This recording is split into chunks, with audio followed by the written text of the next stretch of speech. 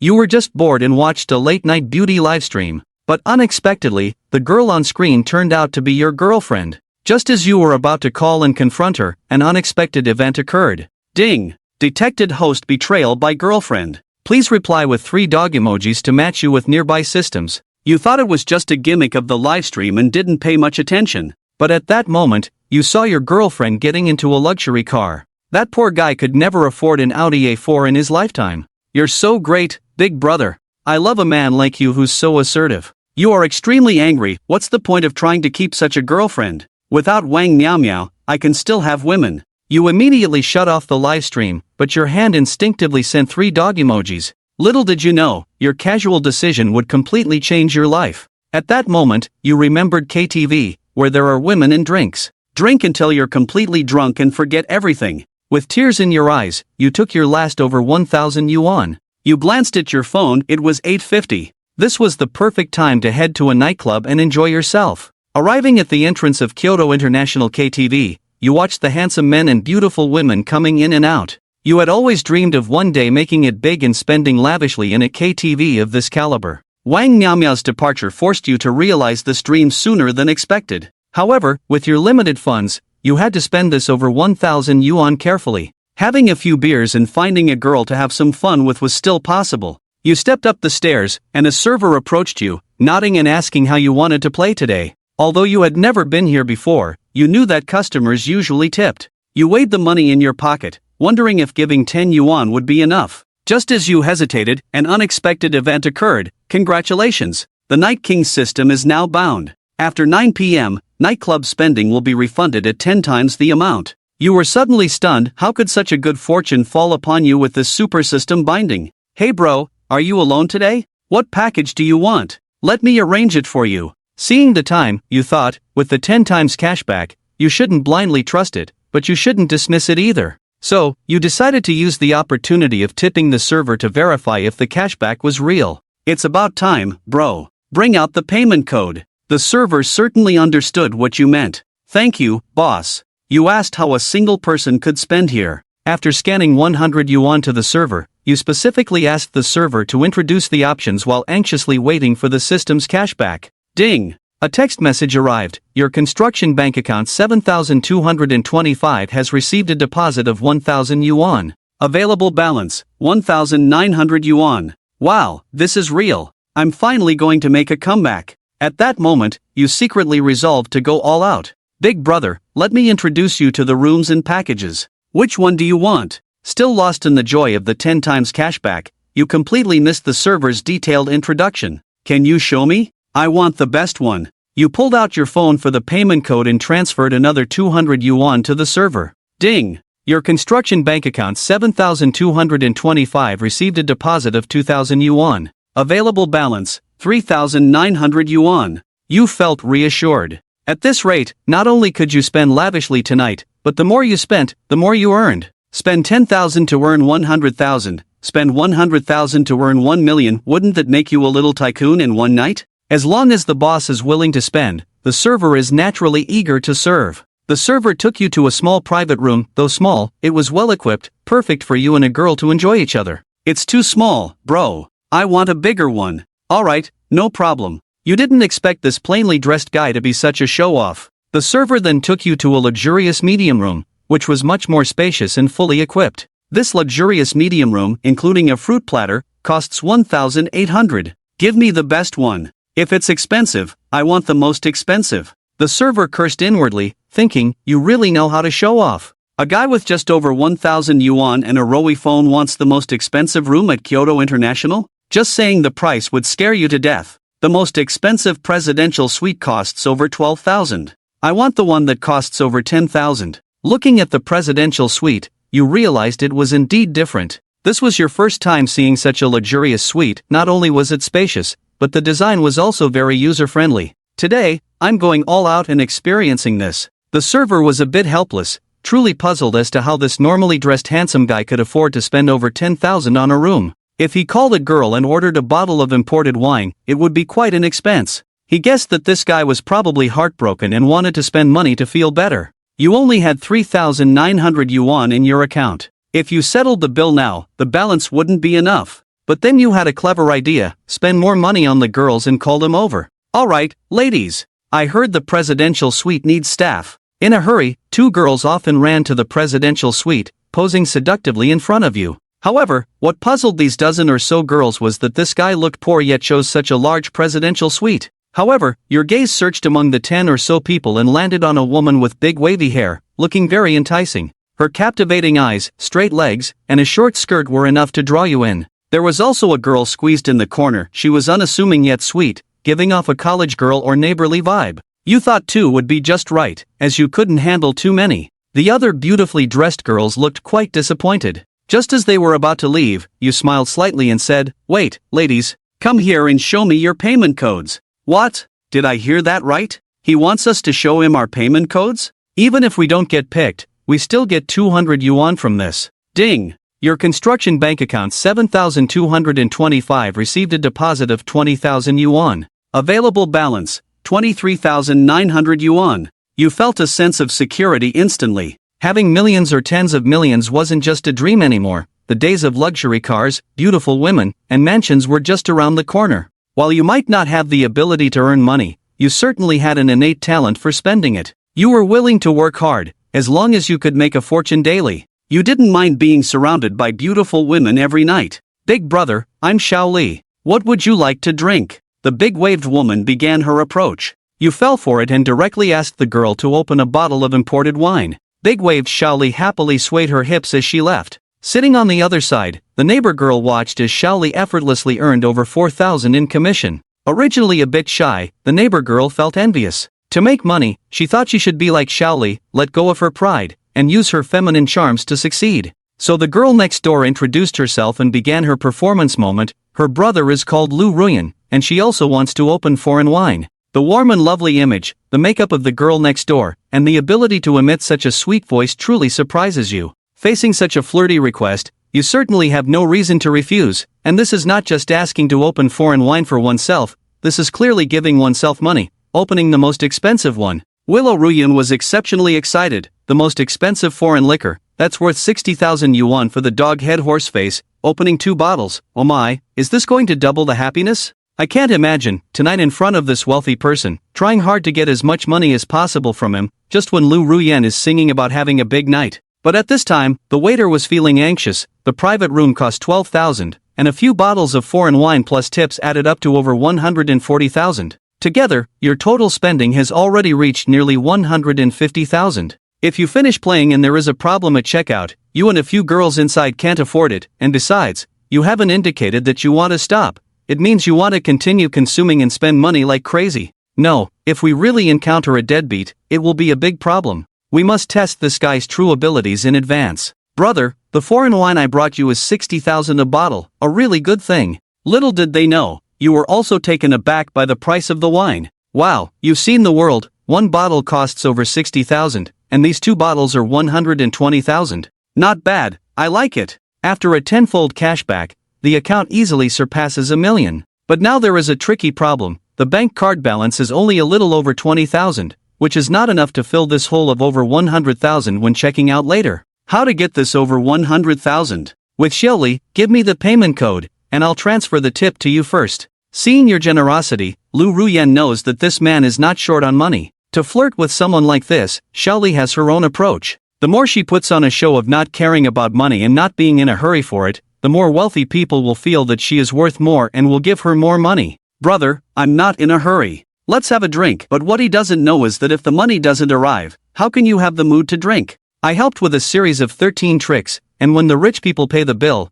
their pockets are empty, and they lose face big time. You frowned, like smoke sister, are you my good sister? Brother, what are you talking about? Wherever you go, I am your good little sister, and I listen to you. Listen and take out the payment code. Your tough tone made the 2 girls unsure of which step went wrong. Fine, let him pay the tip first. Although I didn't touch it right away, my spending can't be short by a penny. My good brother, you actually don't need to be so anxious. I simply like you. Lu Ruyan said while opening the payment code. Brother, our minimum consumption here is 1,000 yuan. I also need 1,000 yuan, okay? You sneer, what 1,000 yuan? I'll give you 10,000 yuan. What 10,000 yuan? Liu Ruyan hurriedly took out her phone. It was absolutely true. She received a transfer of 10,000 yuan. It must be that he accidentally added an extra zero. Brother, how do I return this extra money to you? Take this as a little sincerity from me. If you play well for a while, there will still be you. When these words were spoken, Liu Ruyan momentarily felt overwhelmed, thinking that love had arrived. At that moment, he seemed to have fallen in love with the understated and reserved Liu Ruyan before him. Still in the throes of youth, little Li sitting beside can't sit still. What casually starts at 10,000 yuan, after this wave of 10,000 yuan bonus, will Brother Feng still make up for himself later? If he can't make it up, isn't it a big loss? But is it good to ask him for money at this time? To hell with it, why bother with so much? I'm just a whore in the nightlife, what face do I have? Brother Feng, woo, someone also wants you. I want you, but I can't help it. I just sent out 10,000, and I can get 100,000. But now the spending has to be greater than 100,000. If I don't spend money now, I'll have to suffer later. Seeing that you didn't express your stance, Shelly was anxious like fire. He hugged you tightly and with his bright red lips gave you a quick kiss. This kiss made you quite enchanted, feeling a bit lightheaded, and surprisingly a little touched. Taking out her phone, Shelly immediately understood what it meant. The payment code appeared right in front of you. 10,000 yuan arrived, and Shelly was happy. You are also at ease. 200,000 cashback. It won't be long before it arrives. With 200,000, you can rest easy when checking out. Seeing the two people interact happily, Liu Ruyan felt very jealous, and in a fit of anger, she hugged you and faced your mouth. Just at the critical moment when the two women were about to fight, the waiter pushed the door in and said, Brother Feng, we have an unwritten rule here that the money for the presidential suite can be paid later, but the money for the foreign wine is usually paid up front. However, I just heard that Brother Feng is not someone who is short on money. The girls who didn't get selected are all given money. It won't make a difference of tens of thousands. Brother Feng, is this just a matter of settling the money for the foreign liquor now or what? You instantly understand what the waiter means. This is about worrying that they won't settle the bill afterwards. The waiter is waiting for your answer, while you are waiting for the text reminder of 10 times cashback, deeply knowing that your bank account is empty, but you firmly believe that the money will arrive, just not sure when. Now the arrow is on the string. The waiter has already said this much. Not being able to take out money is equivalent to slapping your own face, and what you can do now is just to buy more time to win more time for the system's cashback. A bead of sweat the size of a bean is slowly oozing from your forehead. The waiter has already seen that bead of sweat and can clearly sense your inner turmoil. As your heart races with anxiety, the waiter's heart also begins to race. Once this large order of over 100,000 has a problem, I will be the first responsible person. The atmosphere is a bit awkward at this moment. You pour 2 glasses of 60,000 yuan foreign wine, and brother, let's have a drink first. Brother, I don't deserve to drink such expensive wine. I haven't touched this wine at all, and neither have the two girls. The implication is that only you have touched this wine, so this money can only be counted on you. After 2 rounds of tugging, the two girls seem to have sensed something. How could this exceptionally powerful Brother Feng be so indecisive with over 100,000? He can't really be out of money, can he? They began to worry that the 10,000 yuan he had just given them might be reclaimed. At this moment, the waiter basically confirmed that you are just a pretender without money. With a wave of his hand, several security guards walked into the room. But just at this critical moment, a text message came. Your construction bank account has 7,225, a deposit of 200,000 yuan, and an available balance of 221,900 yuan. As soon as the message arrived, you instantly felt more confident. It makes some sense to say that the server's actions are not without reason. Come out to play. You don't want to hurt feelings over this matter. Go to settle the bill. A few people walked through the corridor together, heading towards the service desk. 3 bottles of foreign wine worth 140,000. Everyone including the cashier stared. When 140,000 yuan was deducted from your bank card, everyone breathed a sigh of relief. Brother Feng, if you need anything, just call me. From now on, you are my good big brother. Since you are so wealthy, why did you just show a difficult expression? Does he like to pretend to be poor, then play the pig to eat the tiger, and when others think he can't do it, he suddenly becomes very awake? It must be like this.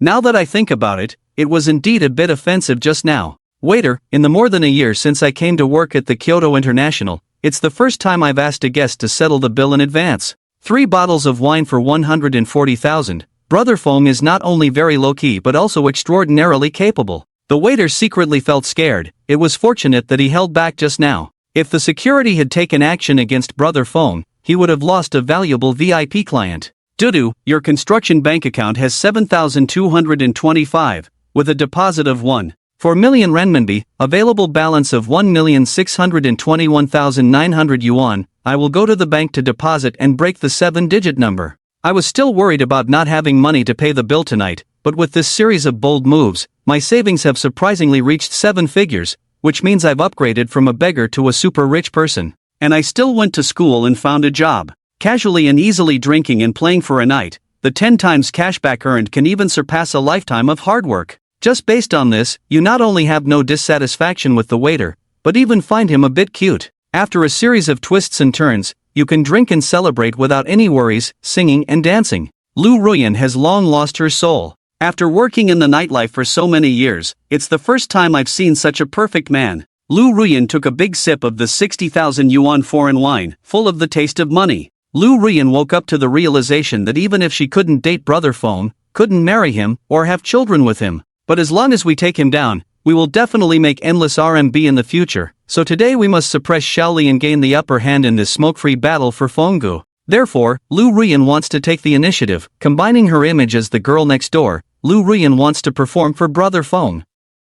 In the tranquil summer, Lu Ruyan stands in the center of the spacious presidential suite, singing and showcasing her graceful dance moves. Unexpectedly, when he glanced out of the corner of his eye to see how obsessed Brother Feng was, he found that, wow, this cheap person actually took the opportunity to flirt with Brother Feng while he was singing. Two people are trying to snatch Fenggu from themselves. Lu Ruyan is extremely angry, and for the remaining half of the song, Lu Ruyan hurriedly finishes it. Xiaoli, will you also sing a song for Brother Feng? Xiaoli is very lost, so she twisted her but like a twist and chose a song. Brother Feng, I chose a song called The Couple Returns Home Together. Someone wants to duet with you. Lu Ruyan watched with wide eyes as Brother Feng stepped forward to take the microphone handed over by Xiaoli. The two sang passionately in front, occasionally engaging in physical interaction. After these 2 rounds, Lu Ruyan was stunned. You have long seen that the 2 women are fighting for jealousy, and this is the purpose of finding 2 women. The more fiercely you fight, the more it shows that I, the center forward, am more charming. Looking at the current situation, Xiaoli occupies an absolute dominant position. She is good at singing and dancing, and can win people's favor. It seems that Brother Feng's spending at the Kyoto International is about to come to an end. Xiaoli takes advantage of the situation. Brother Feng, do you want to add my sister on WeChat? You've had so much to drink. How about I help you to bed to rest? Once this is said, you also understand that this outfit is a bottomless pit. Although Xiaoli is enchanting and charming, you have a natural fondness for simple and lovely girls. Although Lu Ruyan is at a disadvantage in the competition for affection, you also see that Lu Ruyan has made a lot of efforts for herself. She is not as scheming as Xiaoli, and looking at her is more comfortable. Give me the payment code. You take out your phone, 10,000 yuan will quickly transfer to Xiaoli's account. We won't add WeChat. Brother Feng's decision surprised Xiaoli greatly. What do you mean? I've been busy all day, and you didn't even give me a chance to add you on WeChat. You're so reckless yourself, yet you didn't even manage to get Brother Feng's contact information. That bumpkin next to you, Lu Ruyan, is even worse. Xiaoli took the money, gave Brother Feng a long kiss, and then left gracefully. However, what happened next was unexpected for Xiaoli. After Xiaoli left, only Lu Ruyan and Brother Feng were left in the presidential suite. Xiaoli is so charming, yet she couldn't win over Brother Feng's affection, and I have even less hope.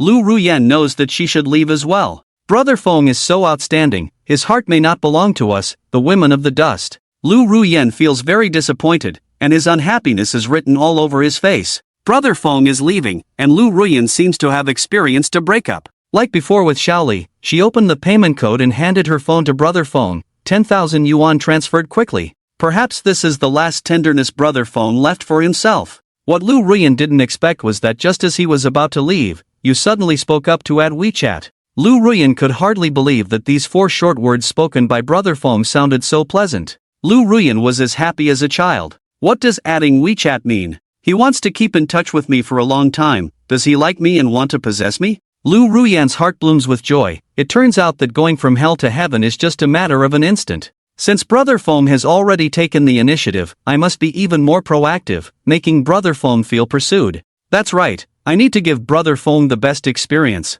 Brother Feng, you are really nice. You are so tired today, how about I accompany you for a late-night snack? After we finish the late-night snack, I can spend some quality time with you. Facing Lu Ruyan's proactive invitation, you indeed have some thoughts. The feeling of approaching this neighbor girl is something you have always pursued. You are very eager to take her out for a meal right now and then take her home, but you held back, knowing that just a few hours ago you were still a broke loser. Men have ambitions that reach far and wide, they should not be held back by romantic feelings for too long. It's not even 10 o'clock yet, so let's find a nightclub to keep the party going. Continuing to work hard is the only truth. In just 2 short hours, you could be worth 7 figures. You can't imagine how much you could save by the end of the night. Reaching tens of millions or even over 100 million won't be far off. Like smoke, sister, I am a bit tired today. Let's have a late night snack together another day and be happy together. Let's keep in touch often. Although feeling a bit lost, there is no reason to overturn the decision made by the male god.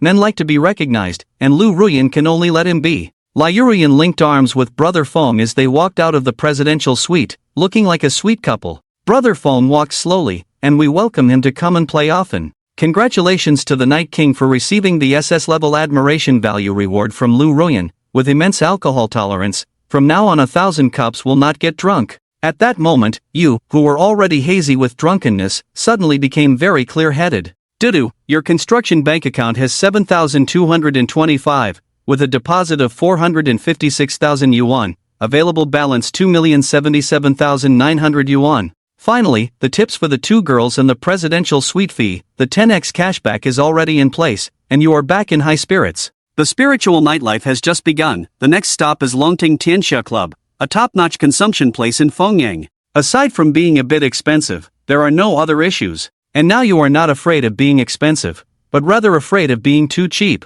Your current speed of making money completely depends on the speed of spending money. You look at the tall buildings beside you, and for the first time feel that the prosperity of the city is related to you. This is the change brought by money. 10 minutes later, at the entrance of Longting Tianxia Club, you are confident that you can earn more than 200,000 here. The lobby manager is a gentle and elegant girl, with a bit of the vibe of the big star Dilly Reba. Hello, sir, may I ask what service you need? You would never have thought that as soon as you walked into the foyer, you would be deeply impressed. If this lobby manager could provide some service for you, wouldn't that be wonderful, in every sense? They are 100 times stronger than those so-called technicians, but can he agree? The first word that comes to your mind is money. As long as he is willing to give in, any amount of money can be accepted. After all, the money spent can be returned tenfold. You come back and sit in the nearby rest area. The lobby manager walks up close, seeing you staring at him with a lewd look without letting up. The lobby manager smiled and reminded Mr.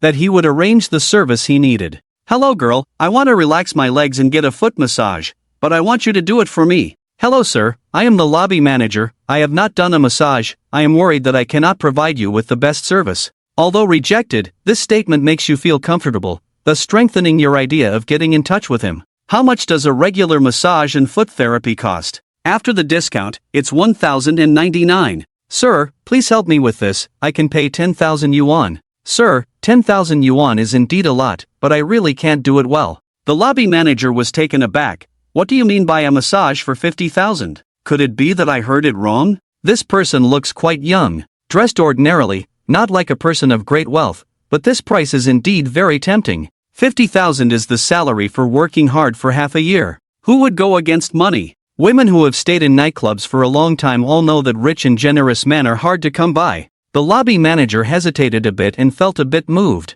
You noticed his little thoughts. Since he didn't immediately agree, it means the money hasn't arrived yet. 100,000. No, sir, you are mistaken. It's not that I dislike the amount. I just want it to be easy to handle. Then let's go with 100,000. Sir, my name is Alia. Since you were so sincere, I am willing to remove all obstacles and serve you.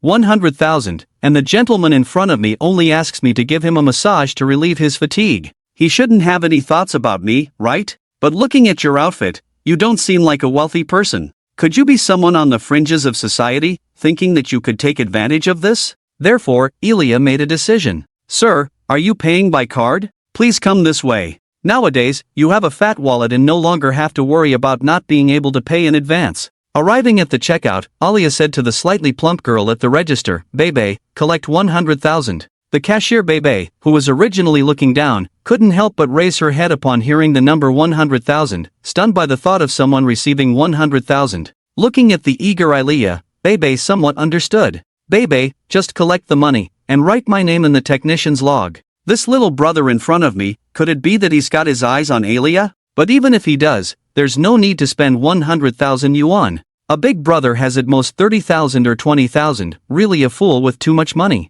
Since the elder brother is willing, Bebe has nothing to say. With 100,000 yuan received, Ilya felt at ease in her heart. It turns out that all of this is not a dream. It turns out that the person in front of me is a truly handsome and wealthy Prince Charming. Ilya is infatuated with you because of the 100,000 yuan, completely forgetting that she is a lobby manager.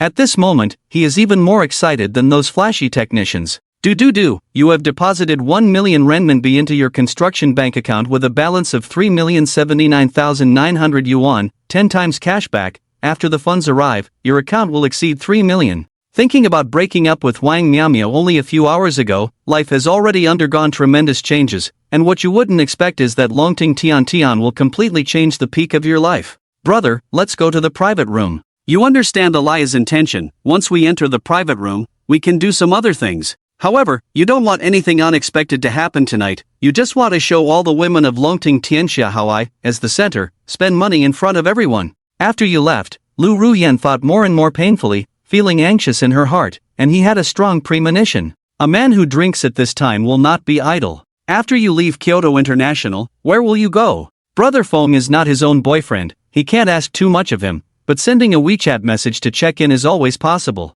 At this moment, your phone rang. Brother, where are you? What are you doing? I really miss you. 5 minutes passed, and there was still no reply. Lu Ruyan's heart was in turmoil. Why isn't he responding? Has he forgotten me so quickly? Is the affection from the nightlife really worthless? Money truly is omnipotent. Just as Lu Ruyan felt tears welling up, she received a WeChat message. At a relaxing massage. Those 5 short words, without even a punctuation mark, gave Lu Ruyan a glimmer of hope. The tears that were about to fall were forcefully held back. A massage? Who is giving Feng Gu a massage? It can't be a man. Lu Ruyan didn't want any woman touching Feng Gu. If Feng Gu wanted a massage, Lu Ruyan could serve him completely, however he wanted, wherever he wanted. She couldn't just sit back and let other women have free access to Feng Gu. If too much time passed, Feng Gu would no longer be her Feng Gu. She had to see Feng Gu tonight. If she didn't, this night would be destined for sleeplessness. It was already midnight. Lu Ruyan packed her things and sent Feng Gu a WeChat message. Where are you enjoying your massage, Feng Gu? A nightlife woman, Zhong Chen really hadn't thought to guard against her, especially since he hadn't done anything shameful. Longtung Tian. Replies should be kept short to give women a sense of mystery. Let the woman ponder over those few words repeatedly, making her anxious and thinking of him constantly. That's how relationships between men and women work. The better you treat her, the less effective it is. Ignoring her makes her remember you more. This was also an experience Zhong Chen summarized from his interactions with Wang Miaomiao. Around Wang Miaomiao, Zhong Chen acted like a devoted admirer, which led to Wang Miaomiao getting into an Audi. Zhong Chen would never let such a tragedy happen again. A devoted admirer? Never again. If he were to be devoted, it would have to be the woman doing the adoring. The effect was good. After seeing those words, Lu Ruyan felt a bit cold inside. Feng Gu, if someone misses you so much, can't you send a few more words? No. It's very likely that flirtatious woman is making advances on Feng Gu. That's why he doesn't have time to pay attention to me. It's all that woman's fault. If I don't show up now, Feng Gu will fall into that flirtatious woman's trap, and from then on, he will remain indifferent to me. Lu Ruyan couldn't take it anymore. She immediately got up and took a taxi to Longting Tian. Feng Gu, I'm coming to find you right now. I miss you so much. Just like that? Don't you need to work? Lu Ruyan's sudden visit surprised Feng Gu a bit. Although he liked Lu Ruyan very much, he also knew that her feelings for him were sincere. But he didn't expect this girl to be so love-struck, ready to leave for love at a moment's notice. At that moment, Ilya's delicate little hands were working between Feng Ji's toes. But Ilya had already noticed that Feng Gu was looking at his phone. She could guess that he must have other women. A handsome, wealthy, and young man is undoubtedly a public lover. As long as he wants to make a move, there isn't a woman he can't win over. Even with this self-encouragement, Ilya still couldn't help but feel jealous. Can't Feng Gu avoid chatting with other girls when he's with someone? I've got it, talk to him. Draw his attention away from the other girl and onto me. Ilya deliberately pulled her top lower and cleared her throat. Feng Gu, my skills aren't up to par. I'm just an amateur. Is it uncomfortable? It's fine, as long as it's you doing it. Feng Gu, you're so nice. Can you tell me where you were having fun before coming here? Feng Gu could tell that Ilya was fishing for information. This was a sign of a woman being jealous. This was good. He wanted to watch the women compete for his attention with jealousy. Right now, it was Lu Ruyan and Ilea, but in the future, there would be more women. They would be jealous of each other, even arguing and fighting. Just like that. Interesting. Jindu International for singing. Ah, is someone accompanying you? If Brother Feng doesn't mind, you can take me along in the future, saving the money for the other girls' fees. Brother Feng, don't misunderstand. You're so nice to the girls, I can accompany you for free, as long as you're happy. Ilea had already guessed almost everything. The woman chatting with Brother Feng on the phone must be the one singing with him.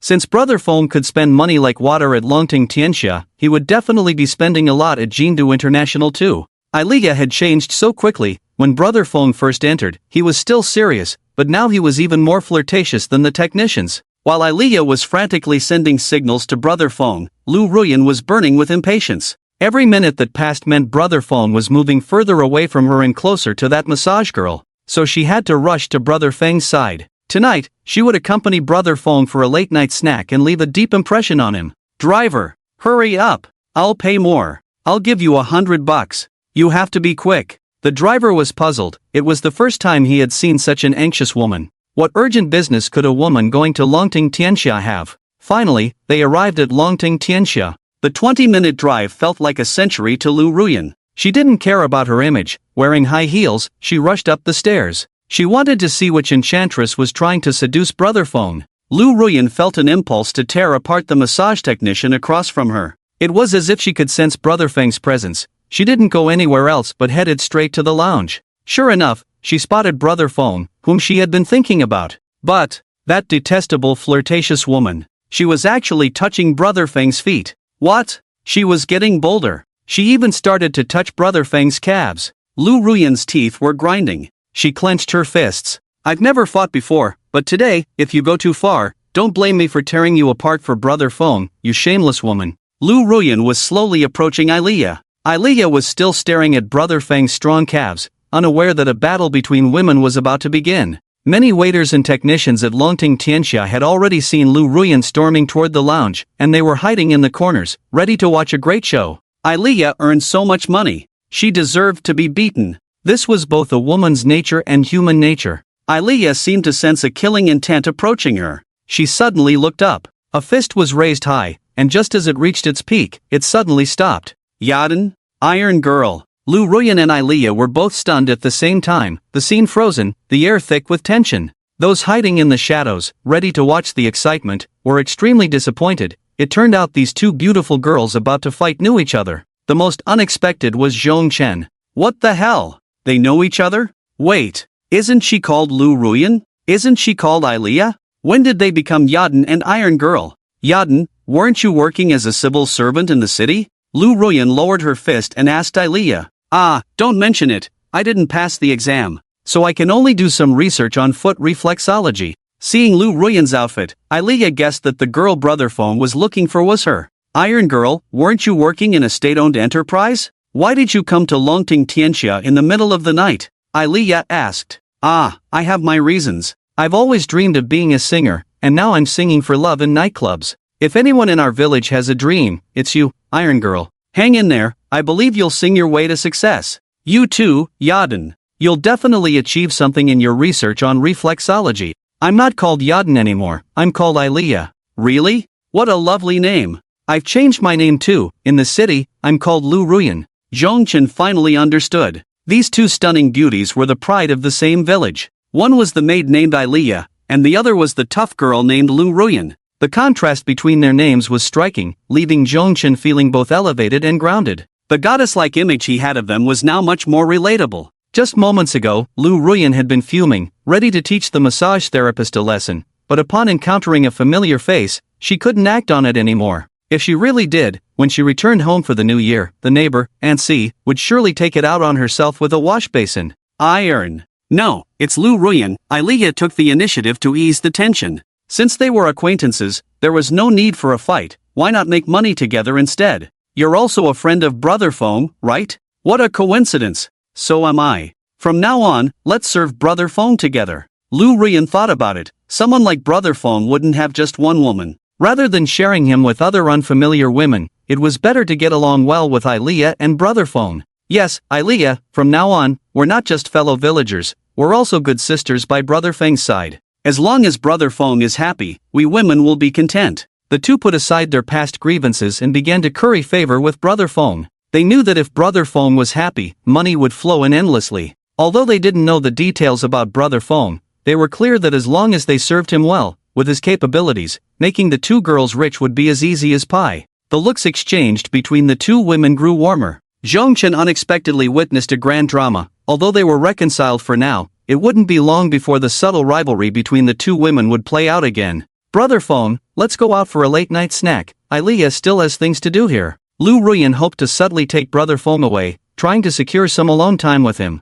But she miscalculated. Any woman who got close to Zhongchen wouldn't easily let go. What woman would hold a grudge against money? Even though they were from the same village and had grown up together as children, that wasn't a reason to give up Brother Feng. That was a bottom line. What's the rush? Brother Feng hasn't even finished his 100,000 yuan massage yet. I need to make sure he's comfortable. Ilea's words were powerful. After speaking, she used her delicate little hands to knead Brother Feng's calves back and forth. What? Zhongchen's massage cost 100,000 yuan. Lu Ruyan, who was prone to anger and wild thoughts, would have already clashed with the shameless woman across from her if it weren't for their shared hometown. However, with Brother Feng present, she had to maintain a ladylike image. Besides, they would see each other again after returning home.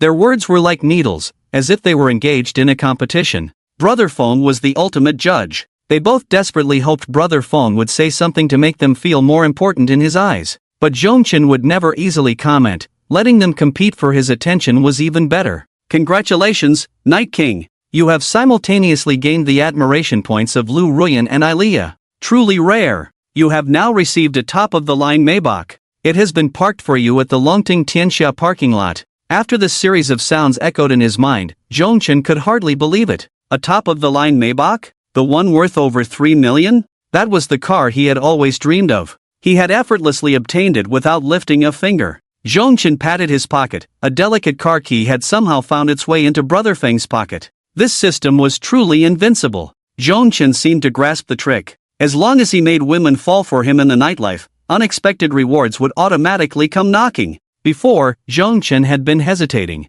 He wanted to wait until he had a luxury car and had everything in order before going on a date with Lu Ruyan. Now, that luxurious Maybach was his face. And he was already tipsy after 1,000 drinks, so going out for a late-night snack with two ladies was no problem. After all nighttime expenses after 8 p.m. had a tenfold cashback. There was no need to be stingy with money. Besides, after a busy day, he hadn't really had a good meal. Today, he would indulge at the most famous Cailong Palace in Fengyang. Check, please. Late-night snack. With a command from Zhongchen, Lu Ruyan and Ilea stood up simultaneously, obediently following behind him. The technicians who had been watching the spectacle saw the big spender who had spent 100,000 on massages coming in and hurriedly welcomed him. As they got closer, they realized that Brother Feng was so handsome and charming. No wonder the two beauties were competing for his attention, almost coming to blows. The beautiful women sent him off, eager to see what this night's rising star, who was soaring in the world, would do next. Sir, your bill has already been settled. Zhongchen suddenly remembered that he had paid before the massage. But with so much money, it felt wrong not to spend it. Plus, the female technicians who had been watching him for so long had worked hard. So he waved his hand generously. No, charge another 40,000. For these 19 technicians, and you too. Little Bebe at the cash register. 2,000 each in tips. What? The technicians didn't expect to get a surprise while just watching. This big spender was truly generous. It made them want to join Ilea in going out for a late-night snack with Brother Feng. Who knows, if Brother Feng was in a good mood, he might even give away a few tens of thousands during the meal, which wasn't impossible. As long as they hung around Brother Feng, making money would be as easy as breathing. Bro, you're my real brother. Brother Feng, next time call me, I'm Technician 99. Brother Feng, I think you're even more capable than the richest second generation in Fengyang, Wang Songsom. Lu Ruyan was unfazed. She had witnessed Brother Feng giving money to the beauties who weren't selected before. But previously, it was 200 each, and this time it was directly 2,000. The money spent made Lu Ruyan feel pained, as if it was the couple's joint property being spent. Now, Lu Ruyan was thinking about where the three of them would go for a late-night snack and how to get there. After all, she knew Brother Feng had taken a taxi. Because of this, the waiter had mistakenly thought Brother Feng was broke and made him pay in advance. What Lu Ruyan was worried about was asked by AI Leah first. Brother Feng, how do you think we should get there? Drive my car. Brother Feng drove here? How could that be? He clearly took a taxi to Jindu International. Speaking of which, what kind of car should Brother Feng actually have? It wasn't just Lu Ruyan who had the same question. AI Leah and everyone at Longteng Tianxiao were curious about what kind of car this young man, who was so extravagant, drove. A supercar didn't suit his style. After all, he dressed simply, wearing street market clothes. Not afraid of trouble, a group of gossiping women decided to follow and see what kind of vehicle the lobby manager AI Leah would get into with Brother Feng. In no time, people were rushing out, and the lobby of Longteng Tianxiao was empty. They followed the three towards the parking lot. At that moment, one of the shareholders of Longteng Tianxiao walked out of the office. He stretched, preparing to check the day's performance at the cash register before heading home to sleep. But when he got downstairs, not only were the technicians gone, but even the cashier Bei had disappeared.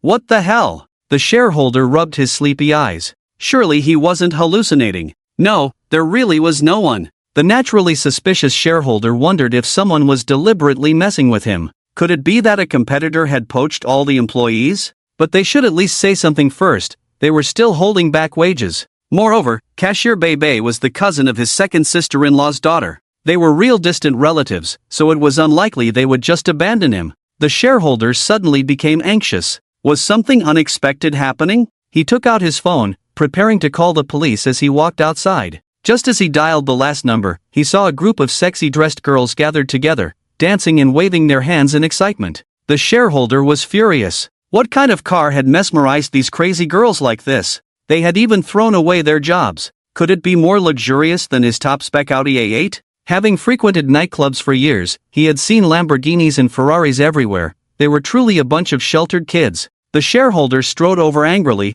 pushing one of the technicians aside, and shouted, "What are you looking at? You're skipping work. You, Bei. The cash register is just left there." The shareholder was furious, and the girls quieted down a bit, but their eyes still sparkled as they stared at the handsome and charming Zhongchen. There must be something unusual going on. With just a glance, the shareholder recognized that this was the latest high-spec Maybach. Worth over 3 million, it was indeed a good car. But that didn't justify a group of girls gathering around it. When the shareholder looked at the license plate number again, even he lost his composure. Feng A88888. The car might not attract a crowd of girls, but that license plate definitely had that power. In the entire Fengyang city, it was a unique existence. There were plenty of people driving cars of this level, but those who could use this license plate were one of a kind. The handsome young man in front of him was definitely a figure of the richest in Fengyang. The shareholder had some doubts. Who exactly was this young man? He knew a bit about the prominent figures in Fengyang, but this guy was completely unfamiliar.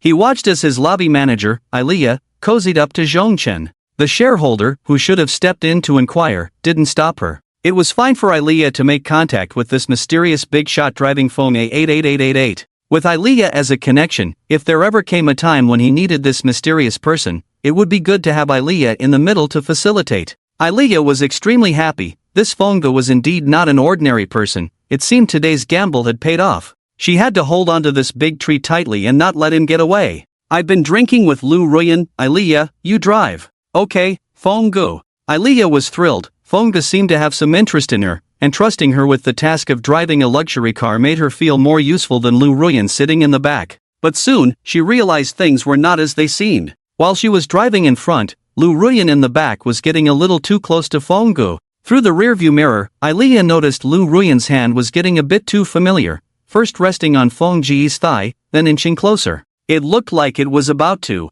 Fortunately, Fengge was upright. Just as Lu Ruyan was about to hit the target, he grabbed her hand. But Lu Ruyan didn't give up her advances on Fengge. She pretended to be drunk, half closing her eyes, and subtly shifted her body closer to Fengge. Then, she leaned her head on Fengge's shoulder. Ilya saw everything, feeling a pang in her heart. "You damn iron girl. I'm driving for you, and you're doing this to me. If you have the guts, compete fairly, don't make a move on Fengge while I'm driving." In fact, Lu Ruyan had just learned this trick today, a few hours ago. To show off in front of Fengge, she had deliberately gone up to sing. While she was singing happily, she turned around to see Fengge flirting with Xiaoli. Now that Ilya was driving, she had purposely sat in the backseat, finally getting a chance for some intimate contact with Fengge. Just as Lu Ruyan's head was about to rest on Feng Ji's shoulder, Ilya slammed on the brakes in anger, nearly snapping Lu Ruyan's neck. The trio's destination was the famous Dragon Palace in Fengyang. It is said that at night, the Sai Long Palace has a rooftop open-air restaurant, and dining in the VIP section starts at 20,000.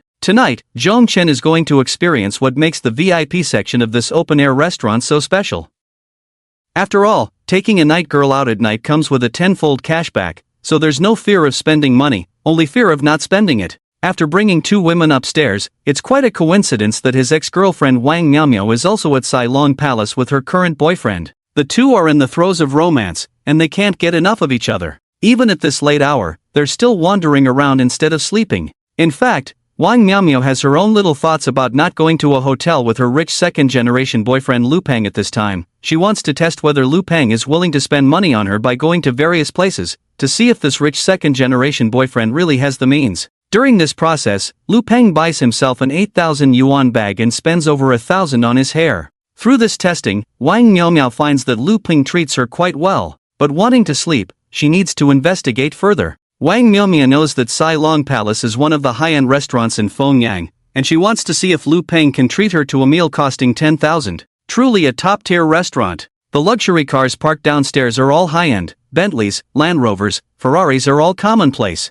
Spending over 10,000 on a meal is not something just anyone can do. Lu Peng's old Audi seems a bit ordinary among these luxury cars. Although Lu Peng's family is well off and he runs a small business, he still falls short compared to those super-rich second-generation heirs. Coming to a place like Sai Long Palace for a meal is a big deal for Lu Peng. But thinking about how he just started dating Wang Miaomiao and hasn't won her over yet, this meal, though a bit extravagant, must be endured. At this moment, Wang Miaomiao glances at a Maybach parked nearby. Oh my! The license plate number Feng A88888. What a divine number! Wang Miaomiao doesn't know much about cars, she can only roughly distinguish between good and average cars. But the quality of this license plate is obvious at a glance. 5 8s in a row, this is not a number just anyone can have. In front of this divine license plate, all those so-called luxury cars pale in comparison. Cars can be bought with money, but this number cannot be bought just because you have money. Wang Miaomiao notices that her expression while looking at the luxury cars is a bit exaggerated, and Lu Peng standing beside her seems a bit unhappy. After all, his Audi really lacks prestige. Darling, I'm just looking. No matter what, the person I love the most is always you, Wang Miaomiao declares to Lu Peng. Although this sounds more hollow than old Wang's kidney, sweet lies are pleasing to the ear, and Lu Peng feels good inside after hearing it. Wang Miaomiao thinks, there are always people better than you, no matter how rich or powerful you are. It's already good enough for her to find a practical rich second generation like Lu Peng. Those super achievers might not even look at her. Of course, if a super rich second generation were to pursue her, that would be the best. We want a VIP table, Wang Miaomiao demands. I'm sorry, ma'am, but the VIP section is fully booked. Please take a look at other tables. Wang Miaomiao feels a bit disappointed. After all, the VIP section offers a view of the entire Fengyang nightscape, a symbol of status. If she could dine in the VIP area, take a nice set of photos, post them on her social media, and set the location to Sai Long Palace, countless friends would envy her. Behind her, Lu Peng secretly rejoices, saving over 20,000. Peng Gu, look at how beautiful the night view is over there, I really like it. Peng Gu, you're so nice, willing to spend so much money to treat me to dinner, I'll be with you for life. These few words make Wang Miaomiao feel nauseated. What kind of woman is so superficial? She turns around and sees that the man's back looks very familiar. Moreover, the clothes he was wearing were exactly the same as the ones she had accompanied Zhong Chen to buy at the market. However, he was sitting in the best VIP spot, so there was no way he could be Zhong Chen. Zhong Chen knew himself too well, he was the type who wouldn't even throw away a pair of torn underwear, so how could he afford a meal that cost tens of thousands? If he really had that kind of money, he would never have broken up. Brother Feng, what should we do after dinner? You spent quite a bit on me tonight, so you can do anything you want. That flirtatious voice came again. Wang Miaomiao couldn't help but sigh. This woman knew how to play the game if she wanted to get ahead. That voice was simply deadly. The outfit was so revealing. What visual creature would refuse such a woman? She was still a student, not wild enough, not good at being cute and charming. If only she could be as carefree as that woman. She could definitely find a more capable big brother. At that moment, a woman walked in from the direction of the restroom, and it was none other than Ilya. She also sat down next to that man. As soon as she sat down, she started to act coy. Oh, Brother Feng, I'd been in the restroom for so long, did you miss me? I was thinking of you while I was in the bathroom. A pair against two? What was the relationship between these three? One had to admit the power of money was great. With money, two top beauties could get along harmoniously. Wang Miaomiao felt no resistance to such a relationship. Instead, she thought this was the strength of the big brother, the reward he deserved. This big brother remained silent, looking cool. The dishes Lu Peng ordered arrived, a meager 4 small dishes and 2 drinks, and the price was 12,000. Looking over at the big brother's table next door, it was full and lavish. Wang Miaomiao estimated that the food at that table must start at least 50,000. I'm done eating, you two take your time, Zhongchen said. Wang Miaomiao jolted. No way! That was Zhongchen's voice. After being together for so long, she could still accurately recognize her ex-boyfriend's voice. Wang Miaomiao adjusted her angle to stare at Zhongchen. Her current boyfriend, Lu Peng, noticed something was off with his girlfriend. She was staring at the man at the other table with a somewhat dazed expression. So Lu Peng also looked at that man. Zhongchen? Lu Peng whispered. Hearing Lu Peng's words, Wang Miaomiao could finally be sure that the big brother was none other than Zhongchen, the one she had dumped. No wonder those two women had called him Brother Feng, it was so affectionate. No wonder he was wearing clothes exactly like Zhongchen's. It turned out he was indeed the real Zhongchen. But how could that be? Zhongchen was broke. Where did he get the money for a meal that cost tens of thousands? Miao Miao, didn't you say Zhongchen was broke? Lu Peng asked. Yeah, he's just a poor guy. Could he have been taken in by a rich woman? But then she thought it was strange. From the breakup until now, it had been less than 10 hours. How could he have contacted a rich woman and gotten so much money in such a short time? Wang Miaomiao's heart began to race. Could he be an invisible rich man? Playing the fool to catch the wise? Had he been pretending to be poor to test her? Wang Miaomiao felt a chill. He couldn't possibly be richer than Lu Peng. If that were the case, she would have lost out big time. After all, she had developed feelings for Zhongchen after spending some time together, and Zhongchen was tall and handsome, the only flaw being he had no money. And this Lu Peng, short and chubby, his only advantage was having a bit of money. She had repeatedly considered being with the somewhat wealthy Lu Peng and abandoning Zhongchen. If Zhongchen were a rich man, then wouldn't she be? Wang Miaomiao didn't dare to think any further. It was already 2 in the morning, and the Sai Long Palace had specially invited folk singer LA to perform. As the music played, everyone was listening to the song, but only Wang Miaomiao was lost in deep thought. She hoped that Zhongchen's wealth was just an illusion, so her heart wouldn't feel so heavy. Moreover, she also wished that Zhongchen was a super rich man, so she wouldn't be without a chance to win him back. After all, in front of Zhongchen, she had always been the dominant one. When she said 1, he didn't dare to say 2. Looking at it this way, he must have loved her a lot back then. As the song reached its midpoint, Zhongchen called the waiter and whispered a few words. After the song ended, the waiter announced, "Thank you, Mr. Zhongchen, for the 20,000 yuan tip. Next, we will bring you the song Mr. Zhongchen wants to hear, The Year We Were in a Hurry." 20,000? Zhongchen is spending like this now. Wang Miaomiao glanced at Lu Peng beside her, finding him increasingly displeasing. Miaomiao, why don't we leave? Leave? Let's listen to the song first. The Year We Were in a Hurry, isn't that just a love story from campus? Wang Miaomiao thought, Zhongchen spending 20,000 must be reminiscing about her, right? He still loves me. If I want, Zhongchen must still be mine. Wang Miaomiao's. Lu Peng noticed that if Wang Miaomiao's gaze lingered on Zhongchen a moment longer, she might not even be his girlfriend anymore. The urgent task was to seize the moment. At this time, they should find a room and take her down first. Otherwise, the tens of thousands spent today would go to waste. Miaomiao, the song is over. Shall we go? Go, go, go. Where to? Let's find a place to sleep. Not a chance. Seeing her ex-boyfriend's spending power, Wang Miaomiao felt frustrated. Lu Peng, this sycophant, had really walked into a trap. And just now, Wang Miaomiao's singing had startled Zhongchen. That familiar voice, wasn't it Wang Miaomiao? Zhongchen turned to look, and sure enough, that wretched woman was still around. His mood for spending at the Sai Long Palace vanished in an instant. Brother Feng, who is that wretched woman? Let's go. She's an irrelevant person. Zhongchen stood up to leave, which Wang Miaomiao never expected. According to past patterns, Zhongchen should have been very excited, trying to please her, desperately begging her not to break up. But why was he so indifferent today? This only confirmed that Zhongchen was no longer the Zhongchen he used to be. How much? Sir, the total is 70,000. What? 70,000? Wang Miaomiao, who had hesitated just moments ago, was instantly dumbfounded. He could actually afford a meal that cost 70,000? Looking at Lu Peng again, who had ordered over 10,000 worth of dishes. The difference in their financial power was evident. The cash register chimed. Account received 100,000 yuan. Sir, it's 70,000. The rest is a tip. Such generosity, sir. Please take care. We welcome you back to Sai Long Palace. The waiter almost knelt down to Zhongchen. Zhongchen had his own thoughts. This late-night meal was the last expenditure for tonight, and he wanted to take the opportunity to earn back 10 times the cash amount. Beep beep beep. You have deposited 1 million yuan into your construction bank account 7,225. Available balance, 4,079,900 yuan. Zhongchen smiled with satisfaction. Today was enough. It was 3 in the morning. Today's total income was over 4 million, plus a car worth over 3 million. And the hearts of 2 top-tier girls. Zhongchen was happy, while Wang Miaomia was completely awakened. Zhongchen, stop.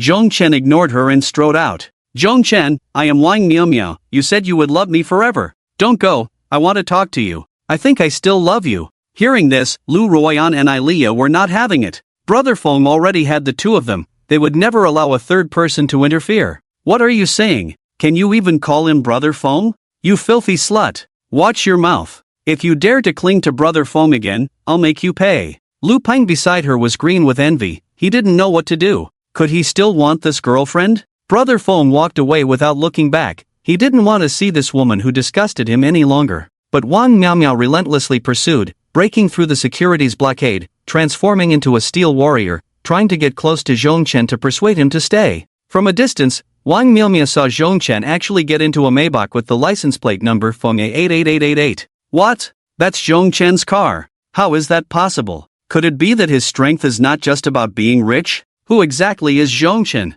Is he a student at Fengyan University? Wang Miaomia felt a bit dazed. How could someone with that license plate in Fengyang be an ordinary person? What is the limit of Zhongchen's strength? But she yearned for the life of the wealthy. Zhongchen, the man who once loved her deeply. He was the richest and most powerful man she could come into contact with. Wang Miaomia secretly made up her mind. She must go to any lengths to get close to Zhongchen, to move him, to win him over, to regain control of her life. Miaomia, do you think we should go to a hotel? Lu Peng suddenly appeared beside Wang Miaomia. Lu Ruyan and Ilia, the 2 goddesses, were ready to serve Zhongchen, but unexpectedly Brother Feng said he wanted to return to Fengyang University. The 2 goddesses were dumbfounded. This strong young man is a college student? This is too young, too unbelievable. But they couldn't understand how this college student could drive a car worth over 3 million, with the best license plate in all of Fengyang. By rights, he should be a rich second generation. But from observation, Brother Feng didn't seem like a rich second generation.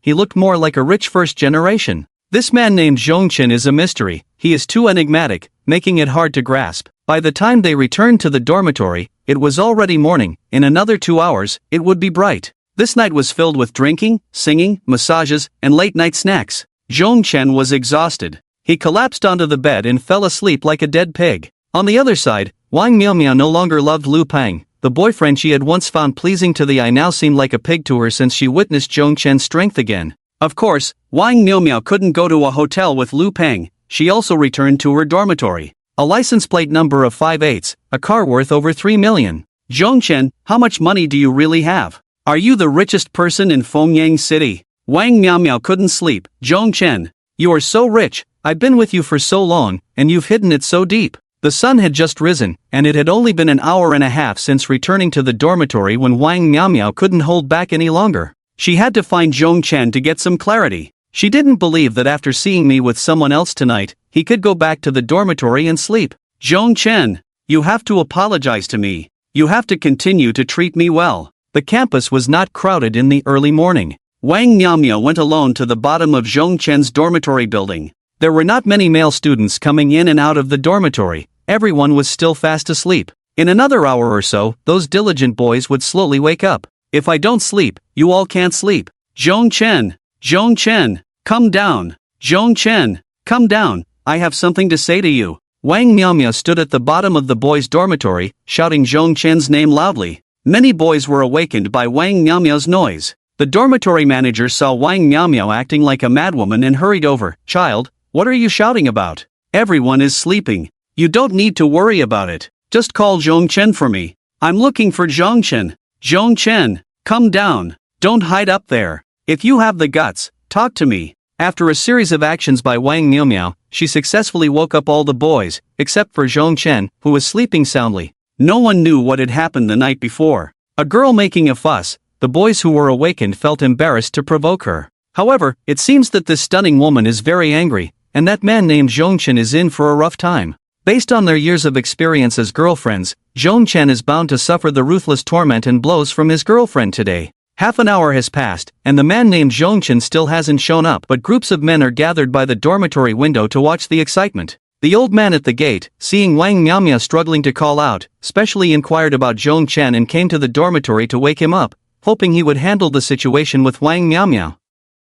The old man nudged Zhong Chen a few times, but Zhong Chen just turned over and continued sleeping. The old man thought to himself that this kid is really carefree. If he sleeps a little longer, his girlfriend might just leave him. Who knows how tired Zhong Chen was last night? He wished he could sleep until evening. Unfortunately, no matter how hard he tried, Zhong Chen wouldn't wake up, so the old man could only go downstairs and kindly inform Wang Miaomiao. "Miss, stop calling, he won't come down." Little did he know, this statement broke Wang Miaomiao. "Zhong Chen, what's wrong with you? Just yesterday at this time, you were still my boyfriend, and now I can't even see you?" The more Wang Miaomiao thought about it, the sadder she became. After all, she was a campus beauty, she had that relationship to consider. "Woo woo." Wang Miaomiao started to cry. "Zhong Chen, please come down. I'm begging you. I won't dare to lose my temper with you again.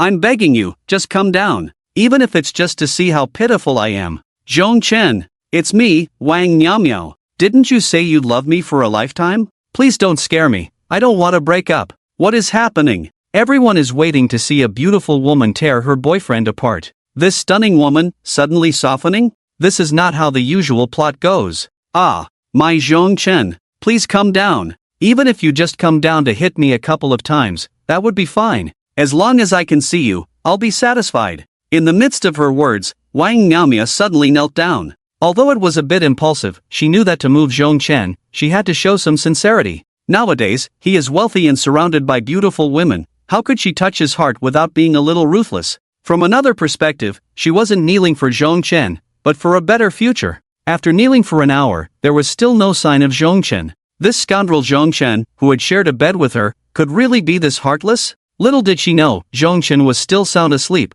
completely unaware of what was happening downstairs. When a woman gets serious, she really gets serious. By noon, Wang Miaomiao could no longer maintain her kneeling position. This beautiful, pampered girl had never endured such suffering. The old man at the gate, seeing the girl in distress, brought her some water and bread. Wang Miaomiao thought that Zhong Chen was testing her sincerity. The long march had already reached the halfway point. She couldn't give up now. A wonderful life as a wealthy lady was beckoning to her. Persistence is victory. Zhong Chen was still asleep, but his roommates were already exploding with curiosity. What's wrong with Wang Miaomiao? Wasn't it Zhong Chen who was kneeling to her before? How did it turn around? Strange. Zhong Chen was borrowing money everywhere yesterday, and today his girlfriend is kneeling to him. Wang Miaomiao is a campus beauty. Is she really kneeling for a broke guy like Zhong Chen? That can't be right. Time passed second by second, and Wang Miaomiao transitioned from standing to kneeling, and then to sitting. During Zhong Chen's nap, his name spread throughout the entire boys' dormitory. A campus beauty like Wang Miaomiao knelt for a guy named Zhong Chen for most of the day. This really brought glory to us devoted guys. Little did they know, the real drama was yet to come. By evening, 2 other women also arrived at the dormitory building where Zhong Chen was. With 3 women in the mix, Zhong Chen was about to become the center of attention in the dormitory.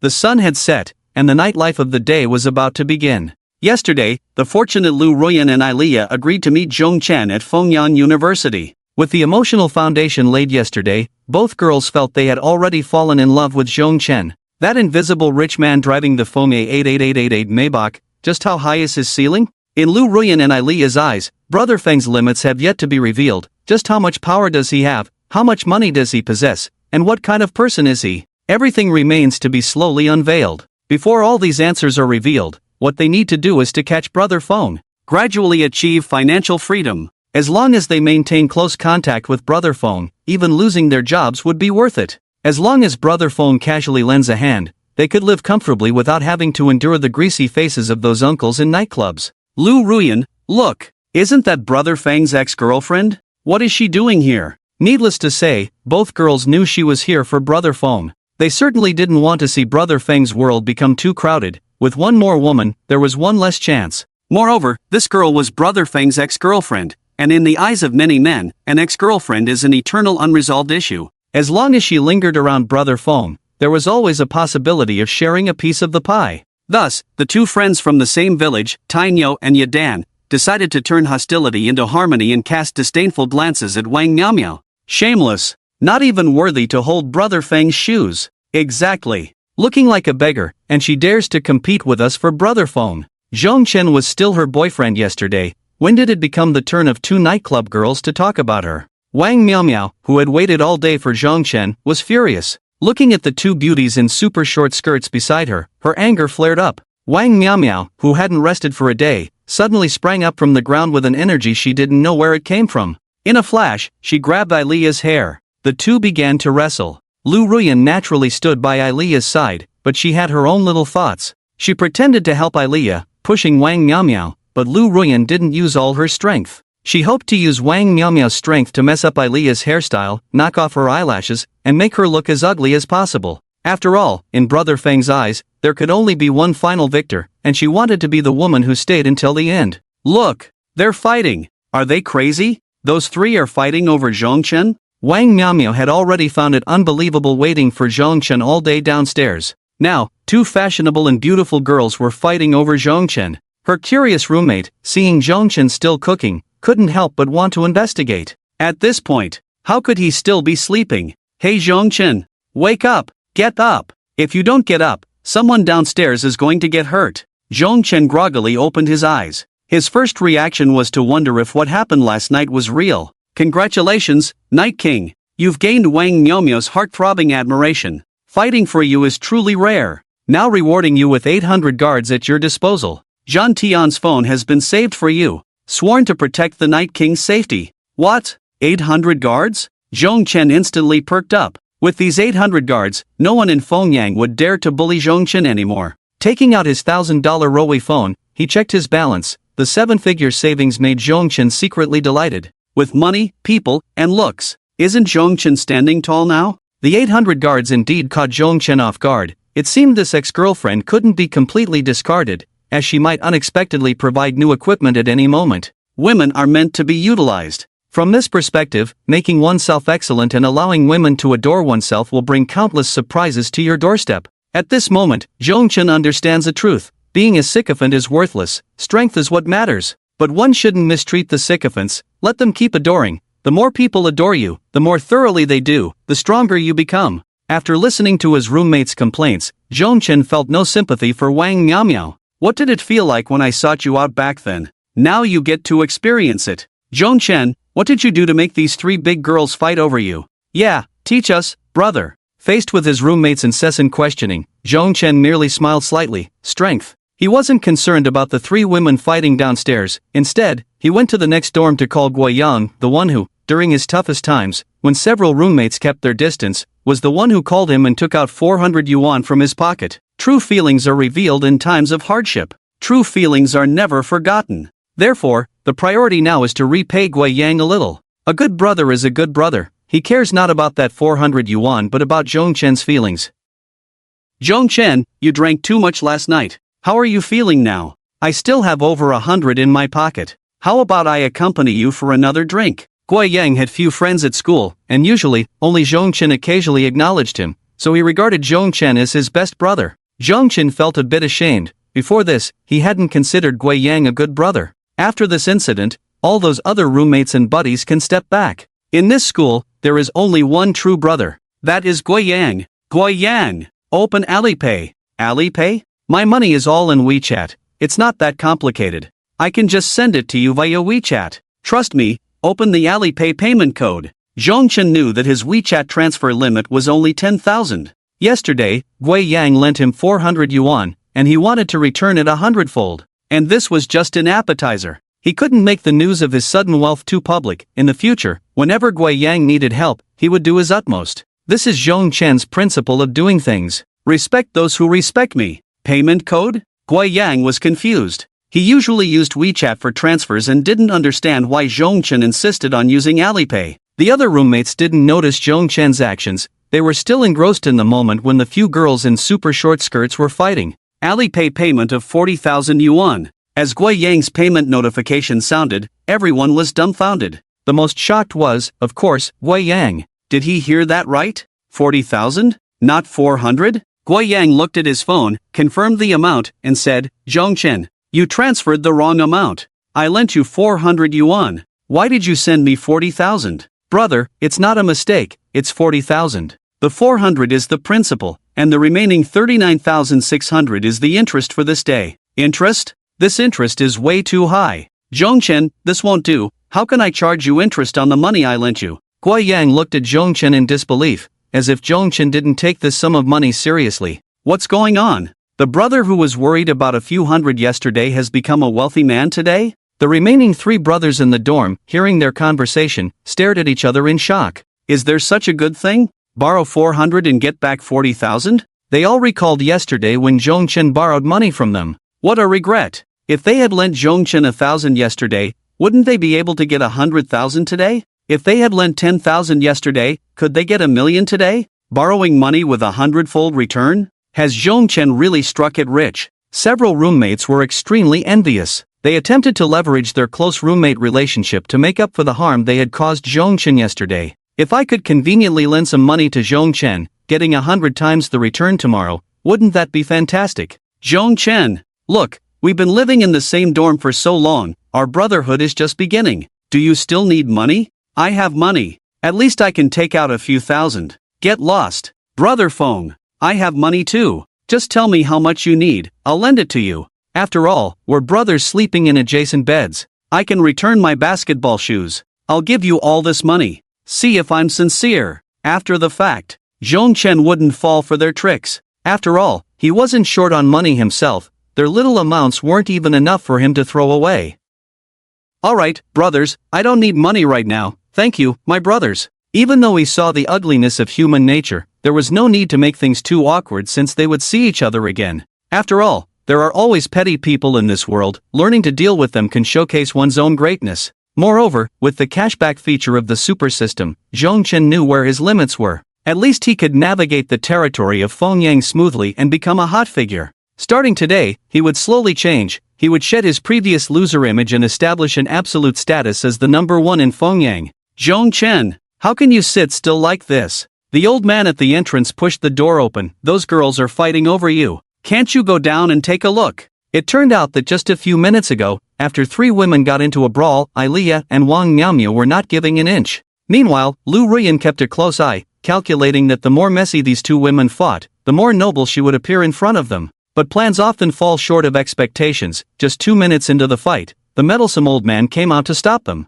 This ruined Lu Ruyan's plan. Wang Miaomio looked at the beautifully dressed girl in front of her and then at her own disheveled self after a sleepless night. So, Wang Miaomio sprinted back to the dorm. She quickly got ready, estimating that in half an hour, she would greet Zhongchen with a brand new look. Let them fight, it has nothing to do with me. The old man shook his head, thinking, these 3 silly girls, fighting over such a scumbag, really isn't worth it. Zhongchen checked the time. It was now 6:40 p.m., and there was still an hour and 20 minutes until 8 p.m. Only at 8 p.m. could he go to the night venue and get 10 times the cash back. What he needed to do now was to conserve his energy and quietly wait for 8 p.m. to arrive. At 7:50 p.m., Zhongchen went downstairs. By this time, he would arrive at the night venue around 8 p.m., just in time to enjoy the 10 times cashback benefit. After experiencing a massage and KTV yesterday, today's destination, Dongfang Kakala, the hottest performance bar in Fengyang. As soon as Zhongchen stepped out of the dorm building, the 3 girls rushed towards him as if they had seen the god of wealth. Brother Feng, we've missed you. Did you miss us? Exactly. Life without you is bitter. Wang Miaomio never expected that these 2 nightclub girls would be so flirty, their vocabulary far exceeding her imagination as a college student. The 2 women thought Zhongchen would quickly send his ex-girlfriend away and continue to enjoy himself with them. But Brother Feng didn't do that. He let all 3 follow him. The Feng A88888 Maybach parked in a not-so-conspicuous spot at Dongfang Kakala. A big brother with 3 beautiful girls, that's definitely enough face. Brother, what position do you want for the show? Our performance just started. The best. Do I even need to ask? Before Brother Feng could speak, Lu Ruyan snatched his line. Spending over 10,000 yuan allows you to upgrade to a VIP position for the performance. Our packages are 12,000, 18,000, give me the payment code. Zhongchen commanded. Alright, brother. WeChat payment of 1,000 yuan. Everything must be the best. Arrange it. Brother, you are my real brother.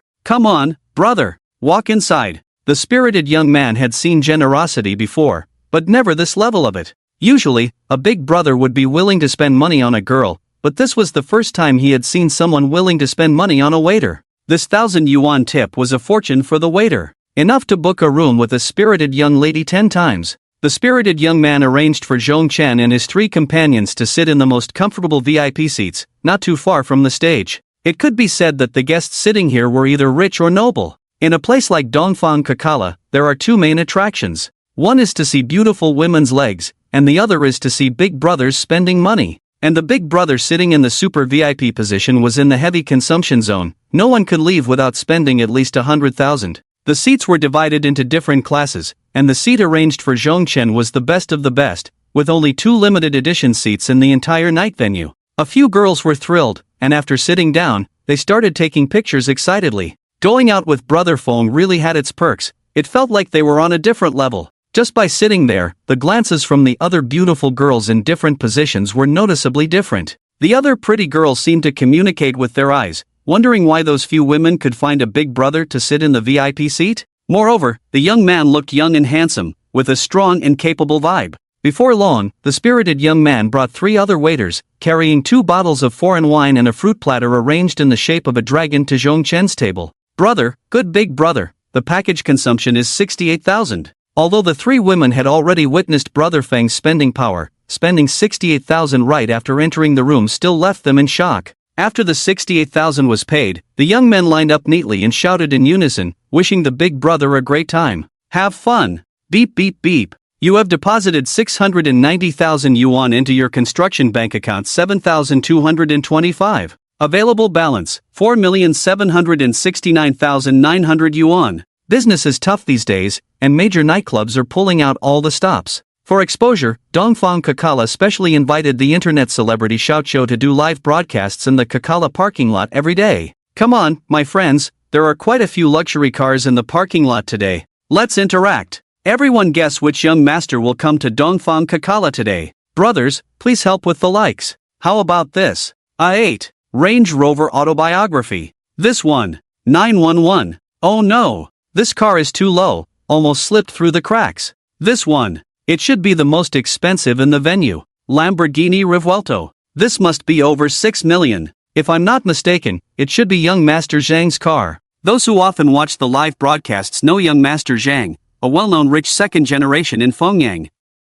Just then, the screen quickly flashed the same subtitle. Feng A888888. In an instant, the live broadcast room was flooded with this super impressive license plate number. Following the barrage of Feng A88888, Xiaoqiu finally found the Maybach that had just flashed by. The eyes of the crowd were sharp. A car worth over 3 million was not even the top tier in the Dongfang Kakala parking lot. Although it was parked in the least conspicuous spot, just a brief flash allowed the vast number of netizens to catch it. Nightclubs are not short of luxury cars. There are luxury cars every day, and those wealthy young masters change cars like changing clothes. Cars are like the girls in the nightclub, easily bought and discarded at any time. But this Feng A88888 license plate number is not something you see everywhere. Many people live in Fengyang, and it's rare to see 5.8s, even 5.7s or 5.3s are hard to come by. A car is a symbol of status, and this unique license plate number is a symbol of top-tier power and privilege. No one would simply think that a license plate number of this level was obtained through a lottery.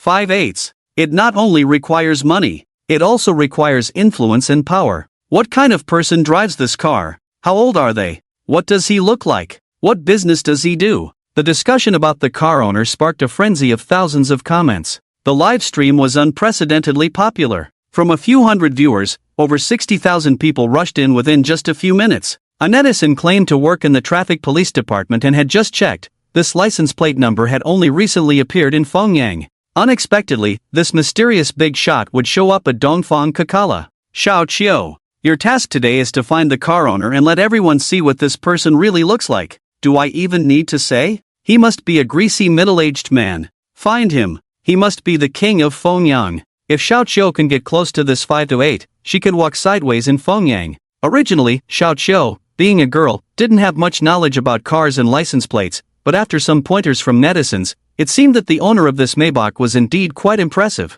The two most prominent spots in Dongfang Kakala were occupied by Zhong Chen and Zhang Xiao. Zhang Xiao was unmatched in his spending. Wherever he went, everything revolved around him. In terms of financial power, there were hardly a few in all of Fengyang who could compete with him. On Zhong Chen's side, despite being surrounded by three beautiful women, his attire didn't resemble that of a wealthy person at all. On the table lay a basic model phone worth just a few thousand. Zhang Xiao had his new girlfriend in his arms, with two lackeys sitting beside him. Tonight, he was determined to make a presence in this nightlife venue. Zhang Xiao was generous, casually tipping thousands or tens of thousands to the performers. "Thank you, Zhang Xiao. The support for the performers is worth 40,000 for 10 bottles of Blue Ribbon Supreme." To Zhong Chen, it looked like just 10 ordinary beers, but in this context, they could sell for a high price of 40,000. The tall and burly male actor had a tough job. The more alcohol Zhang Xiao bought, the more he had to drink. 10 opened bottles of Blue Ribbon beer were downed by the astonishingly heavy drinking male actor.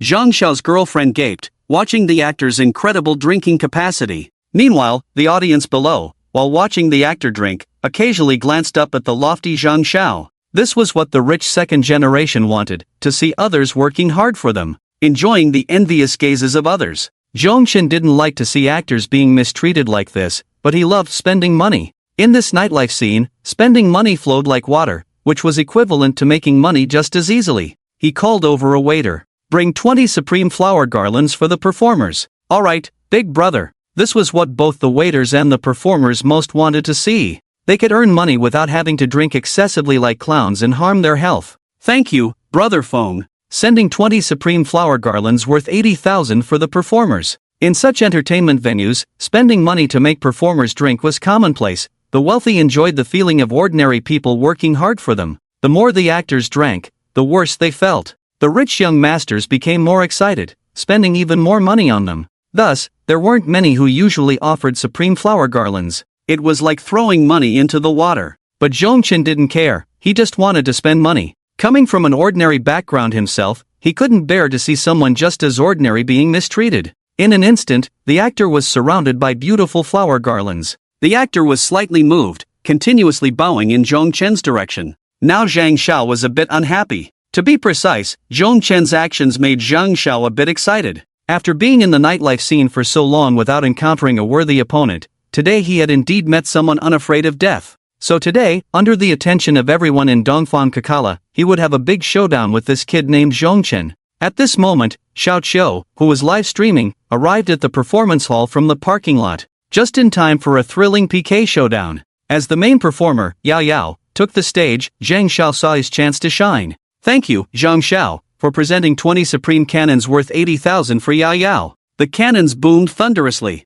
Zhang Xiao is very arrogant. Beep beep beep. You have deposited 800,000 yuan into your construction bank account 7,225. Available balance, 5,569,900 yuan. Watching the white silver flow into his pocket, Zhong Chen also became interested. Since Zhang Xiao wanted to compete, Zhong Chen would accompany him to the end. "Thank you, brother Feng." Sending a supreme horseface worth 100,000 yuan, 1 bottle. "Thank you, Zhang Xiao." Sending a gold belt worth 120,000 yuan, 10 bottles. "Thank you, brother Feng." Sending a dream demon flower crown worth 200,000 yuan to our Yao Yao. After several rounds of PK, Zhang Xiao's palms were sweating. According to past experience, after spending 500,000, the opponent usually chooses to admit defeat. After all, only Zhang Xiao's money came from the wind. But Zhong Chen across from him showed no signs of stopping, as if he was getting braver and more excited with each round. His excited expression seemed to say, "As long as you, Zhang Xiao, dare to continue, I will dare to go all the way with you."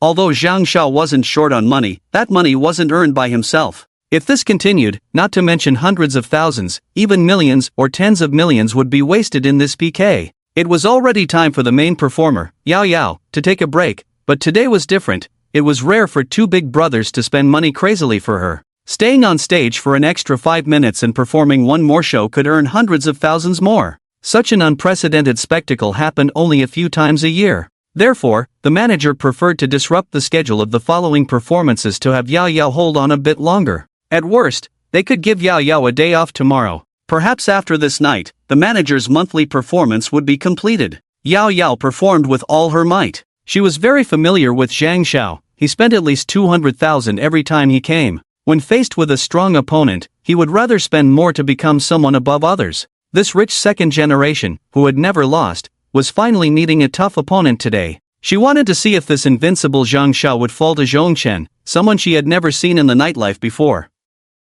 After Zhong Chen spent 900,000, everyone turned their eyes to Zhang Xiao. Pairs of eyes at that moment pierced Zhang Xiao like knives. Zhang Xiao took off his outer coat and threw it aside. Zhang Xiao knew there was only a little over 1.7 million in his account. He never expected today would turn out like this. With a monthly allowance of 5 million, he had already squandered 2 million at the beginning of the month, and this 1.7 million was for living expenses in the second half of the month. Even with a fortune, he couldn't keep spending like this. Who exactly was Zhong Chen across from him? In the luxurious metropolis of Fengyang, there were countless wealthy people, but the truly top-tier tycoons or rich second generations, Zhang Xiao knew them all. But he had never seen this Zhong Chen. Dressed in street vendor clothes, with a 1,000 yuan phone, who was this kid that popped up out of nowhere? No way. No matter who he was. I, Zhang Xiao, am known as the little prince of the nightlife. I can't lose my reputation. Thus, Zhang Xiao made a bold decision. Zhang Xiao was ready to make one big score. After this score, even if that kid's money came from the wind, it should be time to stop. Thank you, Zhang Xiao, sending a value of 1.5 million. 1.5 million. It broke the single transaction record of Dongfang Kakala. If nothing unexpected happened, today's PK would be recorded in history. It would definitely be the ceiling of the nightlife PK in the entire Fengyang city. Looking at Zhong Chen, he remained calm and collected. In fact, he felt a bit proud inside. It was rare to have such a spending opportunity. Zhong Chen didn't care who won or lost. What he cared about was spending all the money in his hands. That was a tenfold return. At that time, with the tenfold return in hand, his savings would break through the 50 million mark. A net worth of over 100 million was just around the corner. With thousands and tens of thousands spent, when will I ever save up 1 billion in wealth? Thinking this way, I really have to thank Zhang Xiao across from me. Without him competing with me in spending, where would this huge fortune come from? Up to now, it's impossible to describe the shock felt by everyone present. The onlookers who were previously cheering have fallen silent. This night out was worth it. Spending a few $100 on drinks, and I actually got to witness the ultimate consumption showdown in Fengyang. And it's unprecedented. After today, perhaps for the next few years, even decades, there won't be such a spectacle again. It's rare for the night scene to be this quiet. Everyone knows the two powerhouses today didn't follow the usual script. Whatever happens next, don't be surprised. Xiao Qiu is live streaming on her phone. In comparison, the netizens are far from calm. The number of viewers in the livestream has already surpassed 500,000, all waiting to see this century's spectacle, which is way more thrilling than a Hollywood blockbuster. Everyone guess, how much will they spend tonight in total? This handsome guy named Zhong Chen, he can't be the owner of the phone A8888A car, right? I've never seen this guy before. I didn't expect there to be such a character in Fengyang. Zhang Xiao has thrown in another 1.5 million. Will Zhong Chen follow suit? Sitting beside him, Lu Ruyan, Ai Lia, and Wang Miao have been silent for quite a while, but their thoughts are in sync. Brother Feng, can you please spend a little less? That's all cash. Wouldn't it be better to save it for us to spend? However, at the same time, they have truly witnessed Brother Feng's strength, and now the three of them are no longer arguing. With Zhong Chen's spending power, let alone the three of them, even supporting 30 or 300 women would be a piece of cake. It's only natural. It's been over 5 minutes since Zhang Xiao spent 1.5 million. Seeing Zhong Chen remain silent, Zhang Xiao felt a bit more at ease. But tonight, he's really spending too much. Zhang Xiao's heart is bleeding. With so much money, he could have enjoyed himself countless times. From now on, when he sees Zhong Chen, he should keep his distance. The atmosphere at the scene began to stir. It's still Zhang Xiao who has the strength. Never been defeated. The number of online viewers in the live stream dropped from 500,000 to 300,000. Just when everyone thought it was calm, Zhong Chen's lips curled into a smile. Night scene. I, Zhong Chen, am the Eternal King. You come here to spend money. I'm here to make money. Compare with me? You're not worthy. Zhong Chen slowly stood up from the VIP seat, wearing a kingly smile. The slightly relaxed atmosphere was once again drawn in by Brother Feng's action. Everyone held their breath, watching this handsome young man in his 20s. What is he going to do? He won't let Zhang Xiao win, feeling unsatisfied and going over to hit him, right? Looking at Zhong Chen's height and build, taking on Zhang Xiao would probably be no problem at all.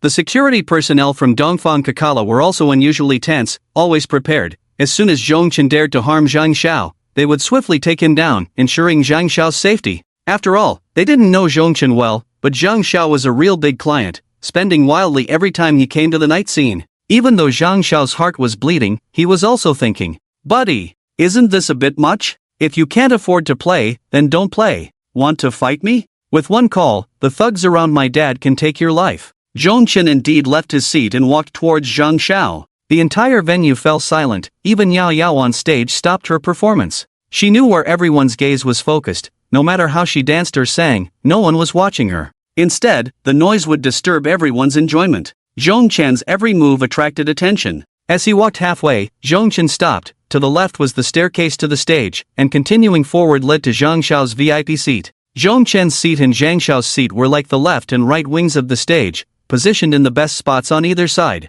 Zhong Chen glanced at Zhang Xiao, then turned left and ascended the stage. What was he going to do? Surely he wasn't heading towards Yao Yao? Yao Yao felt a flutter of excitement. If a handsome young billionaire in his 20s confessed to her, she wouldn't rule out leaving the nightlife behind to be with Brother Feng. After all, marrying a rich man was a common dream for countless women. Yet Brother Feng was the most desirable candidate. Closer, closer. Happiness came so suddenly that Yao Yao's cheeks flushed. If he was willing to marry me, I would leave this nightlife, not be a pillar of the stage, but be Zhong Chen's virtuous wife. To bear his children, to cook and do laundry for him. Oh right, a rich man like him probably wouldn't need to lift a finger, there would be maids to handle those chores. Well, as long as he was rich enough, everything could be negotiated. Yao Yao had already planned a beautiful life with Brother Feng. Unexpectedly, as Brother Feng passed by Yao Yao, he did not stop but continued walking forward. What? Was he heading for the Century Bell? Everyone's mouths dropped open. This was going to be big. Zhang Xiao sat up uneasily, but by this time, no one cared about Zhang Xiao's actions. If this Zhong Chen rang the Century Bell, then the earlier consumption showdown would just be an appetizer, a mere drizzle. Since the opening of Dongfang Kakala, no one had dared to touch that bell. He couldn't possibly not know the rules. As long as he rang the bell, all expenses for the night would be covered by Zhong Chen. All expenses. A conservative estimate of at least 4 million. Why take it so seriously just for fun? Even the richest man in Fengyang wouldn't be so impulsive with his spending. That's right. He was indeed heading for the Century Bell. Could it be that today, all the friends present would witness a miraculous moment in Fengyang's nightlife? Everyone took out their phones. They wanted to record this historic moment. The number of viewers in Shout Show's live stream quickly soared to 800,000, all online to witness the peak moment brought by Brother Feng. Ding ding ding. The bell that had remained still for nearly a decade was struck by the rising star Zhong Chen. At the same time, Zhang Xiao plopped down on the sofa. In that moment, he realized that there were always people beyond people, and heavens beyond heavens.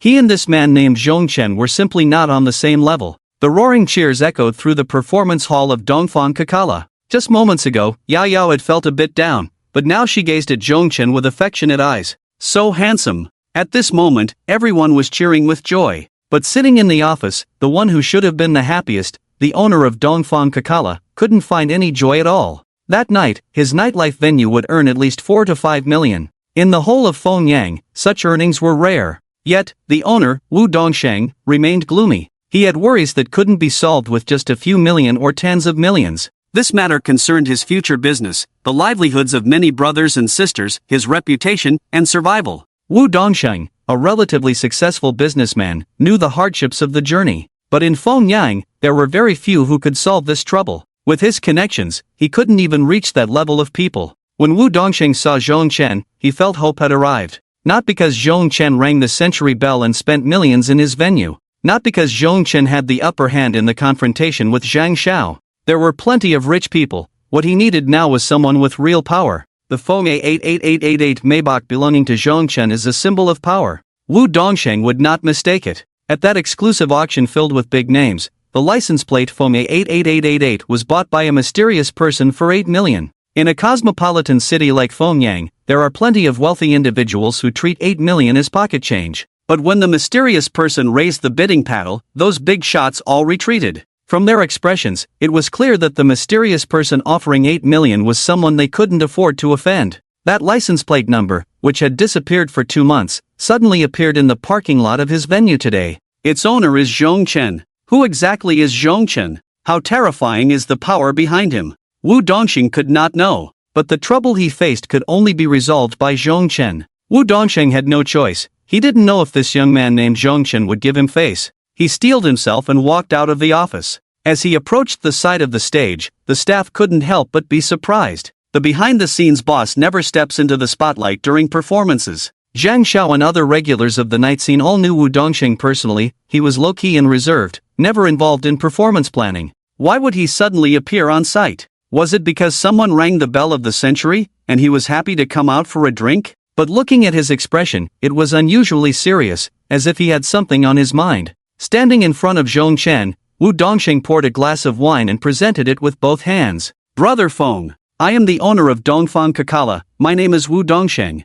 I wonder if I could have a drink with you and make a friend. What? Owner? Zhong Chen was momentarily confused about what this Wu Dongxing was up to. The entire venue fell silent, unable to imagine that a night scene, which should have been lively, was repeatedly plunged into silence for Zhong Chen. As long as Brother Feng is willing to give me face, I, Wu Dongxing, will be at your service from now on. Everyone was dumbfounded. What was wrong with this famous big boss? Pleading with a young man who was decades younger than him in front of everyone. Was he crazy? Only Wu Dongxing knew that if he didn't show some sincerity, how could he ask Brother Feng for help? Wu Dongxing was also a person of the world. Looking at Zhong Chen, he knew he was definitely not an ordinary person. As long as he was willing to take action, everything would be resolved. I, Zhong Chen, like to make friends. Since Boss Wu has said so, we will be brothers from now on. Zhong Chen raised his glass, knowing that this toast from Wu Dongxing was not just about drinking and making friends. He must have some unspoken request. Boss Wu, if you have something to say, feel free.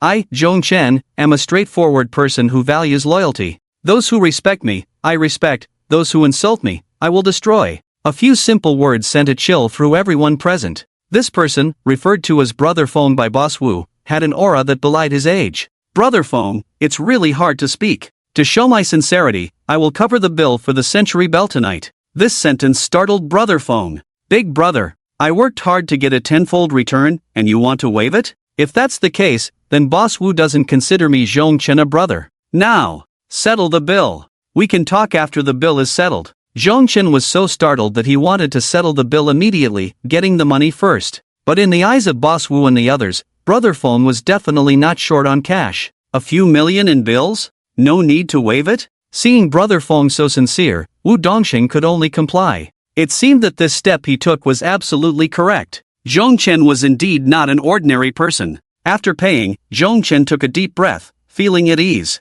Beep beep beep. You have deposited 50 million renminbi into your construction bank account 7,225. Available balance, 50,069,900 renminbi. So fast this time? Zhong Chen counted from start to finish, and it was indeed an 8-digit number. He had suddenly become a millionaire, and his mood was excellent. There's a guy named Hao Dajiang, a social figure, who often comes to trouble me, demanding 4 million in protection fees every month. Wu Dongxing finally spoke to Zhong Chen. My business is doing well, but paying them 4 million every month, I really can't bear it. I thought Brother Feng, you drive a car with the license plate A88888. You must be quite powerful. Can you help me? Even if it's just to reduce the protection fee to below 1 million, I'd accept it. What? A 88888? Zhang Xiao listened, his eyes filled with disbelief. His own father was considered a prominent businessman in Fengyang, and it took a lot of effort and money to get a license plate like a 36888. But Zhong Chen had directly gotten 5 8s? Just looking at this license plate number, he was definitely the top dog in Fengyang. Thinking of this, Zhang Xiao felt enlightened. Losing to such a powerful big shot was not embarrassing. If he could establish a connection with this Brother Feng, in the future, with Brother Feng backing him up, he would have plenty of face. Below 1 million? Brother Feng. If it's difficult, a bit higher is fine too. With me, Zhong Chen, you won't have to pay a single cent in protection fees. Hao Dajiang was a notorious figure in Fengyang's underworld, a major boss sitting in the second chair of power. Wu Dongxing had learned that Hao Dajiang had nearly 200 underlings, with dozens of capable subordinates. Those reckless guys, once they started a fight, could turn Dongfang Kakala into a shell of a house in just 10 minutes. It was precisely because of their formidable combat power that Hao Dajiang dared to open his bloody mouth and demand high wealth from these big bosses of the nightlife. The profits accumulated over the year were easily pocketed by Hao Dejiang. But lacking social connections for support, these bosses could only struggle, and Wu Dongsheng was one of those who couldn't hold on any longer. He had thought about closing the shop and leaving, but Dongfang Kakala was a place that General Wu had managed for 30 years, going through countless hardships. He would never take that step unless absolutely necessary. No protection fees to pay? Does Brother Feng really have that kind of power? Congratulations, Night King. You've gained Yao Yao's heart-throbbing admiration value. You've now won the phone number 1-888-888-9999. It's been assembled into your phone. Dual SIM dual standby is worth looking forward to. When Brother Feng rang the century bell earlier, Yao Yao had already been moved. Now seeing Brother Feng's formidable abilities, she was completely smitten. Brother Feng glanced over at Yao Yao, and indeed, this pillar had her unique charm. She was of similar height to him but had a perfect A4 waist. What was rare was that Yao Yao had a smiling face. She looked fresh and lovely. Now Zhongchen had money, people, and even a nice car and phone number. What was there to fear? It was time to make a big move in Fengyang, a place he had lived in for many years. Let all the people of Fengyang know who was the real boss in this territory. Today, he would establish his authority over Hao Dejiang. Call that Hao Dejiang now, and in an hour, we'll meet at Donghu shipyard. The reason Brother Feng wanted to take down Hao Dejiang today was for Wu Dongsheng and to establish his own authority. It was just 11 o'clock. At 12 o'clock sharp, it would be Hao Dejiang's doom. Brother Feng was fully confident in his 800 guards. Brother Feng, we can't underestimate Hao Dejiang. He has nearly 200 men under him. I think he can gather at least over 100. What do you think we need to prepare? Nothing to prepare. Donghu shipyard, 12 o'clock. If Hao Dejiang doesn't kneel, today will be his end. Let's go. Donghu shipyard. Zhongchen chose the Donghu shipyard because it was not far from the city center, spacious, and convenient for his 800 guards to unleash their skills. At Feng Ji's command, the first to respond was Zhang Xiao. Everyone present could see that no matter who came today, Feng Gu had absolute confidence in wiping them out.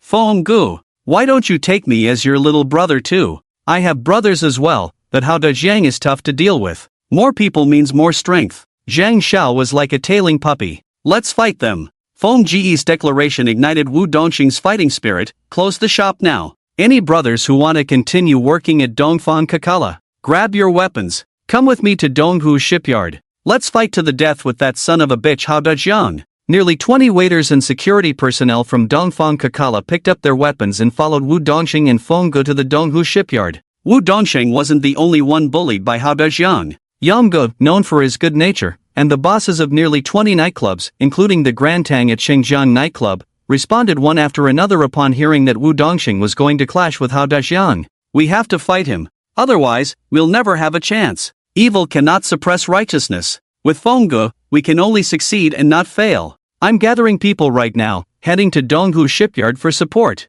The customers at Dongfang Kakala were witnessing various historical moments today. The mysterious figure known as Feng Gu was going to take down the infamous Hao Dejiang tonight. If this feat could be accomplished, the first seat in the Fengyang society would change hands. How could such a historical moment lack the onlookers? Led by the car with the license plate Feng 88888, the convoy arrived at Donghu shipyard in full force. Feng Gu naturally occupied the absolute center position. A few chairs and a table were set up, and the temporary battlefield was ready. The onlookers quickly distanced themselves, pulling out their phones to watch the unfolding drama. With a glance from Feng Gu, Wu Dongsheng took out his phone, trembling as he dialed Hao Dejiang's number. The grievances with Hao Dejiang needed to be settled. Whether it was life or death would be decided tonight. On the other side, Hao Dejiang was sound asleep with his second girlfriend of the night. Just as he fell asleep, his phone buzzed. He saw the screen display Wu Dongsheng.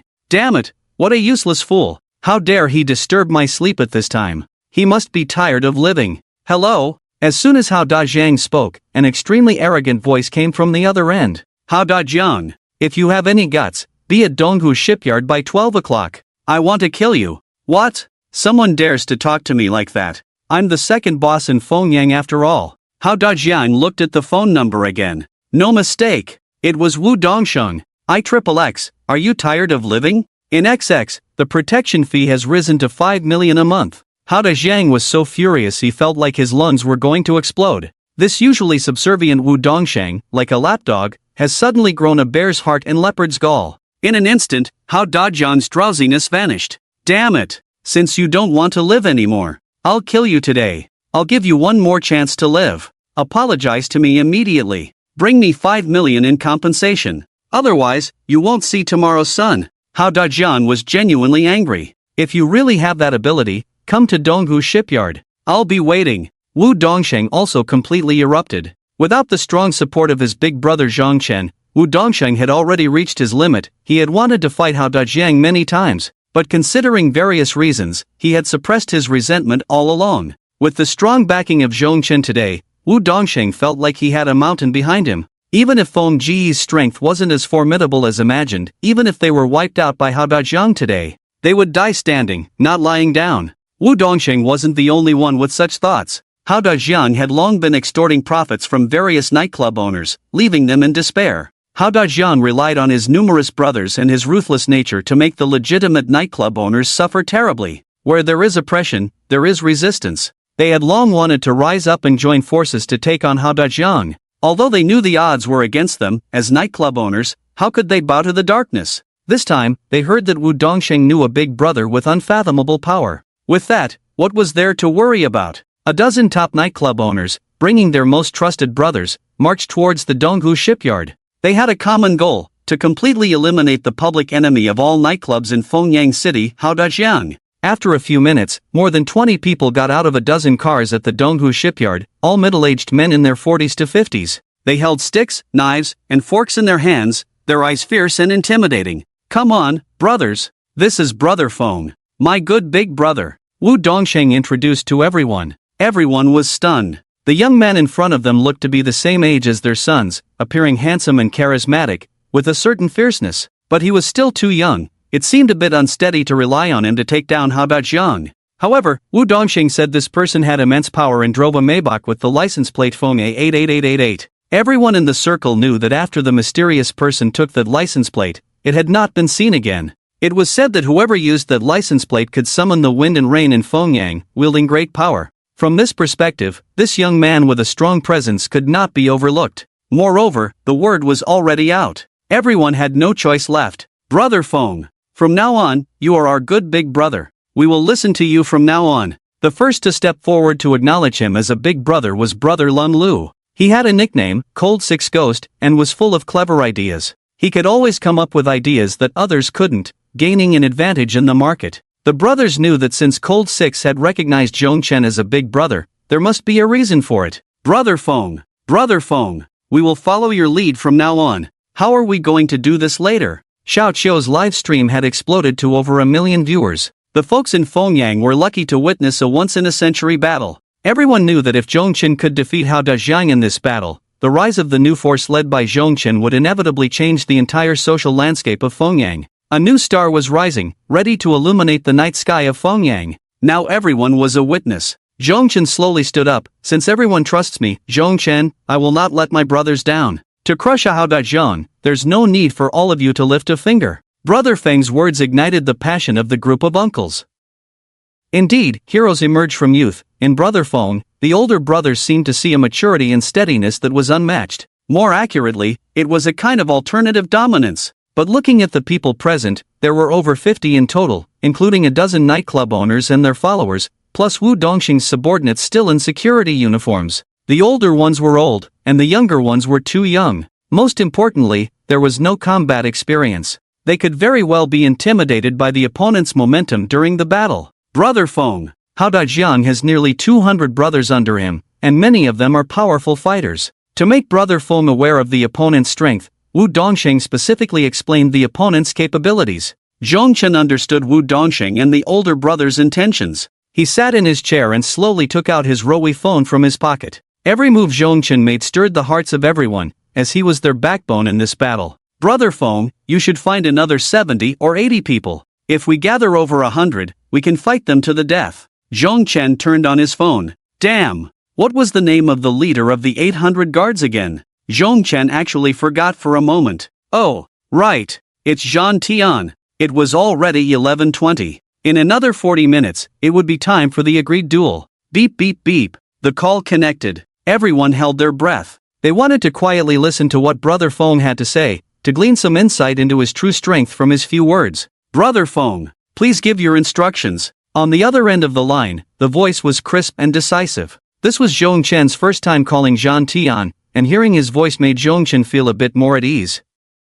You have 20 minutes to bring people to the Donghu shipyard, set up an ambush nearby, and follow my lead when the time comes. No problem, Brother Feng. Within 20 minutes, the 800 guards swear to protect Brother Feng's safety at all costs. Everything was ready, just waiting for that bastard Hao Dajiang to walk into the trap. Brother Lang Lu, through this brief observation of just a few minutes, combined with his previous judgment, realized that Brother Feng not only had strength but was also very formidable. Hao Dajiang's side was definitely gathering people to come over. But at this moment, Brother Feng remained calm and collected, showing no signs of tension. This was not just a reflection of good psychological quality but also a manifestation of the vast difference in strength. Unless something unexpected happened, as long as Brother Feng made a slight move, that second-in-command from Feng Yang would have to kneel obediently. While everything about Brother Feng was still unknown, it was a good opportunity to build a good relationship with him and obtain a long-term effective contact method, which would be beneficial for his future development. One must always plan ahead, just like earlier when everyone was unsure whether to call that young punk brother. It was Brother Lan Lu who took the lead. The first one to make a decision always leaves the deepest impression on the other party. Brother Feng. My name is Long Lu, you can just call me Xiao Lang from now on. I run the Emperor Business KTV. If Brother Feng doesn't mind, could we exchange phone numbers? If you have the chance to come to my place, I will definitely treat you well. One does not strike a smiling face. Zhong Chen had a principle: respect those who respect him, and eliminate those who oppose him. Lu Ge, you're being polite. From now on, we are all brothers. In Fengyan, feel free to speak up if you need anything. As he spoke, Brother Feng extended a hand, and Brother Lang Lu, understanding the hint, lit up his phone screen and handed it over. The people around, including Wu Dongxing and others, were all focused on the phone number Brother Feng was about to input. 1168. 4 9s. What? Are you sure that's a phone number? That phone number looks like a joke. However, considering Brother Feng's license plate number, this phone number also seemed normal. It seemed that everything unreasonable became reasonable in Brother Feng's presence. After all, he was the impressive figure with the license plate Feng A88888 in Fengyang. Brother Feng, I've noted down your number. I'm Brother Feng. I've noted it down too. Please take care of me in the future. Meanwhile, a group of nightclub bosses were busy flattering him. On the other side, the hot-tempered Hao Dajiang was about to explode with anger. He called his most capable subordinates. He ordered them to gather people immediately. When the news broke, his subordinates couldn't believe it. Who dared to challenge Hao Dajiang in Fengyang? It must be said that Hao Dajiang was exceptionally powerful in Fengyang, and no one had dared to challenge him in recent years. This had left Hao Dajiang's brothers feeling stifled. Finally, there was a chance to fight. They were like a pack of hungry wolves. In just 10 minutes, they gathered over 120 people. The more Hao Dajiang thought about it, the more something felt off. Wu Dongsheng had always been afraid of him. How could he suddenly dare to curse today? But no matter what, Hao Dajiang couldn't figure out what kind of powerful character that foolish businessman could possibly invite. After all, in Fengyang, he was very familiar with the top 10 big brothers. It was impossible for anyone to dare to help Wu Dongsheng and himself fight to the death. Something was amiss, and Hao Dajiang had a backup plan. He dialed the phone to Huzi, who was firmly seated in the 5th position. Huzi, I've made contact with Wu Dongsheng at the Donghu shipyard. I'm feeling uneasy. Bring about 20 elite soldiers to find me. Got it, big brother. I'm on my way. After hanging up, Hao Dajiang felt reassured. Huzi had once been under his command, and with his high emotional intelligence and strong physique, he later established his own faction. However, they had maintained a good relationship, helping each other out when needed. With Huzi's 20 elite soldiers, victory was assured. He knew very well that regardless of the rank of any big brother, the ones who could truly fight and charge forward at critical moments were only those 20 or so.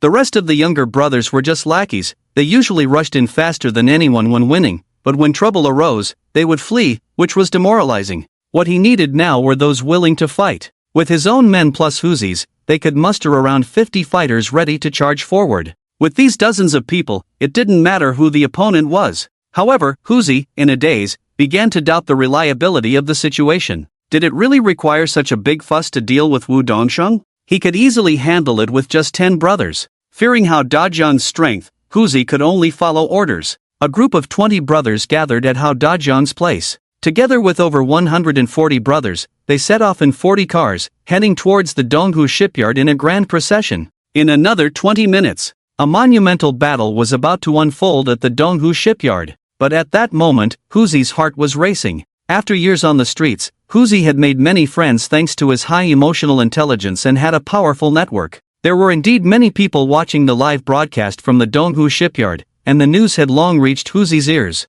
The man called Brother Feng was rumored to be extraordinary. Although he had never heard of Brother Feng's name in Fengyan's society, the fact that Wu Dongxing dared to clash with Hao Dajiang was already terrifying. Wu Dongxing wasn't a fool, he wouldn't throw himself into the fire. It was absolutely impossible for the situation to be as one-sided as imagined. Moreover, Huzi had learned that the man called Brother Feng had already made a call, and if nothing unexpected happened, a large group of people was also on their way to the Donghu shipyard. Who exactly was Brother Feng, who drove the Feng A88888 Maybach? He couldn't put all his bets on Hao Dajiang. If Hao Dajiang lost, he would be doomed too. Even if Hao Dajiang won, he would only remain in his current position. No matter how Huzi calculated, he would be at a disadvantage. Furthermore, his brothers sent accurate news that suddenly 150 black business cars appeared in Fengnan New City. They were rapidly heading towards the Donghu shipyard. Huzi began to panic. Were those cars from Zhongchen? 150 business cars.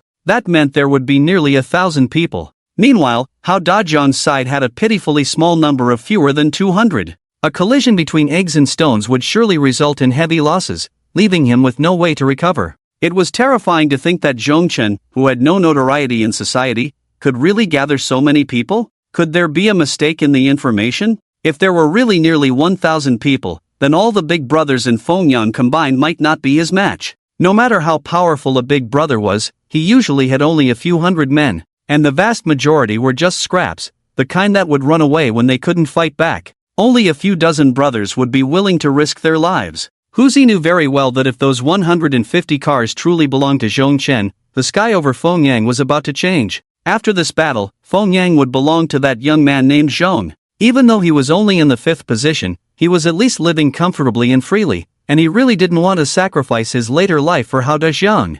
Hao Dajiang probably didn't want that either. From this perspective, he and Hao Dajiang were in the same boat. He called Hao Dajiang, who was sitting in the car ahead. "Bro, I always feel like there's a trick on the other side. That Wu Dongxing daring to challenge you is suspicious. I just heard from a brother that there are quite a few business cars heading towards the Donghu shipyard in Fengnan New City. I say, Tiger, when did you become so whiny? You can find anyone in Fengyang. Who besides FAE can touch me, Hao Dajiang? I've already inquired. FAE isn't involved in this matter. That guy named Zhongchen is just a kid in his 20s. After Hao Dajiang finished speaking, he hung up the phone. This left Tiger in a dilemma. Hao Dajiang was truly a brute, relying on sheer force to dominate. He and Tiger were from completely different worlds. Since he was already here, he had to make the best of it. There was no way for Tiger to back out now. Fate had its own designs. If Zhongchen really was the legendary invincible figure, he couldn't just throw his life away for nothing. Throughout history, heroes emerge in chaotic times. How to turn a passive situation into a safe one was now Tiger's urgent task to consider. As long as no one had made a move, there was still a chance. Tiger had a strong premonition that Hao Dajiang's actions tonight were somewhat hasty. Moreover, the strength on the other side was far beyond the two of them. As they got closer to their destination, Tiger's heart raced, and his ominous premonition grew stronger. Tiger thought it through. He was using the best license plate in all of Fengyang, and he knew very well that Hao Dajiang was not someone to be trifled with, yet he still dared to challenge him. Now he was almost certain. This was Hao Dajiang's day of reckoning. What should he do? Tiger used his clever mind to keep thinking of ways. Defect. The only way now was to abandon the dark and join the light. Stand with Zhongchen against Hao Dajiang. This idea was too crazy. Tiger wasn't sure what the outcome would be if he did this, but he was certain that this was the only way for him to survive, and it might even be a way to rise to power, forming a life-and-death bond with the new big boss of Fengyang. Beep beep beep.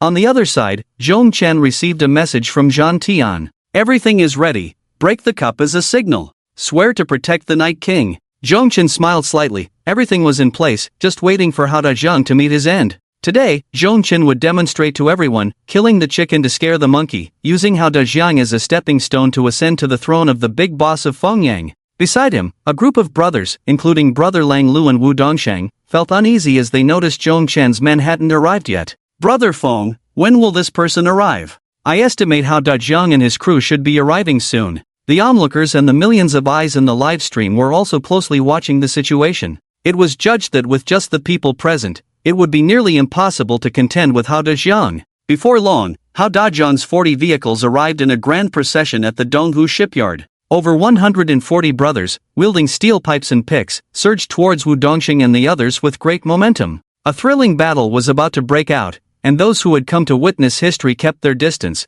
pulling out their phones to record this rare historical moment in Fengyang. On one side was Hao Dajiang, the second big boss of Fengyang. On the other side was Zhong Chen, the owner of the Fengyang 88888 license plate, along with his nightclub brothers. Wu Dongxing and brother Lang Lu had already made up their minds. They could stand and die, but they could not kneel and live. Even if they couldn't defeat Hao Dajiang today, they had to strip him of his skin. They absolutely could not let him continue to be arrogant and exploit the nightclub owners, making it impossible for everyone to live in peace. Hao Dajiang approached, looking at the bosses holding baseball bats ahead, and those frail nightclub security personnel, recalling the tone in which Wu Dongxing had previously taunted him. Hao Dajiang instantly became furious. What good big brother? The person sitting in the middle was just a young lad in his 20s, wasn't he? I'll fuck your mother, Wu Dongxing. Are you messing with me? After all this fuss, you just want to challenge me to a fight. That's not even enough to get stuck in my teeth. If you want to die slowly, then kneel down and apologize.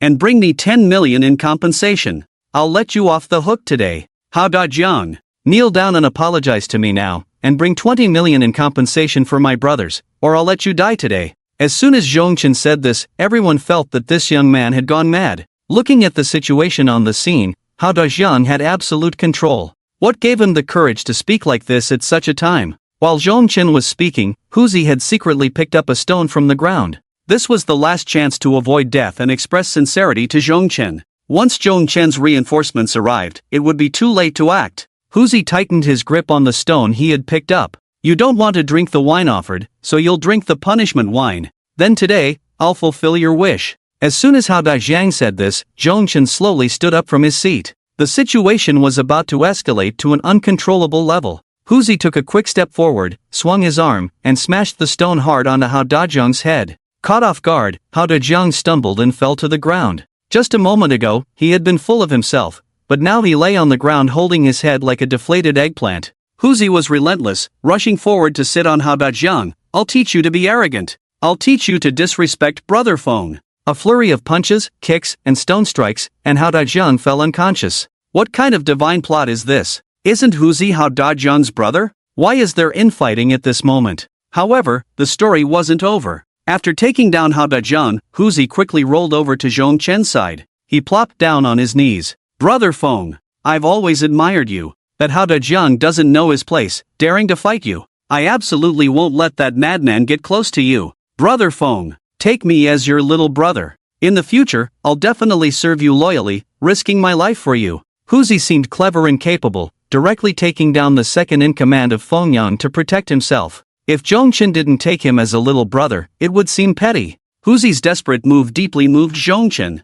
Although Zhong Chen had 800 guards ready at any time, he indeed lacked loyal brothers to support him. Huzi, get up. A man has gold beneath his knees. From now on, you and I are brothers. Your matters are my Zhong Chen's matters. Everyone come here. From now on, Brother Feng is my good big brother. With this call, the more than 20 men Huzi had brought over all pledged allegiance to Zhong Chen. Although these 20 or so didn't understand what had happened, following a big brother was never wrong. Whatever Huzi told them to do, they would do. Hao Dajiang's brothers were not having it. Although Hao Dajiang had been knocked out, the others were still there. They couldn't understand what kind of madness had taken hold of Huzi to side with a young kid who hadn't even matured yet. Even if Huzi and the others had gone over, Hao Dajiang's side still had over 120 combatants. Dealing with the other side would still be easy. At this moment, the dazed Hao Dajiang slowly regained consciousness. His brothers helped him stand up. He vaguely remembered someone coming from behind and knocking him down. Looking at Huzi standing opposite him, Hao Dajiang understood everything.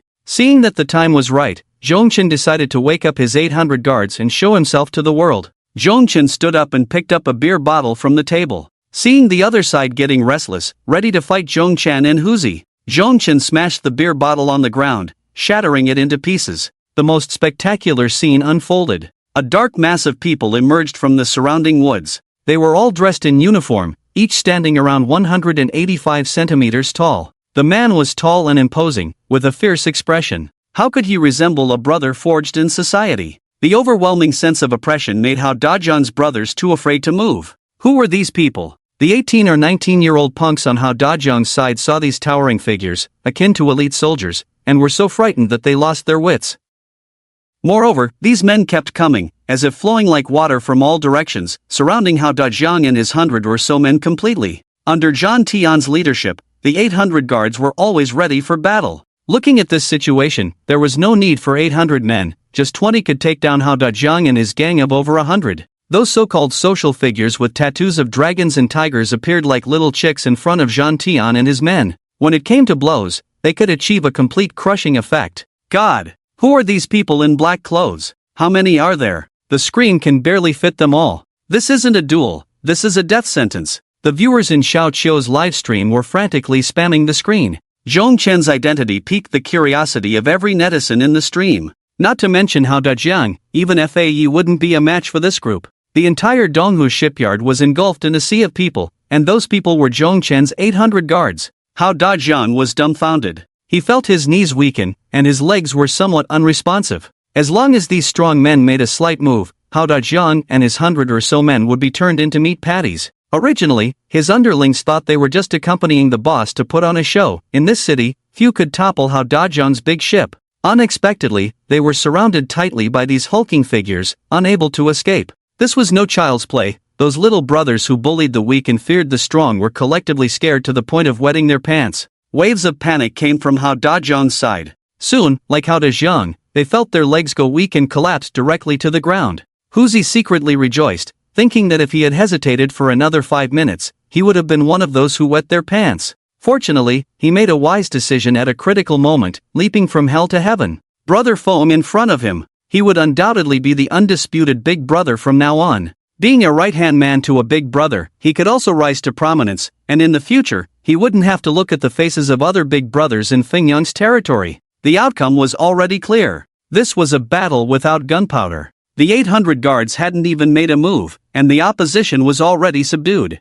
Half an hour later, ambulances and psychiatric hospital vehicles arrived from all directions to take away Hao Dajiang's more than 100 brothers. From then on, there was no longer a name for Hao Dajiang in the martial world. A generation of heroes had died before the battle even began. In the internet age, this rare scene of conflict quickly expanded online under their witness, almost spreading to every corner of Fengyang City. Brother Feng, the 800 guards are ready to follow your orders at any time. Please give your instructions. The leader of the 800 guards, Zhang Tian, was a strong and capable man in his 30s. Although his muscles weren't extremely bulky, he looked agile, a guy who combined speed and strength. Hao Dajiang's group had already been taken away, and what awaited them was endless psychological counseling and treatment. Meanwhile, Brother Feng had firmly seated himself in the top position of Fengyang City.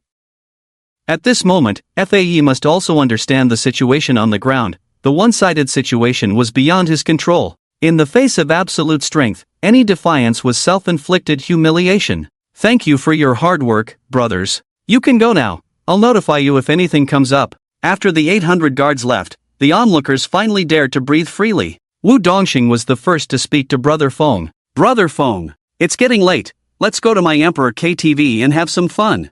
I'll call over 170 girls to celebrate Brother Feng's ascension to the throne as the top brother of Fengyang. Brother Feng, from now on, my venues will be well taken care of. Whenever Brother Feng comes, everything is on the house. And me, my venue is Brother Feng's venue. If you don't mind, we'll split the profits 50-50 from now on. Everyone could see that with Zhong Chen's strength, he would surely command respect in Fengyang City. His potential had yet to be revealed. This mysterious young man, what exactly was he capable of? These were all unknowns in the eyes of the crowd, as if some mysterious force was enveloping this young man, making him unfathomable. Only Zhong Chen knew his own worth. Present were the top nightclub owners of Fengyang, all wanting to thrive and prosper, knowing they would surely need each other in the future. Zhong Chen stood up, raised his glass. Everyone here today is a good brother of mine, Zhong Chen. If you need anything in the future, don't hesitate. But I must emphasize one thing. When I go to any nightclub, no one is allowed to give me free drinks or discounts.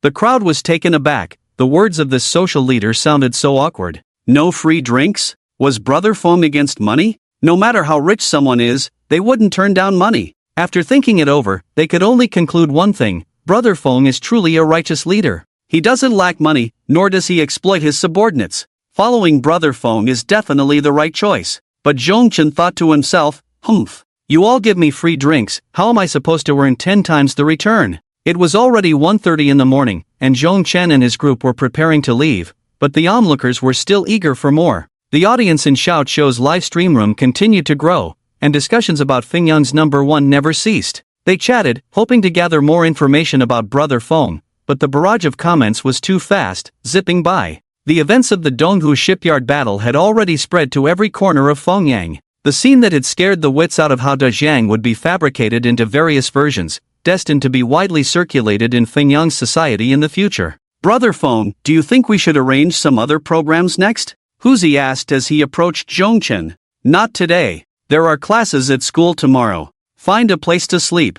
Alright, I'll arrange the best intercontinental hotel. This was a great opportunity for Huzi to show off. He needed to put in more effort, striving to become Brother Feng's right-hand man. In the future, in Fengyang, Brother Feng would be the biggest, and Huzi second. That would be a pretty good experience. Being one step below the top, above everyone else, was the most comfortable state. When there were issues, the big brother would take the heat, and when there weren't, he could swagger around with borrowed power. Just thinking about it made Huzi happy. As Brother Feng's Maybach slowly started, everyone began to disperse. The three women in the car were already overjoyed. They had long realized that Brother Feng was wealthy and extraordinary, otherwise, he wouldn't casually give out tips of hundreds of thousands. But who would have thought he would be a commanding figure in society? It seemed that this young and handsome Brother Feng not only had strong financial backing but also overshadowed all other men in every aspect. In Fengyang, such a man was one of a kind. Having such a rare, exceptional man by their side was a tremendous honor. The most unexpected was Wang Miaomiao. After dating Zhongchen for so long, having done things together and kissed, she had no idea what kind of strength Zhongchen truly possessed. If she had discovered it earlier, with these two girls around, she would have used some effort to monopolize being Fengyang's #1 big brother. Huzi and his brothers had already arranged for Brother Feng to stay at the Intercontinental Hotel tonight. The Maybach was heading towards the Intercontinental Hotel. Huzi, take them back first, Brother Feng instructed. The three girls were startled. What was going on? After a long day, didn't Brother Feng need them to serve him a bit? Brother Feng, why not let them go back? After all, the night scene is quite busy, and I only have class tomorrow afternoon. I can go to the hotel and keep you company. Wang Miaomiao had a sudden idea, seizing the opportunity. Oh no, how can I trouble you alone? Besides, you're just a student, how can you serve us? Exactly. Serving Brother Feng requires skill, professionalism, and a sense of service. You should go back to your school and not delay your studies.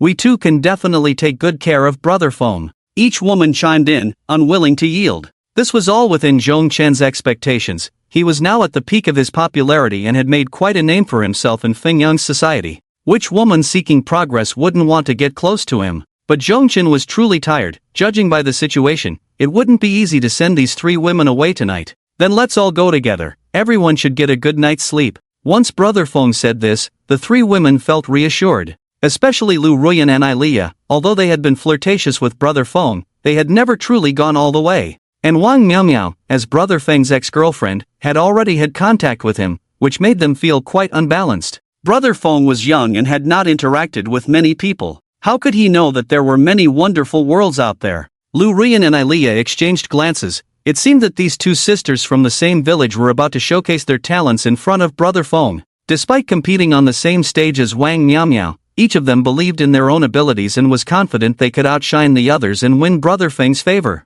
They each mentally planned what to do first when they entered the room, what tone to use, and how to present themselves to highlight their strengths while downplaying their weaknesses. All their mental preparations were ready. Huzi also arrived at the Intercontinental Hotel with his group. Once inside the hotel, the three girls were stunned. Brother Feng entered the big bedroom alone, while he arranged a presidential suite for the three girls. What? He was going to sleep alone instead of with them? The three girls had never seen such a high-end presidential suite. They could each have their own room and sleep soundly, but the only downside was that Brother Feng wasn't by their side. Get some rest. I have to go to school tomorrow. Brother Feng left a sentence and casually entered his room, falling into a deep sleep. Huzi and his brothers were also puzzled by the situation. It was truly a case of drought and flood. That night, Huzi and his group hardly slept, staying in the lobby on standby, ready to respond to Brother Feng's orders at any moment. This was a critical period, gaining Brother Feng's trust now would allow them to soar in the future. Huzi understood this, and so did the nightclub owners.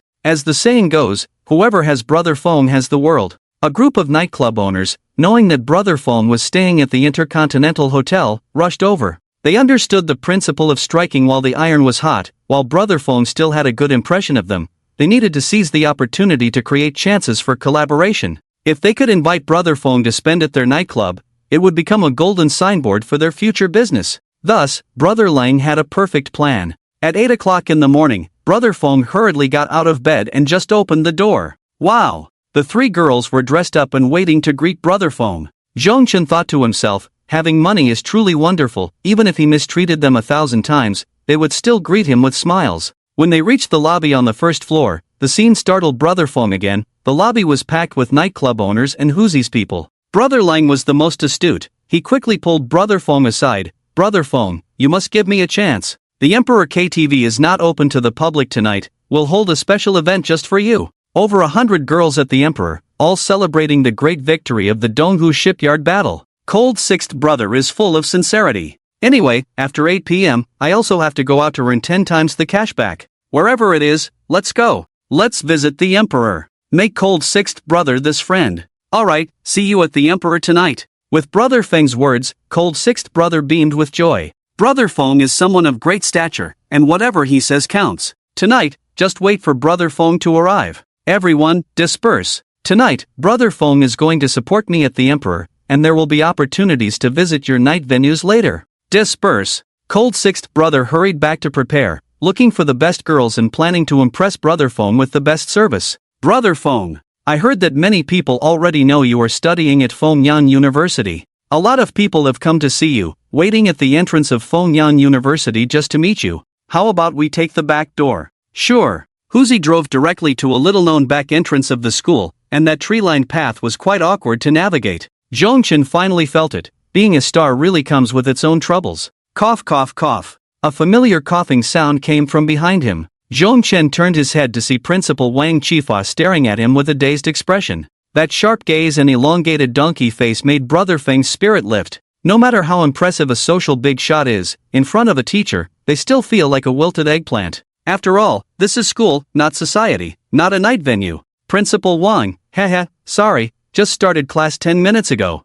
I'm a bit late. Zhongchen greeted with a smile, hoping the principal would go easy on him. The principal, with his hands behind his back, slowly walked up to Zhongchen. Suddenly, a brilliant smile bloomed on the principal's face. Zhongchen. No, it should be Brother Feng. Not late, not late. As long as you can come to school, it's never too late. The principal must have watched last night's livestream of Shout Show and witnessed Zhongchen's true strength in Fengyang City. Principal Wang never expected that such a big shot would be in his school. With so many universities and enterprises in Fengyang City, there are plenty of capable people. But the most impressive, the most powerful, the one who drives the Fengmei 88888, is right in his school. This is a once-in-a-lifetime opportunity. Having worked in the school for nearly 40 years, he has encountered many capable parents, but he has never seen a student with Brother Feng's energy. Brother Feng can sweep through all of Fengyang, even the entire province. Just based on this, Principal Wang could tell that Zhongchen's economic strength is quite remarkable, but he is low-key, not showing off in school. However, he can use his identity as principal to get Zhongchen to contribute a bit, which would also help him achieve some results and relieve his work pressure. Brother Feng, you came at just the right time. The school has a meeting starting soon. Let's go. I'll take you to the meeting. Principal Wang, there are still classes today. Brother Feng, what classes are you still attending? It's just a matter of my word. I guarantee you full marks in every subject. You'll graduate smoothly. Besides, with your current strength, will you even need to look for a job in the future? The principal's words seemed reasonable. Earning hundreds of thousands or millions in one night, working a job like that really seems out of reach. Since I'm here, I might as well go along with the principal's arrangements. In the school's large conference room, all the school leaders were seated in order. Only 2 seats were left empty. One was the most important C position right in front of the conference table, and the other was the very important B position next to the C position. Zhongchen glanced at it. It seemed inappropriate for him to sit in either. After all, in class, he was just a poor student sitting in the back corner. Who knew Principal Wan was unceremonious, directly sitting in the B position, leaving the most impressive C position for Brother Feng. Sit down, Brother Feng. Zhong Chen reluctantly took the C position, facing a group of bald school leaders, unsure of what to do. The next second. Good morning, Brother Feng. All the school leaders shouted in unison the slogan that Principal Wang had instructed earlier. Brother Feng's eyes widened. What kind of meeting is this? It's clearly a premeditated scene for shortening lives. What on earth do these old folks want? After all, I'm just a student, and you school leaders are calling me to do nothing. Now, let's begin today's meeting. Principal Wang cleared his throat. Our school library has been in disrepair for a long time, and now it's leaking severely. The exterior is also damaged, and the tables and chairs need to be replaced. The internal wiring is seriously aging. In theory, it should have been renovated long ago, but due to insufficient funds, we haven't started. Today, let's see how we can solve this problem. After Principal Wang finished speaking, there was complete silence, and then he gave Director Zhang a knowing glance. Principal Wang, where will the funds come from? As soon as Director Zhang said this, everyone's eyes turned to Zhong Chen. A group of balding uncles stared at Zhong Chen, making his back feel cold. It seems that today's center stage is not just for show. Principal Wang, this old fox, has dug a pit for himself. If I don't say something, these eyes won't move away from me. Principal Wang, how much will this cost? Report, Brother Feng. The estimated cost is around 13 million. You just need to. Zhong Chen took a breath, a mere 13 million, and they were making such a fuss. I'll cover it. Principal Wang was taken aback. Did he underestimate the amount? After all, money is never too much. If it can't be spent, it can be used elsewhere. If it really can't be spent, there's always room in his bank account. It seems Brother Feng really has the strength. Originally, Principal Wang wanted to say that as long as Zhong Chen was willing to cover half, the project could proceed. Before he could finish his sentence, Brother Feng jumped in first. Since things were going so smoothly, he had to squeeze him for more. But what happened next was not part of the plan. The principal thought for a moment. Right. The cafeteria needs repairs. Speaking of which, food is the most important thing for the people. To create a good dining environment for the students, we must properly renovate the cafeteria. Director Zhang had become smarter this time. Principal Wang, repairing the cafeteria will cost quite a bit, right? Where will the funds come from? As soon as Director Zhang said this, everyone turned to Zhong Chen again. Zhong Chen naturally understood what this meant. How much? Principal Wang pondered for a moment. Zhong Chen had already agreed to cover 13 million. That's not a small amount, so how much this time is a matter of knowledge. If it's too little, it's a loss. If it's too much, and Zhong Chen gets angry and retracts the previous 13 million, that would be a loss. How about, let's say, 5. How about, okay, just 5 million. Seeing Principal Wang hesitating, Zhong Chen simply agreed. A mere 5 million is just a night's income, but then this group of old folks, task exceeded. Principal Wang was overjoyed. The funding problem that had troubled him for days was finally resolved.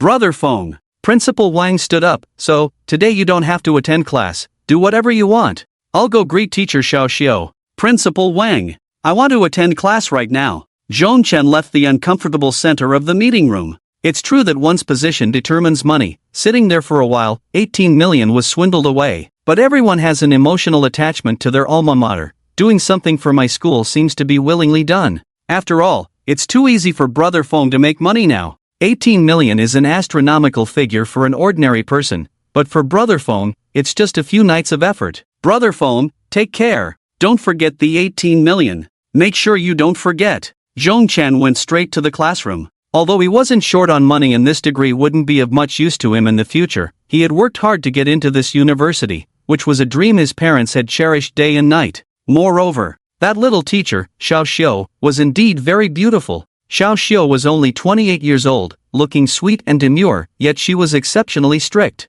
Every time Zhong Chen saw her lose her temper, he couldn't help but want to laugh. It was just the right time for Xiao Xiao's class, which was why Zhong Chen was so eager to agree to those old slickers. He pushed the door open, and the classmates were all in class, a pair of eyes all staring at Zhong Chen. Then, an astonishing buzz erupted in the classroom. Zhong Chen came to class? Is he really the Zhong Chen from Donghu Shipyard? Oh my classmate is a big shot. The plot from an online novel has come to campus. If I had known he was a hidden big shot, I would have offered myself to be his girlfriend. The classroom was in an uproar. Zhong Chen, you're late. Go out. Xiao Xiao's words left the classmates in shock. Who dared to speak to Brother Feng like that? Were they tired of living? But Zhong Chen had no airs about him. He obediently closed the door and walked out of the classroom. Soon after, Xiao Xiu followed him out. Zhongchen, don't bring that social attitude into the classroom. There should be a proper demeanor in class. In my classroom, everyone is treated equally.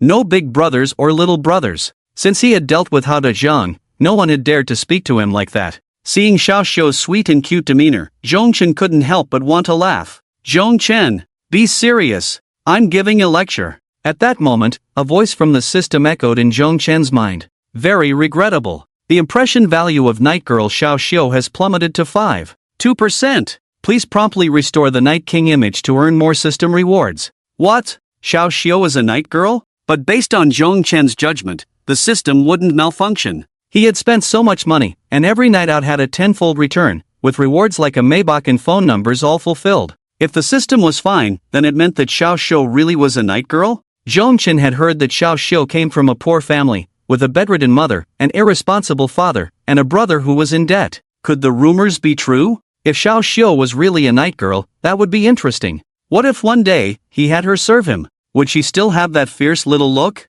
Zhongchen, I'm talking to you. What are you thinking about? You're late. Stand in the hallway. Xiao Xiu was not satisfied with Zhongchen's performance. Just as she was about to turn back to the classroom, another person walked down the hallway. I want to see who dares to punish Brother Feng. Principal Wang came over. Principal Wang, he was late. His attitude is not proper. Isn't the student's problem the teacher's problem? Reflect on it. How could such a good student like Brother Feng have a problem? Isn't the problem with you? Ah ha ha, Brother Feng. Xiao Xiu is young, don't take it to heart. Please go back to class, and if there's anything in the future, just let me know. Principal Wang acted like a little kitten, obediently. Money truly is, and today Zhongchen saw a side of the usually stern principal that was so understanding. The principal's antics left Xiao Xiu unsure of how to face the incompetent principal and her own student. In class, Zhongchen sent a WeChat message to Cold Sixth Brother. Sixth Brother, help me find a night girl named Xiao Xiu. I want her to appear at the audition tonight.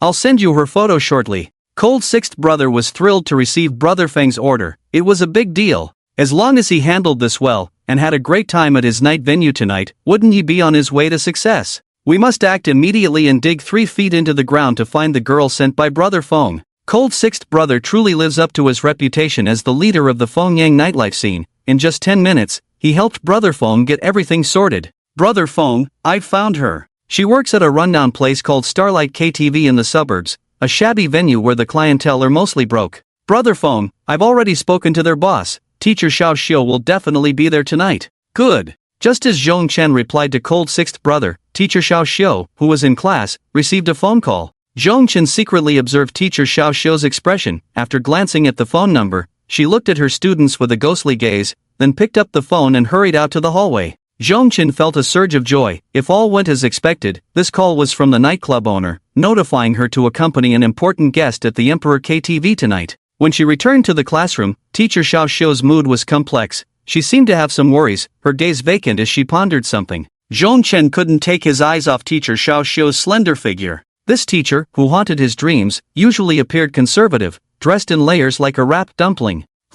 Tonight, he would see how she dressed up for him. From now on, in the classroom, he would listen to her, but in the nightclub, she would have to kneel and call him dad. Zhongchen, what are you staring at? Teacher Xiao Xiu had set her sights on Zhongchen, taking out her frustrations on him. The big brother of Fengyang was completely subdued by Xiao Xiu, like a well-behaved puppy. Very unfortunate. The impression value of nightclub girl Xiao Xiu continues to plummet to 0.1%. Please promptly restore the Night King image to gain more system rewards. This Xiao Xiu was indeed a tough nut to crack, but Zhongchen was full of anticipation for what kind of system rewards he could gain from her. At 5:30 in the afternoon, Zhongchen saw Teacher Xiao Xiu hurriedly leaving the university campus with her backpack, hailing a taxi. Following Brother Feng's instructions, Cold Sixth Brother's confidentiality work was impeccable. He had invited the 4 top courtesans of Fengyang at a high price to the Emperor, providing strict training. Who was the big shot tonight? Someone who could make the leading nightclub, Emperor KTV,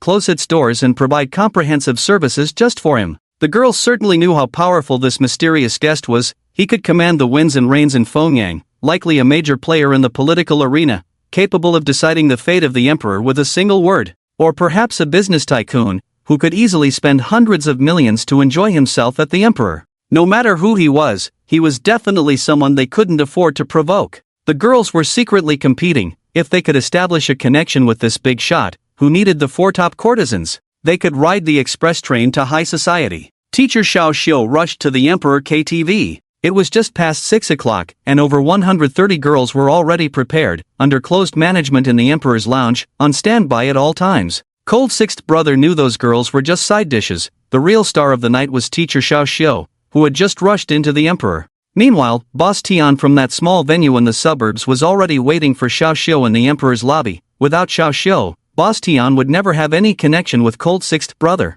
Cold Sixth Brother looked her up and down. This university teacher indeed had a different aura from those girls, her eyes radiating a stern gentleness. No wonder Brother Feng emphasized finding Xiao Xiu. After all, a man's desire to conquer is innate. Brother Feng might not be able to conquer Xiao Xiu at school, but in the nightclub, he could assign anyone he wanted. No matter the profession or family status, Brother Feng is a god in Fengyang, a top-tier existence. And Teacher Xiao Xiu's psychological changes since that phone call have been like a roller coaster, rising and falling. She originally wanted to earn 10 to 18,000 yuan a month at a small KTV in the suburbs to ease her family's financial burden. After all, she has a stable job and is a well-known beautiful teacher at Fengyang University. If someone accidentally saw her working at a KTV, that would be troublesome. Therefore, Teacher Xiao Xiu prioritized safety. She absolutely could not bring trouble to her job. But Boss Tian's phone call put Xiao Xiu in a bit of a dilemma. Xiao Xiu, Emperor Business KTV,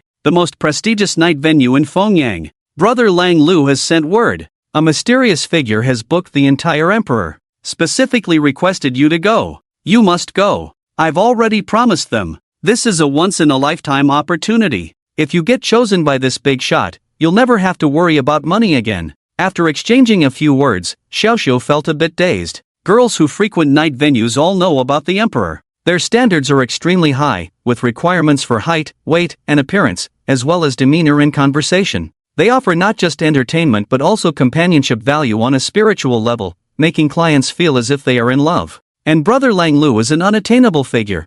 Her little boss Tian doesn't even have the qualifications to carry Brother Lang Lu's shoes. What kind of power could make Brother Lang Lu, a person of such stature, specifically request her to participate in the selection at the Emperor? Xiao Xiu felt a bit tempted. After all, someone who could book the entire Emperor could definitely change her fate dramatically. Such opportunities are rare. Teacher Xiao Xiu is conservative in her thoughts. She doesn't want to face different men every day. If she could have a powerful man looking out for her, she could focus on teaching and occasionally enjoy some leisure time with her big brother. Moreover, Boss Tian had already issued an order. If she didn't show up today, she might lose her current job. Weighing the pros and cons, Xiao Xiu felt that this time she could take a gamble. If luck was on her side and the big shot chose her as a companion, she wouldn't hold back today. Damn! After all, I'm just a woman. I'm just a university teacher. What's so great about that? In front of the wealthy, everything is trivial. Money can solve all unhappiness. Let's do it! Xiao Xiu, this is Brother Lang Lu.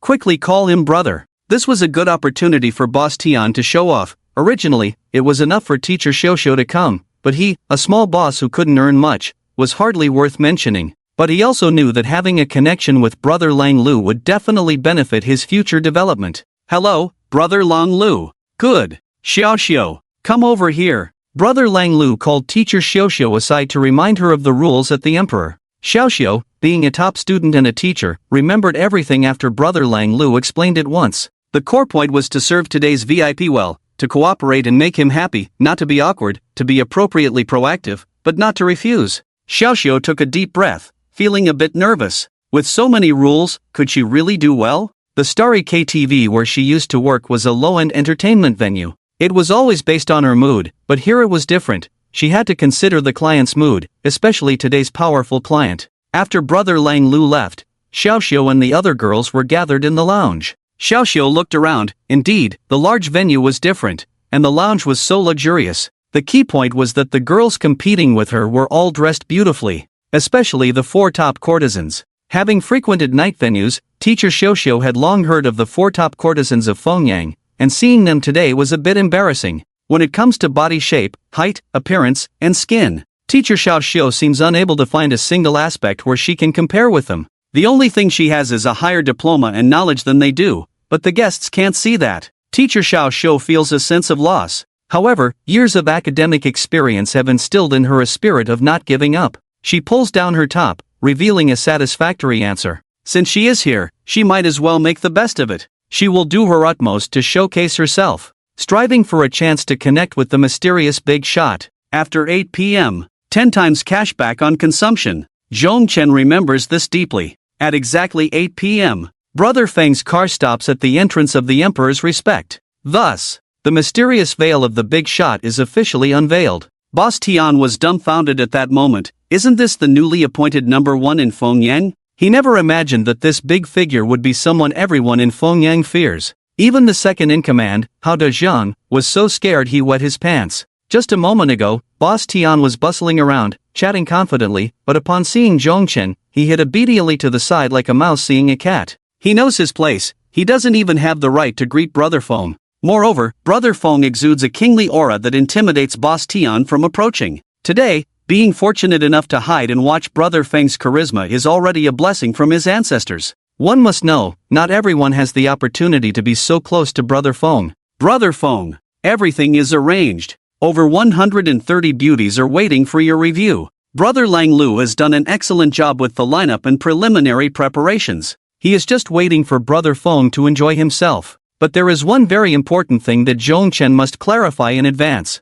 Brother Feng strides to the cash register. Give me the payment code. This commanding tone startled the cashier. The cashier looked at Brother Lang Lu. Take it out. Brother Lang Lu knows Brother Feng's temper and strength. Who can stop him from doing what he wants? Account payment of 2 million yuan. Brother Feng, what is this for? How can you spend money to enjoy yourself here, brother? Everyone listen up. Here are the nightclub owners, and my good brothers, my good friends. No matter where I, Zhong Chen, go, no one is allowed to pay for me or give me discounts. This is my bottom line. As soon as Brother Feng said this, everyone praised him for his righteousness. Truly a man of great righteousness. Fengyang is blessed to have such a good big brother for the people. The onlookers, especially the nightclub owners present, were terrified of being exploited by those so-called social big shots. Brother Feng not only doesn't exploit them but also insists on paying for his own consumption. Where can one reason this out?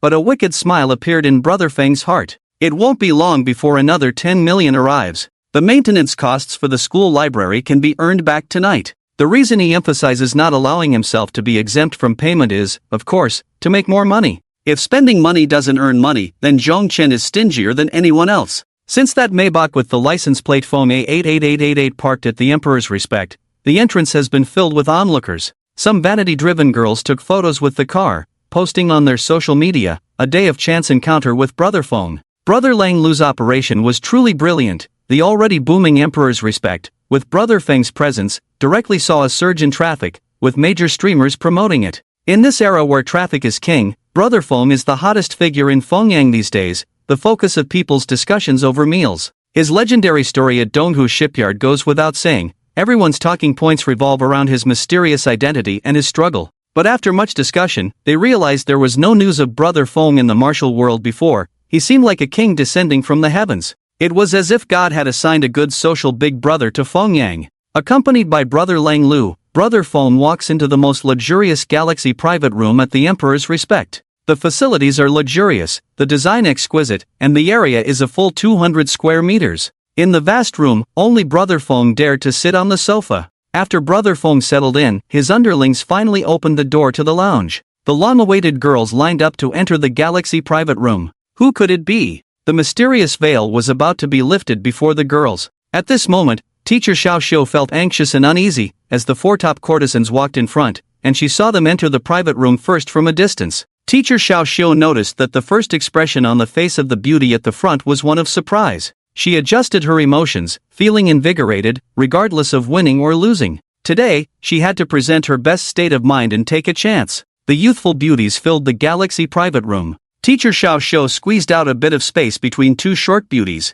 With confidence, she looked at the powerful big brother she was to serve tonight. When she smiled and looked towards the center of the sofa. Ah, this. Zhong Chen. Teacher Xiao Xiu's mouth dropped open, frozen in place. How could it be her own student? Although Teacher Xiao Xiu was aware of Brother Feng's exploits, she never expected things to coincide so perfectly. If Zhong Chen saw her, how would she face him at school? Once he spread the word to other students, how could she maintain her good reputation at school? Teacher Xiao Xiu wished she could find a crack in the ground to hide in. But at the moment, Brother Lang Lu and several big shots were still present, and she would need to continue working in the nightlife scene, so she couldn't just leave. Therefore, she deliberately moved behind a tall girl, hiding herself as best as she could. Teacher Xiao Xiu slightly lowered her head, looking at her tight, super short skirt, then at her fair, long legs, and finally at her low-cut, sexy top. She felt a bit shy. She had never even shown her legs at school. If Zhongchen saw her like this, if he pointed her out, and then, that would be. Teacher Xiao Xiu silently prayed in her heart, "Zhongchen, please choose quickly so I can leave soon."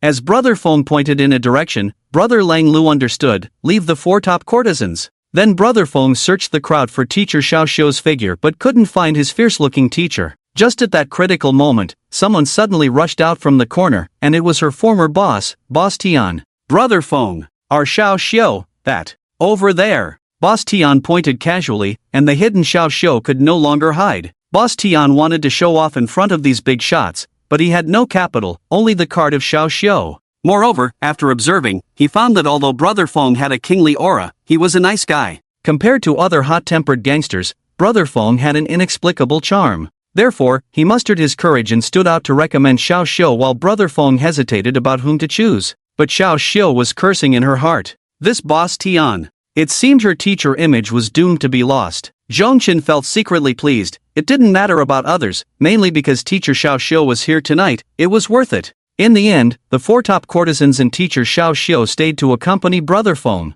The four top courtesans quickly sat beside Brother Feng, leaving Xiao Xiu unsure of where to sit. Fortunately, the dim lighting in the private room could cover Xiao Xiu's flushed face. Teacher Xiao Xiu was adjusting her emotions. Although Zhongchen was a student, he was also a big brother in the society of Fengyang. Even the principal called him Brother Feng, so what was there to hold back? Wasn't it just to please Brother Feng? Wasn't it just to show off? Deep down, Xiao Xiu still had a wild streak. Otherwise, when I needed money at home, I wouldn't have thought of going to the nightlife scene to earn it right away. So today, let's have a good time showing off in front of Brother Feng. At this moment, Brother Feng had a blank expression. He wouldn't try to please Teacher Xiao Xiu like he did at school. Surrounding him were the four great courtesans, who were quite experienced and served Brother Feng with great delight. Xiao Xiu adjusted her short skirt and tugged at her blouse. She picked up her wine glass and walked over to Brother Feng. In truth, although Zhongchen was among the four great courtesans, his heart was entirely with Xiao Xiu. There were plenty of beautiful women, each with their own charm, but emotions and feelings were irreplaceable.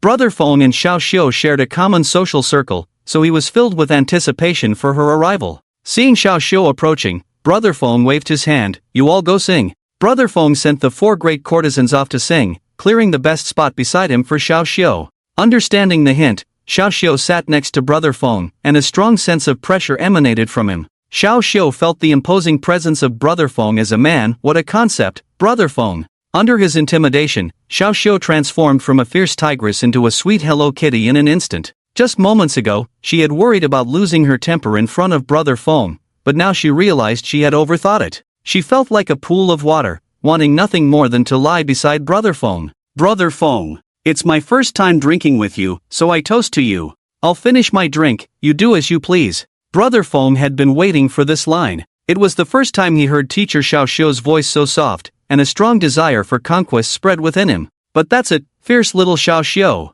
Bring it on." Brother Feng downed more than half of his drink, already showing her some respect. In the nightlife, Brother Feng was a god. No matter how beautiful or fiery the girls were, they all had to obey him. Xiao Xiu tilted her head back and gulped down her full glass. In the dim light, Brother Feng noticed that Teacher Xiao Xiu's face was flushed. An evil thought crossed Brother Feng's mind. "Brother Feng, why are you staring at me?" After a bit of alcohol, Xiao Xiu had completely opened up her softer side. "Brother Feng, do I look better in the nightlife or in the classroom?" "Humph. If Brother Feng doesn't answer, you have to drink." Xiao Xiu and Brother Feng each downed another half glass. "Congratulations, Night King. The impression value of nightlife girl Xiao Xiu has skyrocketed to 85%. Please continue to work hard to earn exclusive system rewards." Zhongchen was taken aback. It was still his territory, and he was in complete control. Just this morning, the assertive Teacher Xiao Xiu had transformed in just a few minutes. Moreover, looking at Teacher Xiao Xiu's state, it was clear she wasn't pretending.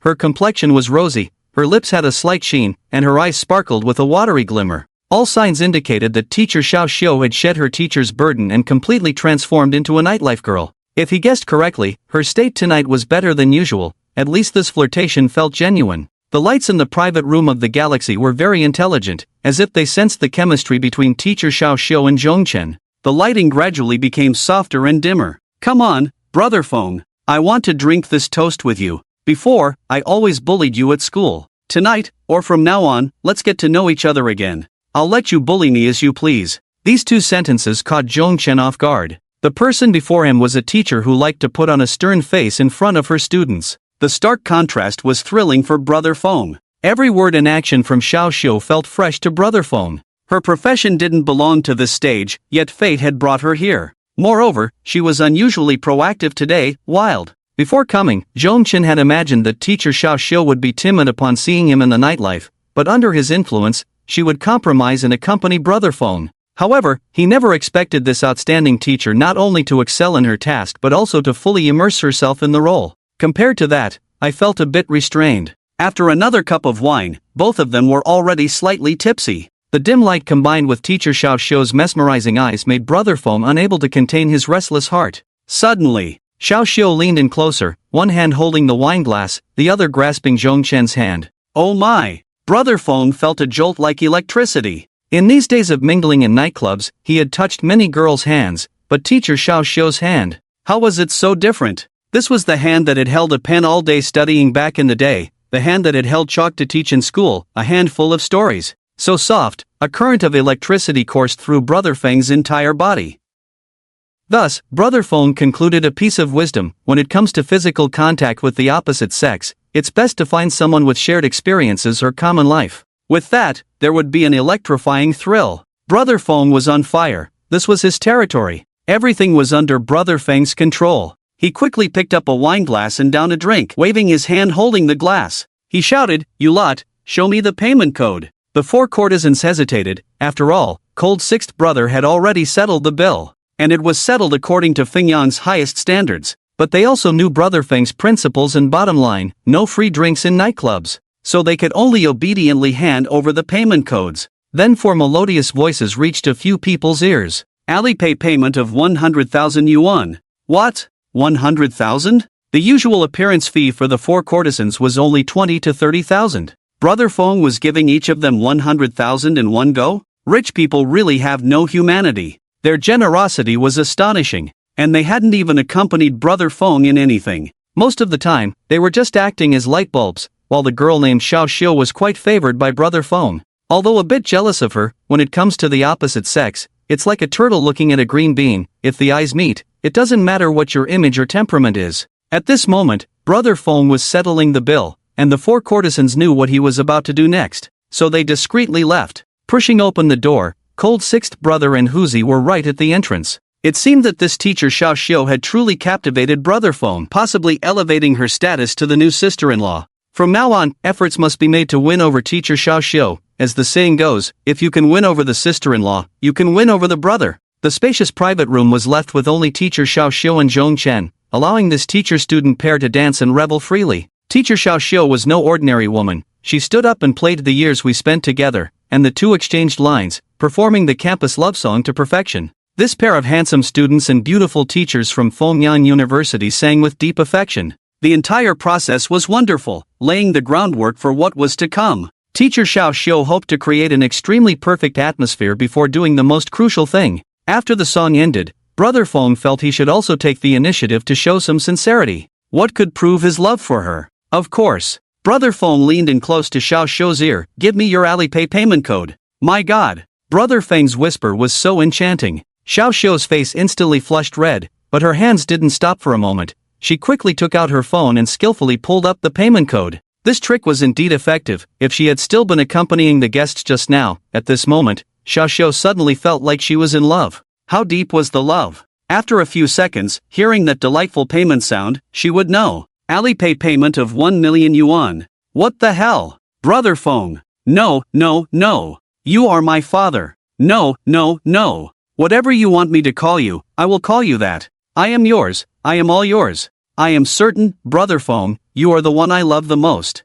Whether you love me or not doesn't matter. I just love you. For this lifetime I will love you, and I love you deeply, deeply. 1 million. Xiao Xiu could hardly believe it. She opened her balance and confirmed it again and again. It was absolutely true. Brother Feng, since you've done this, don't blame Xiao Xiu for losing her composure today. I must have you. Congratulations, Night King. The impression value of nightclub girl Xiao Xiu has skyrocketed to 100%. You did great. She has already fallen for you. The system rewards you with a Cullinan with the license plate number FOMIA 66666. It has been parked for you at the Emperor's parking lot. Although Zhongchen could already summon the wind and rain, buying a Cullinan with his own strength was a piece of cake. But who wouldn't love a luxury car for free? Not to mention it was a Cullinan. And the license plate number was an astonishing FOMIA 66666. That Maybach with 5/8 was already well known, and he really needed another car for convenience. He just didn't expect that the other car would be even more impressive than the Maybach. Xiao Xiu was like a pool of water,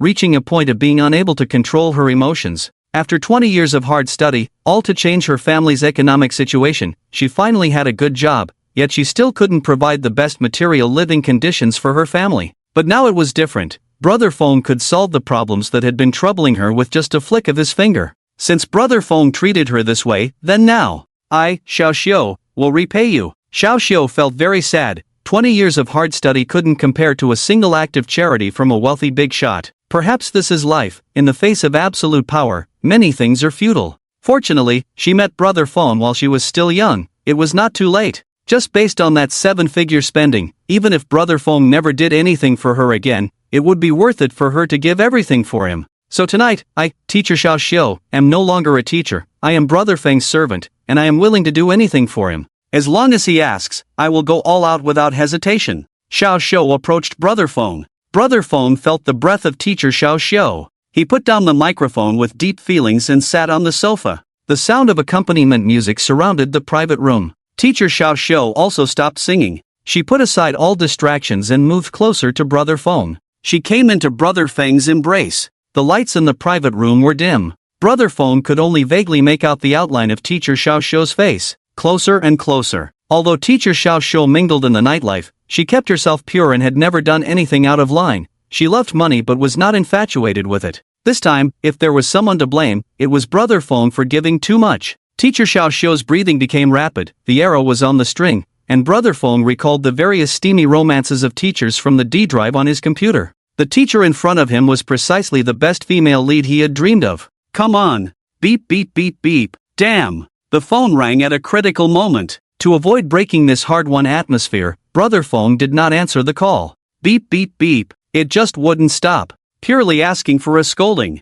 Hello? Who the hell are you? Brother Feng was anxious, while Xiao Xiu looked at him shyly. Who are you talking to? I'm your mother. Oh, Mom, what's the matter so late? You brat. Your dad is getting married. No.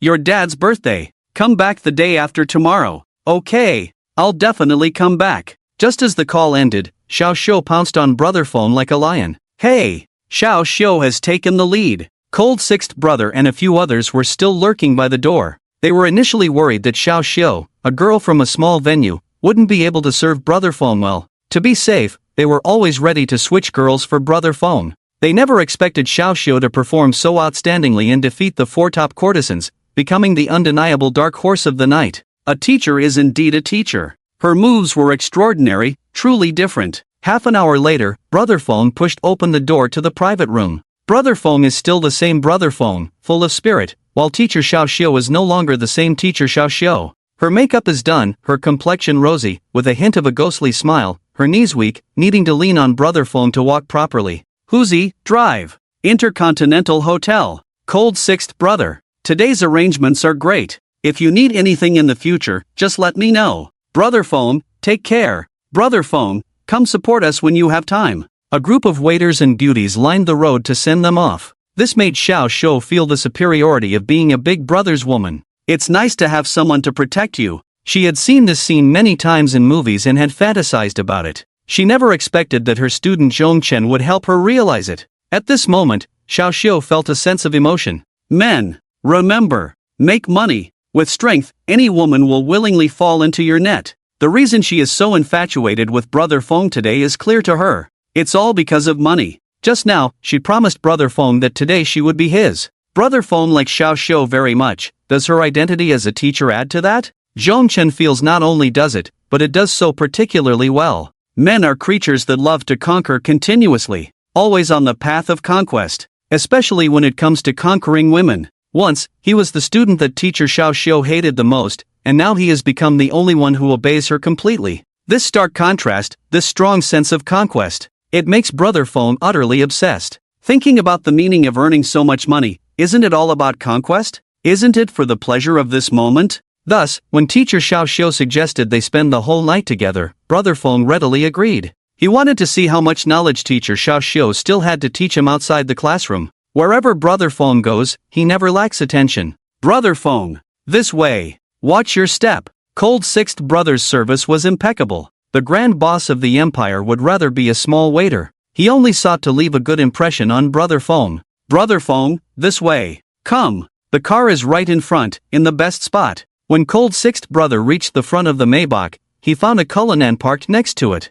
Damn it! Who's so blind to park next to Brother Feng's car? You should know that after Brother Feng parked, Cold Sixth Brother cleared all the surrounding cars just to give Brother Feng a more distinguished feeling. Who would have thought that under the strict watch of the security, this Cullinan had somehow slipped in and parked alongside Brother Feng's Maybach? The Cullinan is worth over 7 million. Its value far exceeds Brother Feng's Maybach, but Brother Feng's strength is not just represented by this car. To see how fierce the owner is, just look at the license plate number. Damn! Just as Cold Sixth Brother was about to continue cursing, he saw that the license plate number of the Cullinan was Feng is 66666. This number is not inferior to Brother Feng's. What's going on? Are gods fighting? Cold Sixth Brother was momentarily at a loss, but he firmly believed the owner of this Cullinan might be someone he couldn't afford to provoke, but Brother Feng definitely wasn't afraid of him. After all, Brother Feng has 800 bodyguards. Not to mention in Fengyang, he could walk sideways even across the province and the country.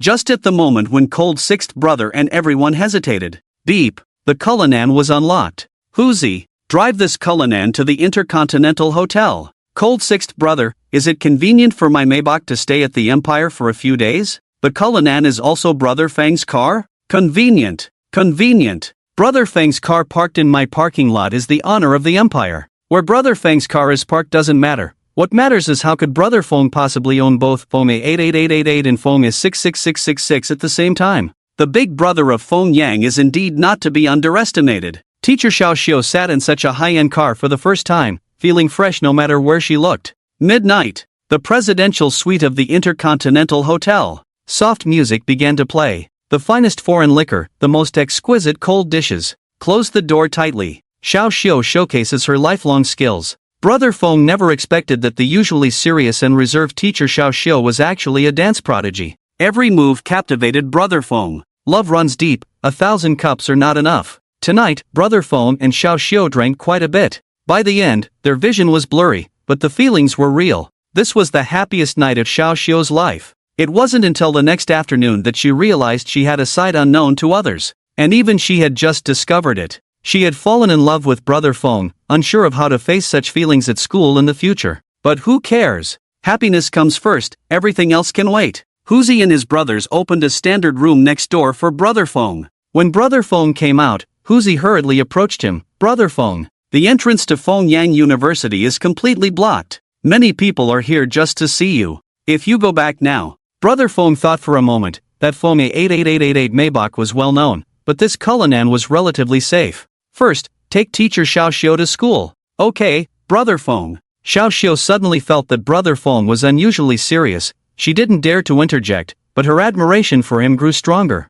Wow! A dense crowd gathered at the entrance of Fengyang University. At this moment, when Brother Feng entered the campus, it was absolutely like a star, surrounded by a throng. Darling, I'm leaving now. Remember to think of me. Teacher Xiao Xiu got out of the car, her eyes red, looking pitiful. It was already 3 o'clock in the afternoon. Brother Feng, where are we going? Zhongchen remembered the phone call from his mom yesterday. Tomorrow was his dad's birthday. Since that's the case, why not head back to Heian County for some fun? Before university, Zhongchen had lived in Heian County, often passing by those vibrant nightlife spots with his classmates. Back then, he was short on cash and didn't dare to go in. Now, in Fengyang, he could stroll around freely. Once in Heian County, it felt like returning home. Brother Feng took out his Rowi phone and glanced at the text message records. Wow! After some effort, Brother Feng's bank account had skyrocketed to over 94 million. Tonight, Brother Feng's savings would easily surpass 100 million.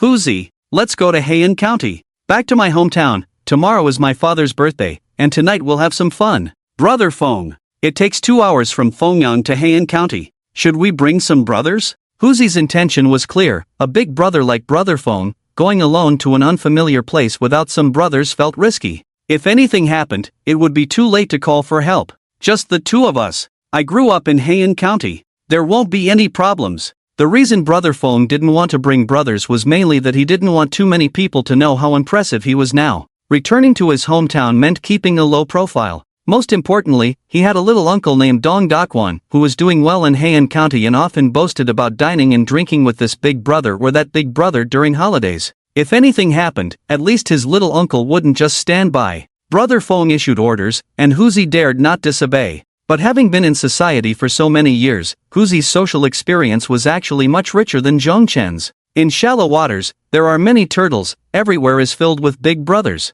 The smaller the place, the less people follow the rules. In Fengyang, Brother Feng was all-powerful. But in Heian County, if something went wrong, it would be hard to find reinforcements. So on the way, Huzi sent a WeChat message to his top killer, Guang. Bring the 8 great kings. Drive the Thunder business car. Go to Heian County to protect Brother Feng. Brother Feng's vehicle is Fengya 66666, a Cullinan. Guang replied instantly, received. With the arrangements made, Huzi felt at ease. Guang and the 8 great kings were his trump cards. Several of them came from martial arts schools, not only possessing exceptional skills but also being ruthless, and they were Tiger's close friends. After 2 hours of high-speed travel, the Cullinan arrived in Heian County. Brother Feng sat in the back seat of the Cullinan, feeling nostalgic. The last time he returned home, he was still a penniless nobody. When going to a restaurant, he had to check the prices and feel his pockets. Although Heian County wasn't large, the famous Red Street had quite a reputation. Dozens of nightclubs lined the street, and the wealthy second-generation social leaders of the county often gathered here. During high school, Brother Feng frequently passed through this area with a few male classmates, vowing that once he had money, he would come to Red Street to find girls. Now Brother Feng was rich. How were those brothers doing? The sky was dimming. A new day was just beginning on Red Street. At that moment, the Night Paris Business KTV came into Brother Feng's view. It was the hottest nightclub in Heian County back in the day. Those who entered Night Paris were all prominent figures from various sectors of Heian County. But now it looked desolate, lacking the bustling scene of the past. The Cullinan parked right in front of Night Paris, with Tiger waiting in the car. Brother Feng went upstairs alone. Big brother, come play at our place for a while. Brother, we have many quality girls here. Can you support us a bit? The Cullinan with Fengyang license plates was simply too eye-catching. Those women looking for customers had sharp eyes. A big brother driving this car definitely had money. In no time, many older sisters gathered around Tiger. But Tiger had no interest in flirting with girls right now. As soon as Brother Feng entered the door of Night Paris, he immediately called Guang. Guang, where are you? Tiger, we just got off the highway. Navigate to Red Street. There's a nightclub called Night Paris. Gather here. Okay, Tiger, we'll be there in half an hour. Tiger felt relieved. With these 9 people, plus his own skills, as long as they didn't provoke the top big brothers in Heian County, dealing with those small-time thugs would be like stepping on ants. On the other side, Brother Feng entered Night Paris, where Boss Song personally welcomed him. The business at Night Paris was poor, so Boss Song was trying to save costs and personally attend to guests to better serve VIPs. Perhaps there was still a chance for business to turn around. Hello, sir. Welcome to Night Paris. What kind of private room do you need? Boss Song bowed and smiled, his service attitude very good. The best and most expensive private room. Boss Song had been in the nightlife scene for many years. Although this young man was not very old, he exuded an indescribable aura. Unlike those rich second-generation kids who swayed their heads, he had a feeling of being firmly in control. Please, big brother. No matter how many people there were, since someone was willing to spend money, they would take it. What should I call you, VIP? Boss Song asked as they walked. What kind of package do you want? We have. Zhongchen was about to give his name, but the commotion from the Donghu shipyard was too loud. He wasn't sure if his reputation had reached Heian County. Call me Ah Feng, and I want your most expensive package. Alright, Brother Feng. It turned out to be a big spender. Not even asking about the price, going straight for the most expensive. But customers are gods. If such customers came every day, wouldn't Night Paris thrive again? Xiao Tang, bring all the girls to me. Finally, the god of wealth had arrived, and Boss Song didn't dare to be negligent. He took Zhongchen into the Paris Dream summer private room. Meanwhile, he hurriedly had the waitstaff arrange girls for Brother Fong. As soon as Brother Fong settled in, a flurry of 16 girls arrived. Wow! Unexpectedly, the owner of the Paris Dream summer private room was still a young man in his 20s. Handsome and striking. The girls all rushed to the front, deliberately sticking their butts out, trying to win the favor of this handsome guy. The beauties knew very well that someone who could afford a package costing over 20,000 to enter this room was definitely wealthy, and the tips would naturally be generous. Moreover, the business in night Paris is not good right now. Sometimes, not a single performance happens all night. If a wealthy man comes, we should quickly take advantage of him. How interesting. Brother Fong looked at the smiling, eager girls and was quite intrigued. Although they weren't as exciting as the 4 great courtesans, what he wanted was a royal-level experience. Yes, it was the energy the girls had right now. With their current state of mind, once they got on stage, they would have to put in a lot of effort to perform. Everyone stay. Brother Fong. What? Everyone stays? Everyone stays. Open the payment code. Zhongchen knew what the killer move was. Before playing, he would show off his strength and let these starry-eyed girls taste the sweetness. The girls were dumbfounded. After working in the night scene for so long, it was the first time they had seen someone book all the girls. Could he handle it? And he wanted to show the payment code in advance. Is there really such an open man in the world? They felt like they had encountered a living bodhisattva, and the girls hurriedly took out their phones to pull up the payment codes. WeChat payment of 10,000 yuan. WeChat payment of 10,000 yuan. What? Everyone stays and each gets 10,000? Boss Song almost wanted to kneel down and bow to Brother Fong on the spot. Usually, the girls worked hard, drinking and laughing, and could only earn 500 yuan after several hours. Before it even started, it was already 10,000. Nearby, the waiter Xiao Tang swallowed hard, truly envious. He wished he were a girl too. Brother Fong, this is the package you ordered. Please enjoy, and if you need anything, just call me. Xiao Tang looked at the young Brother Fong with admiration. The two were not far apart in age, so why was he just a small waiter while Brother Fong could casually take out hundreds of thousands? This is the gap. There will always be a gap between people. When the gap between people is small, he hopes to catch up, wishing to rise through hard work. But when the gap is as large as that between him and Brother Fong, all that remains is admiration and reverence. Young man, give me the payment code. Brother Fong noticed the young man's state. He had once been poor and worried about money. He wanted to give the young man a bit of confidence through his encouragement. After all, the money spent could be returned tenfold. WeChat payment of 10,000 yuan. Xiao Tang was stunned. Even a waiter gets a 10,000 yuan tip? Not just stunned, Xiao Tang was even a bit moved. Those wealthy bosses, the impressive second-generation rich, usually chose to ignore male waiters. Even if someone gave a small tip, it was only a couple of hundred. 10,000. That was more than 2 months of his income. Xiao Tang's eyes brimmed with tears. No need to say anything, money is the most direct way of communication between adults. As long as Brother Fong needs anything, Xiao Tang will definitely not hesitate. Thank you, Brother Fong. Great kindness goes unspoken. After thanking him, Xiao Tang hurriedly left, afraid that if he spoke too much, his tears would flow. Taking money and bringing joy to others. Those beautiful girls had witnessed the charm of a man today. A handsome, wealthy man with a kind heart was right in front of them. Tonight, Brother Fong must be happy. A dozen girls took turns singing and dancing for Brother Fong.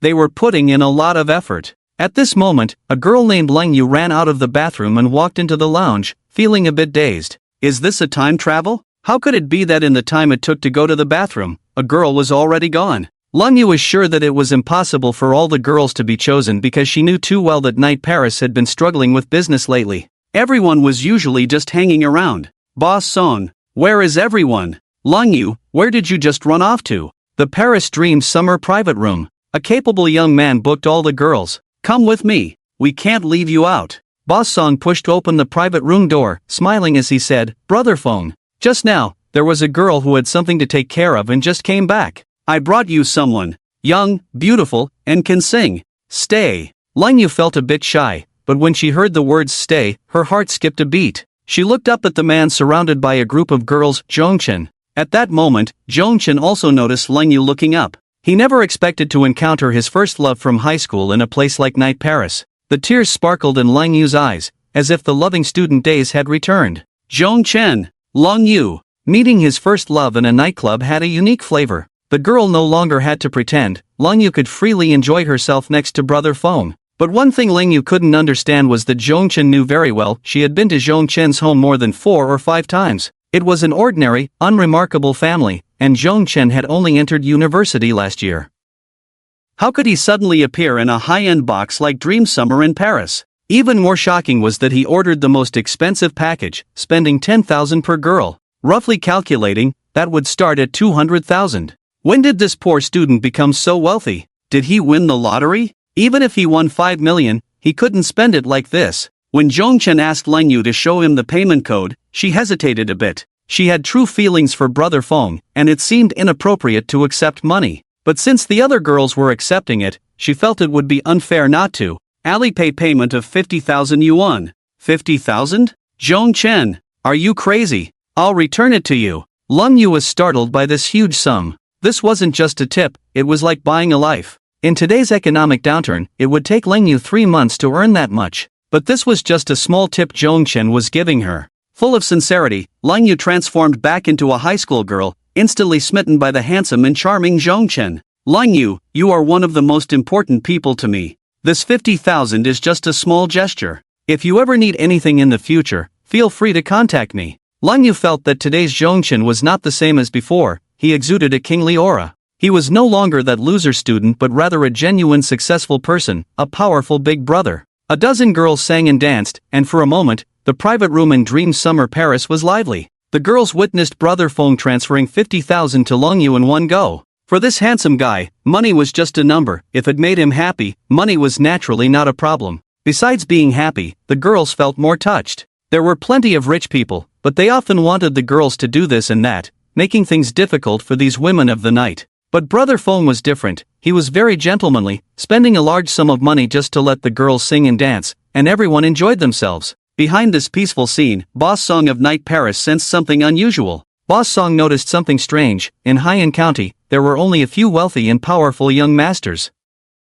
After years of mingling in nightclubs, he was already aware of this. But this young man spent nearly 300,000 in a short time, and he showed no signs of stopping, indicating further spending. At this rate, his spending tonight would not be less than 800,000. Compared to those second-generation rich kids from Haiyan County, who only spent a few thousand with their pocket money in one night, this was on a completely different level. Who on earth was this mysterious young man? The thought sent chills down his spine. Just now, Ling Yu called him Zhongchen, and Boss Song had seen the male lead in the video from Donghu Shipyard Online, who was also named Zhongchen. Could he be the newly appointed big brother of Fengyang City, Zhongchen? Thinking of this, Boss Song trembled all over. 800 strong fighters scared Hao Dajiang so much that he wet his pants. The second big brother of Fengyang City was defeated without a fight. In what seemed like overnight, Hao Dajiang was completely erased from the underworld. If the man in the private room was Zhongchen, then danger and opportunity would coexist. If not handled well, it could lead to total disaster.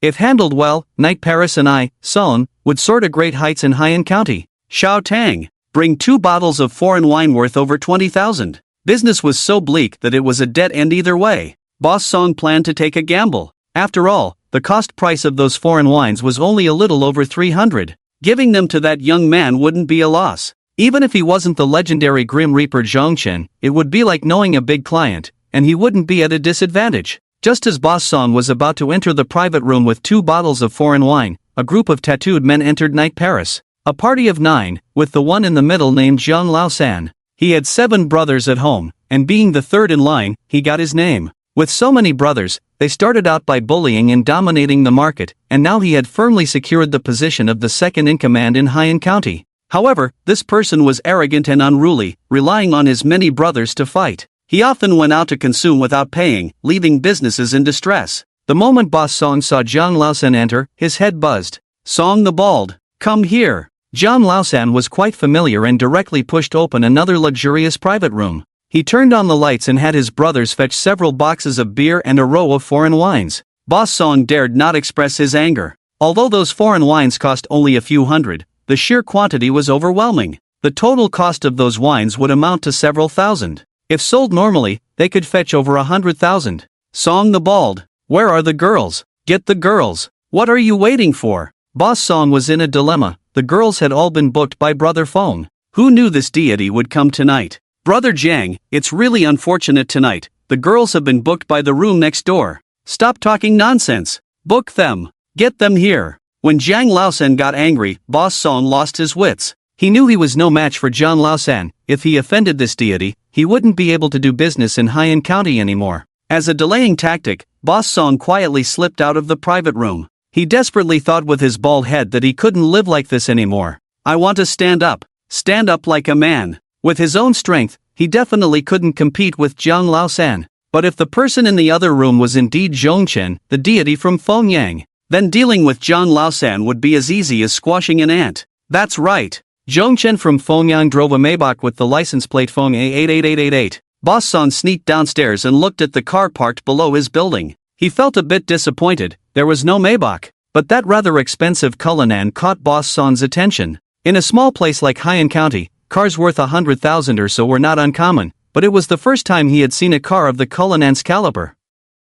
Could this be Brother Feng's ride? Feng A66666. Damn! A Fengyang car. And the license plate number was not much worse than Feng A88888. The owner of this car was definitely not an ordinary person. After much contemplation, Boss Song realized this was the only chance for a turnaround. Take a gamble. Bet that this car belonged to Brother Feng. Bet that the man in the private room was Zhongchen himself. Boss Song grabbed the two most expensive bottles of foreign wine and pushed open the door to the Paris Dream Summer private room. Brother Feng, this is the most expensive foreign wine from our shop. A gift for you. Hey. The payment code. Boss Song initially wanted to give away 2 bottles of good wine and then express his troubles, but unexpectedly, Brother Feng insisted on the payment code. Boss Song, I never skimp on nightclub expenses. I appreciate the goodwill, but my bottom line is no free drinks and no discounts. Hurry! Payment code. With those words, Boss Song had no choice but to obediently present the payment code.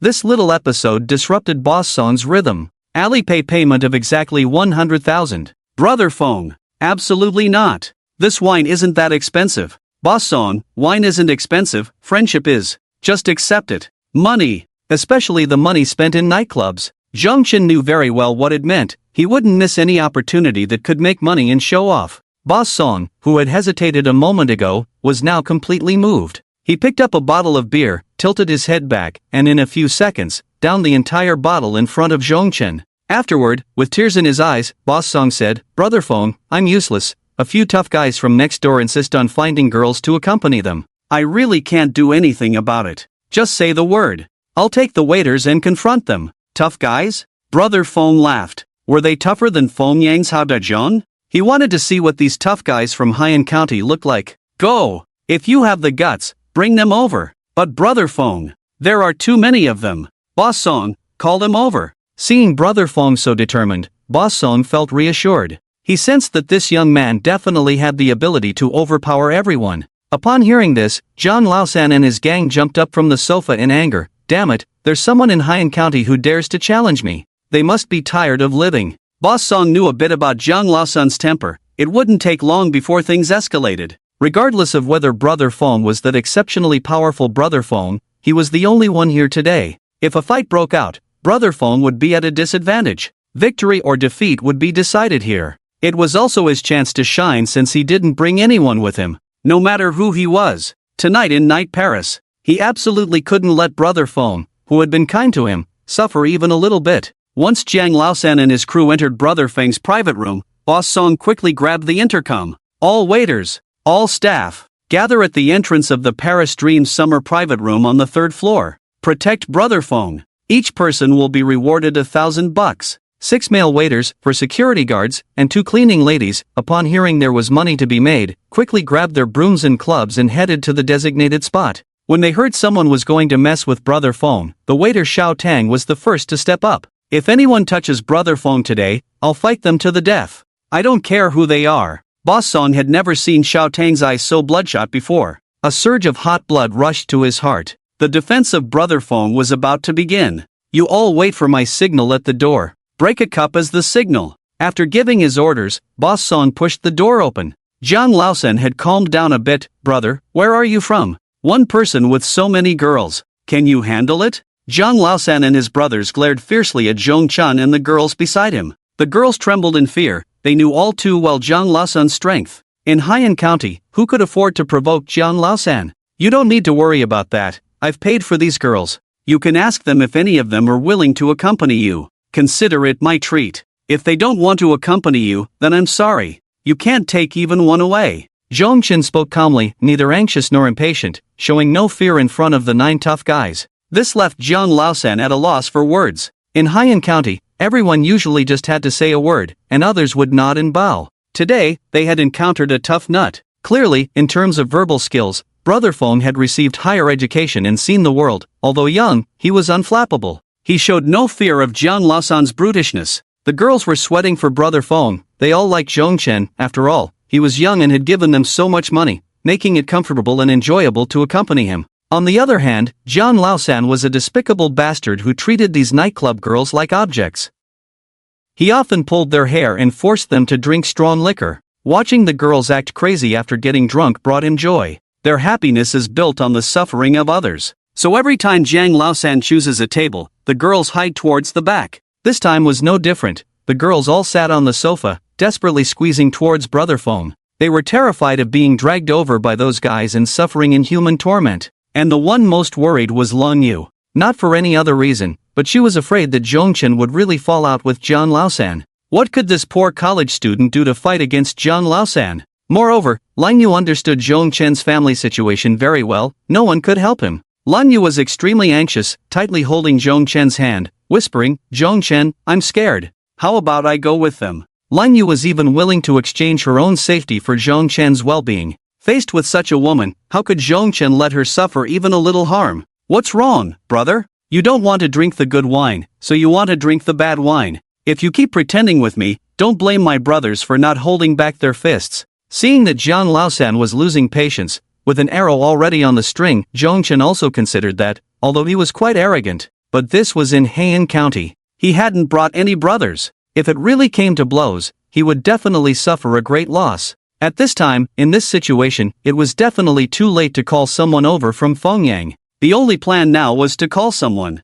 In Haiyan, the only person he could call, the only social figure he could contact, was his uncle-in-law, Dong Dakwon. Usually at home, his uncle-in-law claimed to be a big shot in Haiyan. There was nothing he couldn't solve. Today, Zhongchen was finally going to put him to use. Jiang Laosan had already used enough patience on Zhongchen. After all, he didn't know this young man well, and there was an indescribable aura about him. But the brothers around him couldn't wait any longer. They were about to come over to deal with Zhongchen and take away a room full of beautiful girls. "Wait." Zhongchen sat firmly, slowly raising his head. "I want to introduce someone." Jiang Laosan thought for a moment. He could finally know this young man's true strength. Everyone looked at Zhongchen, waiting with bated breath. "Dong Dakwon. He's my uncle-in-law. Let's see who dares to mess around." "Who? Dong Dakwon?"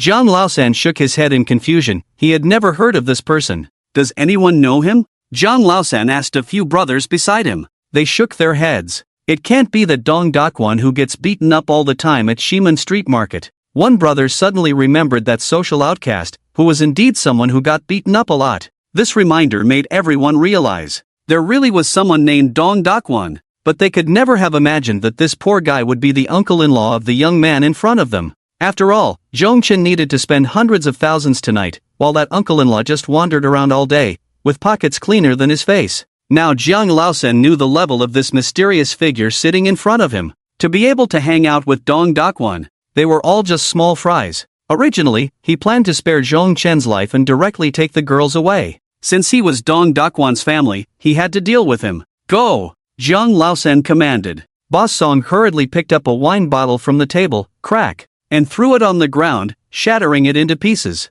The shattering of the bottle was the signal. The bottle was broken. It could command the world. The aunties, uncles, and waiters all grabbed their weapons and broke in. Leading the charge was Xiao Tang. Xiao Tang had been holding back outside. He stood in front of Brother Feng, gritting his teeth. "I don't want this life anymore. Whoever dares to touch Brother Feng, I don't care who it is, I'll fight to the death." Anyone with eyes could see that Xiao Tang was really furious. As the saying goes, those who are reckless fear those who have nothing to lose. Faced with someone like Xiao Tang, who was willing to give up his life, those social big shots were indeed a bit hesitant. After all, billionaires who could summon the wind and rain had to consider the cost-effectiveness of fighting with a waiter. At this moment, the girls were also moved by Xiao Tang. Brother Feng was truly too good. Everyone is an adult. Those willing to spend their own money will always be at the front. They are all ready for battle at any moment. If this turns into a fight, these women are not to be underestimated. They will scratch the damn Zhang Laosan until he has a face full of bruises.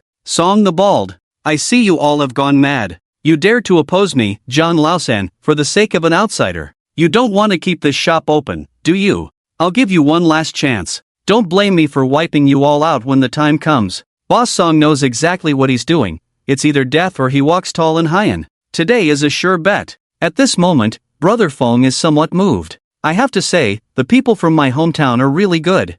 I didn't expect that after just an hour of contact, these people would be willing to risk their lives for him. Especially Xiao Tang. It's clear that his feelings are genuine. This sturdy young man, nearly 6 feet tall, left a deep impression on Brother Feng. And then there's Ling Yue, who has been holding his hands tightly, his beloved Bai Yuguang. If a knife were to come at him, Brother Feng suspects Ling Yue would step up to block it. Zhongchen truly doesn't want to harm these kind people. He picks up his phone and sends a WeChat message to Huzi downstairs. Come to the Paris Dream Summer private room quickly. The 3 exclamation marks indicate the seriousness of the situation. Huzi, upon receiving the order, doesn't dare to delay. He grabs his brothers and rushes upstairs. In just 20 seconds, Huzi brings a Guang and the 8 Great Kings, kicking open the private room door. The scene before Huzi is somewhat shocking. What formation is this? Brother Feng sits firmly in the middle, surrounded by a dozen beautiful women guarding him, while a furious Xiao Tang stands in front of him, ready to block any attacks. A group of uncles and aunts and waiters stand by.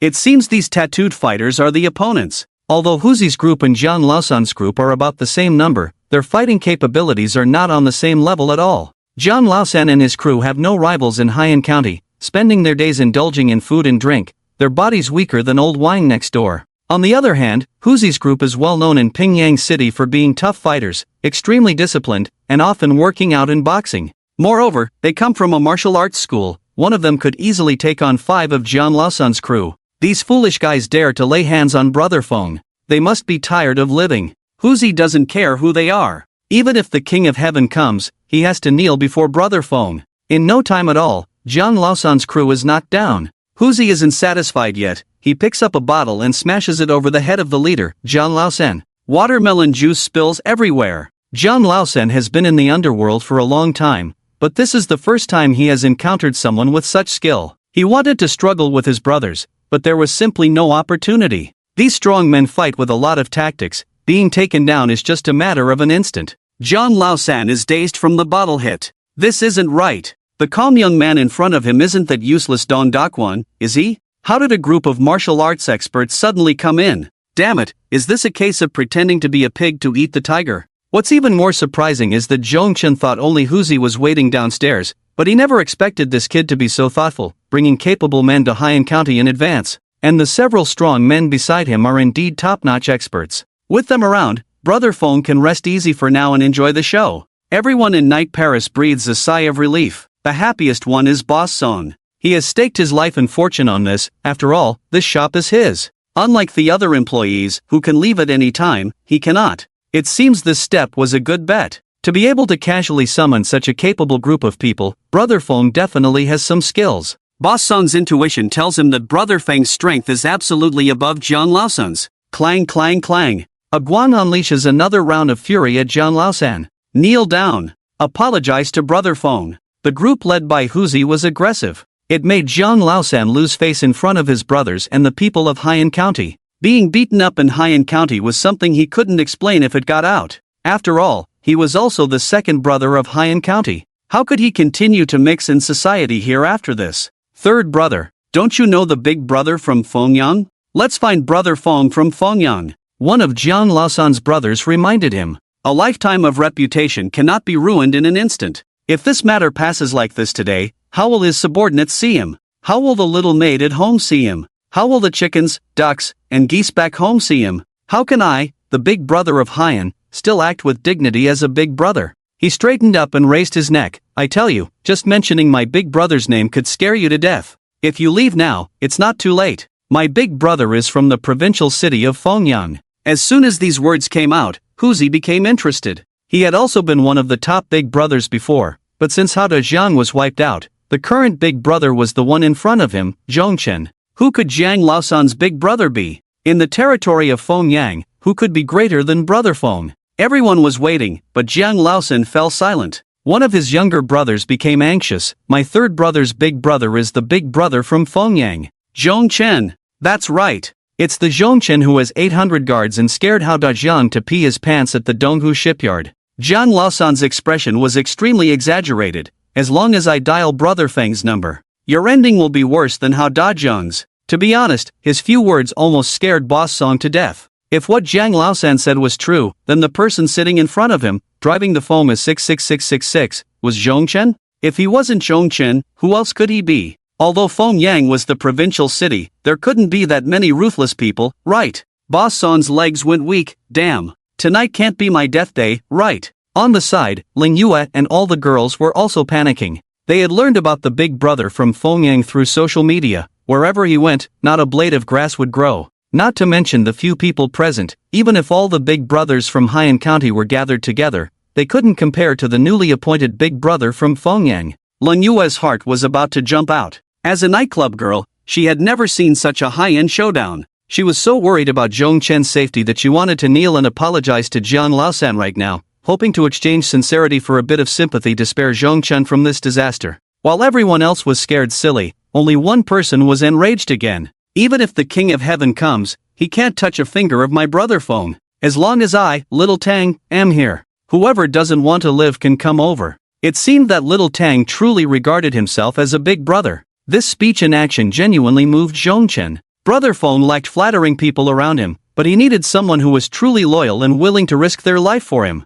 Brother Feng had made up his mind. In the future, he would definitely reuse this Little Tang. But now, it wasn't the time. He wanted to see who Jiang Laosan could invite. Zhong Chen pushed Little Tang, who was protecting him, aside and straightened his back. You, let that big brother from Feng Yang come over. I want to see his power today. Big brother, make the call. Don't you have the number for Zhong Chen, the big brother from Feng Yang? One of the younger brothers kept urging. Jiang Laosan was a bit dazed. He indeed got Zhong Chen's number from his brothers in Feng Yang. And in front of his younger brothers, he boasted, from now on, we are brothers on the same boat as the big brother from Feng Yang. Look, Brother Feng's phone number. Now Jiang Laosan's younger brothers were in an uproar. If the big brother and the big brother from Feng Yang were good buddies, then in Haiyan County, wouldn't they be able to do whatever they wanted? Only Jiang Laosan knew that being brothers with the number one in Feng Yang actually just meant getting Brother Feng's phone number through the brothers on the Feng Yang road. And indeed, Brother Feng's number was too easy to remember. Many people remembered Brother Feng's number, but who would dare to call him casually and seek trouble? Big brother, what are we waiting for? In Haiyan County, we can't let them be so arrogant anymore. Everyone was waiting for Jiang Laosan. Forced into this situation, Jiang Laosan had no choice but to take out his phone. One by one, he pressed the number buttons. 116849s. Jiang Laosan was sweating profusely, pressing the call button, not knowing if he would live or die. Would calling Feng Yang's big brother Zhong Chen make him unhappy and come to Haiyan County to uproot him? Jiang Laosan's hands trembled. Would the foundation he had built over the years turn to dust because of this one call? Approaching 40, Jiang Laosan looked back on his glorious years and felt fear for the first time, fear of a mere phone number. The number one in Feng Yang was too formidable. Life was at stake. In this world, if one took life and death too seriously, they would eventually be bound by it and unable to move forward. To hell with it. Do it. Jiang Laosan gritted his teeth and made the call. But this call left Huzi and the others dumbfounded. Did he really call? Wasn't Brother Feng sitting right in front of us? Jiang Laosan's heart raced. Although that guy from Feng Yang said the number was absolutely correct, he had never called it before and wasn't sure if it would connect. After all, this number felt like a joke. The atmosphere in the private room was extremely silent. Everyone's attention focused on the call Jiang Laosan was making. This call could determine the fate of many people. The sound of beeping came from the other end. The call connected. Jiang Laosan's heart was in his throat, and he felt a bit regretful. What was a beating? After going out, he could still be a good man, still walk tall in Haiyan County. Why risk his life to make this call? The phone rang a few times, but no one answered. Jiang Laosan silently prayed in his heart, please don't answer, please don't answer. This way he could find a way out. Zhong Chen already felt his honorary phone vibrating in his pocket. Time was passing second by second. Huzi looked at Brother Feng, wanting to confirm if Jiang Laosan was really calling Brother Feng. Brother Feng reached into his pocket, took out his phone, glanced at the number on the screen, and then pressed the answer button. The call connected. Zhang Laosan's hands trembled violently. Was the person on the other end really Brother Feng? Why you? Is this Brother Feng? Zhang Laosan waited for a long time, but no one spoke. Everyone's eyes widened, staring at Zhang Laosan. No one noticed Brother Feng's actions. Time passed second by second, and Zhang Laosan seemed to be waiting for the Grim Reaper's decree. In the next second, a kingly voice came from Zhang Laosan's phone. How did you know my number? The voice came from Zhang Laosan's phone and also from Zhong Chen, who was sitting in the center. At this moment, everyone turned to look at Brother Feng. How did you know my number? This short sentence shocked everyone. What? He was the newly appointed big brother of Feng Yang, Zhongchen. Zhang Laosan collapsed onto the ground. He had thought that calling might bring danger, but he never expected the plot to unfold like this. No wonder the person in front of him had a charisma that young people lacked. It turned out he was the one who instilled fear in others. Zhang Laosan was no longer afraid of anything else. As long as Zhongchen was willing to spare his life, he would accept even if his legs were broken and arms were shattered. Leng Yue and the group of girls were completely dumbfounded. Brother Feng. Especially Leng Yue, she was most familiar with Zhongchen. They often played together during school, and she had even been to Zhongchen's house as a guest. His parents were small vendors. How could he become the big brother of Feng Yang? Previously, Leng Yue had also heard the legends of Donghu Shipyard and knew that a new big brother had emerged in Feng Yang. That person was also named Zhongchen, but there were many people with the same name, and she had never connected her old classmate with that social big brother. But thinking about Zhongchen's unusual behavior today, spending hundreds of thousands at night Paris, his every gesture indeed had some essential differences from that old classmate. But the feeling hadn't changed, the friendship hadn't changed, only Zhongchen's aura had transformed. He now carried a kingly presence. Zhang Laosan was still trembling. As long as Brother Feng exerted a little force, he would be done for.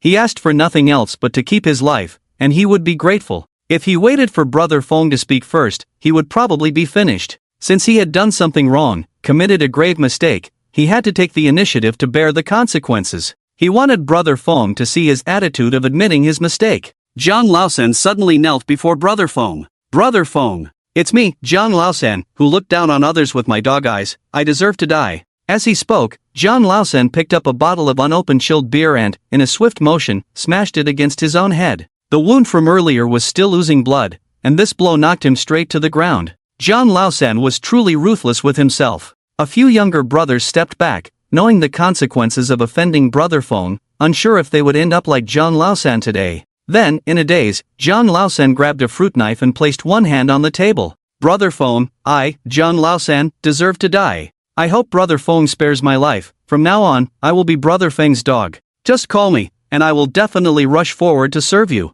Zhang Laosan spoke these words sincerely. I'll use my 2 fingers as punishment for my dog eyes looking down on others. Zhang Laosan raised the fruit knife high, about to cut off his 2 fingers. Brother Feng grabbed Zhang Laosan's hand holding the knife. Alright, let's turn the page on this. If you're going to die, die quietly, don't splatter my clothes with blood. Although Zhongchen was the big brother of Feng Yang, strictly speaking, he hadn't participated in any killings or arson. He belonged to the upper echelon of strategists and didn't like violence. He preferred to kill invisibly, letting the opponent self-destruct. Upon hearing Brother Feng's words, Zhang Laosan saw a glimmer of hope. He quickly flattered, "Thank you, Brother Feng, for sparing my life. From now on, I, Zhang Laosan, will be Brother Feng's dog in Heian County. If you need anything, just call, and I will definitely serve you with all my might. Who dares to touch Brother Feng? I will fight to the death with my brothers." The call that Brother Feng just made was mine. If you need anything in Heian County, just find me. Zhongchen thought about it. He had quite a few relatives and friends in Heian,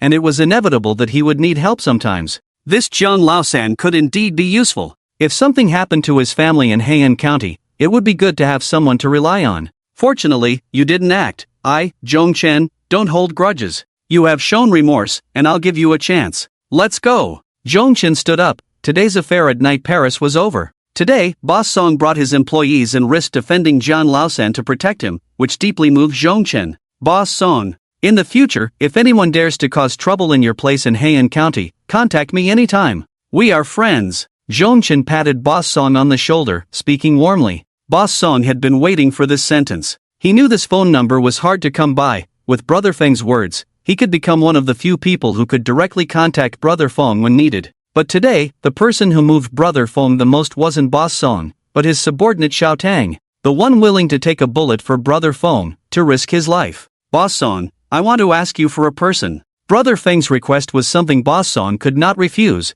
nor did he have any reason to refuse. If Brother Feng has anything to say, just go ahead. From now on, in Haiyan County, Night Paris is your territory. When you come back, do come and sit with me. Boss Song understood that Brother Feng's spending at Night Paris today would inevitably spread. Once it got out, many people would know that Brother Feng had a good relationship with him. Consequently, many social figures would try to curry favor with him, and his business would definitely see a turnaround. If Brother Feng could really come back in the future, his status and influence in various fields would be elevated. I want to take Xiao Tang with me. Xiao Tang, are you willing to follow me from now on? Xiao Tang, hurry up and call Brother Feng. Brother Feng's decision made Boss Song very pleased. After all, he had a boss-employee relationship with Xiao Tang, and they got along well. If Xiao Tang was by Brother Feng's side, becoming his right-hand man, he would naturally become Brother Feng's brother too. This was a huge blessing. Xiao Tang immediately knelt down. Brother Feng, from now on, my life belongs to you. Zhongchen knew that his potential was far beyond this. He desperately needed a loyal little brother like Xiao Tang, whom Brother Feng had high hopes for. If there were plans to expand the business landscape in the future, Xiao Tang could be of great use. Then let's call it a day. Xiao Tang, for now, follow Huzi. After bidding farewell to the beautiful women, Brother Feng, along with a group of brothers, with Bai Yue Guang and Ling Yue by his side, went to the barbecue restaurant they often visited back in the day to eat and drink. As the drinks flowed, memories from high school flooded back. You, give me the payment code. Brother Feng was quick to transfer money without a second thought. The current Brother Feng was not the same as the old Feng. Ling Yue couldn't resist him. Alipay payment of 1 million yuan. This astronomical figure shocked the other customers in the barbecue restaurant. Look at her boyfriend, a transfer of 7 figures. A girl directly got angry with her boyfriend and left with her bag. What expresses love better than money? Although that hazy love from high school couldn't be entirely measured by money, Ling Yue really needed it.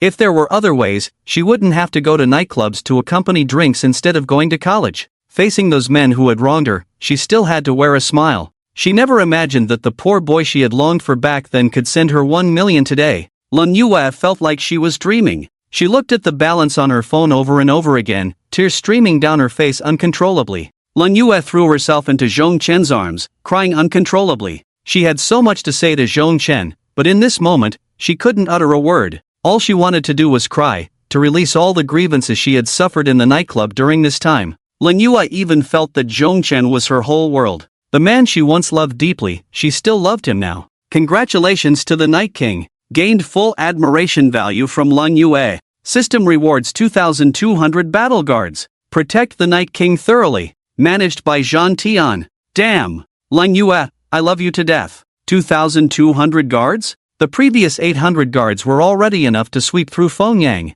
With these 2,200, how crazy would these 3,000 guards be? At this moment, Ling Yue was on cloud 9. She was willing to do anything for Zhongchen. She lay in Zhongchen's arms, crying, and even mischievously, made Zhongchen feel a little flutter. Ling Yue knew where a man's weakness lay, through her understanding of men during this time. Once a man had an idea, it was hard to keep it under control.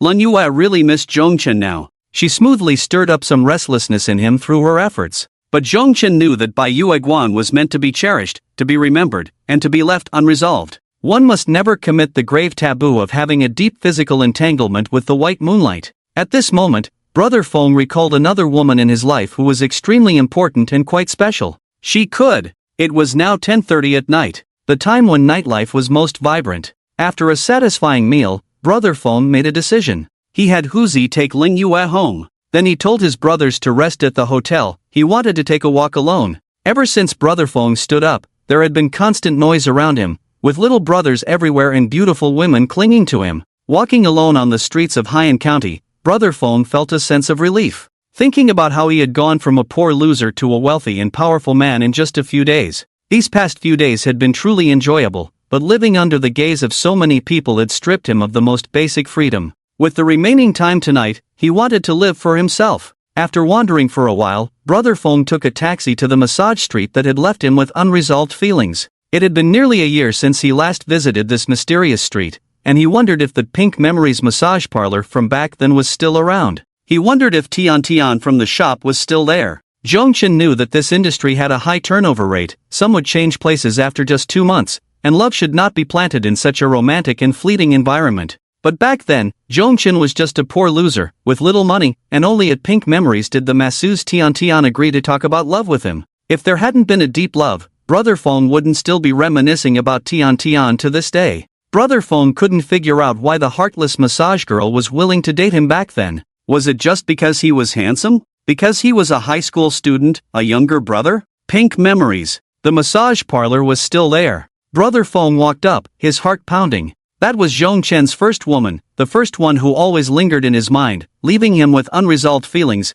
unforgettable for a lifetime. Jongchen had once vowed to make something of himself and take Tian Tian to live a good life. Back then, Tian Tian had only smiled slightly, not taking Jongchen's words to heart. Now, Jongchen was at the peak of his life. God bless, may Tian Tian still be there. Ah, hello, handsome, come in. See which of these girls you like. Jongchen recognized the speaker, named Sister May, who was the one in charge of this shop. But over time, Sister May had long forgotten Jongchen. Under the pink lights, Brother Feng looked at the 7 girls in front of him. Jongchen was sure that Tian Tian was not there, and all these girls were new arrivals, with not a single familiar face. Jongchen shook his head. Sister May quickly turned off the dim pink light and turned on a brighter one. Handsome, take a good look. She's only 19 this year. She's from Hainan, and she's 174 centimeters tall. Or you can tell me what type you like, and I can get someone from another shop for you. Sister May stared at Jongchen. Jongchen glanced at Sister May.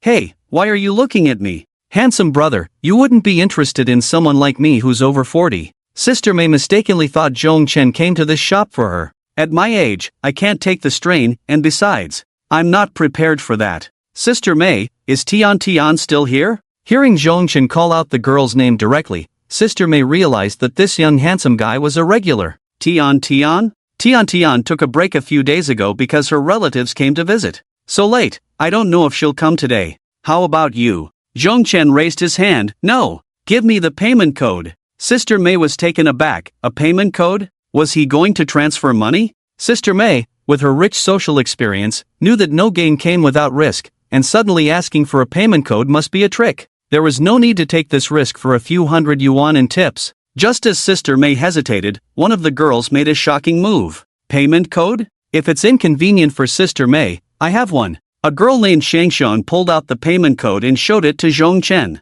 Xiang is a cheerful girl. Damn! I can't dare to show the payment code. I've never seen anyone too shy to show their receiving code. Giving money without taking it, isn't that foolish? Whether it's 10 yuan or 100 yuan. Free money, why not take it? Alipay receiving 100,000 yuan. Upon hearing the payment notification, Shangxiang instantly felt it was truly fragrant. 100,000 yuan. To think she only charged 300 yuan for driving with a customer. With this 100,000, the young man could go on the highway and make 30 round trips. Brother, this is so embarrassing. Shangxiang said shyly, how about we go to a private room in our place? I'm not that unreasonable of a woman. Jongchen seemed to catch a whiff of Shangxiang, the flavor of Durex. But he was clear that the purpose of this trip was Tian Tian. Jongchen liked being with people he had feelings for. He hated playing games. Right now, he just wanted to see Tian Tian. Bro! Actually, I have a receiving code too. Look, isn't my receiving code nice? And me. My receiving code is convenient too. Come on. Young man, I have one too, don't forget about me. In an instant, the remaining 6 massage therapists looked envious and quickly pulled out their receiving codes, showing their phone screens to Brother Feng. They knew all too well that on a normal day, they couldn't even take a few jobs, and that 100,000 was more than half a month's income. Moreover, looking at the young man, he didn't seem like a bad person. The way these technicians were acting so unreservedly made Sister May look down on them from the bottom of her heart. Humph, a bunch of money-hungry folks. In just 2 minutes, several technicians each received 10,000. Confirming with a glance, this young man was the richest person. Tian Tian hadn't even arrived and he had already spent 70,000. Now Sister May couldn't sit still. She thought to herself, being a money-hungry woman doesn't seem so bad after all. Oh my handsome guy, I think I have a receiving code too. How about this? I'm older. You can give me a little more for my age, and I'll contact Tian Tian for you right away. Sister May figured out Jongchen's purpose for this trip. Spending so much money, was it to please those technicians? Obviously not. If he liked the technicians, the 10,000 he spent would be enough to take care of everyone. It seems this handsome guy not only has money but is also willing to spend it, a sentimental type. Alipay receiving 50,000 yuan. Damn. Handsome guy. No. My dear brother. No. What do you want me to call you? Husband? Daddy? Sister May never expected he would transfer 50,000 to her. What kind of strength and trust is this? Sister May, at her age, had long passed the stage of love and heartbreak. But now, seeing this young man, Sister May suddenly felt a flutter in her heart. Sister May had sought out many wealthy men in her youth, but those wealthy men were sharper than monkeys. After playing around, Sister May gained nothing. After being disappointed in men, Sister May started her pink memories. All these years, Sister May hadn't had feelings for anyone, and today Zhongchen was the first. Help me find Tian Tian. Right. Find Tian Tian. Don't worry, little brother. Even if we have to go to Tian Tian's place today, I won't let you down. Not for anything else, little brother. You've spent your money well. That's right, if Sister May can't find her, we'll help you find her. We'll definitely make sure Tian Tian comes to see you. Bro, have some tea. Bro, I'll massage your legs, let's wait slowly. The feeling of spending money is really good. Zhongchen was unknowingly enjoying the VIP treatment. Sister May dialed Tian Tian's phone. The call went through. After waiting for a while, no one answered. Sister May was anxious. If she didn't get Tian Tian here today, she wouldn't have the face to face this handsome young man. Taking this money felt uneasy. Hello, Sister May. Oh, my dear. You finally answered the phone. Tian Tian. Listen to me. Come to the shop right now. Something good is happening. Sister May thought to herself. This young man is willing to spend 50,000 yuan just to see Tian Tian once. When Tian Tian arrives, the money is naturally not a problem. How much can he give Tian Tian? It's very likely to be an astronomical figure, over 6 digits. So, Tian Tian must come over, firstly to repay the young man's enormous wealth, and secondly, for Tian Tian's own good. Mei Jia, I just lay down. My relatives just left not long ago. Can I rest for another night and go tomorrow? Tian Tian sounds very tired. It's fine as long as she comes. She doesn't have to do anything. Tell her I'm a Feng, Brother Feng emphasizes from the side. With Brother Feng's words, Mei Jia feels reassured. Tian Tian, you just need to show up. The rest doesn't matter. You must come today. You don't have to do anything. Since Mei Jia has said so, Tian Tian can only reluctantly agree to visit Pink Memories. After hanging up the phone, Brother Feng feels relieved. The first woman he has been thinking about will soon appear before him. Back then, he didn't have the strength to love her. Now, he wants to give her the best. Brother Feng, we're not open to the public tonight, only serving you as a guest. As she speaks, Mei Jia directly lowers the roller shutter. Brother Feng sits in a chair, facing the door. Several girls around him are massaging his legs, rubbing his back, and relaxing his scalp. Brother Feng's gaze is resolute, his mind clear of distractions. He only has one thought in his heart, to see Tian Tian.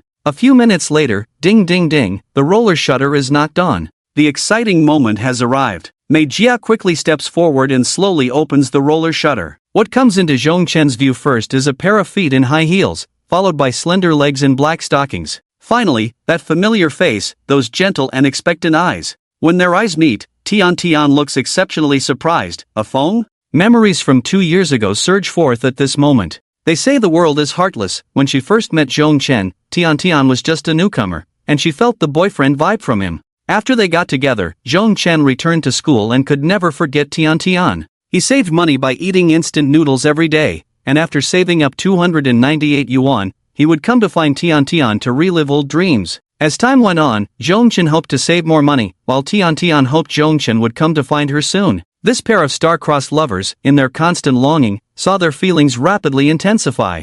Being with Zhongchen gave Tian Tian a different feeling than with other clients. What Zhongchen could offer Tian Tian was not just desire, but more so the longing and anticipation day and night. Yes, they fell in love, two people who shouldn't have loved each other. After falling in love, Zhongchen no longer needed to struggle to save 298, he just needed to save enough for a meal of spicy hot pot to invite Tian Tian out. Zhongchen knew he had made Tian Tian suffer, and he vowed to bring her happiness. But unexpectedly, what he brought her was only a frenzied outpouring. Zhongchen's love moved Tian Tian deeply, and even later, when that bowl of spicy hot pot needed Tian Tian to pay, she was willing, because she knew that working in the nightlife, having a true love was not easy. Until Zhongchen went to university, their relationship began to cool down. But Tian Tian still missed Zhongchen day and night. She wished so much to see a Feng's figure again one day. Zhongchen went to university, and they lost contact. Zhongchen knew that Tian Tian was not the person who would accompany him for a lifetime. After all, that car often went on the highway,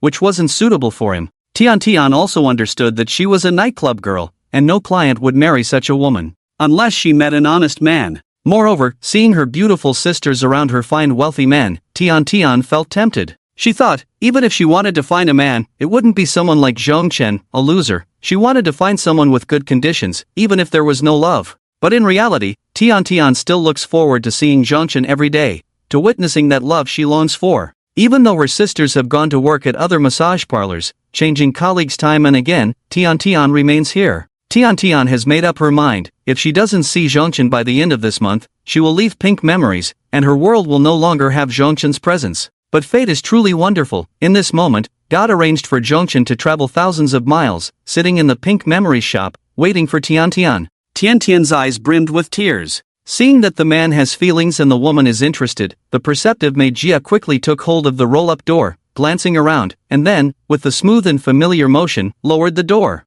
Let's go to the kitchen and get busy with food. Handsome guy, you and our Tian Tian can catch up. Mei Jia led a group of girls into the kitchen, leaving only Zhongchen and Tian Tian in the spacious front hall. The atmosphere was perfectly set. Tian Tian's shy face seemed to bring back the feeling of when they first met. Tian Tian, are you okay? You've been at Pink Memories for so long, are you waiting for me? Tian Tian nodded, then shook her head. I'm not waiting for you, I just really like it here. From Tian Tian's feelings and expressions, Zhongchen already had the answer in his heart. Tian Tian, I know you haven't forgotten me. I haven't forgotten you either. I miss you. As soon as those 3 words were spoken, Tian Tian's tears streamed down. Tian Tian glanced at the private room where she and Zhongchen used to date every time. Tian Tian, I've always missed you. Can we rekindle our past? Faced with Zhongchen's invitation, Tian Tian felt naturally happy. Although she still loved Zhongchen, so much time had passed that her mindset had changed. Looking at Zhongchen's clothes and the phone he used, Tian Tian knew he was still the same Zhongchen, without much change. A phone, I do still love you, but I also want to live a good life. I'd rather cry in a BMW than laugh on a bicycle. I've outgrown the age of loving without caring about money. Tian Tian's realistic words did not surprise Brother Feng. Everything she said made sense, with no issues at all. But the sisters hiding in the kitchen were dumbfounded. This guy, whom Tian Tian called a Feng, had just spent 110,000 to see her. Wasn't that economic strength enough? Mei Jia wished she could rush out right now and say, if Tian Tian doesn't want him, I do. A Feng was both rich and handsome. Where could one find another like him? Tian Tian, I may not have a BMW, but would you be willing to cry in a Cullinan? Tian Tian had only heard of common luxury cars like Mercedes and BMW, but she had no idea about a Cullinan, a car she had never seen in her county. Just as she was about to refuse, Mei Jia burst through the kitchen door. Tian Tian, shut up! Mei Jia hurriedly ran to Tian Tian's side and whispered in her ear, Tian Tian, a Cullinan is worth over 6 million. It's worth much more than a BMW.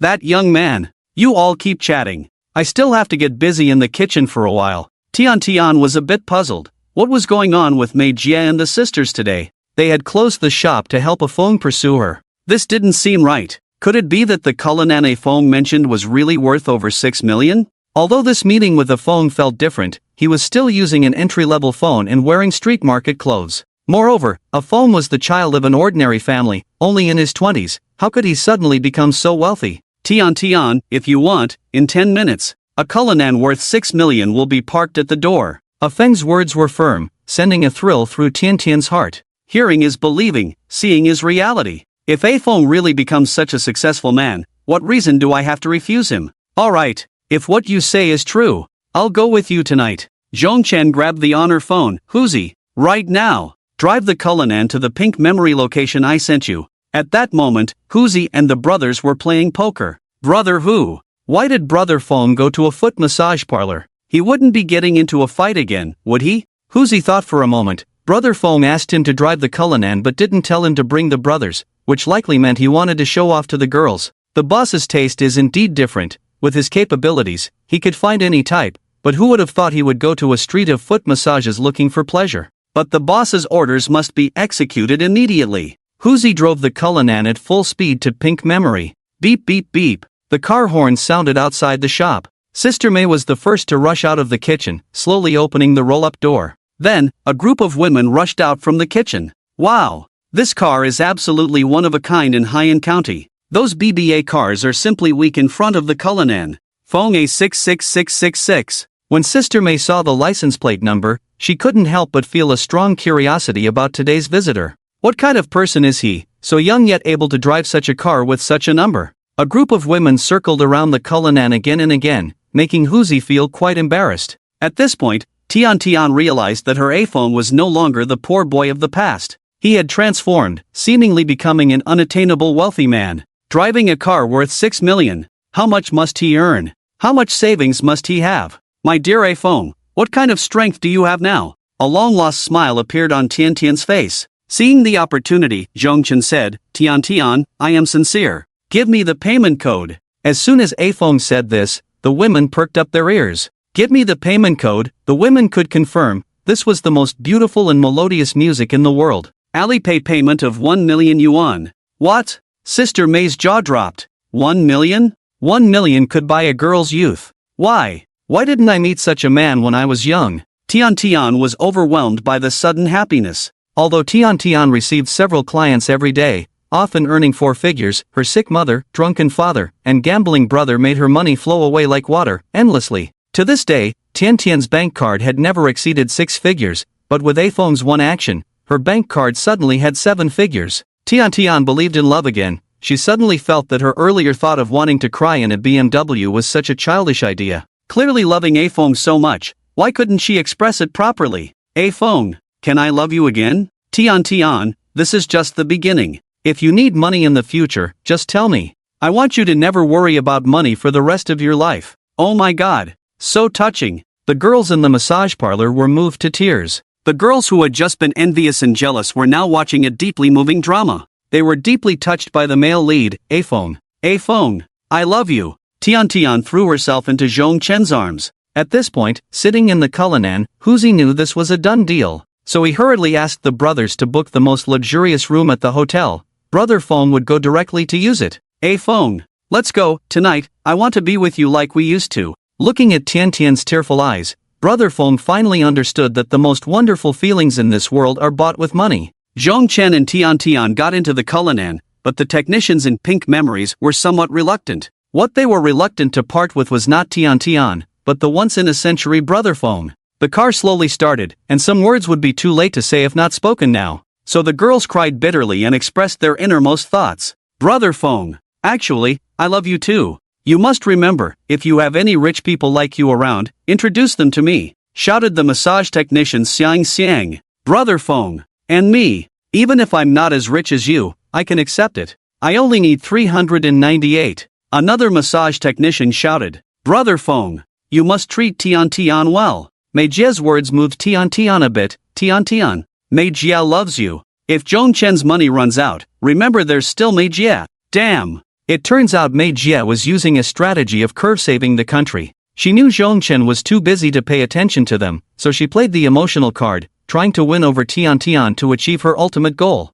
The Cullinan drove away, leaving behind a sea of pink memories, making Mei Jie and the massage technicians unable to calm down for a long time. Compared to the 1 million Tian Tian received and the promise Brother Fong made to her, the women instantly felt that the 10,000 they got was no longer appealing. This group of crazy women actually felt a sense of heartbreak. They lost their appetite for food and tea, and even when guests arrived, they had no mood to entertain, as if the moment the Cullinan drove away, it took their souls with it. Brother Fong, when will you come back? The 10,000 can be spent, but if the 1 million is well managed, it can last a lifetime. If more is given in the future, wouldn't that mean escaping from this worldly turmoil? Brother Fong, achoo. Brother Fong sat in the Cullinan and let out a big sneeze. He didn't know who was mumbling about him again. Achoo, achoo. The sneezing continued. The most luxurious hotel in Haiyan County. The room was already prepared. Tiger did a good job. Brother Fong spent a long and comfortable night with his first woman, Tian Tian. Until 10 o'clock in the morning, after a night of tossing and turning, Brother Feng's phone rang. You little brat, did you get in the car? What time is it, and there's no movement? In his days, Brother Fong heard someone speak disrespectfully. After a few days of being a social boss, he found it hard to tolerate this. But looking at the caller ID on his phone, Dad. Damn. Luckily he controlled himself well, almost cursing at his dad. Dad, I've arrived in Haiyan County. Where to meet? I'll be there soon. You little rascal. 12:30, at Tianfu Grand Hotel. Bring me 2 packs of cigarettes. After parting with Tian, Zhongchen saw Tiger waiting in the hotel lobby. Zhongchen specifically asked Tiger to drive him to a tobacco shop. He bought 3 cartons of Huazi and 2 bottles of the expensive Lilianjai. It cost Brother Feng over 30,000. To say this amount of money was nothing to Brother Feng would be an understatement. But last time he returned, he was still a poor student. This time coming back in a Cullinan was indeed a bit too ostentatious. To maintain a student image in front of his family, Zhongchen still wanted to keep a low profile as much as possible. Tiger, park the car in a corner of the parking lot later, don't be too flashy. Tiger naturally understood Brother Feng's intention. After parking, Brother Feng walked into Tianfu Grand Hotel with gifts. This restaurant, which was once bustling, still had a booming business. From a distance, Brother Feng saw a family sitting by the window. The first to greet him was his uncle-in-law, Dong Daquan, the one who almost got Zhongchen beaten up. Uncle-in-law, I brought you some wine. Happy birthday, Dad. Cigarettes. Damn, where did you buy this fake wine? This wine is what your uncle-in-law always drinks. It's not cheap. Uncle-in-law spoke disrespectfully. Over 10,000 a bottle for this wine, and uncle-in-law thought with the back of his head, this kid Zhongchen must have bought fake wine. I told you to buy 2 boxes, why did you buy so many? And it's Huazi. Can your dad afford to smoke this? Dad said he felt heartbroken, but inside he was happier than anyone. I've been working part-time recently. Earned some money. It's my birthday, so I wanted to treat myself to something good. Sister sat beside him, holding her little nephew. Even if you've made money, you should save a bit. Don't be caught off guard when you run out of money. Sis, I can't save it myself. How about you help me save some? Zhongchen joked. Sis, give me the payment code. You really want me to save it for you? Oh, what a good deal. 30,000 yuan has arrived on Alipay. 30,000? Everyone at the table looked at Zhongchen. This student who just started college spent quite a bit on wine and cigarettes. He even transferred another 30,000 to his sister. In Brother Feng's eyes, this amount wasn't enough for a meal, but for these ordinary working-class people, 30,000 could last a year. Mom pulled Zhongchen aside. You tell me, what kind of part-time job are you doing? You can't just because you're handsome, go and mess around with those women in their 50s and 60s. Zhongchen found it both funny and absurd to hear his mom say that. His mom was just too adorable.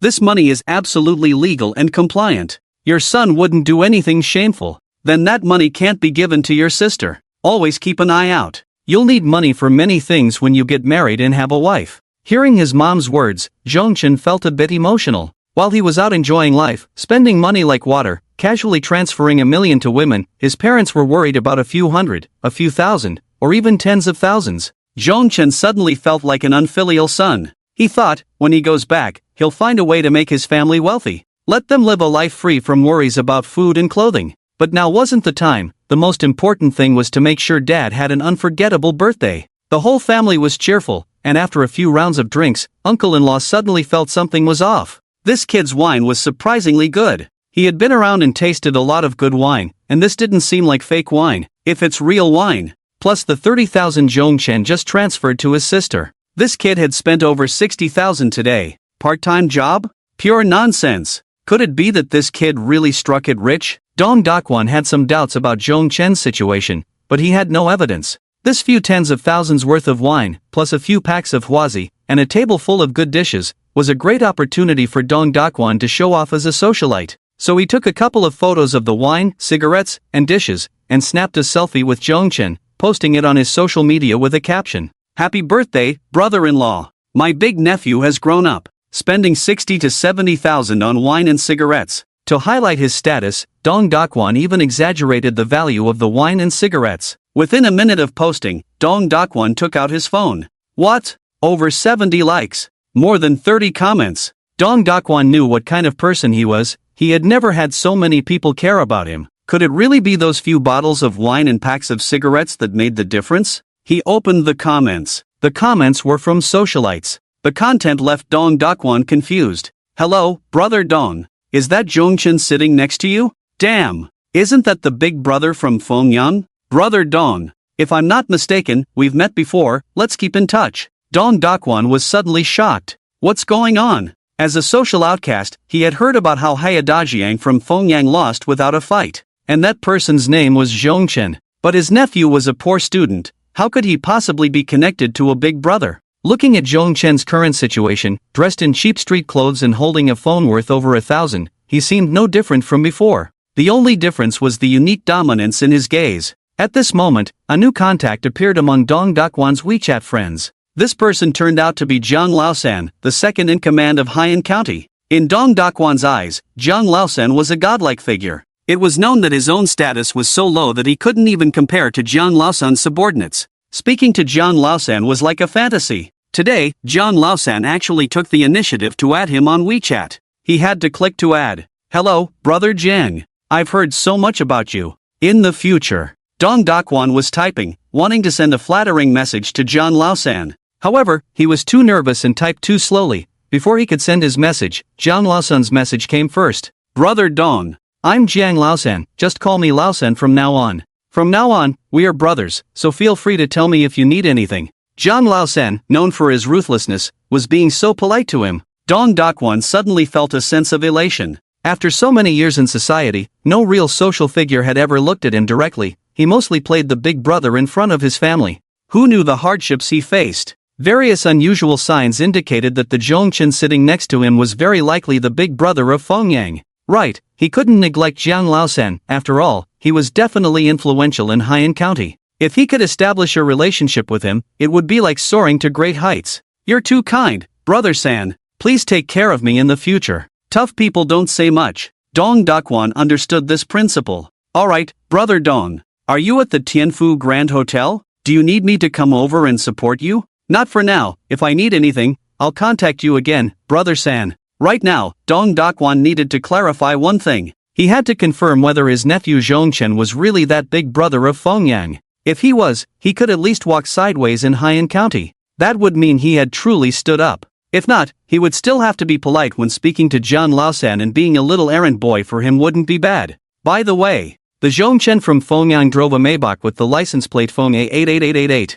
Dong Dakwan made an excuse to go to the bathroom and secretly went to the parking lot, but after a round, he didn't see that Maybach. However, a Cullinan in the corner caught his attention. It was also a Fengyang car, and the license plate number was no less impressive than 5/8. It wouldn't be too much for the big brother of Fengyang to have two cars, right? But could this car belong to Zhong Chen? After all, it was worth over 6 million. The more Dong Dakwan analyzed, the more absurd it seemed. If Zhong Chen was really a big brother, then this time he returned to celebrate his father's birthday. He was being too low-key. To verify the truth, he needed to force out the strongest Zhong Chen. Dong Dakwan came up with another plan. He touched the shoulder that had been injured by Hong Mao a few days ago, thought of his wife who was recovering in the hospital, and took out the phone he bought on an installment plan to call the overly arrogant Hong Mao. "Dong Dakwan, are you looking for a beating? What do you want?" "Brother Hong, hello. If **** your ex. You bastard. Do you dare to come to Tianfu Grand Hotel?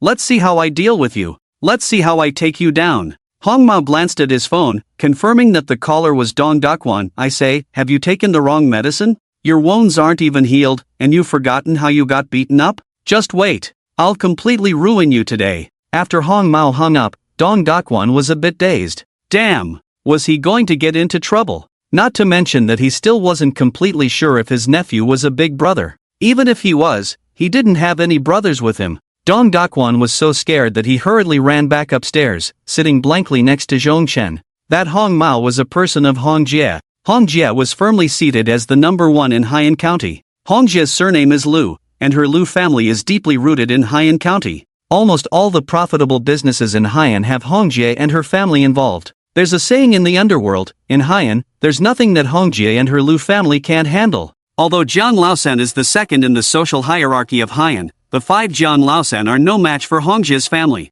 The gap between the first and second is enormous. One could say the first is in a league of its own, while the rest are in another. Dong Dakwan trembled in fear. He didn't know what had possessed him to call and provoke Hongjie. Could Jiang Laosan really manage this? After all, he is the second in command, and if he could step in, it would still hold some weight. At least it could save his skin. Dong Dakwan took out his phone again and sent a WeChat message to Jiang Laosan. "Third brother, can you come to Tianfu restaurant? I might need your help soon." Feeling a bit embarrassed to ask for a favor right after adding him on WeChat, Dong Dakwan hesitated. Jiang Laosan replied instantly, "Dong Gu, I'm organizing people to come over right now. No matter who it is. Anyone who goes against Dong Gu is going against me, Jiang Laosan." Dong Dakwan was surprised. Didn't Jiang Laosan want to ask what was going on or who was on the other side? Was he not afraid of running into Hong Jie? At that moment, Zhong Chen's mother stood up, took a plastic bag from the front desk, and packed 2 dishes. Feng, you eat with everyone first, I'm going to take some food to your aunt. Only then did Zhong Chen realize that after all the hustle, he had seen his aunt's husband but not his aunt. Usually, the 2 families were as close as one. Logically, for such a big event as his father's birthday, his aunt should definitely be present. Where's my aunt? Zhong Chen asked. Ask your aunt's husband. His mother seemed to have a bit of a complaint towards his aunt's husband. Sister, it's my fault, I've also been hurt, right? His aunt's husband explained. Then he rolled up his injured arm to show Zhong Chen. Besides seeking sympathy, his aunt's husband had another purpose, to show Zhong Chen, to see what expression he would have upon seeing a family member injured. His aunt's husband displayed the wound to Zhong Chen while his eyes were fixed on him. Aunt's husband, who hurt you and my aunt? It's all in the past. In this line of work, it's inevitable to offend some people. Zhong Chen was already commanding respect in Fengyang, and in Haiyan County, it was needless to say, as long as he wanted, he could arm wrestle with anyone in the entire Z country. Now the system had assigned him 3,000 guards. He had absolute confidence in his combat power. Helping strangers settle disputes was not beneath him. Now that the closest person in his family was being bullied by a little rascal, how could Zhong Chen tolerate it? Even if it wasn't resolved today, Zhong Chen would find the person who harmed his aunt later. He would make them disappear. His aunt's husband had probably sensed the kingly aura in Zhong Chen's eyes. His previously anxious heart felt a bit steadier now. Hong Mao, he hurt me and kicked your aunt. He scared your little brother to tears. But he's the number 1 in Haiyan, Hong Jie's person. In Haiyan, no one can deal with Hong Jie's people. Zhong Chen took note of it. Hong Mao, speak of the devil, and he shall appear. Hong Mao happened to arrive at Tianfu restaurant at that moment. He pushed the door open, storming in to find Dong Dakwan. Dong Dakwan, get out here. I'll make you lie down and leave today. Hong Mao was followed by 7 or 8 little brothers, all looking fierce and intimidating. The hotel security didn't dare step forward. Everyone in this county knew about Hong Mao's background, because in all of Haiyan County, only Hong Mao had red hair. He was so arrogant that he didn't allow anyone else to dye their hair red, the bright kind. Therefore, hair salons in Haiyan County didn't need to prepare pure red hair dye. Meanwhile, the usually boisterous Dong Dakwan now looked like a little kitten, lowering his head and not daring to look towards Hong Mao. Dakwan, what have you done to provoke them this time? Old Father Zhong Chen was filled with worry. Quick, hide. At worst, I'll fight them with my old bones. It seemed I could no longer pretend. If I, Zhong Chen, couldn't even protect my family, what was the point of being the big brother of Fengyang? Dad, leave this to me. Feng, come back. That group of people is not to be trifled with. Dong Dakwan, where are you hiding? If you don't come out obediently, I'll kill you right away. At this moment, Zhong Chen walked up to the red-haired man, his eyes fixed on him. The red-haired man was taken aback. No one had dared to stare at him like that before, but seeing Zhong Chen's fierce demeanor, he still managed to control his fist, which was as big as a sandbag. Who the hell are you? Get lost if there's nothing going on. Me? You think you deserve to know. If you don't want to die, get the hell out of here. It had been a long time since anyone had dared to speak to him like that. The red-haired man took a good look at Zhong Chen. In Haiyan County, he knew all the prominent figures. Who was this unfamiliar face? In some inexplicable way, the red-haired man felt that this young man had a certain domineering aura that didn't match his age. But this was Haiyan County, the city of Sister Hong and the Lu family. Even the King of Heaven would have to kneel before Sister Hong first. Since this young man was courting death, then he would take care of him first. Then deal with that Dong Dakwan. Dong Dakwan, who called himself a social figure, was currently hiding under the table, watching the situation unfold. Zhong Chen's father, worried about his son being bullied, got up and jogged over to Zhong Chen. Get him! With a command from the red-haired man, 7 or 8 guys rushed towards Zhong Chen. Assistant. At this critical moment, Huzi burst in from outside, closely followed by Jiang Laosan and over 40 of his brothers. Those men, armed with steel pipes, surrounded the red-haired man's group. Jiang Laosan, you're an outsider in Haiyan County? The red-haired man was unconvinced. Although Jiang Laosan was a big social figure, he had Sister Hong above him, and Jiang Laosan was no match for her. With Sister Hong's backing, the red-haired man was not afraid of Jiang Laosan at all. Outsider? Let me tell you, Brother Feng is my big brother. Even if Sister Hong comes, she can't lay a finger on Brother Feng in front of me. Jiang Laosan had really grown bold. Now, not only was the red-haired man shocked, but even the restaurant manager, security, and all the onlookers were looking at Jiang Laosan with incredulous eyes. In this county, some might not know Jiang Laosan, but absolutely no one didn't know Sister Hong. To dare to disrespect Sister Hong in public, and to say such things in front of Sister Hong's little brother, he was truly asking for trouble. Jiang Laosan, do you know what the consequences will be if I tell Sister Hong what you just said? Humph, red-haired, you really don't know how to appreciate kindness. Do you know what the consequences would have been if you had touched a single finger of Brother Feng just now? Let me tell you today, standing in front of you is my good big brother, the big brother of Feng Yang, Zhong Chen. At this point, Zhong Chen no longer needed to hide anything. It was only a matter of time before his family found out. Zhong Chen stepped forward. What do you want with Dong Dakwan? Zhong Chen? The one who scared Hao Dajiang into urinating himself at the Donghu shipyard. The red-haired man's group was completely stunned. Although some had never seen Zhong Chen in person, the impact of that incident was too great. It had already become a topic of discussion among the people of Heian County during their tea breaks and meals. The battle at Donghu shipyard was rumored to be legendary, and the male lead, Zhong Chen, had been turned into a myth. Although Sister Hong could summon the wind and rain in Heian, in front of Zhong Chen, Sister Hong was just a drizzle. Zhong Chen could easily wipe out Sister Hong and her Lu family. Not to mention in the small Heian County. Even in a big city like Fengyang, if Zhong Chen wanted to eliminate someone, it would be as easy as pie. After all, the strength of that fierce warrior was terrifyingly powerful. The red-haired man finally realized. Jiang Laosan was not teaching him a lesson, he was saving his life. Thud. Red Hair knelt down directly. He moved slowly on his knees to stand in front of Zhong Chen. Brother Feng, please forgive me. Spare my life. As he spoke, Red Hair picked up a wine bottle and smashed it over his head several times, the bottle shattering instantly, watermelon juice spilling everywhere. Dong Dakwan, who was still hiding under the table, finally realized his nephew's true strength. He stumbled out from under the table and ran to stand behind Zhong Chen like a frightened rabbit. Little Feng. No, Brother Feng. From now on, I'll call you Brother Feng too. Dong Dakwan seemed to see the sun rising tomorrow. With Zhong Chen as his protector, his dream of becoming a big brother was about to come true. Huzi pulled over a chair and invited Brother Feng to sit down. If Red Hair hadn't previously harmed his aunt and uncle, Zhong Chen's attitude would have let this matter slide. But this beast had hurt his aunt, who was still lying in the hospital. This had to be addressed. Red Hair, you dare to hit my aunt. Do you think you can walk out of here alive? Red Hair's sweat poured down. Could today really be the day he dies? Zhong Chen's words sent a chill down Red Hair's spine. Could today be his death day? There was no doubt that if Zhong Chen got serious, even Hong Jie couldn't save him. A strong will to survive prompted Red Hair to pull a dagger from his waistband. In this ruthless society, one must go all out. He plunged the dagger into his thigh. Brother Dong, I'm sorry. This is to repay you. Brother Feng, please spare my life. The scene was quite tragic. The red hair mixed with watermelon juice created a sight that was hard to bear. Dong Dakwan was a bit scared. Brother Feng, how about we let it go? He's injured too. Zhong Chen, that's enough. Zhong Chen, hurry and let them go. Your nephew can't handle this.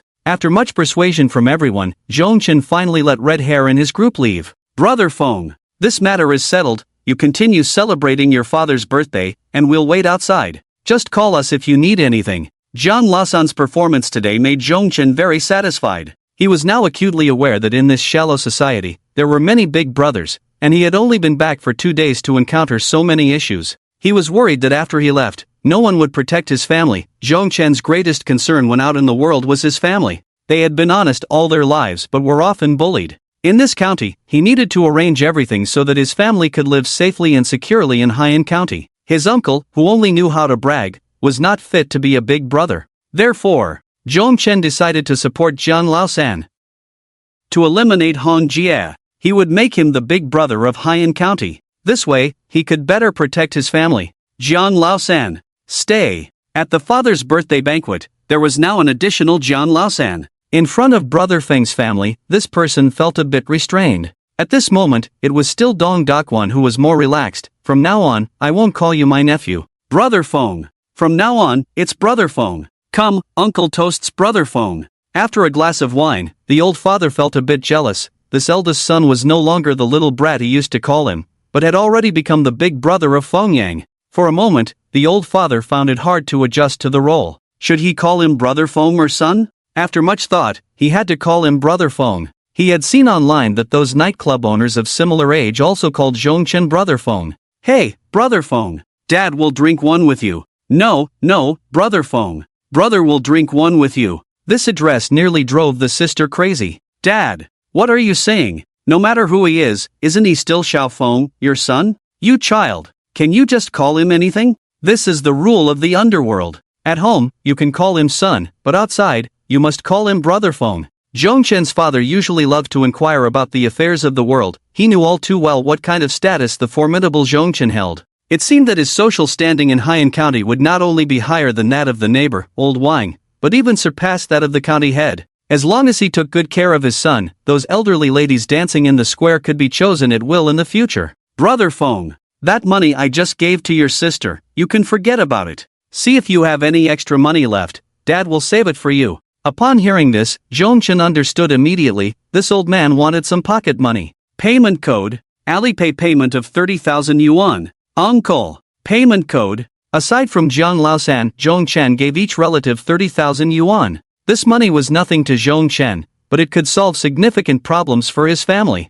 Zhongchen's rise should have been a cause for celebration, but his father seemed troubled. In truth, everyone understood that the incident of his sister's passing had always been a sore spot for the Zhong family. The birthday gathering officially ended. Zhongchen sent his subordinate, a Guang, to drive his family home. He had a big event to plan next. I'm not going back. I have to stay with Brother Feng. Protect Brother Feng. Ever since his uncle confirmed that Zhongchen was the big brother of Feng Yang, he couldn't wait to follow Brother Feng to conquer the world.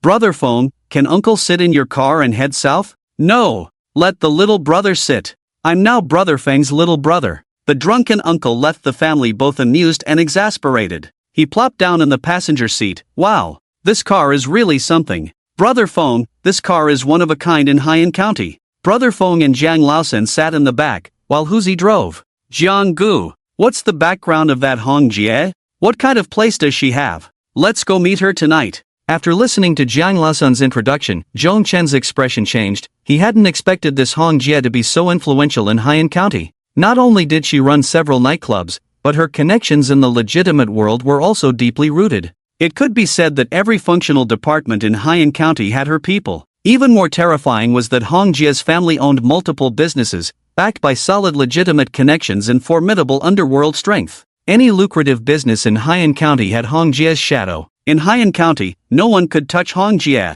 But now, the one wanting to move against Hong Jie was none other than Zhongchen from Fengyang. After all, Haiyan was just a small county under Fengyang. Compared to Zhongchen, Hong Jie was temporarily not lacking in economic strength. But Zhongchen had a powerful force of 800 guards, along with new reinforcements yet to be revealed. If Zhongchen wanted to take down Hong Jie, it would be as easy as taking candy from a baby, without breaking a sweat. At this moment, Zhongchen was indeed intrigued by the legendary Hong Jie. He had seen many big brothers in society, but he had never encountered a big sister like her. He wanted to see what kind of formidable woman this big sister at the meeting was. According to Jiang Laosan, Hong Jie went to her nightclub, Night Charm, every night. Zhongchen planned to return to the hotel for a nap, recharge his energy, and then head to Night Charm tonight. He would meet that fierce woman. From now on, Haiyan County must bear the Zhong surname. Here were Brother Feng's family and friends, his life trajectory, and countless memories. He wanted this land to transform into a pure land under his watch. After 10 o'clock, I'll take Huzi to meet Hong Jie. Jiang Laosan, you're from Haiyan County, so you don't need to show your face today. I want to see Hong Jie's true strength. Zhongchen wanted to meet this Hong Jie in the guise of a stranger, to see what kind of person she truly was. With Huzi's 8 great kings and a Guang's protection, Zhongchen could still ensure his safety. After Brother Feng returned to his room to rest, Jiang Laosan was still worried. He knew very well that with Brother Feng's strength, dealing with Hong Jie would be a piece of cake. But this was in Haiyan County. Brother Feng brought only about 10 people. No matter how skilled they were, 2 fists could not fight against 4 hands. Once a fight broke out, Hong Jie could easily gather 100 or 200 people. Brother Feng couldn't possibly bring reinforcements from Fengyang in time. Jiang Laosan had been held down by that woman named Hong Jie in Haiyan County for so many years, harboring a grudge. Today, with a big brother from Fengyang in charge, Jiang Laosan was determined to unleash all his strength to ensure nothing went wrong. He would take down Hong Jie. He would claim the throne of the big brother of Haiyan County. Jiang Laosan swore to protect his good big brother. Overthrow Hong Jie. Tonight was the most important night of his life. As long as he protected Brother Phone well, the position of Big Brother would definitely be his. Zhang Laosan picked up his phone, opened his contacts, and called his little brothers one by one. Xiao Xiyan, gather people for me, find capable brothers. Assemble at the old factory at 7 p.m. tonight. Lu KZ, gather people for me. Assemble at the old factory at 7 p.m. Da Di, gather people. Assemble at the old factory at 7 p.m. After calling around, Zhang Laosan felt more confident. There would be at least 200 brothers ready tonight. Zhang Laosan looked up at the sky, closed his eyes, and thought for a moment before picking up his phone again. It's time to use my secret weapon. Zhang Laosan sent a text to Ague, who had been hidden in his contacts for many years. Meet me at the old factory at 7 p.m. tonight. Ague was Zhang Laosan's secret weapon. After committing several major crimes in Haiyan County, Ague had disappeared without a trace, and no one knew where he had gone. The social big brothers and sisters of Haiyan County feared nothing, but this Ague made them tremble with fear. After all, Ague was someone who didn't care about his life. When things got tough, he could really take a life. Which successful big brother wouldn't risk his life?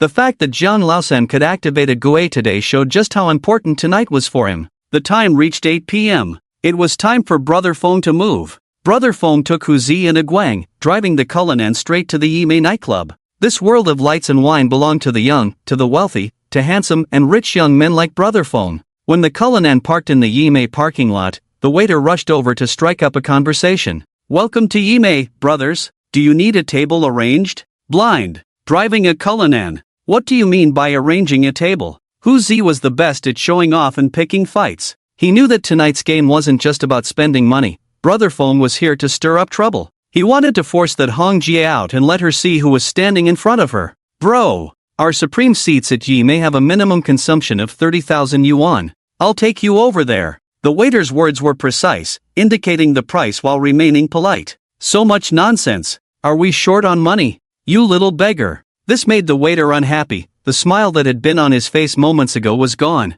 The waiter thought to himself, these guys must be here to cause trouble. He had seen many rich people, but he had never seen anyone with such a bad temper. Aren't they just a bunch of bumpkins from Fengyang? This is Haiyan County. This is Yimei. This is Hong Jie's territory. On this land, can you be bigger than Hong Jie? Damn! If you don't know how to behave, I won't serve you. After seating a few people, Hu Zi exploded again. Damn! Why is your face so long? Did someone die in your family? If you have an attitude, get lost. At this moment, the waiter's face turned red with anger. In Haiyan, everyone knew this was Hong Jie's place, and no one dared to cause trouble here. Moreover, Hong Jie had been stationed at Yimei for years. Who would dare to stir up trouble under her nose? The waiters at Yimei nightclub were spoiled by obedient customers. They were usually respected and couldn't stand even a little grievance. These people are the most unreasonable customers the waiter has encountered in the 2 years of working at Night Charm. The waiter suppresses the anger in his heart and forces a smile on his face. Sir,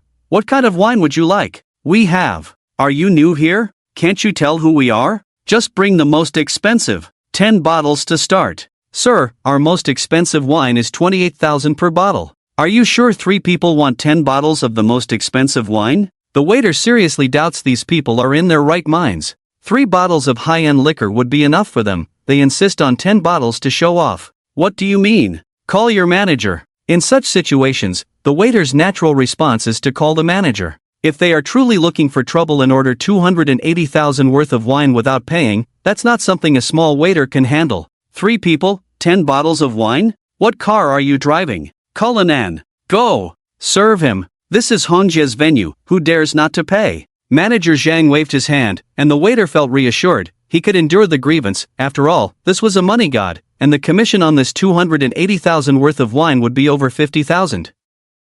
It was time for the song request segment. Night Charm has an interesting song request system where the highest bidder gets to choose a song. While others bid hundreds or thousands to request a song for someone nearby, the guy at table 8, Hu Zi, directly bids 50,000. He requests Crying 7 Passes. This is a must-have song for funerals. Thank you to the esteemed guest at table 8 for the 50,000 bid. Wishing the big brother good fortune. Everyone present was shocked. A 50,000 song request? Although Night Charm's prices are high, a song request usually costs at most a few hundred, or a few thousand at most. It has never been heard of someone spending 50,000 on a song request. The onlookers turned their attention to the guests at table 8. Brother Feng sat in the center, while Huzi and Aguang had fierce expressions. It seemed this table of guests was not to be trifled with. And at the moment the music started, it shattered everyone's worldview once again. They had expected to hear some wonderful song chosen by this wealthy brother who spent 50,000, but as soon as the music played, the entire venue fell into sadness. Some people thought of their deceased great-grandmothers, others remembered their little cats that had died last year.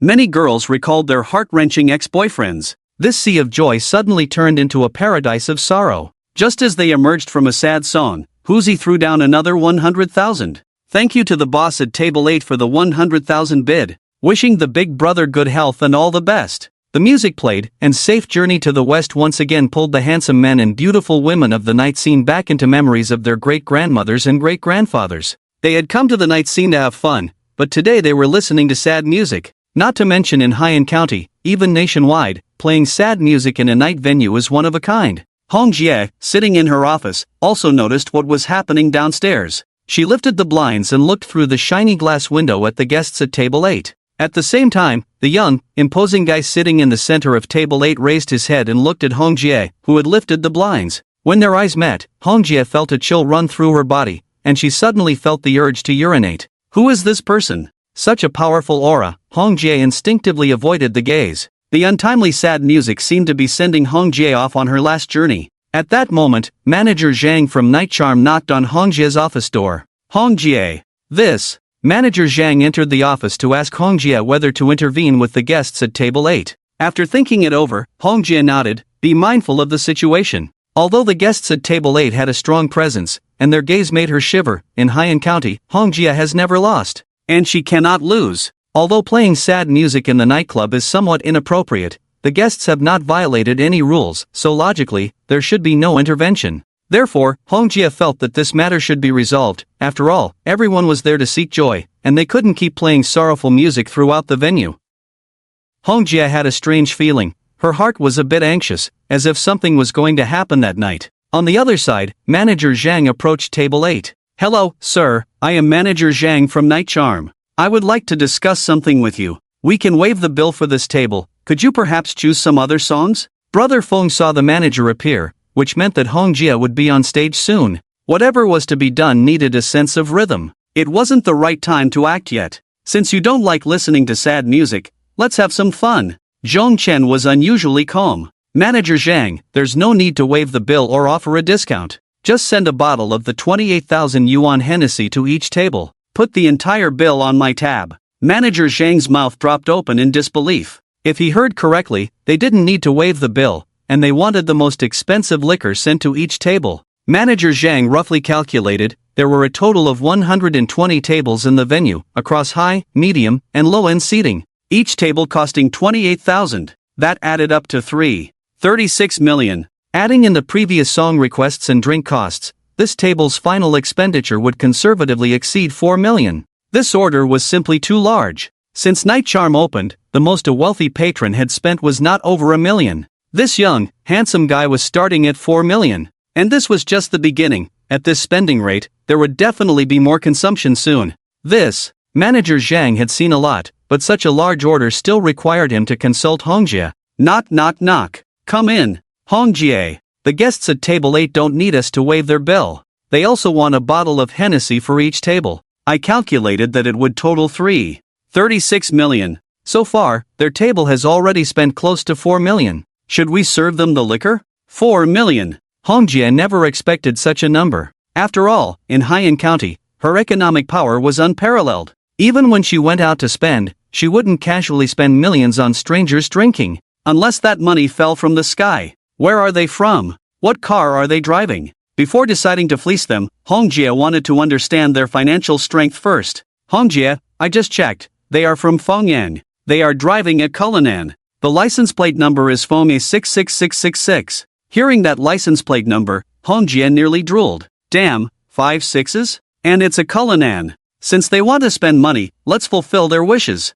Manager Zhang, make them spend a bit more. Hong Jie had made up her mind. Today, she would let them spend freely. If they couldn't pay the bill, they could forget about driving that car away. Manager Zhang had been with Hong Jie for many years and instantly understood her meaning. Getting the guests to spend more money was what Manager Zhang excelled at. By manipulating the prices and quantities of the drinks, the money would just come rolling in. Everyone had their own little calculations. As the manager of Night Charm, Manager Zhang earned a commission on every expenditure. He roughly calculated that from the 4 million, he could pocket nearly 300,000. If he worked a bit harder, his commission for the night could reach 400,000 to 500,000. Wasn't this luck coming his way? In Haiyan, in Hongjia's venue, he had to pay whatever amount they wanted. Manager Zhang urgently notified the warehouse, deliver the liquor. Just the most expensive Hennessy. The guests wanted 120 bottles. Send them 200 bottles. 20 minutes later, each table was served a bottle of Hennessy. The young patrons were dumbfounded. What was going on? They hadn't ordered such expensive liquor. Was Night Charm trying to pull a fast one? After all, this was Hongjia's venue, and if they really demanded payment for that bottle of liquor, it was likely no one would escape. At every table, no one dared to touch that bottle of liquor, as everyone was just ordinary folks wanting to spend a few hundred to relax. How could they afford nearly 30,000 for a bottle of liquor? At that moment, the supporter on stage dispelled everyone's doubts. Let's give the warmest cheers to the owner of Table 8, who has generously provided us with Remy Martin for everyone. 1 bottle per table. Drink freely and enjoy. Instantly, the atmosphere in the venue reached a climax with the arrival of this expensive liquor. Free. They were actually giving away the most expensive drink? Everyone knew the price of this liquor, and with 1 bottle per table, how much would that cost? Since someone was treating, there was no need to be polite. Everyone eagerly grabbed the drinks, poured a little, and savored the taste of money. One bald brother was drinking so much that tears streamed down his face. The bald brother, who had always faced hardships in life, never expected that in his lifetime, he would get to drink such expensive liquor. If it weren't for coming to Night Charm today, and encountering the esteemed owner of Table 8, he probably would never have been able to afford such expensive drinks on his own. The bald brother, holding a bottle of open beer, walked up to Brother Fong, tears and snot flowing. "Boss, thank you for the drink, I can't repay you. Let me show you something." As he spoke, the bald brother tilted his head back and, in just 10 seconds, downed an entire bottle of beer. "Boss, can I take the remaining half bottle of Remy Martin home to give to my elderly father?" "Manager Zhang, get him a new bottle of Remy Martin," Brother Fong commanded, and Manager Zhang quickly complied. The bald brother took the liquor and slipped out of Night Charm. Seeing the bald brother successfully score another bottle of good liquor and exit the club smoothly, the other friends were also tempted. Thus, a crowd of people rushed to Brother Fong with beer in hand. "Boss, I have an elderly mother who has been bedridden for years, but she has a hobby of enjoying a little drink, yet my conditions don't allow me to give her anything but cheap liquor. Boss, let me show you something. Big brother, I have a younger brother who is still young and has never had a drink. As his sister, I really want his first drink to be such a precious liquor. I also want to show you something." In no time, friends came to toast in a long line. Later, feeling it was a waste of time, they simply grouped into fives and performed bottle showing tricks simultaneously. The scene was quite spectacular. For every friend who came to show off their bottle, Brother Fong generously gifted them another bottle of the most expensive liquor. Sister Hong, watching from upstairs, couldn't help but smile. "Manager Zhang, how much have they spent so far?" "Sister Hong, they have already spent 6.2 million, but after recalculating, the total has reached 8 million. Sister Hong understood immediately. Manager Zhang had used the math taught by the gym teacher. "Well done. Tonight, let the guests at Table 8, who are putting on airs, experience the society of Haiyan County." Tonight at Night Charm, Zhongchen was the center of attention. Rows of handsome men and beautiful women lined up to show off their bottles to Brother Fong. Brother Fong was indeed in the spotlight, while on the other side, Manager Zhang had also calculated the accounts using the gym teacher's math, and it was indeed expensive. "Hello, boss. The total consumption today is 8.27 million. We'll waive the change, so you only need to pay 8.2 million. Manager Zhang smiled, using courtesy before force. At this moment, Sister Hong was also observing the situation from the second floor. After all, the guests at Table 8 were driving a Cullinan, and that young man exuded a different kind of dominance. She wanted to see if the guests pretending to be big shots at Night Charm were truly big shots or just fakes. "How much the hell is that? Are you trying to scam my brother?" "Sir, please watch your language. The total price is indeed not 8.2 million, but our liquor was transported from the warehouse. The shipping cost is quite high. And those friends who showed off their bottles earlier each took a bottle of Remy Martin. Have you counted how many bottles there are?" It was the first time he had heard that buying liquor also required additional shipping fees. This was clearly a scam. Tiger stood up, just about to teach the arrogant manager Zhang a lesson, when Brother Feng stopped him with a hand. Brother Feng pulled out his phone and scanned to make a payment of over 1,000. Fengyang Bank received a total of 10 million yuan. What? This person transferred 10 million? Manager Zhang, who had been acting all high and mighty, was ready to deal with Brother Feng when he suddenly received a transfer of 10 million. He was a bit at a loss. This. Sir, it seems you've transferred too much. Tiger and Aguang, standing nearby, were equally confused. What kind of trick was Brother Feng playing? Even if you have money, you wouldn't spend it like this. Manager Zhang, I've paid the money, and I won't quibble over the extra. I've given you enough face. At this moment, many customers who hadn't left yet were hiding far away, secretly watching the commotion. They were witnessing someone daring to cause trouble in Hong Jie's territory for the first time. It seemed that a man who could challenge Hong Jie had finally appeared. Young Brother Feng didn't look like someone who would spend 10 million on a treat. Truly, heroes emerge from youth. One cannot judge by appearances. Boss, what do you mean? Call me Brother Feng. Tiger was anxious. Brother Feng, what about the extra money? I, Zhongchen, hate two types of people the most. One is the one who gives me a free meal, and the other is the one who tricks me out of my money. You first want to give me a free meal, then come to trick me out of my money. I've given you face. Now, I want to get my face back. As he spoke, Brother Feng grabbed a bottle of liquor and smashed it over Manager Zhang's head. The liquor bottle was sturdy, and the impact made Manager Zhang feel quite sour. The brothers watching the scene rushed over from all directions. Meanwhile, the 8 great kings under Tiger also charged to Brother Feng's side. With the skills of the 8 great kings and Aguang, it was no problem to keep Brother Feng safe. But more and more of Hong Jie's people were gathering, quickly surrounding Brother Feng and the others. They were just waiting for Hong Jie's command to rush in and take down these ignorant Fengyang people. In Heian County, Hong Jie's name was known to all, and these few had first come looking for trouble, then played sad music, and now had injured Manager Zhang. Hong Jie was now suspicious of who these people really were. Hong Jie, accompanied by several bodyguards, hurried down the stairs. Just as she passed the stairway, a pair of eyes in the darkness stared intently at her. Although she couldn't see the face clearly, those eyes were particularly familiar. After walking past, Hong Jie glanced back. It was that glance. It startled her into a cold sweat. Hong Jie was sure. That person was none other than Aguay. Known as the Terminator of Big Brothers, Aguay had disappeared from Heian County for several years. Before Hong Jie, many gang leaders in Heian County had died at Aguay's hands. This elusive figure was born for high-end circles. How could Aguay suddenly appear in her territory today? Did he have a connection with that young man driving the Cullinan? Hong Jie felt that everything was too coincidental. A path opened in the crowd, connecting Hong Jie and Zhongchen at both ends. If she had sensed a hint of dominance from this young man upstairs, now Hong Jie had completely seen his face. She was shocked. For the first time in many years, she encountered eyes she dared not look directly at. The light emanating from those eyes made her want to find a crack in the ground to hide in. The powerful Hong Jie in Heian County never expected that she would be afraid to look into the eyes of a man in his 20s. And Brother Feng finally saw Hong Jie's true appearance. This social queen looked relatively young, only about 35 or 36, dressed in a dazzling pink leisure suit. Brother Feng sat steadily in the middle of the sofa at table 8, remaining completely still as Hong Jie approached step by step. If it were someone else, they would have been scared to the point of wetting their pants. But who is Brother Feng?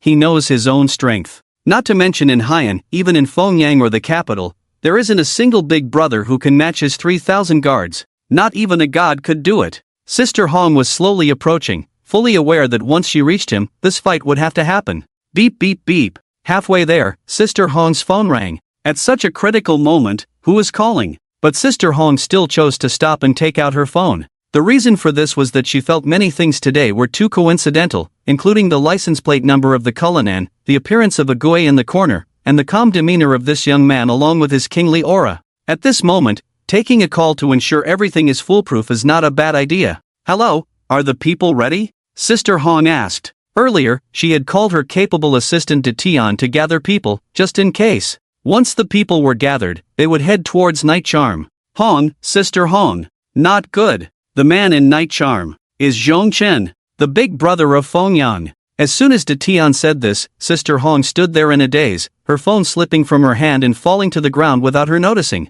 On Tian's side, all he heard was a thud as the phone hit the floor. Although Tian knew Sister Hong and her family's strength in Heian County, today's opponent was Zhongchen, a man no one could defeat. De Tian was on standby with over 200 people, fully aware that these people couldn't enter the nightclub to provide support without Sister Hong's orders. Sister Hong could only hope for the best. At this moment, Sister Hong found herself in a dilemma. This sudden news was both surprising and yet felt somewhat expected. The surprise was that the prominent big brother of Feng Yang would come to Night Charm to stir up trouble. They seemed to have no grievances with each other. Moreover, the two were not on the same level at all. Brother Feng could easily control the entire province, while she could only reign supreme in Haiyan County. Faced with such a high-level opponent, Sister Hong knew there was only one path ahead of her. She straightened her chest and made a bold decision. Sister Hong never expected that the one coming to Night Charm was Zhong Chen from Feng Yang. Going head-to-head with him would only lead to a dead end. With no other choice, the proud Sister Hong, who had been arrogant all her life, walked up to Brother Feng's table number 8. Brother Feng continued to stare at Sister Hong with his domineering eyes. Meanwhile, Manager Zhang, who had been knocked down by Brother Feng, stood up unsteadily, holding his head covered in watermelon juice. Sister Hong, he's asking for trouble. He wants you to show off the bottle. Sister Hong, you have to make a decision for me. Manager Zhang was extremely aggrieved. After working at Night Charm for so long, it was the first time he had seen a guest dare to cause trouble here. Now that Sister Hong had come down personally, things had escalated. Let's see how Sister Hong would deal with this. Everyone present was watching Sister Hong, waiting to see how the absolute queen of Haiyan County would handle the troublemaker at Night Charm. Under everyone's gaze, Sister Hong picked up an open bottle of beer, tilted her head back, and began to drink, just like those young people who had lined up to show off the bottle to Zhongchen. This action shocked everyone present. Although Sister Hong managed several nightclubs, she usually didn't drink and had very limited alcohol tolerance. The beer flowed from her mouth, spilling out, running down her face to her neck, soaking into her clothes, and continuing to flow everywhere. By the time the bottle was empty, Sister Hong was soaked, her white shirt under the pink leisure suit clinging tightly to her skin. The most surprised were Manager Zhang and the tough guys watching the scene. What was happening? Was Sister Hong really showing off the bottle in front of the guests at table 8? Didn't she care about the image of the big sister? If this got out in Haiyan County, Sister Hong, how is she going to survive? No, wait. Sister Hong must be thirsty. Once she's had enough to drink, it will be the end for the guests at table 8. Then, Sister Hong put down the empty bottle and picked up another bottle of beer, popping it open with a flourish. Half the beer went into her stomach, and the other half soaked her clothes. The alcohol quickly invaded Sister Hong's body, turning this fierce woman's face crimson, quickening her heartbeat, and giving her more courage. She dared to look directly into Brother Feng's eyes, daring to gaze at him with affection. And the beer that soaked her clothes provided quite a spectacle for everyone. The usually fearsome Sister Hong seemed less intimidating, even a bit charming. Brother Feng was quite satisfied. The legendary Sister Hong was nothing extraordinary. When Sister Hong raised the third bottle of beer, she was already a bit tipsy, and Brother Feng signaled to Huzi, who snatched the bottle from her hand. Taking advantage of the moment, Sister Hong plopped down on her knees in front of Zhongchen. Brother Feng, I was wrong. Please, have mercy and give me another chance. As long as you can forgive me, I'll do anything you want. From now on, I, Sister Hong, am willing to serve you like a loyal dog. Manager Zhang saw this and was alarmed. She didn't know if Sister Hong was drunk or crazy, but the most important thing now was to keep this matter from spreading. Manager Zhang quickly organized the staff to disperse the customers who hadn't yet left. When they returned, Sister Hong was still kneeling in front of Brother Feng. At this moment, Jiang Laosan, who was waiting outside the Yimei nightclub with hundreds of people, couldn't sit still. Brother Feng had been inside for so long without bringing many brothers with him. If something went wrong, it would be too late to regret. Jiang Laosan ordered all his brothers to wait outside while he pushed the door open and rushed in to see what was happening inside. When he saw Sister Hong, her face flushed, kneeling before Brother Feng, Jiang Laosan was dumbfounded. Wasn't it agreed that they would take down Sister Hong? Wasn't there supposed to be a fierce battle today? But looking at the current situation, Sister Hong had softened. Moreover, the way Sister Hong looked at Brother Feng had a hint of affection. Jiang Laosan, a burly man, felt a twinge of jealousy at that moment. Brother Feng, it's my fault for not recognizing your greatness. From now on in Haiyan, you are the boss, and I, Sister Hong, will be your dog. Brother Feng, please spare my life. As she spoke, Sister Hong even squeezed out a tear. Looking at Brother Feng's expression, Jiang Laosan was sure. In less than a minute, Brother Feng would surely soften. After all, Sister Hong was somewhat attractive, and she had social status and background. Conquering a woman like her would be quite an achievement. If the script continued like this, wouldn't his position in Brother Feng's heart be replaced by Sister Hong? Zhang Laosan disregarded everything. He hurriedly rushed forward, plopped down, and knelt beside Sister Hong in front of Brother Feng. Brother Feng, from now on, you are the big boss of Haiyan County. I, Zhang Laosan, am willing to be your right-hand man. I'm also willing to be your dog in Haiyan County. Just give the word. Whoever you want me to bite, I will bite. No hesitation. A man and a woman kneeling side by side, yet they were the top figures in Haiyan County. These two big shots, unable to care about their pride, knelt before a young man in his 20s, desperately trying to please someone named Brother Feng. At this point, the others in the Yi Mei nightclub began to piece it together. This Brother Feng was none other than the newly appointed big boss of Fengyang, Zhong Chen, a man who could scare the second-in-command of Fengyang into submission. Only this person could make Zhang Laosan and Sister Hong kneel at the same time, pledging their loyalty. Manager Zhang thought about her earlier attitude towards Brother Feng and the millions he had just collected from him. She felt a chill run down her back. If Brother Feng pursued this matter, Sister Hong might not be able to save herself. To save her life, Manager Zhang also knelt down. Seeing this, everyone in the Yi Mei nightclub who was watching the scene knelt down as well. The cleaning aunt and the security uncle saw this and collectively knelt down, even though they didn't know what was happening. But since Hong Jie was kneeling, everyone knelt.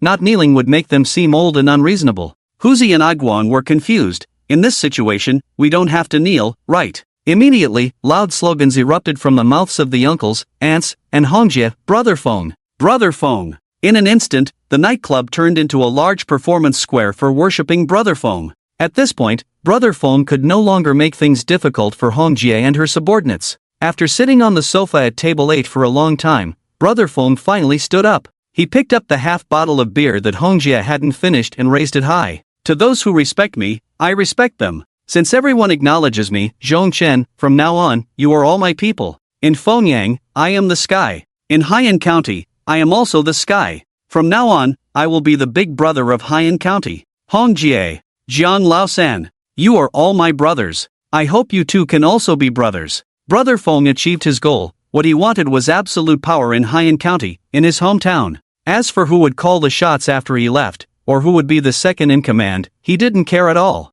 As long as these people could be loyal to him when needed, that was enough. The two social big brothers and sisters understood Brother Feng's intentions. Hong Jie took the initiative to grab a bottle of liquor and clinked it with Zhang Laosan, then the two began to drink heartily. Tonight, Zhong Chen took over the entire Haiyan without a single soldier. Now, looking at the respectful Hong Jie, Brother Feng suddenly had an idea. It was getting late, and Zhong Chen gave Huzi a look. Everyone, let's disperse. This event ends here. Brother Feng, may I invite you to my Tianshan Renjia for a visit? Hong Jie got up and walked to Brother Feng's side. She knew that once Brother Feng left, she didn't know when they would meet again. She wanted to take advantage of this rare opportunity to establish a strong connection with him. Brother Feng glanced at Hong Jie and nodded. Huzi, you guys go back first. I'll go out with Hong Jie for a bit. Tianshan Renjia. Hong Jie's venue was also the most luxurious KTV in Haiyan County. Hong Jie linked her arm with Brother Feng, her face adorned with a rosy smile, as they entered the presidential suite.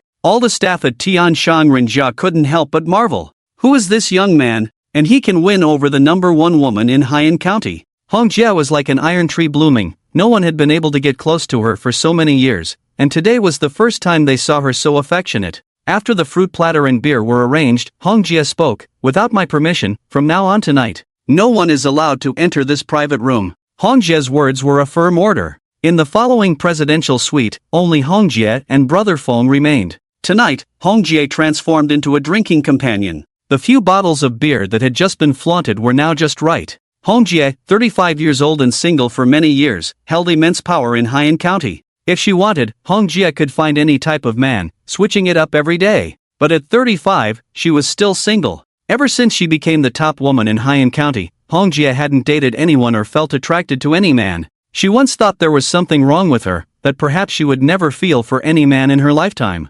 Until today, when she met Brother Feng, a man even more domineering than herself, Hong Jie was conquered. She felt her heart racing, an impulse to blush, and a desire to be dominated. When Brother Feng sat on the sofa, forcing himself to show off the bottle and kneel, Hong Jie even felt alive. For so many years, no one dared to challenge her, yet this man named Zhong Chen actually made her kneel. How cool was that? In fact, for a moment, Hong Jie particularly longed for Brother Feng to suddenly stand up, walk over, and hit her. Slap her. Let her feel what it's like to be hit. Hong Jia realized that she had no problems, she had just been too strong all these years. No one stronger had appeared to conquer her. If someone did, Hong Jia would do anything for him. For the one she loves, Hong Jia's patience knows no bounds. As long as the love is deep enough, anything is possible. And now, as long as Brother Feng wants, Hong Jia can give everything. Hong Jia poured wine for Brother Feng. The slightly tipsy feeling is truly wonderful. If it weren't for being a bit drunk, she probably wouldn't dare to be so intimate with Brother Feng. She felt a strange sense of fear towards him. One hand holding the wine glass, the other around Brother Feng's neck, he looked so young. Brother Feng was really handsome. Brother Feng could feel Hong Jia's breath, those plump lips were sexy and charming. That dreamy gaze made Brother Feng feel a bit dazed too. This 35-year-old woman, who seemed to be in her late 20s, at this moment, completely didn't resemble a domineering woman who could rule Haiyan County, but rather like a pure and innocent girl who had never been in love. Some things are hard to say. Seemingly pure and lovely girls, like Wang Miao Miao, are actually just gold diggers spreading love everywhere. And while Hong Jia appeared to be aloof and experienced, she was actually a pure woman with an extremely soft heart. Used to the pretenses of women in nightlife, Hong Jia's tenderness today made Brother Feng utterly infatuated. Brother Feng liked Hong Jia's relentless pursuit, step by step. Even the sober Brother Feng yearned to reach the drunken state of dreamy eyes like Hong Jia. He didn't want to always be on the highway in a very clear state. Brother Feng could feel that the hazy feeling between them would lead to a new and different experience. Therefore, Brother Feng shook off Hong Jia, put down the beer, picked up the strong liquor, and gulped it straight from the bottle. After downing 3 bottles of strong liquor, Brother Feng found some feeling. The spacious presidential suite had now become Brother Feng's main battlefield, and this smoke-free battle slowly unfolded in the haze. When he woke up again, Brother Feng opened his eyes and found himself lying in a very spacious bedroom. Hong Jia was not beside him. Brother Feng rubbed his eyes and glanced at his phone. It was already 10 in the morning. Rarely having a good deep sleep these days, Brother Feng took out his phone and opened the messages. After a few days of not checking, his bank account balance had reached 262 million. Although there was a tenfold cashback, had he really spent so much in just a few days? Brother Feng thought back. Just at the Yimei D bar, he had spent 10 million. The cashback alone was 100 million. Spending on Langyu, Xiaoxiu, Tian, and others also amounted to several million, so it indeed added up to quite a bit of cashback. He opened WeChat, and there were dozens of unread messages. Brother Feng was too lazy to open them. Naturally, there would be no shortage of sycophants in the future, so Brother Feng only selected a few interesting ones to read. Xiaoxiu, Brother Feng. It's been a few days since we last met. The teacher misses you. Remember to come back to school when you're done. Sorry to bother you. Langyu, thank you, Brother Feng, for your love and sincerity. I will always be your white moonlight. When you're tired and weary outside, remember your hometown in Haiyan County, where a cold moon is waiting for you. Tian, Brother Feng, you are the only light in my journey into the mortal world. With your support, I can gracefully leave behind the pink memories. I love you. My contact information will never change. Let's keep in touch, Dad, Brother Feng. My good son. Now there are plenty of old ladies looking for me to dance square dance. If you're free, remember to send some pocket money to your dad. Brother Feng looked at those interesting and warm messages, and the corners of his mouth involuntarily curled up. Dear, you're awake. Red Sister rarely showed a brilliant smile, wearing a sleepwear as thin as a cicada's wing, walking in from outside and throwing herself into Brother Feng's arms. Brother Feng, I made breakfast for you myself. Red Sister, who had never cooked before, truly put in the effort for Brother Feng. Brother Feng thought this trip back was worth it. Who would have expected that the fierce Red Sister, who could kill gods and Buddhas, would also act cute and make breakfast? She really left no room for other women to survive. Since yesterday, Brother Feng had indulged himself in Haiyan County, while in Fengyang City, at Fengyang University, his good brother Gui Yang was gradually falling into deep trouble. Brother Feng was dominating in Haiyan County. On the other side, not far from Fengyang University, in an old community, Zhongchen's good brother Gui Yang was preparing for his future graduate school entrance exam in his rented room. Ever since Zhongchen transferred 40,000 yuan to Gui Yang to repay his debt, Gui Yang rented this old house nearby, intending to focus on his studies. But unfortunately, his self-control was a bit lacking. Besides studying, Gui Yang liked to play games occasionally, and sometimes opened the hidden folder in his computer's D drive to broaden his horizons and learn about love. Gui Yang was a naturally honest person, had no friends at school, let alone a girlfriend. But honest men are still men, and it had been a long time since he had held a girl's hand or kissed a girl, which made Gui Yang's heart flutter. With a fluttering heart, Gui Yang paced in his rented room, wondering where to find a girl. Suddenly, knock, knock, knock. The sound of knocking. The timid Guiyang waited for a moment, and when the knocking stopped, he opened the door to find a rather unsightly little card on the floor. The photo on it was extremely sexy, making Guiyang swallow hard. Looking at the text introduction, flight attendant, student, teacher. Guiyang's mind was in chaos. He urgently needed to wash his face to calm down. But after washing his face, while his face felt calm, his mind was still a mess. This made Guiyang, who hadn't interacted with women for a long time, feel a surge of blood rush to his head, and he immediately wanted to do something. Guiyang looked at the phone number on the card, breathing heavily. If nothing unexpected happened, dialing the number would mean he would have a brief love story.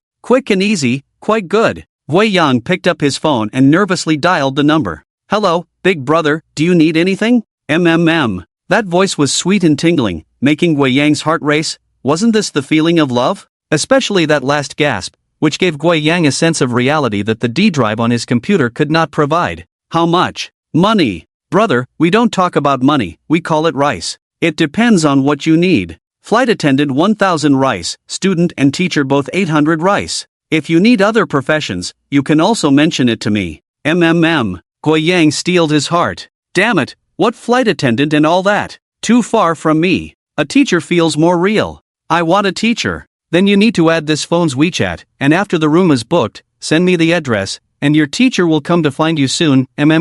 Okay, it's settled. Guiyang calculated in his heart. Zhongchen had given him 40,000 yuan, he would send back 20,000 to his family, and now he still had over 18,000 in his bank account. Just consider that Zhongchen had given him not 40,000, but 39,200. A Chang from the next dormitory was always going out to find girls, going to massage parlors. Today, I, Guiyang, will also stand up. To be a man in front of women. No, to be a man in front of the teacher. Soon, Guiyang found a fruit house apartment hotel not far from the school, spending a large sum of money. Guiyang thought, this was his first time hiring a teacher for private lessons. He must not be stingy on such a small matter as booking a room. Since there are ideas, let's play once and for all. After sending the location and room number to the girl across, Guiyang lay on the bed and began to imagine what would happen next. The next half hour felt like an eternity. Guiyang couldn't sit still or stand still. At that moment, he noticed a bottle of mineral water, a small umbrella, and a few boxes of unfamiliar items on the bedside.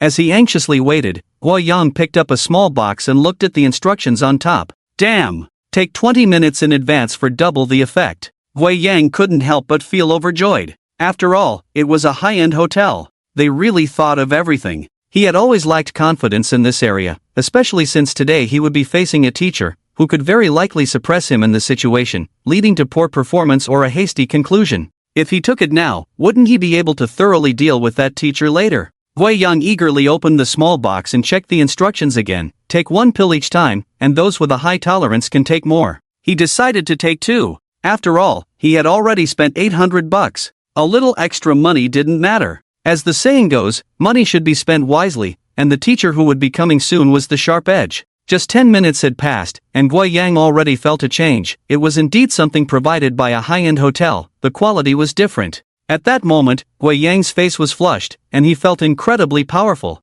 Meanwhile, 3 men were driving with Xiao Yun, heading to the Guaxi hotel that Guiyang had sent. The leader of the group was named Ahao, and Xiao Yun was Ahao's girlfriend. Xiao Yun casually wore a short skirt, sitting cross-legged in the car, completely unconcerned about her image. The car stopped at the bottom of the Guaxi Express Hotel. Xiao Yun, once you go up, make sure to contact me in advance. You must not let him succeed. That's hard to say, who knows what kind of man he is, huh? Then, Xiao Yun burst into a hearty laugh. Which room was it? Room 306. I'm going. Just as Xiao Yun got out of the car, Ahao called her back. Come back. Put on this teacher's outfit. And wear the glasses. Damn. You really want me to wear it? I have tattoos all over my back. I don't look like a teacher at all. Just wear it. Don't forget. If there's any contact, let me know. We'll rush in. Don't be like last time, when everything was done before you contacted me. Xiao Yun chuckled to herself, thinking, TSK. Who told you to treat me as bait?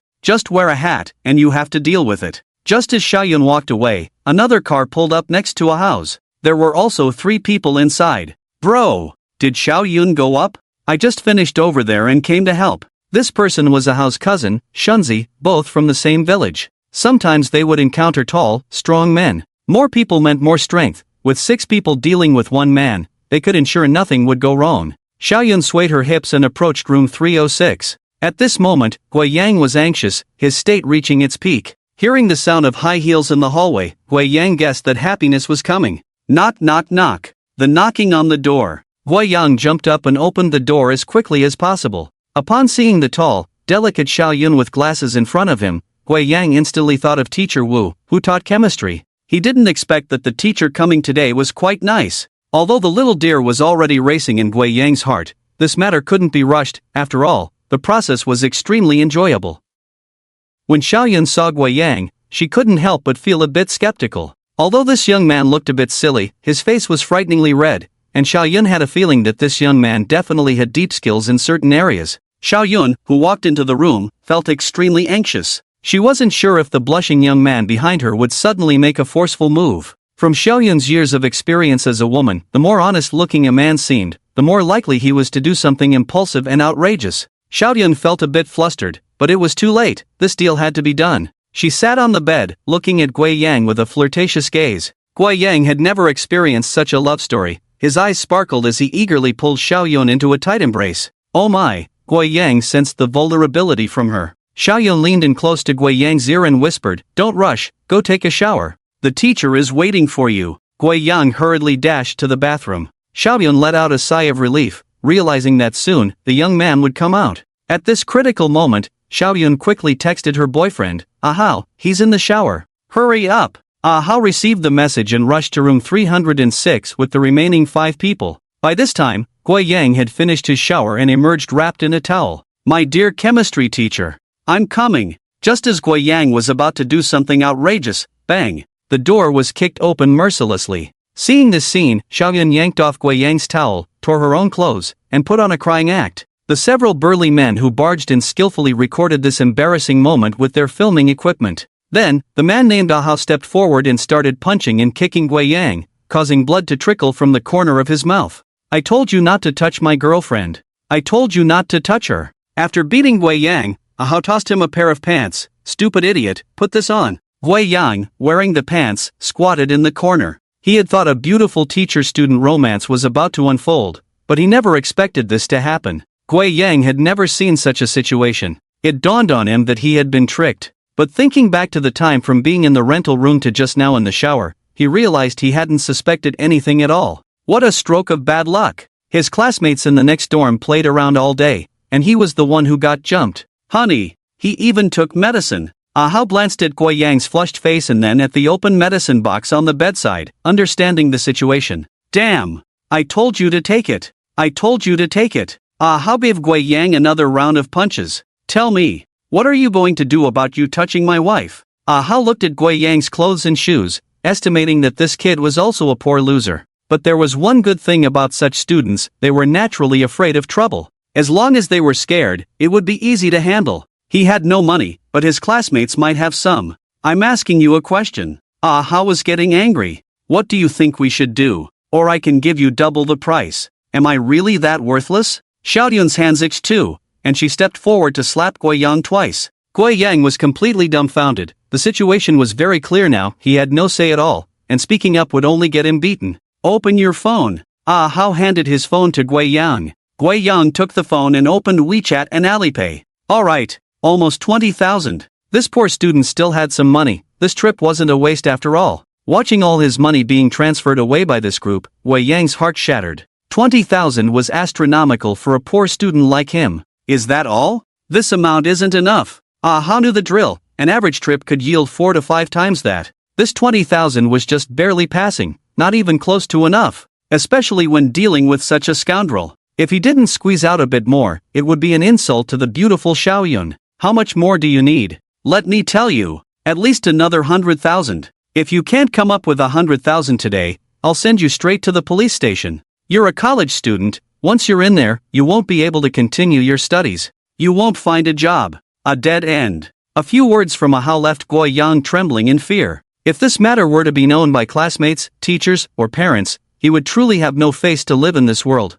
But 100,000. Where could he possibly get that amount? Even if he called his parents, they might not be able to come up with that much. Call classmates and friends. We need money. Ahao was somewhat impatient. He didn't want to waste time with Gui Yang, this useless coward. No matter what, they had to find a way to get the money. Nowadays, it's not a problem for a college student to have 1 or 2,000 saved up. As long as he was willing to ask, he could easily gather 30 to 50,000. Ahau handed his phone to Gui Yang. Call classmates and friends to raise money. Classmates and friends? Gui Yang thought for a long time and could only think of Zhongchen. Other than that, it seemed he had no friends. Gui Yang opened Zhongchen's WeChat and pressed the voice message. Soon, Zhongchen picked up. Gui Yang, what's up? A phone, I. This matter was truly embarrassing, and Gui Yang had always told Zhongchen that he was studying in a rental room, but today he was studying in a hotel. Ahau saw Gui Yang like this and feared he wouldn't be able to spit out a word for a long time. He snatched the phone away. Let me tell you,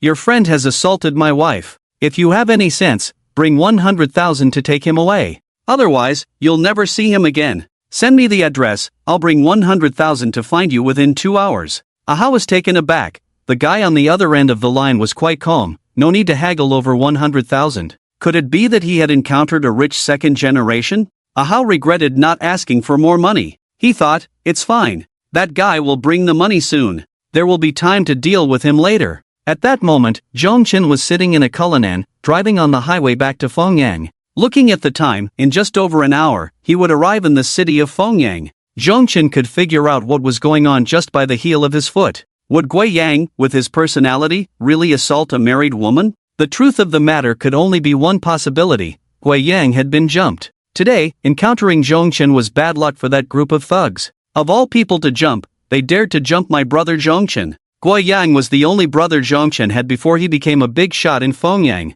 Back then, only Gui Yang was willing to lend Zhongchen money, and Zhongchen had always remembered it. No matter how he developed in the future, he would never forget his brothers in times of hardship. Zhongchen went to the bank and withdrew 200,000 in cash, then headed straight to the Guaxi Express Hotel. Room 306. Brother Feng opened the door of the Cullinan and stepped out with the money. Brother Feng, we'll go with you. Wait for my news. I'll go check it out first. Brother Feng's figure disappeared into the lobby of the Guaxi Hotel. From the phone call Brother Feng just received, it could be inferred that his friend was jumped while trying to pick up girls. Since they could do such a thing, there were definitely no fewer than 3 or 4 people on the other side. Brother Feng was used to talking tough, but Huzi was worried he might get into a fight with those little gangsters. Huzi really didn't feel safe going alone. So, he called a Guang and the 8 Great Kings, preparing to ambush near room 306, waiting for the right moment to act, ensuring that Brother Feng could have them rush in when needed. Knock knock knock. Zhongchen knocked on the door of room 306, and when it opened, 6 big men, a woman, and his good brother Gui Yang appeared before him. Zhongchen went to Gui Yang's side and told him to get dressed. Get dressed? Where's the money? Zhongchen took out 10 stacks of 100 yuan bills and threw them directly on the bed. Everyone was surprised to see that this young man could take out so much money at once. He couldn't possibly be a wealthy rich second generation, could he? But the most surprised was Gui Yang. As classmates, Gui Yang had never known that Zhongchen could take out so much money. 100,000. Ever since moving to the rental house, Gui Yang hadn't returned to school, staying locked up in his room all day, oblivious to current events. How could he know that Zhongchen was now thriving, already making a name for himself in school and society? Gui Yang didn't dare to look into Zhongchen's eyes. He was thinking, could this money have come from Zhongchen borrowing from loan sharks or online loans? I'm really not a person, dragging my good brother down like this. A Feng, I will definitely pay you back, and I'll find a way to pay you the interest too.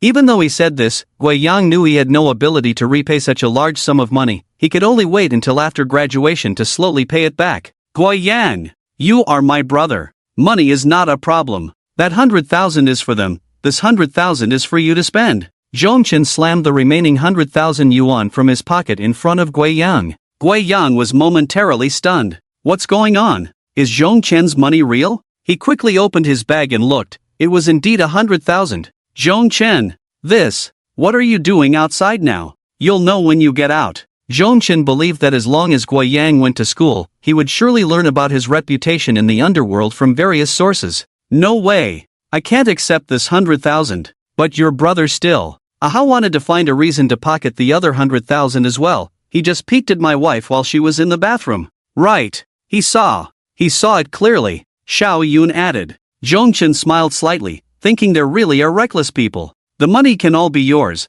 but you might not be able to spend it. Don't give me that. You give it to me, and I'll spend it. Zhong Chen threw the other 100,000 to Ahao. Hee, I have to say, you've got a good brother. Ahao was overjoyed, this deal was too worth it. Bro, next time you want to find a girl, contact me, okay? Xiao Yun, that shameless one, said to the aggrieved Gui Yang. At this moment, Gui Yang thought, the debt just went from 100,000 to 200,000 in an instant. Why did Zhongchen take out so much money? Isn't this digging a pit for me? Now I really can't pay it back.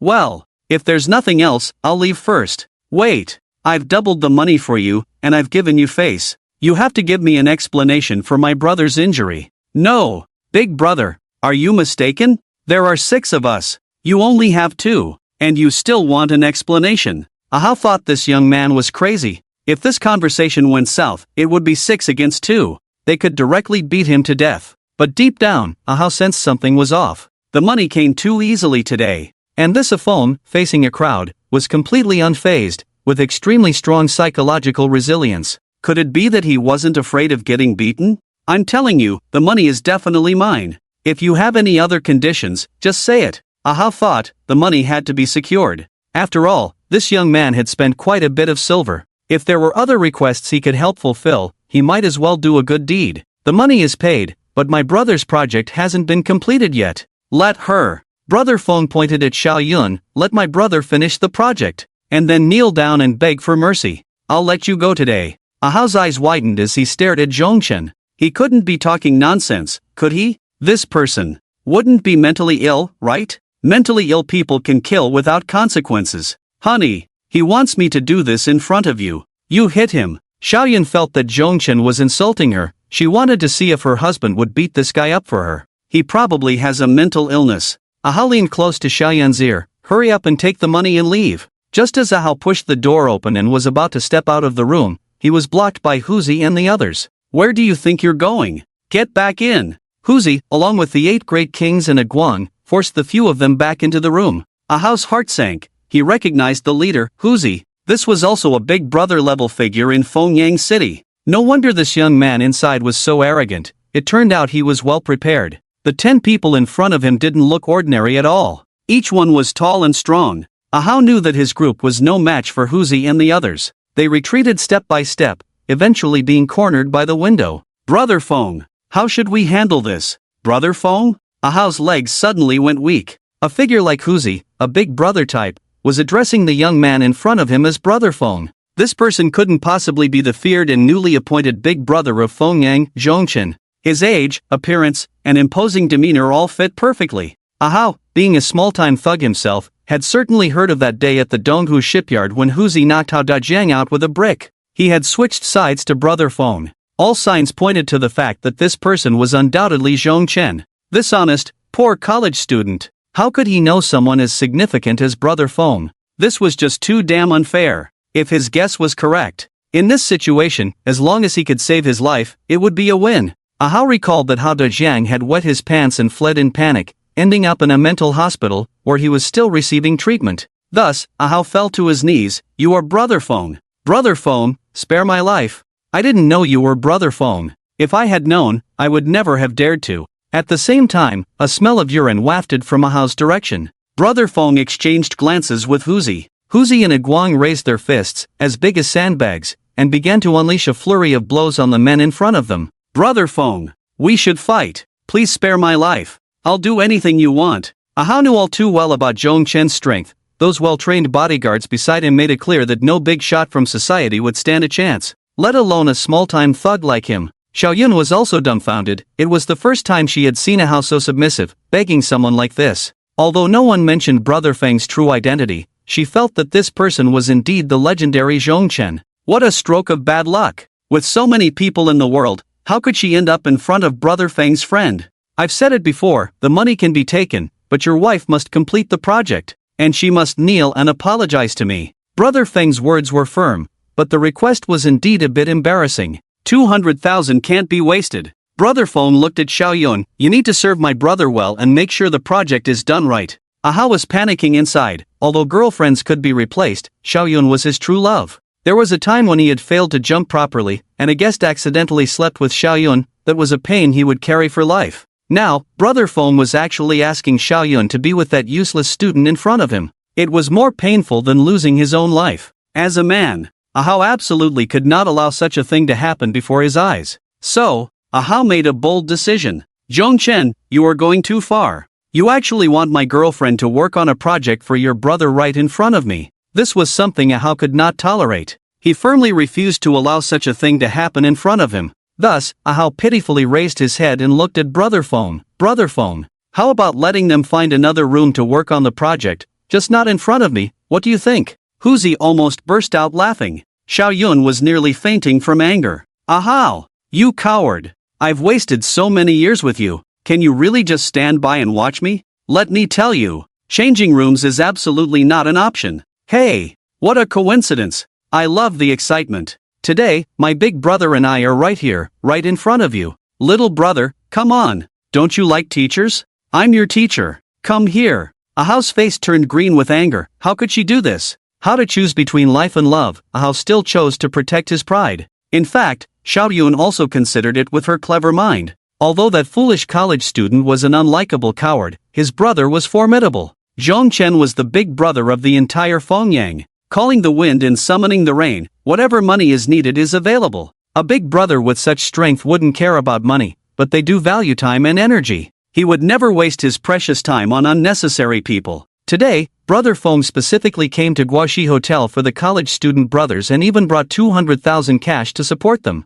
If I'm not mistaken, Brother Feng has a special relationship with this silly college student. They are definitely lifelong friends. In my life, it would be absolutely impossible to get close to a big brother like Feng. After all, Brother Feng is high and mighty, with money and looks to spare. He has a bunch of beautiful women following him. But this brother is different, looking all poor and shabby, completely incomparable to Brother Feng. No woman would be interested in such a man. If I were to get involved with this silly college student, and maintain a long-term relationship, wouldn't that indirectly connect me to Brother Feng? With Brother Feng's strength and status, just giving his brother some benefits could definitely help him take off in Fengyang City. So this could be considered a strategic way to save the country. After doing some mental preparation, Xiaoyun felt much better. She was just angry a moment ago, but now she felt enlightened. The thought of becoming Brother Feng's brother's woman was quite appealing. Now, Xiaoyun looked at that silly college student from before and found him quite pleasing. She felt that being with him wouldn't be a loss at all.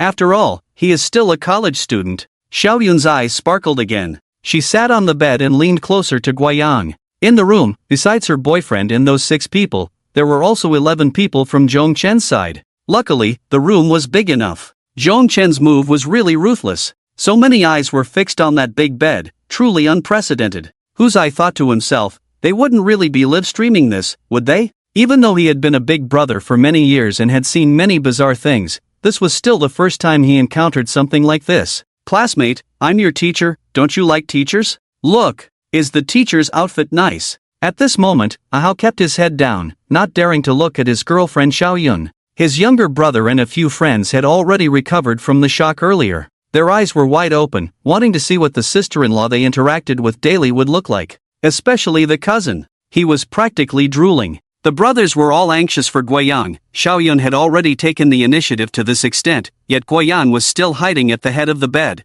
refusing to strike. This made Xiaoyun a bit anxious too. Her future depended on whether she could get close to that useless man today. Classmate, the teacher is here. What course do you want to learn today? The teacher can teach you anything. If you have any ideas, feel free to tell the teacher. The teacher is very dedicated. Xiaoyun moved closer. Come on, let me give you a massage. In a flash, Xiaoyun was right next to Guiyang. At that moment, Guiyang seemed to suddenly awaken, glaring at Xiaoyun with fierce eyes. Get lost. Even if there are no women left in this world, I wouldn't fuck you. At the same time, Guiyang's little universe exploded. He stood up and, with all his might, slapped Xiaoyun 4 times across the face. He hit her hard. Watermelon juice flowed directly from the corner of his mouth. You filthy bitch. I'll kill you. Guiyang hated Xiaoyun so much. He had already decided to spend 800 yuan to buy the most romantic teacher-student relationship. His mood was adjusted, and his body was in great shape, but he didn't expect to encounter such a group of people. Not only did he get beaten up,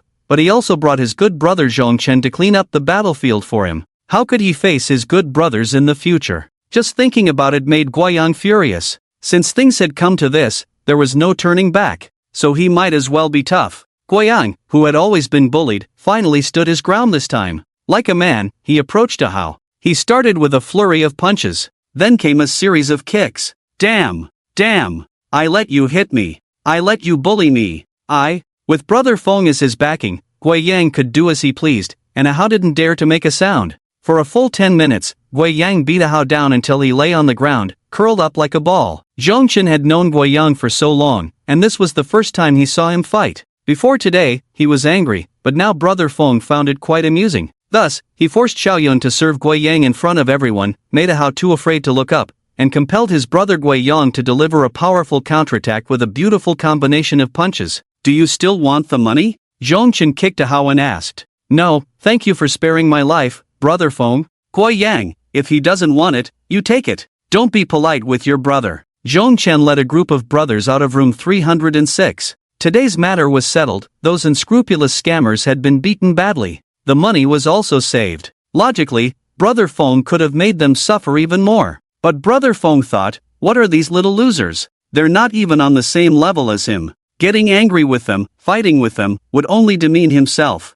In short, they were beneath him, not worthy. Guiyang held 200,000 cash, like a schoolboy who had made a mistake. From the snippets of conversation in the hotel earlier, Guiyang could tell that Zhongchen was now a big brother in Fengyang. No wonder he casually gave him 40,000 back then. Today he didn't think twice about handing over 200,000. Guiyang, who usually focused on studying, had no idea what being a big brother in Fengyang meant. 200,000. So far, this was the most money he had ever seen. Was it really just given to him like that? Zhongchen still looked like a student, wearing cheap clothes, using a phone worth over 1,000, casually putting his arm around Guiyang's shoulder, calling him brother. When he sat in Zhongchen's Cullinan, Guiyang truly felt the difference. Although he didn't know much about luxury cars, how could he not know about the Cullinan? It was undoubtedly the king of cars. Anyone who could sit in this car must be worth at least tens of millions, if not over 100 million. Guiyang then realized that everything was more intense than he had imagined.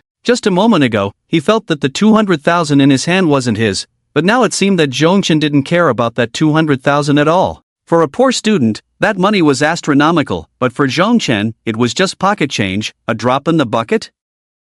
Equivalent to a meal for the owner of a Cullinan, treating a brother as close as this to a meal didn't seem like a big deal. After not returning to school for many days, he had to go back. After all, Teacher Xiuxiu had been thinking about him day and night. Ever since he had developed a relationship with Teacher Xiuxiu, he hadn't seen her again, and Brother Feng missed her too. He wanted to see what it would be like to meet Teacher Xiuxiu again at school, a proper student of Fengyang University. This time, Brother Feng didn't plan to take the side door anymore. He would swagger in through the front door. Huzi and a group of brothers escorted Brother Feng and Guiyang to the school gate. Wow! A few days had passed, and Brother Feng's popularity hadn't diminished at all. There were still many people gathered at the school gate. Looking again, those people all had panda eyes, not knowing how long they had been waiting there. Under the escort of the 8 great kings, Brother Feng and Guiyang managed to pass through smoothly. Brother Feng once again refreshed Guiyang's understanding of him. Was he really this popular? He even needed bodyguards to escort him. This scene was no less than that of a big star.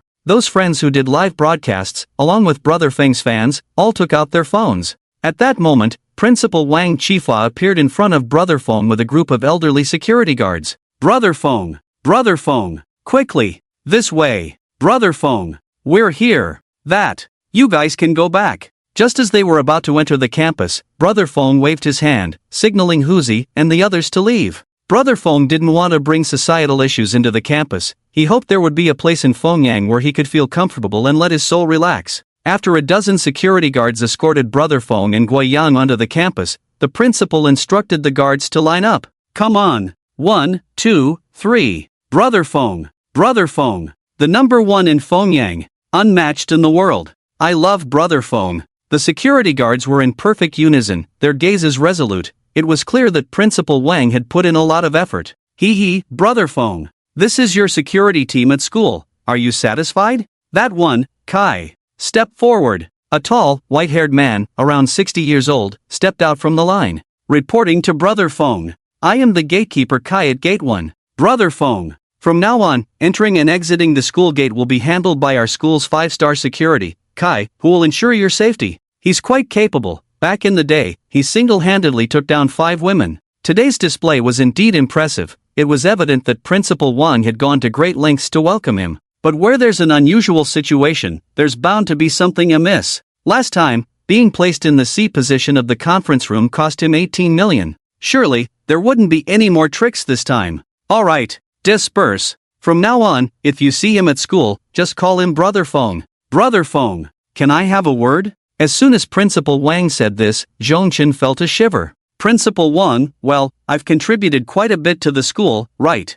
Brother Feng quickly interjected. He had promised to fulfill his commitments, but asking for tens of millions again was absolutely out of the question. Quite a bit, quite a bit. You are the greatest philanthropist since the establishment of Fengyan University. Our school will remember your kindness for a lifetime. Principal Wang painted a rosy picture, however, about that money. When can we expect a portion to be in place so we can get started and let Brother Feng enjoy a better campus environment as soon as possible? So it was about this. Brother Feng let out a sigh of relief. Ah, it's a pity that the money given to the school doesn't come with a tenfold return. After paying 18 million to the finance office in the form of a donation, Principal Wang felt completely at ease. Brother Feng, from now on, you can walk around the school with confidence. Whatever happens, the principal will take care of it for you. A group of directors and deputy directors stood by, echoing his words. When they reached the wall of the celebrity registry, Principal Wang stopped. He looked at the wall, directorly. Go! Take down the photo in the center. Replace it with Brother Feng's photo. Brother Feng looked on, feeling somewhat uneasy. With his photo up there, on the left would be Einstein, and on the right Newton. It just felt a bit awkward. Zhongchen glanced at his phone. Soon it would be teacher Xiao Xiu's class. There wasn't much spark to be had chatting with these old-timers. So, Brother Feng bid farewell to the principal and headed straight to the classroom. As he passed the school gate, Kai shouted, Brother Feng, I'm your little brother Kai. Don't worry, Brother Feng. I'll definitely keep the school gate secure for you. Just go about your business. Since Brother Feng became popular in Fengyang University had become the liveliest place, bustling with people every day. As the saying goes, where there are people, there is wealth. The chief gatekeeper Kai at Fengyang University experienced the benefits of power for the first time. Those with money and influence, just to catch a glimpse of Brother Feng, specially brought gifts of cigarettes, alcohol, and cash to gatekeeper Kai. In no time, the guard room was filled with presents. The square dance aunties, who used to ignore Kai, were now willing to sit in the guard room for a while, casually taking away some useful items. What they paid was that next time they danced with Kai, they had to wear black stockings and super short skirts. It could be said that Kai's social status was rapidly rising. Originally, the salary was only 2,800, but now just from receiving gifts, I can sell for 20 to 30,000 a month. 1 month's income is equivalent to a year's worth. Yukai couldn't help but sigh. Brother Feng is truly a god of wealth. Brother Feng is my great benefactor in this life. Now I can eat 4 dishes every day, all thanks to Brother Feng. Being able to pursue Shan Ruoxue as my girlfriend is also the strength and confidence granted by Brother Feng. Having struggled academically since childhood and not being favored by girls, Yukai, at the age of 62, finally rejuvenates with Brother Feng's power. Yukai knows that all of this is hard-earned. He wants to be a good little brother to Brother Feng and not let him suffer even a bit. At critical moments, this old body would rather take a bullet for Brother Feng. Captain Yukai can be said to be the #1 fan of Brother Feng at Fengyang University. Right now, he is sitting in the guardroom chair when a white Maserati slowly drives up and stops at the school gate. Then, a long-haired woman with fair skin steps out, and Yukai is mesmerized. From this woman, Yukai sees the shadow of a goddess. Unlike others who come to seek his help, this woman, around 30 years old, exudes an extraordinary aura. Moreover, she is wearing a white dress and the most exquisite necklace. The woman carries a red bag and pushes the door open. Hello, big brother. The woman's voice is extremely gentle, filled with warmth. Brother, I am Xie Mei from the Xie Group. This is a small token of my appreciation. Please be sure to accept it. As she speaks, the beautiful Xie Mei hands the red bag to Yukai. Yukai peeks inside. Wow. This is definitely a bribe. 2 neat stacks of cash. If he's not mistaken, it should be exactly 20,000. This beautiful woman could easily get things done with her looks, yet she insists on spending money. Little sister, what is this for? This is not acceptable. It's too valuable. Big brother, you must accept it. I sincerely ask you to help me with something. In this world, only Big Brother has the strength to do this. Upon hearing this, the confident Yukai suddenly feels an urge to save the entire universe, and thus wants to show off in front of this stunning beauty. Yukai is old enough to be Xie Mei's father, yet she still calls him Big Brother. This makes the old man's heart bloom with joy. Little sister, if you have something to say, just tell me. In this school, Brother Feng is the boss. I, Yukai, am the second. I am Brother Feng's number one little brother. I can handle anything for you. Brother, I would like you to help me ask Brother Feng. I want to meet him. Wanting to meet someone is not inherently difficult, but the person she wants to meet is precisely the hotshot Brother Feng. After all, Brother Feng is high and mighty, not just anyone can meet him. But seeing the 20,000 cash does indeed tempt Yukai. So much money is enough to buy gold rings for 4 old ladies. Usually, when others give gifts, it's only 1 or 2,000. This beautiful sister is straightforward, giving cash directly, and it's a whopping 20,000. It's worth noting that his monthly salary is only a little over 3,000. In fact, Xiame is not a fool, she knows exactly what she is doing. As the new head of the Xie Group, since taking office, she has been squeezed out by the other 3 conglomerates. Originally, the Xia family, which firmly held the position of the second family business in Fengyang, is now facing an unprecedented crisis. The 3 conglomerates see Xiame, a young woman, as easy to bully and want to use some despicable means during her tenure to push the Xia family out of the major families in Fengyang. This way, they can share the market that the Xia family occupies and gain more economic benefits. Xiame, a weak woman, has already been bullied to the point of having no way out, watching her father's hard-earned empire being eroded little by little in her hands. If this continues, the Xia family will slowly disappear from the commercial landscape of Fengyang City. This is the last thing Xiame wants to see. How she wishes someone could stand up for her, to provide some help for this weak woman. But she also knows very well that the major families and conglomerates in Fengyang are powerful and domineering, playing both sides of the law. Finding someone to deal with them is not that easy. Just when Xiame was at her wit's end, she accidentally came across the newly appointed big brother of Fengyang, Zhongchen, and suddenly felt a glimmer of hope. Zhongchen was able to remove Hao Dajian from the underworld in a single night, which speaks volumes about his formidable combat power. Especially those 800 guards, just the sight of them is chilling. If she could establish a connection with Zhongchen, the Xia family would be saved. Those old geezers from the 3 major conglomerates might not give her face, but they must give face to Brother Feng. They are not afraid of business wars. After all, those cunning old foxes have plenty of tricks up their sleeves.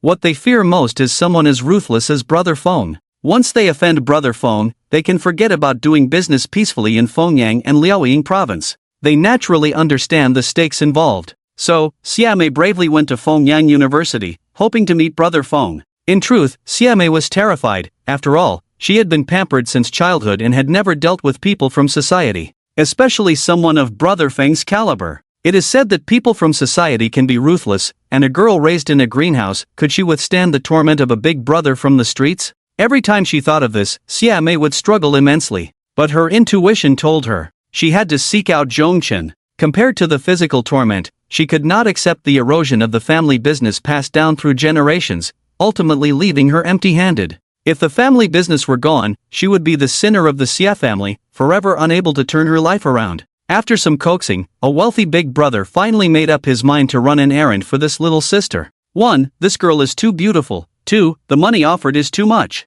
Most importantly, this girl has such grace. At a glance, she is clearly a noble lady. If Brother Feng takes a liking to her, wouldn't he also be making a great contribution in front of Brother Feng? The wealthy man left the security room to inform Brother Feng, who was sitting in the classroom, staring intently at the teacher, Xiao Xiu, who was teaching. Brother Feng could clearly feel that Xiao Xiu had indeed changed. When she was late earlier, she had actually smiled at him, holding back laughter. After finishing a point of knowledge, Xiao Xiu deliberately came to Brother Feng's side. Brother Feng, did you understand? If there's anything you don't get, come to my dorm after class, and I'll give you some extra help. Now that your status is different, you're so busy usually, and you've missed quite a bit of class, you can't be careless. Knock, knock, knock. The wealthy man hurriedly knocked on the classroom door, and when it opened, a balding man appeared. Brother Feng, I need to talk to you about something. What Brother Feng? How old are you? We're in class. Xiao Xiu was a bit displeased. No matter how old I am, I'm still Brother Feng's little brother. I'm with Brother Feng. The wealthy man turned to Brother Feng and said, Brother Feng, it's urgent. Zhongchen looked at Xiao Xiu. After all, the classroom belonged to her, and he needed to seek her permission to leave. Although he had just been stern with the wealthy man, the moment he saw Brother Feng's charming gaze, Xiao Xiu immediately transformed back into a gentle and lovely girl. Brother Feng, you can go out, but come back quickly, okay? Brother Feng stepped into the hallway. Hey! Brother Feng has good news. A girl came to the security room, tall, fair, and wealthy. She's looking for you. As soon as I saw this good news, as a little brother, I had to hurry and inform you. Zhongchen was really not interested in women. Ever since he became impressive, beautiful women had been constantly around him, and he was too busy pushing them away to seek out unnecessary trouble. Moreover, the woman who can come to school to find him must be quite desperate. Brother Feng, listen to your little brother. This woman is extraordinary. She likes to wear white clothes, and her elegance is not simple. I guarantee you'll like her when you see her. Damn, is this security guard preparing for graduate school? To be able to compose poetry and praise, it seems this woman is indeed special. Since that's the case, it wouldn't hurt to take a look. At the school gate, several women were standing, but Zhongchen immediately spotted the outstanding CMA. Brother Feng, I've cleared out the security room for you two to chat privately. I'll go outside and keep watch. This guy is quite considerate. Brother Feng looked up and down at the woman in front of him. He could now say he had entered the upper class, but after all, his family conditions were average in the past. For many years, he had maintained a poor loser image, and there was still a bit of rusticity about him. But this woman was different. She exuded a sense of nobility, and her eyes were clear and deep. It gave one a feeling of wanting to touch her, yet fearing to break her, like a delicate flower bud that had just opened 2 petals. Zhongchen recalled the women he had encountered before. None seemed to possess the unique charm that this woman had. Brother Feng, I am Xia Mei from the Xia Group. Today's visit is a bit presumptuous, but I need you.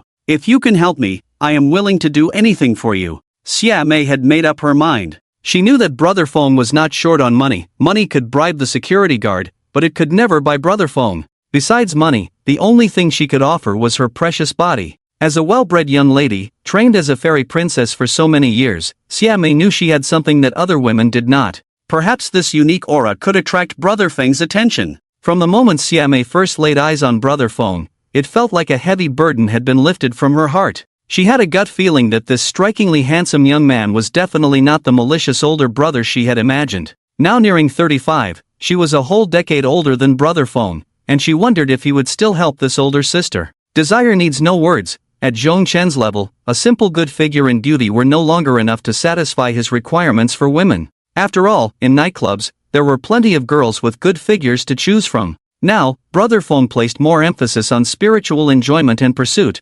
Outstanding appearance was just the foundation. Beyond looks, he hoped to gain a different experience on a spiritual level, to bring himself emotional value. This was the security room, and it was daytime, with the sun shining brightly. Only in nightclubs was Brother Feng the absolute king. After learning that several major financial groups were using improper means to bully the Xie family, Brother Feng considered stepping in to help this unique Snow White. But the time and place were not right, so he leaned close to Xia Mei's ear. Tonight, go to the Emperor Business KTV to wait for me if you want my help. Zhongchen's purpose was simple. He wanted to see if this high and mighty princess could show her sincerity and offer him her most precious possession. And one more thing, Brother Feng wanted to make money. After 8 p.m., nightclub consumption had a tenfold cashback. He had to make a profit tonight. Got it, Brother Feng, see you tonight. Only then did Brother Feng pull his mouth away from Xia Mei's ear. The fragrance emanating from her made him look forward to the night ahead. Brother Feng couldn't help but take a closer look at Xia Mei's skin, which was crystal clear and remarkably fair. She looked nothing like a 35-year-old woman. Seeing Brother Feng's reaction, Xia Mei felt much more at ease. It seemed Brother Feng was indeed interested in her. As long as she loosened up a bit tonight and sacrificed some equity or money, she could accompany Brother Feng for a while. Brother Feng's plan to deal with the 3 major financial groups is still very promising. After thanking him, Xia Mei pushed open the door and got into the Maserati. The fresh and refined Xia Mei left, taking with her Brother Feng's fluttering heart. Cold Sixth Brother from the Emperor's Business KTV seemed to have a special ability. Just as Xia Mei left, Brother Feng was about to greet Cold Sixth Brother.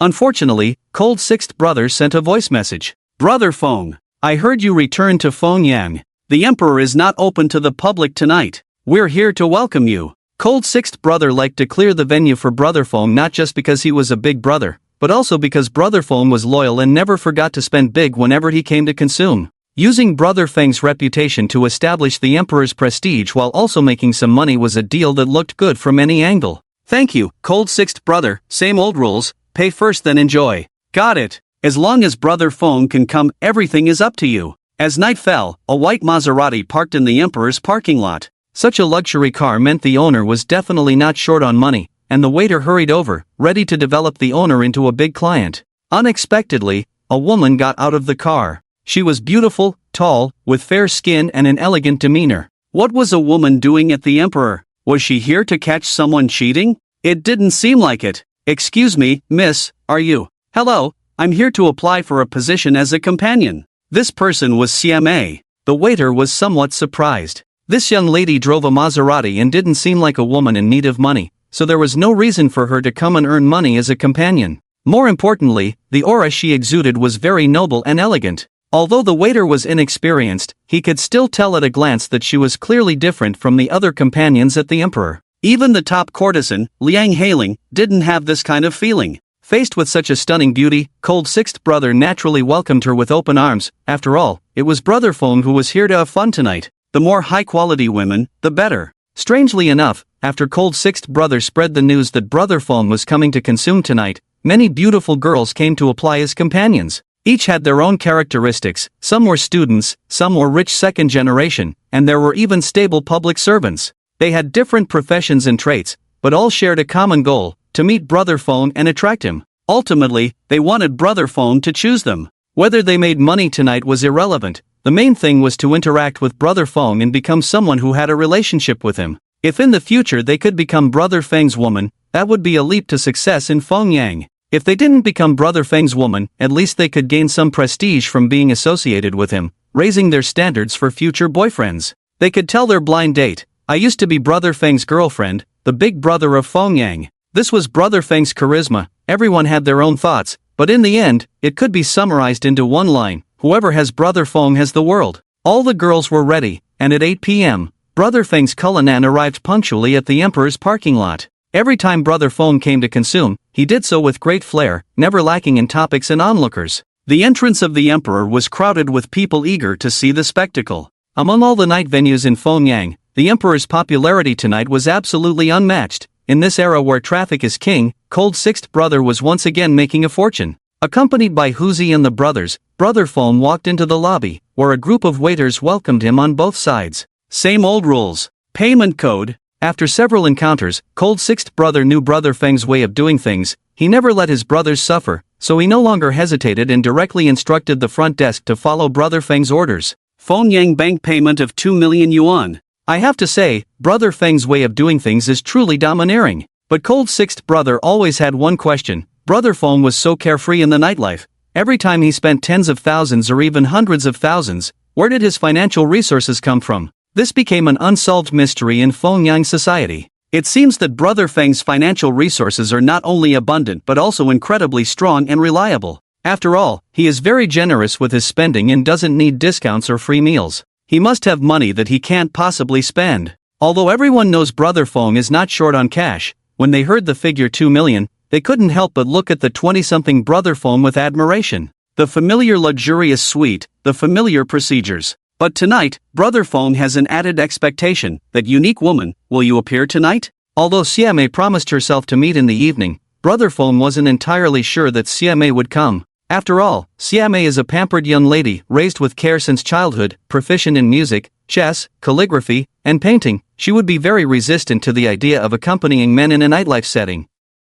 If Brother Feng invited her to watch a movie or attend a concert, Siamei would surely agree without hesitation. However, the business KTV hides many public secrets, and Siamei must be aware of them. Once Brother Feng's beastly nature erupts, once he forces Siamei to do something excessive with other brothers, once. In short, if Siamei comes, she won't be able to leave, everything will be left to fate. The nightlife is Brother Feng's territory. No matter what identity or wealth Siamei has, once she enters the private room, how things develop will be out of her control. But Brother Feng has a premonition that Siamei will definitely come. After all, in Fengyang, besides him, Zhongchen, there is no one else who can handle 3 major consortiums. Although the major consortiums are engaged in legitimate business, they initially won the market through some illegal, even dark means. They all have powerful social backgrounds, with so-called big brothers backing them. Otherwise, it would be hard to navigate the competition smoothly. And in Fengyang, or rather the entire Liaoying province, no one has been able to stand up to Brother Feng.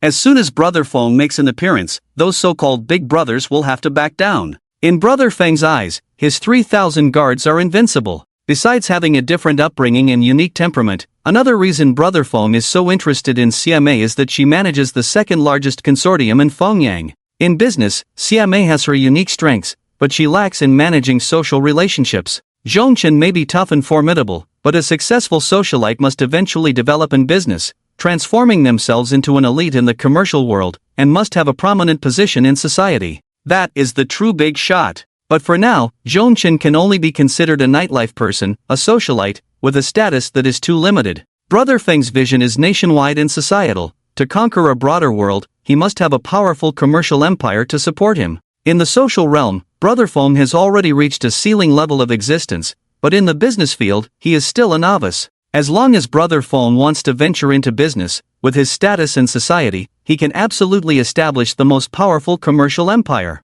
Therefore, Brother Feng needs many people like CMA. Soon, about 100 carefully selected girls lined up in an orderly fashion and entered Brother Feng's private room one after another. It was evident that Brother Leng had put in a lot of effort. The quality of these girls can be said to be top-notch even at the selection conference in Fengyang. Moreover, several of the girls clearly did not belong to this kind of entertainment venue. They still had a glow on their faces and a breath of life. Unlike the nightlife girls, whose smiles are all uniform, the girls looked at Brother Feng with eyes full of anticipation. It could be said that they were 1 in 100, with the odds of being chosen comparable to winning the lottery. Yet Brother Feng was searching among these girls for the one named CMA. Tall and slender, with a different aura and feeling. This made it easy for Brother Feng to spot CMA at a glance. When CMA's gaze collided with Brother Feng's, her heart suddenly raced. She had always hoped to be chosen by Brother Feng, believing that this would give her the chance to save her family, rescue the corporation, and preserve the legacy left by her ancestors. But at this critical moment, doubts began to creep in. After all, she was a refined young lady who had never had to please a man in a nightclub, while Brother Feng was a man with extensive experience in such places. She truly wondered if she could satisfy him. If she didn't do well enough to win Brother Feng's favor, everything would be ruined. With a flick of his finger, Brother Feng signaled to Cold Six, who understood that the outstanding girl had caught Brother Feng's eye. Xiamei felt a bit nervous as she cautiously approached Brother Feng and sat beside him. She had no idea what astonishing move Brother Feng would make next. In the conference room of the corporation or at the bidding site, Xiamei was not intimidated by Brother Feng at all, but in this luxurious private room, especially one with a bathroom, her heart was in her throat. Brother Feng, however, was not in a hurry. They each had a drink, and after a while, Brother Feng hadn't even touched her. Women are a complicated species. When a man wants to touch them, they resist in every way. When a man keeps his distance, they feel a sense of loss. At that moment, Xiamei felt just that. With Brother Feng sitting far from her, she grew uneasy and deliberately leaned closer to him, hoping he would take the opportunity to pull her into his embrace and slowly move to the next step. After a few glasses of strong liquor, Xiamei, who couldn't hold her liquor well, felt a bit dazed, her fair skin slightly flushed. Brother Feng noticed her state. Since Xiamei was here tonight, he could easily have her if he wanted, and keep her for the long term. But that would be too easy. Brother Feng wanted more than just her body, he wanted Xiamei's heart. He enjoyed the feeling of a woman being devoted to him. Xiamei, forgetting her status as a young lady, suddenly moved a little closer to Brother Feng. Her rounded hips were now almost touching him. For herself, for the corporation, for her family, Xiamei steeled her resolve and was about to put down her glass and leap into Brother Feng's arms. If she took that step and Brother Feng still didn't yield, she would continue to the next step. If that didn't work, she would throw caution to the wind. In any case, tonight had to be a success. No room for failure. This night would determine her fate. Just as Xiamei set down her glass, ready to make her next move, Brother Feng finally spoke. "Take out your phone." Xiamei was taken aback. Take out her phone? Could Brother Feng be a pervert who wanted to record a video and post it online? Even if that were the case, Xiamei couldn't refuse Brother Feng. Everything was results-oriented. She pulled out the latest smartphone and unlocked it successfully. Video call the other 3 major corporations. Talk to them. Brother Feng commanded again. This time, his order sounded very appealing to Xiamei. Talking to the 3 major corporations? So Brother Feng was going to step in for her. Just a few drinks in, and he hadn't even held her delicate fingers, yet he was willing to do something so significant for her? In an instant, Xiamei felt like a despicable person. She had often thought of Brother Feng as a bad guy, someone who had ulterior motives towards her. She had once been certain that Brother Feng wouldn't help her unless he slept with her. But now, tears of gratitude welled up in Xiamei's heart. She had the softest side as a woman, and Brother Feng's action had touched her tender nerves. Xiamei had made up her mind. After the negotiations, she would completely let herself go, all for Brother Feng. Brother Feng needed to solve problems for her immediately, which moved her deeply. She even thought of offering herself to him. But now is not the time. Following Brother Feng's instructions, Xia Mei opened her phone. She brought together the leaders of the three major families, Chao Dijian, Liang Jian, and Song Si, for a video chat. The three old men, cunning and shrewd, thought to themselves that this little girl had finally come to her senses as she took the initiative to contact them today. As the head of the Fengyang First Financial Group, Mr. Chao Dijian spoke first. Xia Mei, it's been a while since we last spoke. Why did you suddenly think of your uncles today? Your uncles are also doing this for your own good. The Xia family, as the second financial group in Fengyang, has built up its foundation over the years with great difficulty. As long as you are willing to let go, Uncle Chao will definitely ensure that you have no worries for the rest of your life. With Brother Feng sitting beside her, Xia Mei felt a surge of confidence. She completely changed her usual submissive demeanor when communicating with these big shots. Today, she was unusually assertive. Uncle Chao, it's only right for me to think of you. After all, you are also thinking of me. Thinking about how to divide up our family business, right? However, I might have to disappoint you. Not only will I not agree to the demands you made before, but I also intend to develop my own business well. If one day it touches upon your commercial territory, I hope you will be understanding. Seeing her speak like this, the other two were not pleased. Xia Mei, I see you don't know the heights of heaven and depths of the earth. How dare you speak to Mr. Chao like that? Let me tell you, as long as our families join forces, it won't be long before the Xia family's businesses are all shut down. That's right. Don't blame us for bullying a woman. You still have time to regret now. Then, Mr. Chao Dijian took over the conversation, continuing to persuade her. After all, taking down the Xia family without a fight would be the most profitable deal. Xia Mei, I see you are out having fun at night. Your face is all red from drinking. What good person goes out to play at night? I see you are becoming more and more unruly. I'll give you a day to think it over. If you still don't repent, your family's commercial territory will soon be eroded. With the conversation reaching this point, Xia Mei felt a bit at a loss. After all, she knew that the three families joining forces indeed had the power to shake the Xia family's commercial status. Brother Feng saw that it was time for him to step in. Give me the phone. Brother Feng took the phone and showed his face on the video. Who just said that there are no good people playing at night? Chao Dijian, Liang Jian, and Song Si widened their eyes, staring at the newly appeared face of Xia Mei on the video. Chao Dijian felt that this young man looked very familiar. Zhong Chen. Recently, Zhong Chen had become the hottest figure in Fengyang. Ordinary people might not have seen Brother Feng in person or in photos, but as the leaders of the most powerful financial groups in Fengyang, they had already learned some information about Zhong Chen through various channels. After all, there was almost no one in Fengyang who could shake the status of a financial group. Until Zhong Chen emerged, they began to feel concerned. The newly appointed big brother was indeed powerful. As long as he wanted, there was nothing he couldn't obtain in Fengyang. His formidable strength was the foundation of Brother Feng's ability to conquer everything, and this was something no one could shake.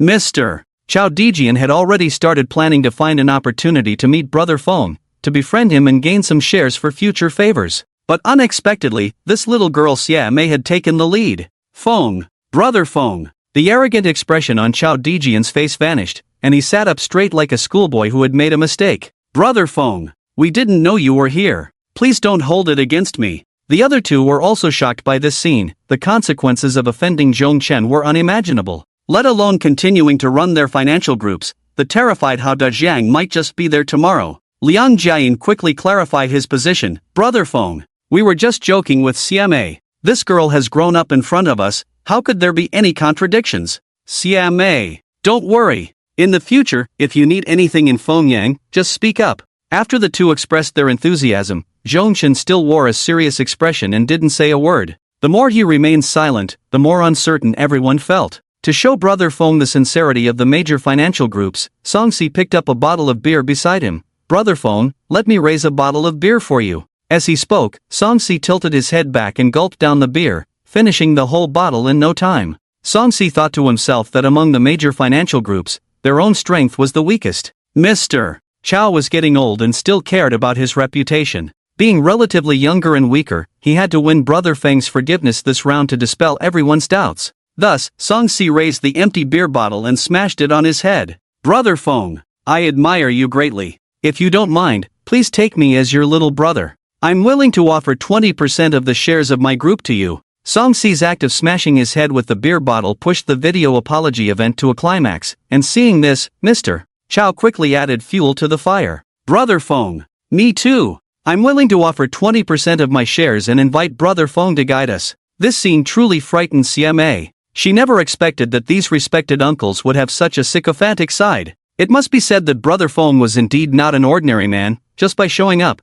he made several powerful financial groups in Fongyang lower their noble heads. What was even more shocking was that Song Si, this 53-year-old uncle, actually smashed a beer bottle on his head, and from the video, it was clear that watermelon juice was already flowing down his forehead. At this point, Zhongchen couldn't make things difficult for the old fellows. After all, these men were not ordinary characters. Their combined economic strength could shake Fingyang's GDP. I, Zhongchen, am here to uphold righteousness. Since my friends are giving me face, I won't pursue this matter any further. From now on, we are friends. If any of you seniors need me in the future, just speak up. From now on, you all run your own businesses and earn your living based on your abilities. Remember my phone number. 1-6-8-4-9. The old gentlemen each took out a small notebook and hurriedly jotted it down, obedient like children. As for the shares, there's no need for that. I, Zhongchen, won't take advantage of others' misfortunes. So let's leave it at that for today. Goodbye. With that, Brother Fong ended the video call.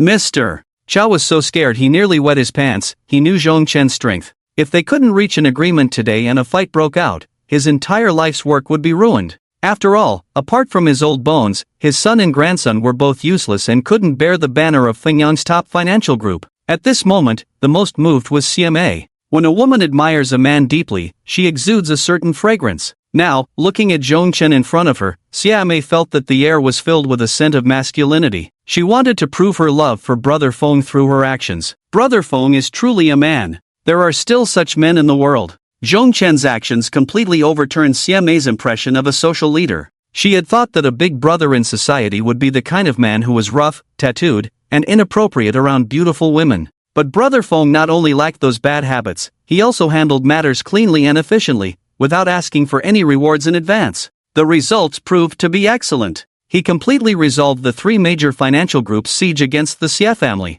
In that moment, Xia felt as if a great mountain had been lifted off her shoulders, and the one who helped her lift that mountain was the Brother Fong right in front of her. Brother Fong helped her solve such a big problem, and she was not someone who didn't understand gratitude. Despite her strict upbringing, Xia had always kept herself pure, but today she had to show some sincerity and offer her most precious possession to Brother Fong. In reality, they were all women, and she was no better than the others. Young men like Brother Fong, who were handsome, wealthy, and exceptionally capable, were never short of women. In a way, she felt she was reaching too high for Brother Fong. At this moment, Xia was fully prepared to be with Brother Fong. Just as she was about to make her move, Brother Fong glanced at her and said, "Open the payment code." Xia was taken aback, not understanding Brother Feng's intention. Did she hear him right? The payment code? What did Brother Fong want with that? Did he really see her as a companion for hire? She was a true lady of high society, raised in the arts, never frequenting nightclubs or places of ill repute. Brother Fong, did you think of me as? Do I really need that little tip of 1,000 or 800 yuan from you? But at that moment, Brother Feng's gaze was resolute, as if he wouldn't play unless he paid. Fine, who was she to argue with Brother Fong? Since he wanted to pay for fun, she might as well go along with it.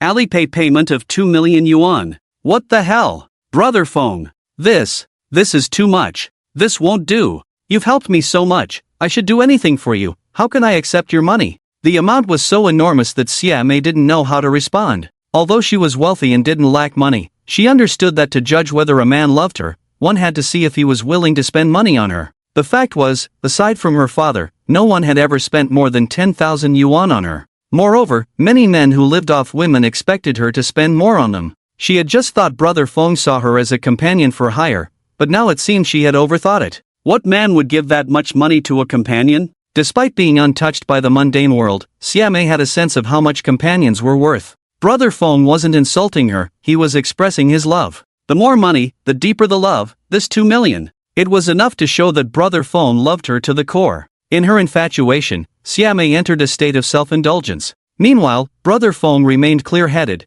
although he was also drooling over Xia. That 2 million had nothing to do with love. Brother Fong liked money too and wanted to earn more. Without spending, how could he win a tenfold return? Once this 2 million was spent, the next 20 million would be deposited into his account. A win-win situation. What followed was a natural love story between adults. Although CMA was not young, her upbringing was very strict, and there had only been one man in her life before Brother Fong, making him her second. Brother Fong deeply understood this. When facing him, CMA appeared very nervous and at a loss. This unique young lady indeed gave Brother Fong a different feeling. The head of the second family of the Fong Yang Second Consortium had thus become Brother Feng's woman. From a little show-off teacher to the number one girl in Haiyan. From the number one girl in Haiyan to the consortium's CMA, one mountain after another was conquered by Brother Fong. Now, Brother Fong just wanted to say, "System, I love you." "Brother Fong, do you want to say I love you to me?" CMA asked playfully afterward.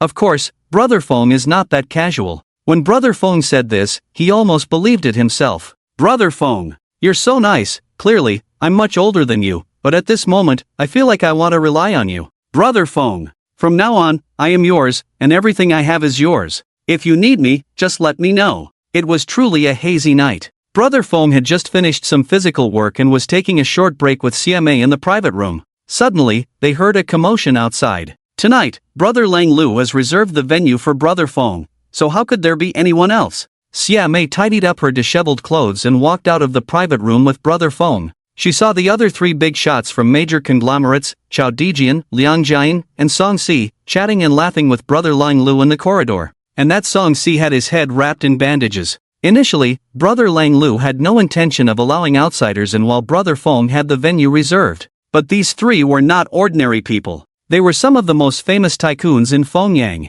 As the owner of a night venue, how could he refuse the arrival of the god of wealth? When he learned that these big shots were here to see Brother Fong, Brother Lang Lu felt a bit troubled. He knew that Brother Fong and the exceptionally charming CMA were in a romantic entanglement. It would be inappropriate to interrupt them. He couldn't offend anyone, especially not Brother Fong. That was Brother Lang Lu's bottom line. The big shots felt the same way. Their sudden visit today was a bad idea proposed by Chao Dijian. After all, it wasn't easy to meet Brother Fong, and Chao Dijian understood the importance of seizing the moment. Earlier in the video, they had already established a good connection with Brother Fong, but not having met in person left something to be desired. So, under Chao Dijian's encouragement, the three came to the Emperor's respect to have a face-to-face chat with Brother Fong and truly become friends, which would put their minds at ease. Additionally, Chao Dijian wanted to see what kind of relationship CMA had with Brother Fong. For Brother Fong to help a vulnerable woman stand up against three conglomerates, it required considerable courage. If CMA was indeed very close to Brother Fong,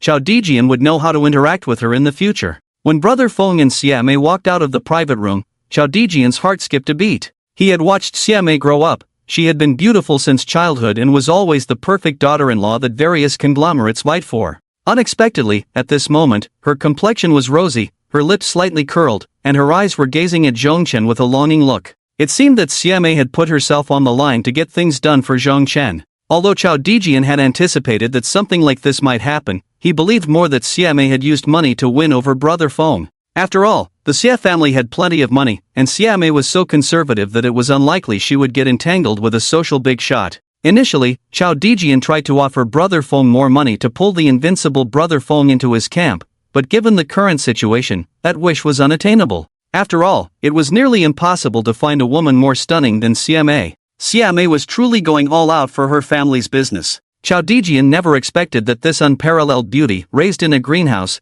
would actually dedicate herself to a big brother in Fongyang for the sake of her family's business. When Chao Dijian shifted his gaze to Zhongchen, he seemed to find the answer. Brother Fong, in front of him, was only in his 20s, tall and exceptionally handsome. With that appearance, even if he weren't a social big shot and lacked extraordinary strength, he could definitely find a wealthy woman based solely on his looks. Chao Dijian knew CMA very well. She was an extremely infatuated woman, which was why, at 35 years old, she had only dated one boyfriend. Today, she had given herself to Brother Fong, most likely because she had fallen for this young talent. This was going to be tricky. It seemed he could no longer set his sights on the Xie family's business and would need to coexist harmoniously to make money together. Seeing Song Si with his bandaged head, Brother Fong felt a bit embarrassed. "Brother Fong, I saw you in the video just now, and I felt a strong sense of fate, so I specially brought my brothers to see you and solidify our friendship. Yes, Brother Fong, please take care of us in the future." The fact that these men in their 50s and 60s referred to Zhongchen as Brother Fong truly surprised CMA,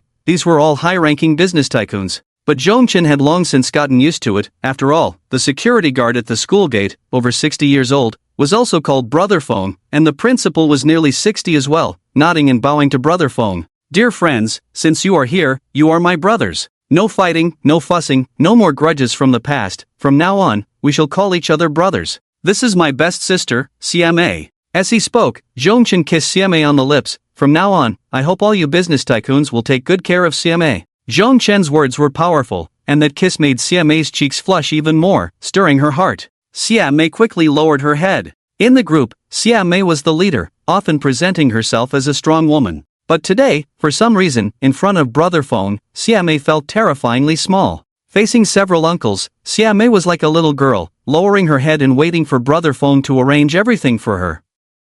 And Brother Feng's kiss was definitely meaningful. It was equivalent to telling everyone present that CMA was Zhongchen's person. Opposing CMA meant opposing Zhongchen. The people present were well aware of the stakes involved and nodded in acknowledgement to CMA. The nodding meant, "CMA, we were wrong before, please forgive us. From now on, not only will we not bully you, but we will also provide you with any help we can. Since you uncles are so gracious, today I, Zhongchen, will treat you. In this imperial respect, we will fight until dawn." Brother Lang Lu. Payment code. Brother Feng's action left Brother Lang Lu both amused and helpless. No matter the time, this social big brother truly loved to pay. "Brother Feng, how can we let you pay?" "Exactly. Brother Feng, we will cover this." But Brother Lang Lu knew Brother Feng's preference. Paying in nightclubs was Brother Feng's favorite. Alipay payment of 1 million yuan. The several business tycoons were shocked again. Brother Feng was indeed generous. Just like that, 1 million? Although several consortiums had plenty of money,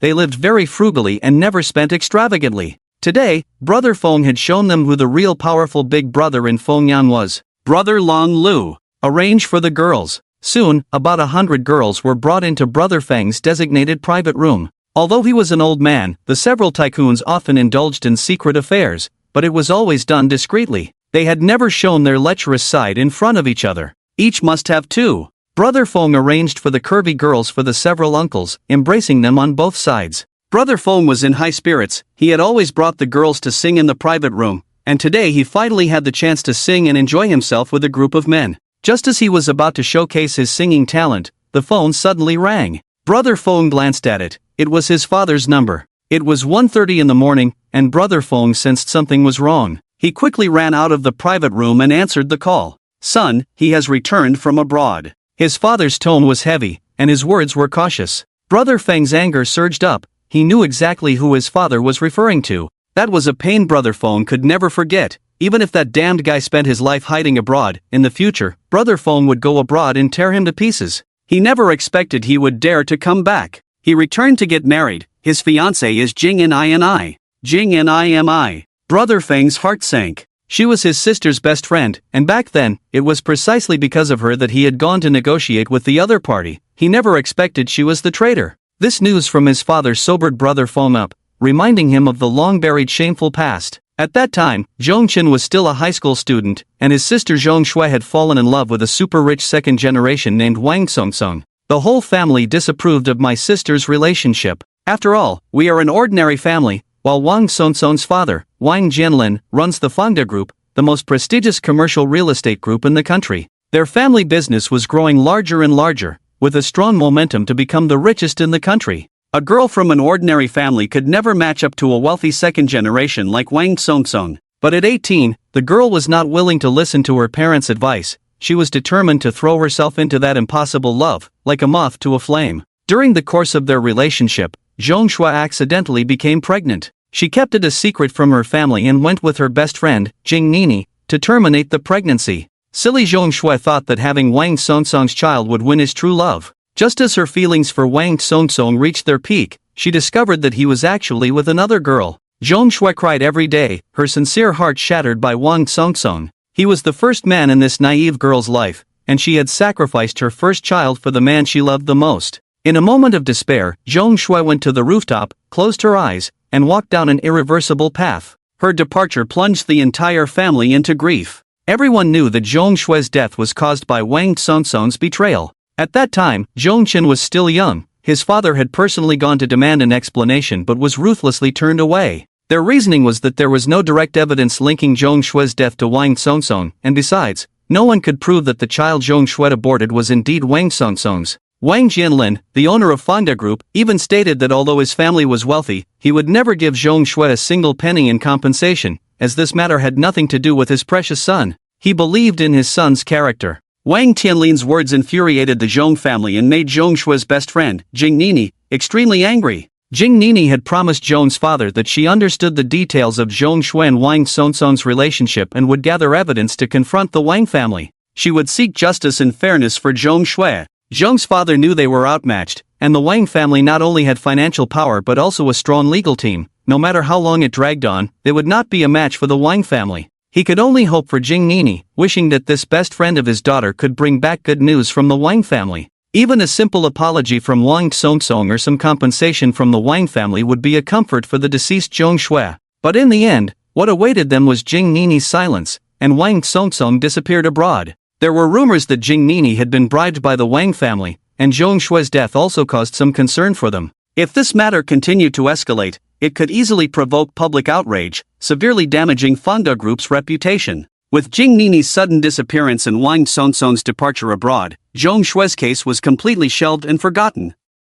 But while outsiders could forget, the Zhong family could never forget. She was a living girl, a family member of Zhongchen. It was a pain that the Zhong family would carry for a lifetime. Zhongchen was completely sober now. He was no longer the Zhongchen of the past. He clenched his fists. If you dare to come back, I will dare to take revenge. Dad, I know what to do. Zhongchen hung up the phone. His father, who had intended to persuade him not to do anything foolish, chose to remain silent this time. Zhong's father also understood that this matter had to be resolved. No matter the outcome, there had to be an explanation. Otherwise, it would be a lifelong burden on his heart, and he would never be able to close his eyes on the day he died. He also knew that the Wang family's power was unparalleled, not just in Fengyang or Liaoying, but throughout the entire Z country. Almost every major city is home to the Wang family's enterprises. To grow such a vast business, they naturally rely on bodyguards and enforcers. This time, the son is in grave danger. The father is gloomy at home, looking at the sky,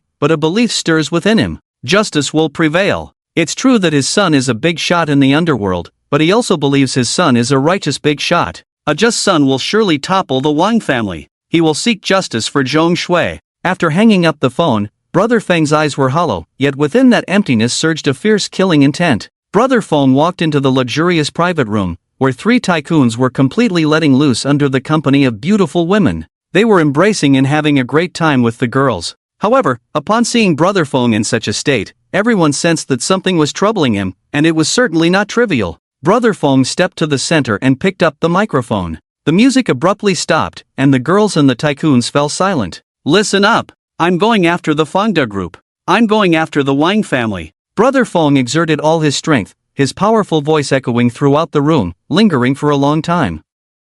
Then, he smashed the microphone onto the floor, creating a loud bang that made the entire room feel as if it had exploded. Outside, Brother Lang Lu and Huzi heard the piercing sound from the private room and thought a quarrel had broken out. They quickly organized their brothers to rush in. Upon learning about Brother Feng's situation, Brother Lang Lu was the first to speak up. Brother Feng, no matter who you're going after, I, Lum Lu, will be the first to stand with you. I have 50 or 60 brothers under me, ready to follow your orders at any time. The second to speak was CMA or Brother Feng. I, CMA, am not a lonely person. I am already yours. I completely dedicate myself to you. Although I am just a weak woman, I am willing to contribute money. Brother Feng, I am willing to offer 1 billion to support you. It can be said that both Brother Lang Lu and CMA are among Brother Feng's closest allies, so it was not surprising for them to step up to help. But right now, Brother Feng is going after the Wang family. The Wang family has a nationwide reach, and in terms of overall strength, they are definitely above Brother Feng.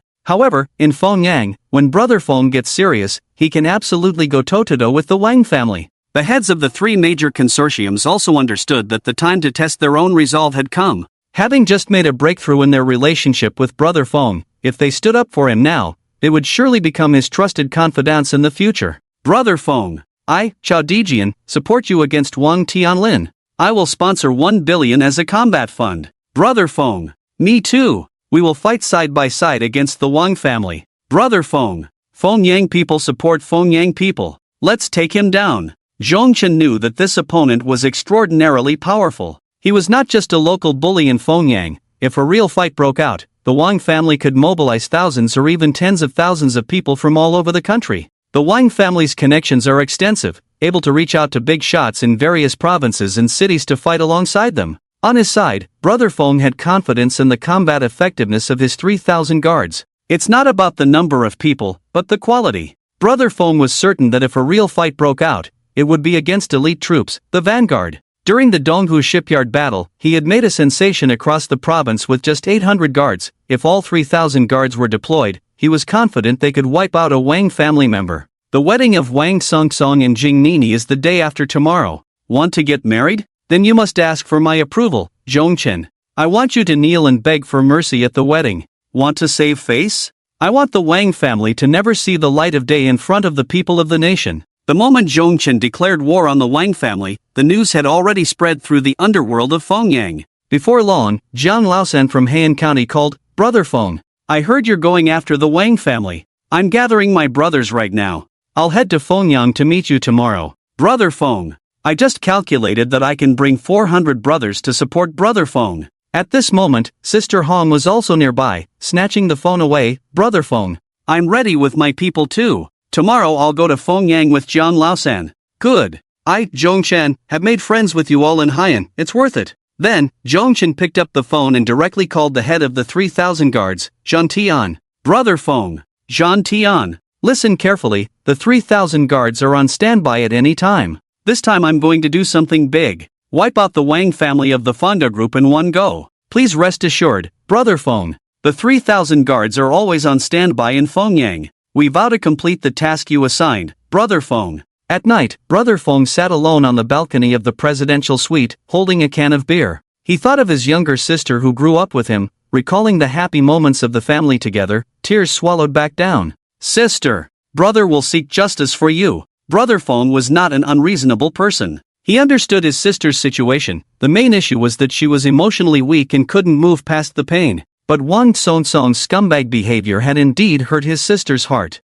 Moreover, when Wang Songsong was with his sister, he didn't even take protective measures. Zhongchen gritted his teeth in hatred. There was nothing to say. Wang Songsong was unforgivable, he had to be dealt with. In contrast to Wang Songsong, Brother Feng's feelings for Jing Nini were not so direct and simple. After all, Jing Nini was his sister's best friend, and his sister shared everything with her. They were as close as one person. When Zhong Shui passed away, besides the Zhong family, Jing Nini cried the hardest. Zhongchen had reason to believe that Jing Nini truly cared for his sister, with genuine feelings. But why did she suddenly go missing later? Everyone felt that Jing Nini had betrayed Zhong Shui, turning to the Wang family who caused Zhong Shui's death. Up until now, Brother Feng couldn't believe that was true. He always felt there must be hidden circumstances. After all, Zhongchen himself was quite handsome back then, and Jing Nini had pursued him for a while. But considering that Jing Nini was his sister's best friend, Zhongchen didn't want to complicate things and chose to reject her. From what he knew of Jing Nini, she was unlikely to betray a friend. Thinking of these past events gave Brother Feng a headache. After waking up, Brother Feng felt it was necessary to meet Jing Nini before the war began. If she could give him a perfect explanation, perhaps Brother Feng would show mercy and go easy on the Wang family, leaving them a way out. If she really was just after money, then don't blame Zhongchen for turning the wedding venue into the main battlefield of the Fengyang Century War. He would smash all of Wang's properties in Fengyang into bare shells. Thus, Brother Feng sent a group message, "Find out where Jing Nini is. I want to see her." Who is Jing Nini? She has now become the fiancée of young Master Wang of the Fonda Group. And Wang Songsong's father is a billionaire in Country Z. His wedding is naturally highly anticipated, and Jing Nini has become the focus of countless media, every move stirring the hearts of many onlookers. Not long after, news came from Huzi's side. "Brother Feng, I found out that Jing Nini is at a ladies' beauty salon doing a full-body spa. She's currently undressed." "Good. I'll go find her right now." "Brother Feng, there are more than 20 bodyguards guarding the shop entrance. I'll find some brothers to go with you." "Huzi, there's no need. I just want to ask her why she did that back then. I'm not going to fight today, I can go alone." In order to catch Jing Nini, Zhongchen quickly got dressed, went downstairs, and took a taxi straight to the beauty salon. In order to welcome the future daughter-in-law of the richest man, the noble lady's beauty salon received a notice and specially closed for half a day. At this moment, Jing Nini had just finished her spa treatment, dressed in her clothes, and was carrying luxury goods bought from the mall as she walked out of the beauty salon. As soon as she emerged, dozens of bodyguards surrounded her. At this time, the daughter-in-law of the richest man in country Z absolutely could not have any mishaps. Ensuring the wedding goes smoothly was the top priority now. As Jing Nini walked forward, preparing to get into the bulletproof business car, she suddenly caught a glimpse of a familiar figure out of the corner of her eye. Jing Nini turned her head, and Zhong Chen happened to be getting out of a taxi. Jing Nini's heart skipped a beat. She knew this day would come sooner or later, but seeing the Zhong family's members in person still surprised her, or rather, she felt unprepared to face them. Jing Nini stopped in her tracks, knowing that such coincidences did not exist in the world. Zhong Chen must have come specifically to find her, deliberately taking a taxi to the noble lady's beauty salon. This was something she had to confront sooner or later. Since he was here, she might as well handle it, otherwise, there would always be a knot in her heart. As Zhong Chen walked over, Jing Nini's bodyguards quickly stepped forward to block him. "Let him come over." Jing Nini spoke, and the bodyguards had no choice but to let go. "Nini, I just want to ask you, Zhong Shui treated you as her best sister. Why have you had no news for so many years, and why do you insist on marrying that Wang Songsong?" Jing Nini's every move was under scrutiny, and at this moment, the bodyguards were busy blocking the cameras of the paparazzi. Such a big scoop about Wang Songsong naturally attracted a lot of attention. Whoever could get the inside scoop would not have to worry about click rates. Zhong Chen stared at Jing Nini with a mix of anger and hope. At this moment, Jing Nini knew her identity was special. She would soon be the wealthy lady of the Wang family, making it impossible to explain anything to Zhong Chen on the street. Everything was left unspoken. In Jing Nini's eyes, Zhong Chen merely wanted some compensation for his sister, so she decided to satisfy him. "Zhong Chen, your sister's departure cannot be blamed on others, it was her own character issue. I know marrying Wang Songsong is not ideal, but I have my own difficulties. I also want to live a good life, don't you?" She glanced at Zhong Chen's clothes and the phone he was using. He had just taken a taxi here. It seemed the Zhong family had not made any financial breakthroughs in the past 2 years. They were still an ordinary family from Haiyan County. "Let's look forward, let the past be the past." As she spoke, Jing Nini took out a check for 20 million from her designer bag. "I knew I would run into your Zhong family sooner or later. This is a 20 million check that I've kept in my bag. This money is enough for you and your family to live a lifetime. Isn't this the result you wanted? Take the money and go. Don't bring up the past anymore." Jing Nini thought Zhong Chen would be stunned by the 20 million and kneel down to her, calling her auntie. She had been living happily abroad with Wang Songsong for the past few years, so she had no idea what Zhong Chen's current situation was. After hearing Jing Nini's words, Zhong Chen's anger flared up. It seemed this battle had to be fought, and it had to be fought thoroughly, leaving the Wang family with nothing. Zhong Chen took the check but did not even glance at it. Then, he tore the check into pieces. "Zhong Chen, don't try to save face. This money is enough for your whole family to live a lifetime." After tearing the check into shreds, Zhong Chen threw it directly at Jing Nini's face. "Fuck you, Jing Nini. Let me tell you. Want to get married? I will absolutely ruin it for you. Let Wang Songsong and Wang Tianlin kneel before me." Zhong Chen's actions and words shocked the bodyguards around him. Was this guy out of his mind? A few bodyguards rushed in to subdue him, and a scuffle broke out. At that moment, a Cullinan suddenly screeched to a halt by the roadside. How dare someone touch Brother Feng? They really must be tired of living. Tiger and Aguang brought down a few big knives from the car with their 2 strongest brothers and came straight over. "Anyone who wants to live, let go of me." Although Jin and Aini's bodyguard team had more than 20 people, they were all unarmed. Seeing 4 people wielding weapons recklessly made them a bit hesitant. After all, everyone fears death, it's better to avoid trouble.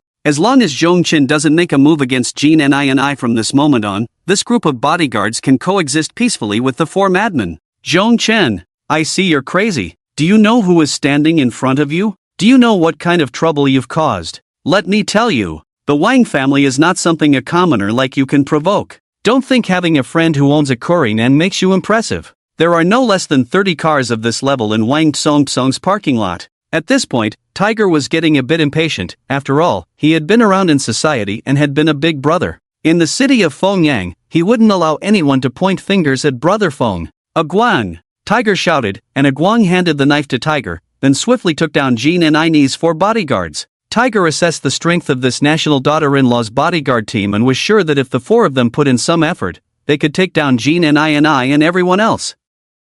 Seeing Zhong Chen's people daring to confront his bodyguards and showing remarkable strength, Jin and I was furious. "Zhong Chen, You're asking for trouble. Since you don't want to be reasonable, don't blame me for calling my fiancé to deal with you. Thus, Jean and I directly called Wang Song. Honey, someone at the ladies' beauty salon won't let me leave. They've also injured 4 bodyguards. Upon hearing this, Wang Song found it hard to believe. In the territory of Z country, there were still people daring to oppose the Wang family? How dare they? Didn't they report my name? They did, but it didn't work. Honey, hurry and come deal with these country bumpkins. Tell me, who are the people on the other side? Zhong Chen, brother Zhang Shui. Brother Zhang Shui? Hearing the name Zhong Shui, the debt of gratitude from years ago made Wang Song feel somewhat uncomfortable. After all, Zhong Shui's death had something to do with him, but he knew the Zhong family well. They were a family with no real power in Haiyan County. No matter what, he couldn't let his fiancée be wronged.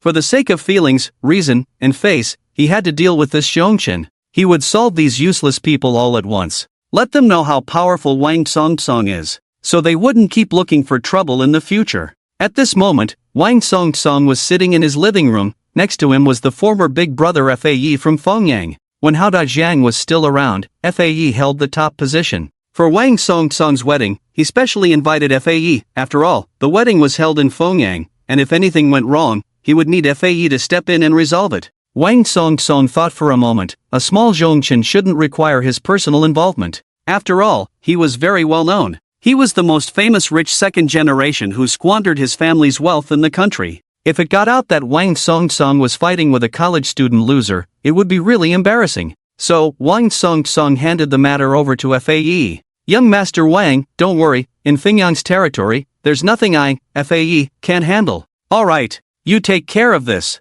The person is right at the entrance of the ladies' beauty salon. A young man named Zhong Chen. When he heard the name Zhong Chen, Faye was taken aback. He could say he feared no one, but he was afraid of the Zhong Chen who had scared Hao Dajiang to the point of wetting his pants. It couldn't be that coincidental. The only person he feared was the one young Master Wang wanted to deal with? Young Master Wang, the Zhong Chen you're talking about, is he in his 20s and from Haiyan County? That's right. It's him. Faye trembled inside. Faye was very clear that he was not a match for Zhong Chen at all, and the difference in strength was extremely vast. It seemed that Zhong Chen was the big brother while he was the second in command, but in reality, 10 FAS couldn't take down a single Zhong Chen. This was solely because the brothers around Zhong Chen were too formidable. They were well trained and had astonishing physical fitness. Faye had been in the underworld for so many years and had never seen a big brother's subordinates, nearly 1,000 of them, all close to 185 centimeters tall. Each one was exceptional in skill. Faye had always wondered where Zhong Chen found so many bodyguards with such physical prowess. Now, Wang Song had foolishly provoked Zhong Chen? No! He couldn't continue to associate with the Wang family. If Zhong Chen found out about this, his fate might end up like Hao Dajiang's, wetting his pants and then ending up in a mental hospital. Young Master Wang, I have something to attend to. You can find someone else for the Zhong Chen matter. Farewell. After saying this, Faye hurriedly left. Faye, what's going on? Wang Song was very confused by Faye's behavior. A Zhong Chen was something that could be easily dealt with by calling a brother, so why would Faye say such things to the Wang family over such a trivial matter? Young Master Wang, don't ask. Never say that I, Faye, have any ties with your Wang family. Let's part ways here. The over 60 Faye, at that moment, was like a young lad, slipping away in a hurry, leaving Wang Song alone in the mansion, feeling disheveled. Damn! This Faye must be getting old and confused. Wang Song called several other members of the Fengyang society. Upon learning that it was Zhong Chen on the other end, they all began to back off. Wang Song was puzzled. Wasn't Zhong Chen just a poor student? Why did all the members of the Fengyang society act as if they had lost their souls upon hearing his name, choosing to sever ties with the Wang family? How could the biggest enterprise in Z country, the most powerful rich second generation, not be able to deal with a college student?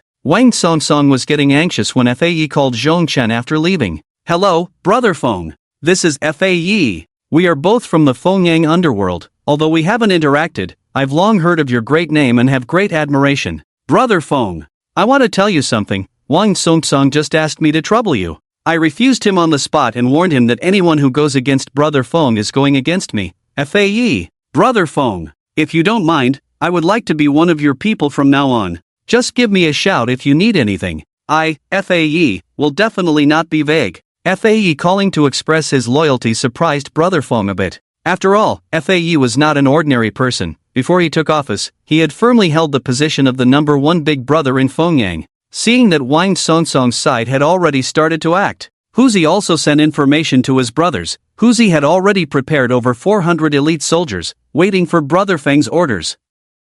As long as Wang Songsong dared to make a move, Huzi's brothers would dare to fight to the death against Wang Tianlin's men. Jing Nini waited for a long time but saw no movement from her husband. She was getting a bit anxious. Did it really require so much effort to deal with Zhongchen? She called Wang Songsong again. Honey, why hasn't anyone come yet? Is it really that hard to deal with a Zhongchen? Do you not love me anymore? Humph. Facing the wealthy Wang Songsong, Jing Nini's angry demeanor had a hint of a spoiled child. She knew that if she could keep Wang Songsong well, then there might be a chance to share in the Wang family's fortune. After all, there were many women behind Wang Songsong, and that meant more rivals for her. Just give me a little more time, I'll take care of it right away. After hanging up on Jing Nini, Wang Songsong thought with his clever little brain that Zhongchen seemed to be different from the Zhongchen of the past. But he could say he knew this guy's background and growth trajectory like the back of his hand. Could he really have become something extraordinary? To get to the bottom of things, Wang Songsong called his best brother in Pyongyang, Lin Xinxin.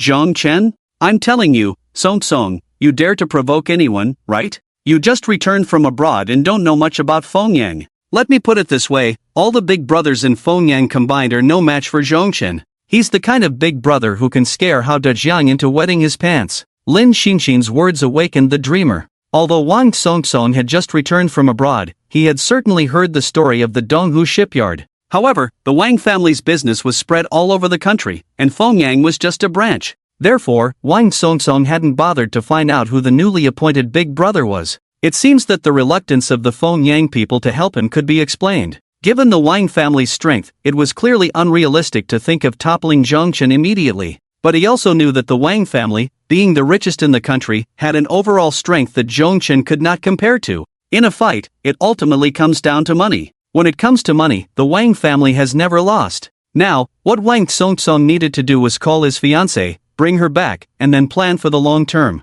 Nini, listen to me. Come back first. I'll settle the score with him later. Wang Songsong's words nearly drove Jing Nini mad. She had already boasted about her prowess. Could it be? Zhongchen snatched the phone. I'm telling you, Wang Songsong, the day of the wedding is your death day. At the wedding venue, I'll let you know what it means to have heaven beyond heaven, and people beyond people. Get lost. With a single word from Zhongchen, the group of bodyguards was startled. A man who even Wang Songsong couldn't handle was certainly not an ordinary cannon fodder. Jing Nini was utterly humiliated this time. She sulkily rolled into the car, heading home with the bodyguards. Once home, Jing Nini said nothing and went straight to the bedroom. Wang Songsong knew why Nini was upset. The day after tomorrow was the wedding date, and there would be relatives and friends from all over, not to mention business tycoons and film stars. If Zhongchen really brought hundreds or thousands of people to the wedding, things could spiral out of control. Although Wang Songsong had seen the world and encountered tough characters, he had never dealt with such a situation. Facing the #1 in Pyongyang, facing Zhongchen, who no one dared to touch in Pyongyang or even Liaoying province, Wang Songsong deeply understood that he meant what he said. He would definitely show up at the wedding. No matter who won or lost, this wedding of his was bound to be ruined. Given the seriousness of the matter, Wang Songsong felt it necessary to report the situation to his father, Wang Tianlin, so they could discuss a more reliable strategy. Hello, Songsong, are you anxious? You can consummate the marriage tonight. I'm quite open-minded. Dad, something happened. After Wang Songsong explained today's events to Wang Tianlin, there was a long silence on the other end. He never expected this day would come, and it came so fiercely. Wang Tianlin knew Zhongchen's strength. As the richest man in Z country, he was busy every day, flying around in a private jet. But in his spare time, he had heard about the battle at the Donghu shipyard in Pyongyang. After all, in this peaceful era, it was rare to see a big brother with such combat power. But he never expected that this person would be Zhongchen, his own rival. If he were to use his economic strength and social influence to rally 10 or 8,000 people to deal with Zhongchen, it would be easy, but it would definitely result in 1,000 enemies killed and 600 of his own lost. From a business perspective, this was not a worthwhile deal. Songsong, this matter is not easy to handle. When his father said this, Wang Songsong was nearly scared to death. After all, his father was a big shot at the level of the richest man, and in Songsong's eyes, there was nothing his father couldn't handle. If even his father found it difficult, then wasn't he doomed to die? But this matter has to be resolved sooner or later, and there are solutions, it's just that. Dad, you say. Wang Songsong was a bit anxious. After all, a great enemy was at hand, and as long as there was a way to solve the problem, he would definitely give it his all. But this method will challenge your bottom line. As far as I know, this Zhongchen had some ambiguous thoughts about Jing Nini back in the day. You're a man, you know women are easier to talk to in front of men, especially the woman by their side. If we could have Jing Nini accompany Zhongchen for a while, perhaps this matter could turn around. When Wang Tianlin said this, he knew his son wouldn't understand, so he specifically explained. Songsong, you're not a child anymore. The several hundred billion assets of our family will eventually be yours. You need to know what is more important to you. Women are just fleeting clouds. Right now, solving this issue with this method is the most economical. Wang Songsong instinctively knew his father's words were absolutely reasonable. In Wang Songsong's eyes, women weren't even fleeting clouds. After all, he often changed partners every 3 days, and they were all top internet celebrities. But Jing Nini was his fiancée, a legitimate wife, which was indeed hard to accept. Dad, is there any other solution? Wang Tianlin thought for a long time. Money. From my years of business experience, there's nothing that money can't solve. If there is, it just means the money isn't enough. How much do we need to give him to make him back off? Over 10 billion. What? No way. 10 billion is too much. Although Wang Songsong was a rich second generation who spent money like water and had never worried about finances, he knew what 10 billion meant.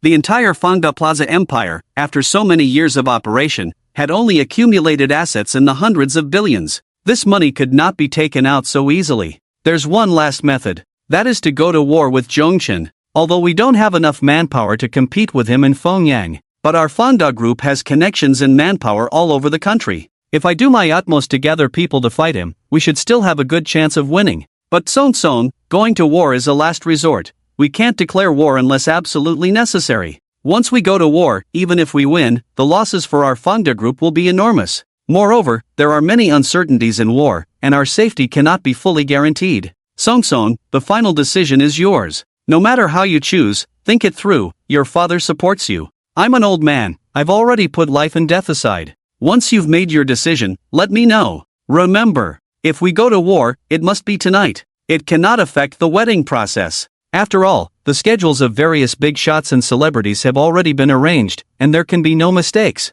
After hanging up the phone, Wang Songsong fell into deep thought, regretting the emotional debt he had incurred back then, regretting that the woman he had entangled with was Zhong Shui. Women, money, war. How should he choose? Wang Songsong found himself in a dilemma. Give him 10 billion? Absolutely impossible. He, the number one rich second generation, had never seen what 10 billion looked like. Go to war? Push the father and son to the front lines, use all the Wang family's connections, and fight Zhongchen to the death? That seemed very unstable. If they fell in battle, who would inherit the billions of family assets? Who would pamper the numerous internet celebrity girls? After much thought, Wang Songsong still felt that offering Jing Nini was the best solution at the moment. Although it was hard to accept psychologically, just as his father said, a man will encounter many women in his life. Some are there to meet needs, some to have children, and some to spend money. Wang Songsong felt that Jing Nini was there to help him deal with Zhongchen. After all, he had first met her through the incident with Zhong Shui.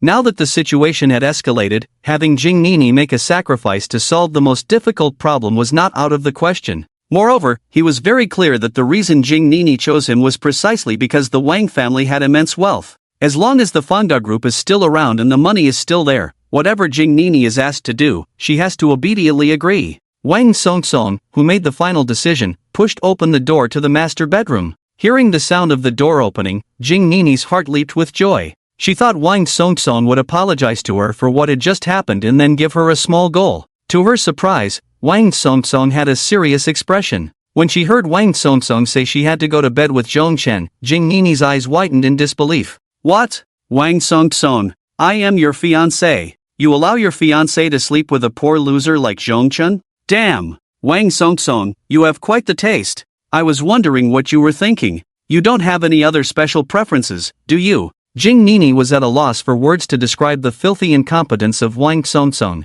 Nini, this is the only way to resolve the situation with the least cost. Trust me, I absolutely love you. Jing Nini knew Wang Songsong liked to flirt, but she didn't expect his thoughts to be so avant-garde. She felt a bit disappointed in Wang Songsong, she even regretted ever getting involved with him. He was just a reckless rich second generation. It would be better to go straight to the point and be with Wang Tianlin. Although he was a bit older, at least he had some backbone. He wouldn't let her suffer such humiliation. Unlike this rich second generation, who actually pushed his wife to the front lines.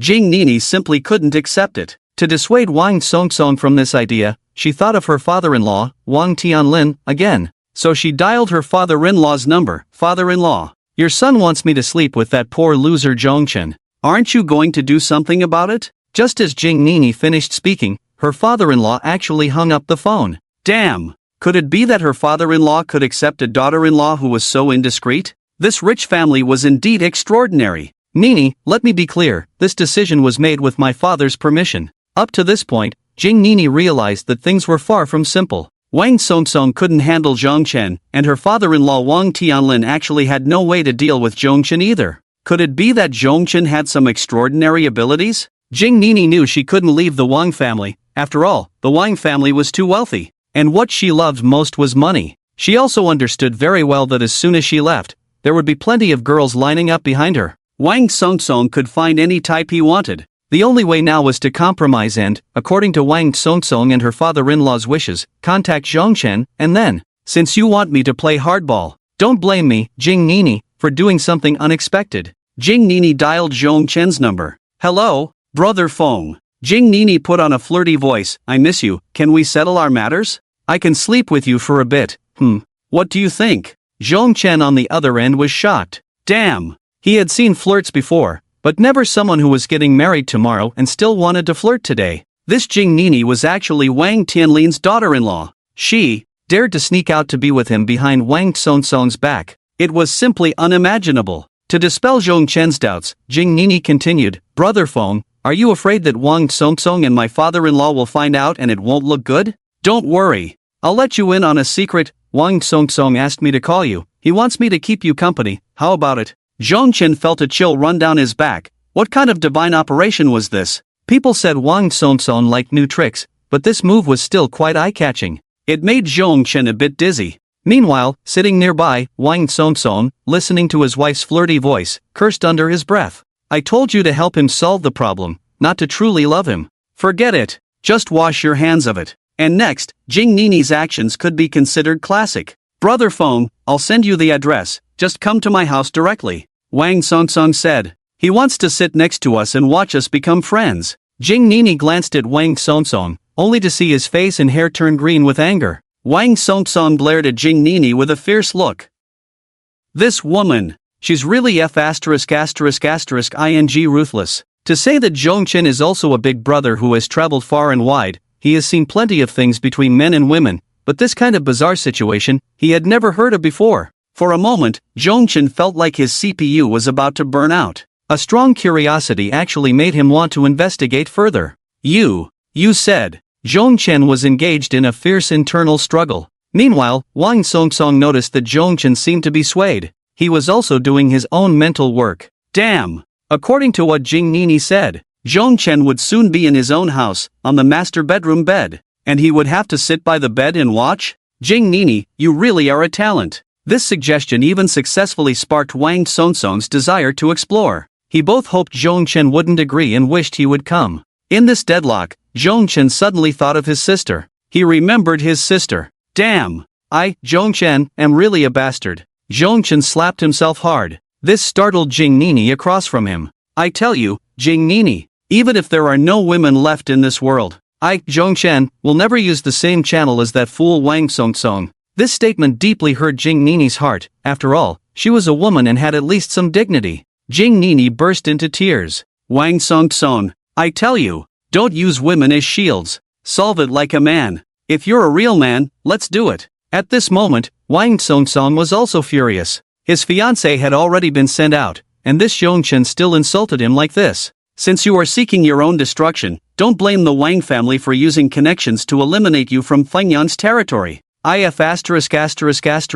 Zhongchen. You want to die, I'll satisfy you today. At midnight tonight, our Wang family will destroy you. Tonight, a death battle in Fengnan New City. It's a deal. Plans change faster than expected. The battle starts at midnight tonight. Wang Tsong hurriedly called his dad. Dad, at midnight tonight, a death battle between Fengnan New City and Zhongchen. Wang Tianlin gasped. The worrying situation had indeed occurred. Just a moment ago, Wang Tianlin was still moved by his son's offering of Jingnini, and now the situation had taken a dramatic turn. Since it had already happened, Wang Tianlin fully supported his son. There was no other choice now. The old man, a military veteran, acted decisively. He began to calculate Zhongchen's strength. The most critical issue was those 800 guards. It was said that those people were extraordinary, able to take on 4 opponents. To deal with those 800 guards, Wang Tianlin felt he needed at least 3,000 people to feel secure. And Zhongchen also had quite a few trusted subordinates back in Heian County,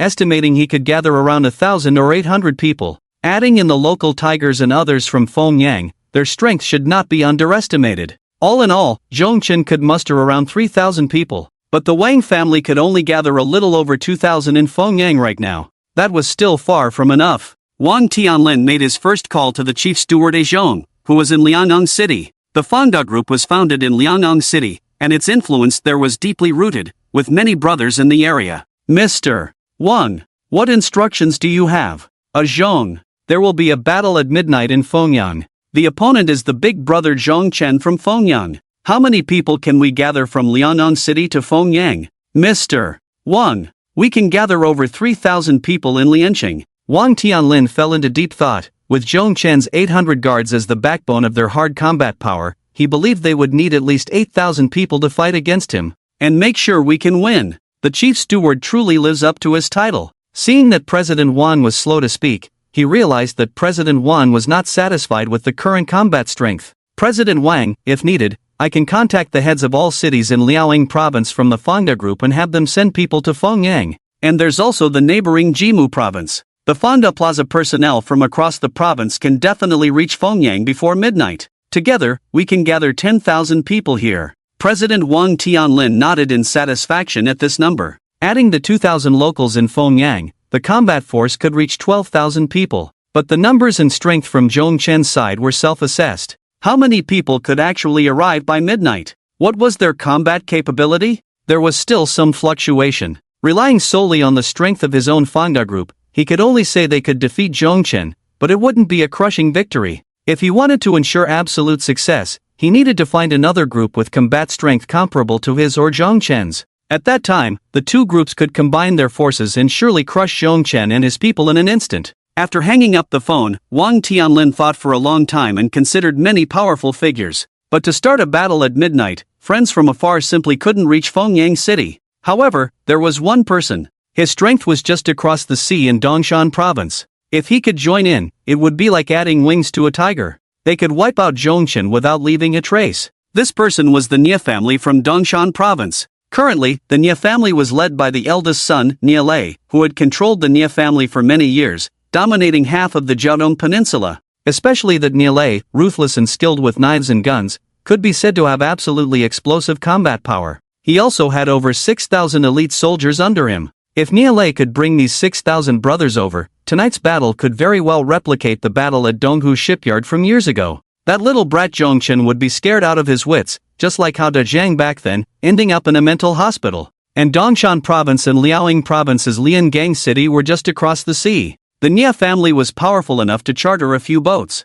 Once they reached Liangang city, Chief Steward Zhong could directly send cars to pick up the personnel to Fengyang. Wang Tianlin dialed Nie Lei's phone number. As the call connected, Wang Tianlin wasn't entirely sure he could persuade Nie Lei. After all, the two had little contact and there was a significant age difference. Hello, Uncle Wang, what's the matter? Little brother, Uncle Wang has a favor to ask. Nie Lei never expected that as the richest man in Z country, a person of immense power, he would still be asked for a favor. At midnight tonight, I'm challenging Zhongchen in Fengyang. I want you to come out and bring your 6,000 elite soldiers to support me. Nie Lei, this is Uncle Wang's first time asking you for a favor. I hope you can give me this face. In the future, if your Nie family has any matters, I, Wang Tianlin, will also lend my full support. Wang Tianlin painted a pretty picture, but Nie Lei, who was young and already in charge of the entire Nie family, certainly didn't get there by being naive. Nie Lei knew very well Zhongchen's strength. In just a few days, he had been calling the shots in Fengyang City. It was not easy to topple Zhongchen in Fengyang City. Wang Tianlin, this old fox, thought he could rely on a few flattering words and a big promise to get him to bring 6,000 people for support? Was he dreaming? Uncle Wang, if you have a matter, I will definitely do my best. I can help you take the bullets, but bringing over these 6,000 people might not be so easy, Niele said. You also know I've just taken charge of the Nie family for a short time. It wouldn't be appropriate to mobilize so many people for no reason. What Niele meant was that if he wanted to use people, he needed to show some sincerity. As long as you can bring people over, we can settle this matter together. The Fonda Plaza in Yantai City and Weihai City in Dongshan Province will be managed by your Nie family. Niele calculated that this deal was quite profitable. The Fonda Square in these two places could be described as a sea of people, overcrowded, and the business was booming. If he could own the Fonda Squares in these two cities, it would be like having two money printing machines, with money flowing into his pockets. And the price he had to pay seemed acceptable. Although Zhongchen was formidable, he hadn't reached the level to rival his 6,000 elite soldiers. After all, there was still Wang Tianlin's 12,000 troops. If all went well, these 18,000 men could eliminate Zhongchen from the territory of Fengyang within 10 minutes. Good. A man's word is his bond. Niele. Get people ready now. Charter a ship to Liangang City at the dock. I'll have a Zhong send a car to pick you up in Fengyang. At 2:30 p.m., everything was ready on Wang Tianlin's side, just waiting for the right moment. They were waiting for the evening when everyone gathered to launch an attack on Zhongchen. Knowing oneself and knowing the enemy ensures victory in every battle. Therefore, Wang Tianlin sent spies to keep an eye on Zhongchen's movements. At this moment, Zhongchen was sitting in the Maybach with the license plate Feng A88888. It was this very car that had helped him take down Hao Dejiang. Today, he would ride this war chariot to defeat the Wang family. But there was still more than half a day before the battle. Huzi, let's go. Drive to Tianhao nightclub. Huzi thought he had misheard. With a major battle approaching, Brother Feng still had the mind to go to a nightclub for some fun. One had to admit that the big brother was indeed impressive. His mental fortitude was incredibly strong. Even on the brink of battle, he was still thinking about picking up girls at a nightclub. Zhongchen was very clear that his strength had already taken shape. Besides the brothers from Heian County, there were Huzi's subordinates in Fengyang, and then there were his own 3,000 guards. Previously, he had only shown 800 guards to everyone. One could say he had greatly reserved his strength. When all 3,000 guards appeared, no one would dare to underestimate him.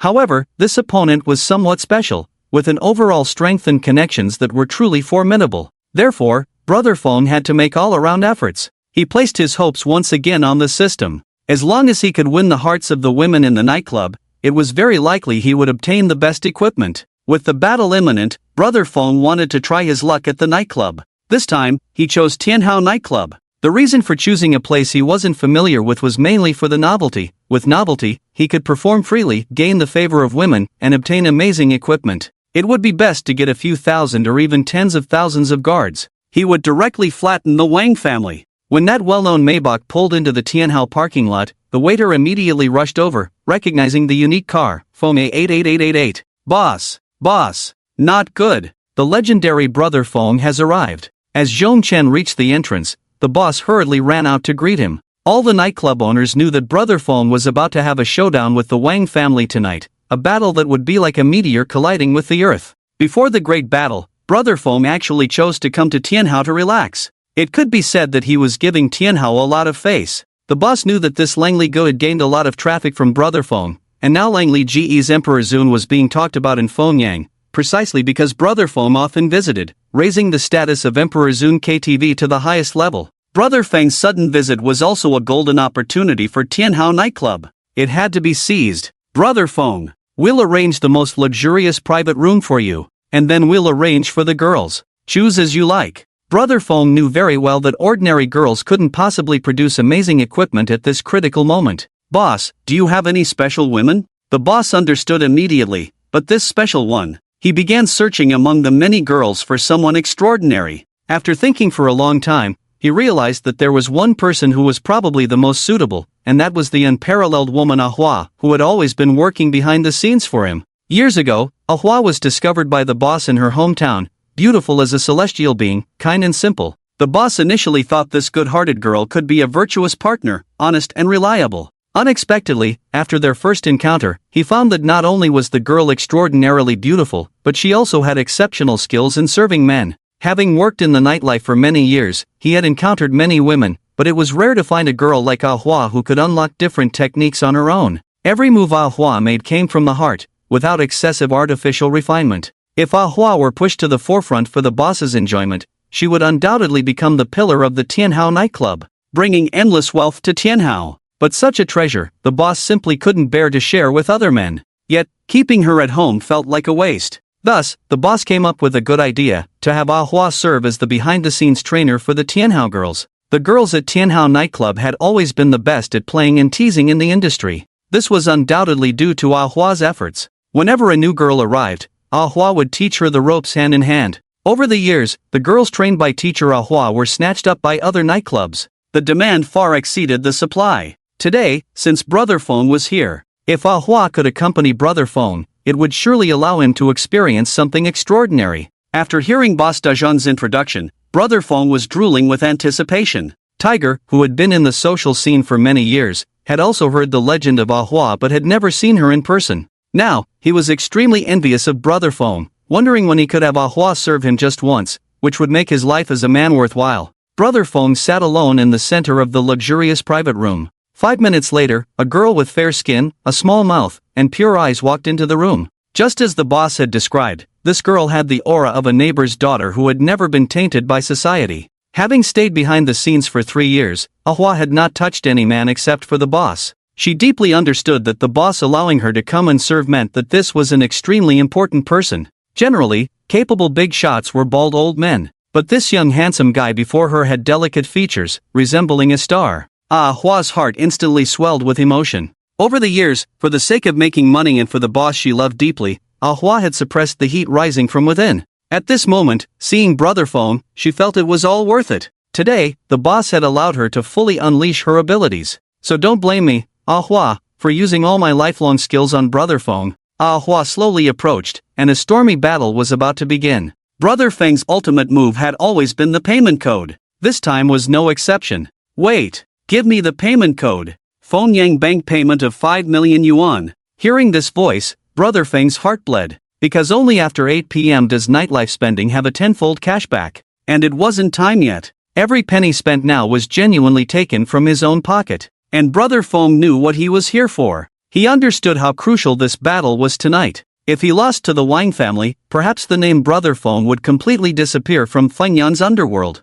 He would become the shortest-lived big brother. Ah Hua, who already had a good impression of Brother Feng, was completely overjoyed upon hearing the melodious 5 million. Tears were hidden in Ah Hua's eyes. Money and time are the best measures of whether a man loves you. Coming from a poor family, Ah Hua came to the city with the boss to make big money. She treated the boss with utmost respect, obeying his every word, working tirelessly to train girls for a year, and only earned a little over 1 million. Yet this young handsome guy gave her 5 million in one go. Although she had always stayed behind the scenes, Ah Hua had some understanding of the girls' fees, mostly in the hundreds, at most over 1,000. Even the 4 great courtesans, those unparalleled beauties, barely exceeded 10,000. This 5 million was enough to buy out her entire life. What Ah Hua saw was not money, but a full trust and love for herself. She didn't understand why Brother Feng was so good to her. It felt as if she had encountered true love, and she was experiencing the feeling of being in love. They were of similar age and matched in appearance. How wonderful it would be if Brother Feng were my man.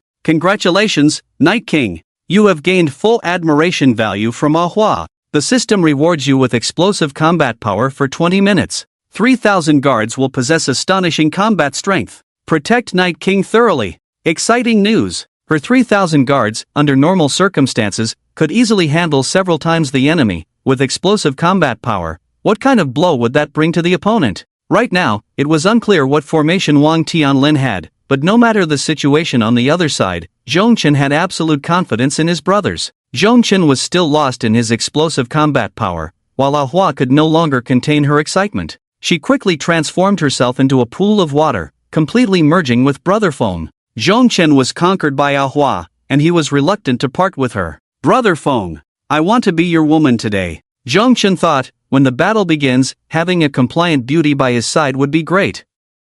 Are you afraid to go out and fight with me tonight? Not afraid. If Brother Feng doesn't mind, I'll accompany you no matter what. Time passed second by second. It was time to gather the brothers. Brother Feng picked up his phone and started assembling people. Jiang Laosan, Hong Jie. I've gathered the people, Let's meet at the Fengyang East Lake Shipyard. 12 o'clock sharp. We're going to war with the Wang family. Received, Brother Feng. I've assembled 1,000 people in Heian County. We'll set off immediately. Huzi, have your men gather at the East Lake Shipyard. Next was the most important force, Zhan Tian and the 3,000 guards. With them, Brother Feng would have the confidence to overcome any difficulties. Zhan Tian, bring your men to the East Lake Shipyard by 11:30 sharp. Received, Brother Feng. We vow to protect your safety. Just as the arrangements were made, he opened WeChat. Wow! Unread messages exploded. From the president of Fengyang University, Brother Feng. I'm organizing the school security team, gathering at the East Lake Shipyard tonight.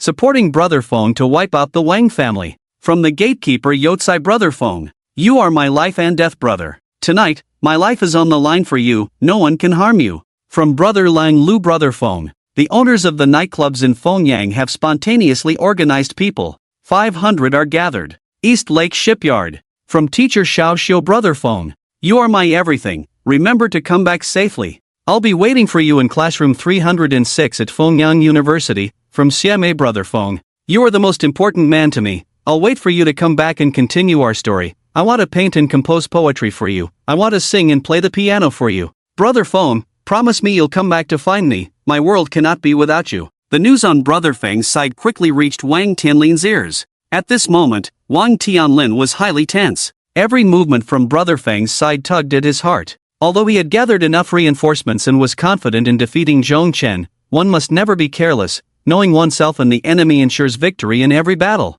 When he learned that Zhong Chen was having fun, Wang Tianlin was taken aback. What? Tianhao is having fun with a girl. What was going on? Wang Tianlin analyzed that with the great battle approaching, Zhong Chen could still be so relaxed, which could mean two possibilities. Either he had enough confidence, or he knew he couldn't win against the Wang family and was indulging in the moment. This Zhong Chen was truly unpredictable. My son, who is so fond of internet celebrities, is even more out of touch. No matter what, I must put in 100% effort. Under the coordination of Butler Ajong, brothers from more than a dozen cities including Lianport, Dongdan, Xiban, Xuanfu, and Shannan are driving the large buses of the Fangda Group towards Fengnan New City. Around 11 o'clock at night, nearly 10,000 people from Liaoying Province and Jimu Province will gradually arrive at Fengnan New City. At this moment, Nialei from Dongshan Province has already chartered 20 large ships, with 6,000 elite soldiers packed tightly on board. After several hours of long travel, they finally arrived at Lianport. At this time, Ajong is waiting at the port with 120 buses. This mysterious force that Brother Feng absolutely did not expect will arrive at Fengyang New City in 3 hours. Directly confront Brother Feng. Everything is under my control. Wang Tianlin's lips curled up. It seems he has found a way to repel Zhong Chen while preventing his assets from flowing into the Nie family. Humph. By then, whether it's you Zhong Chen or Nialei, you will all be my Wang Tianlin's prey. Time passes second by second, and the night deepens. Brother Feng welcomes wave after wave of brothers at the Donghu shipyard. The first to come over are Hong Jie and Jian Laosan. 20 buses slowly drive in, and groups of excited young people jump off the buses. Brother Feng. More than 1,000 people. All brothers from Heian County. They heard they were working for Brother Feng. The brothers can't wait to have a good fight. Brother Feng. These brothers are all family. Absolutely loyal, brave and ready to charge. Brother Feng nods in satisfaction. Good. You two lead these people. Listen to my command later. Brother Feng. These are over 600 people I brought. They are the greatest asset I, Huzi, have gained after so many years in Fengyang. More and more people gather at the Donghu shipyard, and among the crowd, dozens of middle-aged uncles wave to Brother Feng with a security team of over 100. Brother Lang Lu and Wu Dongxing arrive with a group of nightclub owners. Brother Feng. All nightclubs are closed tonight. Our nightclub brothers are here with our security team, supporting Brother Feng against the Wang family. Although this group of over 100 people is somewhat weak in combat power, it warms Brother Feng's heart enough. It seems that at a critical moment, these brothers are still very reliable. What surprises Brother Feng is that Principal Wang Chifa also brings over 20 uncles to lend support. Leading the way are Principal Wang and the gatekeeper Yu Kai. Brother Feng. This matter must be reported to the school. You are the pride of Fengyang University, making outstanding contributions to the construction of Fengyang University. Today, I, Wang Chifa, bring the most capable brothers from the school to take on the Fangda Group. I call on all teachers and students. From now on, we will never consume at Fangda Group. At this moment, Yukai, bare-chested and holding a 1.5-meter long big knife, steps forward. Brother Feng, today, I will show all my lifelong skills. Let the Wang family see what a true practitioner is. The appearance of Yukai and Principal Wang makes Brother Feng both amused and exasperated. Principal Yukai, when the battle starts, listen to my command. You just watch. I, Zhongchen, have my own way to deal with that pack of stray dogs. Brother Feng counts his connections. Those who could come have basically arrived. Just when Brother Feng thought everyone was here, a large group of people came from afar. This person is not young, wearing black sunglasses, with a dragon tattoo on his neck. He exudes a powerful aura, looking like an absolute king. Strangely, Brother Feng does not recognize who this person is. As the person approaches, Huzi is the first to recognize him. Master Fa. Then, the nightclub owners all come forward to greet him. Master Fa. Master Fa, you're here. Master Fa nods in acknowledgement and then directly approaches Zhongchen. Little brother. Fengyang people unite. Although I have some connections with the Wang family. However, Fengge from Fengyang is ready to go to war with them. I, Fa Yi, will be the first to stand up for you. Fenggu. Over 800 brothers of mine are gathered and ready. Today, I, Fa Yi, will fight the Wang family alongside you. While the strong support from others was expected by Fenggu, Fa Yi's arrival truly moved him. Regardless of age, everyone called him Fenggu, and the respect and admiration from the people of Fengyang suddenly filled him with a sense of responsibility and mission. This battle must be won. For his sister. For himself. For the brothers of Fengyang. Fengge stood on a high place, looking at the sea of brothers. Thank you, Fa Yi. Thank you to all the brothers for your support. In Fengyang, there is no single big brother. You are all my brothers. I am also your best brother. In Fengyang, no one dares to bully my brothers. From now on, everyone present. If you need help, I, Zhongchen, will be the first to stand up for you. Let's fight the Wang family together. The thunderous cheers echoed through the night sky of Fengyang. Fight the Wang family. Fight the Wang family. With each shout, the core fighting force of Zhongchen for tonight was gathered. Zhan Tian arrived at the Donghu shipyard with 3,000 guards. The more than 2,600 people present all knew that this was Fengji's most formidable guard team. But looking at this momentum, it was clearly more than 800 people. Everyone couldn't help but sigh. Fenggu is truly strong. Perhaps he has even more trump cards yet to reveal. Time, 11:40 p.m. Only 20 minutes left until the scheduled start of the battle. After Zhongchen led everyone in an oath, they marched towards Fengnan New City. The brothers on Wang Tianlin's side were already assembled. More than 12,000 troops plus Niale's 6,000 elite soldiers. Conservatively estimated to be 18,000 people. Wang Tianlin thought to himself, no matter how capable Zhongchen is, he can't possibly gather so many people in such a short time. His 1,800 guards, along with the brothers from Heian County, would at most be 3,000 people. With my 18,000 people, just one spit from each of us could take you down. And standing beside him was Niale, a fierce general, a natural-born fighter. In Dongshan province, he made his name through sheer toughness and strength. Now he has firmly secured the position of the top brother in Dongshan province. Today, with his 6,000 fierce soldiers, it was like having double insurance. Even if Zhongchen is a god, he will have to kneel and call me sir. Just as Wang Tianlin was feeling proud, Zhongchen's army arrived in full force. One bus after another slowly stopped at the west side of Fengnan New City. After a long while, Wang Songsong spoke up, Dad, their buses have at least over 110 of them. Wang Tianlin gasped. This conservatively estimates to be over 5,000 people. Thank goodness he was well prepared. Otherwise, he would really fall into Zhongchen's hands today. The richest man in country Z. If the big brother of Fengyang gets taken down, that would be embarrassing. 18,000 against 5,000. Wang Tianlin still felt confident. After all, he had Niale's elite soldiers. President Wang, don't worry. With my 6,000 elite soldiers, plus your 12,000 men, no matter how we fight, we can win this battle. Niale seemed to already see victory, envisioning the silver flowing into his pockets from Wang Tianlin's Fangda Square. Fengnan New City was spacious enough, and at midnight 12 o'clock, Wang Tianlin's 18,000 men stood on the east side. Zhongchen's more than 5,000 stood on the west side. There was a distance of several dozen meters in between. Zhongchen, I am the top brother of Dongshan, Niale. I have brought 6,000 elite soldiers from Dongshan. If you know what's good for you, kneel down to President Wang. Apologize. Today, you might still spare your life. Otherwise, You will become the shortest-lived big brother in the history of Fengyang. This loudmouth Nielai, Fenggut had never heard of. But he could bring 6,000 people. Strength must not be underestimated. To say that there is no hatred between myself and Nielai, Zhongchen is not someone who randomly kills the innocent. My 3,000 guards are ready to charge, while Nielai's 6,000 shrimp soldiers and crab generals are simply not enough to fill the gaps. Wang Tianlin has a new plan. That Zhongchen has indeed kept something up his sleeve. They say he only has 800 guards, but according to Wang Tianlin's observation, there are nearly 3,000 strong men over 185 meters tall in that group. Moreover, he spotted Fae among the crowd. That is definitely the second in command of Fengyang. Wang Tianlin realized that this battle would surely be won today, but it would definitely come at a painful cost. Those at the forefront would undoubtedly suffer heavy losses. Thus, in order to preserve strength, Wang Tianlin said to Nielai, given the situation today, we will definitely win. Your men are strong. You take your people in first.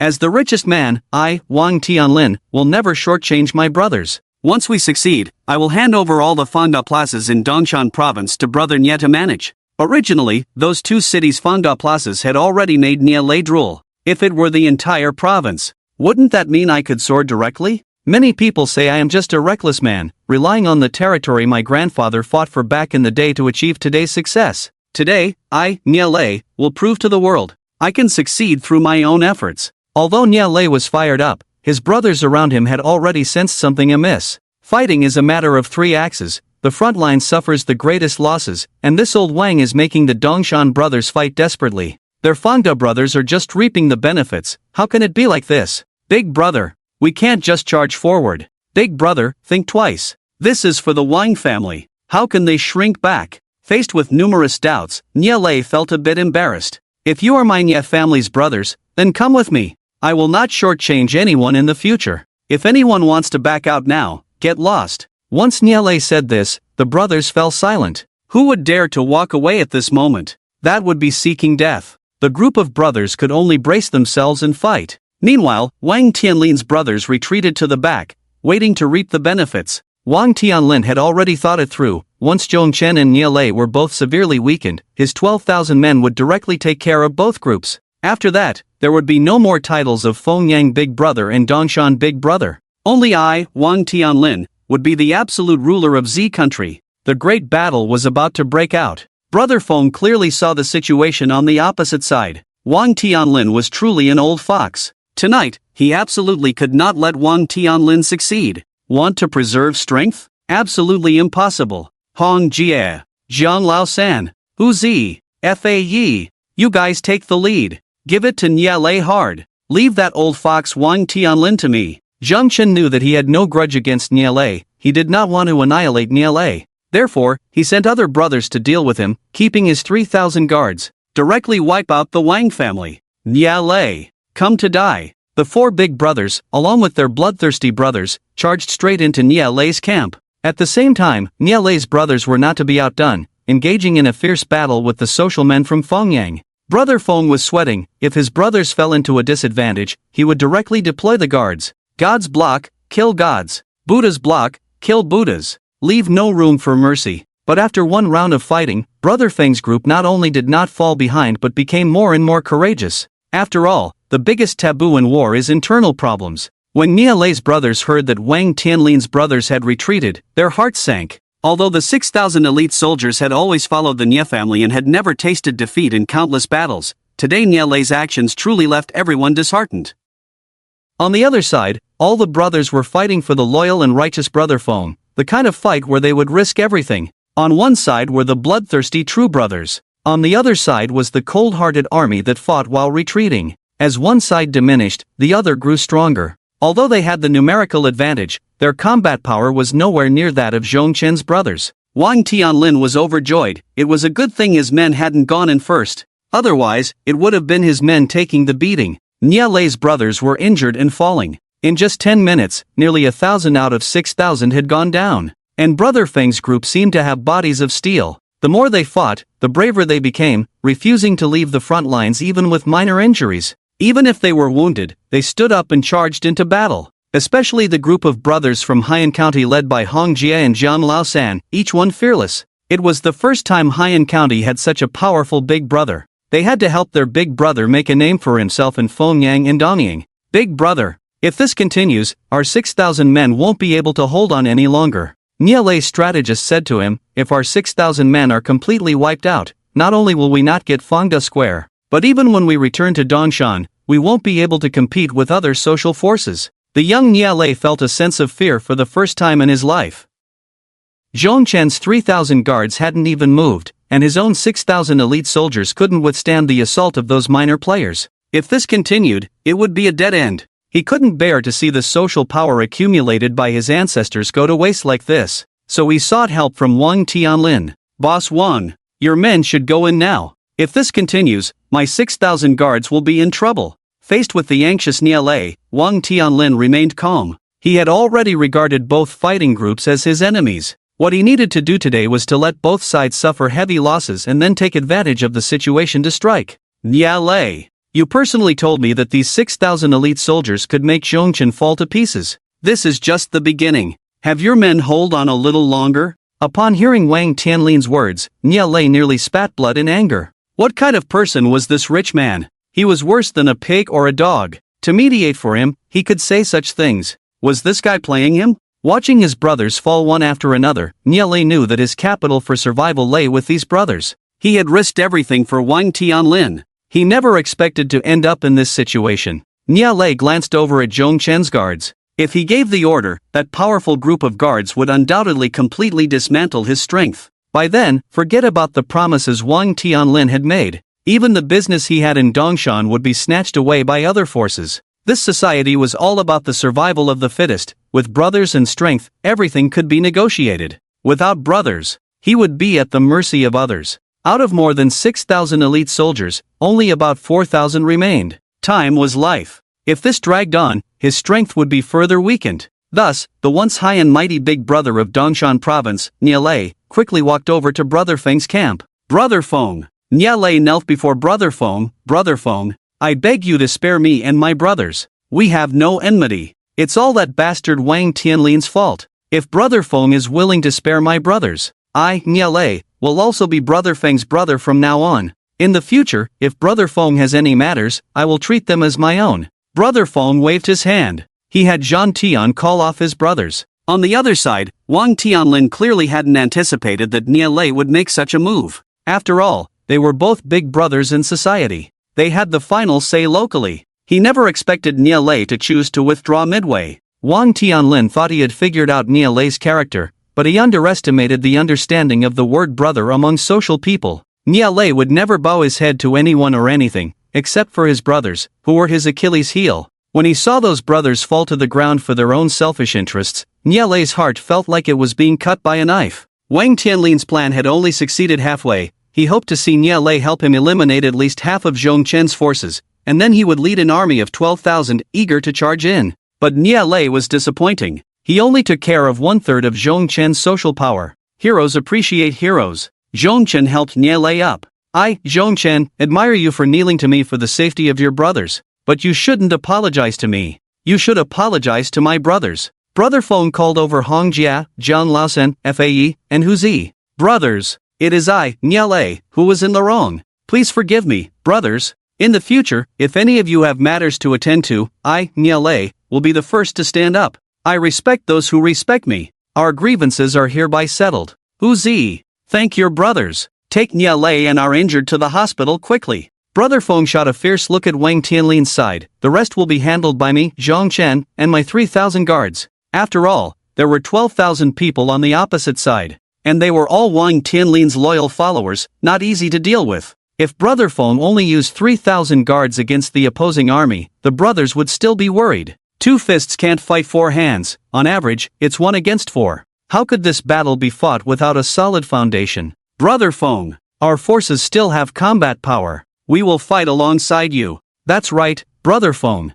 We are all brothers. Let's fight to the end together. Brother Feng, we must ensure your absolute safety. Let's fight together. Faced with such a situation, Hong Jia, Jiang Laosen, and Fae all expressed their desire to fight against the Wang family with Brother Feng. But Brother Feng was still Brother Feng. Since he could sit in today's position, he had his own ideas and plans. Thank you, brothers. Today, I, Zhong Chen, will use my 3,000 guards to avenge my sister, Zhong Shui. Zhang Tian led the 3,000 guards forward, a towering figure at 1.85 m making his official appearance. Clearly, Wang Songsong had not yet realized that danger was approaching. He was still holding Jin Nini's hand, 12,000 against 3,000. In the eyes of the Wang family, this was a sure win situation. Wang Tianlin wanted to pressure them a bit more before starting the battle, but Zhongchen felt there was no need for that. No matter what was said, this fight had to happen. The revenge for his sister had to be taken. He wouldn't stop until the wealthy Wang Tianlin was kneeling and begging for mercy.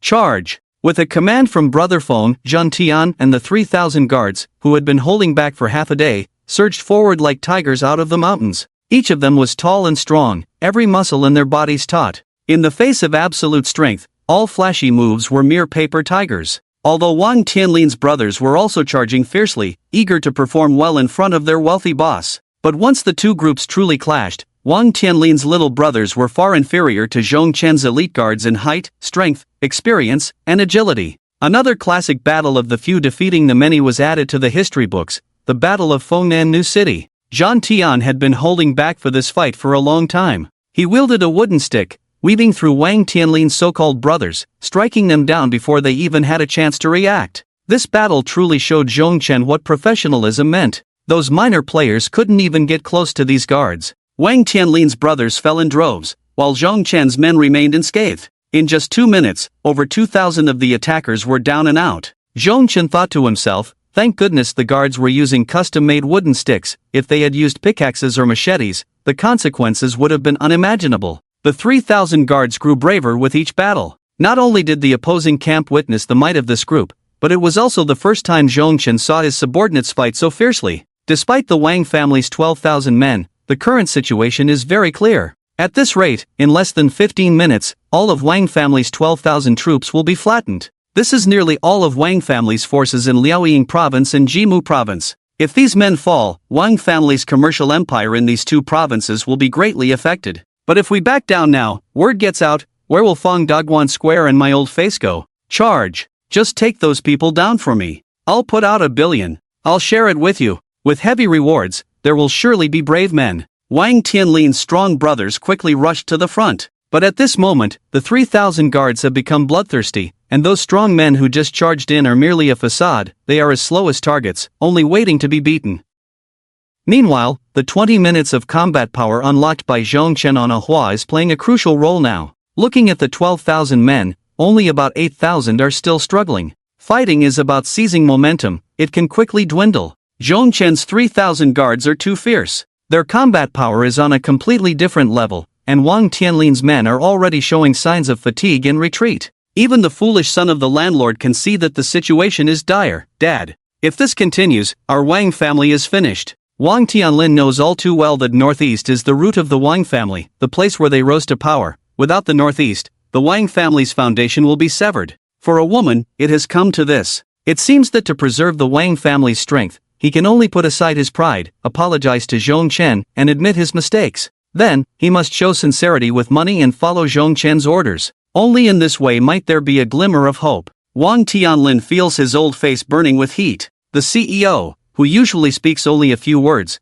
has never suffered such humiliation. Wang Songsong has truly pushed his father to the limit. Time is money. If this drags on, more and more brothers will fall. Wang Tianlin slapped himself hard and quickly walked up to Zhong Chen. Brother Feng, I give up. Thud, Wang Tianlin knelt. Wang Songsong knows the weight of his father's kneel, but even so, Zhong Chen may not forgive him. After all, the life of his biological sister is no joke. Wang Songsong, a son, cannot just watch his father kneel alone. I, Wang Songsong, am a filial child. I want to share the hardships with my dad. This super-rich second generation also thudded down, kneeling before Zhong Chen. Brother Feng, we both submit. From now on in Fengyang, you are the sky. I, Wang Tianlin, am willing to be Brother Feng's little brother. As long as Brother Feng spares me today. No matter where Brother Feng is in Z country in the future, as long as you need it, Fengda Group will be your strong backing. The richest father and son have said this much. Continuing further seems a bit unsatisfactory.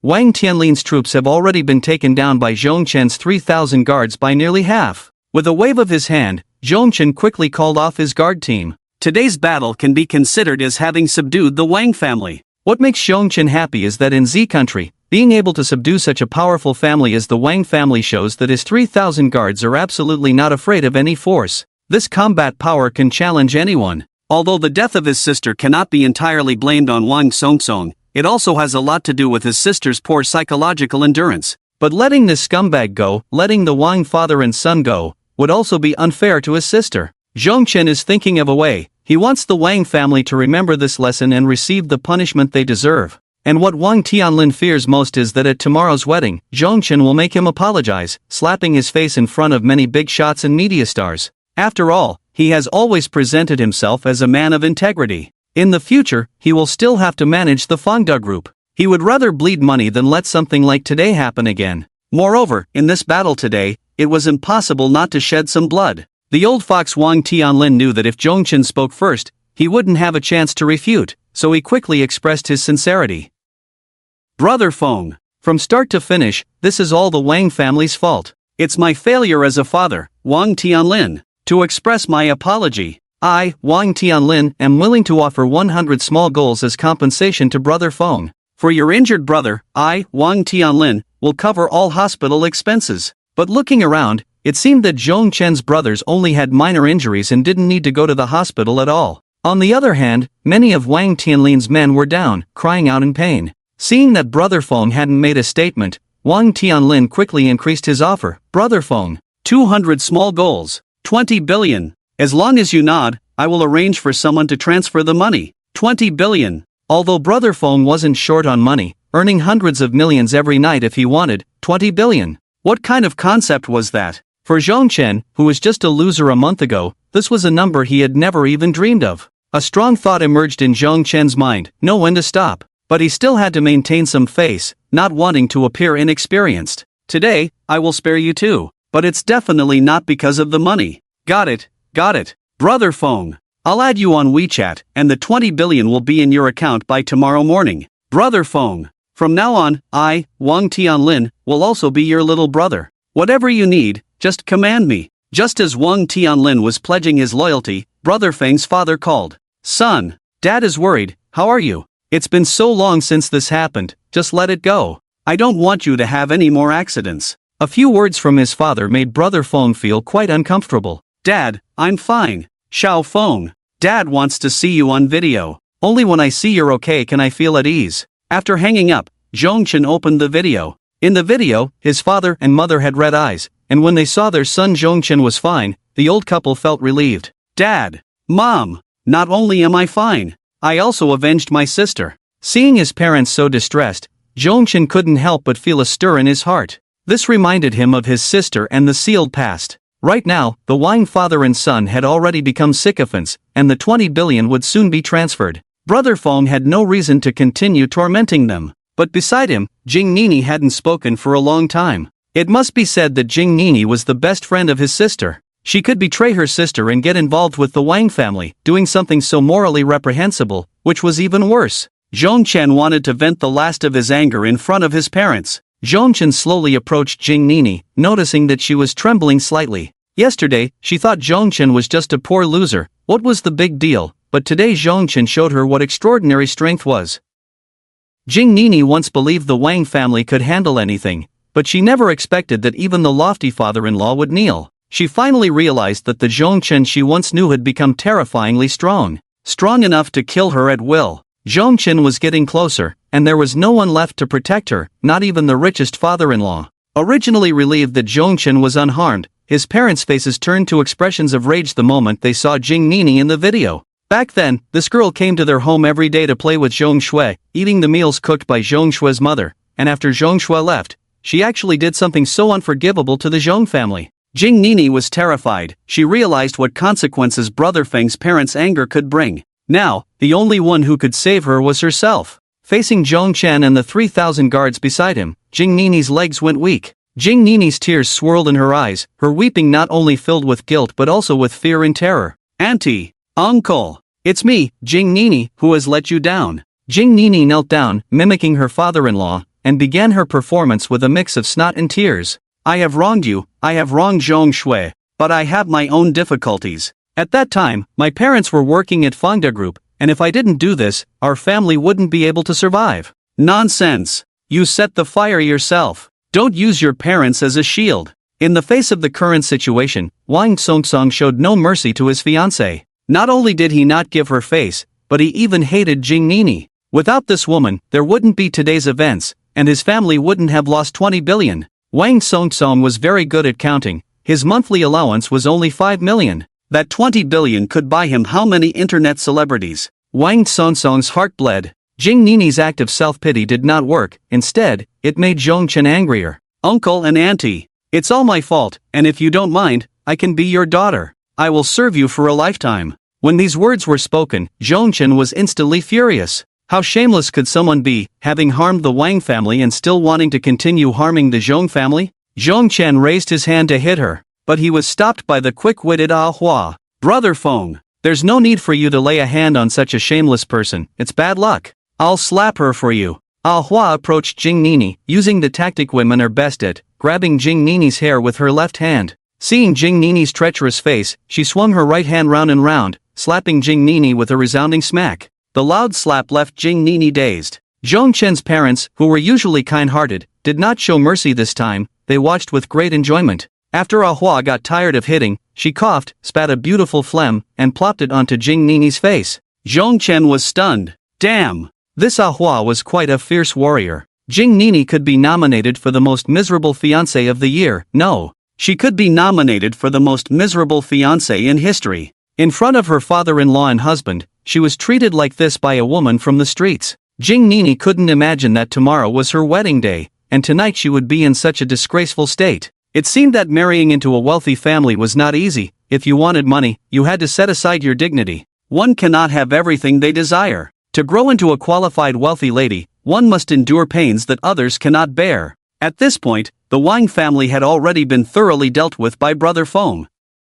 Once a person dies, they cannot come back to life. It was time to put the matter of the sister to rest. Wang Songsong, tomorrow, take your swollen-faced Jing Nini and get married. This matter is closed. Brother Feng is mighty. Brother Feng is mighty. Brother Feng left gracefully, with 3,000 guards shouting slogans. The new king of Fengyang stepped back onto the throne of the powerful Fangda group, reaffirming Brother Feng's unparalleled strength. Brother Feng left Fengyang New City in a Maybach, with Zhang Tian and a group of brothers retreating. Finally, it was Wang Tianlin and Wang Songsong's turn to get up from the ground, and only then did Jing Nini dare to stand. President Wang, hurry back to rest. You still have to welcome the distinguished guests attending the wedding tomorrow. Ah, Zhong, make sure to transfer the 20 billion to Brother Feng's account as soon as possible. Beep beep beep. While Brother Feng was still in the Maybach on his way back, he received a message. You have received a deposit of 20 billion renminbi into your construction bank account 7,225.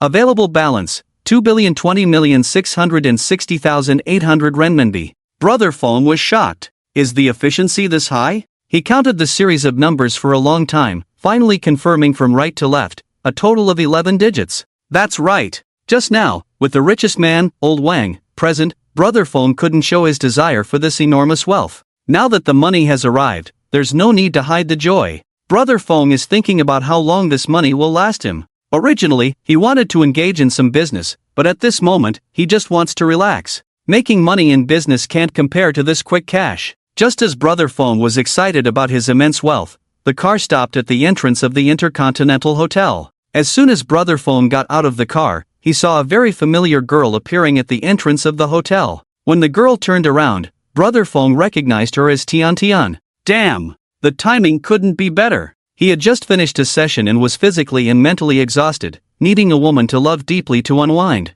Think of Chow Chow, and Chow Chow arrives. Isn't Tian Tian the perfect choice? The pink memories of Haiyan County. It was Tian Tian who made him truly feel like a man for the first time. That unforgettable memory resurfaced in Brother Feng's mind once again. He smiled and walked towards Tian Tian, but today she seemed particularly shy. When she saw Brother Feng, she lowered her head, not daring to look him in the eyes. Having just received his small target of 200, Brother Feng was in high spirits. He excitedly embraced Tian Tian and entered room 3808 of the Intercontinental Hotel. At this moment, it was 2:15 a.m. The moon hung high in the night sky of Fengyang City. It wasn't until exactly 3 a.m. that Brother Feng finished his second battle of the day. Sweating profusely, Brother Feng felt that something was off. Today, Tian seemed different from before. She had become sensitive, her cooperation had decreased, and that feeling of resistance made Brother Feng infatuated. Brother Feng was too tired today to think too much, and he fell asleep, leaving a trembling Tian alone in the chaotic night.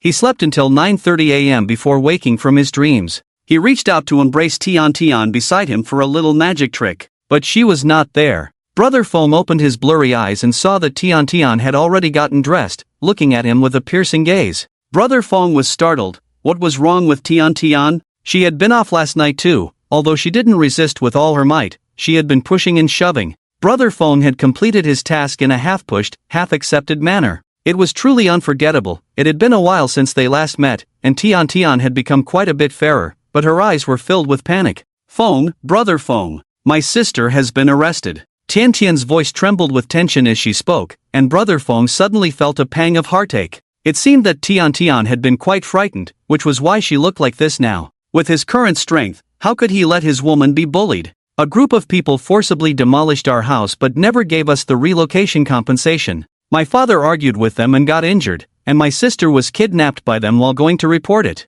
I really have no way out. I don't know if Brother Feng can help me. The Tian in front of him was shivering and looking extremely dejected. Tian was in such a bad mood. It was indeed a bit cruel to have forcibly given her in for last night. But what had happened, and it couldn't be undone. Then let's take out our anger on that group of thugs. How dare they hit Tian's father and kidnap her sister? I want to see what kind of reckless people these are. Tian's hometown, Xishan Province, Taiyuan City outskirts. Rich in resources, abundant in coal, the wealthy are rolling in it. After all, it's a bit far from Fengyang, so he needed to bring a few capable assistants. Thus, Huzi drove, with Jiantian in the passenger seat. Brother Feng and Tian sat in the back. Destination, Taiyuan City, Xishan Province. In another Mercedes-Benz business car, there were a Guang and the 8 Great Kings. This group seemed small, but when encountering a gang of 50 or 60 small thugs, they could handle it easily. Jiantian alone could take down a dozen people. A Guang, Huzi, and the 8 Great Kings were all fighters among planes. Dealing with small fry was like taking candy from a baby. Under Tian's lead, the group drove non-stop for 12 hours, directly rushing from Fengyang to the Dadian district of Taiyuan City. It was already 9 p.m. Zhongchen's Cullinan stopped in front of the old house being demolished at Tian's home, where an old woman sat dazed on a dismantled beam. This woman was Tian's mother, and it was evident that her tears had dried up. She was now in a state of wanting to cry but having no tears left. Originally, Brother Feng planned to take Tian and her mother to find a place to settle down. But seeing the current situation and his family's state, Brother Feng was filled with anger. This was too much. Give me their phone number. Brother Feng shouted angrily. Tian obediently took out her phone and opened the contact for Doyen. Brother Feng directly called using Tian's phone. I'm telling you, are you annoying or what? Sign the contract. I'll leave your sister with a whole corpse. Don't call me unless it's something important. Upon hearing the words whole corpse, Tian's mother let out a cry. I'm telling you. I'm Zhongchen from Liaoying province. You better bring the person to me. I'll leave you with a whole corpse. Oh, a reckless one. No one has dared to talk to me like this in Taiyuan. Where are you? I'll come find you. Right here at the house. We won't leave until we meet. After hanging up, Tian was so scared that she started to cry. She walked over to Brother Feng, who pulled her into his arms. Baby, with me here, no one can bully you. He didn't know what the situation was like on the other side. But from the tone, this Doyen didn't seem like a big shot. One must be cautious when away from home. Brother Feng didn't know if there would be a fierce battle in Taiyuan tonight. Although the few people he brought were like invincible beings, these elite individuals were the foundation of Brother Feng's livelihood. They couldn't afford to have even the slightest mishap. This was Taiyuan, not Fengyang, but it was already too late to call for reinforcements from Fengyang. Brother Feng's mind raced. The few people he had should be able to handle Doyen's group without much trouble, but if Doyen brought in someone more formidable, it would be a different story. At that moment, Brother Feng thought of someone. That was his former subordinate, Nialei. Nialei was a big brother in Dongshan, with 6,000 elite soldiers under him. Dealing with the gang from Xishan would be no problem. The most important thing was that Dongshan Province and Xishan Province were very close. A phone call and they could arrive in 2 to 3 hours. Nialei.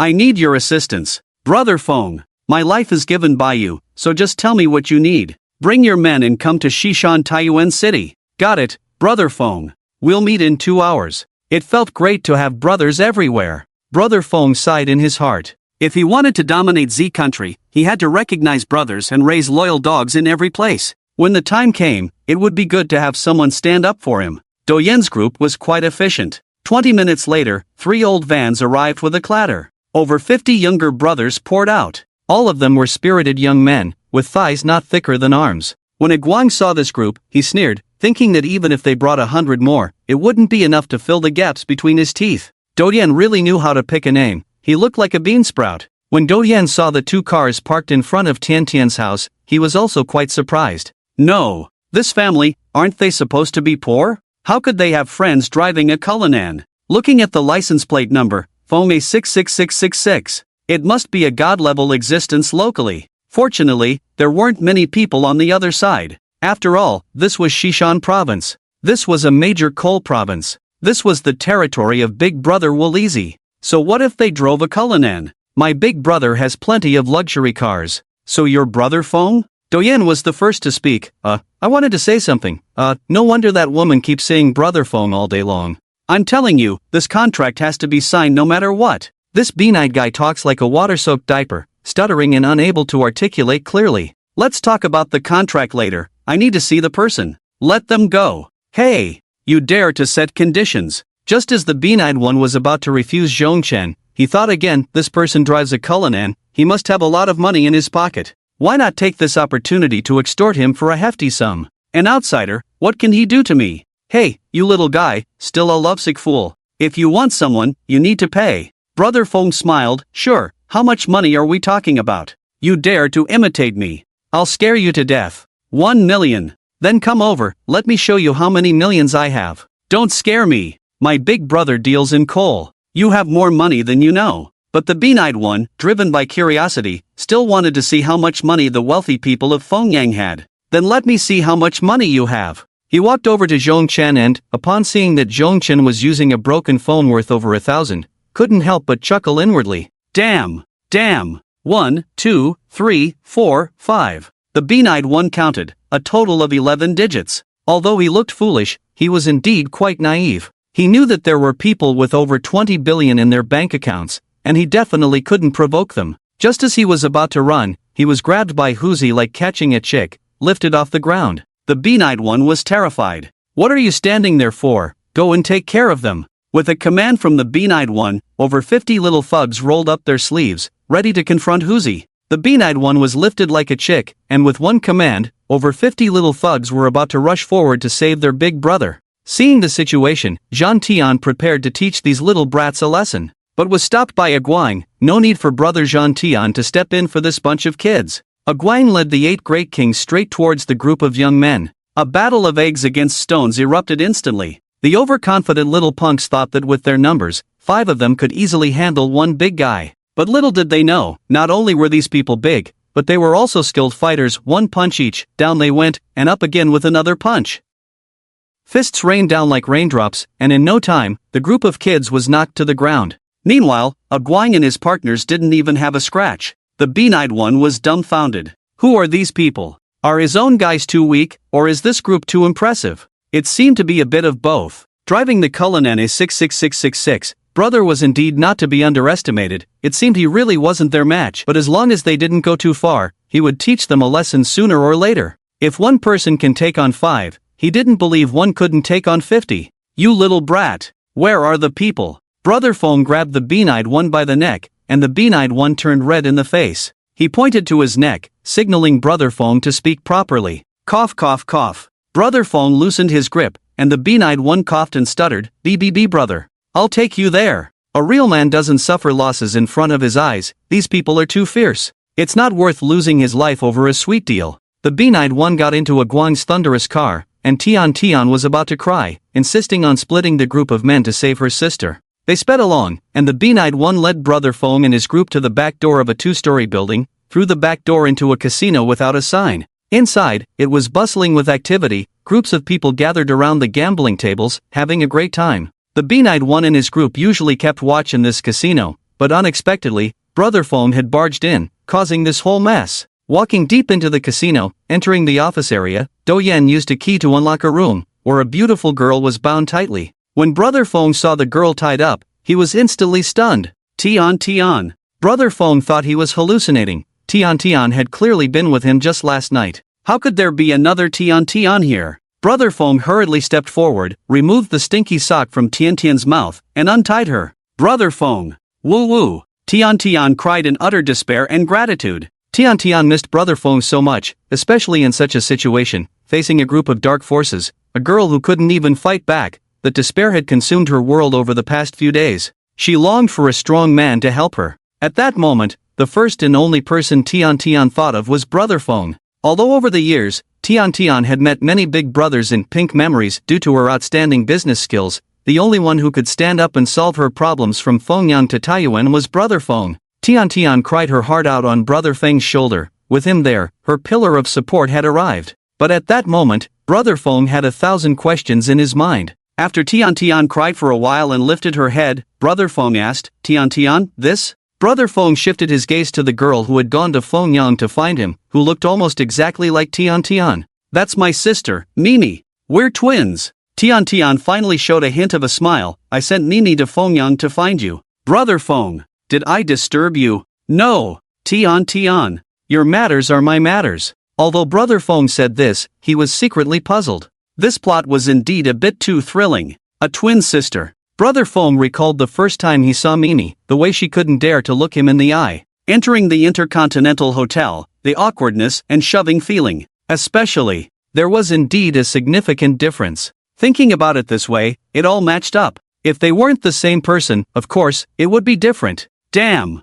I'm really a beast. How am I supposed to face Tian from now on? That Mimi, really, couldn't she just say a word to tell Brother Feng that she wasn't Tian? Now this is just so awkward. Although Brother Feng had seen many people, this kind of ethical experience was still a blank slate. Now Brother Feng just wanted to find a crack in the ground to hide in, but deep down, there was a slight flutter. Not to mention Brother Feng himself, even Huzi was confused. He clearly saw that girl walk into the presidential suite with Brother Feng last night. Today, another girl who looked the same was hugging Brother Feng. One must say, a big brother is indeed a big brother, a model for us all. Brother Feng stood up and punched Douyin into the corner. He walked over and grabbed Douyin by the hair. Tell your big brother. Have him call me to apologize. The compensation and demolition fees must be multiplied by 5. Not a penny less. My number is 11, 68, and 49s. Brother Feng and Mimi helped Tian to stand up, and Brother Feng and a group of brothers took Tian to the hospital. Just in time, Tian's father was also at that hospital, and the 4 members of the Tian family reunited there. Meanwhile, Douyin was getting angrier by the minute. Damn it! This person really doesn't care about his life. Fine. He's a bit tough, daring to leave a phone number, daring to ask for 5 times the compensation. He must not know who the boss is in Taiyuan. Today, let him find out. Douyin couldn't hold back any longer, covering his swollen cheekbone from Brother Feng's punch, and with a few younger brothers, he went straight to the Jinyuan coal factory. After Douyin told the big brother Wulizi about what happened, Wulizi was furious on the spot. How dare anyone openly oppose him in Taiyuan's territory? With 4 coal mines and numerous profitable businesses, Wulizi firmly sits atop the throne of the richest man in Xishan province. In a resource-rich province like Xishan, having a mine means having wealth and power. Wulizi, with his financial prowess, has made many coal bosses in Taiyuan City his acquaintances. One could say he commands 100 responses, becoming the leader among many coal bosses. In Taiyuan City, he can summon the wind and rain. No one dares to provoke Wulizi, for if you do, don't expect to leave Taiyuan alive. After many years without encountering a rival and too long without a fight, Wulizi finally meets someone asking for trouble. It's said that the dozen or so people he brought are quite formidable. Humph. Let's see just how tough these people really are. Give me the phone. Wulizi said. 111111 666 8888 444499. Douyin reported the phone number, and Wulizi directly slapped Douyin's wound, making him grimace in pain. Seeing this, Douyin's little brother understood that Douyin couldn't handle this job. So he stepped forward. The number is 116849s. When Wulizi entered the phone number into his phone, he felt it was unreal. This number is too flashy. It's highly likely a fake number. The person has probably long since vanished. Regardless of its authenticity, the call still had to be made. As the prominent financial boss of Taiyuan, he couldn't let an outsider look down on him. The call actually went through. Hello? You're the one who injured my people. Wulizi spoke rudely. Your people deserved a beating. I was just teaching them a lesson. Hey, do you know who I am? Let me tell you. I'm Wu Lazy from Taiyuan. Wu Lazy thought that by announcing his name in Taiyuan, the matter would be settled, but he didn't expect Brother Feng to show him no mercy. Then let me tell you, you're not worthy to know my name. I'm afraid saying it would scare you to death. Since you're talking like that, I'll be straightforward. I can pay for that family's relocation compensation. But you injured my brothers. Medical expenses are 50 million. Upon hearing this, Brother Feng knew that a fight was unavoidable. Since war was imminent, there was no need for so much small talk. 50 million is too little. You better bring more people. I'll beat you up for 500 million. Damn you. Come. In 2 hours, come to Jinyuan Coal Factory to find me. After hanging up, Wu Lazy was so furious that sweat poured from his head. After all these years, no one had dared to speak to him like that. He called for help. Let's get him. 3 calls went out. Wu Lazy gathered over 800 of his own brothers. Dealing with a dozen outsiders, these 800 would be more than enough. 5 minutes later, Wu Lazy finally calmed down. He thought about the situation. This outsider brought only 10 people and managed to beat up over 50 of Douyan's men. Moreover, he drove a Cullinan and a Thunder business vehicle. He must have some strength. At this moment, Douyan mentioned, Big brother. He has over 2 billion in his bank account. 20 billion? Wu Lazy was shocked. Although there are quite a few coal bosses in Taiyuan who can take out 20 billion, having that much money in a bank account is truly impressive. Wu Lazy began to have doubts. Someone with such capability wouldn't just bring a dozen people to their doom. He must possess extraordinary strength. To be safe, Wu Lazy called a few other powerful coal bosses. In the coal business in Taiyuan, one must support a crowd of social figures. In just 20 minutes, Wu Lazy gathered over 2,000 people. This time, there was no need to worry. Even if he's a Superman, it's impossible to bring too many people from outside. When the time comes, as long as he dares to come, I, Wu Lazy, will make him understand that having financial power in Taiyuan is everything. The abilities of Wu Lazy are reflected in various aspects. After a while, a brother from the transportation department called Wu Lazy. Big brother, 120 buses are coming from Dongshan province, and they should be off the highway in about 10 minutes. Should we? Wu Lazy understood what his brother meant. The Cullinan in Fengyang and the buses from Dongshan province should have nothing to do with each other. Douyan, do you know what that person on the other side is called? Wu Lazy felt uncertain and wanted to find out who that person was. He scratched the back of his head. They call him Brother Feng. Zhong Chen. Wu Lazy suddenly remembered the big brother who had just taken office in Fengyang, Zhong Chen. The legendary big brother Zhong Chen was coming? Is that Brother Feng around 20 years old, handsome, and does he have a brother named Huzi with him? Douyan nodded repeatedly. Combining the vehicles and the phone number, it was basically confirmed that this person was Zhong Chen.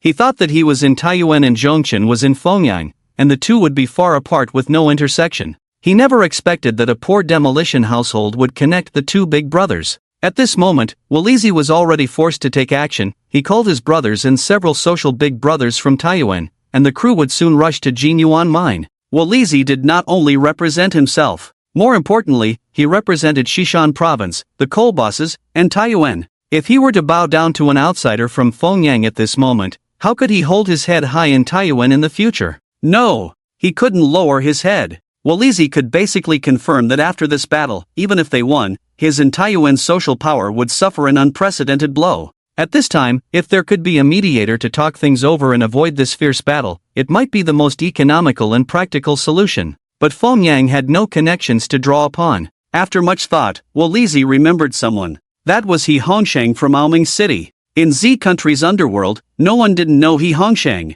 the gambling king of Aoming City. His fame rivaled that of any star. And Wu Lazy had a good relationship with He Hongshang. After all, Wu Lazy often organized coal bosses from Xishan province to go to Aoming City for some fun. They always ended up losing a lot of money. A third of the revenue of He Hongshang's Pujing Entertainment City came from the wealthy people of Xishan province. It could be said that Wu Lazy played a significant role. As long as he spoke up, He Hongshang would definitely help him solve the problem. Wu Lazy dialed his number. Boss, are you coming to have fun in Oman? I'll have someone treat you well and find a few foreign girls to accompany you the whole time. Boss, I have a favor to ask today. There's a guy named Zhong Chen who came to Taiyuan to settle something with me. I want you to step in and mediate to avoid mutual destruction. Alright, leave this matter to me. Wait for my good news. On the other side, Brother Feng had just received a call. and Nielei's 6,000 elite troops had just entered Taiyuan City. Due to the excessive number of vehicles, the target was too obvious, so Brother Feng instructed Nielei to find an open space in the suburbs to stop. There was no parking space for Nielei in a hospital, a place where every inch of land was precious. When the time came, Brother Feng would return to meet Nielei, and together they would go to Jinyuan Mine to deal with Wulizi. Just as everything was ready, a strange call came in. "Hello, I am He Hongshang, from Aoming City." Brother Feng thought to himself, "You are quite impressive, I know who you are, the gambling king. Anyone who has watched Hong Kong and Taiwan movies as a child knows. But what does that have to do with me? This call is to let your people know that Wulizi over there is my good brother. I suggest you don't take action, let's just leave it at that." He Hongshang, relying on his national fame, took a hard stance in front of the unknown Fenggu. Fenggu sneered for a moment. "Sorry, boss he, but today even the King of Heaven has to give my friend an explanation. So you're saying you won't give me face? Face? I don't even know you, where would I get face from? I'll tell you, Zhongchen. Young people shouldn't be too arrogant. And I'll tell you, old Bai Deng, don't you think you're so impressive? After I finish with Wulizi, I'll take care of you too. Just wait at home for your corpse to be collected." With that, Fenggu hung up the phone. What? Did Zhongchen just call me old Bai Deng? He Hongsheng hated being called old the most. To prove he was still young and strong, he had specially married 7 wives and fathered over 20 children. With this kind of fighting power, how could he be old Bai Deng? After Zhong Chen's outburst, he felt quite relieved. Fenggu knew very well that this battle had to be fought. His goal was not the boss of Fengyang, nor the boss of Liaoying. He wanted to unify the social elite of Z country, to become the undisputed underground god. With such ambition, he couldn't be afraid of anyone. Today, he had to take down Wulizi and establish his authority in Xishan province. There was no better target than Wulizi. If he was going to play, he would go for the top. If he was going to act, he would go all out against the big brother. When Wulizi got the news from Yi Hongsheng, he was furious. He wouldn't accept a toast but would take a punishment drink. He immediately made another round of calls, and after relentless efforts, 3,000 people were ready to go. At the Jinyuan mine, it was packed with Wulizi's men. "Come on, Zhongchen. Today, I'll send you on a one-way trip. I'll throw you straight into the mine. You'll be alive without a trace and dead without a body." With half an hour left until the agreed time, Fenggu had everything ready, just as he was about to set off. Nini suddenly grabbed Feng Ji's hand and wouldn't let go. Fenggu tried to pull away but was firmly held by Nini. "Fenggu, I'm worried about you. I want to go with you." Nini's few words startled Fenggu. He glanced at Tian, who slightly lowered her head, looking at Fenggu with a strange expression. This awkward scene, Nini probably didn't know her relationship with Tian. After that passionate night, Nini had developed some feelings for Fenggu. After all, who would refuse a tall, rich, and handsome guy? And one who was very tall, very rich, very handsome, and very impressive. Fenggu had no problem being carefree in fights and nightlife, but navigating between two sisters was a bit tricky for him. "Fenggu, just take Nini with you, I won't blame you." Tian's words were clear. Even if Nini really had something with Fenggu, she could understand. "Then, sis, let's go with Fenggu. Mom can stay to take care of Dad. After all, Fenggu is here for our family's matters. At this time, we sisters should accompany Fenggu." It was the first time Zhongchen heard Nini say so much. Under Nini's suggestion, Tian and Nini took Feng Ji's arms, one on each side, and headed to meet Nielei, then directly rushed to the Jinyuan coal yard. Tian and Nini were locals. They knew very well what kind of power Wulizi had. In the local area, he was the one who called the shots. Not to mention Taiyuan City, even the entire Xishan province had to acknowledge him. The two identical-looking girls were deeply worried about Fenggu beside them. When Fenggu brought the two beauties to meet Nielei, the girls felt much more at ease. Looking at the endless line of buses, packed with people, and the people on those buses had fierce eyes, showing no fear of any opponent. Tian was puzzled. Fenggu was very effective in Fengyang, but she didn't expect him to mobilize so many people so quickly in Xishan province. Is this still the Zhongchen I know? Just how high is Feng Ji's ceiling? Whoosh! A Cullinan, a Thunder business vehicle, and 120 buses drove into the Jinyuan coal factory. Wulizi, accompanied by over 3,000 brothers, stared fiercely at the incoming vehicles. 10, 20, 30, until more than 90 vehicles arrived. Wulizi broke into a cold sweat. There were still many more vehicles behind, all with the same Dongshan province license plates. Then, from those 120 vehicles, a sea of Dongshan tough guys emerged, armed and walking towards Wulizi. From the middle of the crowd, a man approached, flanked by two beautiful girls, who were sweet and lovely identical twins. Bringing beauties into a fight showcased Brother Feng's relaxed demeanor. Niale's men closed in, over 6,000 brothers visibly overwhelming Wu Lizi's more than 3,000. Moreover, Niale was a renowned warrior. Over the years, he had specifically gathered a group of fighters, spread across every corner of Dongshan province. Thus, Niale's 6,000 warriors were all tough characters, second only to Brother Feng's 3,000 guards. To think one could defeat Niale with less than half of his army was sheer folly. Unless one had the strength of Brother Feng's 3,000 guards. Brother Feng preferred not to negotiate and went straight to fighting. He understood deeply that a social boss would never submit unless he was beaten into submission. Get them! After Brother Feng's order, Niale's 6,000 elite soldiers charged forward with a thunderous roar. Brothers of Taiyuan, kill for me. Wu Lizi's men also charged forward like madmen. The younger brothers knew that their boss Wu Lizi was not short on money, and this was a perfect opportunity to show off. They could get hurt, as long as they didn't die. Even if they won, getting injured and receiving compensation from Wu Lizi would allow them to live lavishly for a while. The greatest taboo in warfare is having hidden agendas. Wu Lizi's brothers were all thinking about money, they were willing to risk their lives for it. They knew full well that the 6,000 men across from them were stronger, yet they still charged forward symbolically. As long as they got knocked down or injured, that was their experience. With this mindset, facing the fierce 6,000 Dongshan tough guys, just 10 minutes passed, and over 1,000 of Wu Lizi's men fell in unison.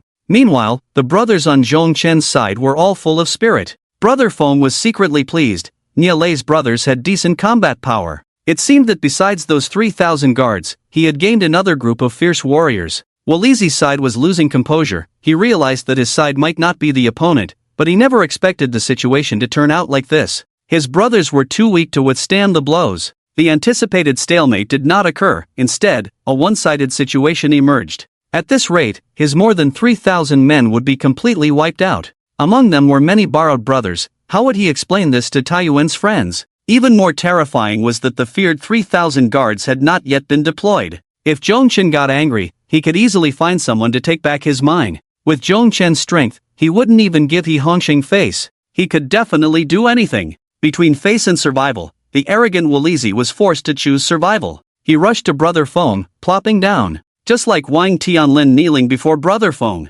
Brother Feng. I was wrong, Brother Feng. Please tell your men to stop. Brother Feng, spare my life. 5 times the compensation. 5 times the medical expenses. Brother Feng, spare me, and I will listen to you from now on. This was the outcome Brother Feng had long anticipated. To fight with Zhongchen. In the end, they all had to kneel and call him Grandpa. Zhongchen instructed Niale beside him to call off the brothers who were charging into battle. It was very likely that in the future, both sides would be brothers. There was no need to continue the slaughter. Brother Feng, thank you for your mercy. Your friend's compensation is 5 million, which amounts to 5 million. I'll instruct someone to transfer 10 million right away. When Sweet and Honey heard the figure of 10 million, they were instantly dumbfounded. 10 million. Sweet thought to herself, this is enough to serve how many clients? It would probably ruin the equipment, and they still wouldn't earn that much money. Once this amount is transferred, their family would be set for life without worries about food and clothing.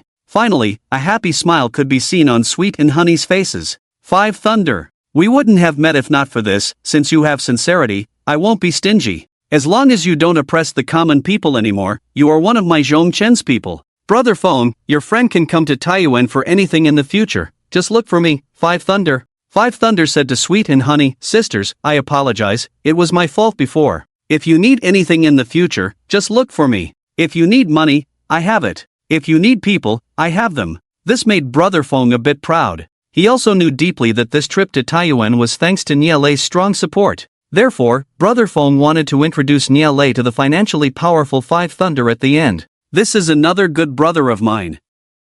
Niale. He's absolutely useful in Dongshan province. Brother Nye. 5 Thunder was also a hospitable person. I will treat all your brothers tonight. Another small goal. I'll share it with the brothers. It's just a little gesture from me as the host. Do Yen. Contact all the high-end nightclubs and hotels in Taiyuan. Arrange for my brother Nye and his friends to have fun and rest. The expenses are on me, 5 Thunder. Okay. Big brother. Brother Feng. It's getting late. I'd like to invite you to my Beima River Entertainment City to have some fun. As a wealthy man in Taiyuan, Five Thunder had earned so much from the coal business that he could never spend it all. To find joy for himself, he invested heavily in opening the Bema River Entertainment City in Taiyuan. Its luxury could be considered a national model. After all, the spending power of a coal boss is not to be underestimated. Brother Fong was known as the king of nightclubs. Naturally, he was happy to go to the nightclub, as he could both have fun and make money. The hospitality for this occasion had to be top-notch, so Five Thunder prepared the most luxurious private room in the club for Brother Fong in advance. Having been to so many nightclubs, many private rooms had bathrooms, but this was the first time he had seen a private room with a presidential suite. Five Thunder's Bema River, upon entering, was a luxurious KTV. Pushing open a hidden door revealed a luxurious suite with a bathtub, a big bed, and romantic colors. It was intoxicating. It must be said that rich people really know how to have fun. A trip to Bema River could satisfy a man's different fantasies. No wonder Five Thunder could get rich. His unique design was far ahead. Brother Fong glanced at his phone. It was exactly 8 p.m. Five Thunder, give me the payment code. Five Thunder didn't know what trick Brother Fong was playing. Payment code? Does this mean he has to pay? Brother Fong, are you slapping me in the face? How can I charge Brother Fong for having fun in my place? In the future, whenever Brother Fong passes through Taiyuan, just come find me. I'll cover everything. Beside him, Huzi knew Brother Feng's habits. Brother, listen to Brother Fong. When Brother Fong is at the nightclub, he must spend money. This was really strange. It was the first time Five Thunder encountered such a situation. He could only open the payment code and show it to Brother Fong. Taiyuan Bank received 100 million. What? He's handing out 10 million right away? Could it be that Brother Fong is an invisible tycoon even richer than himself? Absolutely impossible. In Z Country, Five Thunder was pretty sure there weren't many people richer than him. Five Thunder knew that a real man should not take back the money he spent. He could only understand that Brother Fong was a good big brother, absolutely generous to his brothers. It seems he didn't misjudge the person. Following Brother Fong, he would never be cheated out of his money. Wealthy people are afraid to befriend overly powerful figures, primarily because they fear that these individuals will covet their wealth and take an interest in their coal mines. Brother Fong, no need to say anything else. Wu Lazy, have nothing but money. As long as Brother Fong needs it. Whether it's tens of millions, hundreds of millions, or a few hundred small goals. I won't hesitate at all. Brother Fong, you're a good brother. I'm committed to you. It was precisely because Wu Lazy saw that Brother Fong was not greedy for money that he dared to say this. He was betting on Brother Feng's character, knowing he would never do anything to put him in a difficult position. Lao Lu, bring Brother Fong some people. With this call from Wu Lazy, over 60 girls came rushing in from the other side of the corridor. What shocked everyone was not just the quantity and quality, but the diversity of skin colors. Among them were not only ethnic minorities but also plenty of European and American white girls, and those with black skin. Brother Fong sat alone on the luxurious sofa in the private room, watching these stunning girls with an international flair, feeling a stir in his heart. After all, up until now, he had never driven an imported car and didn't know if the acceleration was really that fast or if they were truly fuel efficient. This venue of Wu Lazy's was indeed something special. His control over men's interests was quite impressive. Not only was Brother Fong drooling, but even Huzi and Aguan were feeling a bit restless. Brother Fong was indeed having thoughts, but at that moment, he noticed two pairs of eyes in the corner still staring at him. That's right. These two were the sisters Tian Tian and Mimi. Tian Tian was Brother Feng's first woman. They had dated and shared the most beautiful memories. Looking for other women in front of Tian Tian was indeed a bit cruel. No skin color could compare to true feelings. Brother Fong was very clear that there would be plenty of women in the future. No need to rush. Once he left Taiyuan, he would head to Aoming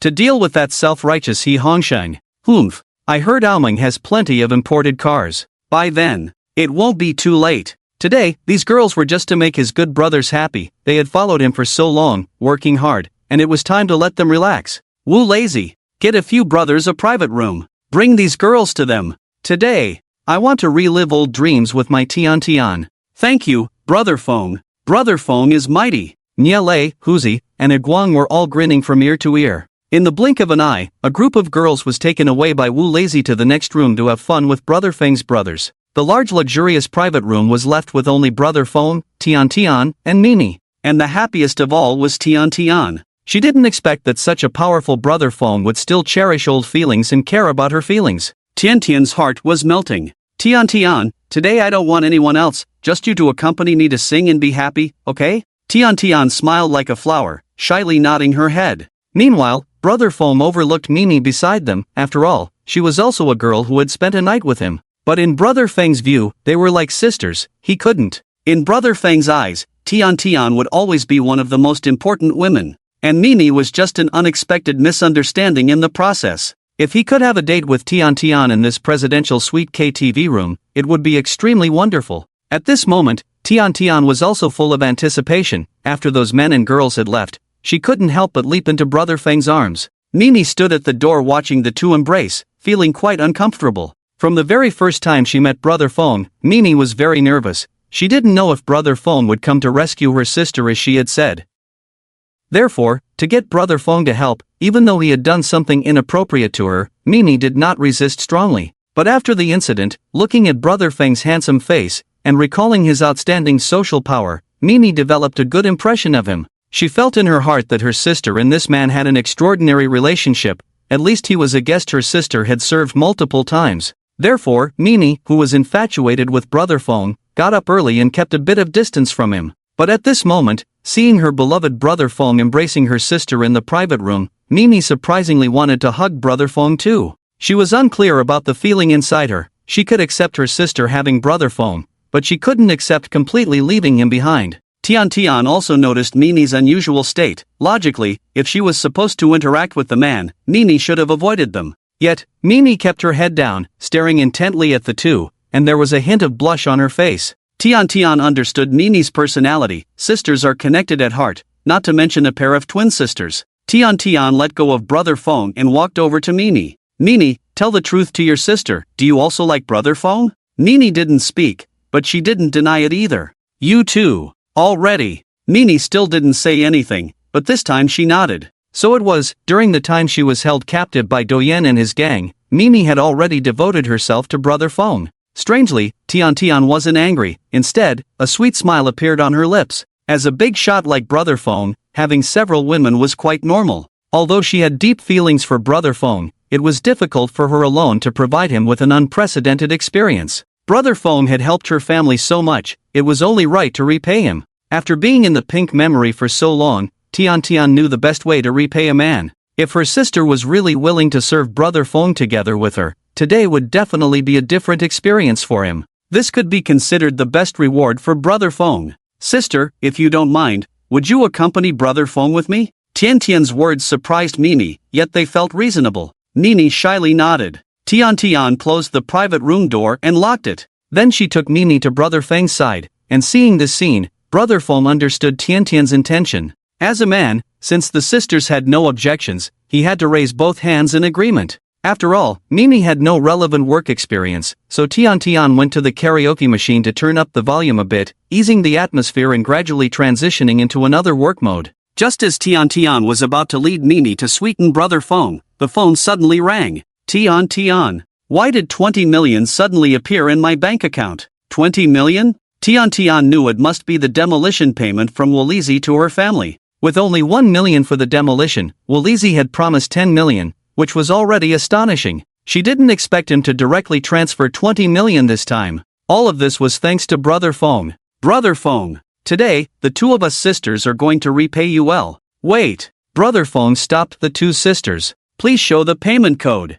The sisters exchanged smiles. Mimi was the first to show the payment code. Taiyuan Bank received 2 million. Damn. The usually quiet and honest Mimi unexpectedly let out a curse. This girl had been selling clothes in the market for years and had never seen such a large sum of money. Brother Feng actually gave her so much money at once. Alipay received 2 million. Tian Tian also received 2 million. Tian Tian didn't know how to express her admiration for Brother Feng. This trip had created 44 million in economic value for the family. Not to mention a lifetime. Even if there was a next life, it would be enough to spend. The sisters almost simultaneously pounced on Brother Feng. Congratulations, Night King. You have gained the overwhelming admiration value from Tian Tian and Mimi. Reward, 10 days of ancient skills. Expiration automatically invalidates. Wishing Night King great wealth. Damn. Ancient skills? The system is truly considerate. Knowing that Brother Feng is going to Aming City to deal with He Hongsheng, it specially sent him some tricks to ensure he has a good time. Tian Tian and Mimi are amazing. I thought we could drink and sing, and then continue on, but unexpectedly all the previous steps were skipped. It's great to have a presidential suite for the night. Nothing gets delayed. In the blink of an eye, Brother Fong actually couldn't tell who was who. But it doesn't need to be so clear. As long as he remembers they are all his type, it's fine not to treat them differently. Tian Tian and Mimi have already sweetly fallen asleep. Leaning against the headboard, Brother Fong came up with a brand new plan. To rule the world. Now, Liaoying Province, Dongshan Province, and Xishan Province have already been taken down, so in these 3 provinces, Brother Fong can still walk with swagger. After all, the most powerful figures locally have already been subdued by him, 34 provinces. Zhongchen has an idea to take down all provinces and become the big brother ruling the world. So, what's the next target? Of course, it has to start from the places that don't submit to him. At this moment, the first person Brother Fong thought of was He Hongsheng from Aoming City. That arrogant guy who looks down on everyone, thinking that just because he became the island lord, he can command the world?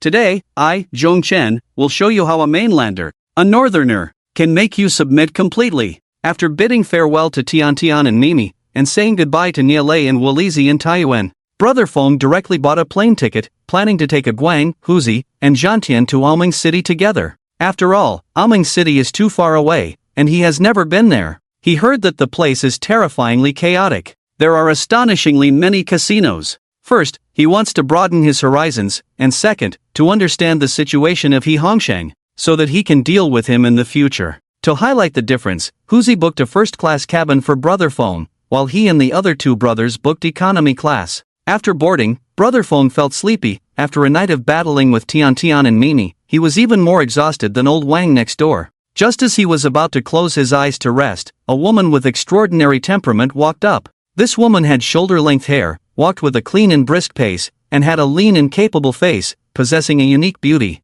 What surprised Brother Fong the most was that while this woman had a distinctive aura, her leg and arm muscles were clearly defined, indicating she must have practiced a lot. The girl also noticed Zhongchen, who was looking at her, and clearly, Zhongchen's handsome appearance surprised her as well. At 1.8 meters tall, in his 20s, with fair skin and well-defined features, he exuded a certain dominance. The girl was lively and cheerful. "Brother, can you help me put my luggage up?" Her unique accent piqued Brother Feng's interest. The delicate tone was something a rough northern girl wouldn't have. And this girl was born in Aoming City. She was none other than He Hongsheng's youngest daughter, He Xiaojing. He Hongsheng has more than 20 children, and He Xiaojing's mother was the least favored by He Hongsheng, so from the moment she was born, the little daughter He Xiaojing was destined to be incomparable to her older siblings. Born into a family with assets worth billions, He Xiaojing lived an ordinary life. Her father was even unwilling to look at her. As early as the age of 12, He Xiaojing was secretly sent abroad for special training by her father. Since her mother was an athlete with excellent physical qualities, he intended to train his youngest daughter into a cold-faced killer. In the future, she would lead the Yi family's behind-the-scenes assassins, striking unexpectedly and delivering fatal blows to opponents when needed. This team is not about numbers but about skill. They must be agile and quick to resolve matters, in the blink of an eye. For a full 8 years. Now, He Xiaojing cannot say she is invincible, but she can only say it's hard to find an opponent. Today, she specifically took a flight back to the country, transferring in Taiyuan, and then heading straight to Aoming. Upon returning to the country, He Xiaojing felt everything was fresh. The mountains and waters of the motherland are beautiful, and the handsome guys are even better, especially this charming young man beside me. Although he is being trained as a killer, deep down, he is still a child. He has an undeniable love for things that interest him. After Brother Fong placed the suitcase on the luggage rack, the two officially entered the chatting phase. "Thank you. What should I call you, brother?" Brother Fong intended to give his full name, but he was too popular right now, and to avoid unnecessary trouble, he only provided his surname. "Hello, I am Mr. Zhong. What should I call you?" He Xiaojing chuckled. "I am Miss He. Is Miss He a local of Aoming? Aoming person. What are you going to Aoming for? To have some fun? Or to find a girl? Awkward." Brother Fong felt that these two things seemed to be the same. This girl was quite open in conversation, making Brother Fong feel a bit shy, playing with girls. "Any places you recommend?" "Ha ha, indeed, all men are the same. You look young, let me tell you a secret." He Xiaojing leaned in close to Brother Feng's ear. "You should go have some fun first. After you've had enough, then go for the girls. That's the rule, otherwise, how can you win money while being all flirty? Damn, this girl is too unreserved." Brother Fong thought to himself, the girls in Aoming City are really bold. They say anything. But I like it, it has a bit of an overseas flavor. "Miss He, Where should I gamble? Any recommended places? He Xiaojing thought, why let the good stuff flow to outsiders? Although she wasn't favored herself, and the billion-dollar family fortune had nothing to do with her, she still wanted to introduce clients to her own people. If you're going, go to the New Lisboa. When you win money, there will naturally be plenty of girls coming to chat you up. At that time, I suggest you choose a fair-skinned, beautiful imported car. Ha ha, before Brother Feng could even step on the gas, the car was already on the highway. Brother Feng also learned about the He Hongxing family and their business. In a city like Xiamen, where gambling is the main industry, He Hongxing's casino business occupies a third of the market share. It can be said to be quite terrifying. And the New Lisboa is a newly built entertainment venue next to the old Lisboa. Tonight, he would go to the New Lisboa to explore and understand what kind of strength He Hongxing really has. The plane landed smoothly at Xiamen International Airport. Young man, if fate allows, we will meet again. Goodbye. Brother Feng wanted to ask Miss He for her contact information, but after thinking it over, some fates shouldn't be too deliberately pursued. The feeling of encountering someone by chance is even more beautiful. Just like Miss He said, if fate allows, we will meet again. Brother Feng had a feeling that his fate with Miss He was not over. With his impressive trio of brothers, Brother Feng stood at the foot of the New Lisboa Entertainment City. The towering New Lisboa building was truly magnificent. Brother Feng knew he had been endowed with extraordinary skills by the system. With solid skills, whether he wins or loses this time, it's all up to him. Hello, sir. Welcome to the New Lisboa. We are here to exchange chips. Business manager Miss Wu received Brother Feng and his group. She first looked at the leading Brother Feng, who was dressed in cheap clothes, with not a single branded item on him. She guessed he was just another poor guy here to join the fun. May I ask how many chips you would like to exchange, sir? 5 million. What? 5 million? Miss Wu didn't expect this handsome young man to be quite wealthy. What? Do you mean 5 million is too little? Then exchange 10 million. Since he was here to have fun, he might as well enjoy it to the fullest. Brother Feng joked with the salesgirl, this amount of money was nothing to him. It was already 8:15 in the evening. 10 times cashback on consumption. Even if he lost, there would still be 10 times cashback. If he won, everyone would be happy. It was a win-win situation. After Brother Feng exchanged for 10 million, he sat at the front table of the casino. Although it was his first time entering the casino in Xiamen City, he had heard some rumors. For wealthy individuals exchanging large amounts of chips, the house usually lets you win at first. When you get on a winning streak, they slowly let you lose. Until you end up losing everything. But this would never happen to Brother Feng. He was determined to do the opposite. I'll play a trick on you too. Let's start with losing before winning. In the back room of the new casino, a group of tech experts were all focused on their screens, each managing 4 tables. The wins and losses of the guests at the tables were communicated to the dealers through tiny intercoms, and with the dealers' superb skills, they controlled the outcomes. They could even control how much one wins or loses. After a few rounds, everything was under control. The only exception was the guest at table 1, who kept losing.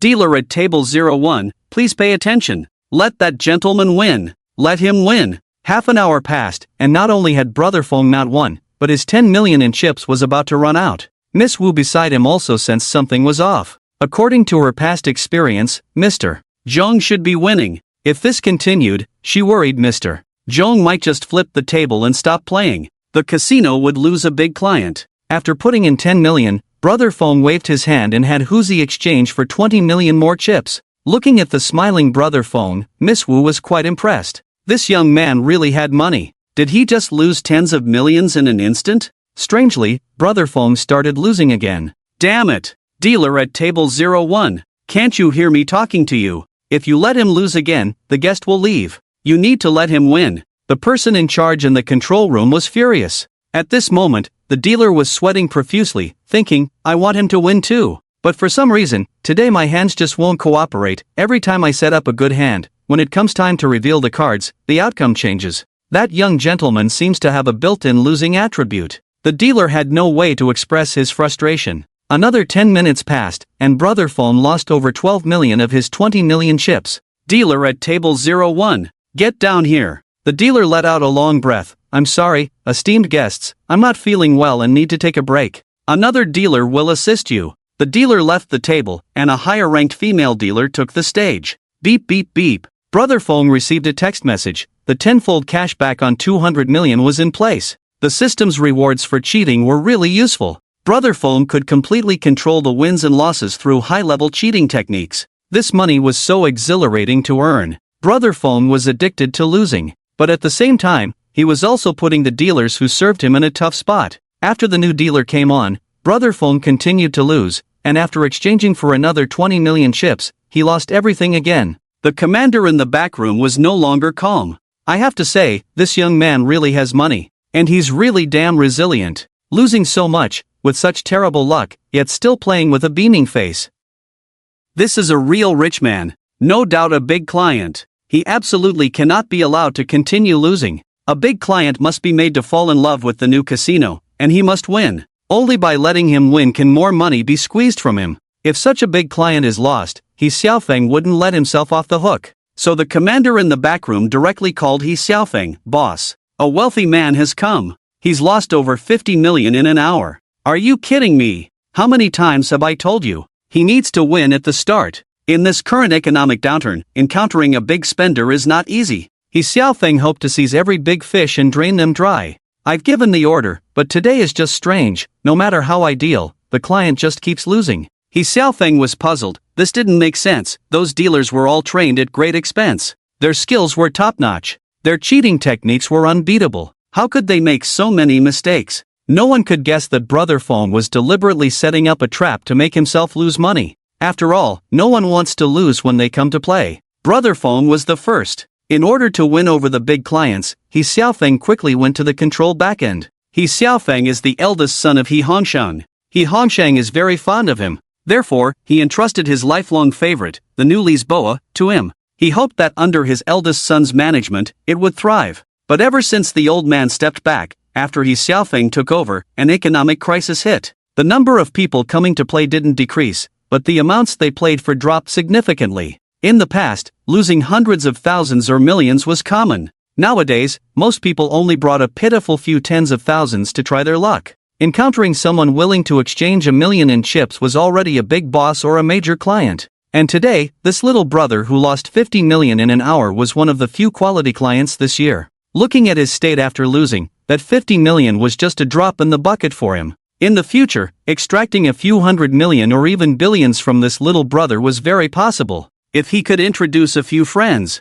then this year's performance would look much better. It would also give his father, He Hongsheng, a good explanation. He Xiaofeng found the top dealer at the new Lisboa and went to table 01 to provide support. He personally took on the role of commander in the back end. He had to ensure that Zhongchen could make money and feel like he was winning. Brother Phone also noticed some clues. After all, the dealers had changed one after another. Claims of feeling unwell were just nonsense. It was clearly their routine, letting themselves win money, then lose money, then win again and lose. In the end, all his money would flow into He Hongsheng's wallet. Brother Phone didn't have time to play tug-of-war with them. In any case, that 50 million had gone in, and 10 times the cashback had already flowed into his pocket. Since they wanted him to win, they better not regret it. Then he would satisfy them. Brother Phone exchanged chips again. This time he only exchanged 5 million. He Xiaofeng felt a bit nervous. Previously, he had exchanged tens of millions, so why only 5 million this time? Was he going to give up?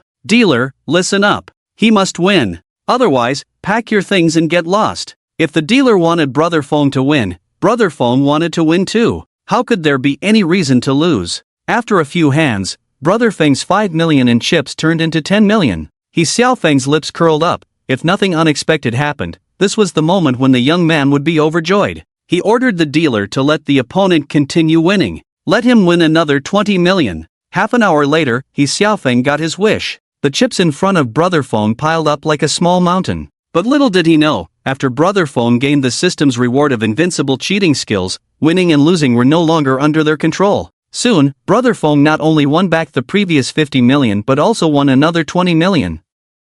Dealer, you can ease up a bit, let there be wins and losses, make him unable to stop. He Xiaofeng thought that after giving the order, the next steps would go according to his plan, completely controlling Zhongchen's wins and losses, and managing his emotions. Like other gamblers, he wanted to make this wealthy young man addicted, thereby achieving the goal of long-term temptation and draining him dry. But the reality was not so. Ever since Brother Phone decided to win, he had never lost again. A few hands of millions, and soon it surpassed 10 million. A small mountain of chips piled up in front of Brother Phone. Tiger, go exchange the chips for cash. Over 120 million flowed into Brother Feng's pocket. He Xiaofeng showed a troubled expression. But as a prominent establishment like the New Lisboa, they couldn't just allow losing without letting anyone win. Dealer, what's going on? Win some money. Faced with the boss's orders, the dealer was already doing everything he could. But for some reason, every time the result was the opposite. From years of experience as a card shark,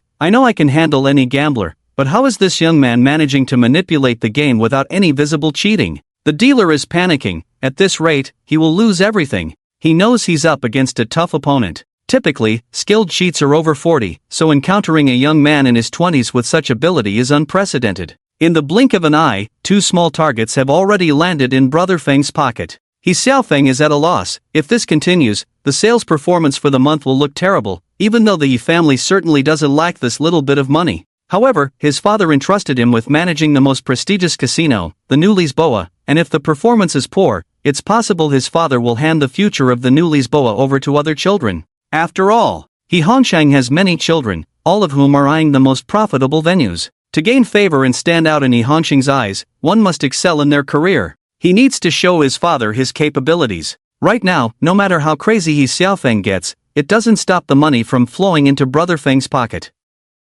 He Xiaofeng is truly out of options. In a society governed by law, he can't resort to violence. He has only one last resort, to invite the most skilled dealer in Macau, Master Ba. Master Ba is not affiliated with any casino. He has already earned enough money to last 10 lifetimes and enjoys life at home with his 7 girlfriends. However, whenever a casino in Macau encounters serious trouble and seeks his help, he will lend his support, but his appearance fee is naturally substantial. Starting at 20 million an hour. He Xiaofeng does the math. The young man in the casino has already won 300 million from him, and the momentum is strong. There's no sign of him stopping. Even if Master Ba charges 20 million an hour, as long as he can win back the money that's been lost, it's worth spending. Weighing the pros and cons, Master Ba is picked up by a luxury car to the New Lisboa. He arrives at table 1, leaning on a cane, and sees the young man before him, handsome and cool, reminiscent of his own daring days in Shanghai. While other dealers stand to deal, Master Ba, with his stature, has a waiter bring over a high stool. Once seated, Brother Feng feels a powerful aura. The other tables in the hall, upon seeing Master Ba appear, are utterly shocked.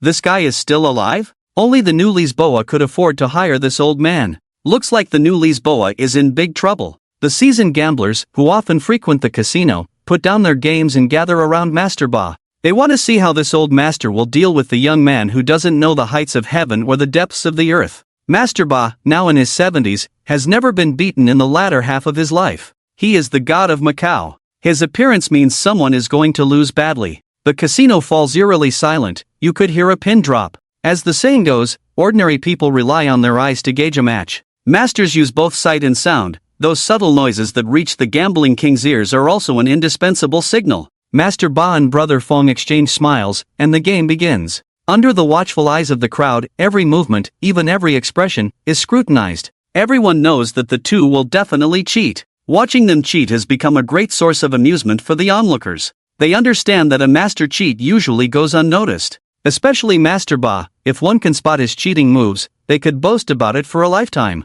All eyes are on Master Ba and Brother Feng's hands, with no one even paying attention to the state of the game. After one round, surprisingly, it's Brother Feng who wins. Everyone is dumbfounded. Who loses and who wins seems to them the most predictable outcome. After all, Master Ba has never lost at the gambling table. The most shocking thing, of course, was He Xiaofeng sitting backstage. Even the old Master Ba couldn't win against him. Previously, He Xiaofeng thought the problem lay with the dealer. Now it seemed the dealer wasn't the issue, it was this young man who was too fierce. So the question arose, if the old Master Ba couldn't handle him, how was this game supposed to be resolved? He Xiaofeng was at a loss. He could only hope that this round was a misunderstanding and that the old Master Ba could regroup and defeat the young man across the table. After a few rounds, the old Master Ba predictably lost again. So far, Brother Feng had already won 480 million. He Xiaofeng panicked. If this continued, it might not just be a matter of a few hundred million. This was serious. The most challenging situation since he took office had arisen.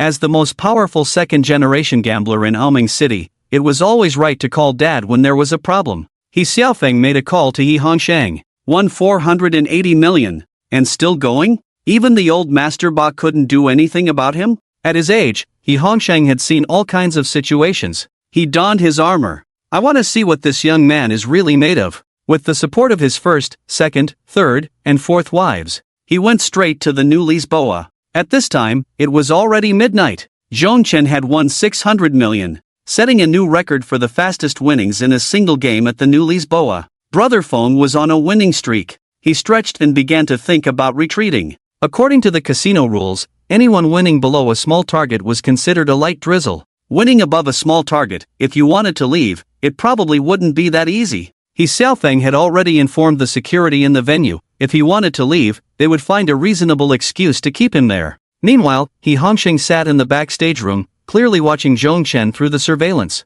He saw Zhong Chen's head getting closer to the screen, his eyes widening more and more. Zhong Chen. After careful identification, He Hongsheng was sure that the young man at table 1 was the big brother Zhong Chen from Fengyang in the mainland. Just the day before yesterday, Wu Lizi from Xishan province had called him to mediate the conflict between the two. He Hongsheng had seen Zhong Chen in the photos sent by Wu Lizi, a young man in his 20s. What great ability could he possibly have? When Zhong Chen said he was coming to Aoming City to deal with him, He Hongsheng had never taken him seriously. He didn't expect this kid to arrive so quickly, and personally win 600 million from him. Isn't he a big brother in society? How could he even outplay the old Master Ba? This is not scientific. He Hongsheng suspected that Zhong Chen was some kind of non-human. Dad, he's about to leave. He Xiaofeng reminded. He Hongsheng pondered for a long time. Let him go. He's not here just to win money. Not here just to win money? Dad, he won 600 million. He is Zhong Chen.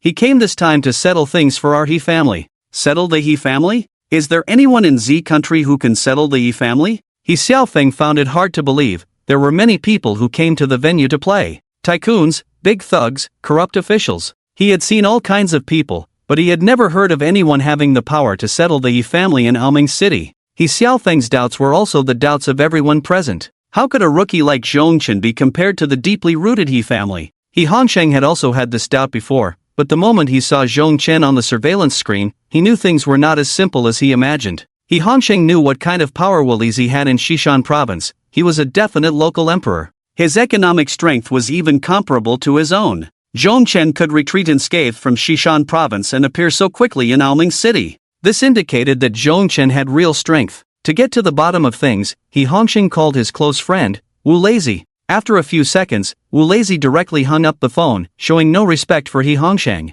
It was clear that in front of He Hongsheng and Zhong Chen, Wu Lizi chose Zhong Chen. From the video, it was clear that Zhong Chen had already converted his small target of 600 million into cash and deposited it into his account. He swaggered out of the New Lisboa. Creak. The door opened. The person who walked in was Master Ba. I'm sorry, Mr. He. I have disappointed you. I won't take the appearance fee today. From now on, I am withdrawing from the gambling circle. I will retire from the world. Master Ba, who had never missed a shot, was toyed with by Brother Feng, not even noticing the other party's flaws. At this moment, retiring from the world might be the best choice. He Hongsheng stood up and embraced Master Ba, saying to this man who had once fought alongside him, Master Ba, tell me the truth, how skilled is Zhong Chen's trickery? Mr. He, my skills are not even 1/10 of Mr. Zhong's. His tricks can evade any equipment scrutiny. Not a drop leaks. It is well known that there are hidden cameras in the venue that can slow down movements several times to check those intricate hand movements. The equipment at New Lisboa is naturally the most advanced on the market. Yet, it was utterly helpless against Zhong Chen. He Hongsheng shook his head. This person is too mysterious. It seems he needs to take this seriously. He must start to understand and prepare. Capturing Zhong Chen in the coming period is the top priority for the He family. Relying on his connections, He Hongsheng called several relevant friends. Only then did he learn about Zhong Chen's battle at Donghu Shipyard. The battle in Fengyang New City, successively taking down Hao Dajiang and Wang Tianlin. And Wang Tianlin, as the richest man, often privately asked him for imported foreign girls. They had a good private relationship. When He Hongsheng called Wang Tianlin to explain the situation, Wang Tianlin directly severed contact with Mr. He wouldn't even need Mr. He's help for future foreign cars. It seems this calamity was destined. The conflict with Zhong Chen must be resolved. He Hongsheng knew very well that if he went to the mainland, he would definitely not have the advantage in numbers. But as long as he stayed out of Aoming City,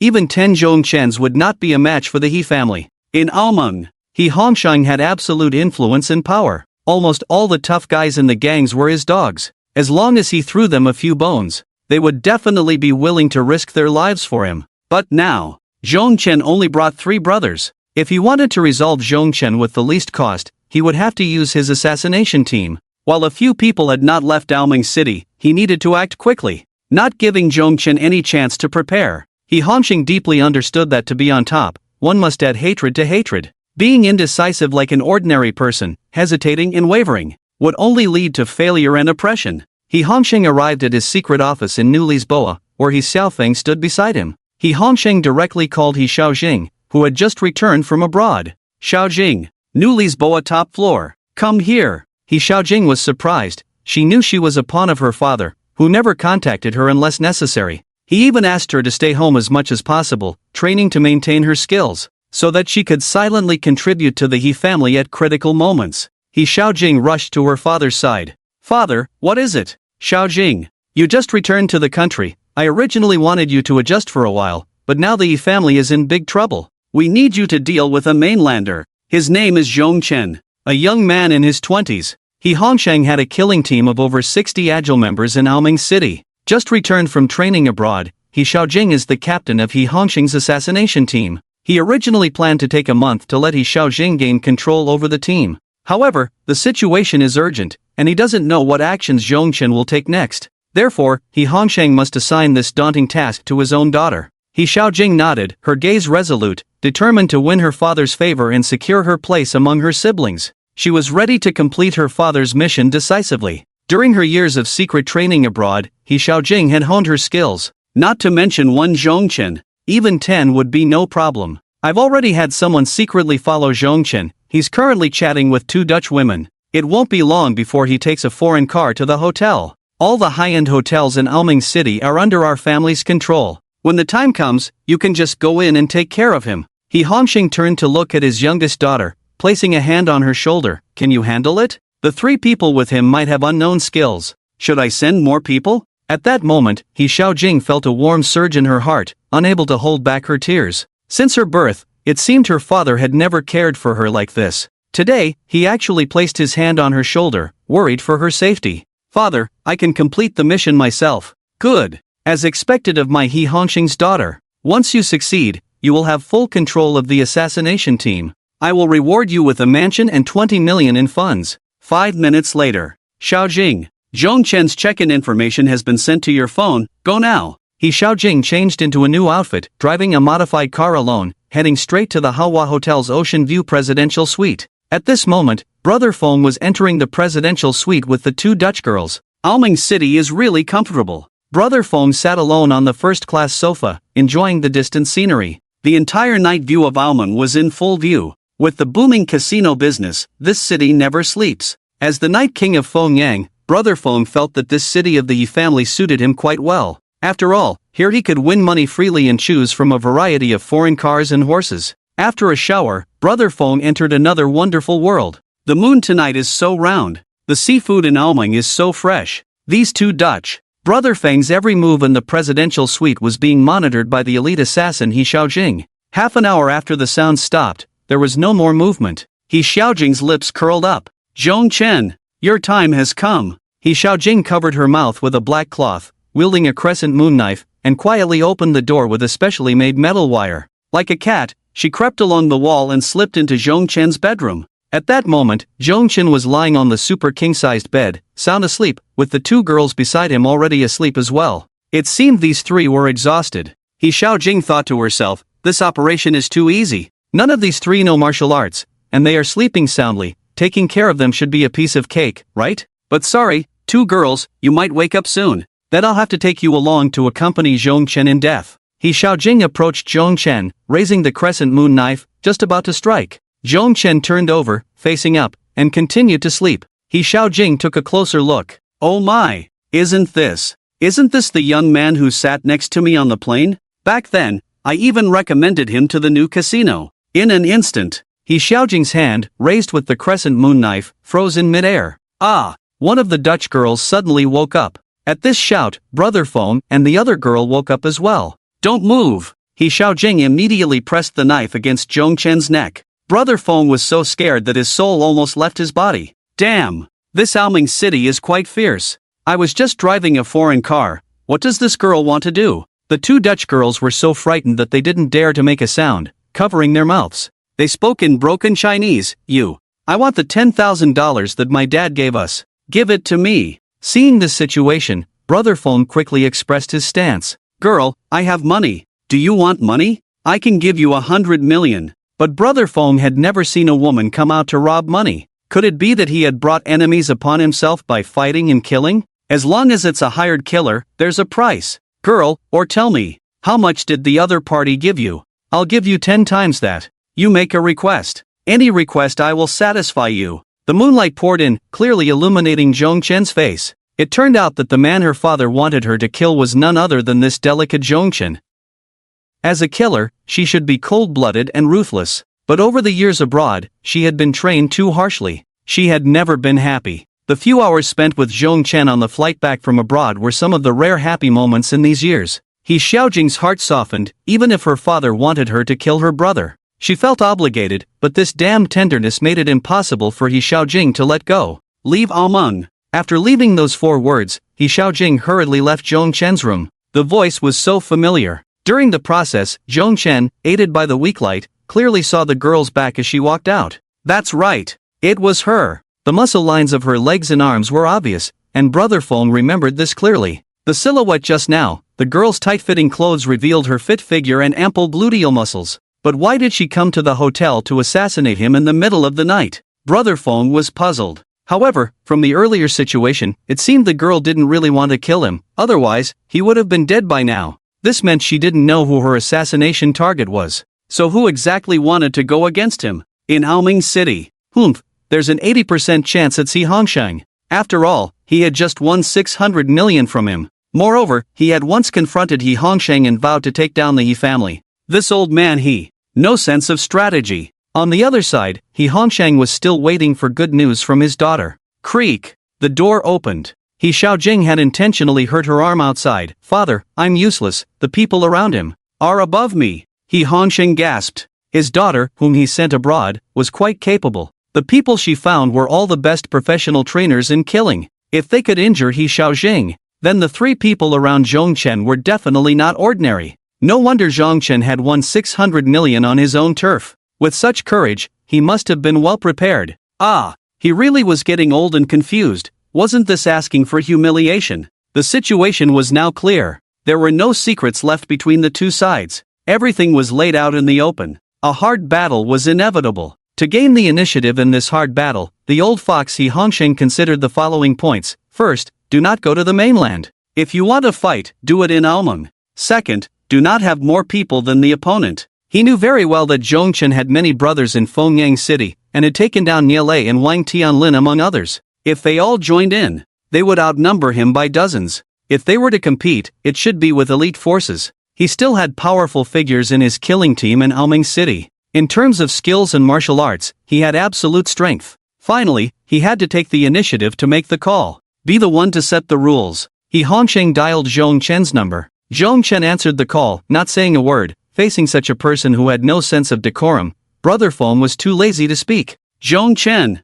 tomorrow night at 9, we'll settle it at the Aohai Pier in the south of Aoming. Alright, if you're a real man, we'll each bring only 200 people. No armed guys, just a test of skills. If I win, I'll take your life. If I lose, you can do whatever you want with me. Alright, do you have anything else to say? Zhong Chen sneered, just wait to collect the bodies. After hanging up, He Hongsheng felt reassured, as long as Zhong Chen could follow through on his words. In Aoming, I can kill him. He Hongsheng set up double insurance. 200 people. His own 60 elite fighters are invincible. Plus the strongest organization in Aoming, the underlings of the Toothless Horse. With this group of 200, barehanded, they could arm wrestle anyone. Moreover, He Hongsheng had a sinister plan. Even if there was a 1 in a million chance, he couldn't truly let Zhong Chen dictate him. After all, on his own turf, he secretly prepared another 400 men. If he lost, he would send in another 400. No matter what, he could make Zhong Chen's 200 men suffer heavy losses. He Hongsheng, will always be He Hongsheng. As long as I'm in Aoming, no one can rival me. Kid, You're still too green. Immediately, He Hongxing called Toothless Horse, Aju. Your time to shine has come. Tomorrow night, prepare 140 of the toughest brothers for me. Combine them with my 60 elite fighters, and we'll compete against a group of mainlanders tomorrow night. Remember, find the toughest ones. I want you to show them the power of Aoming society with bare hands. Don't worry, boss He. My men train every day. Their skills are exceptional. Absolutely no problem. After hanging up, He Hongsheng said to He Xiaofeng beside him, Xiaofeng, get me another 400 men. They need to be elite warriors. If anything goes wrong, I want them ready to take down Zhongchen. With everything arranged, He Hongsheng still felt uneasy. He called the transportation department, demanding tight control. If a large number of mainland society people entered Aoming, they must inform him. This move was to prevent Zhongchen from being as unscrupulous as himself, secretly bringing in too many men. Throughout the process, He Xiaojing watched from the side. It seemed that Zhongchen hadn't taken her words to heart. Now he had agreed to his father's demands. He was determined to fight to the death with his father. Witnessing her father's entire operation, He Xiaojing felt a cold sweat for Zhongchen. She even thought about calling Zhongchen to warn him that his father was a despicable man. To be cautious, He Xiaojing felt she was going crazy, having only met Zhongchen once. Why was she thinking of siding with outsiders? Upon reflection, she wasn't supporting outsiders, but rather supporting justice. After all, her father was the one who struck first and had secretly set a trap. Zhongchen, you better pray for yourself. I hope you can get through this. For Zhongchen, this seemed like an easy question. No need to worry, he knew very well that his strongest group was the 3,000 guards. Among the 3,000 guards, the best fighters were under Zhan Tian's command. Zhongchen called a few brothers and explained the situation to Zhan Tian, who then arranged for 200 men. Strong fighters carefully selected from the 3,000. This clueless He Hongsheng, trying to match skills with Brother Feng's subordinates,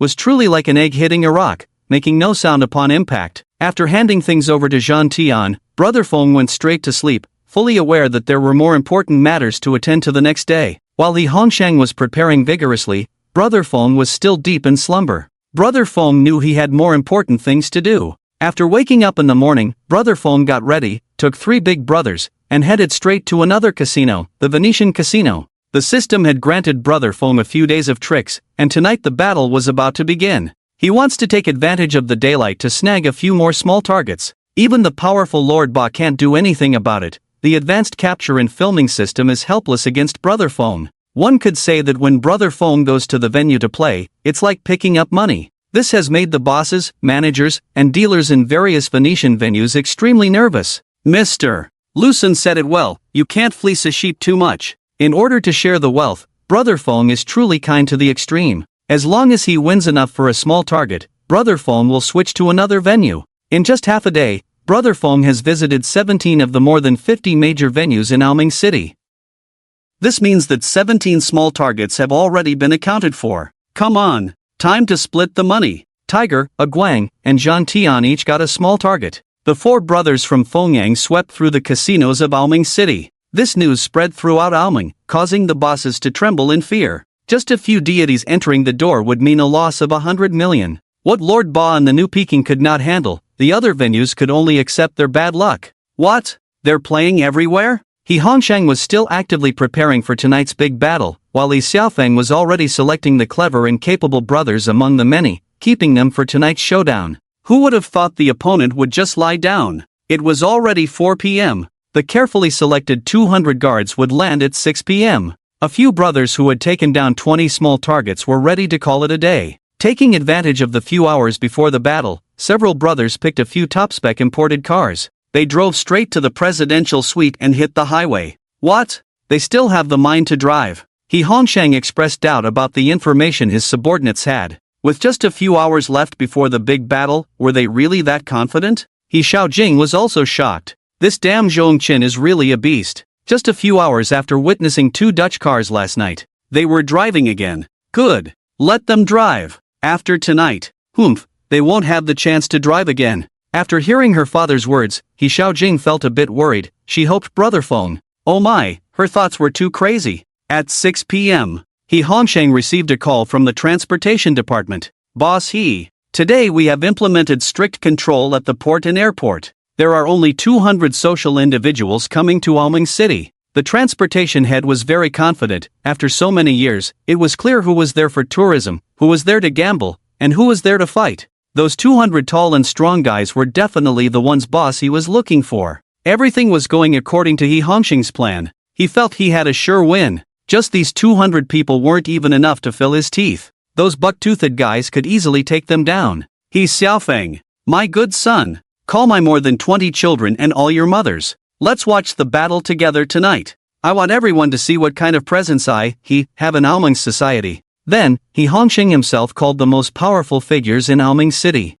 Today is Zhong Chen's death day in Aoming. Even if he doesn't die, I will make sure his face is shattered. Let him know what a local tyrant is. Even if you command all of Z country, don't even think about running wild in my Aoming City. After receiving the calls, the bosses of dozens of casinos expressed their agreement. After all, Zhong Chen had won a small target in their venue in an instant. It was too painful. They had to make sure Zhong Chen felt the pain too. Blow up his little flower. Time passed second by second. With just 20 minutes left until the battle, He Hongxing was very satisfied with the 160 people brought in by the buck-toothed guy, plus his own 60, making for a truly invincible presence. Another 400 carefully selected individuals would be led by He Xiaofeng. They were hidden near the Aohai dock. And this group of people all came armed. Once He Hongxing's side was no match, there would be support from the other side. He Hongxing felt he was fully prepared, which is why he dared to call over more than 20 children and several wives. There were also some prominent figures.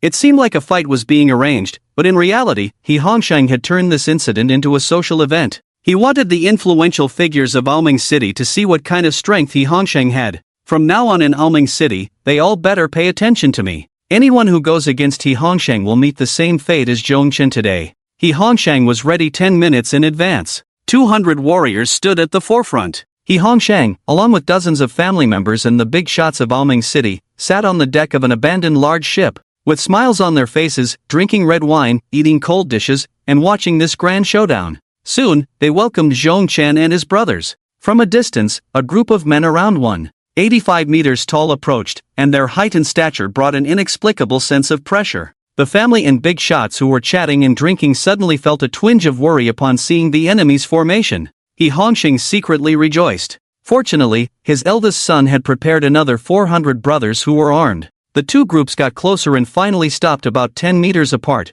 with Brother Feng signaling to halt. The buck-toothed horse was indeed not to be underestimated. Facing a group of burly men, the buck-toothed horse showed no fear at all. He firmly believed that being tall could only be an advantage, not a winning formula. The legendary Hui Yuanjia wasn't tall either. Yet he still knocked down those tall foreign men. And his brothers practiced boxing every day. Dealing with those big guys would be as easy as Hui Yuanjia dealing with foreigners. The buck-toothed horse understood the rules of the martial world. Before the battle, it was necessary to provoke a few words. Let me tell you fools. This is Aoming. This is the territory of me, the buck-toothed horse. If you don't want to die, kneel down now while there's still time. Brother Feng had heard about the buck-toothed horse's deeds from social stories on the radio back in high school. Seeing him today, he had a new perspective. Aside from that set of teeth, the buck-toothed horse was no longer intimidating. Now, he wanted his guards to knock out that buck-toothed horse's big buck teeth, so that the society of Aoming City could no longer have the title of buck-toothed. This group of capable and battle-hardened brothers had flown for so long to Aoming. They were here to fight them, not to seek peace. Not fighting was absolutely unacceptable. Thus, Brother Feng did not hesitate. Get them! The buck-toothed horse thought his brothers were all like Hui Yuanjia, ready to showcase their daily practiced military boxing against Zhong Chen's big brothers. But what kind of skills did the 3,000 guards led by Zhang Tian possess? They had truly never seen such a well-trained group of warriors. They had never witnessed the scene of 3,000 guards taking down 12,000 of Wang Tianlin's men. Among the most formidable 3,000 guards, these 200 selected were basically unmatched. Facing a group of opponents the size of potatoes, facing a bunch of guys who liked to show off their moves, Zhang Tian's brothers swung their arms wide. They had come all the way from Fengyang to Aoming City. Wasn't it just to take them down? Although it felt a bit like college students bullying elementary school students, if they didn't fight, they wouldn't be honest. This battle was still unavoidable. What the buck-toothed horse's brothers didn't expect was that these big men were not only tall but also surprisingly agile. The physical talent of Zhang Tian's men overwhelmed them. Minutes passed, and the buck-toothed horse's brothers couldn't even get close. As they lunged forward, they were intercepted by long, powerful arms and legs, sent flying several meters away. The buck-toothed horse was a bit dazed. How could the situation be like this? Clearly, his brothers usually fought fiercely. If there's anyone to blame, it's the usual opponents who are too mediocre, all about the same size as him. When faced with a group of physically gifted individuals, the previous advantages in boxing and free fighting couldn't be utilized at all. Without those advantages, they became like live targets, one punch each. As the fight went on, Zhang Tian's brothers surprisingly developed a sense of sympathy. Faced with a group of people who couldn't fight back, how could they finish them off? Looking at everything before him, He Hongsheng showed a troubled expression. Originally, he had gathered a crowd to let everyone enjoy the show and to boost his own prestige. Now, in this situation, it was very likely to backfire. Ba Yaju, aren't you famous in Australia, Mongolia, and even Hong Kong? Aren't you known for being steady, precise, and ruthless? What kind of fight is this? You can't even touch a hair on Zhong Chen's group. One couldn't help but marvel at how fierce Zhong Chen's group was. On the streets of Australia and Mongolia, it was hard to find a strong man over 185 meters tall. Where did Zhong Chen find so many well-trained tough characters? He Hongsheng was relieved that he hadn't called for a large-scale fight, otherwise, Zhong Chen's 3,000 guards would have come, full throttle, enough to flatten the entire Australia and Mongolia. Ba Yaju had been running rampant in Australia and Mongolia for so long, suddenly being bullied by a group of mainlanders was truly a loss of face. So many big shots were watching. If this continued, how could he mix in Australia and Mongolia in the future? In a fit of anger, Ba Yaju resorted to the most insidious move, the Claw Shadow Dragon Grab. After all, with limited height, he couldn't confront this group of big men head-on. If he charged forward and attacked their lower bodies, it would surely bring trouble to the Fengyang forces. Perhaps the situation could still turn around. Moreover, as a social scum, Ba Yaju had previously taught them these insidious moves. Attack the lower body. Ba Yaju shouted, and the short men shot out like bullets. They dashed forward, ready to use their strong little hands to grab the vital parts of Zhang Tian's brothers. Damn! This is outrageous! This group of unscrupulous guys actually used such despicable tactics. Originally, Zhang Tian's group thought the opponents were too short and had been giving them face. This time, they were completely pushed to the edge.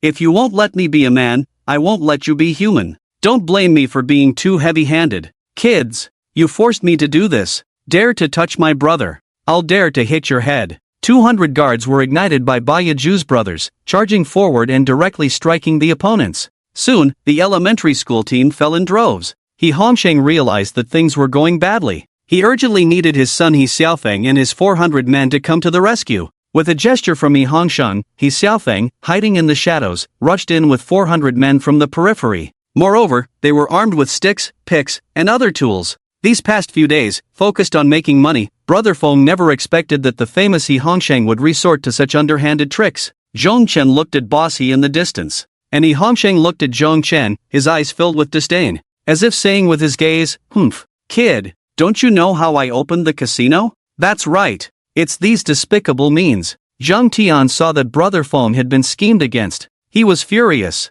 The consequences of the guard leader's anger were severe. Since you don't uphold righteousness, don't blame me, Zhang Tian, and my subordinates for being unscrupulous. Brothers, grab your weapons. Go all out against them. The usually upright guards were fighting for the first time.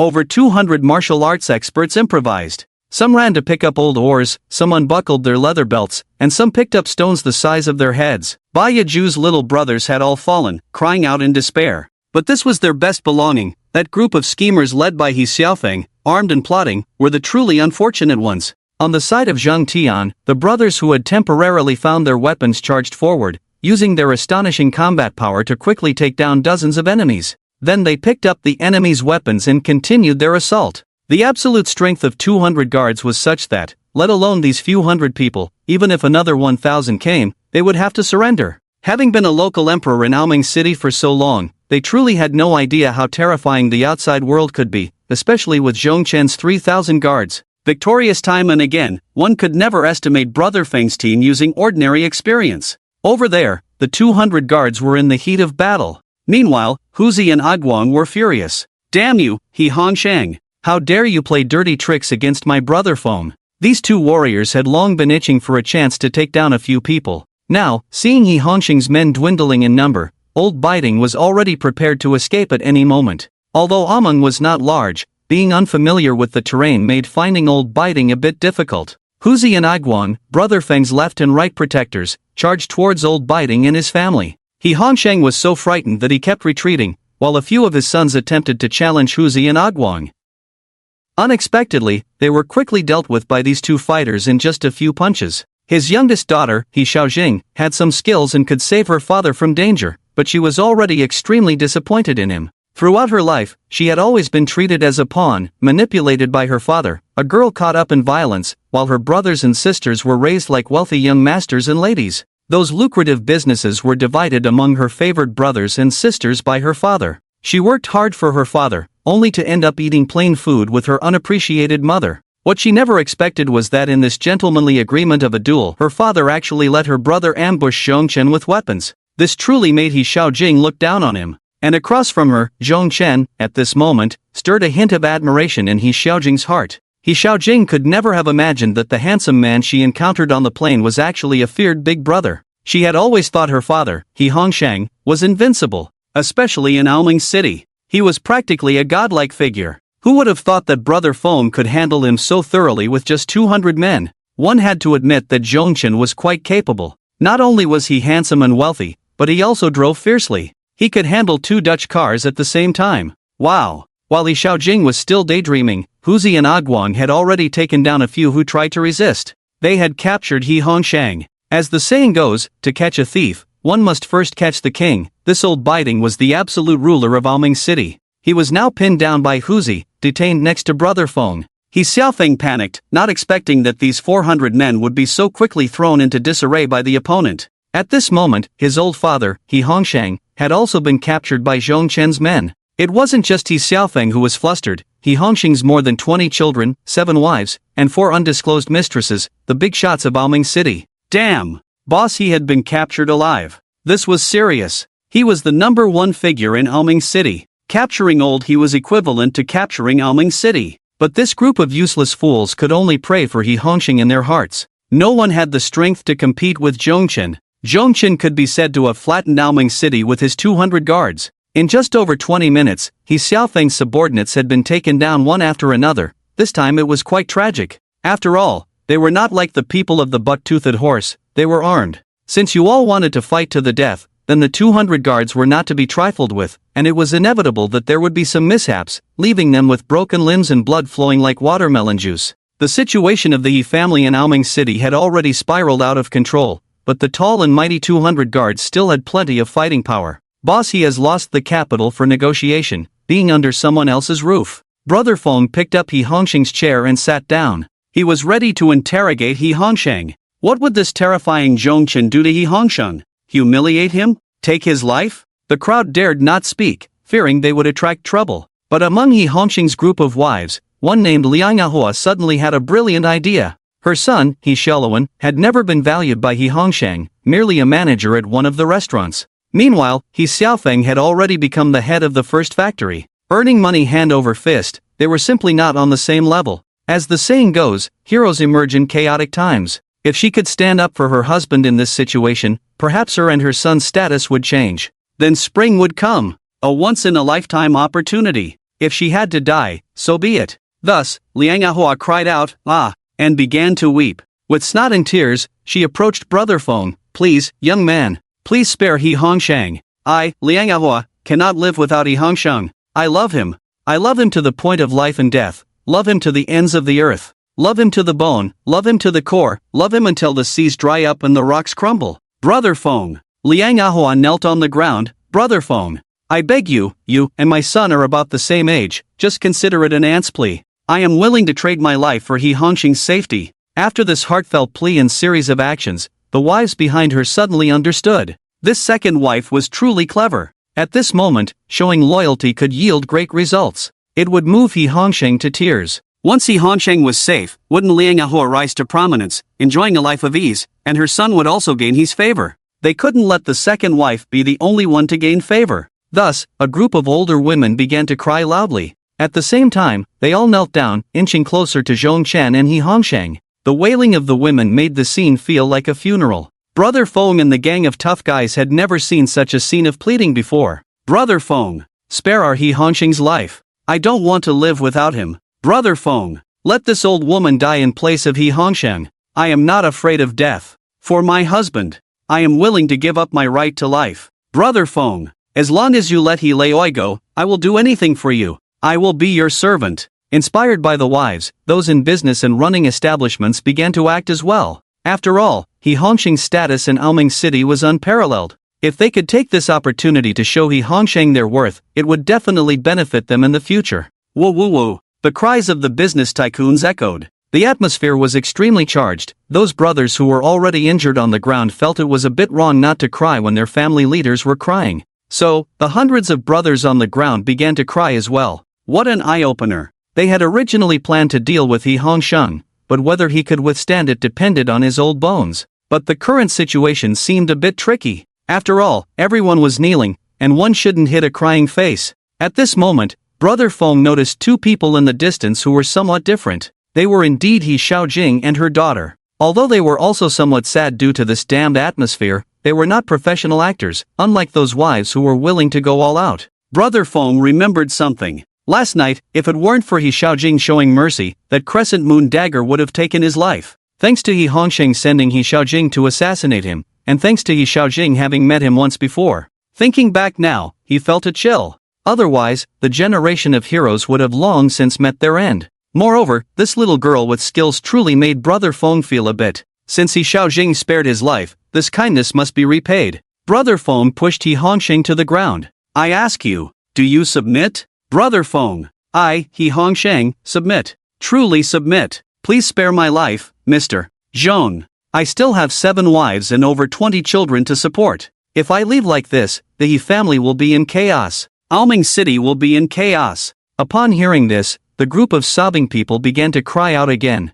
Brother Feng, He Hongsheng knelt down. Spare me. I'm willing to pay any amount. As long as you spare me, I, He Hongsheng, will be Brother Feng's little brother from now on. Good. Since you know your place, I will give you a way out. But you must unconditionally agree to all my terms. Brother Feng, please say. As long as I, He Hongsheng, can do it, I will absolutely obey. After all, my life is given by Brother Feng. Brother Feng knew that among the He family's children, He Xiaojing was the least favored, which is why he sent her abroad to train her as a killer. But Brother Feng liked her. Today, he would announce something in front of all the impressive people of Aoming. By subduing the He family, Brother Feng was essentially subduing all of Aoming City. Now, He Hongsheng was just waiting for Brother Feng to spare his life. I announce. From now on, the new casino in Aoming will be managed by He Xiaojing. He Xiaojing was still young, and to avoid future troubles, Brother Feng had to emphasize a few points. I tell you, He Hongsheng, He Xiaojing is someone I, Zhongchen, value.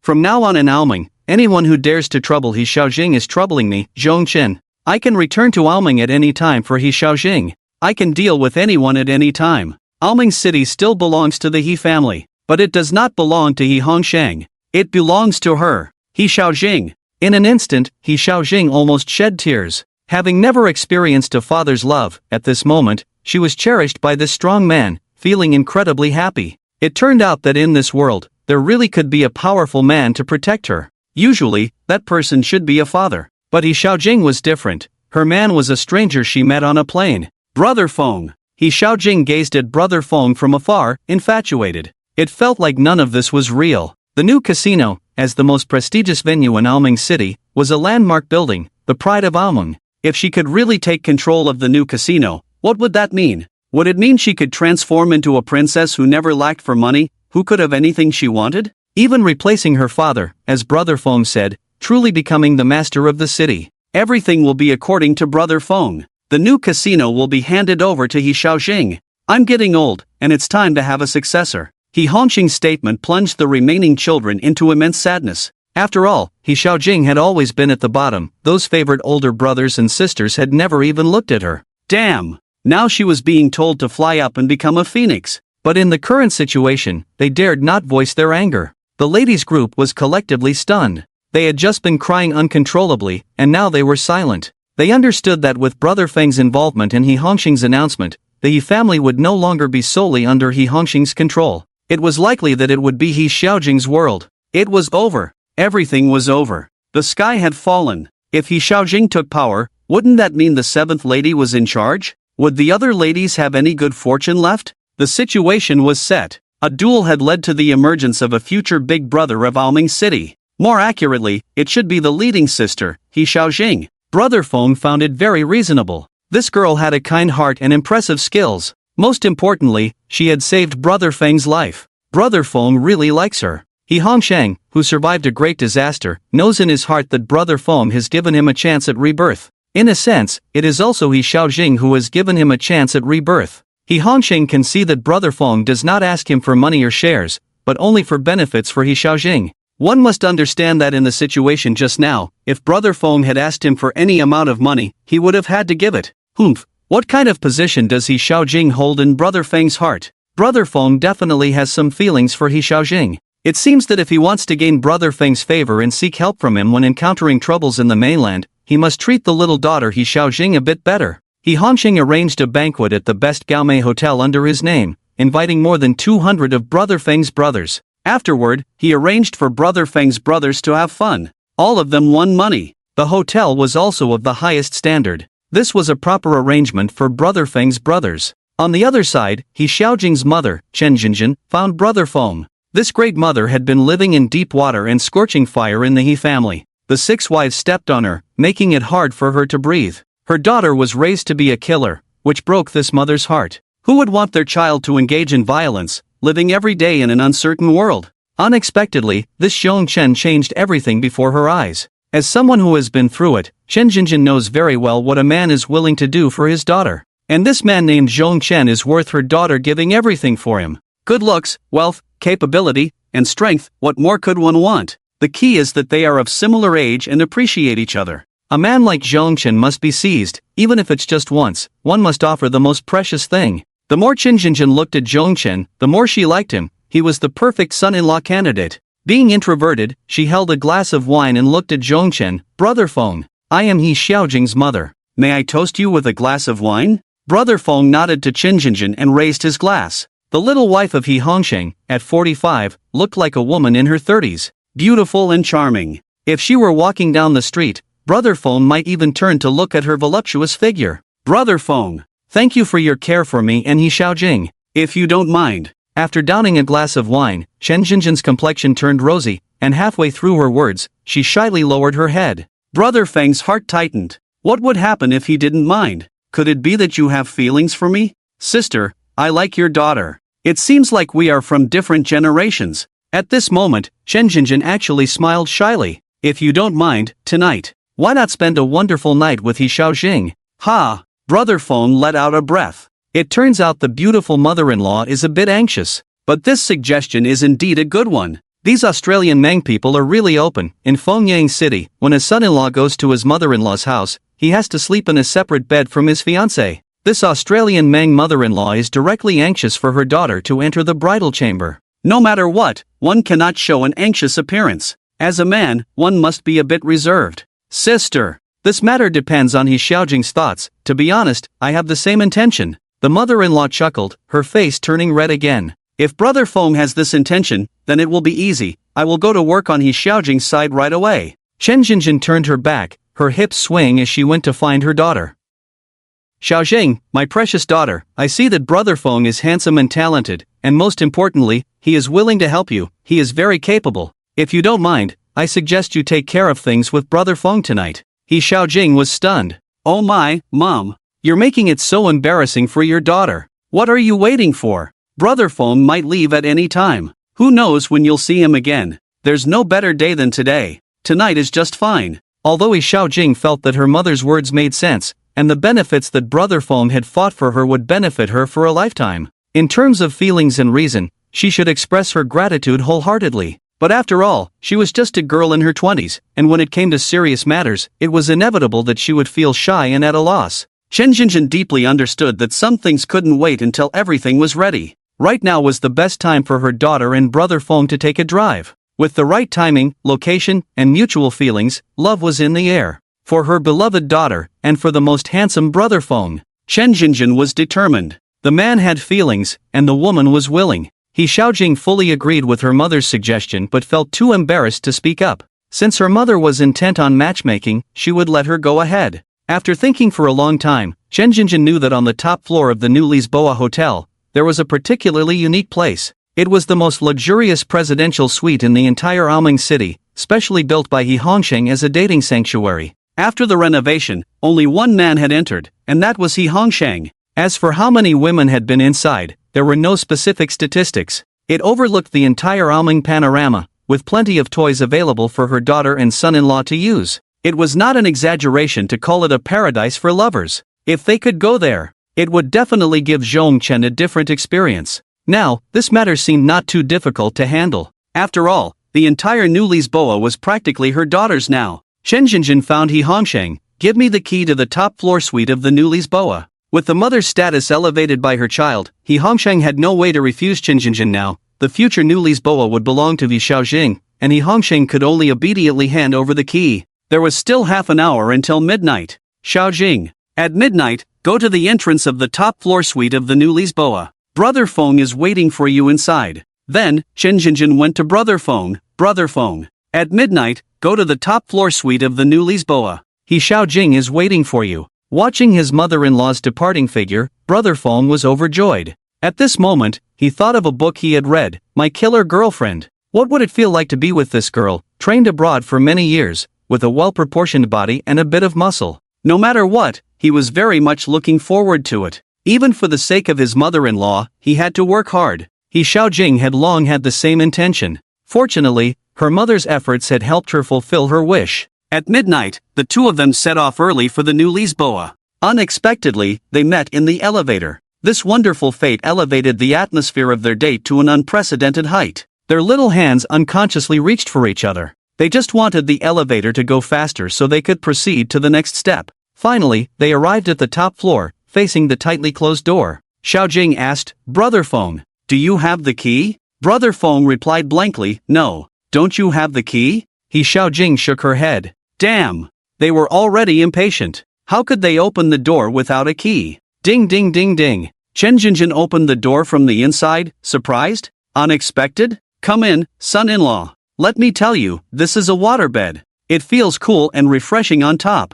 There's a button under the bed. If you're too tired, just press it. It saves a lot of effort. That old guy He Hongsheng can only rely on these things to drive now. And, what a remarkable mother-in-law. It was about to get urgent, and she was still endlessly introducing. Moreover, she described it vividly, clearly having used it often. Well, that's it. Next, I'll leave the room to you two. I'll be waiting outside. If you need anything, just open the door and find me. Before leaving, Chen Jinjin left Brother Feng a box of umbrellas he had never seen before. Brother Feng felt anxious, angry, and amused. Was every mother-in-law in Aoming City like this? Do you enjoy serving your son-in-law and daughter? You still have to wait at the door. Isn't that awkward? For a moment, Brother Feng even thought about letting Chen Jinjin stay directly in the house. After all, it wouldn't make a difference if she was there. Besides, he wasn't against the youthful appearance of Chen Jinjin. Brother Feng smirked wickedly. If he really made such a request, it might not be impossible to fulfill. In a flash, Brother Feng completed the transfer of benefits. He lay on the big bed that his mother-in-law had explained to him in detail. With the press of a button, the electric curtains opened automatically. This is the best location in Aoming City, a special city at the southern tip of the motherland, and even though Brother Feng had completely trampled it underfoot, and in this city, with He Xiaojing and Chen Jinjin, he could be said to have a home and a place to settle down. At this moment, Brother Feng's reputation in Aoming City was booming. Being able to take down He Hongsheng in Aoming was equivalent to taking over the entire city. Although he had dominated Aoming, the socialites across the sea in Xiangang were very dissatisfied with Brother Feng. After all, Brother Feng came from the north and made He Hongsheng look so bad, which indirectly slapped Xiangang in the face. The gangsters in Xiangang were notoriously tough. Among them, Dongxing was the most arrogant, especially the crows under his command, who were fearless. Zhang Chen? A northerner? Damn! If he dared to come to Xiangang, he would definitely not be able to leave. Coincidentally, Brother Feng thought, having come all the way from the north to the south, it would be a bit unreasonable not to enjoy himself in Xiangang, which was so close. After all, he also claimed to be the king of the nightlife. It was said that Xianggang's nightlife was famous far and wide, with a strong sense of inclusivity. Not going to check it out would be disrespectful to his title as the king of nightlife. Thus, Brother Feng, along with a group of brothers, had He Hongsheng arrange a few boats for him, and they set off towards the impressive Xiangang. The most impressive nightlife in Xiangang was on a street in Lan Kwai Fong. Brother Fong waved his hand and directly wanted to book the luxurious Shingang Hotel near Lan Kwai Fong. To say that the brothers had been fighting everywhere with him recently, it had indeed been a bit tough. For tonight's operation to pick up girls, he didn't need too many people. Just bringing along Huzi, Aguang, and Zhang Tian was enough. After all, the bigger the crowd, the more likely they would get into a fight if they brought all 200 brothers to the nightlife. Brother Fong used the excuse of letting his brothers rest well, spending a large sum to book the luxurious hotel located at the street corner of Lan Kwai Fong, which was quite reasonable. When over 200 big men arrived at the entrance of Shingang Hotel, the waiter was directly stunned. In a place like Hong Kong, the chance of encountering dozens of gangsters was still quite high, but all dressed uniformly, and all standing at 185 meters tall. That was too rare. Before long, Manager Tong of the hotel came out. Running a luxury hotel in Lan Kwai Fong, he naturally encountered many tricky situations and many big shots. Manager Tong could tell at a glance that this group of people was from out of town. Local gangsters in Xiangang did not have such astonishing height. Brother Fong, along with Huzi, Aguang, and Zhang Tian, walked into the lobby, while the remaining 200 brothers rushed in, some entering the lobby, some crowding outside. "Sir, may I ask what you need?" Manager Tong personally approached to serve. "How many guest rooms does the hotel have?" "Hello, sir. We have a total of 150 guest rooms. However, most of the rooms are already occupied. If there are this many people, I'm afraid we won't be able to accommodate you, sir." Although the response was not satisfactory, Manager Tong's attitude was commendable. It was a bit embarrassing for these 200 brothers to wander around looking for a hotel. Brother Fong always adhered to a principle: there is nothing that money can't solve. If there is, then use more money. "How much does it cost to book all the guest rooms?" "Sir, our Shingang Hotel is the most high-end hotel around Lan Kwai Fong, with an average room price of 2,000 yuan. Booking all the rooms would cost about 300,000. However, quite a few rooms have already been booked. I sincerely apologize." At this moment, the waiter had already taken out his phone and pressed the hotel owner's number. This group of people did not come with good intentions. If they insisted on having all the guest rooms and made things difficult for the manager, they would directly call the boss. The boss's friend was from Hongqing Haonan. Although it was currently the era of Dongxing, Brother Haonan could easily handle a group of outsiders. Brother Fong sat on the sofa in the lobby. "What is your surname?" "My surname is Tong, just call me Manager Tong." "Manager Tong, could you do me a favor? The guests currently staying here can look for other places. After all, I have a lot of people. It's inconvenient to search for hotels everywhere. However, to facilitate your work, I am willing to compensate each customer with 10,000 yuan as compensation." Originally, Manager Tong completely disagreed with Brother Fong, but upon hearing the 10,000 yuan compensation, it seemed like this matter could be considered. After all, 10,000 yuan was not a small amount. Moreover, the customers wouldn't have to make any effort, just change hotels. But 10,000 yuan for each customer. That adds up to quite a bit of money, and considering their room fees, can this young man really come up with so much money? Just as Manager Tong hesitated, Brother Fong spoke again. 20,000 for each room. 10 times the compensation. Manager Tong: "I agree. Hurry up and agree to him." At this moment, an elderly man who was checking in turned red with anxiety. After all, the temptation of getting 20,000 yuan for nothing was still quite significant. With this 20,000, he could rent an imported car in Lan Kwai Fong at night. Wouldn't that be delightful? Manager Tong: "We can do it too. My child and I can stay anywhere. But we are not doing this for the money. Mainly, I like the way this boss does things." A mother with a child felt a sense of admiration. "Sir, please give me a moment. I need to do some persuasion with the customers." What Manager Tong never expected was that in just 5 minutes, all the customers were persuaded. When they learned they could receive 20,000 yuan, the customers almost instantly agreed. Just 10 minutes later, the guests staying at the hotel packed their things and came down to the lobby. "That young man. I'm leaving right now. Can you give me the money now?" "Young man, I don't want a penny more or less. I just want exactly 20,000 yuan. A crowd of customers rushed to leave, eager to get in front of Brother Fong to collect their money. "Please open the payment code." The familiar voice, the familiar feeling. Distributing money. The feeling of receiving praise and respect was truly wonderful. Manager Tong and the waitstaff in the lobby were drooling. This young man was even more handsome than Brother Haonan. So young, how did he become so wealthy? In the blink of an eye, 1.4 million yuan was distributed to the departing customers, and the entire hotel had been cleared out from top to bottom. The whole process was incredibly smooth, so smooth that Brother Fong hadn't even realized it before everything was completed. When he counted the money in his account, it seemed there was no significant change, just a little less in the cents. Such generous customers were a first for Manager Tong and the waitstaff. Brother Fong could see that the waitstaff and Manager Tong were envious, so to ensure they served his brothers well, he once again used his golden tongue to say the most delightful words, "You all, please show me the payment codes."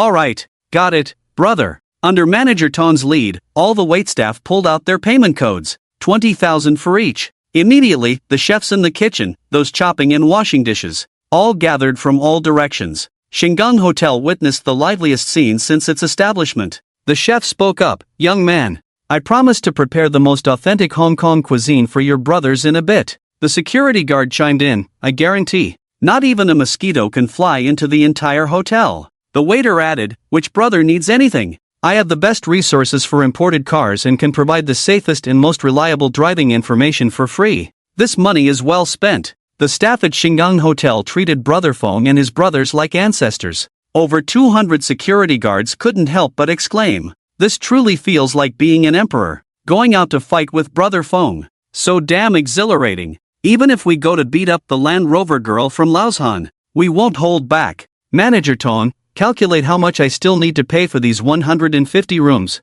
"Boss, for 150 guest rooms, you only need to pay 300,000. I'll give you 800,000. Provide the best service in the hotel. Prepare the most lavish meals for my brothers." "Alright, boss." After spending half a day's worth of money, Brother Fong looked at his bank balance, still a long string of numbers, making him feel anxious. Sigh. "I have to say, it's so hard for Zhong Chen to spend money. With so much money, when will I ever finish spending it?" After settling his brothers, they rested until 8 in the evening, and Brother Fong brought Huzi, Guang, and Zhang Tian to the lobby together. At 8 p.m., Brother Fong wanted to take this opportunity to enjoy the nightlife of Hong Kong. Manager Tong and a group of waitstaff waited in the lobby, specifically to serve Brother Fong and his brothers. "Brother Fong, is there anything you need help with?" Manager Tong approached. Brother Fong changed from his previous serious big brother image. "Brother, where's the fun in Lan Kwai Fong nightlife?" Manager Tong understood immediately, and opened up the conversation. The biggest feature of Hong Kong's nightlife is the word chaos. In chaos, there are all kinds of romantic opportunities. Mainland girls, girls from Macau, and even foreign cars. Have you seen the nightlife videos? It's the same. Once you go, you'll be on top. Look down on others. If you're not convinced, just fight. Manager Tong spoke in such an interesting way that it made Brother Fong itch with excitement. The nightlife in Fengyang focuses on watching shows, which is stable but boring. Chaos nightlife is the real nightlife. Chaos is the soul of nightlife. With a rich and handsome man like you, once you go, you can pick anyone. You can have them all. In the end, it's all about money. But Brother Fong, I must remind you, there are quite a few gangsters in this nightlife. You're unfamiliar with the area, and I worry you might get taken advantage of. Manager Tong was quite nice, but with Zhang Tian and the other two strong men around, Brother Fong didn't need to worry about gangsters at all. Brother Fong even wanted to encounter a few gangsters to experience how the spirited young men of Hong Kong fight. Which place? Worth recommending.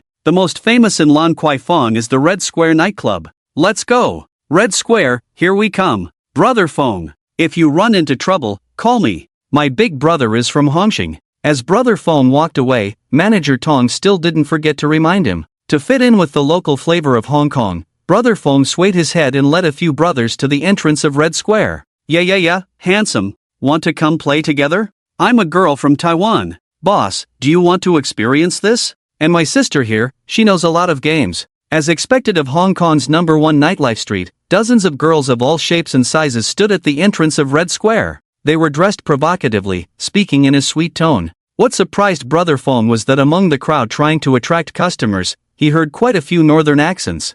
Humph. Of course, when in Hong Kong, one should look for local girls. Brother Fong and the other three brothers each took a petite girl and entered the grand door of Red Square. Brother, once you come here, you have to have fun. Is it okay if we sit over there? It's a bit more expensive, but the environment is really nice, and it's convenient for the boss to touch.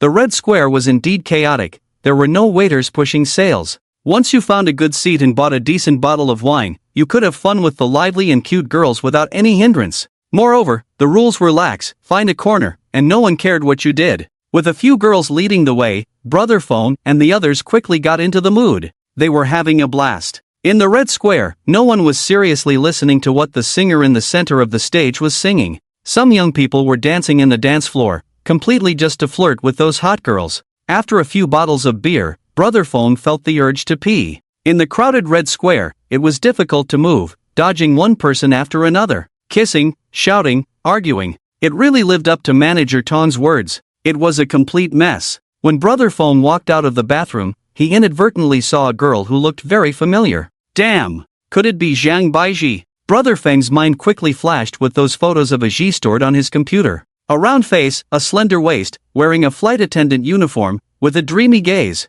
The key was whether she was wearing thermal leggings. So similar. At that moment, the girl who looked like Zhang Baiji was dancing wildly in the center of the dance floor. Brother Feng felt an impulse to go over and directly take a Ji away, then bring her to the Shingang Hotel and pull out the camera. Learning from a Shi's example, to bring the most precious memory to his roommates in Fengyang. Just as Brother Feng was lost in thought, a blonde guy was mingling with Zhang Baiji. It seemed that this wish would not come true, that guy should be a Ji's boyfriend, and they were currently entwined together in a flirtatious manner. As Brother Feng walked back, his eyes still couldn't help but keep watching a Ji. At that moment, Zhang Baiji also spotted Brother Feng not far away. After all, in a place like Xiangang, Brother Feng's height was a significant advantage, making him easy to spot in the crowd. Plus, Brother Feng was exceptionally handsome. Being a big brother in Fengyang, with numerous achievements, he exuded a certain dominance. A Ji looked at Brother Feng with a somewhat dreamy gaze, and she stuck out her tongue, leaving Brother Feng unsure how to express his body language.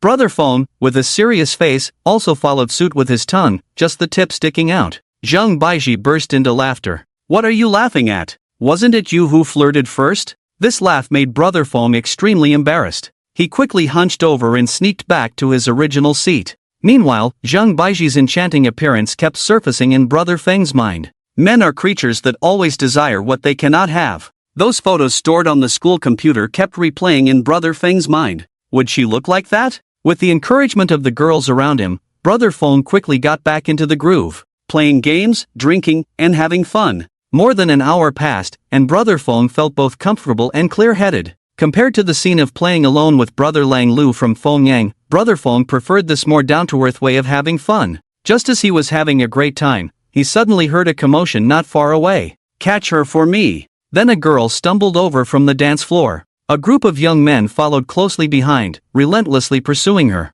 The girl ran closer and closer, and it looked like the group of young men was about to catch up with her. When the girl looked up, Brother Feng was shocked. Wasn't that Zhang Baiji? The girl, with her big, terrified eyes, immediately spotted Brother Feng. With nowhere to run, she didn't think much and directly leaped into Brother Feng's arms. I have no money. Please let me go. I don't owe any money. Zhang Baiji hid in Brother Feng's embrace, screaming hysterically. Get out of here. Stop.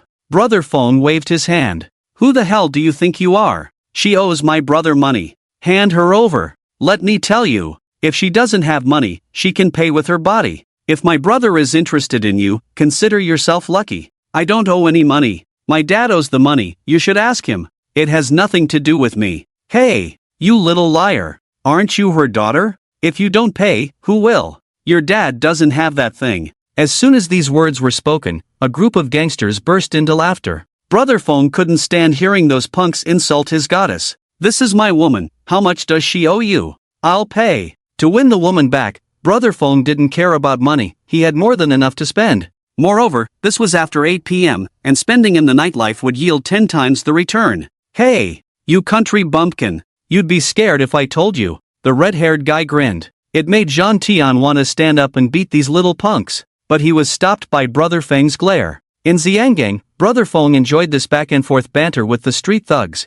It made him feel like he was in a gangster movie. 600,000. You're talking nonsense. My dad only owes you 300,000. You filthy woman. Isn't there any interest? 300,000 principal. 300,000 interest. TCH, for such a small amount, was it worth making such a fuss? Payment code. Xiangang bank payment of 700,000. What? Give 600 to get 700? Get lost. Brother Feng shouted, and a group of gangsters scattered. You've got guts. Don't let me see you again. The red-haired leader used this line to find a way out for himself. Then he led the gangsters away. Zhang Baiji dared to look up at Brother Feng only after they left. AG looked confused. It was you who gave me the money. And it was 700,000. Brother Feng nodded. Ah! Zhang Baiji screamed. Why give 700,000? That extra 100,000 can buy a lot of things. Brother Feng was almost amused by Zhang Baiji's cute expression. It was just 100,000. What could it buy? Buy things? Give me the payment code. Brother Feng really transferred money at the slightest disagreement. Hey! Are you trying to hit on me? I told you. I don't have money to pay you back. Humph. The money just now. You voluntarily helped me pay it off. Zhang Baiji knew it was a bit unreasonable to say this, but she really couldn't afford to pay back that much money. It was rare to encounter such a big spender. If she didn't take advantage of him while he was high, once he sobered up, she wouldn't get a single cent. So, while saying she had no money to pay Zhongchen back, Zhang Baiji took out her phone and displayed the payment code. Xiangang Bank payment of 1 million. Zhongchen thought AG would be so happy she would dance or jump up to celebrate getting a huge sum of money. Unexpectedly, the lively and cute Zhang Baiji fell silent, not saying a word, and even her eyes turned red, looking like she was about to cry. With a serious expression, Zhang Baiji had a small mouth, and from Brother Feng's years of experience, girls with small mouths were usually very good. AG's pitiful appearance stirred Brother Feng's heart of cherishing beauty. Those rosy eyes made Brother Feng's heart race. In the mainland, in Fengyang, money could settle everything. In Xiangang, who knows if money has such a special function? If it does, Brother Feng would spend any amount to make Zhang Baiji obedient. Zhang Baiji looked at Brother Feng with teary eyes, making him feel quite embarrassed. Brother Feng wanted to say, AG, this amount of money really isn't much, please don't be so emotional. But saying that seemed a bit too pretentious. Just as Brother Feng was lost in thought, Zhang Baiji, who had been silent for a long time, suddenly stepped forward and wrapped her arms around Brother Feng's neck. A deep and lingering kiss was arranged for Brother Feng. Happiness seemed to come too suddenly, yet it felt reasonable. In Zhang Baiji's heart, it was as if a huge stone had finally landed. After a full 2 minutes, Aji finally let go. The taste of Xiangang's lips was truly different, so refreshingly invigorating. Just as Brother Feng was savoring the moment, preparing to delve deeper and spend a wonderful night with Aji, a group of gangsters burst in from outside. Those aggressive guys, wielding steel pipes, stopped at Brother Feng's table. Among them was the red-haired guy who had just asked Zhang Baiji for money. This is insane. They've already been given money and still come looking for trouble? Is the society in Xiangang so unruly? Brother Feng was somewhat angry. Damn it! Shouldn't I step in and set some rules for Xiangang? After dozens of gangsters stood still, a path opened in the crowd. A big shot made a grand entrance. Brother Wuya! Brother Wuya! The noisy red square quieted down considerably when Brother Wuya appeared. Those small-time thugs, seeing Brother Wuya arrive, stopped what they were doing and gathered around to watch the show. They wanted to see who had the audacity to offend Brother Wuya. At this moment, Zhang Baiji was trembling all over. The name of Brother Wuya was enough to make her head spin. Can't provoke, can't escape. From the path that opened, a swaggering man walked over. He was tall, wearing sunglasses at night, with shoulder-length hair, clearly a tough guy. It's you? What's your name? Brother Wuya picked up a cigarette and tossed it into the air. It spun a few times before landing perfectly in his mouth. My name is Feng. Oh ho ho! So it's Brother Feng. From your accent, you're an outsider. You think you can compete with me for women in Xiangang? Compete for women? That's not the case. If she wants to be your woman, I won't touch her. If she doesn't want to be your woman, you won't take her away from me today. Brother Wuya never expected that in Xiangang, in Lan Kuai Fong, someone would dare to challenge him. This mainland guy must be crazy. And the reason Brother Feng dared to speak like this was that he knew exactly how powerful the 3 warriors beside him were. Once those 3 stood up, they could scare this group of arrogant gangsters half to death. Especially Zhan Tian. He was the boss of 3,000 guards. Taking care of 30 gangsters was a piece of cake for him, as long as those 3 were there. Brother Feng was very confident. The fight could end in just a few minutes. You have guts, kid. I respect you as a man. Let me tell you, if it weren't for you paying back that 700,000 for her father, she would have been mine today. But even paying it back doesn't matter. Who told me I'm a gangster? Gangsters don't play by the rules, they rely on numbers. I'll give you one more chance. If you know what's good for you, get lost quickly, and I'll spare your life. Otherwise, my Dongxing people are not to be trifled with. As soon as these words were spoken, Zhang Baiji gasped in fear. She was so scared that she clutched Brother Feng's arm tightly. Everyone present had practically sentenced Zhang Baiji to death.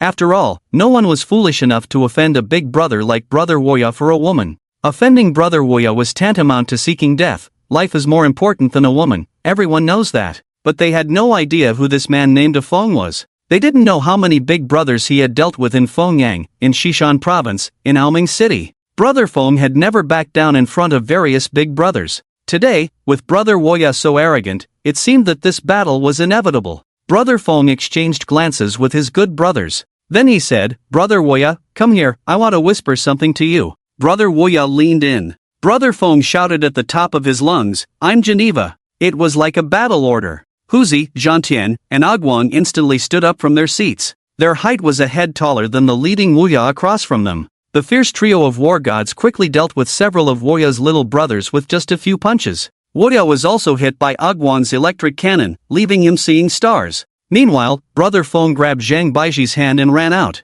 With the cover of Jiantian and the others, a group of raucous gangsters couldn't get close to Brother Fong at all. Brother Fong believed that with the skills of his three brothers, he didn't even need to run. In a few minutes, those gangsters would be lying down. But Brother Fong had two considerations. First, having watched those classic Hong Kong films, there's always a scene where the male lead drags the female lead, desperately escaping for their lives. Brother Fong wanted that too, to drag Zhang Baiji and run for a while. Second, after all, they were in the territory of Xiangang. He heard that Dongqing was quite fierce. If they brought a few hundred people over, it would be troublesome. So he hurried back to the Shingung Hotel to reunite with his 200 guards. That was the safest plan. With the protection of those 200 guards, even 1,000 gangsters wouldn't scare Brother Fong. Brother Fong dragged the beautiful Zhang Baiji and ran wildly, the breeze brushing past their ears. Zhang Baiji's hair fluttered in the wind, her fair face glowing. At this moment, Zhang Baiji finally smiled, the fear from earlier dissipating.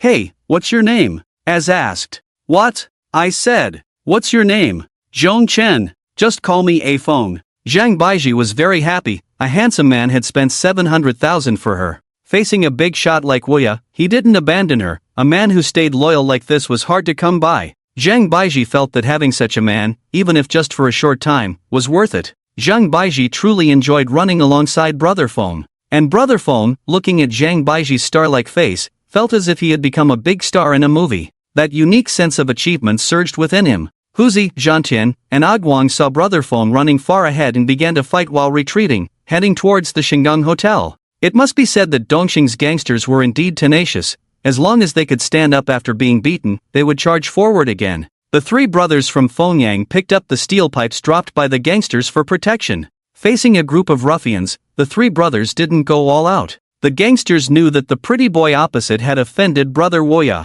With Woya's style of doing things, they had to go all the way with him. Tonight was a great opportunity to show off. Heroes emerge in chaotic times. Whoever helped Brother Woya take down a big guy tonight would earn great merit and be rewarded in the future. Brother Fong dragged Zhang Baiji and finally reached the bottom of the Shingung Hotel. At this moment, Manager Tong was chatting with his brothers at the entrance. Seeing Brother Fong rush over in a panic, he knew something must have happened in the Red Square. Manager Tong was just a hotel manager. He couldn't help Brother Fong much in a fight. But this guy beside him could. This was Brother Shanyan from Hongqing. "Brother Shanyan, this is Brother Fong, who booked our entire hotel. He spent a lot of money tonight. He's one of us." Brother Shanyan looked serious. "What are you running for? Did you get chased while picking up girls? Come, have a betel nut to calm your nerves. Don't be nervous. In Xiangang, in my and Haonan's territory, I guarantee you'll be fine." Zhang Baiji knew Brother Shanyan's strength. He was still a bit weaker compared to Woya,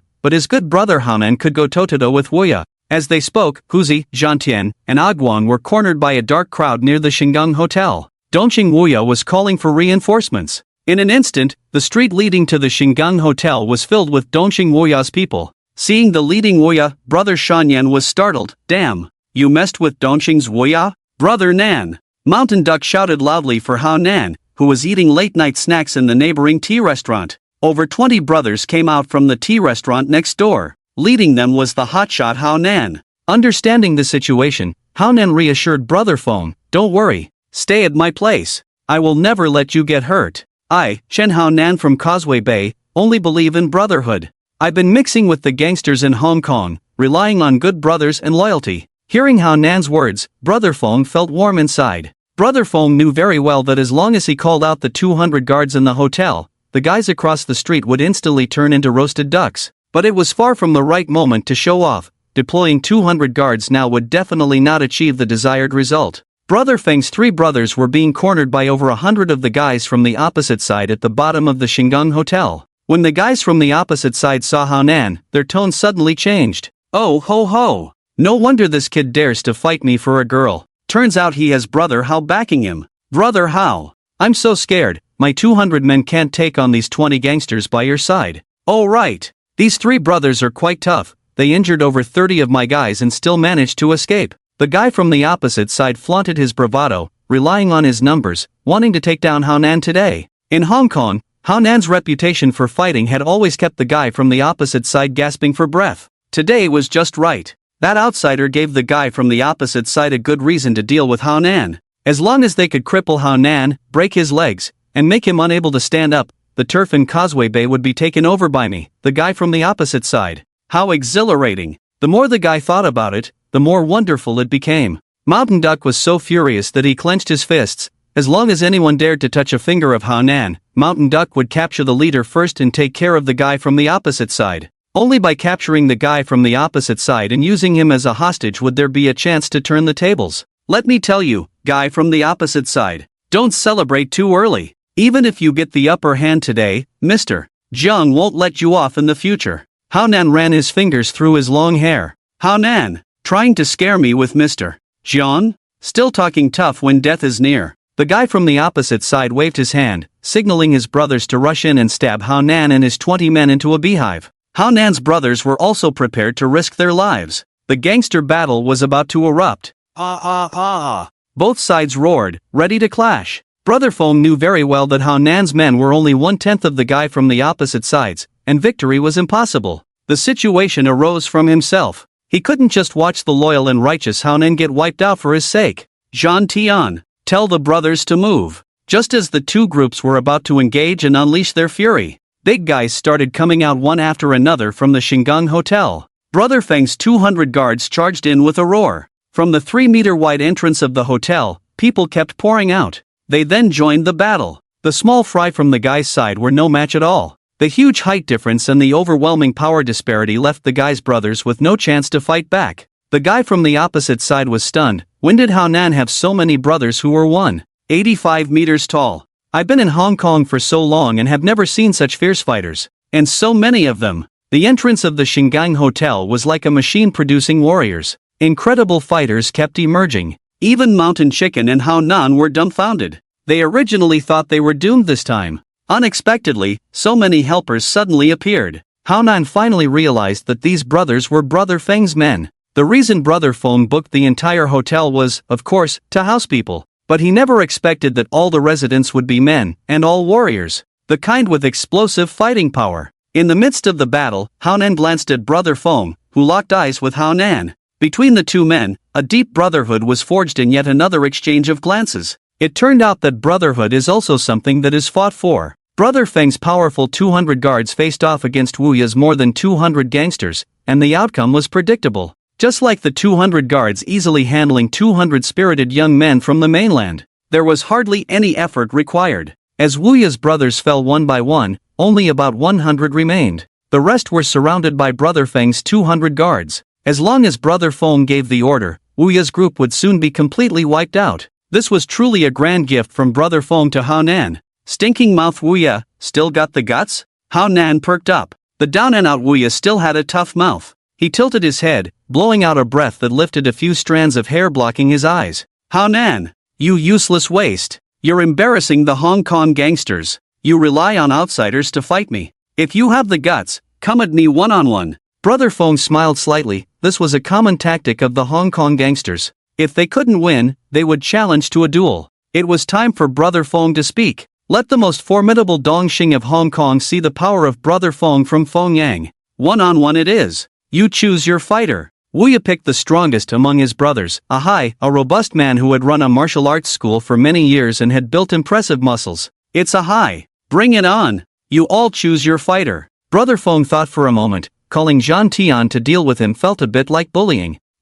Got it. Damn Wu Ya. You can pick anyone from my side. Taking you down will be as easy as squashing an ant. Brother Feng was fully confident in his 200 guards, any one of them could take out a Hai. This thought was indeed a bit arrogant, as the so-called duel meant using the weakest of the 200 guards against Wu Ya's strongest brother. Hao Nan and Shanya both looked at Brother Feng, wondering what kind of background this guy from the mainland had. Is he really that impressive? But the enemy's enemy is a brother. This guy was definitely a friend. Wu Ya looked around Brother Feng's 200 guards. Damn it, this group of monsters all had similar heights and builds, how was he supposed to choose? In the end, Wu Ya picked the cleanest and most handsome one. In Wu Ya's impression, good-looking and clean men were usually not very tough. As they squared off, Ahai and Brother Feng's clean-cut guard were about to start their duel. Ahai was not tall but very solid, clearly a power type. The guard was tall and well-proportioned. Once they engaged, Ahai tried to use his boxing advantage to land blows on the clean-cut giant opposite him.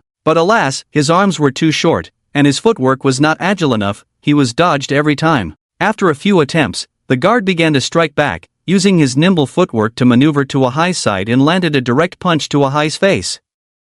Ahai stumbled, nearly falling. Ah. Shanya and Hao Nan's brothers cheered as they saw Dong Xing's men getting hit. Get up! Get up! Just as Ahai steadied himself, the guard executed a feint and kicked Ahai in the stomach. Then, the guard pressed the attack, ready to finish this one-sided duel quickly. The once proud Ahai was getting beaten badly. Wu Ya closed his eyes, unable to bear to watch any longer. Wu Ya was in despair. What he saw was not just a loss in a fight. More importantly, this Brother Feng that Hao Nan found. His brothers were too fierce. His own gangsters were simply no match, utterly powerless to fight back. Even if he called in another 200 men, they would still be defeated here. Damn! If these impressive mainland guys kept backing Hao Nan, wouldn't he have no chance to turn things around? It seemed this matter needed to be discussed with his big brother. But right now, escaping was the priority. Wu Ya knelt down to Hao Nan. Oh no! Turns out even the crow can kneel. The crow knelt down.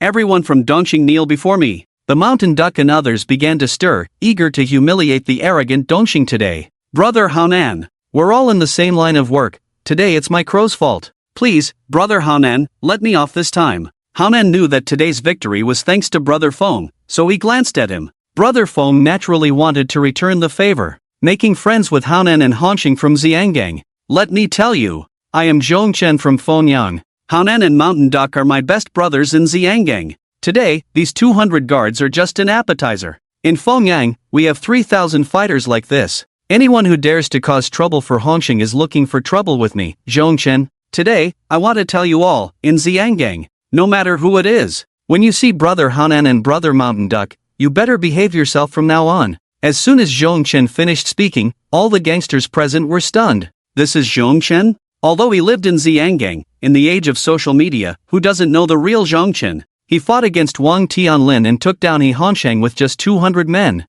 The crow gasped, if 200 guards are this fierce, what would happen if 3,000 came? Wouldn't they flatten Xiangang? Damn it, when did Hao Nan get in with Zhongchen? Am I going to have to keep my head down around Hao Nan from now on? Brother Hao Nan excitedly came over and put his arm around Zhongchen, Brother Feng. Lifelong good brothers. At this moment, the classic theme song of Swords and Blades echoed in Brother Feng's ears. The crow and his 100 brothers were still kneeling, while another 100 brothers lay injured on the ground. Meanwhile, Hao Nan, with his arm around Brother Feng's shoulder, turned around with his gang and left in style. At the same time, Brother Hao Nan pulled out a lighter from his pocket, and Mountain Duck and the other younger brothers also pulled out their lighters. Click, click. As they walked, they lit their lighters. Damn! The atmosphere on the streets of Xiangang is really exciting. Brother Feng felt like today's experience was not something that happened in reality, but a scene from a movie. Thus, Brother Feng made friends with Hao Nan and Mountain Duck in Xiangang, becoming brothers with the big brother of Fengyang and Hongxing,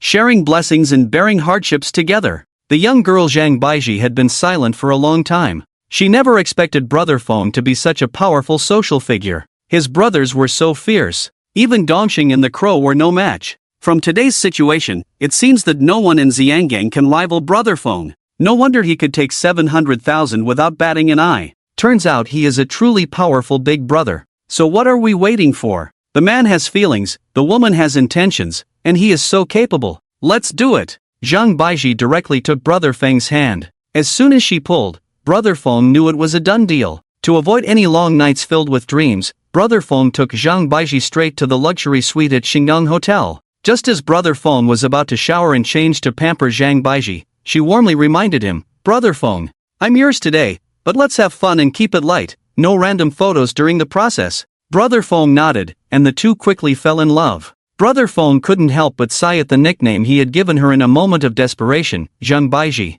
truly lived up to its name. Simply juicy and more juicy. After a serious comparison, it was exactly the same as the stock in his hard drive. After a hearty meal, Brother Feng wiped his mouth and leaned against the headboard. Zhang Baiji began to talk to Brother Feng about her life in Xiangang. As they chatted, Zhang Baiji fell silent, her eyes red and her heart heavy. Brother Feng immediately noticed something was off with her. "You are my woman now, whatever it is, just tell me. Anything I, Zhong Chen, can do, I won't let you down." Zhang Baiji looked into Zhong Chen's eyes and offered the most heartfelt kiss. "Brother Feng, I have a chronically ill mother and a gambling father. I need money." Upon hearing this, Brother Feng was thrilled. Right now, what he lacked the least was money, not to mention the hundreds of small goals in his account, which were almost overflowing. Even if he casually mentioned it to the four major families of Fengyang, or to Wang Tianlin, or to Walizi, a few dozen small goals could be instantly transferred. Payment code. Zhang Baiji presented the payment code. Xiangang Bank, receiving 5 million. Zhang Baiji instantly broke down in tears. Her previous boyfriend had lived with her for 3 years, loved taking photos and videos, and every time he gave money, it was always 50-50. But Brother Feng directly gave her 5 million. No matter how rich one is, one must be willing to spend on oneself. Now she was certain that Brother Feng was the man she trusted the most. Since she trusted him, she wanted him to help her with a tricky matter. "Brother Feng, I have another request, I don't know if I should say it." Brother Feng thought, is this Xiangang girl crazy? With 5 million, what problem can't be solved? But go ahead. Woo woo. It's all because of my useless father. I have a half-sister who graduated from a dance academy, and to pay off my father's gambling debts. What happened to her? Hearing about a dance academy graduate, Brother Feng perked up. She was in a moment of despair and went to work for the Hangda Group's dance troupe. I heard they make money fast there. She earned a lot in over a year, but she hasn't been home in over a year. Moreover, their management is strict, and they are not allowed to contact their families privately. Brother Feng, now that we have the money you gave, our family no longer has to worry about money. I miss my sister and want to bring her out to live a normal life in Xiangang. I know Hangda Group is very powerful on the mainland, and it won't be easy to bring my sister out. I don't know if it will trouble Brother Feng. Understanding the situation, Brother Feng became energized. Hangda Group is indeed impressive, but can it be more impressive than Fangda Group? Even the richest man, Wang Tianlin, bows down and calls him daddy. What is Boss Su compared to that? Since he was already in Xiangang, one more Guangdong province wouldn't matter. Taking advantage of Zhang Baiji's sister's situation today, he would take down Boss Su, the most powerful in Guangdong, and add another province to his territory. After agreeing to Zhang Baiji, she happily threw herself back into Brother Feng's arms. She knew that with Hangda Group's strength, Brother Feng might not be able to compete with them. But Brother Feng was the only powerful brother she knew. No matter if it could succeed or not, they had to try. After bidding farewell to the brothers Hanan and Shanyan, Brother Feng set off with over 200 bodyguards, heading grandly towards Guangdong. The destination was Guangzhou City, Guangdong Province. After arranging accommodation for his brothers, Brother Feng took Huzi, Aguan, and Zhantian directly to the Hangda headquarters. Hangda truly deserved to be the #1 private group company in Guangdong Province. The building was incredibly tall. Brother Feng couldn't help but sigh. Those 200 small goals in his pocket seemed insignificant against this towering building. Unexpectedly, when he found the person in charge of the dance troupe, a man named Su Jieshan claimed to be Boss Su's brother. From him, he learned that the Hangda dance troupe only performed for Boss Su and for very distinguished guests. In other words, a small figure like Brother Feng had no chance to see the true face of the dance troupe. Brother Feng, who usually acted high profile, knew that Fengyang was too far from Guangdong. If he went head-to-head with Hangda Group's strength, he might suffer losses. If there was a foolproof plan to resolve the matter, that would be the best. Brother Feng believed that in a situation where the two were not acquainted, money might be the most useful thing. Moreover, Boss Su had money, but his brother might not be as wealthy. Everyone likes money. As long as the money is in place, it's not impossible for his brother Su Jieshan to mobilize the dance troupe. As long as Su Jieshan and the girls from the dance troupe can make money, this matter can be accomplished. Watching the dance is secondary, the main thing is to invite the dance troupe out. Let Zhang Baiji recognize who his sister is, and then take her away, then it will be done. Once the person is taken away, those so-called labor contracts, Brother Fong will naturally find a way to resolve. After making up his mind, Brother Fong suggested, "My friend, I've heard that the strength of the Hangda dance troupe is such that if they say they are second in the country, no one dares to say they are first. As long as you can arrange for the dance troupe to go to the Taizihu KTV tonight, let me have the biggest presidential suite for a dance. You set the price. I won't bargain. And every girl from the past, a tip of 2 million each." Su Jeshan was shocked upon hearing this. The Taizihu KTV is a famous establishment run by the Guangdong prince. The minimum consumption for their presidential suite is 600,000. And if he heard correctly, each girl gets a sky-high tip of 2 million? With a dance troupe of over 60 people, this guy wants to pay over 12 million. He didn't expect this fair-skinned handsome young man to have such power. But his brother, Boss Su, had once instructed that the girls in the dance troupe were all hired at a high price from major dance schools. They were specifically for big bosses of Boss Su's level to enjoy. They must not perform everywhere and lower the value of the dance troupe. That said, Su Jeshan had worked under his brother for so many years. Although he had made some small money in the tens of millions, he had always been out of reach of the tens of millions level. This opportunity has come. Looking at this young man's generosity, if he could get the dance troupe out to dance, he might make a big profit. As long as the confidentiality work is done well, his brother wouldn't know. After all, those girls also want to make money. They wouldn't cut off their own financial path. Su Jeshan still felt this was not secure, so he thought of a win-win solution. "Yes, just do it like this. That little brother, seeing that you have sincerity, if I help you realize this wish, how about you?" Brother Fong immediately understood Su Jeshan's meaning. "You want personal benefits, you set the price. How much?" "At least 10 million. Deal. Is that settled? No need to negotiate?" "Mr. Su Jeshan, after 8 p.m. tonight, I want to see the Hangda dance troupe in the presidential suite of the Taizihu Hotel. Please show your payment code." Su Jeshan didn't expect this young man to be so generous. He regretted not asking for more. If he had estimated a few million more, he definitely wouldn't have hesitated. Guangdong Bank, payment of 10 million. Brother Fong had his own ideas. After 8 p.m., the money spent on the girls in the night scene would definitely return tenfold,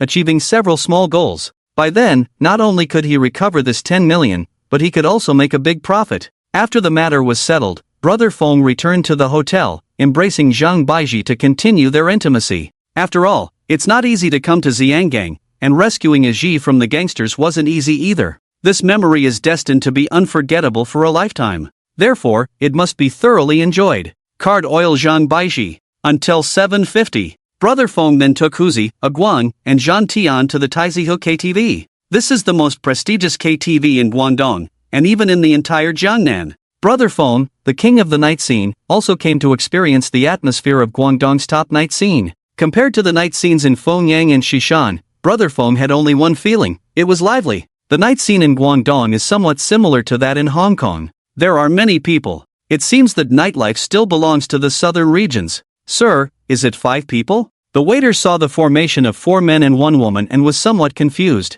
After all the customers at Taizihu are men, all coming for the quality of the Taizihu girls. Presidential suite reserved in advance. "Sure thing, sir." After being led into the presidential suite and looking around, Brother Fong was very satisfied. The room was spacious enough. In front of this beautiful woman, the waiter was momentarily unsure how to proceed. "Sir, would you like to find some girls to accompany the gentleman?" "No need." The waiter felt a bit awkward. "Sir, the minimum consumption for the presidential suite is 600,000. Is there anything you fancy? Good wine and a fruit platter. Bring them out." Everything was ready on Brother Feng's side, and 60 girls, led by an older woman, had already arrived at the Taizi Lake parking lot. As Brother Fong and his group took their seats, a woman named Sister Xia led 60 stunningly beautiful girls off the bus. That's right, Sister Xia was entrusted by Su Jeshan to bring the talented girls from the dance troupe to perform for Brother Fong. After receiving 10 million, Su Jeshan felt something was off. He worried that after meeting Zhongchen, he might regret it and want the 10 million back.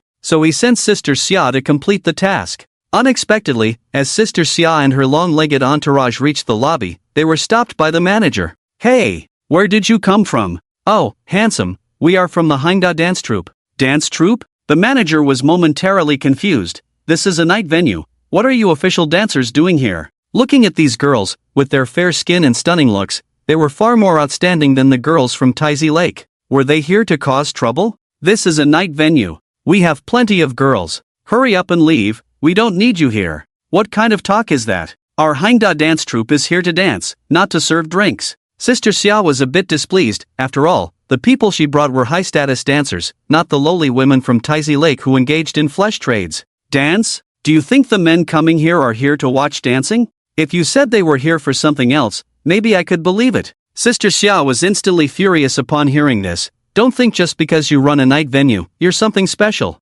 It's not like you Taizi are that impressive. Let me tell you, our boss Su is not someone to be trifled with. In Guangdong, who doesn't know Hangda and boss Su? The manager knew that boss Su was not someone he could provoke, but since he worked for Taizi, he had to take responsibility. I'll tell you, I am here on the orders of boss Su's brother, Su Jieshan, to dance for a distinguished gentleman in the presidential suite. If this delays important matters, can you bear the responsibility? With this, the manager became vague. Therefore, he felt it necessary to call the behind-the-scenes boss, Taizi, for instructions. Boss, a group of beautiful girls from the Hangda dance troupe has come to dance for a guest in the presidential suite. What do you think about this? This was all over the place. Taizi didn't understand what was going on, inviting an official dance troupe to a night venue to dance. Why not go to the theater to watch? But Hangda group did have some strength, and Taizi didn't want to be too harsh. Moreover, those who could afford the presidential suite were not ordinary customers. Both sides were tough characters, so it might be better to accommodate them. However, Taizi felt it necessary to emphasize that in his venue, the incoming girls must be monitored throughout. If dozens of girls in the presidential suite started engaging in chaotic activities with the guests and it got checked, he certainly didn't want to be responsible for strangers causing trouble. Tell both sides that dancing in the presidential suite is fine, but we must have our people monitoring the entire time to avoid any issues. Understood, boss? After hearing the manager's request, Sister Xia raised both hands in agreement. After all, she was bringing a group of girls to perform, and if the men inside got handsy, it would be difficult for her to handle. If there were people from Taizi Lake present, that would be even better. Sister Xia's agreement was naturally within the manager's expectations, but he also knew very well that the man in the presidential suite might not agree to this request. Coming to Taizi Lake to stay in a presidential suite, who would be a vegetarian? After watching beautiful girls dance, the big brother usually wants to have some fun. The staff at Taizi Lake watching the dance would directly declare that the driving matter would become a bubble. Sister Xia led a group of girls, under the guidance of the manager and 3 waiters, to Brother Feng's room. Esteemed sir, our nightclub does not allow other dance troupes to enter, but the boss has made an exception on the condition that our nightclub staff accompany you throughout. What do you think? What the manager did not expect was that Brother Feng nodded in agreement immediately. What's going on? Spending a large sum of money to invite a dance troupe just to watch them dance? And Brother Feng's next action left everyone dumbfounded. All the girls, please open your payment codes. The girls all complied. Guangdong Bank received 2 million yuan. When the first transfer was successful, the manager was completely stunned. Guangdong Bank received 2 million yuan. Guangdong Bank received 2 million yuan. Big brother, my big brother in the presidential suite. Is it really that easy to spend money? The manager took a glance. There must be 60 girls. This round would require 120 million? The key is that this more than 100 million would be a total disaster. Just for a dance, and they can't even drive the car? Damn! Having some talent makes a difference. Are dancing girls really that sought after? The girls who received the money were also in a daze. Before setting off, Su Jieshan did say that the boss here would give them money, but how much was not answered. After all, Su Jieshan also didn't know if Zhongchen would really give 2 million to each as promised. He always felt that this number was a bit ridiculous. Boss Su of Hangda Group is so rich, but he doesn't spend money like this. After all, these girls only earn just over 1 million a year. Giving 2 million for a dance, there's simply no such price in the market. Could it be that this young handsome guy wants to? Meanwhile, the girls from the dance troupe were still lost in their thoughts. On the other side, Sister Xia was still in a daze. 2 million for each girl. Is this the price for dancing one dance, or is it the price to book these girls? Sister Xia seriously underestimated Brother Feng's strength. But 2 million is too tempting. As a woman with a monthly salary of 6,000, she wondered if the boss would like her. No matter what, if you strive for it, there's a chance. Mustering up the courage to ask, maybe the boss would be happy and toss her some, which would be several years' salary. Boss, you are really handsome. I felt a sense of closeness the first time I saw you. I also have a payment code, take a look. As Sister Xia spoke, she handed her payment code to Brother Feng. Guangdong Bank received 1 million. Thank you, boss. Come on, girls. Get in position. Give the boss a good dance. Show your best skills. Under Sister Xia's leadership, the dance troupe began today's performance. Brother Feng and Zhang Baiji did not forget what their task was: to find the sister in the dance troupe. From the moment this group of girls came into the entire process of each girl showing their payment code, Zhang Baiji kept searching for his sister's figure, but after looking through all 60 girls, he still did not see her. When Brother Feng looked at Zhang Baiji, Aji shook his head. Zhang Baiji began to worry about his sister's safety. Ever since entering the dance troupe, his sister rarely contacted home. His sister told him that in order to earn more money, she signed a confidentiality agreement, handed in her phone, and could only occasionally get it back. Zhang Baiji never understood why the dance troupe was so mysterious. Hangda Group and Boss Su formed a dance troupe composed of the flowers of various dance academies. What exactly were they doing behind the scenes? Brother Feng was determined to clarify everything and must rescue Zhang Baiji's sister. He couldn't leave any regrets from this trip south. After a dance ended, Sister Xia enthusiastically asked the girls to perform another piece for Brother Feng, but Brother Feng stopped her. Brother Feng, 2 million each, just for one dance? Sister Xia smiled wryly. That feels a bit too much. Let us dance a few more. We could dance all night. Normally, the girls would have been in an uproar. Dance all night? Are you kidding me? But today, the girls didn't think that way. Not only would they dance all night, even spending the night with Brother Feng was not out of the question. After all, the money was just too generous. At this moment, Brother Feng's goal of over 1 billion was also flowing into his bank account. The priority now was to find out where Zhang Baiji's sister was. Whether they danced or not was irrelevant. So, Brother Feng spoke, "Everyone go out. Sister Xia, you stay." The words of the financier must be obeyed. The girls left the presidential suite with disappointment. The manager of Taizi Lake assessed the situation and kept Sister Xia behind. This wealthy and powerful handsome guy surely wouldn't target a 170-pound Sister Xia. It's rare to see someone willing to spend a small fortune for a dance, and since there was nothing else to do, the manager also left the presidential suite with his people. Just as everyone had left, a pleasant voice came from Brother Feng. "Sister Xia, please show me your payment code." Sister Xia never expected that staying behind would come with special treatment. Guangdong Bank, payment of 2 million. Oh, Sister Xia suddenly felt that the handsome guy in front of her became even more attractive. Those girls who danced hard only received 2 million, while she, as the leader, got a total of 3 million. Brother Feng, you can't possibly have taken a liking to me. If that's the case, then don't blame me for agreeing to you. Sister Xia, Brother, don't say any more. I agree. That's good. I want to ask if your Hangda dance troupe has any other dancers. So that's what you wanted to say? Sister Xia pinched her elephant leg to wake herself up. She indeed knew the inside story, but this was a secret of Hangda Group. If she revealed it and Boss Su found out, her job would be gone. Sister Xia was conflicted. But upon careful thought, the handsome guy had given her 3 million. Even if she worked non-stop until 70 years old, her meager salary could barely reach 1 million. The money Brother Feng gave was what she could earn in 3 lifetimes. Damn it, money talks. She had to side with Brother Feng. Brother Feng. The Hangda dance troupe indeed has a flower petal dance team consisting of 18 members. These 18 are the best beauties, selected from major dance academies. When all 18 perform the same movements, they can form a flower.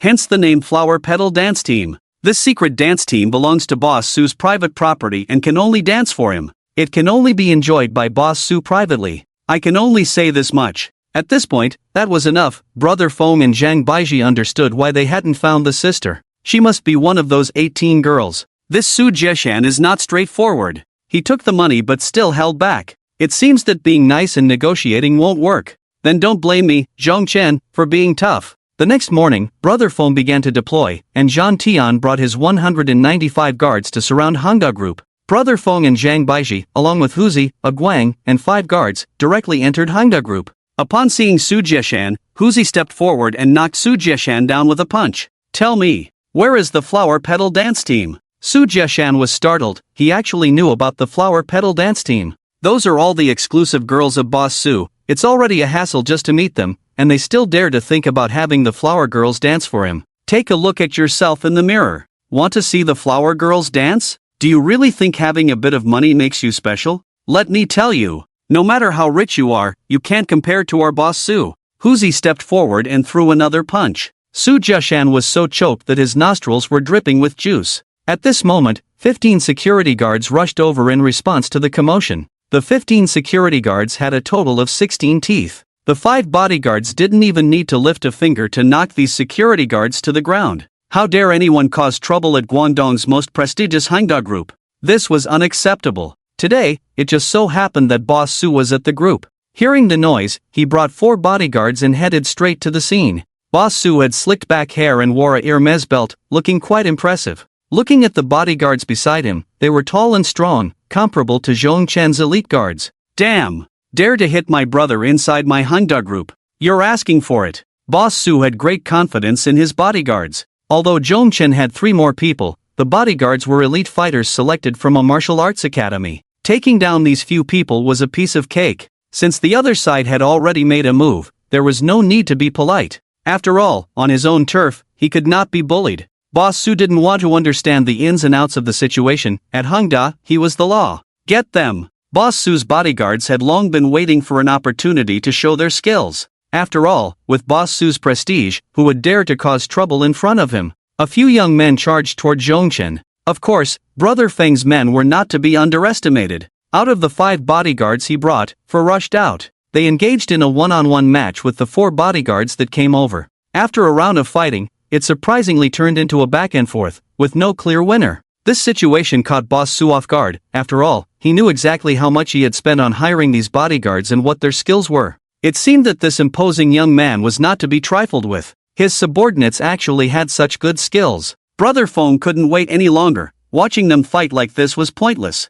With a glance, Guang, Huzi, and another bodyguard rushed forward together and directly took down Boss Su's men. Being bullied by outsiders on his own turf was something Boss Su could not tolerate. The usually domineering Boss Su immediately called the security department. Over 200 security guards from the entire group mobilized. They were to gather in the backyard of the group to deal with Zhongchen. For this, Brother Feng was already prepared. He made a call to Zhang Tian. Zhang Tian brought 195 bodyguards and directly broke through the group's gates, marching grandly to face the security guards of Hangda Group. The numbers were equal, but the strength was worlds apart. At a glance, the security team lost their morale. If this really turned into a fight, it would be life-threatening. All the young men on the opposite side were in their 20s or 30s. How could they fight this battle? When Boss Su arrived downstairs, ready to lead his team into a big fight, he was instantly dumbfounded. This young man came prepared. Only then did Boss Su secretly ask his brother Su Jeshan about the situation. Although Su Jeshan had taken the money and was at fault, he was still his brother, and making mistakes could be understood. Looking at the current situation, if it really came to blows, they would definitely suffer losses. Boss Su thought to himself, with my influence, I can scare this nameless brat. A discerning person could see that the strength was vastly different. But Boss Su, being well informed, was the top entrepreneur in Guangdong. And this person in front of him, he had never even seen before. He was probably just a somewhat capable social figure. Let me tell you, I am Boss Su from Guangdong. You can ask around, it's not too late to leave now. If you continue to make a scene, don't blame me for being rude. I'll tell you too. I am Brother Feng from Fengyang. If you know what's good for you, hand over the Waroi dance troupe. Otherwise, I'll stew you in a pot. It was absolutely impossible for Boss Su to hand over the Waroi dance troupe. Boss Su knew how important Waroi was to his lower half. Handing over Waroi felt as painful as losing his life. Fengyang? My Hangda group has real estate projects all over the country.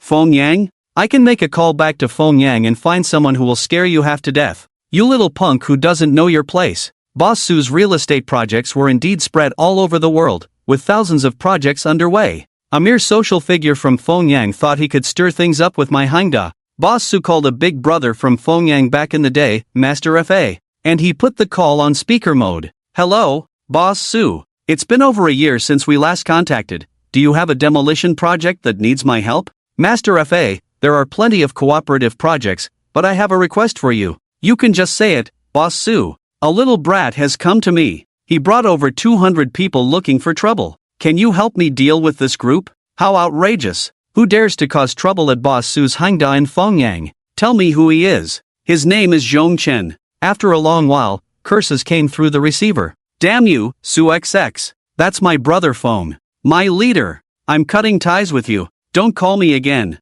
The voice coming from the phone was heard clearly by everyone present. It made Boss Su feel very embarrassed. Brother Feng chuckled, fine, Master Fa, you count as a man from Fengyang. Boss Su, the person you mentioned is a bit lacking. Since you are so powerful and a remarkable entrepreneur, let me suggest someone to see how you compare. Thus, Brother Feng picked up his phone worth about $1,000. He called Wang Tianlin while putting it on speaker. In just 2 seconds, Wang Tianlin answered the call. Brother Feng. Sorry, I'm in a meeting. I took a bit longer to answer. Please forgive me. Wang Tianlin. Help me with something. I'm at Hongda Group, and Boss Su is yelling at me. What? This Boss Su must be looking for trouble. Brother Feng, put him on the line. Boss Su seriously doubted that Zhongchen was really calling Wang Tianlin. Wang Tianlin from Fonda Group was a well-known tough guy. He never bowed to anyone. How could he submit to a Zhongchen? Not believing it, Boss Su hung up Brother Feng's call and directly called Wang Tianlin from his own phone.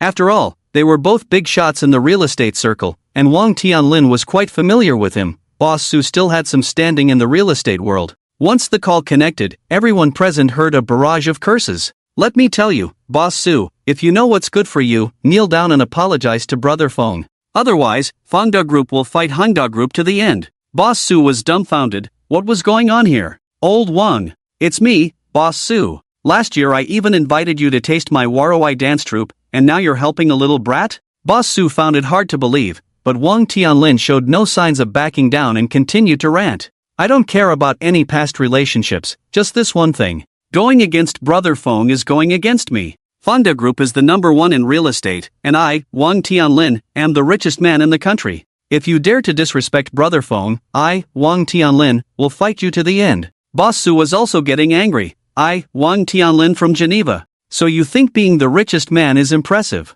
I'm also a top dog. No matter how impressive you are, the money you earn is not as much as what I owe. Who can laugh last is still uncertain. Don't celebrate too early. No need to say more. After making 2 phone calls, Boss Su felt like he was having a heart attack. Losing a friend with 1 call, today's events were truly bizarre. But as the prominent figure in Guangdong, he couldn't lose face in front of his employees. You think you're so impressive in Fengyang, in Liaoying, in the north, right? Don't forget this is Guangdong. This is the southernmost part of our motherland. Today, let me show you just how impressive my connections are, Boss Su. Let you witness the terrifying social power of the South. Thus, Boss Su continued to reach out. He called the island lord He Hongsheng in Aoming City. This time, let's see if you dare to act wild with me. He Hongsheng runs numerous casinos and knows every social figure in the country. In Aoming City, he can mobilize various social forces. You'll be lost in the chaos. Hello, old He, I need to talk to you. Help me deal with a little punk from Fengyang named Zhongchen. You, Boss Su, I think you've gone mad. I'm telling you, this person is my big brother. Could this old guy He Hongsheng be losing his mind? Over 70 years old, and he recognizes a 20-something as his big brother? Old He, he's from Fengyang. Shut your filthy mouth. I'm talking about Zhongchen from Fengyang. He is my big brother. From now on, my casinos and businesses, as long as Brother Feng speaks, they're all his. Even my daughter is his. Boss Su had nothing to say. If the big shots from the north were talking nonsense, then was He Hongsheng also talking nonsense? When everyone was speaking nonsense, was he the only one who didn't understand the situation? Boss Su felt a bit muddled. If the fearless He Hongsheng was so afraid of Zhongchen, how was he supposed to break the situation? Boss Su didn't believe in evil. I'll make one last call. If this call can't solve the problem, then I, Boss Su, will accept it. Boss Su took out his phone and found the number for Mr. Jiang, the leader of the Xianggang Hongsheng gang. The Xianggang gang usually operates in a closed loop and doesn't collaborate with mainland big shots. Moreover, Mr. Jiang has many thugs under him, so taking care of Zhongchen shouldn't be a big problem. Hello, Mr. Jiang. Boss Su, what can I do for you? There's a guy named Zhongchen causing trouble on my turf. I'd like to ask you to step in and deal with him. Once it's done, wait, is it Zhongchen from Fengyang? That's right. Oh, you know him? Boss Su asked in return. Boss Su, we have a good relationship, so I'll be honest with you. This Zhongchen is the closest brother of Hanan and Shanyan. If you disrespect him, you're going against me, Mr. Jiang. Boss Su was completely disheartened. It seemed that Zhongchen was someone he really couldn't afford to mess with. It looked like this time he was doomed. Boss Su finally panicked. All the big shots he had reached out to were lining up on Zhongchen's side, and if there was any room for negotiation, these people wouldn't want to lose face for him.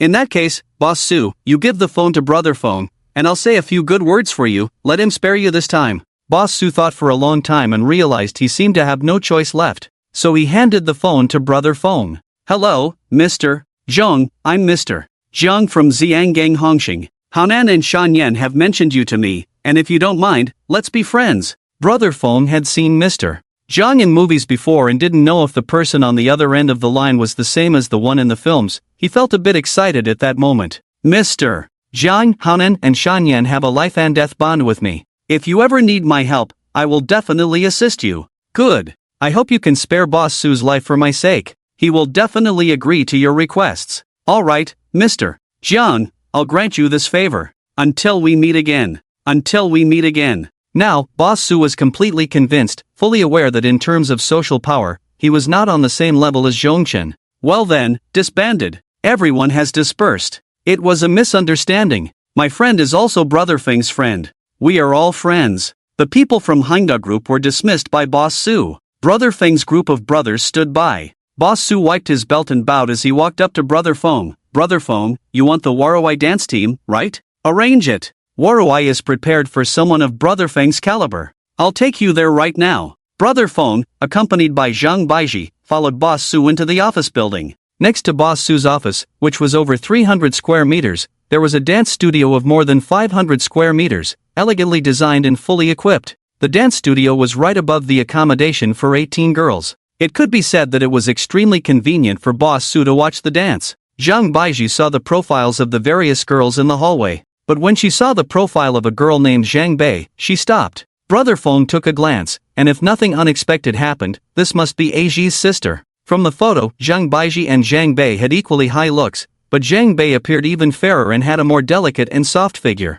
This piqued Brother Feng's great curiosity about the Waruai team. Finally, they arrived at the dance training room. When they pushed open the door, both Brother Feng and Baiji were stunned. At that moment, a group of girls was practicing dance, all wearing pink tight-fitting dance outfits. They were currently bending at the waist and kneeling on the ground, forming a circle. Their hips were inward, heads outward, and the posture was very graceful. From a distance, the Waruai dance team truly looked like a flower about to bloom. Indeed, it was not in vain. Brother Feng really wanted to stand in the middle of the flowers and experience the feeling of being surrounded by blossoms. Upon seeing Boss Su arrive, the girls lined up, smiling, to greet him. Zhang Baiji searched among the girls for her sister's figure. Soon, she found the most eye-catching Zhang Bei among the girls. Baiji? At that moment, Zhang Bei also saw her sister Baiji. Sister! Baiji couldn't control her excitement and ran straight to Zhang Bei, then hugged her sister, whom she hadn't seen for a long time. Her sister was also momentarily moved to tears.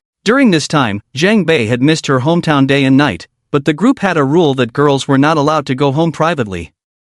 After all, Boss Su's demands could come at any time, and when he wanted to see the dance, the Waruai team couldn't be missing a single person. Moreover, Zhang Bei was the most crucial part of Waruai, *. Sister, come home with me. We have money now. Brother Feng has paid off the gambling debts Dad owed. Come home with me. Let's live the simplest life together. What her sister said was the life Zhang Bei longed for the most, but at that moment Bei did not immediately agree to her sister. She had too many doubts. Although she was living an abnormal life next to Boss Su, this job was something countless girls yearned for. After all, she still had a contract with Boss Su and couldn't just leave. Sister, I can't go with you. I signed a contract with Hangda. Bei, you don't have to worry about the contract. With one word from Brother Feng, the contract will be terminated. Boss Su guaranteed for Bei. But sister, to be honest, here I earn millions a year, and I want to make more money while I'm young. I've gotten used to a wealthy life. The past life is not what I want. Can you give me a few more years?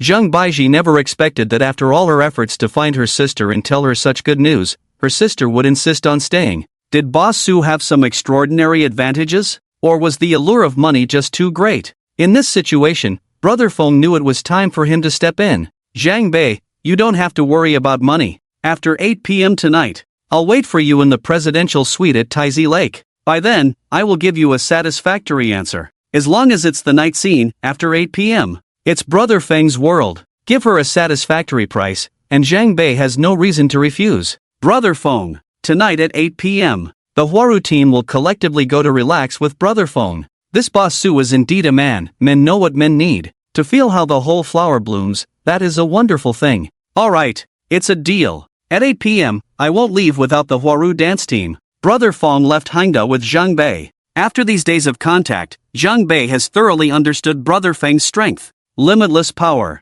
Zhang Bei saw no upper limit with Brother Feng, casually spending tens of millions, and all the big brothers from various places respectfully call him Brother Feng. Since Brother Feng has already taken action, it's certain that sister will definitely return to Xiangang with me. In the evening, Brother Feng took Zhang Bei to Taizi Lake. The manager knew Brother Feng very well. The last time he directly rewarded each girl with 2 million had already become a legend at Taizi Lake. Brother Feng, if there's anything you need to instruct, just tell your little brother. Taizi Lake is one of the best night scenes in all of Guangdong, and the manager is usually incredibly impressive, but this time, he bent over like a lapdog for Brother Feng. Show me the payment code. Alright, Brother Feng. Guangdong Bank, receiving 500,000 yuan. Thank you, Brother Feng. In a while, 18 girls will come to find me, just take them to the presidential suite. Guaranteed to complete the task. Don't worry, Brother Feng. Tonight, no staff will disturb you in the presidential suite. Once the money is received, the work must be done. The manager can handle this. Moreover, the 500,000 Brother Feng gave at once is equivalent to what he earns in a year. It's reasonable to do something for him. Brother Feng and Zhang Bei were in the presidential suite drinking and singing Starry Wishes, singing it with deep emotion. It won't be long before the Huaru dance team will bloom for Brother Feng. At 8 p.m., a large bus stopped at the entrance of Taizi Lake. 18 girls got off the bus, and inside sat Boss Su and 4 bodyguards. You all go in to find Brother Feng. I won't disturb you, remember. Any request made by Brother Feng must be fulfilled. This person is even more powerful than me. More important than me. Must serve him well. The girls dared not be negligent and were fully alert. When the 18 girls walked into the lobby, the manager immediately recognized that these were Brother Feng's people from the presidential suite. Come, ladies, please upstairs. The manager jogged ahead to lead the way for the girls. The 18 tall girls, dressed in tight dance outfits, attracted the attention of passers-by. It was truly a rare sight, and their quality far exceeded that of the girls at Taizi Lake. One could say that even in night scenes across the country, such a decent team could not be found. Most importantly, these girls not only had outstanding appearances and figures but also looked like university-educated girls. Their demeanor exuded a certain quality that night scene girls do not possess. What they didn't see was that the girls also had extremely soft dance moves and alluring poses. After the group of girls was sent into the presidential suite, the manager felt a bit regretful. He regretted agreeing to Brother Feng's request not to supervise in the private room that night. If he could have stayed in the private room, he would have definitely seen a different scene. Once this opportunity is missed, there won't be another chance like this at Taizi Lake, and it's unlikely there will ever be such a high-quality female team again. No wonder Brother Feng didn't look at the previous 60-member Hangda song and dance troupe. Damn! It turns out there are these top-tier competitive girls. With the door closed, only Brother Feng, Zhang Bei, and the 18 girls remained in the presidential suite. The manager specifically stationed a waiter at the door, not allowing anyone to enter or exit, ensuring Brother Feng would not be disturbed. It's convenient for Brother Feng to do anything inside. The music played, and Brother Feng glanced at the time. It was already past 8 p.m., no problem. At this moment, Zhang Bei was still somewhat nervous. From Boss Su's attitude in today's lineup, it was clear that Brother Feng was no ordinary person. If Boss Su was someone to be reckoned with, how could she afford to provoke him? Zhang Bei, if I resolve your worries, would you be willing to return to Hong Kong with Baiji, back to your parents and family? Zhang Bei had thought about this many times. If she could live well, who would want to leave their hometown? The key issue was who would relieve her of her worries. What does it mean to have no worries? A few 100,000? 1 or 2 million? That amount was already the limit. Boss Su was wealthy to that extent. 18 girls had given their youth, and they only earned 2 million a year. Could she really expect someone like Brother Feng, whom she had never interacted with, to solve her worries? They were all adults. It was time to wake up. She was already tired of the big pie that men offered. Brother Feng, I know you have financial strength, but please refrain from saying things like resolving a girl's worries. After all, the price we have in mind might differ greatly. In Zhang Bei's heart, she wanted to live comfortably for the rest of her life without working. At least she needed savings of 500,000 to 10 million. Such a sum was not something one could casually discuss with a stranger. Bei, please show your payment code. So direct? But Zhang Bei was a bit curious about how much this handsome younger brother would transfer to her. She glanced at Zhang Baiji. After all, Baiji was close to Bei, so she had to respect her sister's wishes. Zhang Baiji smiled and nodded at her sister. Zhang Bei opened the payment code, glancing sideways at Brother Feng. Along with her, the remaining 17 beautiful girls were also watching Zhang Bei's payment code. Guangdong Bank received 100 million. Ha! Zhang Bei quickly picked up her phone, her eyes wide as she stared at the payment record. 1, 2, 3, 4. A total of 9 digits. This was truly a small goal. This. Not only did it mean no worries, but her children, her children's children, and their children would also have no worries. Zhang Baiji beside her was also stunned. She had thought it would be the same as before, giving her sister 5 million. She never expected it to be 100 million. What does that mean? She had never imagined that a girl from an ordinary family could have so much money. Brother Feng was very considerate. Although Baiji and Bei were biological sisters, they kept clear accounts. What was given to Bei was rightfully hers.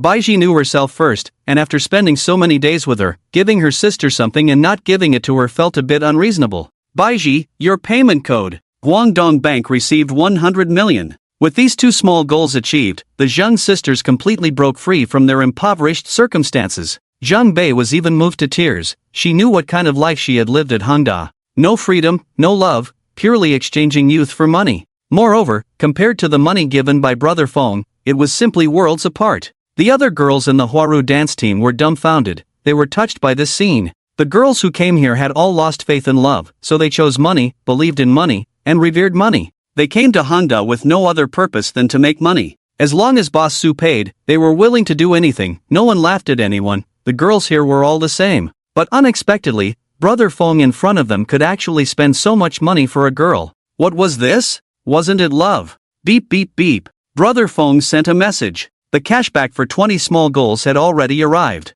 Brother Feng took a glance. There were over 240 small goals in his bank account. Now, money was just a number to Brother Feng. How much he wanted was just a matter of an instant. When Brother Feng was in high spirits, he downed a glass of beer in one gulp. Looking at the remaining 17 slender and sexy girls, he shouted, "Come on! Bring out your payment codes and line up to collect your money." The girls could hardly believe their ears. Regardless of whether it was true or not, they quickly pulled out their payment codes. 10 million from Guangdong Bank. 10 million from Guangdong Bank. The girls were so moved they cried tears of joy. These girls seemed mature and sensible, but they were just recent graduates from a dance program. They too wanted to live happily and freely. But for the sake of money, they had to obey Boss Su and comply with his wishes. And that 10 million was enough for these girls to work under Boss Su for 5 years. It was as if Brother Feng had given them 5 more years of their best youth. In the blink of an eye, 7 small goals had been spent. This truly showed Zhang Bei what it meant to spend money like water.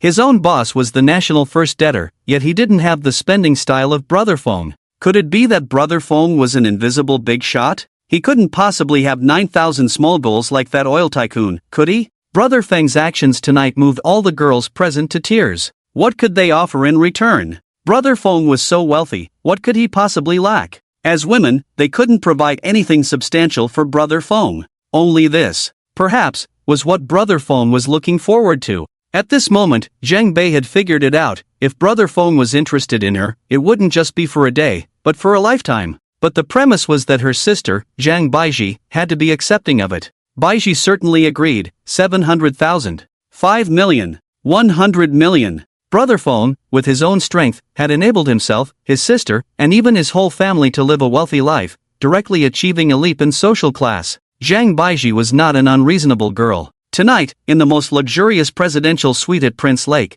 something extraordinary was bound to happen. All the girls seemed to understand each other without words. They were just waiting for someone to propose the perfect suggestion. As long as someone dared to bring it up, they would dare to implement it. Such matters had to be proposed by the eldest sister. Zhang Baiji was the first to approach Brother Feng, and this trip to Hangda was all for Baiji, so she spoke first. "Sisters, it is Brother Feng who has ensured our future without worries. We have no way to repay him, so may we offer Brother Feng a flower dance." This proposal stirred Brother Feng's passion. He had long thought about what that flower dance was for. The sisters quickly arranged themselves, and as the music started, 18 blooming chrysanthemums danced gracefully in the dim room. The beautiful dance left Brother Feng entranced. After nearly 20 minutes of hard performance, they formed the shape of a flower. Zhang Baiji signaled Brother Feng to stand in the center of that flower, to be a kingly man. At this point, Brother Feng understood just how happy a local emperor could be. This damn Boss Su really knew how to enjoy life.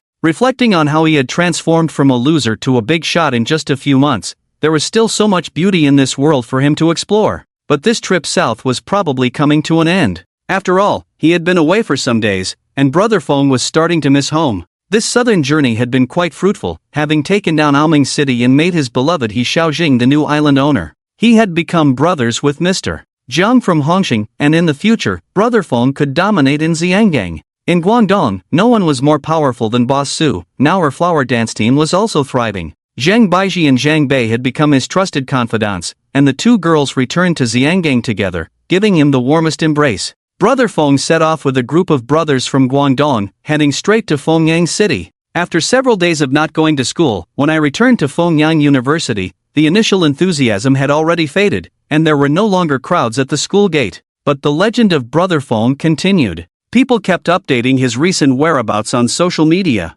Those well-informed individuals had somehow heard about Brother Feng's exploits in Australia and Hong Kong. Now, Brother Feng's heroic deeds in the Pearl River Delta had become a tale of admiration in Fengyang, in Liaoying Province, and even across the nation. Brother Feng returned to Fengyang, attending classes during the day and working night shifts, living a comfortable and luxurious life. Meanwhile, at the northernmost tip of the motherland, in Longjiang Province, a local big brother was facing unprecedented challenges. If you ask who is the most powerful in Longjiang Province, even a 3-year-old on the street would say Fourth Master. The status of Fourth Master in Longjiang Province is comparable to that of Brother Feng in Liaoying Province. However, Fourth Master had started his career early and had deep roots, while Brother Feng rose quickly but later. Fourth Master had the final say in Longjiang Province, seeking to defeat all challengers. But due to Longjiang Province's extensive border with Russia, in recent years, our country had opened trade ports in different cities. Many Russians flooded into the country, gradually forming a certain influence in several cities in Longjiang Province. The Russians, unkempt and brawny, were brave fighters, creating chaos in the major port cities. Gradually, a powerful force began to unify these unruly Russians, operating behind the scenes and competing with the local society, causing great distress to the local community. In Longjiang Province, no outside forces were allowed to run rampant. Fourth Master was furious. As a big brother in Longjiang, the younger brothers from various cities flocked to him, hoping he could take care of the Russians. Fourth Master gathered over 600 formidable individuals from his ranks, along with local society members from the port cities, forming a powerful force of over 1,000 people to engage in a battle of wits with the Russians. After more than a month of fierce fighting, both sides were locked in a stalemate. Although Fourth Master had a considerable number of men, sufficient combat power, and had operated in Longjiang Province for many years with extremely strong financial backing, he could not withstand the fact that there were a total of 12 open ports to Russia. Moreover, the Russians operated in the shadows while Fourth Master's business was in the open. Fourth Master's men were scattered and overwhelmed. After all, the Russians belonged to a fighting nation and were incredibly resilient. They could be battered and bruised but would still continue to fight the next day. After the ports opened, the Russians emerged like bamboo shoots after the rain, appearing endlessly. For a time, Fourth Master was at a loss. It seemed that to break this deadlock, he had to seek help from brothers in other provinces. Fourth Master picked up his phone and opened his contacts. Brother Dai from the capital. Young Master Qin from the Magic City. Nye Lei from Dongshan Province. They heard that they were helping Fourth Master and that the target was the Russians. It must be said that these big brothers were quite loyal. Regardless of whether they usually got along, as long as they heard the opponent was an outsider trying to bully the people of Z country, they had to take them down. A few hot-tempered big brothers immediately set off for Longjiang Province to join Fourth Master. They aimed to take down the Russian stronghold. Fourth Master, being a top figure in today's society, made a few calls and summoned 7 powerful big brothers. Over 3,000 people took various means of transportation to Longjiang Province. In no time, Longjiang Province became the focus of social figures from various provinces, and the people of Longjiang received news through different channels. Hearing that they were going after the Russians, the citizens responded enthusiastically. Damn it, the Russians were wreaking havoc at the ports. The people had long been dissatisfied with them. Opening the ports was beneficial for the economy and the locals. If they could eliminate those tyrannical Russians, it would be a win-win situation. Now that Fourth Master was mobilizing people to deal with the Russians, he must be strongly supported. The citizens formed groups spontaneously, organizing themselves to go to the train station and the airport to welcome the social big shots arriving from all directions. The owners of major hotels and inns in Ice City quickly cleared out rooms to offer free accommodation to the brothers from out of town. Manufacturers of cotton padded jackets and down jackets worked overtime, making warm clothing to be given away for free to the incoming brothers. Fourth Master was moved. Having been in the underworld for nearly 40 years, it was the first time he had seen such unity between the social people and the common folk. It felt great to have the support of the people. If they could subdue the old Russians this time, Fourth Master would definitely make a fortune. Then he would give back to the people of Longjiang province. Under everyone's watchful eyes, this battle could only end in victory, not failure. All 7 big shots were present. As the host, Fourth Master gathered everyone to sit together and strategize. The 12 open ports were located in 12 different cities. Due to the scattered locations, it posed a significant inconvenience for Fourth Master to deal with the old Russians. They were causing trouble from the north and the west. When dealing with the west, another city would stir up trouble. Over time, Fourth Master realized that these old Russians, though seemingly chaotic, were definitely organized and premeditated. Through private inquiries, Fourth Master learned that the leader of the Russians was named Vladimir Sandar. In their country, he was extremely powerful. After the ports opened, Vladimir Sandar's ambitions grew.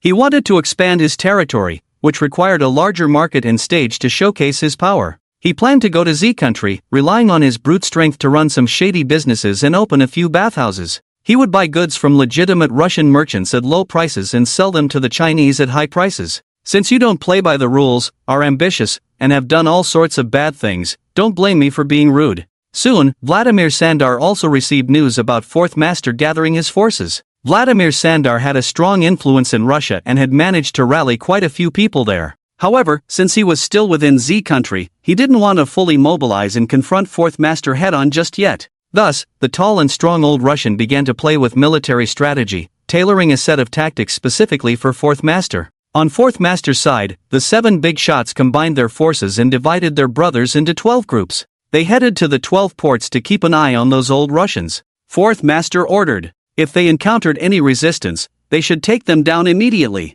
Absolutely no tolerance for bad behavior. As the day wore on, something strange happened. Those Russians who usually loved to stir up trouble seemed to have evaporated into thin air, completely vanished. That afternoon, a wealthy second generation from the Magic City, Shaoqin, along with several hundred brothers, had just come out of the trade market when heavy snow began to fall. The snow danced wildly in the northern wind. This group of men who had rushed over from the south were freezing like 3 grandsons. As soon as they stepped outside, they ran towards the parking lot, preparing to drive back to their base for a hearty northeastern pork stew with blood sausage. And maybe find a few big girls. That would be fantastic. Just as the brothers were daydreaming, they saw a large group of people in the parking lot. They were tall and robust, wearing cotton clothes and leather hats. Some were holding weapons, while others carried bottles of strong liquor. Each of their noses was red from the cold, and they stared at Shaoqin's brothers with runny noses. They looked quite fierce. Just when Shaoqin was worried about not being able to find the old Russians, they dared to come looking for trouble. The more than 400 brothers led by Shaoqin were eager to try, and although they were outmatched in size by the Russians, their momentum was strong. Shaoqin glanced back at the old Russians, trying to estimate how many had come over. But with the snow falling heavily, visibility was extremely low. He couldn't see what was happening behind him at all. Longjiang province was located at the northernmost end, with a biting cold wind. The leading old Russian lifted the liquor bottle in his hand, tilted his head back, and gulped down half a bottle of white liquor. Then crack! He smashed the bottle on the ground. Gulyolu! He shouted a few incomprehensible words with great momentum, and that group of Russians charged towards them. Shaoqin saw this situation and thought it was time to showcase the strength of the war god of Magic City. Give it your all and take them down. We can't let Magic City lose face. Shaoqin's brothers were also quite excited. Previously, they had only been clashing with other rich second-generation kids in Magic City. Today was their first time fighting against the Russians. Moreover, the icy, snowy weather gave the scene a sense of a game unleashing its ultimate move. However, they overlooked one point. This group of fighting Russians were not pampered rich kids. Each one was taller and sturdier than the last, and when the young men threw a punch, the Russians barely reacted. What was even more deadly was the weather. The moment they took their hands out, they turned red from the sub-zero temperatures. The freezing cold made Shaoqin's fighting power significantly diminish. As one side weakened, the other grew stronger. The old Russians had lived in such temperatures for years, developing a strong resistance to the cold. Their fists were as hard as old tree bark. Shaoqin's men were howling in pain. The old Russians effortlessly took down Shaoqin's subordinates, leaving a trail of fallen bodies. Shaoqin's men quickly fell in droves, while the old Russians remained unscathed. In this first scuffle under the blizzard, Shao Qin was completely defeated. At that moment, a man wearing a fur hat and a mink coat stepped out from the crowd. He looked to be around 50, exuding an air of unassailable dominance. He spoke a lot in a booming voice, and then a spirited young man with glasses translated into Chinese. Let me tell you, fourth master. From now on, Longjiang province is my territory. You are not worthy to fight me. The fighting nation is born to be the master in cold weather. Get lost. Shao Qin, who had been pampered all his life, had never endured such humiliation. So, he glared at the old Russian with resentment and then lowered his noble head. Thinking to himself, this grudge must be avenged. When fourth master and the other brothers learned of the situation, they rushed to Dongning City where Shao Qin was. But it was too late, the old Russians had already vanished without a trace. Shao Qin's group suffered heavy losses. Each one had bruised faces. These Russians were truly ruthless. Coupled with the cold weather, their wounds ached even more. At this moment, fourth master realized a key issue. This group of outsiders was actually not very useful in real combat. Although they seemed to have a considerable number of people, in such cold weather, only his own less than 1,000 brothers had real fighting power. The outsiders had never lived in such frigid conditions. Even just wearing cotton clothes and hats was a struggle for them, let alone throwing punches. Fourth master also learned through intelligence that Vladimir had rallied many other big brothers in Russia, making their strength even more formidable. As one side weakened, the other grew stronger. Now, the social order in his Longjiang province faced the situation of being led by the Russians. They would use their fighting power to gradually take control of the most profitable businesses in Longjiang, leaving the scraps for fourth master and the ordinary people. Thinking of this, and the hopes of the common people, fourth master fell into immense sadness. Was there no hope for Longjiang province? The big shots from outside also noticed fourth master's predicament. At that moment, Nielai from Dongshan province suddenly had a flash of inspiration and thought of someone. Fourth master. I thought of someone. He also comes from the northeast. That would be Brother Feng from Liaoying Fengyang. Although Liaoying province isn't as cold as Longjiang province, after all, they are all northeastern cities. Brother Feng's men will definitely adapt to fighting in the cold. Moreover, Brother Feng's 3,000 guards are warriors among warriors. One can take on 10. They can definitely fight against those tall, big Russians. Fourth master, as an old-school social figure, had certainly heard of Brother Feng. But most of the time, it was just like listening to a story. I never expected that today I would really have to ask that young punk for help. Fourth master, I think only Brother Feng can handle this matter, ensuring 100% chance of completely dealing with the old Russian. We need to subdue him in one go. Otherwise, it will be a protracted battle. Don't forget, the battlefield is in Longjiang province, and we are the ones at a disadvantage. Weighing the pros and cons, fourth master felt that Nielai's words made sense. Fourth master, I have some connections with Brother Feng. I'll call him right away to request support. Wait. Fourth master raised a hand. I'll make this call. It shows more sincerity. Nielai thought that the over 64th master would be firm and resolute, and asking a 20-something Brother Feng to do something might be difficult. Unexpectedly, this time fourth master was truly all in. He was ready to go all out against the old Russian. Fourth master picked up his phone and dialed Brother Feng's number. Hello, this is fourth master from Longjiang province. I've had some friction with the old Russian in various port cities of Longjiang, and I need Brother Feng's support. I don't know. Fourth master, no need to say more. Longjiang province and my Liaoying province are both children of Huaxia. I, Zhongchen, will not only help but will help all the way to the end. Tomorrow, I will bring my brothers to Longjiang to meet fourth master. Let's take down the Russians. After hanging up the phone, Brother Feng was deep in thought. As a social figure, Brother Feng had certainly heard about the situation between the Russians and fourth master these days. After hearing that fourth master had gathered quite a few people for help, Brother Feng had long been prepared to join in. He had just been waiting for an opportunity and an excuse. This time, with fourth master actively requesting help, the pent-up Brother Feng was ready to bring his 3,000 guards to sweep away the old Russians. After calming down, this matter might not be as simple as imagined. It was said that fourth master was quite powerful, and he had enlisted the help of 7 big shots from various provinces. If they couldn't handle the Russians, it showed that the Russians were not to be underestimated. Hearing that Brother Feng was going to campaign in Longjiang province, the principal specially approved a holiday, hoping for Brother Feng's triumphant return. After all, this time Brother Feng was not just representing himself, but the entire social force of Fengyang and even Liaoying. One battle to become a god, and the future social landscape of Liaoying would gain great fame in Z country. Brother Feng thought about it. His guard team had already been fully validated domestically. They were the most formidable social force. This time, he would use the old Russians to test what kind of quality his guards really had. The four major families of Fengyang learned about Brother Feng's expedition and specially spent a lot of money to charter a private plane, preparing to fly to Longjiang province. Before leaving, teacher Xiao Xiu felt anxious. She had secretly learned about Vladimir Sandar over there. This person was ruthless and cunning. She also used her identity as a teacher to find out that Fu Leiliu Ruyan from the International College of Fengyang University was his eldest daughter. Due to her father Vladimir Sandar's long-term involvement in the underworld, often doing heinous things, Fu Leiliu Ruyan was very dissatisfied with her father. In the 2 years since coming to Fengyang University, Fu Leiliu Ruyan had not returned to Russia. Even though her father missed her very much, he still had not gained his daughter's forgiveness. After a fierce internal struggle, teacher Xiao Xiu arranged to meet Fu Leiliu Ruyan from the International College. The two had a conversation that lasted over an hour. After making ample preparations, teacher Xiao Xiu found Brother Feng alone in her teacher's apartment. Once inside, teacher Xiao Xiu hugged Brother Feng tightly. After a long embrace, she finally let go. Brother Feng, this time is different from before. Those Russians are ruthless. You must not take it lightly. I don't want you to have any problems.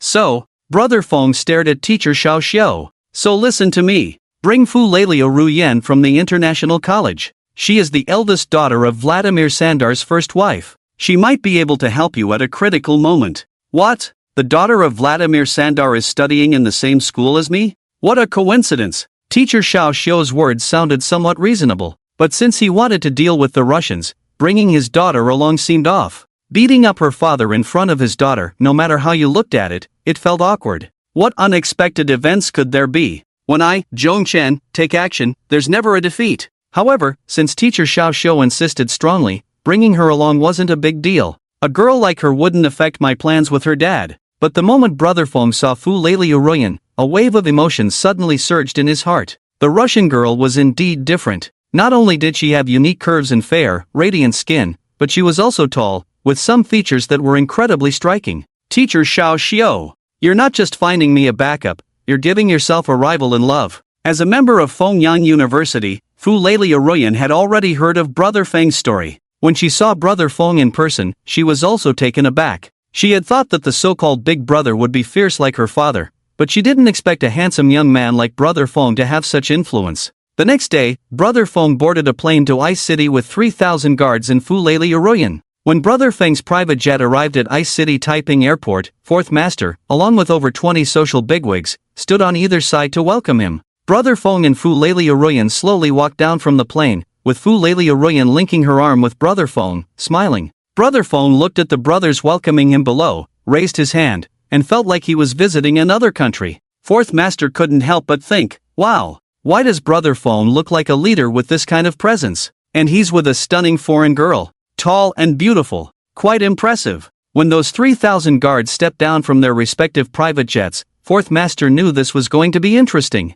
In terms of height, Brother Feng's men were not at all inferior to the Russians. Moreover, Brother Feng's crew looked younger and full of energy. What was even more commendable was that just after arranging Brother Feng's brothers, he was going to discuss with Fourth Master and the other social bigwigs how to deal with the old Russians. Fourth Master detailed the recent situation to Brother Feng, who was genuinely troubled. He wasn't afraid of a direct confrontation. He just hated the cat-and-mouse game of dodging and hiding. Just then, Brother Feng's phone suddenly rang. Hello, Brother Feng. It's your uncle-in-law, Dong Dakwan. You went to the Pearl River Delta without telling me, and now you're going to Longjiang province to deal with the Russians without looking for me. I'm worried about you. Your uncle-in-law is in Ice City right now. Where are you? I'll come find you. You know, your uncle-in-law is also a social figure from Heian County. If there's anything, I can help you. When Brother Feng heard his uncle-in-law say this, his head buzzed. No need to think, this burden of an uncle-in-law probably wanted to come out and show off, then brag back home.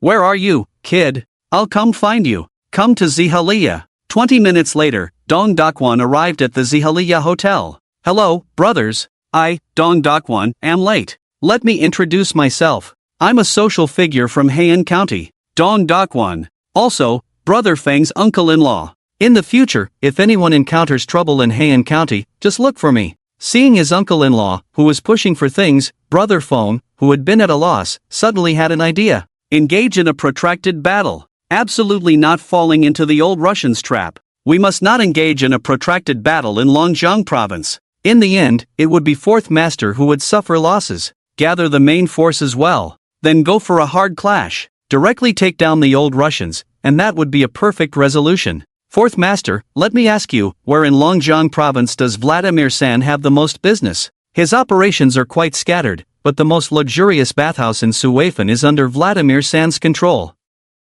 And there are 2 places for playing dice and a restaurant, all related to Vladimir Sandor. Good. If he doesn't come out of the mountain, we'll force him out. This is how we're going to do it today. After listening to Brother Feng's plan, everyone applauded enthusiastically. Brother Feng, I'm going to the Emperor's bathhouse with you. Brother Feng glanced at his uncle-in-law, Dong Daquan, whose annoying appearance was indeed suitable for today's role. Brother Feng, that bathhouse has a lot of tricks, it's very shady. Be sure to pay attention to safety. Fourth master reminded. Brother Feng took his uncle-in-law Dong Daquan, Zhan Tian, and Huzi directly to the Emperor's bathhouse. Dong Daquan swaggered in first. After a soak, they lay in the lounge drinking tea. A waiter approached. Brothers, do you need any other services? We have foreign girls. Dong Daquan shouted. What do the foreign girls look like? Let me see. Sure thing, brother. The waiter called over a few Russian girls, and they were quite something. Dong Daquan had never seen such fine girls in Haiyan County.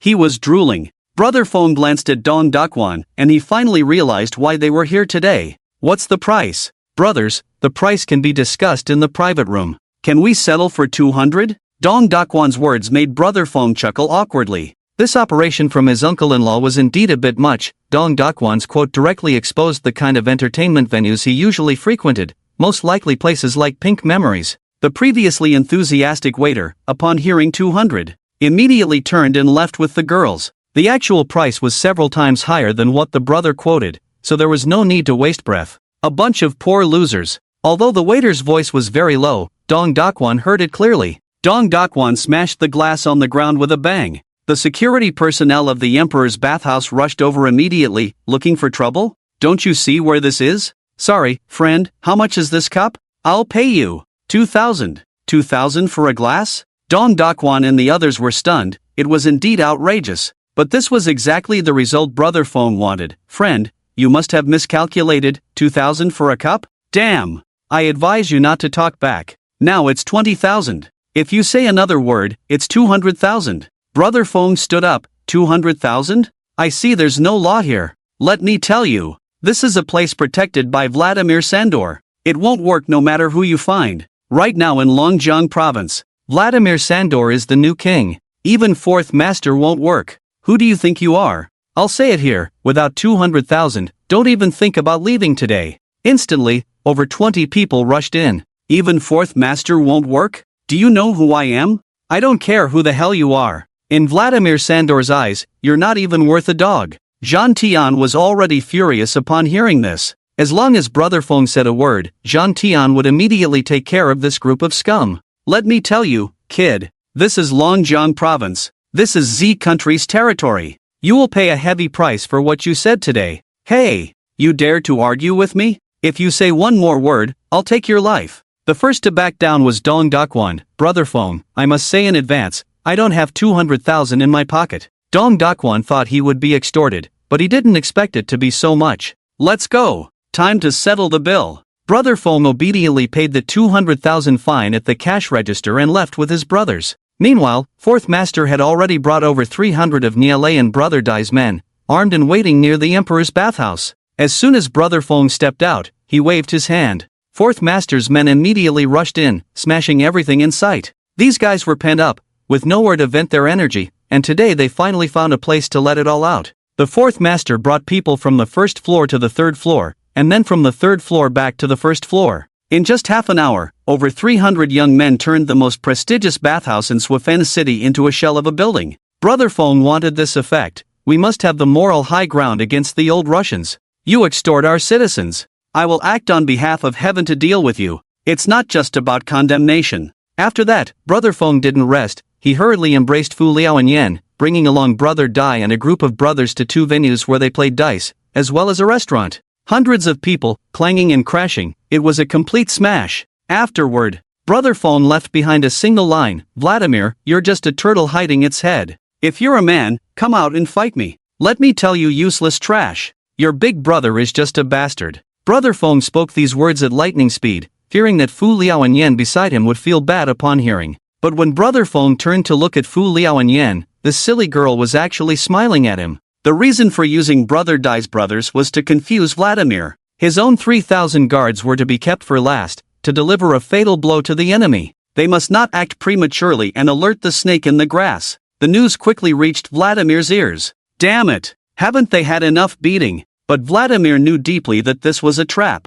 The fourth master wanted to lure him out. Then fight to the death. I'm not that easy to fool. Big brother. I think the girl standing next to that person over there looks like a younger brother. Beside Vladimir pulled out a photo taken on site. He pointed out Fu Liao and Yan beside Brother Feng to Vladimir. Damn! Vladimir recognized at a glance that this was his eldest daughter. Even though he had been separated from his ex-wife for many years, the adorable images of Fu Liao and Yan as a child still flashed before his eyes. Vladimir had thought this was a contest between him and the fourth master, or rather between him and the social people of Z country, never expecting to see the figure of his eldest daughter. Furious, Vladimir immediately called his ex-wife, whom he hadn't contacted in a long time. Where is my daughter? Faced with such a furious black boss, the ex-wife was not surprised. After all, she knew very well what kind of person he was. She's studying at Fengyan University in Z country. Z country? Studying? There's no school in our country that can accommodate her? You don't need to worry about that.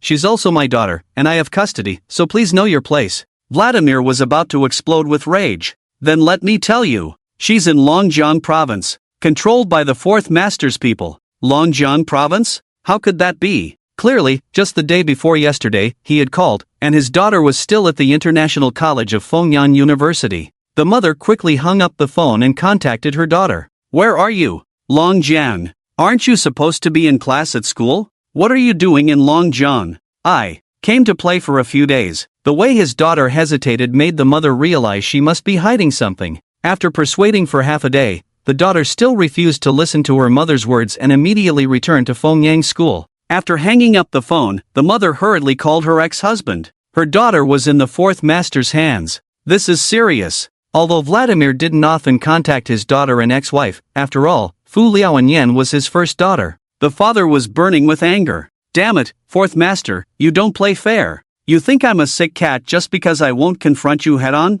Just wait, I'm coming over to kill you. Matters of the underworld are handled in the underworld. Damn it, fourth master, you actually kidnapped my eldest daughter into your camp? You really think I, Vladimir, am afraid of you? At this moment, Vladimir recalled the scene from the day before yesterday when he dealt with Xiao Qin. Damn! Fourth master, with the shrimp soldiers and crab generals you found, in the severe cold, their claws would freeze instantly, leaving them with no combat power at all. Vladimir surveyed his brothers. There were nearly 2,000 of them. A few other big shots he had a good relationship with could also provide 1,000 men. Together, that made a total of 3,000. These 3,000 were all seasoned warriors, strong-bodied and brave in battle. This group was more than enough to deal with Xiao Qin's brothers. It would be like a light drizzle. The only ones who could stand a chance against these 3,000 were the brothers of fourth master in Longjiang. Vladimir roughly estimated that fourth master's own men, plus those borrowed from other big brothers in Longjiang, would amount to at most 1,500. As for fourth master's brothers from the south, those he called in from outside, they were basically useless. Against fourth master's 1,500 men, Vladimir had great confidence in his own brothers. They had the numerical advantage. They had the combat power advantage. Looking at it this way, their strength no longer allowed for low profile. If you want to hasten your demise, I will fulfill you. One battle to determine the victor. One battle to take down fourth master and his little Karami completely. I want you to see the gap between the people of Z country and the fighting nation. Thus, Vladimir had the translator next to him make a call to fourth master. Tomorrow afternoon at 3 o'clock. Daling Forest Farm. We will fight to the death. No backing out. The phone call was brief and to the point, clearly stating the time and place. Brother Feng's scheme had succeeded. Even the bravest old Russian is still human. Tomorrow's battle will subdue him. Let the overbearing Vladimir know what fear feels like. For this, Brother Feng made arrangements overnight. Fourth Master prepared 1,500 elite soldiers. Brother Feng had 3,000 guards. Additionally, the remaining big brothers had a few thousand men. Although they might not be very effective, they were still part of society. 5 could take on 1 without a problem. Fourth Master came to get the map and strategized with Brother Feng and the others. Following the routine set by Brother Feng, 4th Master felt confident. Tomorrow's battle would surely be victorious. That night, Brother Feng returned to the luxurious presidential suite. At this time, Fu Liaoruyan had not yet gone to sleep. The house had 2 bedrooms and a study, and Brother Feng had given the largest suite to Fu Liaoruyan. He slept in the other room. The moonlight in Longjiang province was truly beautiful, and outside the window, it was quiet. The pure white snow falling made this northernmost province of the motherland appear particularly unique. Just like Fu Liaoruyan sitting in front of him, she was different from other girls. Sometimes she was crazy, sometimes she was terrifyingly quiet. At this moment, Fu Liaoruyan was neither crazy nor quiet. Seeing Brother Feng return, she turned to him and smiled.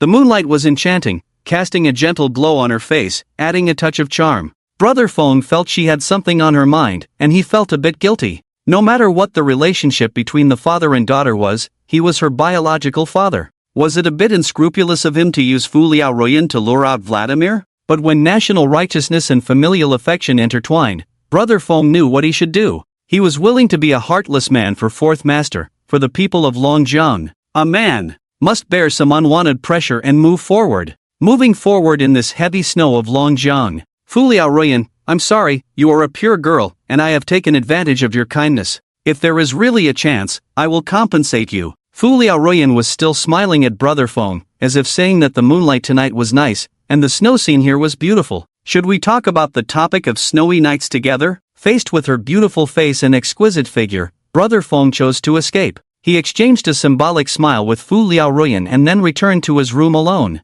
The next day, it was another snowy day. Brother Feng, along with a group of big shots and brothers, set off towards the Daling region. Under Brother Feng's command, the brothers of 4th Master Longjiang took the lead. Although these 1,500 brothers were not as combat effective as the old Russians, they were locals with a fierce spirit and had some adaptability to the extreme cold. Following closely were the brothers of big shots like Brother Dai, Nielei, and Xiaoqin. Brother Feng's most formidable 3,000 guards were hidden in the woods and hollows on the eastern side of Daling. Brother Feng knew that his 3,000 guards were still the key element, a crucial part of this resistance against the Russians. Therefore, he repeatedly urged his brothers, in today's battle, hold nothing back. Grab your pickaxes and steel pipes. Fight the Russians with all your might. After arranging everything, a group of people slowly approached through the snow. The tall and burly Russians made their entrance. Before setting off, Vladimir San had also rallied his troops. Fight for the big brother. Fight for wealth. Fight for the fighting nation.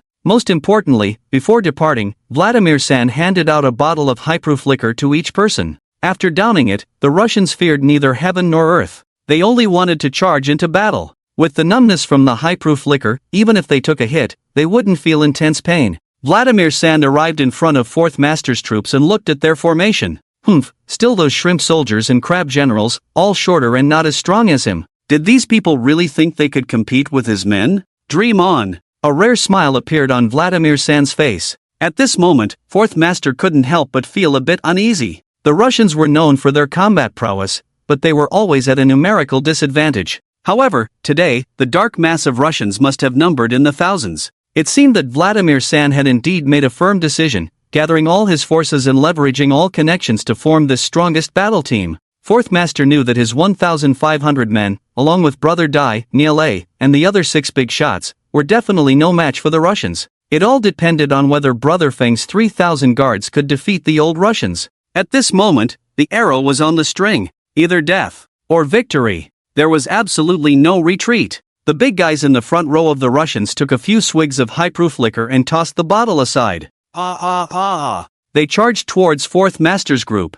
4th Master's men had long been impatient. They picked up their weapons and fought back against the Russians. A fierce battle erupted like a meteor colliding with the earth. Not just fighting for 4th Master, but also for Longjiang, for Z country. The combat power unleashed by 4th Master's brothers today surprised him. Since they all had weapons, it significantly diluted the Russians' physical advantage. 4th Master's men knew they had the numerical advantage. As long as they could hold off the Russians and withstand their 3 main attacks, they definitely had a chance of winning. After all, hidden in the shadows were Brother Feng's most formidable guards. After more than 10 minutes of desperate resistance, 4th Master's side had lost nearly 500 men. On the Russian side, although fewer had fallen, their stamina was greatly depleted. Some of the drunken Russians began to sway left and right. The combat effectiveness of the Russians' 3,000 warriors had already begun to decline. Fourth Master's men were still holding on. It seemed they had found a way to deal with the Russians. That was to retreat when the enemy attacked and fight back when the enemy retreated. To exhaust the Russians' stamina as much as possible for the brothers who had come from afar. Brother Dai and Niale and the other big shots couldn't wait any longer and prepared to lead their brothers to support. But they were stopped by Brother Feng. They were all of the same blood. Brother Feng couldn't bear to let those brothers from afar go up and waste their lives at this moment. Brother Feng raised a hand and waved to his guards, "Kill for me." From the depths of the jungle and the hollows, a group of fierce beasts charged out. These people were just like the Russians, with an astonishing height, each one a muscular 185. Moreover, they possessed the energy and physicality that the Russians lack. As the 3,000 guards made their move, it left the opposing Vladimir Mountain in shock. Did Fourth Master hold back a hand? The towering 3,000 guards officially made their appearance. Replacing Fourth Master's brothers, they directly clashed head-on with the Russians. One must say, the physical quality of the 3,000 guards is explosive. Zhang Tian decisively took down a Russian before he even had time to react, being served a barrage of steel pipes. When another Russian stepped up to serve Zhang Tian, he had already flown to another position, attending to the next Russian. The 3,000 guards from the Liao camp, truly worthy of being northeasterners. In the heavy snow of the Great Ridge, they moved with ease, showing no signs of hesitation. Looking at this situation, Brother Feng had indeed worried too much. Even if they had brought out the 3,000 guards to confront the enemy head-on from the start, they could have managed smoothly. It was just that after Fourth Master's men had exhausted themselves, it became even easier to control the situation. At this moment, over 1,000 Russians had already fallen. The remaining 2,000 were struggling to hold on. Some fell and got back up, only to become live targets again. Once more, they were taken down by Brother Feng's men. The dilemma facing Vladimir Mountain's brothers had two aspects. One was their lack of agility. Fighting in the snow was inherently inconvenient, compounded by the sluggishness from years of heavy drinking, which played right into the guards' hands. The second was the significant gap in physical stamina. After 2 waves of exhaustion, the heavy Russians were panting heavily. They were left as mere shells. Half an hour had passed, and nearly half of Vladimir Mountain's forces had been lost. If this continued, it would likely lead to a catastrophic defeat. Not to mention taking down Fourth Master and occupying Lonjiang, even their position in Russia would suffer greatly. A defeat like a mountain collapsing. As Vladimir Mountain's fate seemed to be sealed, Brother Dai and the 7 big shots couldn't have come in vain. Given the current situation, as long as they charged forward, they could crush the Russians. Under Brother Dai's command, thousands of brothers from outside surged forward. Forming a combined force with Brother Feng's 3,000 guards, they quickly threw the Russians into disarray. At this moment, Brother Feng thought of Fu Liao Ruyan. After all, this was Fu Liao Ruyan's father, and exterminating him was not what he desired. As long as Vladimir Mountain could promise not to challenge Fourth Master again and refrain from interfering with normal trade at the port, as long as Vladimir Mountain knelt and admitted defeat, he could still spare him a way out. Brother Feng waited. According to the usual pace of big shots like Wang Jianlin and He Hongqing admitting their mistakes, it wouldn't be long before Vladimir Mountain would kneel before him, calling out Brother Feng. But after waiting for a while, there was still no sign of Vladimir Mountain coming to apologize. Quite stubborn. If he didn't soften up soon, his subordinates would be wiped out. Brother Feng deeply understood that in this severe cold and heavy snow, if a person got injured and wasn't sent to the hospital in time, they could die within a few hours. At this moment, Brother Feng vaguely spotted Fu Liao Ruyan's figure among Fourth Master's troops. Brother Feng's heart softened. After all, he was still a young man in his 20s, not one who aimed to harm others. Seeing that Vladimir Mountain's forces were down to just about 1,000 people, and these 1,000 were also on the verge of collapse. In another 20 minutes, Brother Feng could guarantee that he could eliminate all the Russians. They had already lost their fighting spirit. Dealing with this Russian team was as easy as crushing an ant. Brother Feng truly couldn't bear to deliver a fatal blow to someone who was struggling for their life. Moreover, he was Fu Liao Ruyan's father. Brother Feng raised a hand, stopping the ongoing battle. On Brother Feng's side, the fierce battle was in full swing, while the Russians were left with very few. At this moment, Vladimir Mountain was already dazed, beaten black and blue by Brother Feng's guards. He was half kneeling on the ground, gasping for breath. Brother Feng walked up to Vladimir Sanda. "Today, I spare your life. It's not that you shouldn't die. I'm doing this for the sake of your daughter, Fu Liao Ruyan." At the mention of Fu Liao Ruyan, tears fell from Vladimir Sanda's eyes. "Vladimir Sanda, let me tell you. Get back to your territory and mind your own business. If I see you causing trouble in Longjiang province again, next time will be your death date." At this moment, Brother Fong even felt a bit of admiration for Vladimir Sanda, who refused to say a soft word even after being brought to this extent. Tough as nails. Fulai Lyuruyan. Vladimir Sanda shouted, "Come home with me." Although Vladimir Sanda spoke in Russian, all the brothers present saw him looking in the direction of Brother Feng's woman. Vladimir Sanda recalled the moments when he first stepped onto this path, and tears streamed down his face. Fourth Master had a brother who was fluent in Russian, and he translated that Fulai Lyuruyan was actually Vladimir Sanda's daughter. Everyone was taken aback. Damn! The woman Brother Fong brought was not an ordinary woman, but the daughter of his opponent? No wonder he could successfully lure Vladimir Sanda out. Brother Fong truly lived up to his name, a young man with both courage and strategy. At this moment, Fulai Lyuruyan in the distance showed no reaction. Her gaze towards Vladimir Sanda was hollow, as if she were looking at a stranger. Brother Fong had already seen the answer in Fulai Lyuruyan's eyes. Since the daughter didn't want to acknowledge this father, so be it. Brother Fong then walked over to Fourth Master. "Fourth Master, I wonder if you could give me some face and let this matter end here today. I believe Vladimir Sanda wouldn't dare to cause trouble again. If he dares to make trouble again, I will definitely take his life. Brother Fong, today's battle is thanks to you. We all listen to you." In the future, in Longjiang province, if there's anything, Brother Fong speaks, I, Fourth Master, will not hesitate. The chaotic Vladimir Sanda narrowly escaped a disaster. He never expected that the one who saved his life today was his eldest daughter, whom he hadn't seen for many years. And tonight, Fulai Lyuruyan's actions directly dropped Brother Feng's jaw. Fourth Master booked the most representative international hotel in Ice City. To celebrate this battle, Fourth Master, Brother Fong, and 7 local big shots sat in the most prominent position at the front of the restaurant. Uncle Dong Dakwan saw a good opportunity and insisted on squeezing in at the same table as Brother Fong. Taking advantage of Brother Feng's uncle's status, Dong Dakwan got to eat and drink. But Dong Dakwan's mind wasn't on eating and drinking, he was frantically taking photos with the big shots. These were all the most powerful figures from various provinces. Taking more photos with them was definitely not a bad idea. In a few days, he could bring them back to Haiyan County, or even to Fengyang City, and instantly impress everyone.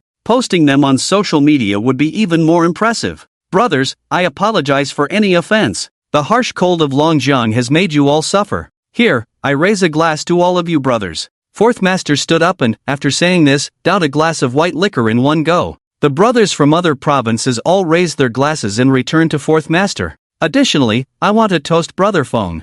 In this battle of Daling, Brother Fong deserves the credit. Not only did he help me, Fourth Master, greatly, he also helped Longjiang, and helped the people of Longjiang greatly. My brothers from Longjiang, stand up. Let's toast Brother Fong. Even though I, Xiao, am over 60, I must call you Brother Fong. Brother Fong, you are a benefactor to us in Longjiang. Cheers to Brother Fong. All of Fourth Master's brothers raised their glasses to Brother Fong. At this moment, Brother Fong stood up. In this situation, he had to show some respect. Fourth Master, you flatter me. My Liao Camp and Longjiang are brothers. We should help each other. If I, Zhong Chen, were the one in trouble today, Fourth Master would definitely lend a helping hand. Moreover, the opponent is a Russian. From this perspective, I am fighting for Longjiang. Even more so for Z country. The country is always greater than the family. I suggest all the brothers present stand up and drink a toast for our brotherhood. In the largest hall of the International Hotel,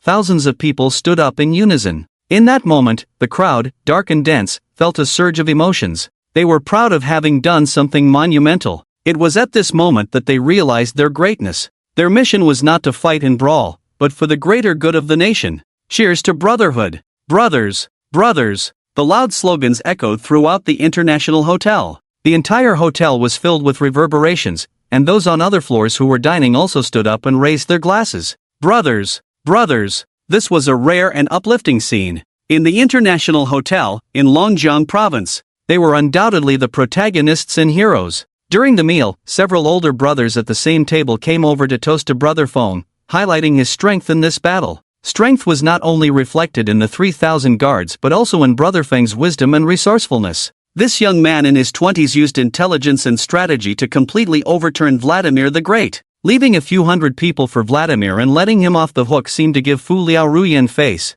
In reality, the big shots at the table could see that Brother Fong had other plans. One was to leave some people behind to take the injured to the hospital. After all, in the severe cold, being frozen for a few hours was no joke. If thousands really died, That would be a big deal. The second was that this time, Vladimir the Great was scared, and he must have begun to fear the power of the fourth master in Z country, leaving some people to continue operating in their own territory. In fact, it was a form of protection for the fourth master's port. If Vladimir the Great were completely wiped out, other forces would inevitably rise up. New forces would eventually pose a threat to the fourth master again. Therefore, Brother Feng letting Vladimir the Great go was a twofold benefit. It was truly a brilliant move. Brother Feng's strength earned the respect of everyone present. The undisputed king. At this moment, the one who admired Brother Feng the most was undoubtedly Shao Qin from the Magic City. He had brought 400 people and had been thoroughly beaten by the Russians, while the other side suffered no losses. Shao Qin thought he was done for. No one could handle the Russians. Unexpectedly, Brother Feng jumped in out of nowhere. Leading his 3,000 guards, he directly took on the Russians. Shao Qin had seen a lot in the Magic City, had many brothers, and although there were many tough guys in the Magic City, he couldn't claim to be a big brother there. But from his observation, Brother Feng's strength was absolutely top tier, even in the Magic City. He never expected that this handsome young man, who seemed to be about the same age as him, would have such achievements. As a rich second generation, Shao Qin wondered if such an impressive Brother Feng also liked to chase girls, loved luxury cars, and enjoyed mingling with the powerful. Filled with admiration for Brother Feng, Shao Qin boldly raised a glass and approached him. Brother Feng, I'm Shao Qin from the Magic City. Thank you for avenging me. You took care of the old Russians. I toast to Brother Feng. Brother Feng certainly knew that no one at this table was there for free. The more friends you have, the easier the road. Shao Qin, we are about the same age. From now on, we are brothers. Cheers. Unexpectedly, the impressive Brother Feng was quite easygoing. After downing the drink, Shao Qin had a bold idea. Brother Feng, I've long admired your name. I've always wanted to be your brother. If you don't mind, after this, come with me to the Magic City for a walk. Brother will take you to the Magic City to have fun. The Magic City? Brother Feng had never been there. However, having just dealt with the Russians, he wasn't quite ready for a trip. Some things, once missed, are lost for a lifetime. Seeing that Brother Feng had not expressed his stance, Shao Qin stepped up his game and continued to pull Brother Feng. Brother Feng, if you don't go, it means you don't give me, Shao Qin, face. Besides, aren't you the king of the night scene? The night scene in Magic City is famously impressive. If you go, I guarantee you'll have a feast for your eyes. Brother Feng thought about it and realized that going to Magic City didn't seem like a bad idea. Just as Shao Qin said, the king of the night scene not going to Magic City seemed a bit unreasonable. Alright, Shao Qin. Since that's the case, after I send Fu Lalu Ruyan back to Fengyang tomorrow, I'll go with you to Magic City. It's a deal. Tomorrow I'll go back to Fengyang with you. We'll go from Fengyang to Magic City. After the two made their agreement, Shao Qin felt relieved. Damn! This time, with Brother Feng backing him up, he could finally stand tall in the rich second-generation and official second-generation circles of Magic City. After a few rounds of drinks, the brothers present were all tipsy, while Brother Feng remained sober thanks to his system rewards. Drinking this little was just right. As the saying goes, after the gathering dispersed, Brother Feng suddenly remembered that Fu Lalu Ruyan was still waiting for him in the presidential suite. Yesterday, because he had to deal with her father, Brother Feng hadn't had the chance to have a deep conversation with Fu Lalu Ruyan. Today, things had just been resolved, and his mood was quite good. Brother Feng hurried back to the hotel and pushed open the door to the presidential suite. The room was dark, but the moonlight was still bright. Fu Lalu Ruyan was sitting on the sofa, holding a glass of red wine, beautiful and captivating. There was a hint of sadness in her eyes. When Brother Feng approached her, Fu Lalu Ruyan did not shy away. But Brother Feng could tell she was different from usual. She clearly seemed to have something on her mind. Brother Feng was not the kind of person to force a weak woman to do something messy at such a time. What he liked was mutual affection, a unity of emotions and body. It wasn't just about venting. Why was Fu Lalu Ruyan acting so strangely? Brother Feng's first reaction was that he had hit her father. Fu Lalu Ruyan must have feelings for him now. Fu Lalu Ruyan, my goddess, I'm really sorry about what happened with your father today. Brother Feng spoke in a melodramatic tone, trying to communicate with Fu Lalu Ruyan in a Western manner. I apologize. I hope you can forgive me. Fu Lalu Ruyan turned her face, her fair and tender features like a celestial being descending to earth. She spoke in somewhat halting Chinese. It's okay, I have a father-daughter relationship with him. Today at the event, I was worried about your safety. Hearing Fu Lalu Ruyan's words, Brother Feng was suddenly very touched. He knew that a girl like Fu Lalu Ruyen, straightforward and honest, would not lie. What kind of feelings made her choose him over her own father? Brother Feng's tender feelings surged. A girl alone in a foreign land could treat him this way, making his heart ache. So today, no matter what was troubling Fu Lalu Ruyen, Brother Feng had to help her resolve it. My goddess, my most beautiful Fu Lalu Ruyen, can you tell me why you're feeling down? Fu Lalu Ruyen sighed, sigh. My grades have been terrible. If I fail, how can I face my mother? Brother Feng was instantly dumbfounded. Damn! Is that all? Well, Fu Lalu Ruyen is still a student, so it's reasonable for her to worry about her grades. Fu Lalu Ruyen, I'll help you solve this problem. Really? Can you help me borrow some time? Fu Lalu Ruyen finally showed a smile, her eyes wide open. Seeing this, Brother Feng's heart blossomed with joy. This little issue was a piece of cake for Brother Feng. Even though it was already 1 a.m., for the sake of this hard-won atmosphere of hormones, Brother Feng took out his phone worth over 1,000 and directly called Principal Wang Chifa. To his surprise, just 3 seconds later, Wang Chifa picked up the phone. Brother Feng, you finally called. How's it going over there in Maozi? As the principal, I'm very worried about your safety. No matter what, you have to return to Fengyang healthy. You are the pride of the Fengyang people, the pride of our Fengyang University, and my most accomplished student, Wang Chifa. Brother Feng didn't say anything, and Wang Chifa kept talking nonstop on the other end. Principal Wang, I'm doing well. No need to worry about me. Brother Feng, is there an urgent matter for you to call me in the middle of the night? If needed, I can immediately take the school's security team and the wealthy brothers to support you in Longjiang province. Speechless. Principal Wang, listen to me, I've been too busy lately and haven't been to school. You see, my final exam results. Brother Feng turned on the speakerphone, letting the international college's Fu Lalio Ruyan hear about his standing in school. Brother Feng, you don't need to worry about this. You're out there doing big things, I'll arrange your grades, and they'll all be perfect scores. Fu Lalio Ruyan's mouth dropped open in surprise. Principal Wang, I have one more thing I'd like to trouble you with. Brother Feng, you are my savior. Just tell me what I can do for you. There's a girl in our international college named Fu Lalio Ruyan, and I want to protect her. I don't want to see her fail any courses. International college? Fu Lalio Ruyan? Brother Feng, I've noted it down. I will definitely take care of this. With my help, Fu Lalio Ruyan will surely get full marks in all subjects, with no tardiness or absences. The scholarship for next year's international college will definitely belong to Fu Lalio Ruyan. Alright, goodbye, Principal Wang. Just after hanging up, Fu Lalio Ruyan pounced over like a little wildcat. Wow, my brother Feng, you're amazing. I love you. Fu Lalio Ruyan was like a child who had never seen the world. In her eyes, academic results could only be achieved through hard work. She didn't know that this could be manipulated. This saved a lot of effort. It seemed her trip with Brother Feng was not in vain. Happy Fu Lalio Ruyan seemed like a different person, extremely proactive towards Brother Feng. It was an extremely cold snowy day, an ordinary night in the snow country. But Brother Feng was living so joyfully, so uniquely. Fu Lalio Ruyan, you are truly wonderful. Afterward, Fu Lalio Ruyan lay contentedly in bed. Brother Feng got up and went to the window. This was his first time in Ice City, and he wanted to use the quiet time of the night to look at the snowy night. Heavy snow fell, and the outside world was all white. Under the streetlights, the large snowflakes looked like gifts from the heavens to Longjiang. Snow, only the snow of Longjiang, is the purest snow. This province at the northernmost end of Z country has a geographical location and customs different from other provinces. Brother Feng didn't know why, but he felt very attached to this land. Perhaps it was because of Fu Lalio Ruyan, maybe only in Ice City, in the extremely cold weather, could the true her from Russia emerge. The Snow Country Princess. That night, Brother Feng felt very satisfied. The next day, it was time to say goodbye, and Brother Feng exchanged contact information with all the big shots.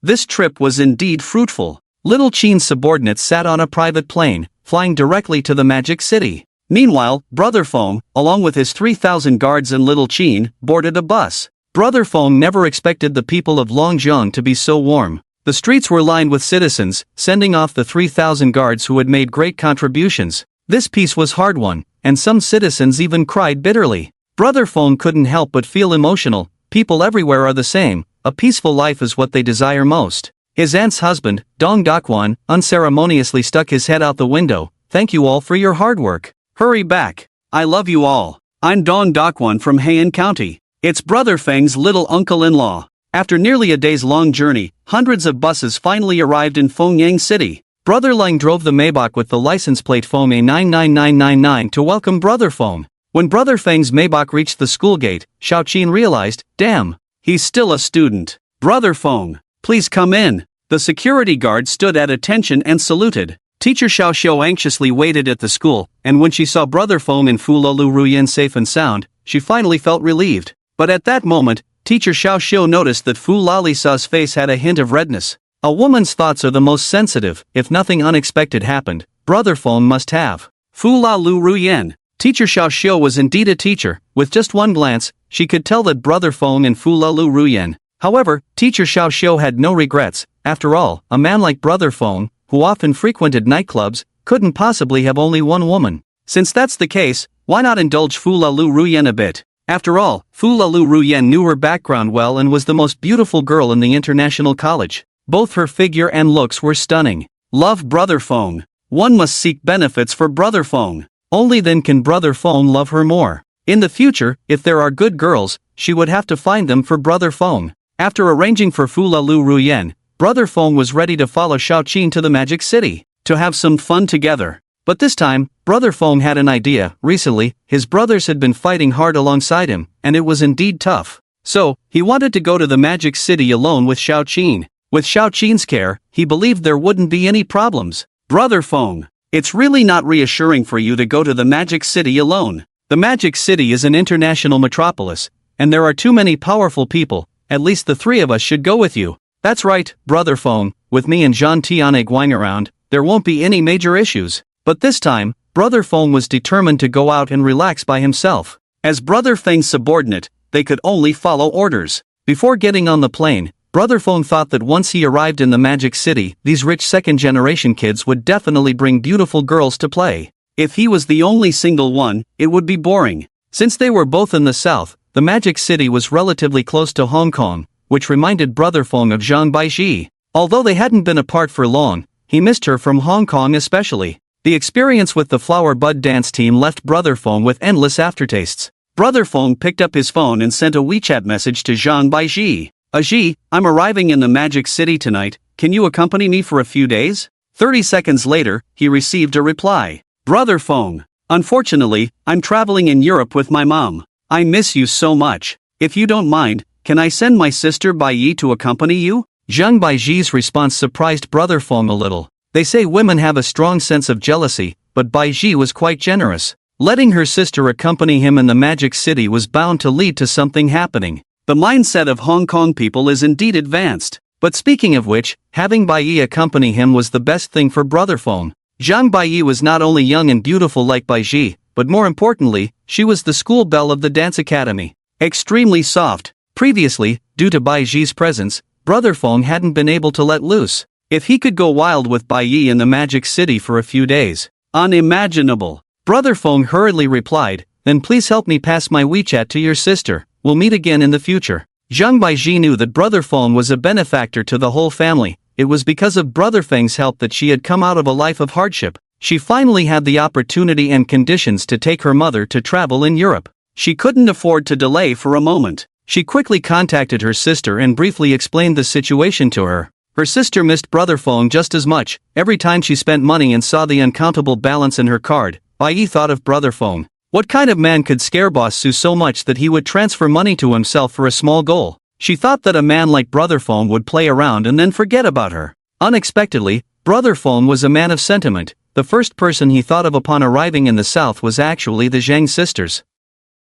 Zhang Bei quickly added Brother Feng on WeChat. Without holding back, she spoke directly, Brother Feng, I'm booking a ticket right now. See you in the Magic City. On the plane, Brother Feng was already floating. This trip to the Magic City was destined to be extraordinary, and Brother Feng began to daydream. After more than 2 hours of travel, the plane successfully landed at Magic East Airport. Xiaoqin and Brother Feng walked to the airport parking lot, where a row of supercars came into view. A group of young men and women enthusiastically approached to greet them. Brother Qin, let me introduce everyone, this is Brother Feng, my good big brother. Call him Brother Feng. Hello, Brother Feng. Hello, Brother Feng. Meanwhile, Brother Feng was admiring the array of sports cars before him. Lamborghini, Ferrari, Bugatti. and some brands that Brother Feng couldn't even name. Perhaps this was the legendary combination of beautiful cars and beautiful women. Just then, Brother Feng's phone rang. Brother Feng, I've arrived at Magic East Airport. Where are you?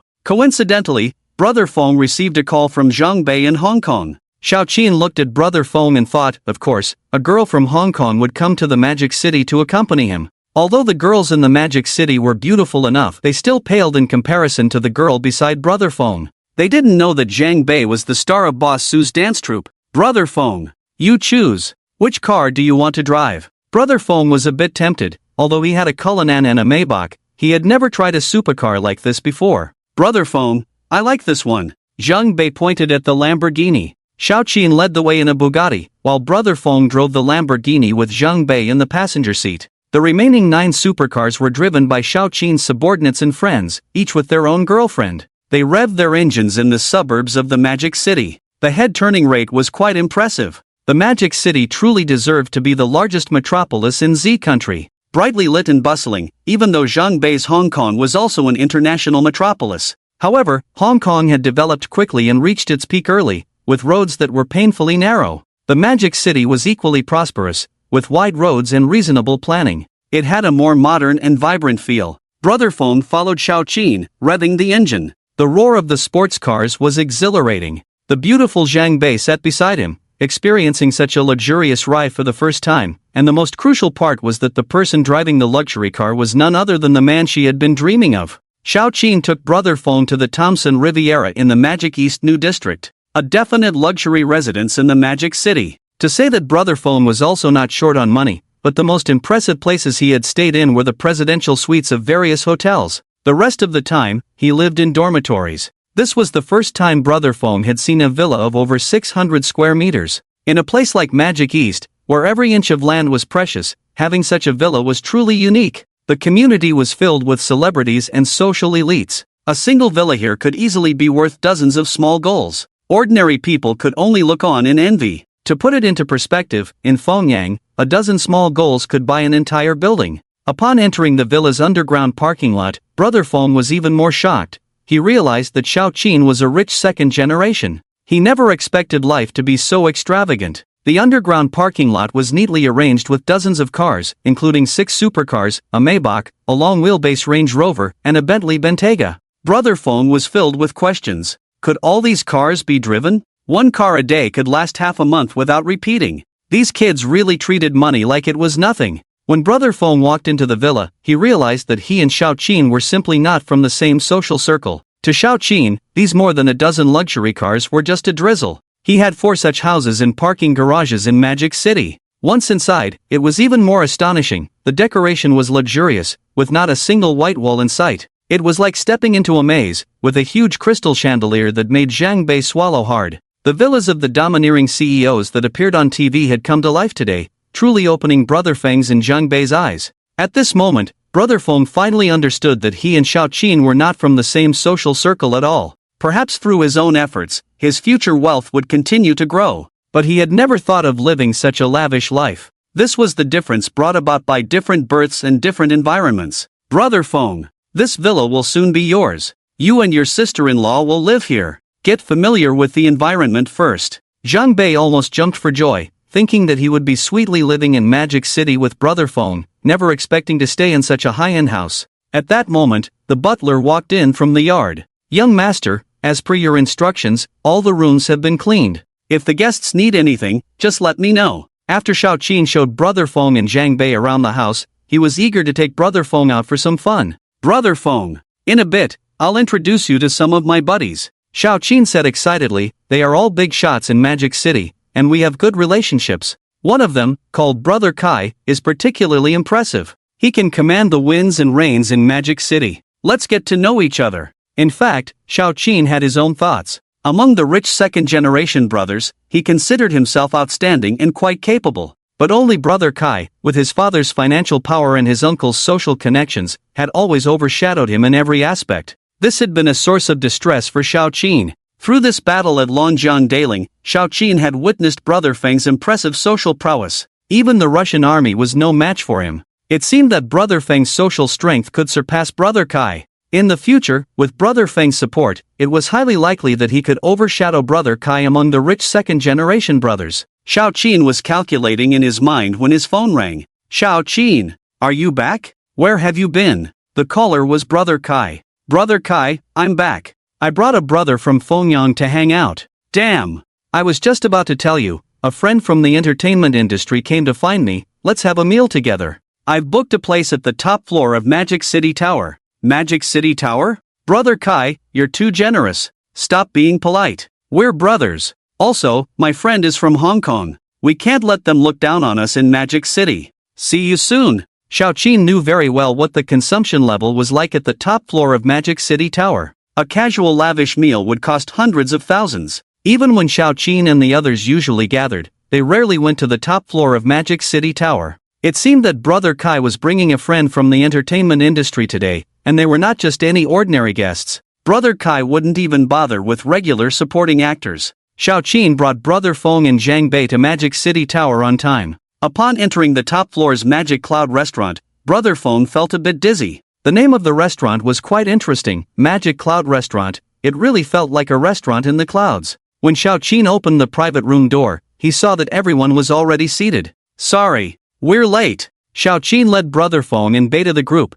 Let me introduce, this is my good brother, Brother Feng. And this is Brother Feng's girlfriend, Zhang Bei. Come on, Xiao Qin. My friends. From Hong Kong, Xiang Yu and his fiancée Zhang Baiken came to Magic City to choose a wedding dress and to hang out. When Zhang Bei saw Xiang Yu and Zhang Baiken, her eyes widened. Damn, aren't they the leading ladies of Hong Kong cinema? From the day Zhang Bei was accepted into the dance academy, she dreamed of one day entering the film industry and becoming an actress. Even if it was just a minor role, she would be satisfied. Unfortunately, she had no connections and a father who was a gambling addict. So, right after graduating, Zhang Bei joined the Hangda dance troupe, starting her money-making life. Little did she expect that today, under Brother Feng's guidance, she would be sitting at the same table as Xiang Yu. Coming from Xiangang as well, Zhang Bei certainly knew that Xiang Yu's family ran the most impressive film company. If she could connect with him, her future in the film industry would have hope.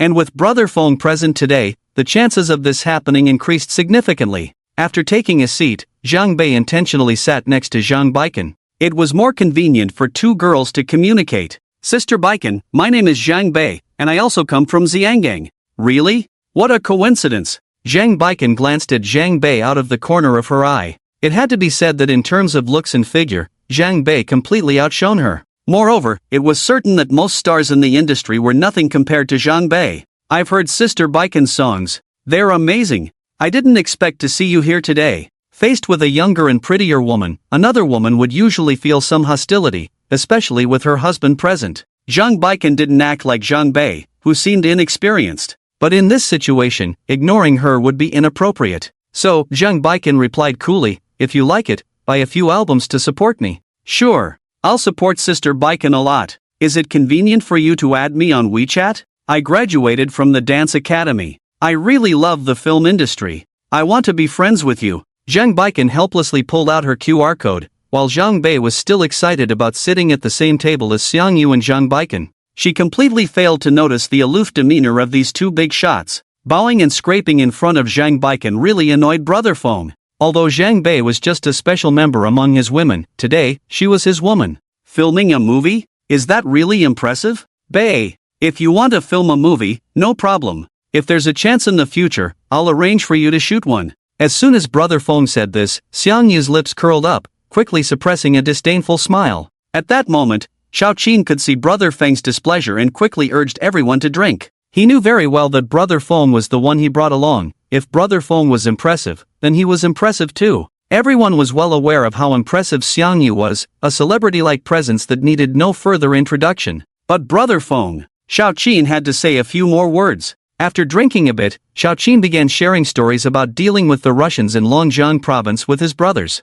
He was animated, and his storytelling was quite engaging. Xiao Hao and Ali, among others, cheered him on. Despite Xiang Yu and Zhang Baiken's cool demeanor, they were used to being the center of attention. Meanwhile, Xiao Qin kept talking about Brother Feng's glorious deeds. Xiang Yu glanced at Brother Feng, a student in his 20s, just a little brother, and found it amusing how Xiao Qin was elevating him to the skies. To deflate Xiao Qin's bravado, Xiang Yu analyzed Brother Feng's glorious deeds from a filmmaking perspective. I say, Xiao Qin. In our Xiangang, in movies, this kind of fighting and killing is what gangsters do. The real big shots are behind the scenes. The implication of Xiang Yu's words was clear: stop boasting. Let's talk about something I find more impressive. As soon as this was said, the atmosphere became tense. Xiao Qin had intended to ride on Brother Feng's coattails and shine in front of his brothers. But since ancient times, two tigers cannot coexist on the same mountain. Both Brother Feng and Xiang Yu were impressive figures in their respective fields. Xiang Yu came from a privileged background with deep connections in the entertainment industry, while Brother Feng was high and mighty, never afraid of anyone. At this moment, Zhang Baikan also sensed that things were going awry. She deeply understood the strength of Xiang Yu's family and had great confidence in him. It is now clear that the Brother Feng brought by Xiao Qin wants to have a showdown with the couple, Xiang Yu. As a prospective noble lady, of course, she must lend Xiang Yu a helping hand at this moment. When experts clash, they hide their knives. As a woman, Zhang Baikan certainly cannot be straightforward, letting the conflict escalate instantly. Understanding the balance of softness and hardness, it's best to make the other party uncomfortable and let Brother Feng lose his temper first. This way, we, the people of Xiangang, can show our quality. Oh, making a movie isn't that easy, it's very hard work. It's not like you just open your mouth and the movie comes out. However, Sister Bei's conditions are quite good. If there's a chance, we can collaborate. Zhang Bei, who has just entered society, has no idea of the stakes involved. Hearing that a big shot like Zhang Baikan can offer her an opportunity, she beams with joy.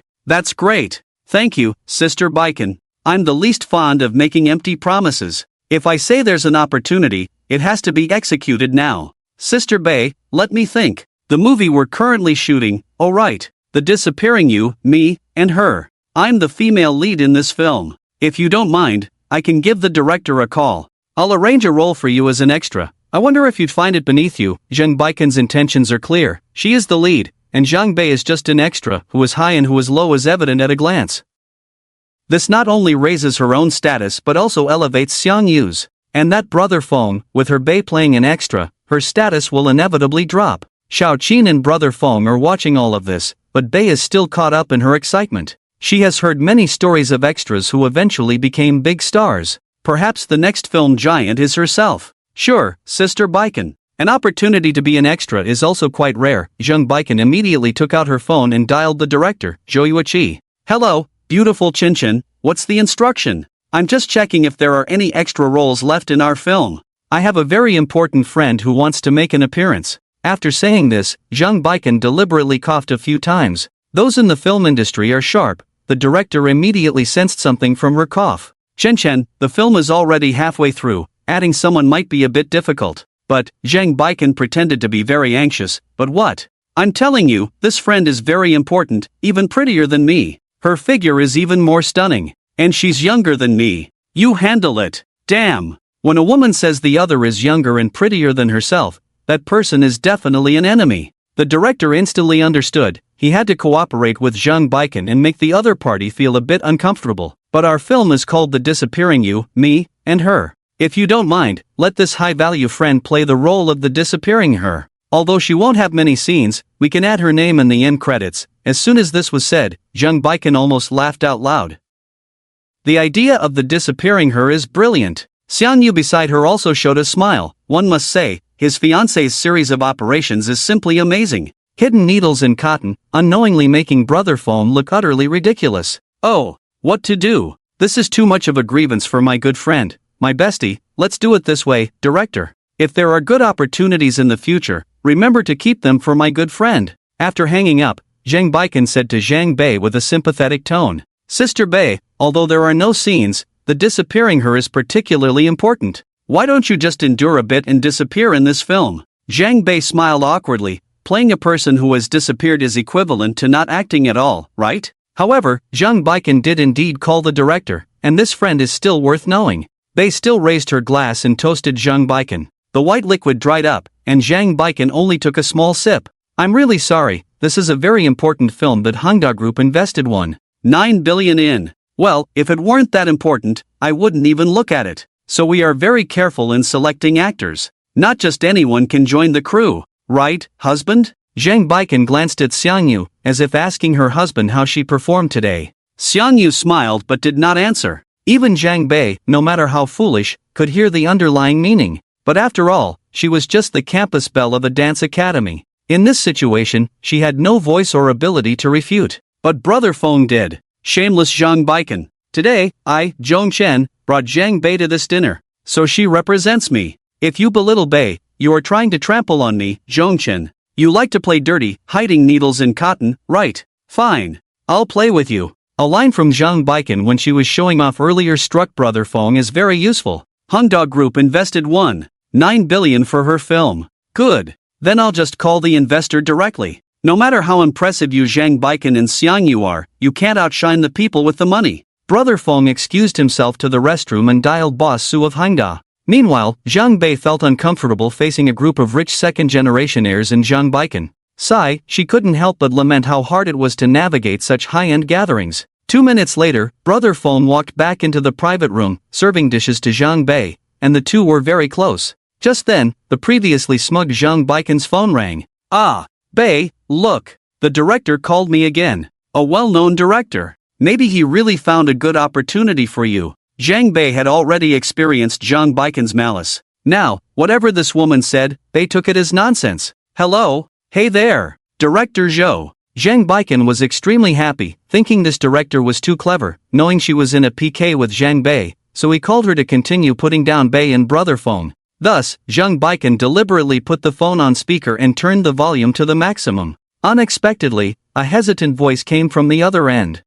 Chen, I just received a call from above. Our movie might have a problem. Problem? Zhang Baiken was unclear. With Xiang Yu and the Xiang family from Xiangang present, what problem couldn't be solved? Speak. The investors said, our movie might need to change. Say, whatever it takes to satisfy them. The movie must continue shooting. After all, everyone heard what was said, and she had already boasted. If this movie didn't continue, it would be a huge loss of face. We need to change the leading lady. Zhang Baiken was instantly dumbfounded. The leading lady was her. Is Hongda Group crazy? The film was halfway through, incurring so many costs, and changing actors in the middle would require additional investment. Hongda said, investment can be increased, but the female lead must be changed. Zhang Baiken's little face turned red with embarrassment. She couldn't understand why she was being replaced when she was performing so well. There was only one possibility. That was the big boss of the investors. Wanted a beautiful girl to act. Zhang Baiken angrily asked, who does Hongda want to play the leading lady? When the director spoke, it directly infuriated Zhang Baiken. Zhang Baiken angrily asked the director who Hongda had chosen for the leading lady. Just as she was about to hold her wedding, she couldn't believe that at this critical moment, with the Xiang family's power, they would let her, the soon-to-be bride, suffer such humiliation. Everyone present was waiting for the response from the opposite side. But director Zhou Yueqi seemed to be in a difficult position. After waiting for a long time, he finally revealed the name of the new female lead. Her name is Zhang Bei. Except for Brother Feng, everyone else was confused. Especially Zhang Bei herself, who wondered if such an obscure name could really have a duplicate. Director, which Zhang Bei? She's also from Xiangang, just graduated from the dance academy. But Sister Chen, don't be angry. Aside from being a bit more stunning in figure, a bit prettier, and a tad younger than you, she's really nothing special. Damn! From Xiangang, graduated from the dance academy. Isn't that Brother Feng's girlfriend? Zhang Baiken was about to explode with anger. All the second-generation attendees were dumbfounded. Is Brother Feng really that powerful? Just stepping out to use the restroom, and he managed to secure a film with an investment of 19 small goals? You should know that the Xiang family is not to be trifled with. They've been in the film industry for years. They may not be able to say much, but when it comes to making movies, they can call the shots. Moreover, that Zhang Bei is a newcomer. At this moment, Xiang Yu's face turned green. He had never suffered such humiliation in his life. After all, Xiang Yu was also someone who enjoyed fitness and martial arts, and now he felt his muscles swelling all over. It was very likely that he would turn into a strongman and take on the opposing Zhong Chen. This time, he had lost face big time, and he couldn't blame anyone else. He could only blame Zhong Chen for playing dirty. Xiang Yu snatched Zhang Baiken's phone. Damn. Director Zhou, you've been collaborating with our family for years. You need to figure out how to resolve this. As long as it's handled well, we can continue to work together in the future. Xiang Yu was giving Director Zhou an ultimatum.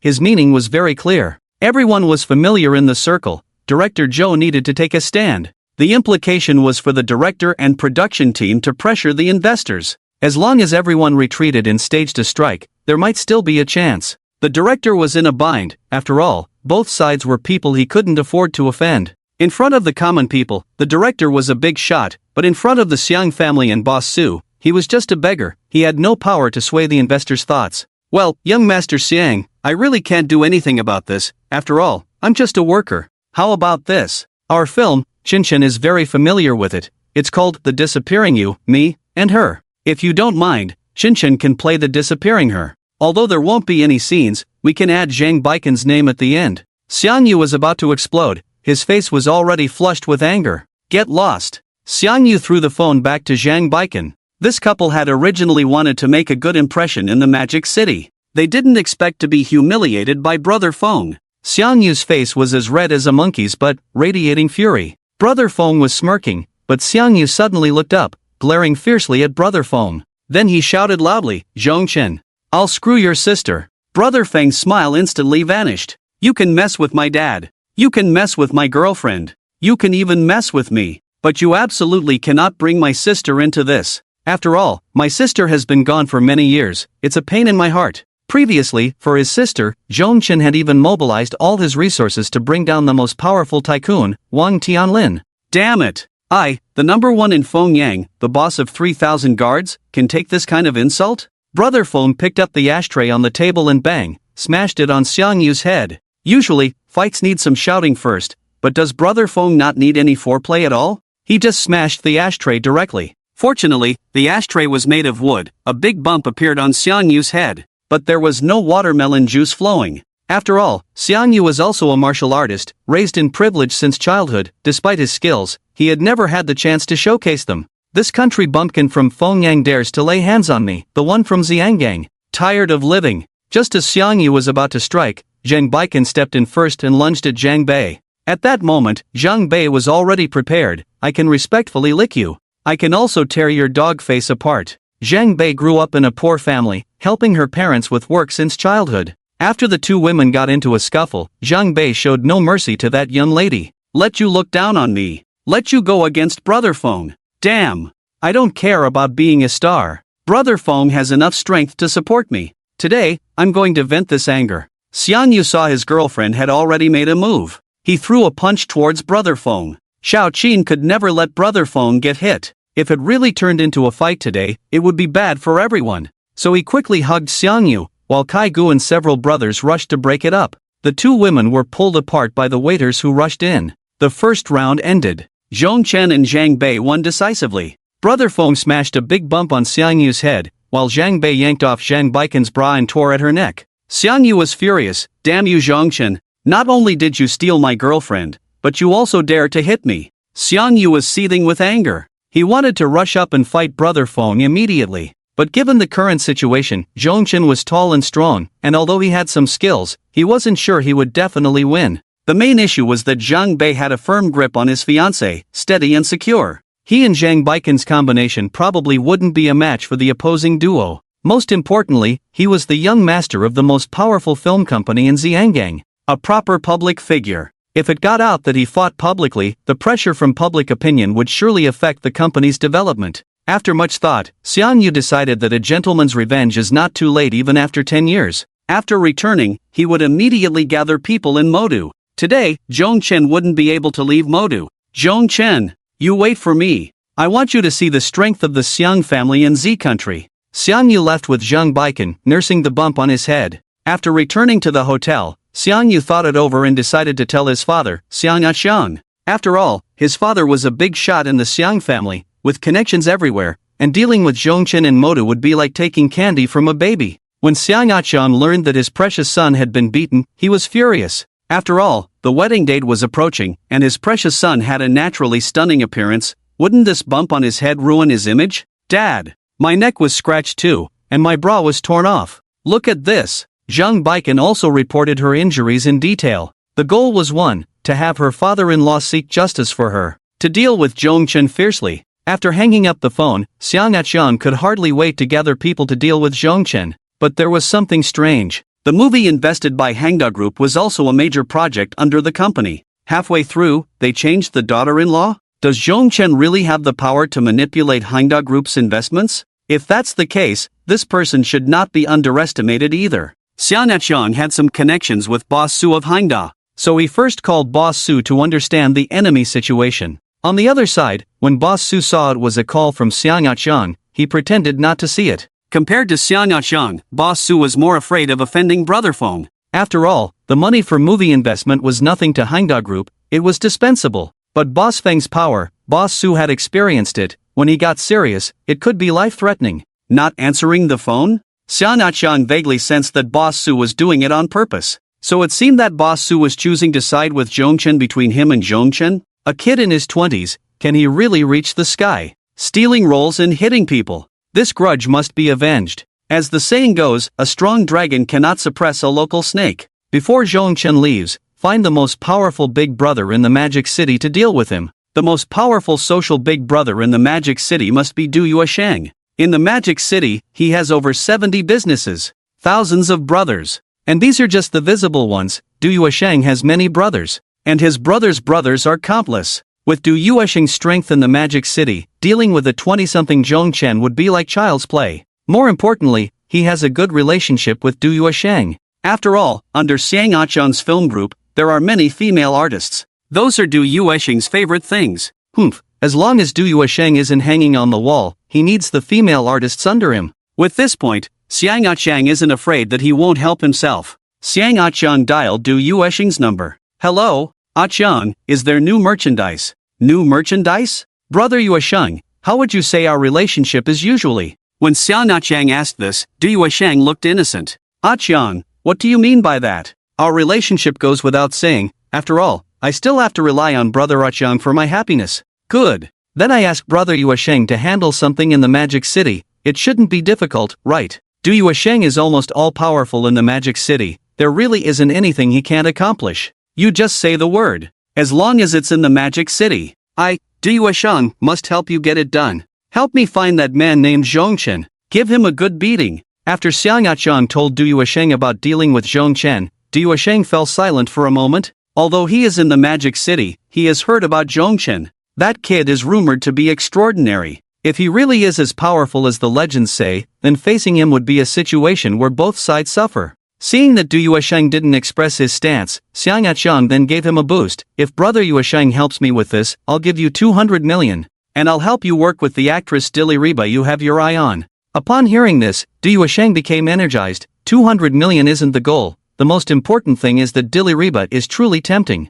I'll help you with this. Good. While he hasn't left the Magic City, let's get it done quickly. This person has some strength. It will be difficult once he returns to Fengyang. After hanging up, Du Yuesheng's mind was filled with thoughts of Diliriba and those unattainable female stars from before. For his own happiness, he must deal with Zhongchen. But Zhongchen is not weak. He wants to accomplish this with the least cost. The best way is to kidnap him. This way, it avoids direct conflict and loss of strength, while also helping Xianachang vent his anger. Thus, Du Yuesheng used all his connections to investigate Zhongchen's whereabouts. Later, he learned from Xiangyu's brother, Brother Kai, that Zhongchen lives in a villa at Tangchen Yipin. Although Tangchen Yipin is a top-notch high-end community in the Magic City, for an average thief, let alone stealing or kidnapping, even getting in would be quite impressive. But for Du Yuesheng, this is a piece of cake. He quickly bribed layers of connections, gathered his 8 most capable brothers, and planned to sneak into Tangchen Yipin. Meanwhile, Brother Feng and Shaoqin specifically left 2 brothers just in case. Brother Feng then moved into the suite upstairs with Zhang Bei. At this moment, the 2 entered the room, preparing to review the lessons they had missed. Brother Feng, wait a minute, I need to wash up. Zhang Bei walked into the bathroom, leaving Brother Feng alone in the room. Brother Feng lay on the big bed, closed his eyes listening to soothing music, imagining the feeling when a storm arrives. But Zhang Bei took too long to come out, and Brother Feng, anxious, opened his eyes to check the situation inside. As soon as he opened his eyes, 8 big men had just walked up close. Just as Brother Feng was about to call for help, a sack was thrown over his head. Someone carried Brother Feng and ran downstairs, directly tossing him into a business thunder car. After a bumpy ride, Brother Feng was taken to Du Yuesheng's territory. When Du Yuesheng saw Brother Feng, he was shocked. This young man was quite handsome. A young man this good-looking is a social big brother? If he were a woman, he would definitely take down this young man, Zhongchen, today. Zhongchen was also a person who could summon the wind and rain, so Du Yuesheng did not torture him severely.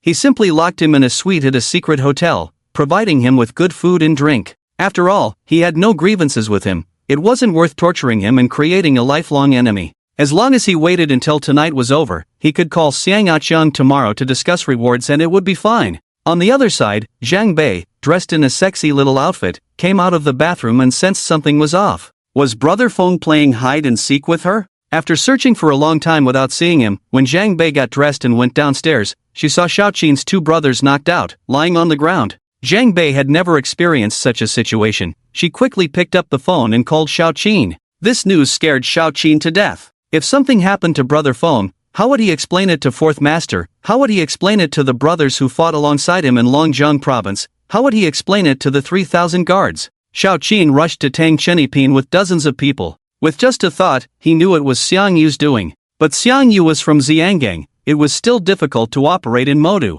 Who would help him deal with Brother Feng? Kai Ge? Xiaoqin felt that Kai Ji's strength was not foolish enough to fly into the fire and go against Brother Feng. To find out which group had kidnapped Brother Feng, Xiaoqin headed straight for the monitoring room. When Xiaoqin requested to check the surveillance, the property manager said the equipment was under maintenance and there were no recorded images from the park. It was clearly intentional. The property manager certainly knew that Xiaoqin was a big shot in the villa area. If he dared to offend Xiaoqin and help the people who took Brother Feng, there could only be one reason. That was because the person behind it was someone significant. Someone the property manager could not afford to offend. No matter who took Brother Feng, Xiang Yu was one of the masterminds. And Xiang Yu was a friend brought to the gathering by Kai Gu, so if Kai Gu wanted to understand this matter, he would definitely know. Then it would start with Kai Gu. Damn! If anything happened to Brother Feng, Xiaoqin planned to join forces with Fourth Master and Nie Lei to directly eliminate Kai Gu. Kai Gu, if you don't know your place, don't blame me, Xiaoqin, for not being loyal to our years of brotherhood.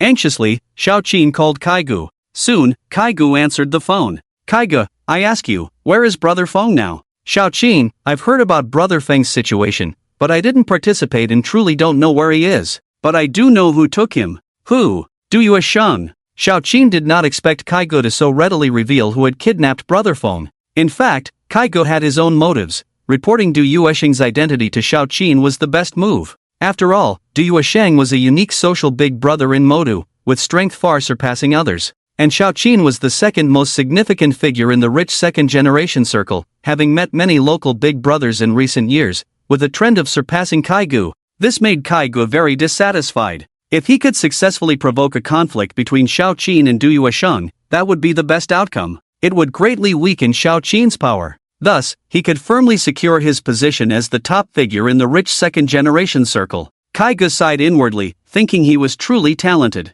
He played the good guy in front of Xiaoqin while pushing him into the fire. After hanging up, Xiaoqin was also dumbfounded. Du Yuesheng? This was a high-ranking figure in Modu. It seemed that the Xiang family had quite an invincible influence in Xiangang. It's not easy to get Du Yuesheng to take action, but the stubborn little Qin would never just stand by. Even if it meant risking his life, he had to save Brother Feng. However, taking on Du Yuesheng with his own abilities was like an egg hitting a rock. It would shatter at the slightest impact. Who to find? Brother Feng's 3,000 guards. As long as they took action, Brother Feng would be saved. Right now, little Qin didn't have the contact information for the 3,000 guards, but he remembered that at the dinner table, Brother Feng's uncle-in-law, Dong Daquan, had left a phone number. Moreover, he had repeatedly emphasized that he was the most formidable figure in Haiyan County. Surely, this person could connect him with Brother Feng's brothers in Fengyang City. In a moment of inspiration, little Qin called Dong Daquan. Little Qin, what's going on? Missing your uncle Dong? After little Qin explained the situation to Dong Daquan, he immediately perked up. Damn! What kind of tyrant Du Yuesheng? I'll go deal with him. I'm contacting Zhan Tian right now. We're going to Shanghai to take down Du Yuesheng. Dong Daquan quickly got in touch with Zhan Tian, and when Huzi and Zhan Tian learned that Brother Feng had been kidnapped, they felt like the sky was falling. Brother Feng was the spiritual leader of the brothers. Losing him was not an option. Huzi contacted Wang Tianlin. This powerful tycoon, although not as fierce as Brother Feng, had extraordinary economic strength and strong interpersonal relationships. Wang Tianlin directly chartered 50 planes, waiting at Fengyang Airport to pick up Zhan Tian, Huzi, and the 3,000 guards. Before leaving, Huzi called Little Qin, Little Qin. We're getting on the plane now, we'll be in Shanghai in 2 hours. Prepare the bus to pick up the 3,000 guards at the airport. Actions speak louder than words. It was already 11 p.m. Zhang Tian and Hu Zi couldn't wait to rush to Shanghai to save Brother Feng. It was a sleepless night. As long as there was no news about Brother Feng, there was no way to sleep. 2 hours later, over 3,000 guards from Fengyang arrived. After meeting up with Little Qin, it was already 1 a.m. Who did this? Hu Zi was furious. Du Yuesheng, the boss of Shanghai. At this point, they couldn't care less about who was the boss or the second boss. As long as there was a name and a reputation, it was manageable. Strength didn't matter. Even if the King of Heaven came, they would take him down today. However, there was a tricky problem. Du Yuesheng was unwilling to show himself because he was waiting for Dawn to contact Xiang Achang and take credit. But Brother Feng's brothers couldn't wait. Little Qin, since we can't find Brother Feng, let's take down Du Yuesheng's business. 3,000 guards on standby. Smash all of Du Yuesheng's businesses. Today is the day Du Yuesheng dies in Shanghai. Little Qin was genuinely scared. Smashing all of Du Yuesheng's businesses? Right now? This idea was somewhat crazy. Little Qin did know where Du Yuesheng's businesses were. After all, he was a public figure in Shanghai. His businesses were everywhere. As long as it was a lucrative business, Du Yuesheng's shadow could be found. Du Yuesheng's businesses are everywhere, but the most impressive and famous one is the Oriental Night Pearl Hotel in the Magic East New District. It's said to be the top-tier place. Starting at 5 figures a night, the most expensive rooms are over 200,000. Good. Let's start with the most impressive one. If Du Yuesheng is really that formidable, then he should just sit tight and not move. Get in the car. Over 3,000 people boarded the bus. They marched towards the Oriental Night Pearl Hotel. The 3,000 guards could hardly contain their excitement, tightly gripping their tools. One must say, Shanghai is indeed different. The level of prosperity in Fengyang can't compare to that of Shanghai. The Oriental Night Pearl Hotel is situated among towering skyscrapers, in the best location of the Magic East New District. Its exterior decoration is luxurious and high-end. A hotel of this caliber can only be found in an international metropolis like Shanghai. The bus stopped at the entrance, with over 70 vehicles lined up, stretching several hundred meters in front of the Oriental Night Pearl Hotel. After coming to a halt, the guards, armed and ready, charged towards the Oriental Night Pearl. A dark mass of over 3,000 people instantly stunned the front desk manager and the waitstaff. They knew their boss was Du Yuesheng, a formidable figure. Anyone bold enough to openly attack Du Yuesheng's hotel was surely not an ordinary person. The staff were terrified, slipping out along the corner of the wall. Fortunately, these people were not there to harm anyone. As the 3,000 guards entered the hotel, they began to smash things. There was no method to their madness. They smashed whatever they saw. However, Zhang Tian had one requirement: no harm should come to the hotel guests. Thus, upon hearing the commotion, the guests inside the hotel grabbed their belongings and rushed outside. In an instant, a group of men and women, clutching their clothes and wearing only their underwear, burst out of the hotel lobby and ran to an open area to get dressed. The sight of thousands of people getting dressed together was quite spectacular. These guests, forced to flee in the middle of the night, should have been furious. But looking at the more than 70 neatly lined up buses on the roadside and seeing the iconic Oriental Night Pearl being smashed, they couldn't help but feel they were witnessing a great moment. At this rate, it wouldn't be long before the Oriental Night Pearl would be reduced to ruins. At 2 in the morning, the 3,000 young men were having a blast smashing things. They had never recklessly destroyed such a high-end hotel before. The happiest among them was Dong Daquan. He recorded a video of the destruction at the Oriental Night Pearl Hotel, a rare sight indeed. Later, when he returned to his hometown, he could pull out this video and boast about leading 3,000 people to smash Du Yuesheng's hotel. Even the county chief would have to give him some respect. And what Dong Daquan did next was nothing short of classic. At this moment, Brother Feng was still unaware of his predicament. His uncle was inevitably a bit anxious. The news that Dong Daquan knew would soon reach everyone in his social circle. To gather all the capable people to save Brother Feng, Dong Daquan specially created a WeChat group named Alliance to save Brother Feng. He then added figures like Fourth Master from Longjiang, Red Sister Jiang from Haiyan, and Fae from Fengyang to the group. Upon seeing this, Fourth Master immediately brought in Wu Lazy from Xishan province and Daigu from the capital. In no time, the Alliance to save Brother Feng had gathered over a dozen big shots. Meanwhile, the hotel manager, hiding away, was at a loss as he faced the hotel, now unrecognizable from the damage. He took out his phone. It was already late at night. He wondered if the boss was asleep.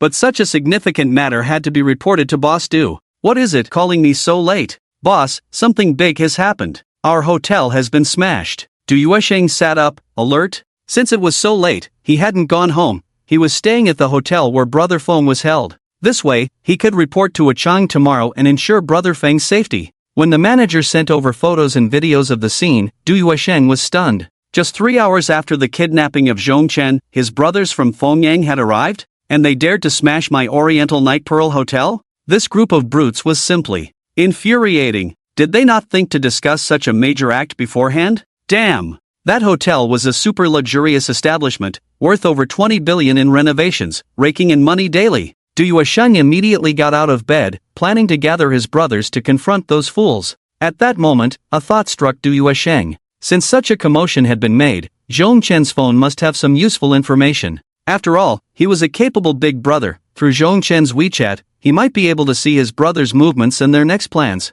Cunning Du Yuesheng, after getting hold of Zhongchen's phone, forced Brother Feng to unlock it with the help of several brothers. Du Yuesheng opened WeChat. Countless messages popped up, mostly ambiguous texts from women. At that moment, a newly created group appeared in Du Yuesheng's view. Alliance to save Brother Feng. Damn! An entire alliance? After clicking in, Du Yuesheng gasped. Inside were prominent figures from various places. Some he even recognized, along with their WeChat. The person named Dong Daquan was very active in the group. He seemed to be the leader of these people. Ding ding ding ding. Messages kept coming. In half an hour, the Oriental Light Pearl Hotel will be a thing of the past. Well done, Brother Dong. Leave me some business. I'm gathering my brothers. We'll rush to the Magic City soon. Brother Dong. Me too, Brother Feng has treated me well. This time I want to bring my brothers to smash the damn Du Yuesheng's business. A group of big shots expressed their intentions to come to the Magic City to smash Du Yuesheng.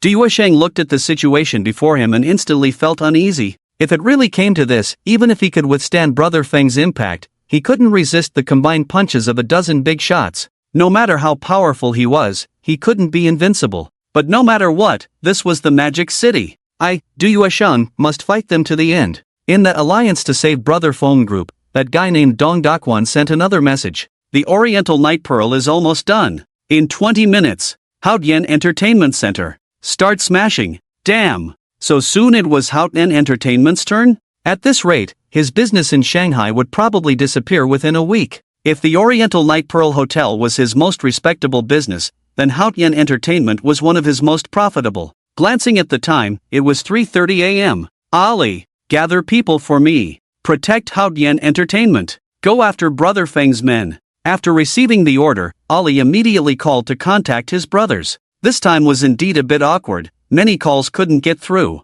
If we say Boss Du still had some strength. After a series of calls, he managed to gather over 1,000 brothers. But he didn't know that Brother Feng's side had 3,000 guards. His mere 1,000 shrimp soldiers and crab generals would just be sending themselves to death. They were no match for the guards at all. Moreover, Zhantian and his brothers were as close as brothers to Brother Feng. They were all fired up now. Their combat power was off the charts. Ali was gathering his men. Over there, Zhantian and his 3,000 guards had just finished the first round of smashing. They were preparing to adjust and start the second round of patching up. When they saw Du Yuesheng's men coming, this group of guys felt like they had seen meat. Just smashing things was boring. Finally, someone was coming from the other side. Go for it. After Zhantian's order, the guards surged forward. Ali's brothers were still rubbing their eyes, wondering how powerful they could be in the Magic City. Just as they were rubbing their eyes, a group of tall men surged out from Haotian Entertainment. And more people kept coming, like the tide, endlessly.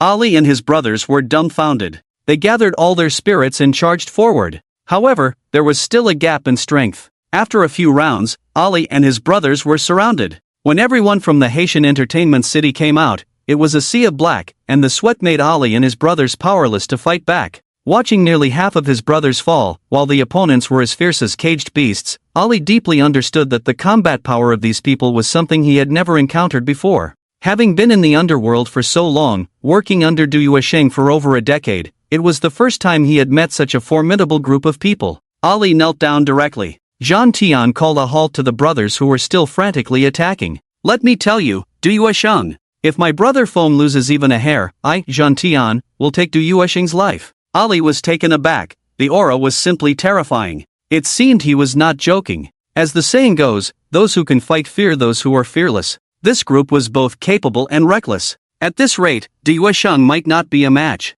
Hand over Brother Feng quickly if you know what's good for you. Otherwise, all of Du Yuesheng's businesses will be reduced to ruins in the Magic City. Get lost. A group of uninjured brothers pulled the wounded towards the hospital emergency room. At this time, it was still dark, and the hospital was not yet open. For a moment, the emergency room was filled with Du Yuesheng's people. Ali approached Du Yuesheng and reported the situation on the scene. What? Over 3,000 people? When Ali described the height, appearance, and combat power of this group, Du Yuesheng fell into deep thought. How the hell are we going to fight this? Now the people from Dongshan Province, the fourth master of Longjiang Province, dozens of gangs were rushing to the Magic City. Even if I continue to gather people, up to 10,000, it might not be enough to take on Brother Feng's 3,000 guards, plus reinforcements from other provinces. It seems the legends about Zhong Chen are all true. He is even stronger than the legends. As dawn approached, Du Yuesheng sighed deeply. After being so impressive for half his life, he wouldn't fall to this kid, would he? Du Yuesheng picked up Brother Feng's phone to check the new updates in the alliance to save Brother Feng Group. A guy named Nie Lei from Dongshan said, "I'll be at Du Yuesheng's luxury car dealership in 20 minutes. Damn, just smash Du Yuesheng's dealership. Break all the luxury cars. Du Yuesheng's heart sank. He estimated that the luxury car dealership was filled with cars worth millions. The total value was conservatively estimated at 10 small targets. Du Yuesheng's heart was bleeding. A guy named Wu Lazy spoke up. "I'll be there in an hour. Cool Music Bug KTV. Leave me 2 stores. Leave me 1. Brother Feng has treated me well. I must smash 1. Most of the social big brothers were on their way, and after dawn, they would successively arrive in the Magic City to smash Du Yuesheng's businesses. Du Yuesheng was stunned. What to do? Just as he was anxious, an organizer named Dong Daquan spoke up. "Everyone, don't rush. He has over 70 businesses in the Magic City. Smash them one by one, not leaving a single one. As long as there's no news about Brother Feng, keep smashing." Damn! These guys are ruthless enough. Du Yuesheng couldn't sit still. It was already 5 in the morning, and this matter had to be resolved today. Otherwise, he would lose over a dozen businesses in the Magic City. Du Yuesheng picked up his phone and decisively called Xiang Aqiang. Compared to these money-making businesses, what celebrity Di Lijia was, it was all just clouds. "Hello, Yuesheng, is there an emergency calling so early? Zhong Chen's people have come. They smashed my business." "Hey, Boss Du, if your business gets smashed, I'll compensate you. We are all people of status. I can cover this little money for you." Du Yuesheng sneered. "You compensate me? It's easy to say, but they have already smashed my Oriental Night Pearl Hotel and the Haitian Entertainment City. How much can you compensate me for these 2 businesses?" Xiang Aqiang knew very well the scale of Boss Du's 2 businesses. They made money hand over fist, and just the renovation of the Oriental Night Pearl Hotel would cost over 100 small targets. Although he had money and could easily take out tens of millions for a few small targets, hundreds of small targets were simply unrealistic. This guy is getting too cocky. "I tell you, Xiang Aqiang, they are still continuing to smash. If this goes on, my losses will reach over 100 billion. Xiang Aqiang was instantly stunned. That number was something he couldn't repay even if he sold himself. "Well, Yuesheng, we have been old friends for many years, and it's not over yet, right? So, you need to find someone to deal with them immediately.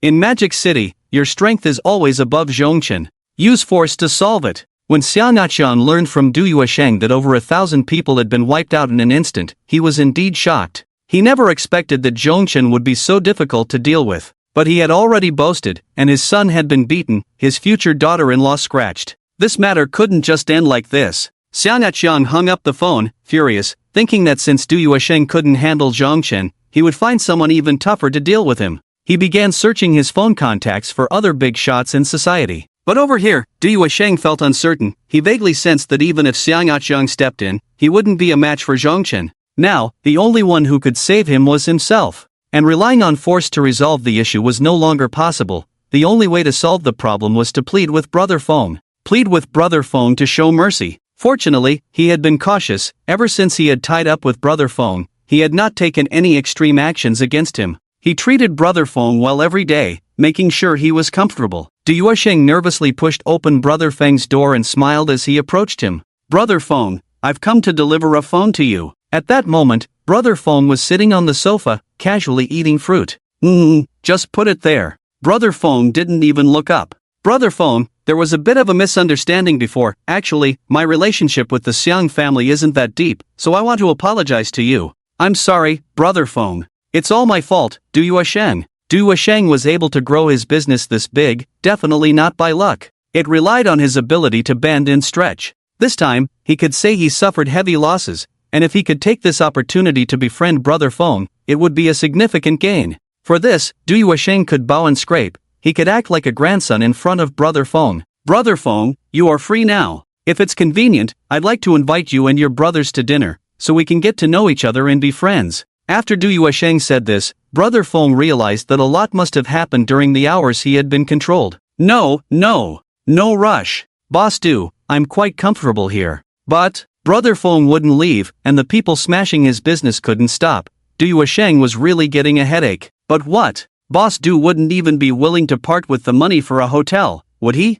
Brother Feng, how could that be? I truly want to be friends with you. Alright, let's be friends. I'll stay here a few more days. You can go. Brother Feng issued an eviction order, mainly because he was very curious about what had happened outside that made the usually arrogant Du Yuesheng look this way.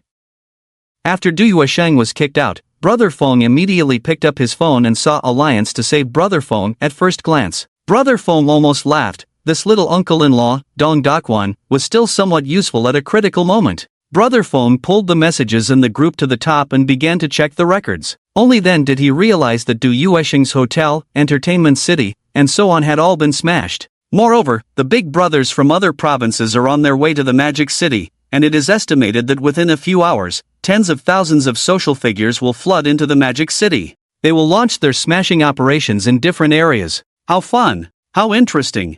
No wonder Du Yuesheng is in a panic. He is worried about his losses. Du Yuesheng, don't rush. I understand the situation. I, Zhongchen, am not someone who lacks integrity. Once the smashing reaches a certain extent, I will order my men to stop. But before that, since you stood with the Xiang family, this grudge must be avenged. I have to make you remember, don't think the Magic City is so impressive. Brother Feng is enjoying his fruit while looking at his phone. At this moment, Nielai from Dongshan has already arrived at Du Yuesheng's luxury car dealership.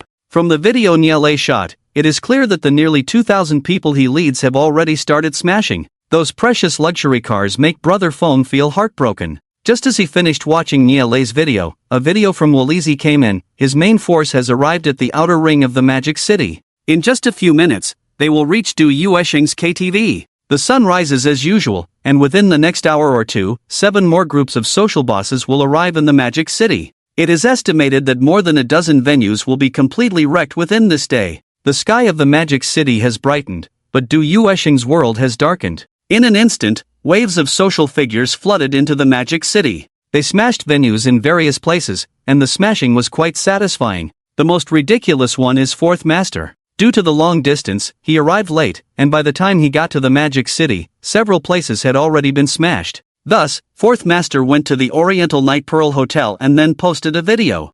Fourth Master, found that the outdoor decoration and signboard of the Oriental Night Pearl Hotel have not been smashed. Let's fill in the gaps. Smash it. We'll go in later and smash the Oriental Night Pearl Hotel again. Brother Feng laughed heartily in the private room. It was the first time he saw someone smash a venue and then smash it again. Du Yuesheng stood outside Brother Feng's private room, and hearing Brother Feng laugh made him want to cry. Du Yuesheng knew that as long as Brother Feng laughed, it meant another new venue had been smashed. My dear aunt, just spare me, please, can you go out? Far away in Hong Kong, Xiang Aqian was also closely monitoring the situation in the Magic City. He was well aware of Du Yuesheng's heavy losses. At this moment, Xiang Aqian didn't dare to contact Du Yuesheng, fearing that Boss Du would ask him for compensation. It's not that I, Xiang Aqian, lack integrity, but this loss is just too great. It has far exceeded my capacity to bear. However, this Zhongchen is truly overstepping. He must be dealt with. Xiang Aqian has already thought it through. Since he has such power in the mainland, he should find someone in Hong Kong to deal with him. The most formidable figure in Hong Kong must be Mr. Jiang from Hongqing. So, Xiang Aqian called Mr. Jiang. Brother Aqian, what instructions do you have? Mr. Jiang, I've encountered a bit of trouble and would like to ask you to come out and help me solve this matter. I am willing to pay a reward. No problem, we're all in Hong Kong, just say the word. I'd like to ask you to take your brothers to the Magic City. Help me deal with someone named Zhongchen. Oh, Zhongchen, Mr. Jiang knows him very well, he is a good brother of Hanan and Shanyan, and also his own brother. Gangsters value brotherhood and would never turn against their own. Moreover, this Xiang Aqiang is overestimating himself, wanting me, Mr. Jiang, to personally lead a team to the Magic City to fight? He really doesn't know the heights of heaven and the depths of the earth. Alright, Xiang Aqiang, I'll think about it. As he spoke, Mr. Jiang hung up the phone and directly called Brother Feng. After learning the details of the situation, Mr. Jiang admired Brother Feng's strength while also wanting to participate in this smashing operation. Brother Zhong Chen, although we have not met, our bond is quite deep. In order to cater to the brothers fighting in the Magic City, my Hongxing brothers will smash part of Ah Chang's business in Xiangang, to show our respect. This was interesting. Brother Feng sat in the hotel, watching one good show after another unfold on his phone. After Mr. Jiang hung up the phone, he immediately called Hanan. Hanan, for your brother Zhongchen, smash Ah Chang's Yueling Hotel and Hongchang Film Base. Received. Mr. Jiang. Hanan was overjoyed. He quickly called Shanya and gathered over 200 brothers. They headed straight to Yueling Hotel. Fortunately, there was no breakfast in the morning, so a group of gangsters rushed in and started smashing. Smashing places was what gangsters were best at. During the process, Hanan recorded a video and sent it to Brother Feng. Brother Feng, I smashed Ah Chang's Yueling Hotel. Next, the Hongchang Film Base. In just 1 hour, they turned the high-end restaurant of over 4,000 square meters into ruins. A group of people shouted on the streets of Xiangang. After taking photos for memories, they headed to the Hongchang Film Base. Upon receiving the news, Ah Chang felt as if struck by lightning. His business in Xiangang was smashed? Was it Mr. Jiang's men who did it? At this moment, Ah Chang realized one thing: the energy of this Zhongchen was absolutely beyond his imagination. If this continued, both he and Du Yuesheng would be left with no chance of turning things around. The situation was extremely urgent. After all, the people smashing places were still on the road, and every minute was precious. With no other options, Ah Chang called Du Yuesheng to discuss what to do next. Hello, Yuesheng, my place in Xiangang has also been smashed. Du Yuesheng thought to himself, this is really bad. We need to find a way to resolve this. Yuesheng, the only one who can stop everyone now is Zhongchen. Why don't you go apologize to Zhongchen, and we can compensate a bit to let this pass. This Ah Chang was really something. Ah Chang, I have already apologized. It didn't work. Now, you better get your ass to the Magic City. You and your son kneel down and apologize to Brother Feng. If you don't come right now, I'll have someone kidnap your son, Xiang Yu. I'll kill him. Ah Chang understood Du Yuesheng's feelings. He was just venting earlier. But right now, what Du Yuesheng said seemed to be the only way. If they didn't do this, both he and Du Yuesheng would basically disappear from the upper echelons of society. Therefore, Ah Chang didn't continue to be stubborn and readily agreed to Du Yuesheng. Yuesheng, I'm taking a flight to the Magic City right now. Time is money, and this was the perfect use of it for these two. During this time, Du Yuesheng repeatedly went into Brother Feng's room to plead, but was rejected each time. However, Du Yuesheng also informed Brother Feng that the father and son of the Xiang family would come to visit and apologize today. Boring. Brother Feng's men were smashing with enthusiasm. The Xiang family was too fragile, and they were already down? 2 hours passed, and Du Yuesheng picked up Ah Chang at the Magic East Airport. Du Yuesheng and Ah Chang, along with Xiang Yu and Zhang Baikan, rushed to the hotel. Upon arriving at the hotel, Brother Feng had actually left. Du Yuesheng's little brother had a sock stuffed in his mouth, tied up, and thrown on the bed. It turned out that after Du Yuesheng left, Brother Feng contacted Shao Qin to bring people to tie up Du Yuesheng's brothers. Then he notified all the brothers. Go smash Du Yuesheng's Shanshui Manor in the suburbs. Brother Feng knew very well that after Du Yuesheng picked up Ah Chang, they would grovel and apologize to him like dogs. He wouldn't hit someone who was apologizing. By that time, if he wanted to continue smashing Du Yuesheng's business, it would probably be hard to justify. While those people were still at the airport, Brother Feng gathered all the brothers to assemble at Du Yuesheng's Shanshui Manor. This time, he wanted to personally watch Du Yuesheng's Shanshui Manor turn into a ruin. For most of the day, Du Yuesheng's 9 businesses were smashed. Some stores were even smashed 2 or 3 times. The people of the Magic City had their fill of excitement, witnessing someone daring to smash Du Yuesheng's territory within the city. At this moment, under Brother Feng's call, a crowd of over 10,000 people was heading towards the Shanshui Manor from all directions of the Magic City. Soon, more than a dozen big shots would gather at the Shanshui Manor to witness a miracle. Brother Feng specifically asked Shao Qin to bring along the second-generation members nearby, and also to call Brother Kai. Because Brother Feng knew that Xiao Qin's purpose for coming to the Magic City this time was partly to give him face. It would also help him make a name for himself in the future. Today, Brother Feng was going to give Xiao Qin enough face. The Shanshui Manor in the Magic City was indeed impressive. Covering an area of 190 acres, it was full of pastoral charm. Soon, the more than 10,000 brothers following Brother Feng arrived one after another. The big shots felt relieved upon seeing Brother Feng. Under Brother Feng's command, this army of 10,000 directly took action against the Shanshui Manor. Before long, Du Yuesheng, who was unaware of Brother Feng's whereabouts, received a call from the manager of the Shanshui Manor. Du Yuesheng's head buzzed. Another iconic establishment would no longer exist. He felt like crying. He didn't hate Brother Feng right now. He just wanted to tear apart the Xiang father and son beside him. Damn it, he had recognized a father.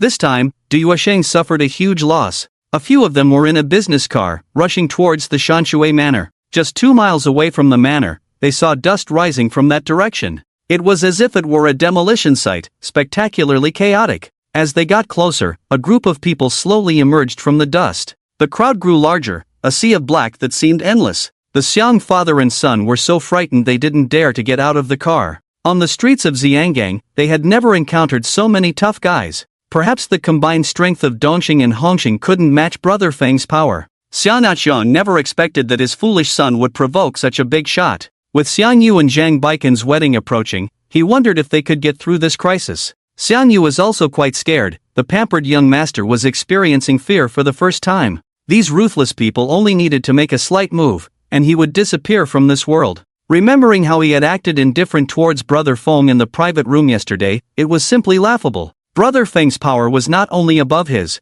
Perhaps 100 Xiang families wouldn't be a match for Brother Feng. He was also relieved that it was Brother Feng who hit him with the ashtray yesterday. If it had been him hitting Brother Feng, Xiang Yu didn't dare to think further. In any case, it was a dead end. On the opposite side was a sea of people, while they only had a pitiful 7 on their side. Looking at this formation, it was clear they were here to apologize. If Brother Feng was a true big brother, he wouldn't leave them without a way out. Under Du Yuesheng's lead, Xianxiang, Xiang Yu, and Zhang Baiken got out of the car. The few of them approached Brother Feng tremblingly. There was no point in saying too much. Whether they could win a glimmer of hope depended on their sincerity. As young men, they had brought this upon themselves. Xiang Yu was the first to kneel before Brother Feng. Brother Feng, I was wrong. Please forgive my youthful arrogance and my prideful incompetence.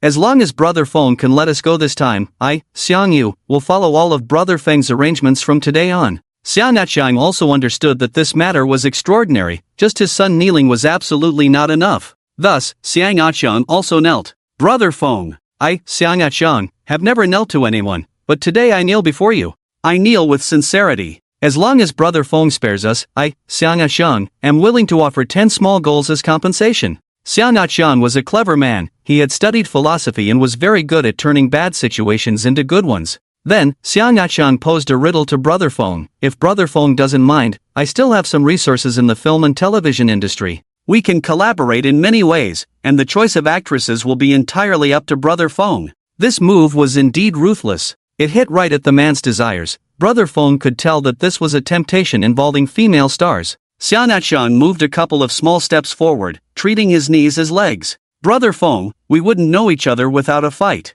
In Xiangang, I have many friends who also know Brother Feng. I genuinely want to be friends with you. With Xiang Yu and Zhang Baiken's wedding coming up, if Brother Feng doesn't mind, I would like to invite you to the wedding. See how I, Xianxiang, treat Brother Feng. This middle-aged man really had it tough, frequently trying to please someone who was about the same age as his son, Zhongchen. After all, Xianxiang was quite a prominent figure. Many of the TV dramas and movies Brother Feng had seen were produced by Xianxiang's film company. Having said this much, Brother Feng really couldn't make things difficult for him anymore. Moreover, from start to finish, it was the Xiang family and Du Yuesheng who were at a disadvantage, while he himself was quite carefree. Alright, today, in front of all the brothers, I'll spare you. I, Zhongchen, fight for loyalty. I respect those who respect me, and I will destroy those who oppose me. Since you want to be friends with me, I, Zhongchen, agree to attend Xiang Yu's wedding. In the future, I will refer to you as brothers of the Xiang family. Du Yuesheng was going crazy. He hurriedly rushed in front of Brother Feng. Brother Feng,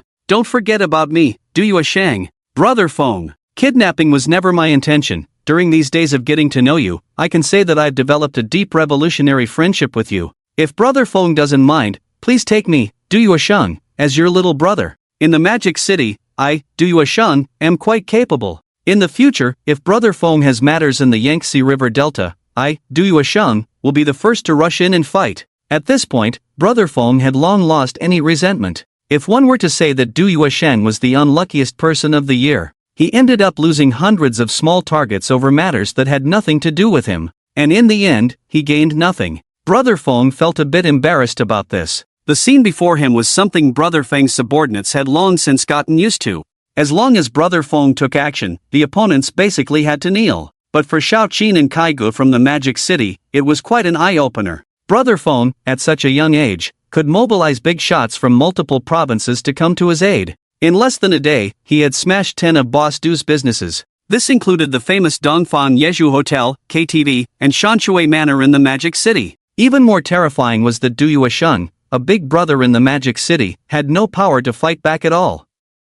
Faced with the sincere Du Yuesheng, Brother Feng also showed some leniency. They became friends. After all, the Magic City is a top-tier metropolis, and knowing a big brother in such a city could be very beneficial for Brother Feng's future development. Brother Feng's goal was to dominate the society of Z country. Today was another milestone day, marking a significant stroke on the map he was conquering. He made new friends without forgetting old ones. This is the Magic City. Shao Qin was Brother Feng's first brother in the Magic City. It was Shao Qin's warm hospitality that introduced him to the Magic City. Finally, Brother Feng wanted to establish his authority in front of everyone for Shao Qin. Thus, Brother Feng walked over to Shao Qin. Shao Qin, you are my best brother in the Magic City. Thank you for your hospitality this time. In the future, let's go to Fengyang for some fun. In front of everyone, Brother Feng chose to speak to Shao Qin at such a critical moment, which indicated many issues. With Brother Feng backing him up, even if Du Yuesheng saw Shao Qin in the future, he would have to be polite. The one feeling the most uncomfortable was definitely Kai Gu. His brother Xiang Yu was thoroughly beaten by Brother Feng, brought in by Shao Qin. It was a complete disaster. It could be said that they were not even on the same level. Now Brother Feng is shoulder to shoulder with Shao Qin. It seems that in the second generation circle, Shao Qin will undoubtedly be the number one from now on. Brother Feng's brother is my brother Du Yuesheng. Shao Qin, if there's anything in the future, just tell me, Du Yuesheng. Let's add each other on WeChat. Du Yuesheng is a cunning old fox. He can see the relationship between Brother Feng and Shao Qin. He can also tell that Brother Feng wants to promote Shao Qin a bit. As the top boss in the Magic City, taking the initiative to add Shao Qin on WeChat is also a way to establish authority and give Shao Qin face. At the same time, keeping in touch with Shao Qin also serves as a double insurance for his relationship with Brother Feng from another perspective. Shao Qin has completely established himself in the Magic City. All the big shots are watching, and the rich second generation are also taking note, including Brother Kai. Ah, who told me I didn't know a powerful big brother like Brother Feng? Losing to Shao Qin this time, I am convinced. Although Du Yuesheng suffered heavy losses, in order to connect with the powerful from various provinces, he still booked the largest and most prestigious hotel in the Magic City to host the brothers who came from afar. You win some, you lose some. Du Yuesheng lost money but gained connections from other provinces. This is extremely important for future development. The next day, the brothers from out of town bid farewell and left the Magic City. Brother Feng was invited by Brother Rai Chang to go to Hong Kong to attend Xiang Yu's wedding. This time, Huzi and Zhang Tian insisted on accompanying Brother Feng. After all, Brother Feng has a strong personality. You never know when something might happen. But Brother Feng felt that in Hong Kong, there was Hongxing, there was Mr. Jiang and Hanan Shanduk. Nothing would go wrong for sure. However, since something happened in the Magic City, he still listened to his brother's advice and went to Hong Kong together. Although Brother Rai Chang was a defeated opponent, it must be said that this guy is indeed very powerful in Hong Kong. In fact, in the upper echelons of Z country, Brother Rai Chang is also quite influential. The grand wedding of Xiang Yu was arranged to be held at the most prestigious Kerry Hotel in Hong Kong. Surrounded by wealthy neighborhoods, it overlooks the beautiful scenery of Hong Kong. In the precious land of Hong Kong, having a meal at Kerry Hotel is already quite luxurious, not to mention the expenses required to hold a wedding there. But Brother Rai Chang has considered that Xiang Yu's wedding is not just a wedding, it is a major networking event. Taking advantage of the wedding, he wants to strengthen relationships with those he wishes to continue associating with. He wants to bring those he wants to deepen relationships with to the forefront, giving them enough face. Everything starts from interests. Spending money wisely. Based on this principle, Brother Achang directly arranged for Brother Fong and his 3 companions to sit in prominent positions. Sitting at the same table with Brother Fong were Mr. Jiang and several brothers from Hanan Shanduk. Brother Fong has seen a lot and has a decent amount of money in his bank account. But attending such a high-profile wedding is still a first for him, especially with guests of such weight present. It made Brother Fong, a young man in his 20s from a small county, feel like Lu Laolao in the Grand View Garden. Everything seemed fresh, especially when a group of stars appeared, each one more prominent than the last. Dili Riba, Lu Dehua, Chang Long, Zhao Benhai, and others all made their appearances. What surprised Brother Fong even more was that Brother Achang's influence extended beyond the entertainment industry. Business tycoons were also entering one after another. Sitting at the very front on the other side of the stage, Brother Fong saw Ma Yun, Lu Qiangdong, Huang Zhang, and Chao De Wang, among other business magnates. The entire wedding hall was packed. When Brother Fong shifted his gaze to Mr. Jiang from Hongqing, he saw Mr. Jiang staring intently at a table not far away. Brother Fong followed Mr. Jiang's gaze. It was none other than the house crow he had dealt with before. And sitting next to the house crow was a short middle-aged man, whom Brother Fong guessed must be the boss of Dongxing. Big Brother B. It can be said that the most powerful factions in Hong Kong are Hongqing and Dongxing. Mr. Jiang and Brother B will undoubtedly be sworn enemies, both openly and secretly. Once everyone was seated, the wedding officially began. The host was Xiao Sa from a major media platform, who was witty and humorous. As the wedding reached a critical moment, he spoke to Achang. After thanking the guests, he said to Achang, "Today, we have a heavyweight guest attending the wedding. That is Brother Fong, who has come all the way from Fengyang. Now, let's invite Brother Fong to the stage." This segment truly caught Brother Fong off guard. He had intended to sit quietly and see what this grand wedding in Xiangang was like. He never expected to be called up to the stage in front of so many celebrities. But Achang had long been scheming.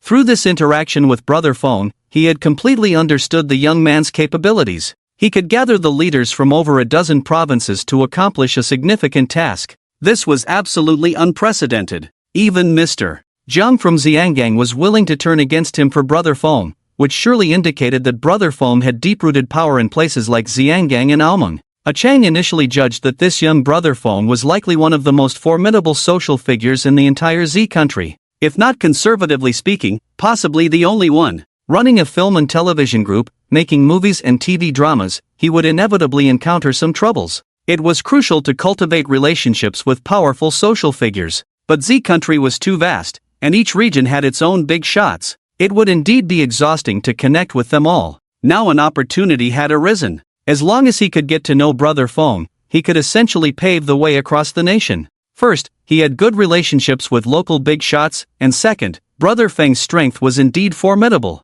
Especially with those 3,000 guards, incredibly fierce. In such a setting, being invited, Brother Fong certainly could not refuse to save face. Once on stage, Achang began his performance. Brother Feng's arrival has made the entire wedding shine. Brother Fong is my good big brother. He is also my son Xiang Yu's good big brother. Today is the most important day for the Xiang family. On this significant day, I want to represent the Xiang family and express our gratitude to the most important person, Brother Fong. Achang called Xiang Yu and Zhang Baikan over, and in front of numerous stars and big shots, he was about to toast Brother Fong. This action truly surprised the vast majority of people. After all, Zhongchen was a junior, and Achang publicly invited him to the stage and openly toasted him. It was indeed somewhat inappropriate, especially for the business tycoons at the table of Ma Yun and Lu Qiangdong, who usually cared little about social matters. Therefore, they had only heard of Brother Fong but had not heard the stories happening in society.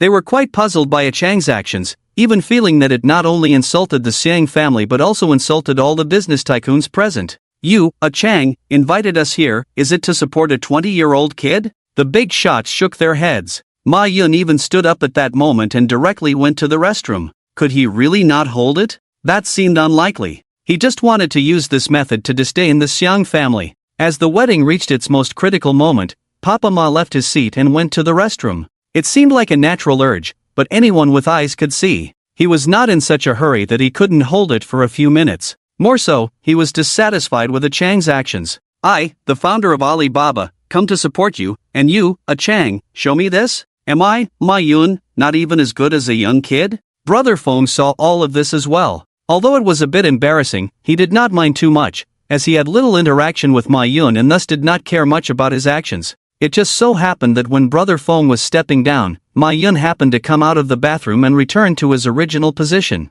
In front of everyone, Xiang Aqiang acknowledged Brother Feng as his big brother. Xiang Aqiang thought to himself, no matter who he offended today, no matter if he gained anything else, as long as he could solidify his connection with Brother Feng, it would be worth it. After the wedding ended, the big shots began to mingle. After all, those who could be present were not ordinary folks. Besides celebrities, there were social big shots, or business tycoons, just knowing someone could be useful in the future. At this moment, Brother Feng and Mr. Jiang were drinking happily when Mr. Jiang looked up and saw Big Brother D coming over from the other side. As the leader of Dongxing, Big Brother D was always concerned about social dynamics. Recently, he was well aware of Zhong Chen's activities in Longjiang province and what was happening in the Magic City. Moreover, he had a good private relationship with the fourth master of Longjiang province. This world is so wonderful, it just so happens that Zhong Chen is friends with his arch-rival, Mr. Jiang. Big Brother D was fully aware of Brother Feng's strength.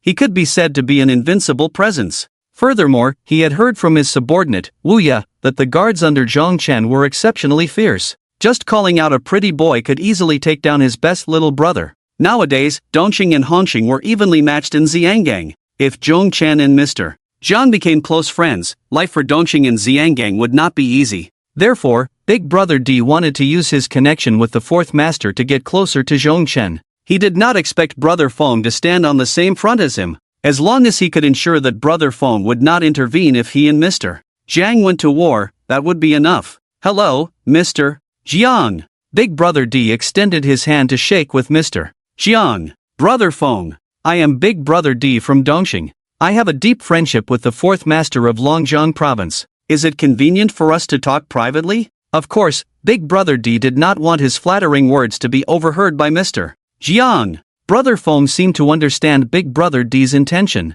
If he really went to talk to him on the other side, it would be unfair to Mr. Jiang and Haonan. I, Zhong Chen, am a person who values loyalty. Haonan is my brother, and the fourth master is also my brother. But you, Big Brother D, are not my brother. Big Brother D, if you have something to say, just say it here. Brother Feng did not give Big Brother D any face. This surprised Big Brother D. After all, he was also the dignified leader of Dongxing. Could it be that Zhong Chen really had no use for him? However, in the world of gangsters, one cannot be too sentimental, especially in such a competitive situation. One must know what they want. Right now, establishing a relationship with Brother Feng was the most important thing. Face could be set aside. Since Brother Feng did not agree to his request for a private conversation, it was highly likely that he was a person of loyalty and righteousness. He did not want to create a rift between himself and Mr. Jiang. But after so many years in society, Big Brother D believed in one thing. There is nothing that money cannot solve. All social conflicts arise because of money. Today, the fourth master's face was sold, but he did not gain Brother Feng's recognition. Then he would add money to the mix. Thus, as the leader of Hongxing, Big Brother D set aside all his pride and face. He approached Brother Feng, stood on his tiptoes, and leaned in to whisper in Brother Feng's ear. Brother Feng, as long as you are willing to form an alliance with me, I am willing to hand over part of Hongxing's business to you. I, Big Brother D, can guarantee that you will take away over 2 billion in profits every year in Xiangang. The reason Big Brother D dared to make such a big investment was that he was confident. As long as Brother Feng supported him, the business in Xiangang could grow larger, swallowing a portion of Hongxing's business. By then, the money earned would not just be this small target of 20 billion. Brother Feng understood Big Brother D's little scheme. The most important thing was that Brother Feng was not short on money either. He didn't even know how to spend the nearly 300 small goals he had saved. Running around all day, not only not spending money, but also making money hand over fist. Compared to money, brothers are always the most important. Therefore, Brother Feng had to say it out loud. Sorry, Brother D. I, Zhong Chen, in Xiangang, only recognize one big brother. That is Mr. Jiang. I only recognize 2 brothers. That is Haonan and Shanya. In Xiangang, I only have one enemy. After saying this, Brother Feng shifted his gaze to the crow sitting at the other end of the room. Brother D was sweating profusely. The crow on the other side thought that Brother D had intervened, and Brother Feng's attitude had changed. So he waved at Brother Feng. Brother Didby felt embarrassed and could only leave in defeat. Mr. Jiang, Haonan, and Shanya had always stood with Brother Feng. With today's events, this group of gangsters in Xiangang became even more determined in their brotherhood with Brother Feng. The wedding scene was peaceful, with various big shots toasting, finding friends they wanted to collaborate with, chatting endlessly. Especially for business tycoons like Ma Yun and Lu Qiangdong, they were surrounded by people. Now is the world of e-commerce. Everyone wants a piece of the pie from the e-commerce platforms. What they don't know is that running an e-commerce platform is also quite challenging nowadays, especially Lu Qiangdong's Jingdong. On one side, there is the e-commerce giant Ma Yun's pursuit, and on the other side, there is the low-price competition from Pinduoduo. Now, with the emergence of Douyin and other self-media platforms selling goods, it can be said that Jingdong's market share has been squeezed to almost nothing. With Double 12 just a few days away, Double 11 made platforms like Ma Yun, Pinduoduo, and Douyin rake in profits. Yet, Jingdong had no notable results. If this continues, Jingdong, this commercial giant, might become a thing of the past. Faced with such a situation, Lu Qiangdong was at a loss. But when he saw Xiang Aqiang inviting Zhong Chen up, an idea struck him. Nowadays, traffic is king. Major platforms are competing for users, inviting various streamers and celebrities, using streamers and celebrities to attract fans and drive traffic. When Lu Qiangdong saw Zhong Chen, it reminded him of Brother Feng's popularity on the internet. Although it was just bits and pieces, stories, and legends, there were hardly any videos of Brother Feng mediating with his brothers. But it was clear that Brother Feng's popularity was extraordinary. Almost everything related to Feng Yang Zhongchen received extremely high likes and comments. Thus, Lu Qiangdong had a bold idea. Lu Qiangdong thought, if he could invite Zhongchen to the live broadcast room, he was sure the popularity would absolutely explode. He recalled when Brother Feng first debuted, Xiao Qiu from Dongfang Kakala, who originally had only a few hundred people in the live room. It was precisely because of Brother Feng's sudden emergence that night, the live room was packed with 1 million people. And most of the people in Xiao Qiu's live room were from Fengyang. It should be noted that Jingdong's fans and customers are nationwide. At that time, the number of live viewers would definitely achieve a historic breakthrough. Today's customers are very picky, they have long lost interest in big stars and no longer feel novelty. If Zhongchen could be invited, it would definitely bring a sense of freshness and mystery to everyone. After all, Brother Feng had never made a special appearance on such a public platform. Lu Qiangdong was indeed a businessman. The more he thought about it, the more excited he became. He was sure this idea was absolutely fine. He just didn't know if this 20-something social big brother would be willing to collaborate with him. Fortune favors the bold. The timid starve. Whether it works or not, it has to be tried. Lu Qiangdong stepped away from the crowd and walked straight to Brother Feng's table. Finally, he held a glass of wine, smiling as he stood next to Zhongchen. This surprised Brother Feng. After all, Lu Qiangdong was a business tycoon, completely unrelated to his social big brother. Moreover, Jingdong is a well-known enterprise. When Brother Feng was in high school, he often shopped at Jingdong. Because he liked the milk tea girl, Brother Feng was quite familiar with Lu Qiangdong. He never expected that this business tycoon would take the initiative to approach him. Zhongchen, I want to be friends with you, Lu Qiangdong said succinctly, and the glasses of Zhongchen and Lu Qiangdong clinked together, producing a crisp sound. After downing a glass, Lu Qiangdong extended a hand in a gesture of invitation. Unlike the earlier situation with Big B, this time Lu was not malicious and had no intention of sowing discord among brothers. Therefore, Brother Feng respectfully complied. They moved to a relatively less crowded area. Lu Qiangdong wanted to discuss with Zhongchen about inviting him to his live streaming room on Double 12. Brother Feng was quite puzzled. If Lu Qiangdong wanted to do something, Brother Feng would definitely support him. After all, Lu Qiangdong, like himself, was a big shot from a small place, so Zhongchen had a good impression of him. However, when it came to live streaming, Brother Feng felt a bit insecure. Moreover, being a figure in society, he didn't want to create a stir that everyone would know about. He didn't want to go shopping and miss out on nightlife opportunities. Lu Qiangdong thought Brother Feng had a point. After all, as a social big brother, if he exposed himself too much, it could lead to problems. So, Lu Qiangdong came up with a good idea. Brother Feng, you don't need to show your face, just appear in the livestream and say a few words occasionally. I'll handle the rest. Lu Qiangdong planned to add some flair and create a sense of mystery. As long as they made enough of a splash without showing their faces, it would have explosive effects. Hearing that he wouldn't have to show his face eased Brother Feng's concerns. This was a whole new field, and it was still somewhat challenging for Brother Feng. But thinking about how Ma Yun had treated him when he went on stage earlier, Brother Feng had basically decided to help Jingdong this time. One was to do something for Lu Qiangdong, who came from the countryside, and the other was to put Ma Yun's arrogance in check. Noticing that Zhong Chen had yet to give a final response, Lu Qiangdong suddenly remembered that he hadn't mentioned the most important part. Brother Feng, 5% of the sales from this livestream will be your reward.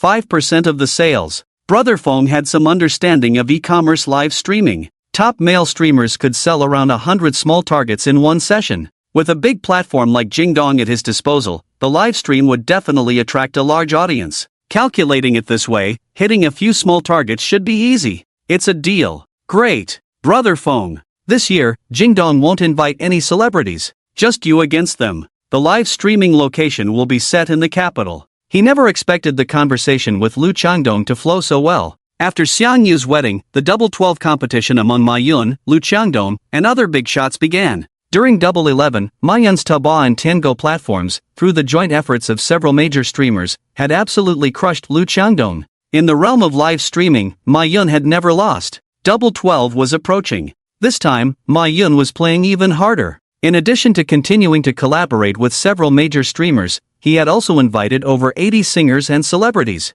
Ma Yun was fully prepared. Based on his years of experience, this Double 12 lineup would be unprecedented. He aimed to take down Jingdong, Pinduoduo, and other e-commerce platforms in one go. Fortunately, Lu Qiangdong had prepared early. Competing with celebrities and streamers for popularity, Jingdong had no advantage. Therefore, Lu Qiangdong decided to create suspense. Guess the mystery person contest. He is not a celebrity. This is his first time as a streamer. He is well known. He is from Fengyang. He is a small person, yet he is also a big person. Guess correctly for a prize. Watch the live stream and guess who he is. Everyone who guesses correctly can receive discounts, large coupons, and other rewards. There are even free meal grand prizes. What grand prize? What free meal? In reality, it's just a different way of distributing coupons to get everyone involved and increase interaction. Jingdong's approach certainly whets the appetite, while other platforms are busy promoting their star lineups. Actor lineups. Only Jingdong is going against the tide. According to him, neither a star nor a streamer. An ordinary person for us to guess. But upon closer thought, Jingdong wouldn't do something so mindless. There must be some clout behind it. Many are waiting to see who this mysterious figure is on Double 12. Compared to other platforms, this time, Ma Yun's star lineup and Lu Qiangdong's creativity stand out among the many e-commerce platforms. But after seeing the lineup Ma Yun invited, almost everyone believes that Ma Yun has once again triumphed. Ma Yun even prepared the commentary for the celebration banquet. On Double 12, a group of star actors gathered in Zhejiang province, at the headquarters of Ma Yun Group. The Double 12 gala is about to begin. Meanwhile, on Jingdong's side, only Brother Feng sneaks in with a few brothers to Jingdong Group. Many reporters are waiting to capture the mysterious person, but in the end, they didn't get a single shot. After all, Brother Feng has never appeared in public media. It's completely normal for reporters not to have seen the real Brother Feng. Over here, Ma Yun's Double 12 gala officially begins. On Jingdong's side, Brother Feng also officially starts his broadcast, but unlike other streamers, Brother Feng is wearing a mask. Just as everyone expected, Ma Yun's side, with a host of star big shots, is bursting with popularity. The live broadcast room is packed, and the order volume on the platform is skyrocketing. In fact, stars can always be seen on the internet or television. The shows are just that, and people have long been visually fatigued. But since other platforms have no new tricks, they all come rushing in to support Ma Yun. Until someone on Jingdong recognized that masked hero. The situation changed dramatically. The Star Gala live broadcast on Ma Yun's side is booming. The masked mysterious person on Jingdong's side hasn't attracted too many people. Brother Feng is a bit anxious. It seems that professionals should handle professional matters. If he could bring his team to take down Ma Yun's side tonight, it would be no problem at all, but live streaming, sigh. At this moment, a comment from one person in the comments section caught everyone's attention. Damn! He is Zhong Chen, the big brother from Fengyang. Zhong Chen. Got it right. Big coupons are in hand. The person who posted this message is none other than Zhong Chen's uncle, Dong Gakwan. With a mask on, others might not recognize him. But family members who have spent day and night together will definitely spot him at a glance. Soon, many comments started discussing. Zhong Chen? Brother Feng? Is it the super handsome Brother Feng in his 20s? The big brother who scared Hao Dejiang into wetting his pants? I heard he took his crew and dealt with the Russians. Just as everyone was debating whether this person was Brother Feng, another clever one gave his deduction. This person must be Zhongchen. First, he is from Fengyang. Second, he is neither a star nor a streamer. Third, this person looks to be about 1.8 meters tall. All these conditions fit Zhongchen. I guessed it was Zhongchen, and I won a prize. It's definitely Zhongchen. Damn! Jingdong actually invited a social big brother? After multiple confirmations, this person is indeed Zhongchen. It's the first time seeing an e-commerce platform inviting a social big brother for a live broadcast.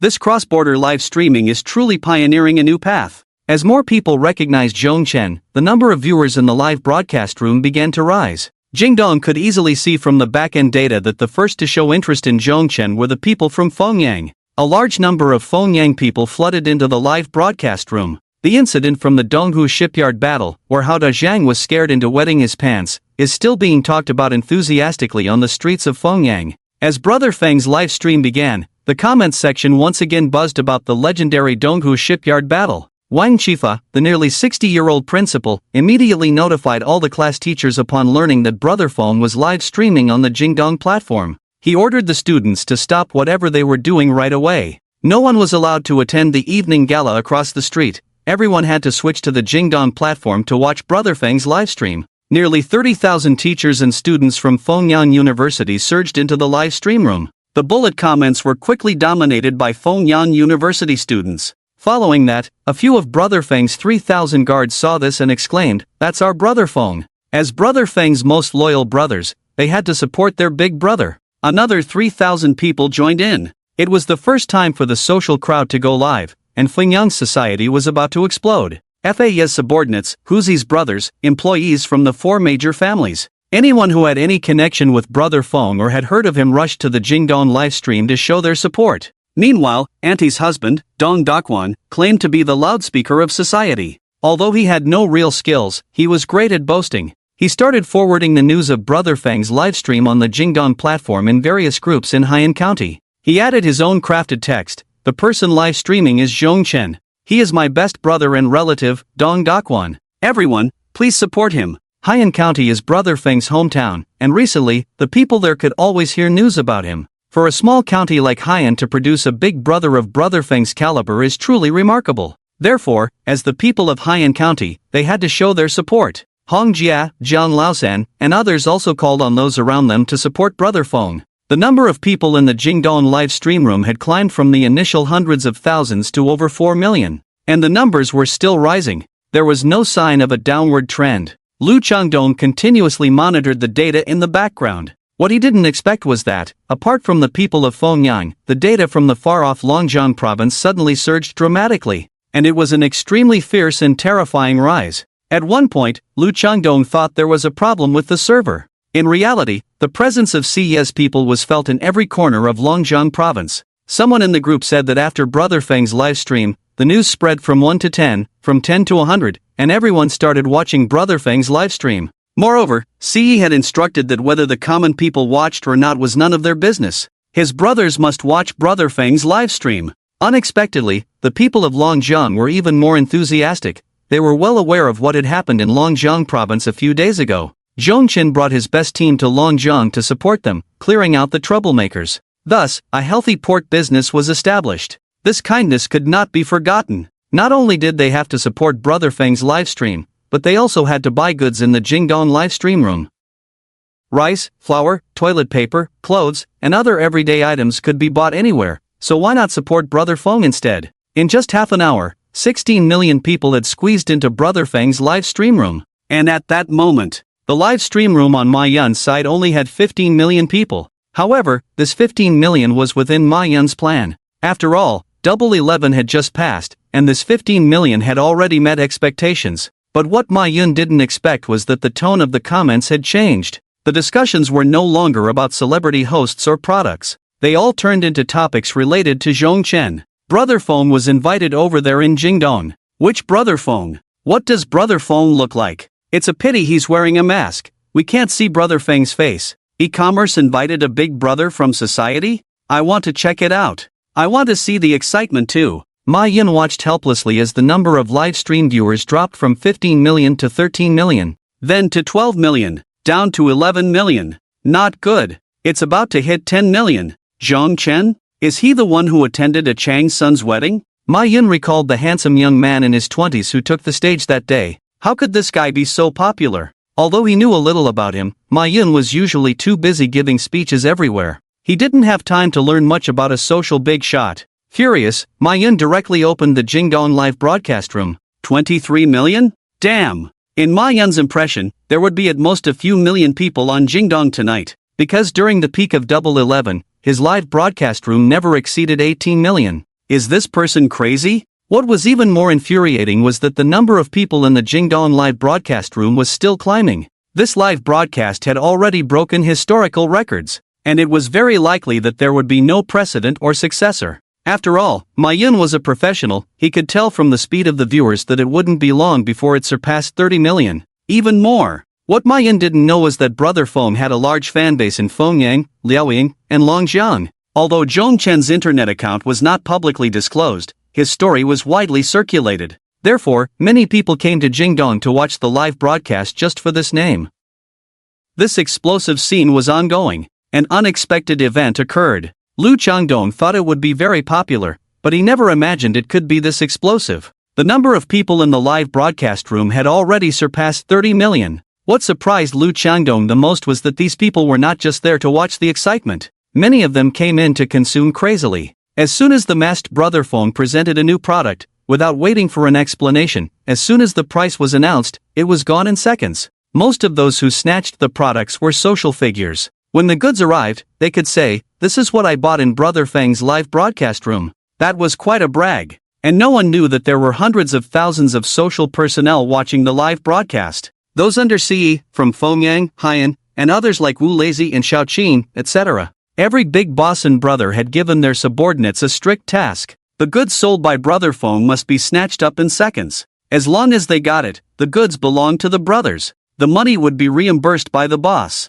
This frenzy of snatching goods made the progress of Brother Feng's live broadcast incredibly fast. By the end, nearly 100 types of prepared products were sold out. Lu Changdong was ecstatic. The money earned tonight had far exceeded expectations. Lu Changdong knew that it wasn't easy to have Brother Feng come once. If he wanted to invite Brother Feng again in the future, it would depend on his mood, and it might not have the same effect as today. After all, Brother Feng wasn't short on money. Therefore, Lu Changdong planned to make the most of it. It was still early, so he simply let Brother Feng sell some pre-sale products. Based on past experience, pre-sale products needed to wait half a month for delivery. They were very hard to sell, but they didn't pressure the stock, which was very friendly to merchants. However, Brother Feng was different. As long as the products proposed by Brother Feng were listed on the little yellow cart, they would still be gone in seconds. Brother Feng wasn't selling products, he was selling a phenomenon. People just loved to snatch. When everyone was rushing to buy, those who got it would be happy, and those who didn't would feel disappointed. More than an hour passed, and Lu Changdong intentionally went to take a look at Ma Yun's live broadcast room, which had only a pitiful 300,000 left. The number of people in Jingdong's live broadcast room reached an unprecedented 48 million. This time, the Double 12 live broadcast competition, Jingdong crushed all other platforms. The total sales of all other platforms combined couldn't match Jingdong's sales in just a few hours. This was also the most impressive sale in Jingdong's history, or rather, in the history of e-commerce. The sales officially surpassed 960 billion. At this moment, Lu Changdong felt a bit scared. It should be known that after so many years of e-commerce development, the highest sales record was the 500 billion set by Ma Yun. His current sales had already doubled that record. That year, with 500 billion in sales, Ma Yun's e-commerce platform was in chaos the next day. The delivery was nearly paralyzed. Would his nearly 1 trillion in sales not cause a stir? Continuing to sell like this could lead to problems. It's best to stop while ahead. Thus, Lu Changdong promptly halted the livestream. At the end of the broadcast, Brother Feng sent a message to tens of millions of viewers. It's the dragon coiled. It's the tiger lying down. I, Zhong Chen, am supported by all the family members in the livestream. I love you all. When shopping, please recognize Jingdong. Goodbye, family. This statement directly made Ma Yun's hair turn green. You have to understand what it means to directly endorse Jingdong in front of tens of millions of viewers and the kind of advertising effect it would have. More importantly, Ma Yun suspected that Zhong Chen's words were alluding to him. It's the dragon coiled, it's the tiger lying down. This kid, does he have an issue with me going to the bathroom halfway through that day? No matter what, this time it was a crushing defeat. And the biggest winner of Double 12 is Lu Changdong. With Brother Feng's efforts alone, he brought in 980 billion in sales, setting a major record in the era of live commerce. If nothing unexpected happens, this record will remain unbroken forever. Meanwhile, Jingdong's influence will rival that of Maiyun's shopping platform. The advertising effect is quite remarkable.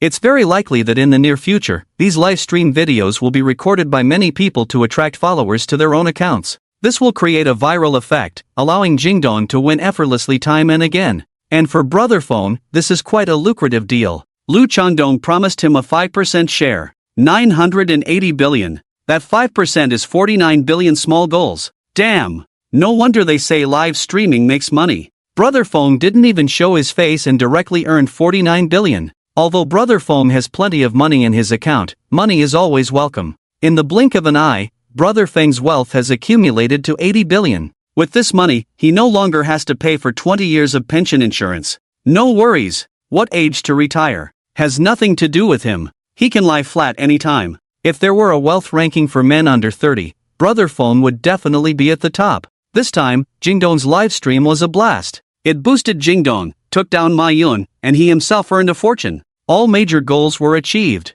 Behind such achievements, Brother Feng knows it's all thanks to the support of his brothers, including the brothers and citizens from Liaoying Province and Longjiang Province, as well as the support from big shots across the country. To win the hearts of the people is to win the world. Although I, Zhongchen, am mixed up in society, I never do anything that goes against my conscience. I deserve to be awesome. This period has been quite exhausting. After stepping out of the live stream room in the magic city of Jingdong, Huzi and Zhantian Guang had already arrived in a Cullinan with license plate Feng as 66666 to pick up Brother Feng. Brother Feng wore a mask the whole time. After all, he had just come out of the Jingdong building, and there were plenty of paparazzi outside. With Brother Feng in a mask, many people would surely want to capture his true appearance. As soon as Brother Feng got in the car, a crowd rushed forward wanting to take pictures. Luckily, Huzi was quick-witted and stepped on the gas, driving the Cullinan away. Wow! This Zhongchen is so handsome and powerful. He's driving a Cullinan.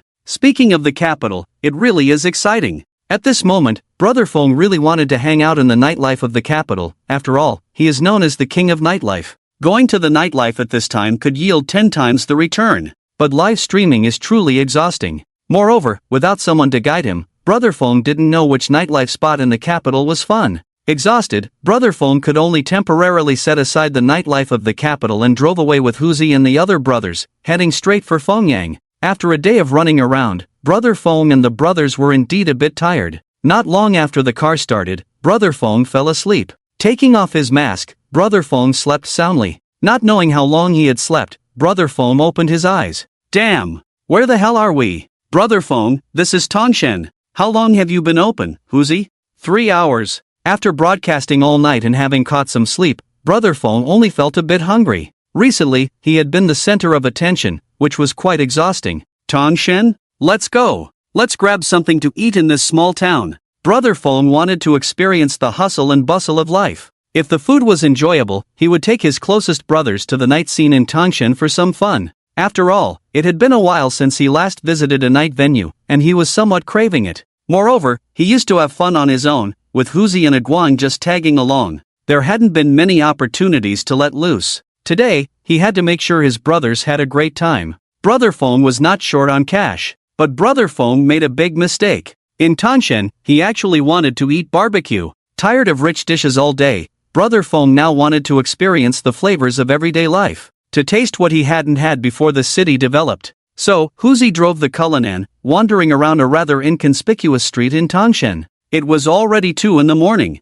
There weren't many restaurants open. Just then, Zhantian spotted a barbecue place with its lights on and a decent crowd. A group of people were sitting outside under a canopy, enjoying their food and having a great time. This place was good. It had a bit of a street food vibe. Brother Feng specifically ordered. He parked the Cullinan a bit further away, and the brothers walked directly to the barbecue shop. The barbecue shop at 2 in the morning was quite lively. Inside, out of 8 tables, only 1 was empty. After Brother Feng and his 3 brothers sat down, they quickly ordered skewers. At that moment, Brother Feng noticed 4 girls sitting at the next table, one of whom was exceptionally beautiful, with a touch of disheveled charm that added to her allure.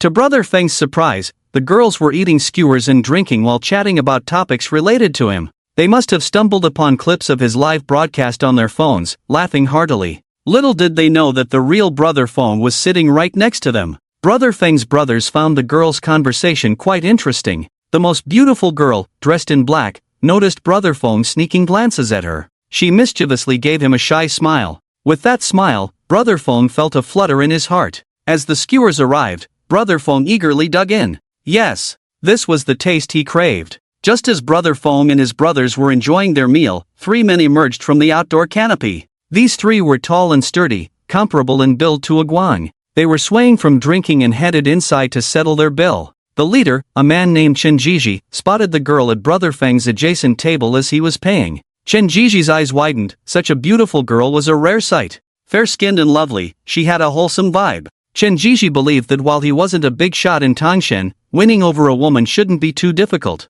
As long as he could get her WeChat and learn her personal information, he could slowly charm her with his persistence. No way she could escape. With a lecherous grin, Chen Jiji approached. At that moment, the girls were happily eating, and when they saw a strange man walking over, they instinctively felt a bit wary. Hey, don't be scared. I'm not a bad guy. Hey, the girl in black, how about adding me on WeChat? The girl was startled, her earlier playful demeanor vanished. A stranger's approach, especially a drunken one, was definitely something to reject. No!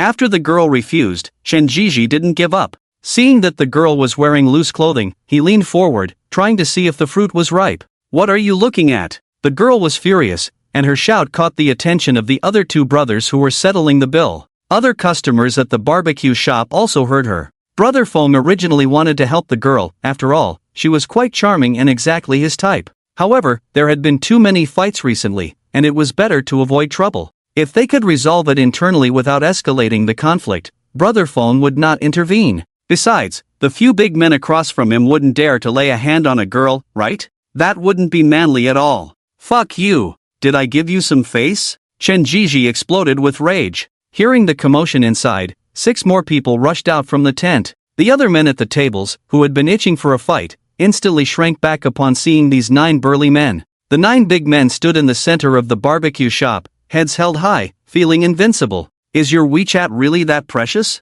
Let me tell you. Today, you not only have to give me your WeChat. All the people here are mine. Let's see who dares to stop me. Chen Jiji scanned the room. There were only 6 men inside, and they didn't know each other. It was hard for them to pose a threat, which is why he dared to speak so harshly. After all, his brothers were quite capable, especially the one who dressed like a boy. He was said to be at a hellish level in Taekwondo, incredibly fierce. He could take on a dozen by himself. You won't give me your WeChat? You've got quite the temper. I like that. The leader, Chen Jiji, put on a lewd expression. A few girls sensed that things were about to go south. At 2:30 in the morning, being cornered in the shop by 9 big men, what could they do? I'm telling you, get lost. The girl being harassed, named Myling, vowed that even if she died here today, she would never let this group of scoundrels succeed. She stood up and shouted loudly at Chen Jiji, simultaneously shifting her gaze to the table beside her where Zhongchen sat. Myling had a feeling that Zhongchen, sitting at that table, exuded a calm and composed demeanor, as if he had seen the world. Although they were outnumbered, as long as he stepped in to save her and her friends, even if they got beaten today, at least they could escape. Ha, little girl, none of the 4 girls at this table can leave. Stay here and keep us 9 brothers company. Just the right number. Myling's best friend, Xiaoli, was a lively but extremely stubborn girl. Since it had come to this, they were bound to die anyway, so she decided to fight back. She knew that if the men struck first, she wouldn't even have a chance to fight back. If she struck first, at least she could teach these pigs a lesson. Thus, Xiaoli picked up a nearby bottle and smashed it over Chen Jiji's head. Damn! This girl was ruthless. Not only did Chen Jiji not expect the girl to fight back, but even Myling was taken by surprise. Big brother Chen Jiji couldn't just let this slide. Get lost, you little girl. You've gone too far, don't you know your own weight? His brothers would take her down. Xiaoli's bottle activated the fighting spirit of Chen Jiji's brothers. They charged from the center of the barbecue shop. The shop owner and his wife shrank back like turtles into the kitchen, peeking through the door cracks to observe the situation outside. The clever shop owner's wife directly unplugged the surveillance cameras to avoid future trouble. The men and women at the other tables, seeing the fierce 9 big men, hurriedly hid far away, ready to watch how these 9 big men would deal with the 4 girls from Tangshan. As impressive as Brother Feng was, having fought so many battles and taken on so many people, he had never hit a woman. Brother Feng didn't hit women, and naturally, he despised other men hitting women, especially in front of him. This was a blatant disrespect. Brother Feng's mind flashed back to when he first entered the room, seeing that beautiful girl in black smiling at him. Damn!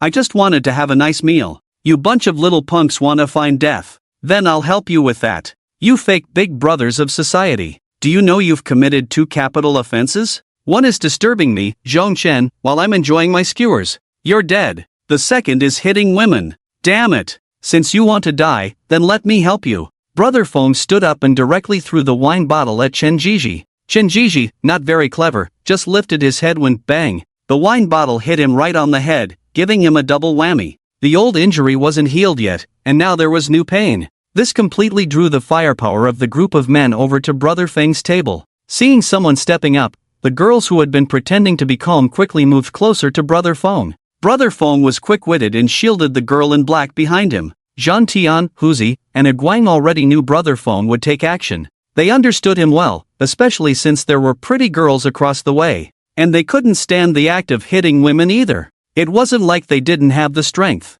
If they didn't like it, they could just fight back. Chen Jiji didn't expect that in this society where it's better to avoid trouble, someone would actually meddle. Damn! Chen Jiji was about to pressure Brother Feng a bit, telling him how impressive he was in Tangshan.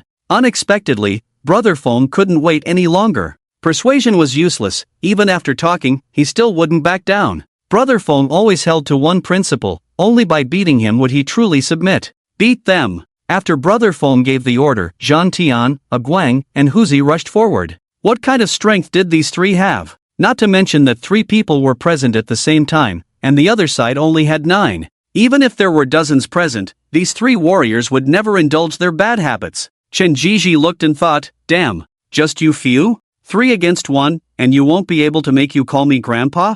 The Tang San 9 brothers were also getting anxious. Letting you meddle. Fight. Clang clang clang, bang bang bang. The small barbecue shop was undergoing a baptism it shouldn't have to endure. The other customers in the barbecue shop were sweating for these 3 guys. Especially the 4 girls, who were hiding behind Brother Feng. Some were holding Brother Feng's hand, some were grabbing his flesh, and some were hugging his waist. Although they hoped Brother Feng's side could take down the people across, the numbers were different, and the girls felt that this fight was likely to end badly. At this moment, only Brother Feng felt confident. It was likely that just Zhan Tian alone could easily handle those 9 drunkards. Sure enough, as Brother Feng expected, Zhan Tian, Huzi, and Guang took only 2 minutes to knock the 9 brothers on the other side to the ground. As the saying goes, justice must prevail. Watching the arrogant 9 big men being beaten to the point they couldn't stand, the other tables of customers finally stood up. Damn! They deserve it. Beat them. Make them pay 20 years of social security. Then they won't get their pension. Yeah, beat this group of social scum to death. This group of people came out from all corners, transforming into heroes, stepping forward to punch and kick the 9 men, giving them a second round of beating. Halfway through their skewers, they lost the mood to continue. Brother Feng and his brothers were about to leave the barbecue shop, but Brother Feng never did anything disgraceful. Before leaving, he didn't forget to settle the bill. Boss, the payment code. The turtle-headed boss came out from the kitchen. Forget it, sir, consider it my treat. Payment code, here it is. Tangshan Bank, 10,000 yuan. 10,000? Brother, we don't need that much. 200 is enough. I'll cover all the expenses for everyone present today. The rest will be for your tables and chairs. Let's go. There were only about 20 people present, but they erupted into thunderous applause. Not only did they get a free meal today, but they also had a blast taking down a group of gangsters. After Brother Feng and the others left, the other customers ran away.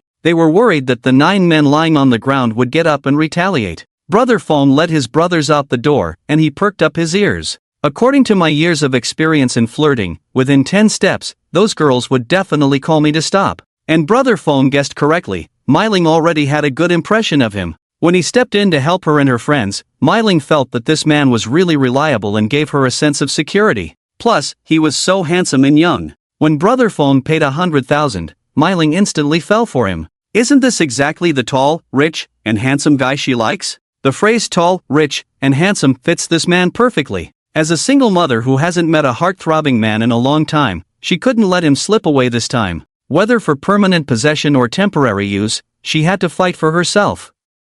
Just as Brother Fong walked 10 steps and was about to take a disappointing 11th step, she suddenly called out, "Brother! Wait!" Zhongchen stopped. He turned around and, aided by the dim streetlight, saw the girl in black smiling at him, looking at him with sparkling eyes. "Brother, don't go." Several girls giggled as they ran up to Brother Fong. "Thank you for helping us out, otherwise, we would have been in trouble tonight. Let's go sing together." "Sure, sure." The girls chatted excitedly, finalizing their plans to sing. Brother Fong glanced at the 4 girls across from him and his 4 brothers here. The numbers matched perfectly, this formation could be managed. So he agreed. Just then, the girl in black received a phone call. It was from the nanny. "Myling, the baby is awake and crying for you. Can you come back for a bit?" Myling was in high spirits, and this was such a buzzkill. Just when she didn't know what to do, Brother Fong suggested, "I'll go back with you. They can go have fun at the night spot first. We'll meet up with them later." "Okay. Myling, see you at Candy KTV later."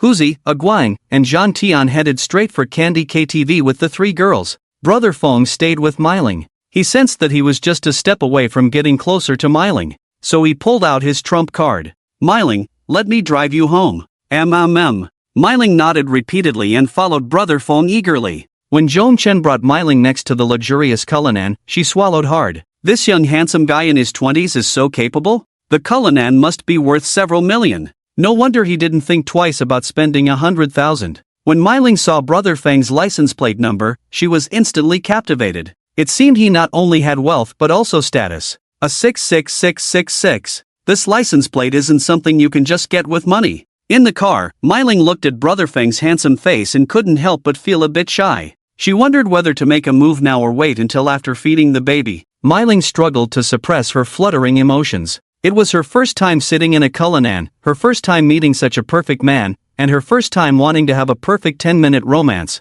But Myling held back. She wanted to save the best moments for the right time. Brother Fong intended to stay in the car and wait for Myling, but she insisted he come inside for a bit. Once inside, there were only the nanny and the 1-year-old baby. It seemed that Myling was a single mother. Just as Myling was about to feed the baby, the nanny stopped her. "Myling, you can't drink. If you drink, the baby will get drunk." So, they arranged for the baby to have formula. After the baby finished the milk, Myling stayed by the side for a while, and the baby fell asleep. This is the power of a mother. The little one was so good, knowing that mommy had something more important to do tonight, and quickly drifted off to sleep. Myling excitedly linked her arm with Brother Fong and stepped out of the house. They were heading to Candy KTV to have some fun with the sisters. When Brother Fong took out the car keys and opened the door, Myling suddenly looked at him with longing. "Brother Fong, I want you to sit with me in the back seat for a while." Bang! The back door of the Cullinan closed. The Cullinan was indeed a luxury car.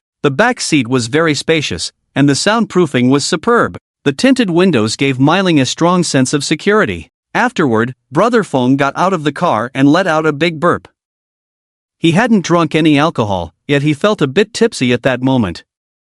But he was still able to drive the Cullinan smoothly to Candy KTV.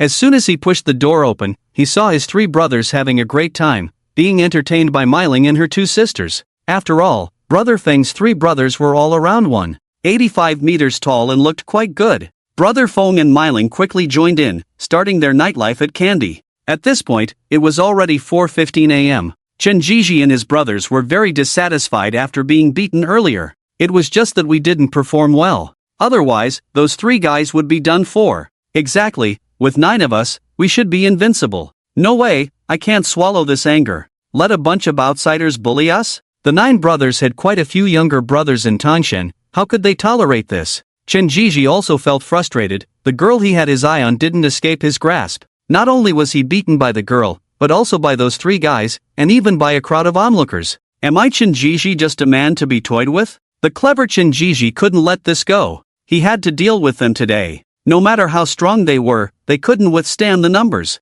In Tangshan, gathering 50 or 60 people was quite easy. Chen Jiji took out his phone and called for reinforcements. Spending 6 yuan on the phone, he gathered over 90 brothers. 9 people couldn't handle them, but 90 should be enough. Through various inquiries, he learned that this group was at Candy KTV. Chen Jiji revealed a sinister smile. The owner of Candy was the lover of Chen Jiji's mother-in-law's cousin's nephew's aunt. With this close relationship, plus his own 90 people, Even if you had 3 heads and 6 arms, you couldn't escape from my grasp. You're doomed. Black-clad girl, let's see where you can run. Chen Jiji walked into Candy KTV and directly found Boss Tang in the office. Seeing so many people arrive, Boss Tang was startled. They were all prominent figures, and he knew Chen Jiji had some power. After all, Chen Jiji was a little brother of the big brother Yang Shuquan from Tangshan. But Boss Tang himself wasn't a pushover. His connections were also very deep, and he was an old friend of Yang Shuquan. If Chen Jiji came looking for trouble today, then sorry, no matter how many people you bring, I'm not afraid of you. Boss Tang, we have relatives. My mother-in-law's cousin's nephew's aunt has a good relationship with you. Boss Tang was somewhat displeased. Since the relationship was good, why did you bring so many people? I just want to find a group of people today. I hope Boss Tang can make it convenient. After hearing Chen Jiji's words, Boss Tang ignored him. Chen Jiji knew that if he wanted to go in and catch people, it was best to get Boss Tang's consent. If he really barged in with these 90 people, it would be like tearing the face off Boss Tang. He didn't have full confidence that he could handle Boss Tang in Tangshan. At that moment, Chen Jiji suddenly remembered, since this man was the mother-in-law's cousin's nephew's aunt. Then directly find the mother-in-law, let her find the cousin, then the nephew, and let the nephew find the aunt, who is Boss Tang's lover. Isn't that a clear path? Chen Jiji felt very clever. But it seems that their romantic relationship has not been made public. If they really did, it might have the opposite effect. Seeing that Chen Jiji had been silent for a long time, Boss Tang raised his head. I can let you in to find someone, but one thing. You must pay me 20,000 yuan as compensation for the negative impact on my night business. The reason Boss Tang did this was simple. He loved money. I don't care who the hell you are. As long as I'm not afraid of you, if you want me to do something, you have to pay. This matter today is not difficult. It's just about letting him in to grab a few people out, and 20,000 yuan is a fair price. Otherwise, if they wait outside the store, they will eventually catch those few people. Chen Jiji gritted his teeth and agreed. After all, his head had been smashed by those few scoundrels. This grudge must be avenged. Good. After the deal was struck, Boss Tang stood up, fully aware of who Chen Jiji wanted to find. Because at this time, there were hardly any people left to sing. When Boss Tang pushed open the door to the luxurious presidential suite, Chen Jiji immediately spotted Zhong Chen. At that moment, Zhong Chen and Mei Ling also saw Chen Jiji and his group standing at the door. The entrance was crowded. There were dozens of people, and it was unclear how many more were outside.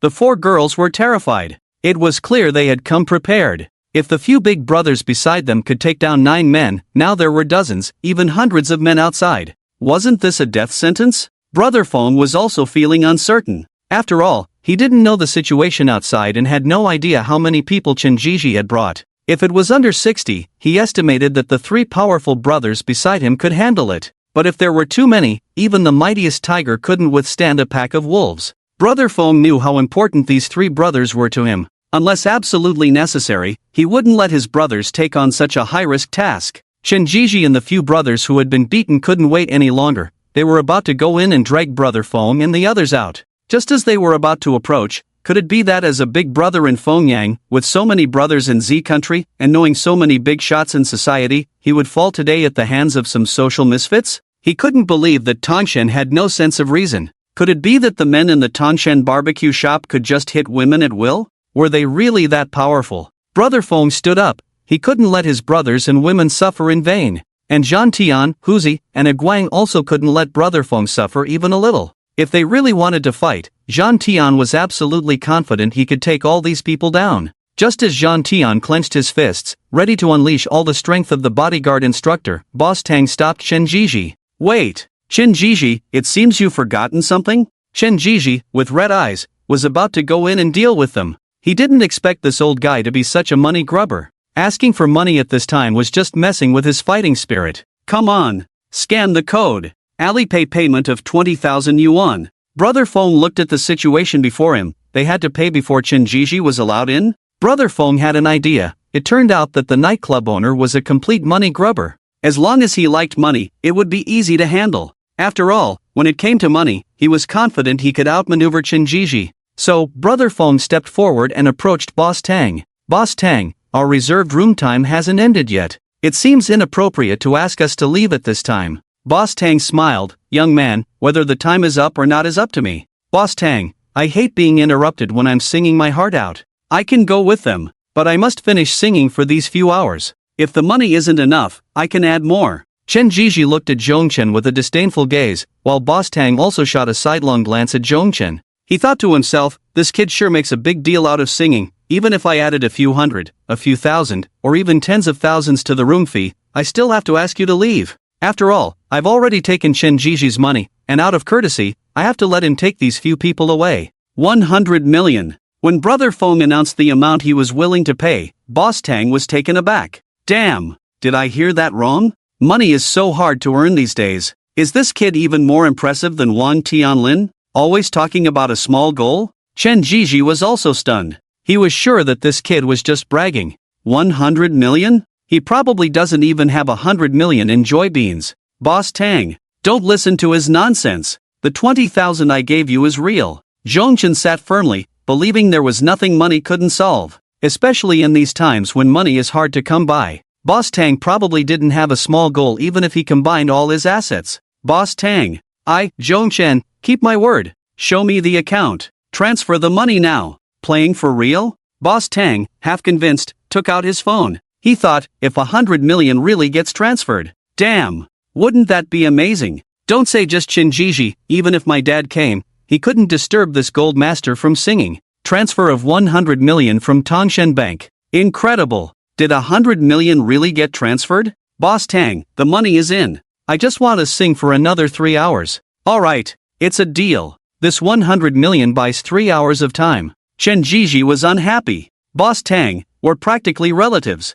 You still took my 20,000. Get lost. 20,000 is just pocket change. I'll transfer you 20,000, now get out. After receiving the 20,000 as a return, Chen Jiji obediently led his brothers downstairs. When he heard about the 100 million transfer, he already knew the outcome. He couldn't entirely blame Boss Tang. If it were him, he would also accept the money and let the gold master continue singing. After all, that's 100 million, not just a few thousand or tens of thousands. This huge sum, he could never come up with. Now Chen Jiji admitted one thing, purely in terms of financial strength, he really wasn't a match for that pretty boy. But this outsider was definitely in for it today. Isn't he rich? I'll just wait outside with my brothers. I don't believe he won't come out. As long as you're at the door of Candy KTV, Boss Tang can't save you. You think you're rich? Either give me a few 100 million, or I'll make sure you guys are picking up your teeth off the ground. After Boss Tang got a small goal, it felt like he was dreaming. Back in the office, he kept counting the balance in his bank account.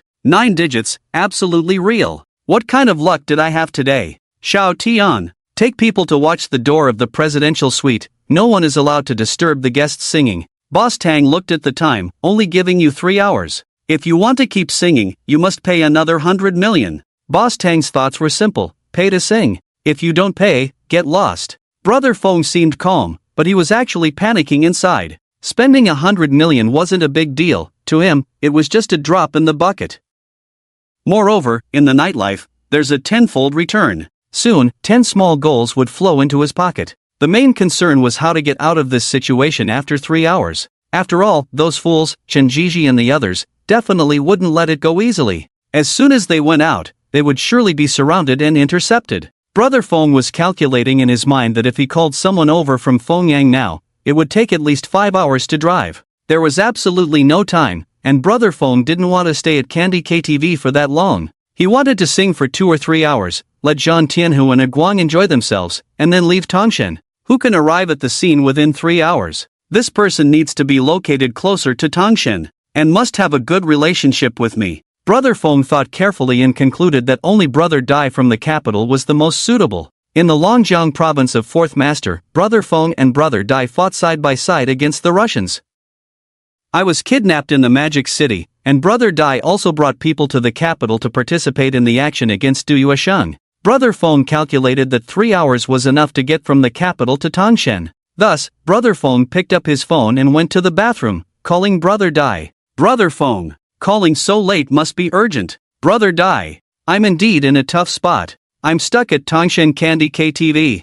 I need to resolve this within 3 hours. It's too late to call someone from Fengyang. See if you can bring people from the capital to help me deal with that group of punks downstairs. Brother Dai immediately got out of bed. Who's on the other side? How many people? A fool named Chen Jiji. About 100 or so. Alright, Brother Feng, I'll contact you when I arrive at Tangshan Candy KTV. After hanging up, Brother Feng felt relieved. Brother Dai is known for his loyalty in the circle. With Brother Dai's promise, this matter was likely to succeed. After returning, seeing that everyone was in low spirits, Brother Feng took the initiative to grab the microphone and start singing. In fact, in the eyes of Zhang Tian and Aguang, this matter wasn't that complicated. As long as the three of them brought their weapons, they could go out and fight that group of little thugs. Moreover, they were absolutely confident they could break through the encirclement and take down those social misfits. Especially Zhang Tian, who had taken on dozens of people before. Ever since he followed Brother Feng, he had been fighting as a team and lost the feeling of being a superhero. The main issue was that the four girls were terrified. It should be known that Brother Feng had only used a large sum of money to settle that group of social people in just 3 hours. After 3 hours, they would still have to face a group of attackers. Brother Feng really had a big heart. At this moment, Meiling was not only worried about getting beaten but, more importantly, she felt that Brother Feng had wasted a small fortune. If this incident was caused by her spending so much money, she would never be able to repay it in her lifetime. How should she face this friendship in the future? Even if she paid, it might not be enough. She was just a breastfeeding mother. How could she be worth 100 million? Meiling felt it was not worth it for Brother Feng. Brother Feng looked at the situation in front of him. If this continued, the four girls would not be able to let go. Come on, pull out your payment codes. Brother Feng asked the four girls to pull out their payment codes. When there's no sense of security, money is the most basic sense of security. Meiling was a bit confused. Payment code? Is it to give money? Brother Feng, we've caused so much trouble. We can't take your money. Exactly. We're all decent girls. We usually don't come to nightclubs. Although they liked money, Xiaoli also felt a bit embarrassed to take Brother Feng's money. Yes, Brother Feng, we're already very embarrassed that you can help us. The shy girls had a pretty unified attitude. But once a man speaks, it's like water spilled out. Especially Brother Feng. If he wants to spend money, he must spend it. Under Brother Feng's insistence, the girls obediently pulled out their payment codes. Tangshan Bank, transfer 20 million. Tangshan Bank, transfer 20 million. When they heard this transfer amount, the girls were dumbfounded. What did they just say? That they didn't need it? Damn! Are they crazy? Brother Feng, we love you. Money not only can cure various anxieties, but it's also a powerful anesthetic. With this 20 million, the girls instantly felt like they had no worries. So what if there's a group of thugs outside? As long as they don't kill me, let them hit. I have money now. Am I still afraid of being beaten? The girl with a cleaner face than her hands worries all day about money. This 20 million not only solves the problem of food. If she saves a bit, it will be enough to last a lifetime without working. No more fear of a father who loves to drink, a mother who is bedridden, and a younger brother with a gambling addiction. Because of the money, the girls seem to have suddenly moved from hell to heaven. Everything feels so bright. Especially Meiling, who just had a baby, only to have her husband run off with someone else. She could only hire a nanny to take care of the child while she went out to work. With Brother Feng's support, she can finally take her beloved baby and live a happy and fulfilling life. It seems that in Kalinin, her efforts were worth it. When the girls' mood improves, the atmosphere follows. Singing and dancing, they drink to their heart's content. Xiaoli and the others can see that after Brother Feng and Meiling went out, the two of them were unusually affectionate. Judging by her years of experience as a woman, these two have definitely become close partners. And in this room, there are 3 men and 3 women. Since Brother Feng has already given so much, we Tangshan women can't be ungrateful. So let's each have one, and get along well with Brother Feng's good brothers. Meiling knows that Xiaoli pretended to be drunk and took Tiger to the bathroom to do something. She not only didn't stop her but was secretly laughing. This sister is really something. She knows how to be considerate at critical moments, really gives it her all. The other 2 sisters are just the same. So considerate it makes one feel heartbroken. Time flows by minute in such a joyful atmosphere. 2 hours later, Brother Feng received a WeChat message. Brother Feng, everyone is settled. Brother Feng couldn't help but exclaim, wow, Daigou is really efficient. What took 3 hours, he finished in 2. Seeing that the brothers and sisters had finished singing and chatting, they were also done. The sky was already bright. It was time to walk out confidently and show off. Brother Feng took the microphone. Friends, that's it for today. Thank you, the 4 sisters from Tangshan. It's getting late. Everyone, go back and rest. As he spoke, Brother Feng was about to take his friends downstairs. Tiger, Zhantian, and Aguang didn't know what Brother Feng was up to. They tensed up, ready for battle at any moment. If that group of scoundrels was still downstairs, they would go straight for them. The girls, who were even more worried, knew they had no fighting power and would just be a burden if they went out. But this was something they had to face sooner or later. Since they had to face it eventually, why not face it with Brother Fong now? For the sake of this 20 million love. If the other side goes too far, they would fight back. The 8 of them rushed to the second floor, and from the other end of the corridor came Boss Tang from Candy KTV. Facing the big financier, Boss Tang smiled and said, "Dear guests, it's not time yet. If you leave now, I can't refund that 100 million, so think carefully." Brother Fong ignored him completely. 100 million was just pocket money to Brother Fong, a mere drop in the bucket. Seeing that Brother Fong didn't respond and was still heading downstairs, Boss Tang quickly ran to block his way. "Boss, please slow down. If you go out now, Chen Jiji and his 100 or so people are waiting at the door. Going out is like sending yourself to death. How about this? I'll help you settle them. Just give me another 30 million and it'll work." Boss Tang had calculated a good deal. He knew exactly what kind of person Chen Jiji was. Poor enough that his pockets were cleaner than his face, probably didn't even have 100,000 in savings. As long as this handsome guy could give him 30 million, he would go out and talk to Chen Jiji. Give Chen Jiji 10 million. This matter could be settled. Even if Chen Jiji still wanted to make a move, Boss Tang had been running KTV for so many years and knew plenty of big brothers. Dealing with Chen Jiji would be quite easy. After all, money can make the world go round. Find someone more impressive than him, beat him up, and 5 million will be enough. Boss Tang is convinced. This guy can pull out 100 million to sing. Another 30 million should be like child's play. There's no way he would let himself get beaten up in front of women for that little money. Brother Fong hasn't said a word all day, but the girls around him are getting a bit anxious. 30 million. If it can really be settled, they would be willing to part with some of the money Brother Fong just gave them.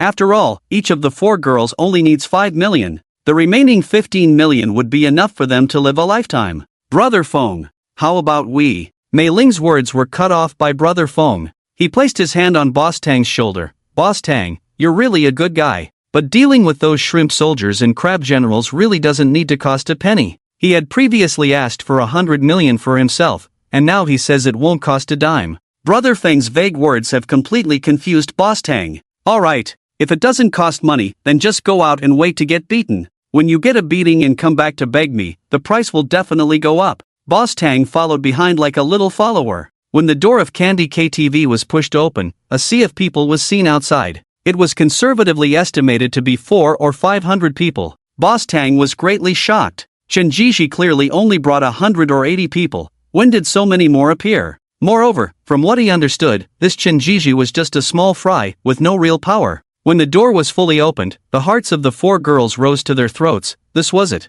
Just then, the social figures at the front began to retreat. Those kneeling on the ground gradually came into Brother Feng's view. And those who were kneeling, beaten and bruised, were none other than Chen Jiji and his brothers. What is going on? Among the group that walked out of the KTV, everyone except Brother Fong had no idea what had happened. But they quickly recognized the leader, Chen Jiji. Daigo grabbed Chen Jiji by the hair, and the watermelon juice-covered Chen Jiji was exposed to everyone. Brother Fong stepped forward and gave him another beating. "Fuck. Still tough, huh? Fuck. Still hitting women, huh?" Brother Fong could see that Chen Jiji was still a bit unconvinced. Brother Fong could easily take him down and walk away. But after all, Mei Ling and Xiaoli still had to live in Tangshan. If he didn't completely deal with Chen Jiji and his brothers, they would probably cause trouble for these girls in the future. Therefore, Brother Fong decided to spend some time to make Chen Jiji behave, so that when he sees those 4 girls in the future, he would tremble all over. Not convinced, huh? Call your big brother over. Brother Fong understood one thing. To make a little punk submit, the most direct way was to take down his big brother. Let his big brother kneel and beg for mercy, and that little brother would behave. Unexpectedly, this clueless Chen Jiji really picked up the phone. At that moment, he hesitated a bit. After all, his big brother Yang Shuquan was no ordinary person. He was just a small fry in front of Yang Shuquan. He wasn't sure if his big brother could get up at this time in the morning and come help him out. But with so many people watching, and many little brothers kneeling in front of him, if this matter didn't have a way out today, he probably wouldn't be able to mix in Tangshan anymore. So, Chen Jiji called Yang Shuquan. "Hello, Brother Yang. I've been beaten up at Candy KTV. Does Big Brother have time to come over?" "Beaten up? Alright, wait for me." Yang Shuquan, as a prominent figure in Tangshan, was ruthless and spoke little. He immediately started gathering people to rescue his little brother Chen Jiji.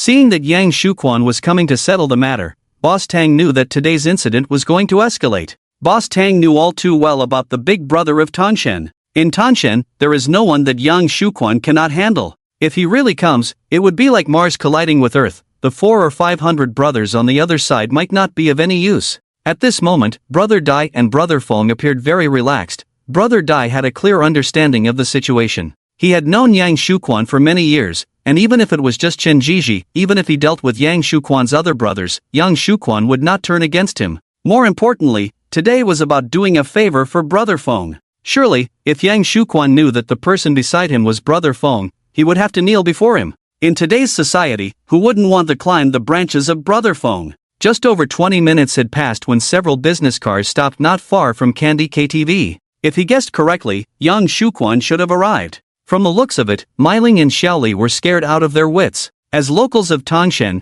they had certainly heard of Yang Shuquan's power. A top boss, a presence that could summon the wind and rain. Could it be that the trouble caused by himself today would escalate into a serious bloody incident? The girls were so frightened they wanted to close their eyes. Yang Shuquan got out of the car holding a club. He was about to see who dared to lay hands on his little brother today. Dozens of younger brothers followed Yang Shuquan. Although there were hundreds of people on the other side, as a local emperor, he never needed to bring too many people. In Tanshen, when people saw Yang Shuquan himself, they would basically surrender obediently. There was no need to bring many people to force it. Chen Jiji, kneeling on the ground with his face covered in watermelon juice, was extremely moved. He didn't expect that the boss still had his own people in mind. Looking at the boss's stance, it seemed he was going to wipe out this group of outsiders today. Being valued by the boss, this beating was worth it. Angrily, Yang Shuquan walked over to Brother Dai, and his eyes suddenly lit up. Brother Dai? Shuquan, are you here to deal with me with that club?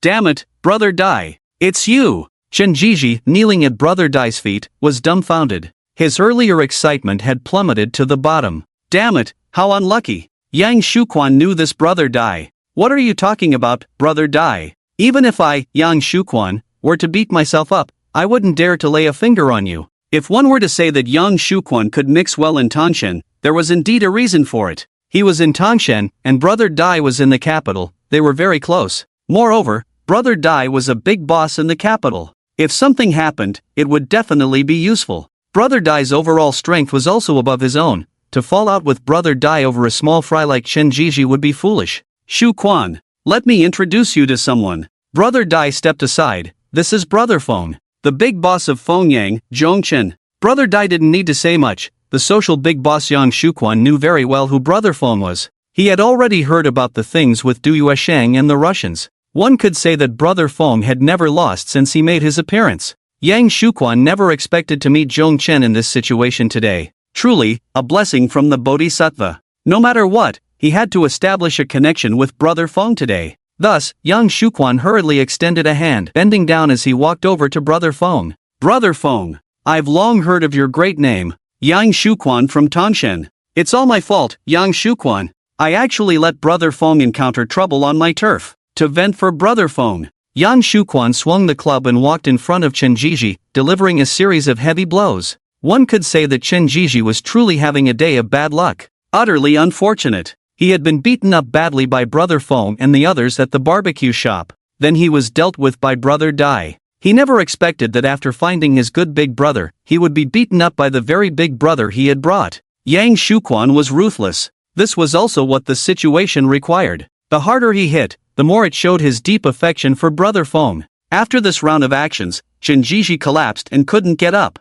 In his hazy consciousness, Chen Jiji opened his eyes to look at Brother Feng. He never expected to fall at the hands of the fearsome Zhongchen. It was worth it. Chen Jiji completely closed his eyes. At this moment, Meiling and several other girls were dumbfounded. It turned out that the person who had been with her since last night was Brother Feng. Especially Meiling, who had been teased at the barbecue shop while watching videos of Zhongchen's livestream. She had a deep admiration for him. She never expected that her shy wish would come true last night without her knowing. Moreover, Brother Feng was indeed generous, directly tossing out 20 million, solving all the worries for herself and her good sisters. A big brother is a big brother. His actions were extravagant and decisive. What was even more striking was that he was so young and capable. The matter had passed, and Brother Feng had suffered no loss. Of course, he wouldn't bother with a small-time thug like Chen Jiji. But at this moment, there was someone who was extremely scared, and that was Boss Tang of Candy. He had extorted a small target from Brother Fong.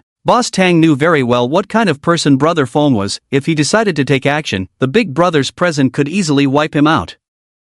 To save his life, Boss Tang made a decision that made him want to spit blood. Now Boss Tang could only cough up money to save himself. He hoped Zhongchen would spare him. 100 million. Just thinking about that amount made Boss Tang's heart cramp. But instinctively, he still moved step by step towards Brother Fong. Boss Tang walked up to Brother Fong, slapping his own face as he spoke. Brother Fong, I deserve to die. How dare I, such trash, take Brother Feng's money. Please spare my life, Brother Fong. I'll return the money to you right now. Trembling, Boss Tang took out his phone, ready to transfer money to Brother Fong. Wait, Brother Fong shouted, causing Boss Tang to sit down on the ground in fright. It's over. No hope left. Boss Tang, this money is yours if I say it's yours. I said 3 hours, and thanks to your efforts, I did have a good time during those hours. This is what you deserve. Hearing Brother Feng's words, Boss Tang breathed a sigh of relief. In this conflict, not only did Brother Fong turn danger into safety, but he also made quite a bit of money.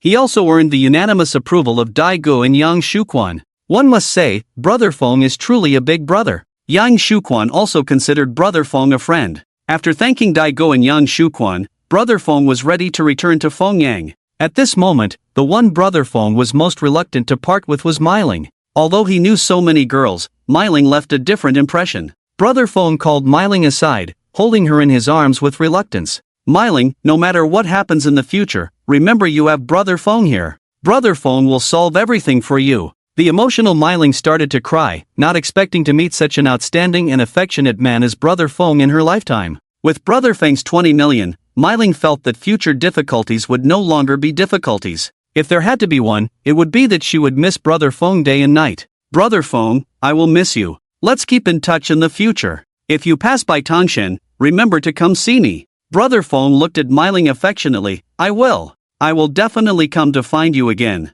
With your capabilities, by the next time I see you, the child should be well-fed and chubby. Brother Feng's joking remark made Meiling laugh. This period of time had really exhausted Brother Fong and the others. Upon returning to Fengyang, Brother Fong immediately booked a presidential suite for himself and the brothers, ready to sleep soundly. At 4 p.m., just as Brother Fong opened his eyes, he heard Huzi receiving a phone call. What? Who did it? They bullied me. I'm going back right now. Huzi hurriedly put on his clothes and was about to head downstairs. Unexpectedly, he was stopped by Brother Fong. It turned out that Huzi's hometown had a village bully. A few years ago, he became the village chief through illegal means. A few days ago, the village bully saw a snake and an eagle fighting near Huzi's ancestral grave. A dragon and phoenix presenting auspiciousness. This is a great omen. The village bully deduced that the ancestral grave of Tiger's family is a feng shui treasure. It's hard to find a place that can gather both dragon and phoenix. So, the village bully started to have ulterior motives. He created all sorts of trouble, wanting Tiger's brother and father to move the ancestral grave. After being refused, the village bully simply chose a moonless night and directly dug up Tiger's family's ancestral grave. After this phone call, Tiger was furious and was ready to return to his hometown to deal with the village bully. Tiger, I'm going with you. Drive my Cullinan. Brother Fong, there's no need to trouble you with such a small matter. I've been too tired lately, you should rest well. Unexpectedly, Brother Fong directly got angry at Tiger. What are you talking about? Tiger, your business is my business. Your family's business is my family's business. Let's go. Little village bully. Let's take him down. Brother Fong took Tiger, Zhan Tian, and a Guang with him. It seemed unnecessary to bring 3,000 guards just to deal with the village bully. Using a sledgehammer to crack a nut would only make people laugh. But to be safe, Brother Fong still brought along the 8 great kings under a Guang. They were once the most capable group under Tiger. Their strength was second only to his guard team. With a top expert like Zhan Tian by his side, dealing with a bunch of local bumpkins should be a piece of cake. With Brother Fong and Zhan Tian in charge, Tiger felt reassured. Even if the village bully had 3 heads and 6 arms, Brother Fong could definitely make him look for his teeth on the ground. 1 Cullinan and 1 Thunder business vehicle sped towards Jilin. After several hours of long travel, they arrived at Changchun City, the capital of Jilin province. By this time, it was already late. As the saying goes, in the south, there is Dongguan, in the north, there is Changchun. Tiger's hometown is deep in the mountains, and finding accommodation at this time was also a problem. At Brother Feng's suggestion, they took a group of brothers into the most prestigious Haohan bathhouse in Jilin. Although the urban construction in Fengyang is not inferior to that of Changchun, the bathing culture is indeed incomparable. This bathing center is like a palace, making Brother Feng feel excited. With such luxurious decoration, there must be high-end services inside. The service at Haohan Bathhouse is also quite on point, aiming to provide a better experience for VIPs.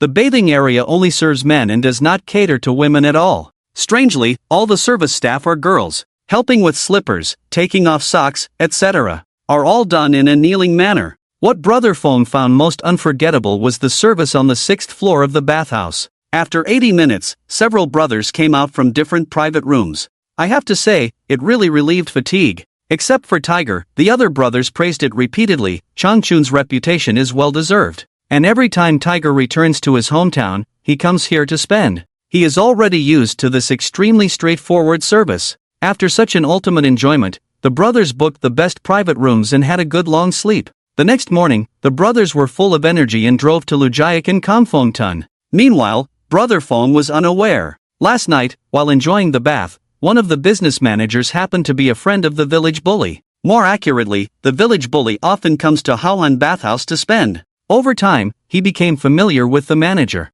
During the conversation between Brother Feng and Tiger about going back to deal with the village bully, the business manager heard everything clearly. As soon as Brother Feng and the others left, the business manager called the village bully, Zhou Dahuan. After telling Zhou Dahuan everything in detail, Zhou Dahuan smiled slightly. Good. I've heard that this little Tiger is doing well outside. I want to see how well you really are doing. In Lujiakan, no one can deal with me, Zhou Dahuan. You think you can challenge me with just 10 or so people? You are overestimating yourselves. Zhou Dahuan checked the time, starting from Changchun, estimating that these 10 or so people would take at least 3 hours to reach Kongfengtun. So Zhou Dahuan took out his phone. Dazhu, gather some people for me. Find 40 young men. Gather at the village center. After hanging up the phone, Dazhuang directly found over 40 social misfits in the small town. It was precisely with the help of these thugs that the once naive Zhou Dahan became the village chief. He oppressed the villagers and acted tyrannically. Meanwhile, Huzi was bumping along the rugged mountain road in Brother Feng's Kulanan. To say that Huzi's hometown is quite remote is an understatement. Brother Feng glanced at his phone, nearly straining his eyes. After a while, the phone lost signal completely. Goodness! Brother Feng thought to himself, in this village, it would be too easy to bully people. If a villager wanted to report something in their real name, they couldn't even send it out on Douyin. Halfway there, Huzi's brother called. Where are you? Brother! Dawang Mountain. We'll be there in an hour. Okay. After hanging up, Huzi's father, worried about Huzi, decided to take his eldest son to the village entrance to pick him up. Unexpectedly, this led to a big problem. Huzi's father was anxious about Huzi, so he brought his eldest son to the village entrance to wait for him. They waited for 10 minutes. Suddenly, 6 dilapidated vans also stopped at the village entrance. Then, Zhou Dahan staggered out of the lead van. Following him, over 40 people got out one after another. Each one swayed their heads, tattooed like dragons and tigers. Huzi's father had a bad feeling. Out of the corner of his eye, he saw that there were quite a few steel pipes hidden in those vans. It was this Zhou Dahan who had dug up his own ancestral grave. Seeing Zhou Dahan made Huzi's father furious. But this arrogant Zhou Dahan had a malicious smile on his face. Old man, what's up?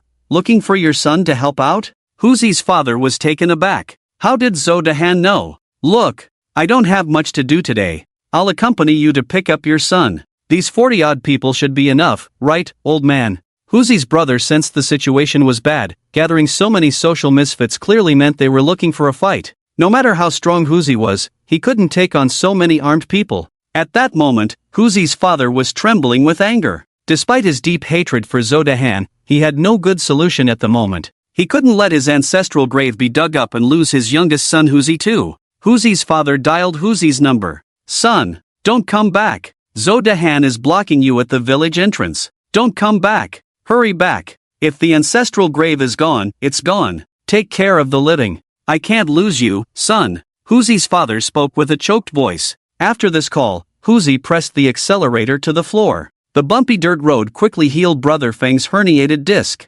Originally, there was still half an hour of travel left, but Huzi arrived at the village entrance in just 20 minutes. Seeing a dark crowd ahead, while his father and brother were isolated and alone, Huzi felt a pang in his heart. Back then, his brother was always the best candidate for village chief, but then Zhou Dahan emerged out of nowhere. He directly used force to resolve many villagers' votes. He became the village chief in one fell swoop. Since then, Zhou Dahan monopolized the village's natural resources. He bought villagers' grain and fruits at extremely low prices, leaving the people struggling to survive. Since today Zhou Dahan had gone too far and touched Huzi's bottom line. Don't blame me for disregarding our hometown ties. I will fight you to the end. When Huzi parked the Cullinan and the Mercedes-Benz V-Class stopped beside him, Zhou Dahan looked at the parked car. Although he didn't know what brand it was, just by looking at its shape, it was clearly a luxury car. Moreover, the license plate number was FOMIA 66666, a truly impressive license plate,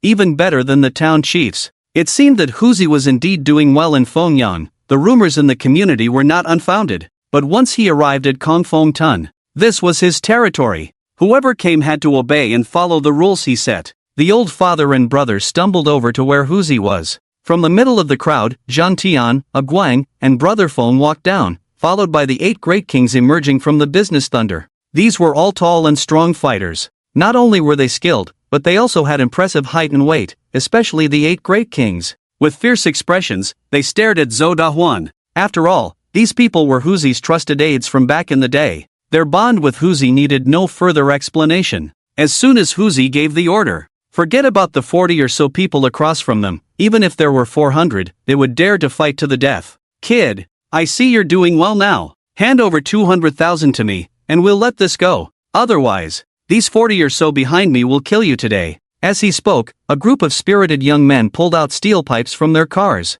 They were ready to fight for Zhou Dahuan. You dug up my ancestral grave and still want me to compensate? The old father was terrified when he heard Zhou Dahuan's words, his legs going weak. After all, he didn't know the strength of Huzi's brothers, he only saw the numbers. A quick glance made the old father conclude that the 40 or so young men with steel pipes could definitely take down his son's few friends. Son, let's not fight. A good man doesn't suffer a loss in front of him. Let's think this through. At that moment, a few villagers working in the fields looked over from a distance. Seeing Huzi's family and Zhou Dahuan's group standing off against each other, they knew it was a feud sparked by the ancestral grave issue a few days ago. Although everyone hated the village bully's behavior, they still had to live in the village. So they couldn't offend the village bully, Zhou Dahuan. What do you say, Huzi? Considering we both like the same girl, I'll give you a chance today. Zhou Dahuan was still talking. On the other side, Huzi was starting to lose his composure. After following Brother Feng for so long, Huzi hadn't learned much else.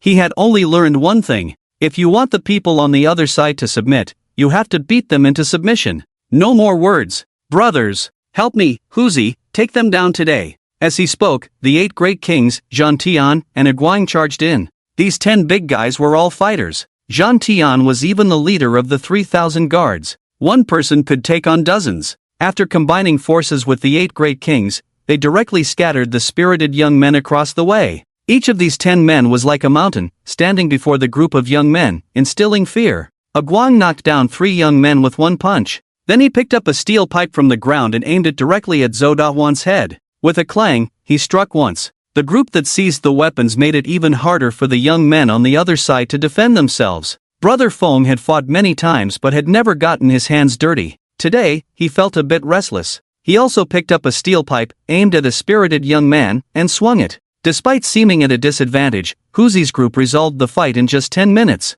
The open space at the village head was filled with dust. A group of tattooed young men lay on the ground in various positions. They cried out for help. Brother Feng's brothers had completely overpowered Zhou Dahuan's group.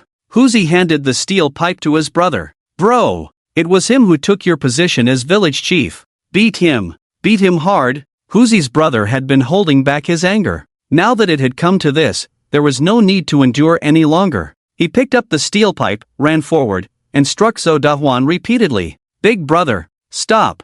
I was wrong. Zhou Dahuan pleaded repeatedly. Although he was foolish, he was extremely shrewd. The situation before him was very unfavorable. He never expected Huzi's brothers to be so strong. Even in a 4-to-1 fight, he was losing. And losing easily. The gap in strength was evident. In the face of the strong, bowing down and admitting fault is the only way for the wise to escape their predicament. Zhou Dahuan's head was swollen with big lumps. After begging repeatedly, Brother Huzi finally stopped. Brother Huzi, I admit defeat. I, Zhou Dahuan, can't compete with you. I'll restore your ancestral grave to its original state. Let the folks in the village give me a break. Huzi was only thinking about getting revenge, but he didn't expect it to come so easily. He was momentarily at a loss for what to do next. Uncle, please say something. I'm willing to pay compensation. Just let your son release me. Huzi's father had a soft heart, and facing the kneeling Zhou Dahuan, he said, I can spare you, and you don't have to pay compensation.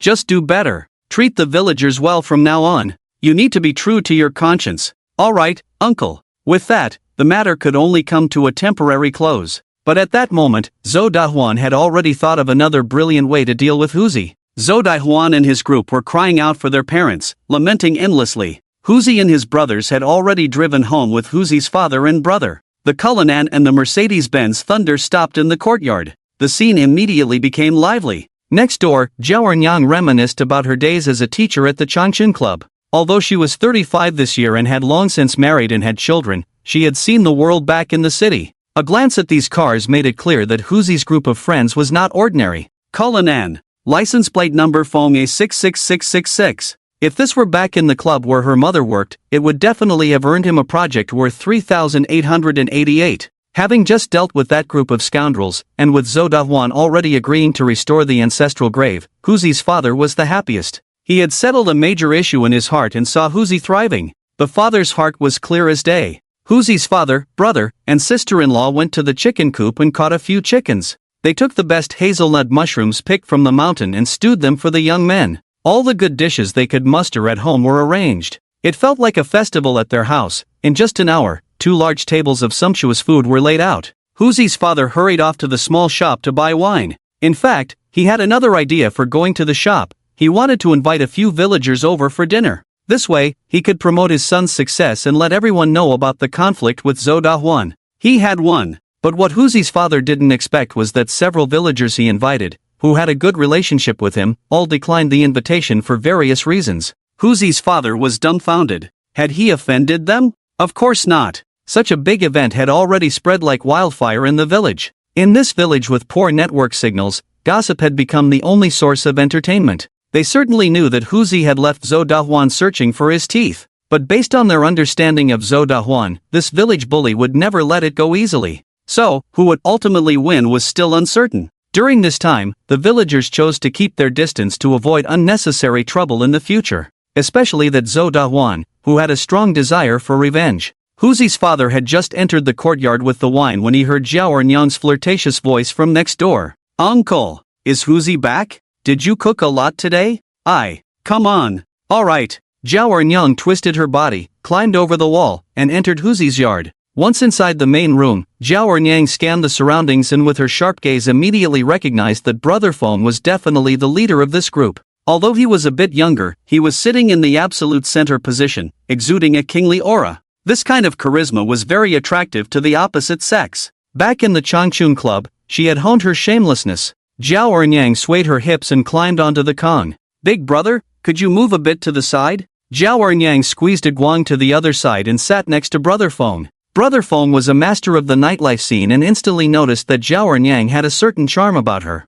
After a few rounds of drinks, Zhao Ernyang sweetly chatted with Brother Feng. It was then that Brother Feng realized that this stunning woman, with her explosive figure, was already 35 years old. She maintained herself as if she were 25. After earning her first million in life, Zhao Ernyang decided to settle down. She returned to Kongfeng village and married an honest man, but after 6 years of rural life, she increasingly felt that the countryside was dull. Seeing Brother Feng, a big shot driving a Cullinan, made her want to get closer. While Brother Feng went to the restroom, Zhao Ernyang also needed to go. She knew very well that even back in the club, even when she hadn't had children and was only 23, encountering a big client driving a Cullinan was extremely rare. Now that such a tempting opportunity was right in front of her, she had to do her utmost to seize it. Of course, Huzi, Guang, and the others had already noticed Zhao Ernyang's intentions towards Brother Feng. As men, they decided to let Brother Feng handle it. But Brother Feng was only in his 20s and still a student. As he went to relieve himself,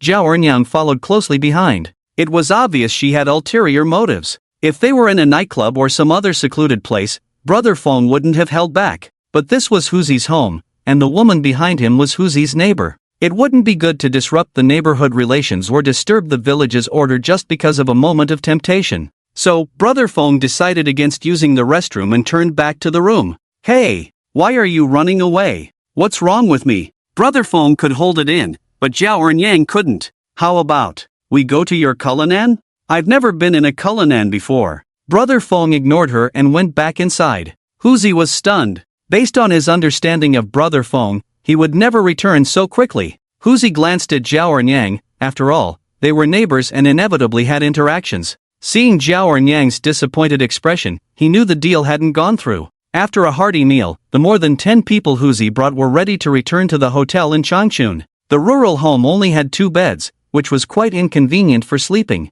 Disappointed, Zhao Enyang watched as her ideal man's Cullinan and the Thunder business vehicle drove away. Her heart was filled with a longing like a thread being pulled, along with memories of her youthful, adventurous life. Yesterday at the vast bathhouse, Brother Feng and the brothers were exhausted, and today they had a fight. To regain their strength, they would set off back to Fengyang tomorrow. Brother Feng specifically booked 10 suites at the Marriott Hotel, preparing for a good sleep. Who would have thought Brother Feng miscalculated again? In a city like Changchun, filled with love, there wasn't a single hotel that was innocent. In the early hours of the morning, the phone by the bed rang. The next 80 minutes were completely out of Brother Feng's control. Brother Feng thought he could sleep in and leave for Fengyang later, but unexpectedly, Huzi received another call from home. "Huzi, the big locust tree at our doorstep has been cut down. I suspect it was that fool Zhou Dahuan and his gang. I called Zhou Dahuan to ask when he would restore the ancestral grave. Guess what he said? He said he never agreed to restore the ancestral grave." Zhou Dahuan's flip-flopping not only angered Huzi, it also infuriated Brother Feng. Originally, Brother Feng just wanted to play a supporting role this time, letting Huzi take the lead. It would also give him a chance to show off in front of the elders in his hometown. But this Zhou Dahuan was simply outrageous. "Since you won't take the sunny road, then don't even think about crossing the narrow bridge. I'll bury you directly." Brother Feng led a group of brothers, roaring towards Kangfeng village. He was ready to tear Zhou Dahuan apart. When Brother Feng's car reached the entrance of Kangfeng village, dumbfounded. When Brother Feng's Cullinan and Mercedes-Benz Thunder business arrived at the place where they had dealt with the foolish Zhou Dahuan yesterday, dumbfounded. A group of uncles and aunts, a group of fellow villagers armed with shovels and hoes, stood at the entrance. No matter what, they wouldn't let Brother Feng and the others in. Each one looked fierce, as if they were ready to fight to the death with Brother Feng and Huzi. After Huzi got out of the car, he noticed that among this group of people, some were from the village, while others were from neighboring villages. Brother Huzi heard the news from Zhao Enyang that Zhou Dahuan had secretly called on the villagers to deal with Huzi, as long as they could stop Huzi's family from opposing him. When autumn came, he would buy grain and mountain goods at a price 50% higher than in previous years. Farmers worked for a year, hoping to make some money by selling grain and mountain goods. That 50% increase was too tempting. Thus, Zhao Enyang's husband, the foolish Dachuan, was the first to raise his hand in agreement. Although the villagers felt it was unfair to Huzi's family, the tangible benefits were right in front of them. Why not take advantage of a good deal? Once one person responded, a second person followed. With Dachuan's response, soon there was a second, a third person. This formed the crowd blocking the village entrance. Brother Feng looked around. There were more than 30 villagers combined. If Brother Feng's brothers were to deal with them, it would be like child's play. But they were all farmers, and some were even elderly men and women. How could Brother Feng, a righteous big brother, possibly turn against the common people? That damn Zhou Dahuan was playing a dirty game. Let me tell you, this dirt road belongs to our Kangfeng Tun. Outsiders are not allowed to enter. Get out of the village. A group of fierce villagers was determined, fighting for the price increase of grain. In reality, Zhou Dahuan had been suppressing grain prices. Even with a 50% increase, it would only be on par with market prices. Unable to fight back, he used the common people to confront Brother Feng. He hid in the village and didn't come out. This tactic made Brother Feng very uncomfortable. He actually hoped Zhou Dahuan would act like a man. Even if he could gather 100 or 1,000 people, Zhongchen wouldn't be afraid. After all, he had endless strength behind him, which he hadn't unleashed. Huzi was dumbfounded. Was he really going to just take this humiliation, being controlled by this fool Zhou Dahuan? If we talk about it, Brother Feng was still the big brother. He shifted his thinking. Aren't you just giving benefits to the villagers? Damn, no matter how rich you are, can you be richer than me, Zhongchen?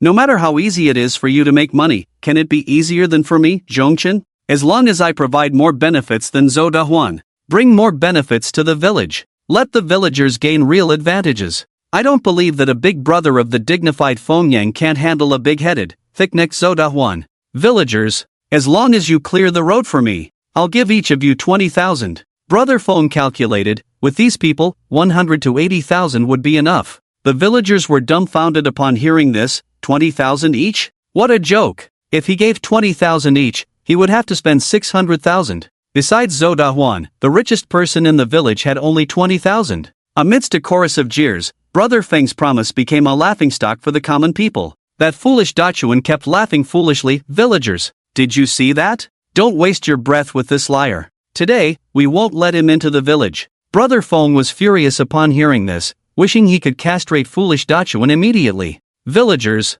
everything I said is the truth. If you don't believe me, pull out your payment codes. I'll transfer the money to you right now. Foolish Dachuan wore a silly grin again. The villagers remained unmoved. At this moment, Huzi reminded him, Brother Feng, the common people don't usually use their phones, and they don't have payment codes. Brother Feng then remembered that deep in the mountains, even getting a phone signal was difficult, let alone payment codes. But going back to Changchun to withdraw money would take a long time, so Brother Feng asked Huzi, how far is the nearest bank from the village? Brother Feng, the county town is close, about half an hour by car. Let's go. Time to get the money. As the Cullinan drove away, all that could be heard was the sound of silly Dachuan and the villagers hissing. Huzi drove the car at breakneck speed. In just 20 minutes, they reached the county town. When Brother Feng went to withdraw the money, he saw the teller take off her glasses and stare intently at the screen, counting and counting. 11 digits? Damn! The teller, a bespectacled woman,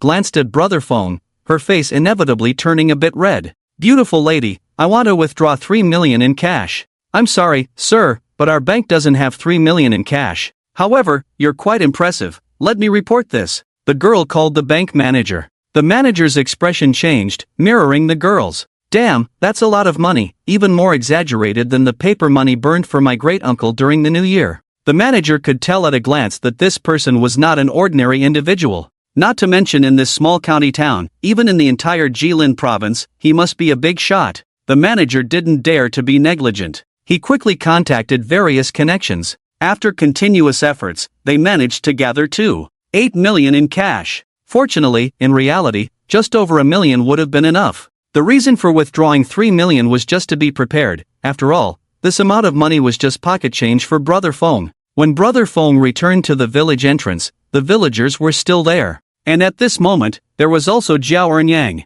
After all, Zhao Ernyang's family was neighbors with Huzi's family, and her husband, Silly Dachuan, had blocked Huzi's brother with the villagers for his own selfish desires. This made Zhao Ernyang very angry. She didn't know how to get along with her neighbors in the future. Moreover, this made her feel quite. But Silly Dachuan was somewhat stubborn. No matter how much his wife lectured him, he wouldn't listen.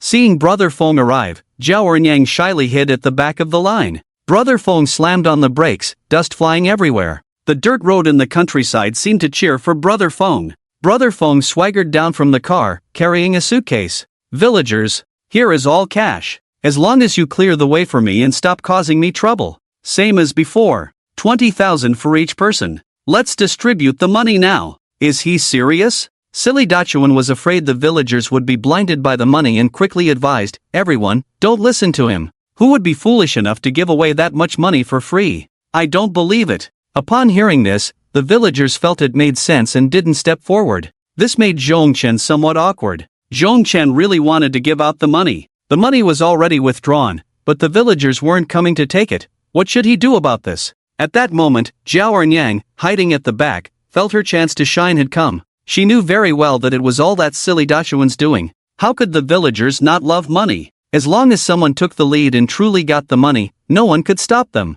Since that leader hadn't appeared, then I will be that leader. Zhao Ernyang stepped out from the back of the line and walked straight to the front. Everyone, watch closely, I'm here to collect the money. Brother Feng saw Zhao Ernyang and felt overjoyed. This woman is something else. She really steps up when needed. Speaking of which, this rural woman has a unique charm. Brother Feng opened the suitcase, revealing neatly stacked, brand new RMB inside. Although Zhao Ernyang had seen the world, it was still the first time she had seen so much money at once. After collecting the money, Zhao Yang didn't forget to encourage everyone. I've got the money, 20,000. That's equivalent to 2 years' worth of grain income for a family. You should know how to choose. She looked at her husband, silly Dachuan. Don't let some big fool blind your eyes. Hearing is believing, seeing is believing. Zhao Yang had truly received real cash. The villagers were moved to say that the few thousand promised by Zhou Dahuan was nothing compared to the 20,000 being offered here, and it could be cashed out immediately.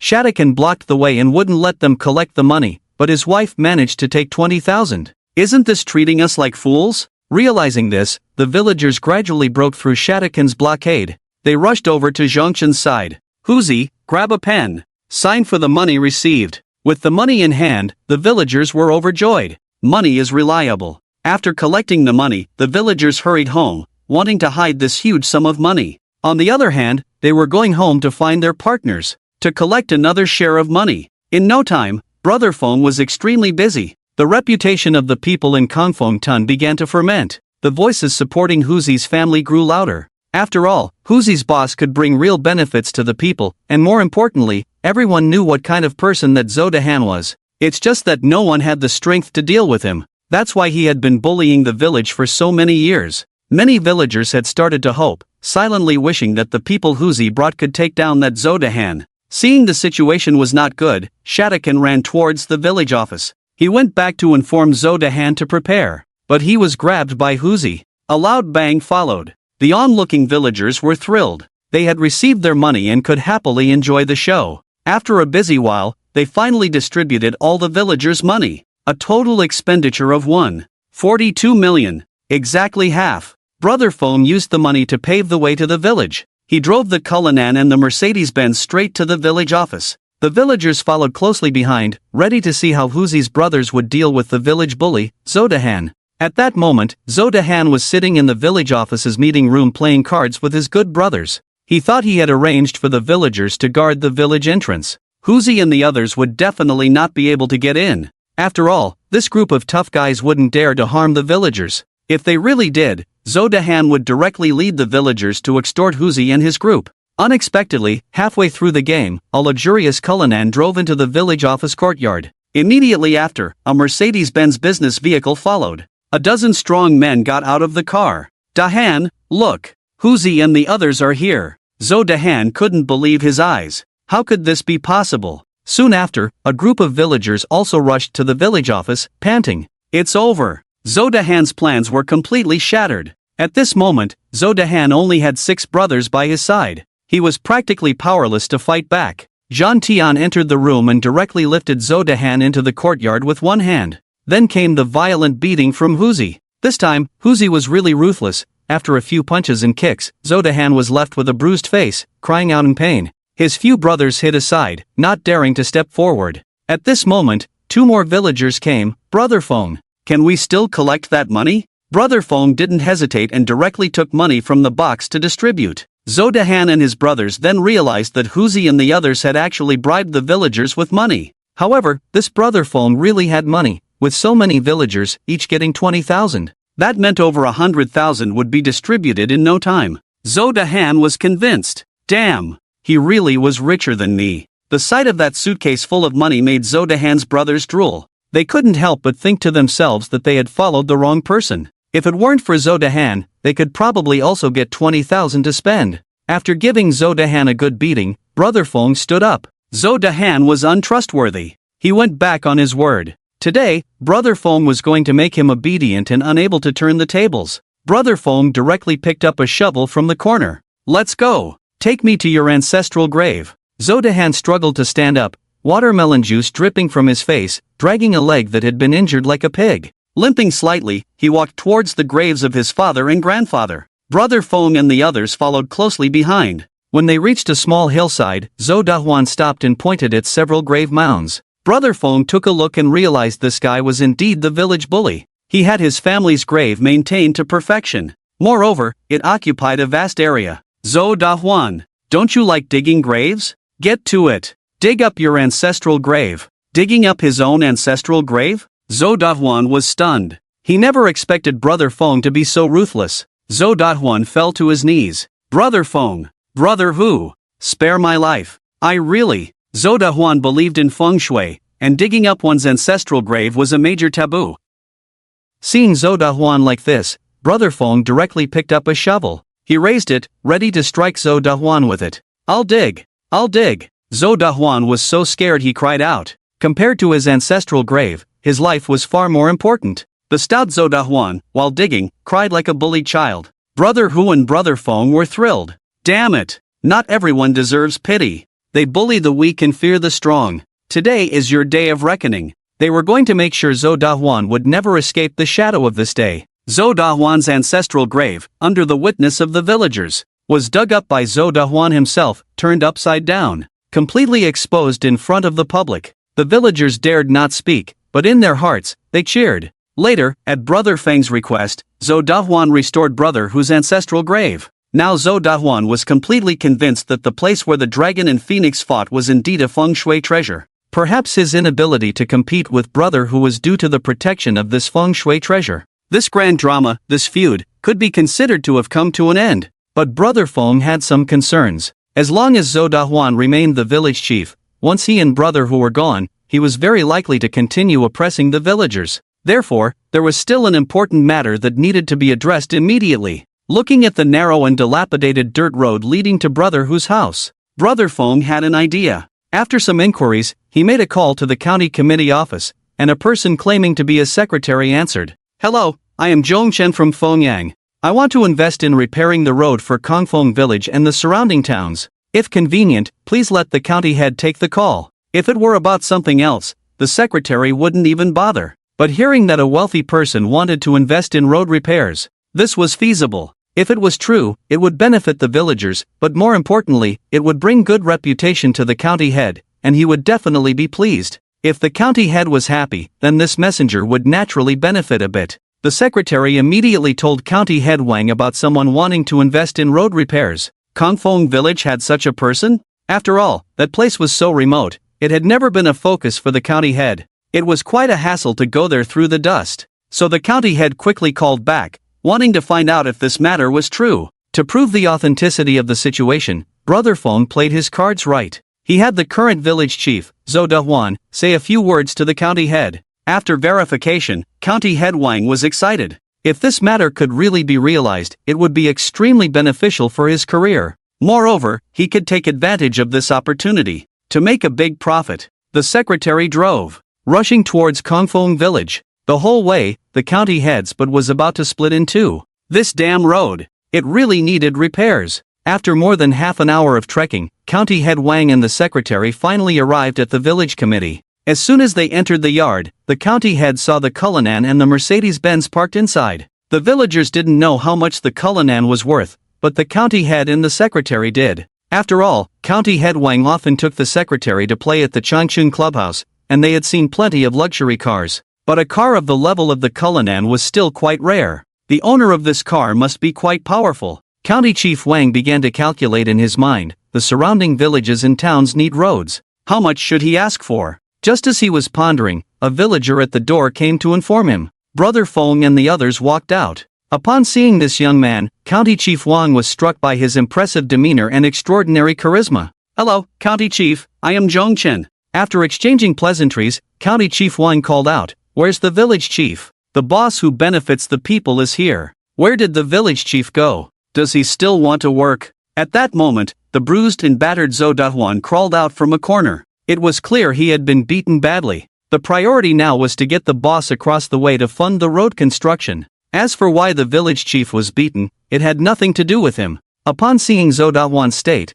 the county chief looked disgusted. In that case, comrade village chief, you should leave. I need to have a private chat with this gentleman. Come, Mr. Zhong, please, let's go to my office. After sending the villagers out, only Zhong Chen and County Chief Wang remained in the conference room. Mr. Zhong, our county is poor, and as the county chief, I have always wanted to do something for the people. But alas, a clever woman cannot cook without rice. County Chief Wang put on a pained expression. Sigh, even I, as the county chief, sometimes go without meals. For this road construction, I'm afraid the county can't help much. But rest assured, in terms of policy, I will definitely provide the greatest support and benefits. The county chief had laid the groundwork. Now came the most important part, begging for money. Mr. "Zhong, how much can you contribute for the road construction?" In reality, the county chief knew exactly how much was needed for the road, but to secure more funds, he wanted to gauge Zhong Chen's willingness. "County chief, I'm not an expert on road construction and have no concept of the costs involved, so I would appreciate it if you could estimate how much is needed." Upon hearing this, the county chief thought, if you don't understand the field and have no concept, then it's easier to negotiate. It wouldn't do to push each other around without giving a price. In fact, 20 million would be enough for the road. But I need to leave some room for myself. I need at least 10 million for myself. My secretary needs 1 million. The county party secretary needs 500,000. The county chief quickly calculated in his mind, and after some thought, this 20 million project would suffice. Including public relations costs, it would be around 60 million. So let's quote 60 million first. If that doesn't work, we can negotiate. Mr. Zhong, road construction is very costly. I estimate it will probably require 60 million. After stating the price, County Chief Wang looked at Zhong Chen's facial expression. This was the crucial moment. Whether he could enjoy a lavish life at the club every day depended on this. If Zhong Chen showed any hesitation, he would lower the price. The county chief was mentally prepared. This deal had to be made today. Brother Feng remained expressionless, giving the county chief no clues. The county chief panicked. Was it too much or too little? Would he scare the person away? "County chief, no problem. I'll offer 80 million. The county chief was stunned. I asked for 60 million and he offers 80 million? Is there really such a way to negotiate? Should I ask for 40 million next and he offers 1 billion? The county chief needed to confirm if he had heard wrong. "Sir, did you say you would offer 80 million? That's right. Deal. I will personally lead the team. We will build the road beautifully and plant flowers and plants along the roadside. Let the flowers and plants line up to welcome Brother Feng anytime for a visit. County chief, once this 80 million is invested, can I make a request?" The county chief was startled. "Damn, I got too happy too soon. Help me get village chief Zhou Dahuan removed."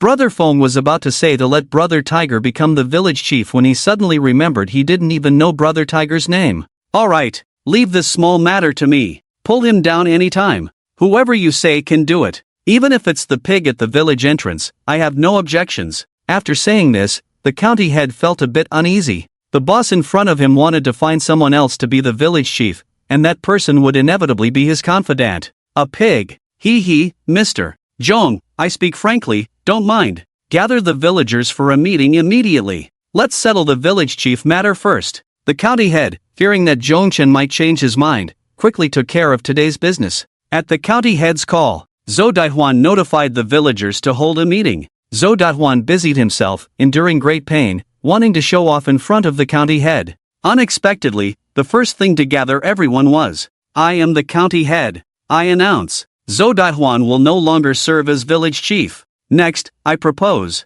The candidate for village chief is Brother Huzi." The villagers immediately erupted into thunderous applause. The Huzi family was overjoyed, never expecting that Huzi's return this time would bring such good news. This family also saw Zhong Chen's influence. Even the county head personally came to help. It was no joke. Zhao Ernyang looked at the young man in front of her with new eyes. "Let's start the anonymous voting now." At this, the villagers saw hope. Previously, they had no choice but to choose Zhou Dahuan under his coercion. Now, the county head was upholding justice again, and he had found the most suitable candidate. What was there to be afraid of voting for? Everyone cast their votes for Brother Huzi, and he was successfully elected as village chief. The era of the village bully Zhou Dahuan was over. The current situation was very clear to Zhou Dahuan as well. The brothers brought by Huzi were strong and unshakable. Kangfeng village welcomed a brand new era. It wouldn't be long before a brand new asphalt road would lead straight into the village. That night, the Huzi family was filled with guests, and Brother Huzi arranged several tables to feast with Brother Feng and a few prominent figures in the village. Meanwhile, Zhao Ernyang was in deep distress. Her husband, Silly Dachuan, had always been Zhou Dahuan's lackey, and now that Zhou Dahuan had fallen, Silly Dachuan lay on the Kong, refusing to move. Most importantly, everyone received 20,000 yuan today. Silly Dachuan received nothing. This caused their family's income to drop significantly compared to others. Heartbroken, Zhao Ernyang leaned against the wall, crying alone. While she was in sorrow, she suddenly heard a rustling sound from the other side of the courtyard wall. Zhao Ernyang peeked through the crack in the wall and saw the handsome, wealthy Zhong Chen. Got it! Zhao Ernyang felt that the loss of 20,000 yuan now had a solution. She watched seriously for a while, until Brother Feng tied his belt and was about to leave. Zhao Ernyang suddenly appeared. Brother Feng! Brother Feng looked up, and Zhao Ernyang's stunning beauty was right in front of him. Her face was flushed, and her eyes were watery from crying. At this moment, Brother Feng had already drunk quite a bit, and seeing such a Zhao Ernyang made him a bit muddled.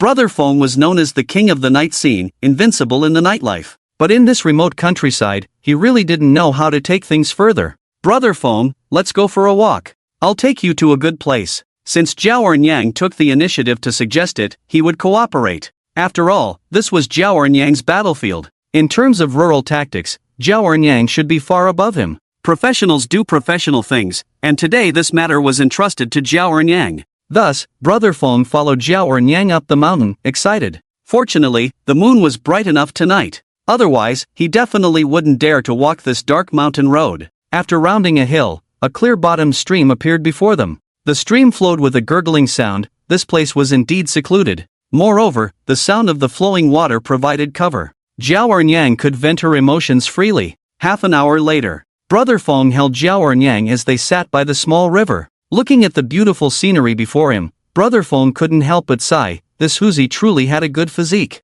So this is how beautiful his hometown is. He and Zhao Ernyang sat by the river, unwilling to leave. At this moment, Zhang Tian noticed that Brother Feng had gone to the bathroom and hadn't returned for almost an hour. He got up and walked out. He checked the outdoor toilet and looked around the yard. No sign of Brother Feng. Zhang Tian felt a bit worried. After all, Brother Feng wasn't as agile as he was. Could it be that fool Zhou Dahuan had kidnapped Brother Feng? Oh no! They were at Huzi's house, and Zhang Tian felt it necessary to inform Huzi about the situation and go look for Brother Feng together. Upon hearing Zhang Tian's words, Huzi hurriedly took a guang and headed out. Just as they were about to go to the village committee to check, Huzi suddenly seemed to remember something. He turned to look at the house next door belonging to the silly Dachuan and Zhao Ernyang. The lights were on. Zhou Dahuan had already been dealt with, and even the county chief had come. He couldn't believe Zhou Dahuan would still dare to be reckless. Something was off. Based on his understanding of Brother Feng and the neighboring Zhao Ernyang, there must be something fishy going on. Huzi climbed up the wall and shouted towards Zhao Ernyang's house, Zhao Zhao, Zhao Zhao. Instead of calling out Zhao Ernyang, he ended up calling out silly Dachuan. What are you shouting about? Dachuan, where's your wife? Silly Dachuan looked around. I don't know. Silly Dachuan was in a bad mood and didn't want to chat with Huzi, let alone care where his wife had gone. Huzi chuckled. Zhao Ernyang had taken action, and Brother Feng was probably in her grasp. Brothers, let's go back. Brother Feng is fine. Zhang Tian and Guang instantly understood what Huzi meant. After all, they knew best what kind of person Brother Feng was. Zhang Tian then realized he had worried for nothing. Brother Feng was not only fine but also quite comfortable. Zhao Ernyang was nestled in Brother Feng's arms, feeling as if they were in love. Time passed second by second, yet she was unwilling to leave. Although she had once been a woman of the world, Zhao Ernyang had always held love in her heart. In Kanfeng village, there wasn't a decent man, so this love of Zhao Ernyang's had always been left unanchored. After meeting Brother Feng, it seemed she had found the most ideal place for this sincere love. She even forgot to ask Brother Feng for the 20,000 yuan that belonged to her husband. Half an hour later, Brother Feng had sobered up. It was already midnight, and it was time to go back. They couldn't just sleep out in the wilderness. The two of them then entered their respective yards. Once inside, Brother Feng suddenly remembered something. An important matter. Brother Feng opened the trunk of his Cullinan and quickly took out 100,000 yuan in cash. Then he leaned over the wall. Zhao Zhao. Little Zhao Zhao. Just as Zhao Ernyang was about to open the door, seeing her dream lover calling her, she squinted against the bright sun and ran towards Brother Feng. She thought Brother Feng was going to give her a big kiss. Unexpectedly, as she half closed her eyes and leaned towards Brother Feng, he directly handed her 10 stacks of brand new RMB. Damn! Brother Feng, do you think I love you just because of money? That's just one of the reasons. Excited, Zhao Ernyang gave Brother Feng a big kiss. The sound startled silly Dachuan inside the house. He quickly pulled back the curtains and saw his wife being very affectionate with a man. Damn! What the hell are you doing? When silly Dachuan put on his shoes and pushed the door open, he finally saw that the person opposite was actually Zhongchen. Silly Dachuan instantly lost his temper. If he couldn't even handle Zhou Dahuan, he certainly wasn't a match for Zhongchen. At that moment, silly Dachuan also noticed that his wife was holding 10 stacks of shiny money. Seeing the money, he felt much more balanced. so he acted as if he hadn't seen anything. Wife, it's so cold, let's hurry home. Suddenly, Sha Dachuan was exceptionally nice to Zhao Ernyang. This harmonious scene brought tears to Feng Ji's eyes. A harmonious society is truly wonderful. At this moment, Huzi and Zhang Tian, along with Guang and others, were all leaning against Huzi's glass window, laughing for quite a while. When Feng Ge walked back, he realized his embarrassing moment had been witnessed by his brothers. The issues at Huzi's house were all resolved this time. The over $1 million in the car was a source of worry. Now that the villagers had left, those sitting on Huzi's big con were all his own brothers and family.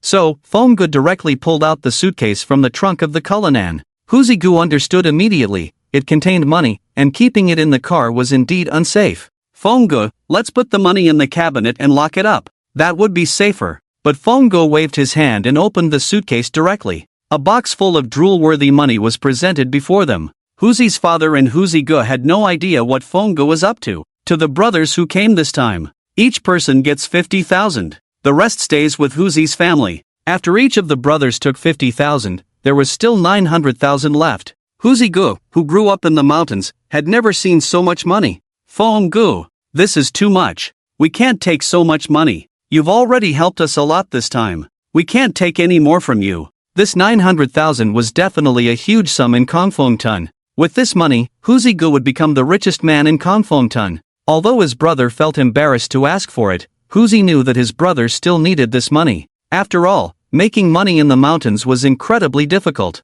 Moreover, Huzi understood that Feng Ji's money was abundant. This amount was nothing to him. Brother, since Feng Ge is giving it to you, just keep it. It's Feng Ji's good intention. Persuaded by Huzi, Huzi Ge kept the 900,000, transforming not only into the village chief but also into the richest man in the village. With Feng Ji's support, he instantly reached the peak of his life. The next day, after returning to Fengyang, Feng Ge finally had some breathing room. Recently, it had been either Longjiang or the Magic City, and then the imperial capital. After that, it was Tangshan and Kongfengtun. After all this running around, Feng Ge could finally return to Fengyang and rest well. The feeling of sleeping in the dormitory was truly wonderful. Walking around the campus at night with teacher Xiao Shou or Lu Ruyan felt great. Feng Ge knew that this campus life was hard-earned, and one day he would graduate from university. By then, returning would no longer feel the same. After a week of recuperation, Feng Ji's mind became active again. A person who has been out for years cannot stay idle.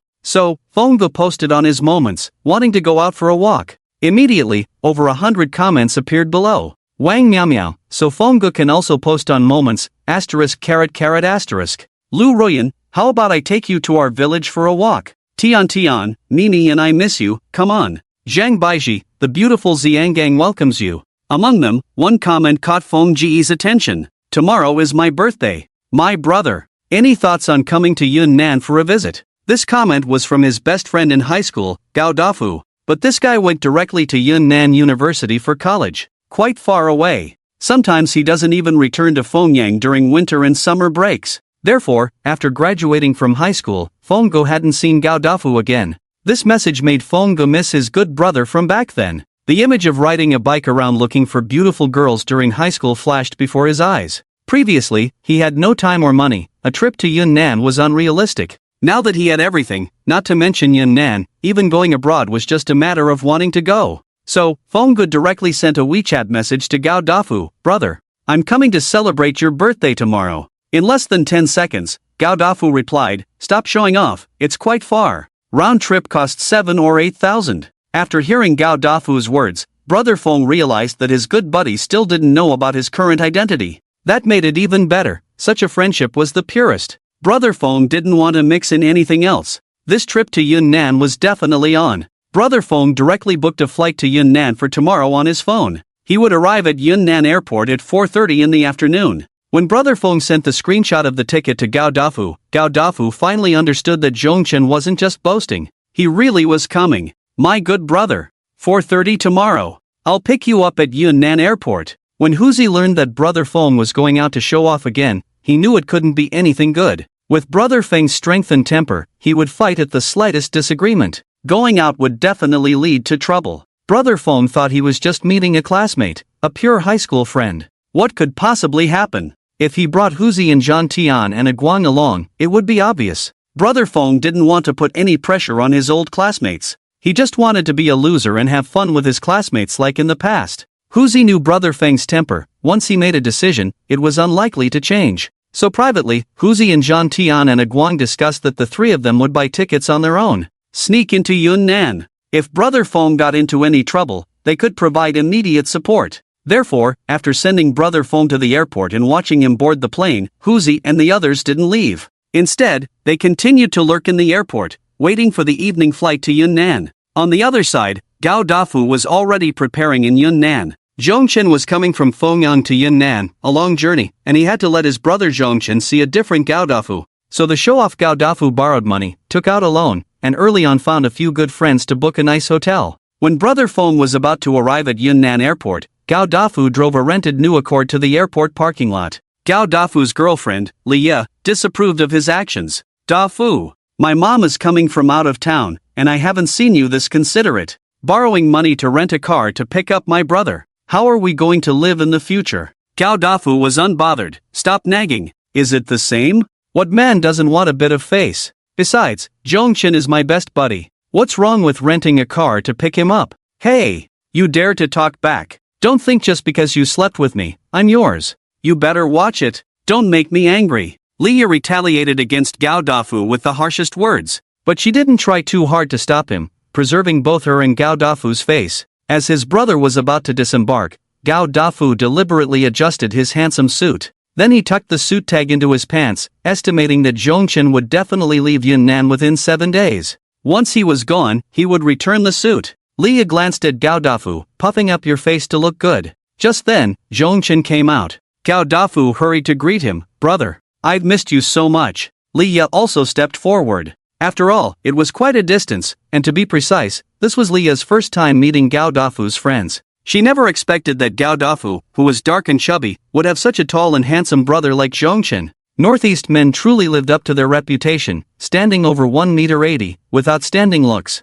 More importantly, he had a charisma that his peers lacked. After a glance, the girl felt a bit scared yet also wanted to get closer to him. "This is my girlfriend Li Ye, and this is my best buddy Zhongchen." After a simple introduction, Zhongchen got into Gao Dafu's Accord, heading straight to the hotel they had booked. "Dafu, you've been doing well in college these past few years. Your girlfriend is so beautiful, and you've got a car too." Li Ye really wanted to say that while the girlfriend was indeed beautiful, the car was rented. "Brother Feng, what do I count for? My classmate Lu Daqing is already driving a Mercedes GLC. You can't compare like that. Compared to ordinary college students, your Accord is already pretty impressive." Gao Dafu laughed, successfully showing off. That's right.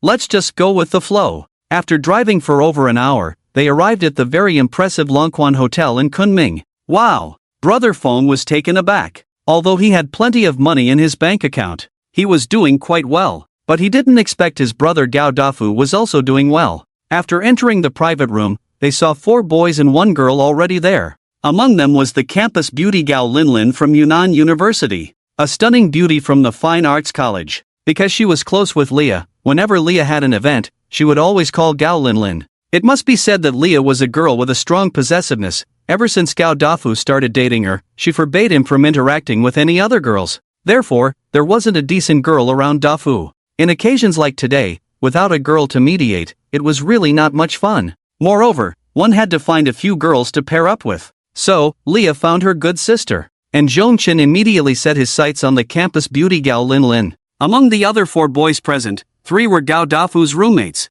They had a pretty good relationship. The other one was named Lu Daqing. This was a complicated situation. Since Lu Daqing drove a Mercedes GLC, quite wealthy, he had his eyes on the campus beauty Gao Linlin. Unfortunately, Gao Linlin disliked the ostentatious Lu Daqing. To pursue Gao Linlin, Lu Daqing could only befriend the loser Gao Dafu. After all, Gao Dafu's girlfriend was good friends with Gao Linlin. Lu Daqing believed that the whispers of Li Ye and Gao Dafu could definitely help him win over Gao Linlin. At this moment, Zhongchen was dumbfounded upon seeing Gao Linlin. This girl was just too beautiful. Unlike the other girls before, this Gao Linlin had that petite and delicate feeling typical of Yunnan girls. Her skin was as tender as a child's. And she was super cheerful. After seeing Zhongchen, she kept smiling. It was hard to tell if she was always like this or just for him. Others couldn't see the signs, but Li Ye could. After all, she was super close with Gao Linlin. She could tell from Gao Linlin's gaze that Zhongchen had caught her eye. No wonder, Zhongchen was so handsome, he must be quite appealing to girls at least in terms of looks. Everyone had their own little thoughts. In fact, Leah didn't want Gao Linlin to end up with Lu Daqing. After all, her boyfriend was quite poor, while Lu Daqing was very wealthy. He drove a Mercedes right when he started school. If her best friend ended up with a rich guy, it would inevitably make her feel inferior. That wouldn't be fun at all. If she could get her best friend Gao Linlin to date Zhongchen, that would be perfect. First, Zhongchen was also an ordinary person, with no money. Second, Zhongchen was in Fengyang, and a long-distance relationship would be very painful. This was exactly what Leah wanted. Under Leah's careful arrangement, Brother Feng and Gao Linlin sat together. Now, on Gao Linlin's left was Lu Daqing, and on her right was Zhongchen. The campus goddess was indeed popular, but the treatment on both sides was completely different. Zhongchen was invited to sit next to her, while Lu Daqing forced himself to sit beside her. During the meal, Gao Linlin's behavior was even more obvious. Lu Daqing looked at Gao Linlin eagerly, stealing glances at Zhongchen a few times, but not once at himself. If it weren't for his infatuation with Gao Linlin, how could the dignified young master of the Lu family endure such humiliation? What was infuriating was that not only was Gao Linlin flirting with Brother Feng, even Gao Dafu, who usually treated him with utmost respect, was now talking about Zhongchen. Zhongchen, long time no see. I'm so touched that you could fly over from Fengyang. Brother, today is my birthday, and the first drink, I toast to you who have come from afar. This statement seemed harmless, but in Lu Daqing's eyes, it was full of problems. Usually, Gao Dafu often borrowed money from him, and now he was giving face to a competitor in front of Gao Linlin. He was being ignored. If this continued, things would likely spiral out of control. It seemed unrealistic to wait for others to flatter him today, so he decided to take the initiative. In front of a group of college students, he would show off his substantial family background. At this moment, the waiter pushed in the birthday cake that Lu Daqing had prepared in advance. Brother Daqing, you shouldn't have spent so much. Gao Dafu said politely. Waiter, don't go. Come, let's order a few hard dishes for our brother Zhongchen who has come from afar. 3-piece set, lobster, abalone, king crab. Lu Daqing's request left Gao Dafu in a cold sweat. These dishes would cost a fortune. He didn't have enough money on him. Brother Dafu was celebrating his birthday today, and I'm happy. I'll pay for this table. Gao Dafu finally breathed a sigh of relief. Meanwhile, Zhongchen had already seen through it. Gao Dafu was purely trying to save face by choosing such a high-end restaurant for this meal. After so many years as classmates in high school, Zhongchen understood Gao Dafu very well. Besides being pretentious, he had no other faults. As Brother Feng, who was worth nearly 100 billion, had originally planned to support Gao Dafu well. But he was also worried about hurting his good brother's pride, so he prepared to give Gao Dafu a surprise before leaving. As Gao Dafu blew out the birthday candles, Lu Daqing took out a watch that someone had given him before. Brother Dafu, happy birthday. The watch was clearly valuable, worth at least over 10,000. In order to overshadow Zhongchen in front of Gao Linlin, Lu Daqing glanced at Zhongchen. Zhongchen, with his rich social experience, of course understood what Lu Daqing meant. Although he didn't want to be too ostentatious in front of his former brothers, Zhongchen also didn't want Gao Dafu to be looked down upon by others. In some ways, his arrival from afar represented Gao Dafu to a certain extent. Therefore, Brother Feng felt it necessary to make a simple move. I prepared a Mercedes-Benz G-Class for Gao Dafu. It's at the dealership, and I'll take my brother to pick it up tomorrow. Zhongchen thought this gift should still be quite impressive and valuable. He believed that something of reasonable value was already the ceiling in the eyes of these people, even a dream. At that moment, Lu Daqing laughed. Brother, you're too talented. Gao Dafu is already an adult, and you're giving him a car model. Leah, sitting next to Gao Dafu, also felt that this brother was being too impractical. Was it appropriate to give Gao Dafu a car model? Brother Daqing, I'm not talking about a car model, it's a real Mercedes-Benz G-Class, the kind worth 2 million. Seeing that Zhongchen had already brought the conversation to the 2 million mark, continuing like this could easily get out of hand. Zhongchen had come from afar, and he was his best brother. Gao Dafu didn't want Zhongchen to look bad, so he quickly tried to smooth things over. I'm happy with Brother Feng giving a model too. Come, let's drink. Lu Daqing had finally caught a good opportunity, and he didn't want to let it slip away so easily. Lu Daqing secretly rejoiced. This kid really knows how to brag. Today, I'll let you brag all the way until you expose yourself. Brother, if you really have sincerity, don't wait until tomorrow. Today is Dafu's birthday, let's pick up the car today. Let's see how he covers up the lie he just told. Even Gao Linlin, who had a flirtatious relationship with Zhong Chen, felt that Zhong Chen was being a bit excessive. A college student buying a 2 million G-Class? Why not buy a plane? In Gao Linlin's view, Lu Daqing's Mercedes-Benz GLC was already the ceiling for college students. She didn't like Lu Daqing precisely because he was too ostentatious. It seems that Zhong Chen isn't all that impressive. He looks handsome, like a reliable person. I didn't expect him to be so full of hot air, even less reliable than Lu Daqing. At this time, the car dealership should be closed. Should we wait until tomorrow? Zhong Chen didn't want to break the atmosphere. He had ordered a whole table of food and hadn't eaten much. Moreover, showing off in front of a group of college students wasn't exactly the intention of Brother Feng, the absolute king. Unexpectedly, Lu Daqing actually had some skills in Yunnan, and Brother Feng's excuse was something Lu Daqing could directly find a solution for. No need to worry, brother. I know the owner of the Mercedes dealership. Don't forget, I drive a Mercedes. This was getting more interesting. Lu Daqing took out his phone, ready to call the Mercedes owner. It seemed this farce was unavoidable. Gao Dafu's face turned ugly. Zhong Chen represented him, and if Zhong Chen got slapped in the face, where would he put his own face? Gao Dafu had issues with Lu Daqing. He was relentless for Gao Linlin, completely disregarding that today was his own birthday. And Zhong Chen, really, to show off like this was just too much. He could have rented a BMW today, but to keep a low profile, he specifically rented an Accord. And here was Zhong Chen, directly saying he wanted to buy a 2 million Big G. If he could afford a 2 million car, would he be using a phone that costs over 1,000? It was simply a joke. To showcase his rich connections, Lu Daqing deliberately put the call on speaker. Hello, Daqing, what's the instruction? Manager Yu, I have a friend who's very capable. He wants to pick up a Mercedes Big G right now. I wonder if Manager Yu could do me a favor and open the store for him to pick up a car. That's easy to say. Brother Daqing takes care of my business. I'm heading to the store right now. Waiting for you. A 2 million big order in hand, Manager Yu hurriedly contacted the store staff and finance, rushing back to work overtime. After all, wealthy people aren't that common. You can't sell over 2 million every day. Alright, brother Zhong Chen, I'm going all out for you. Let's go. TCH. Zhong Chen initially wanted to keep a low profile and celebrate his good friend's birthday,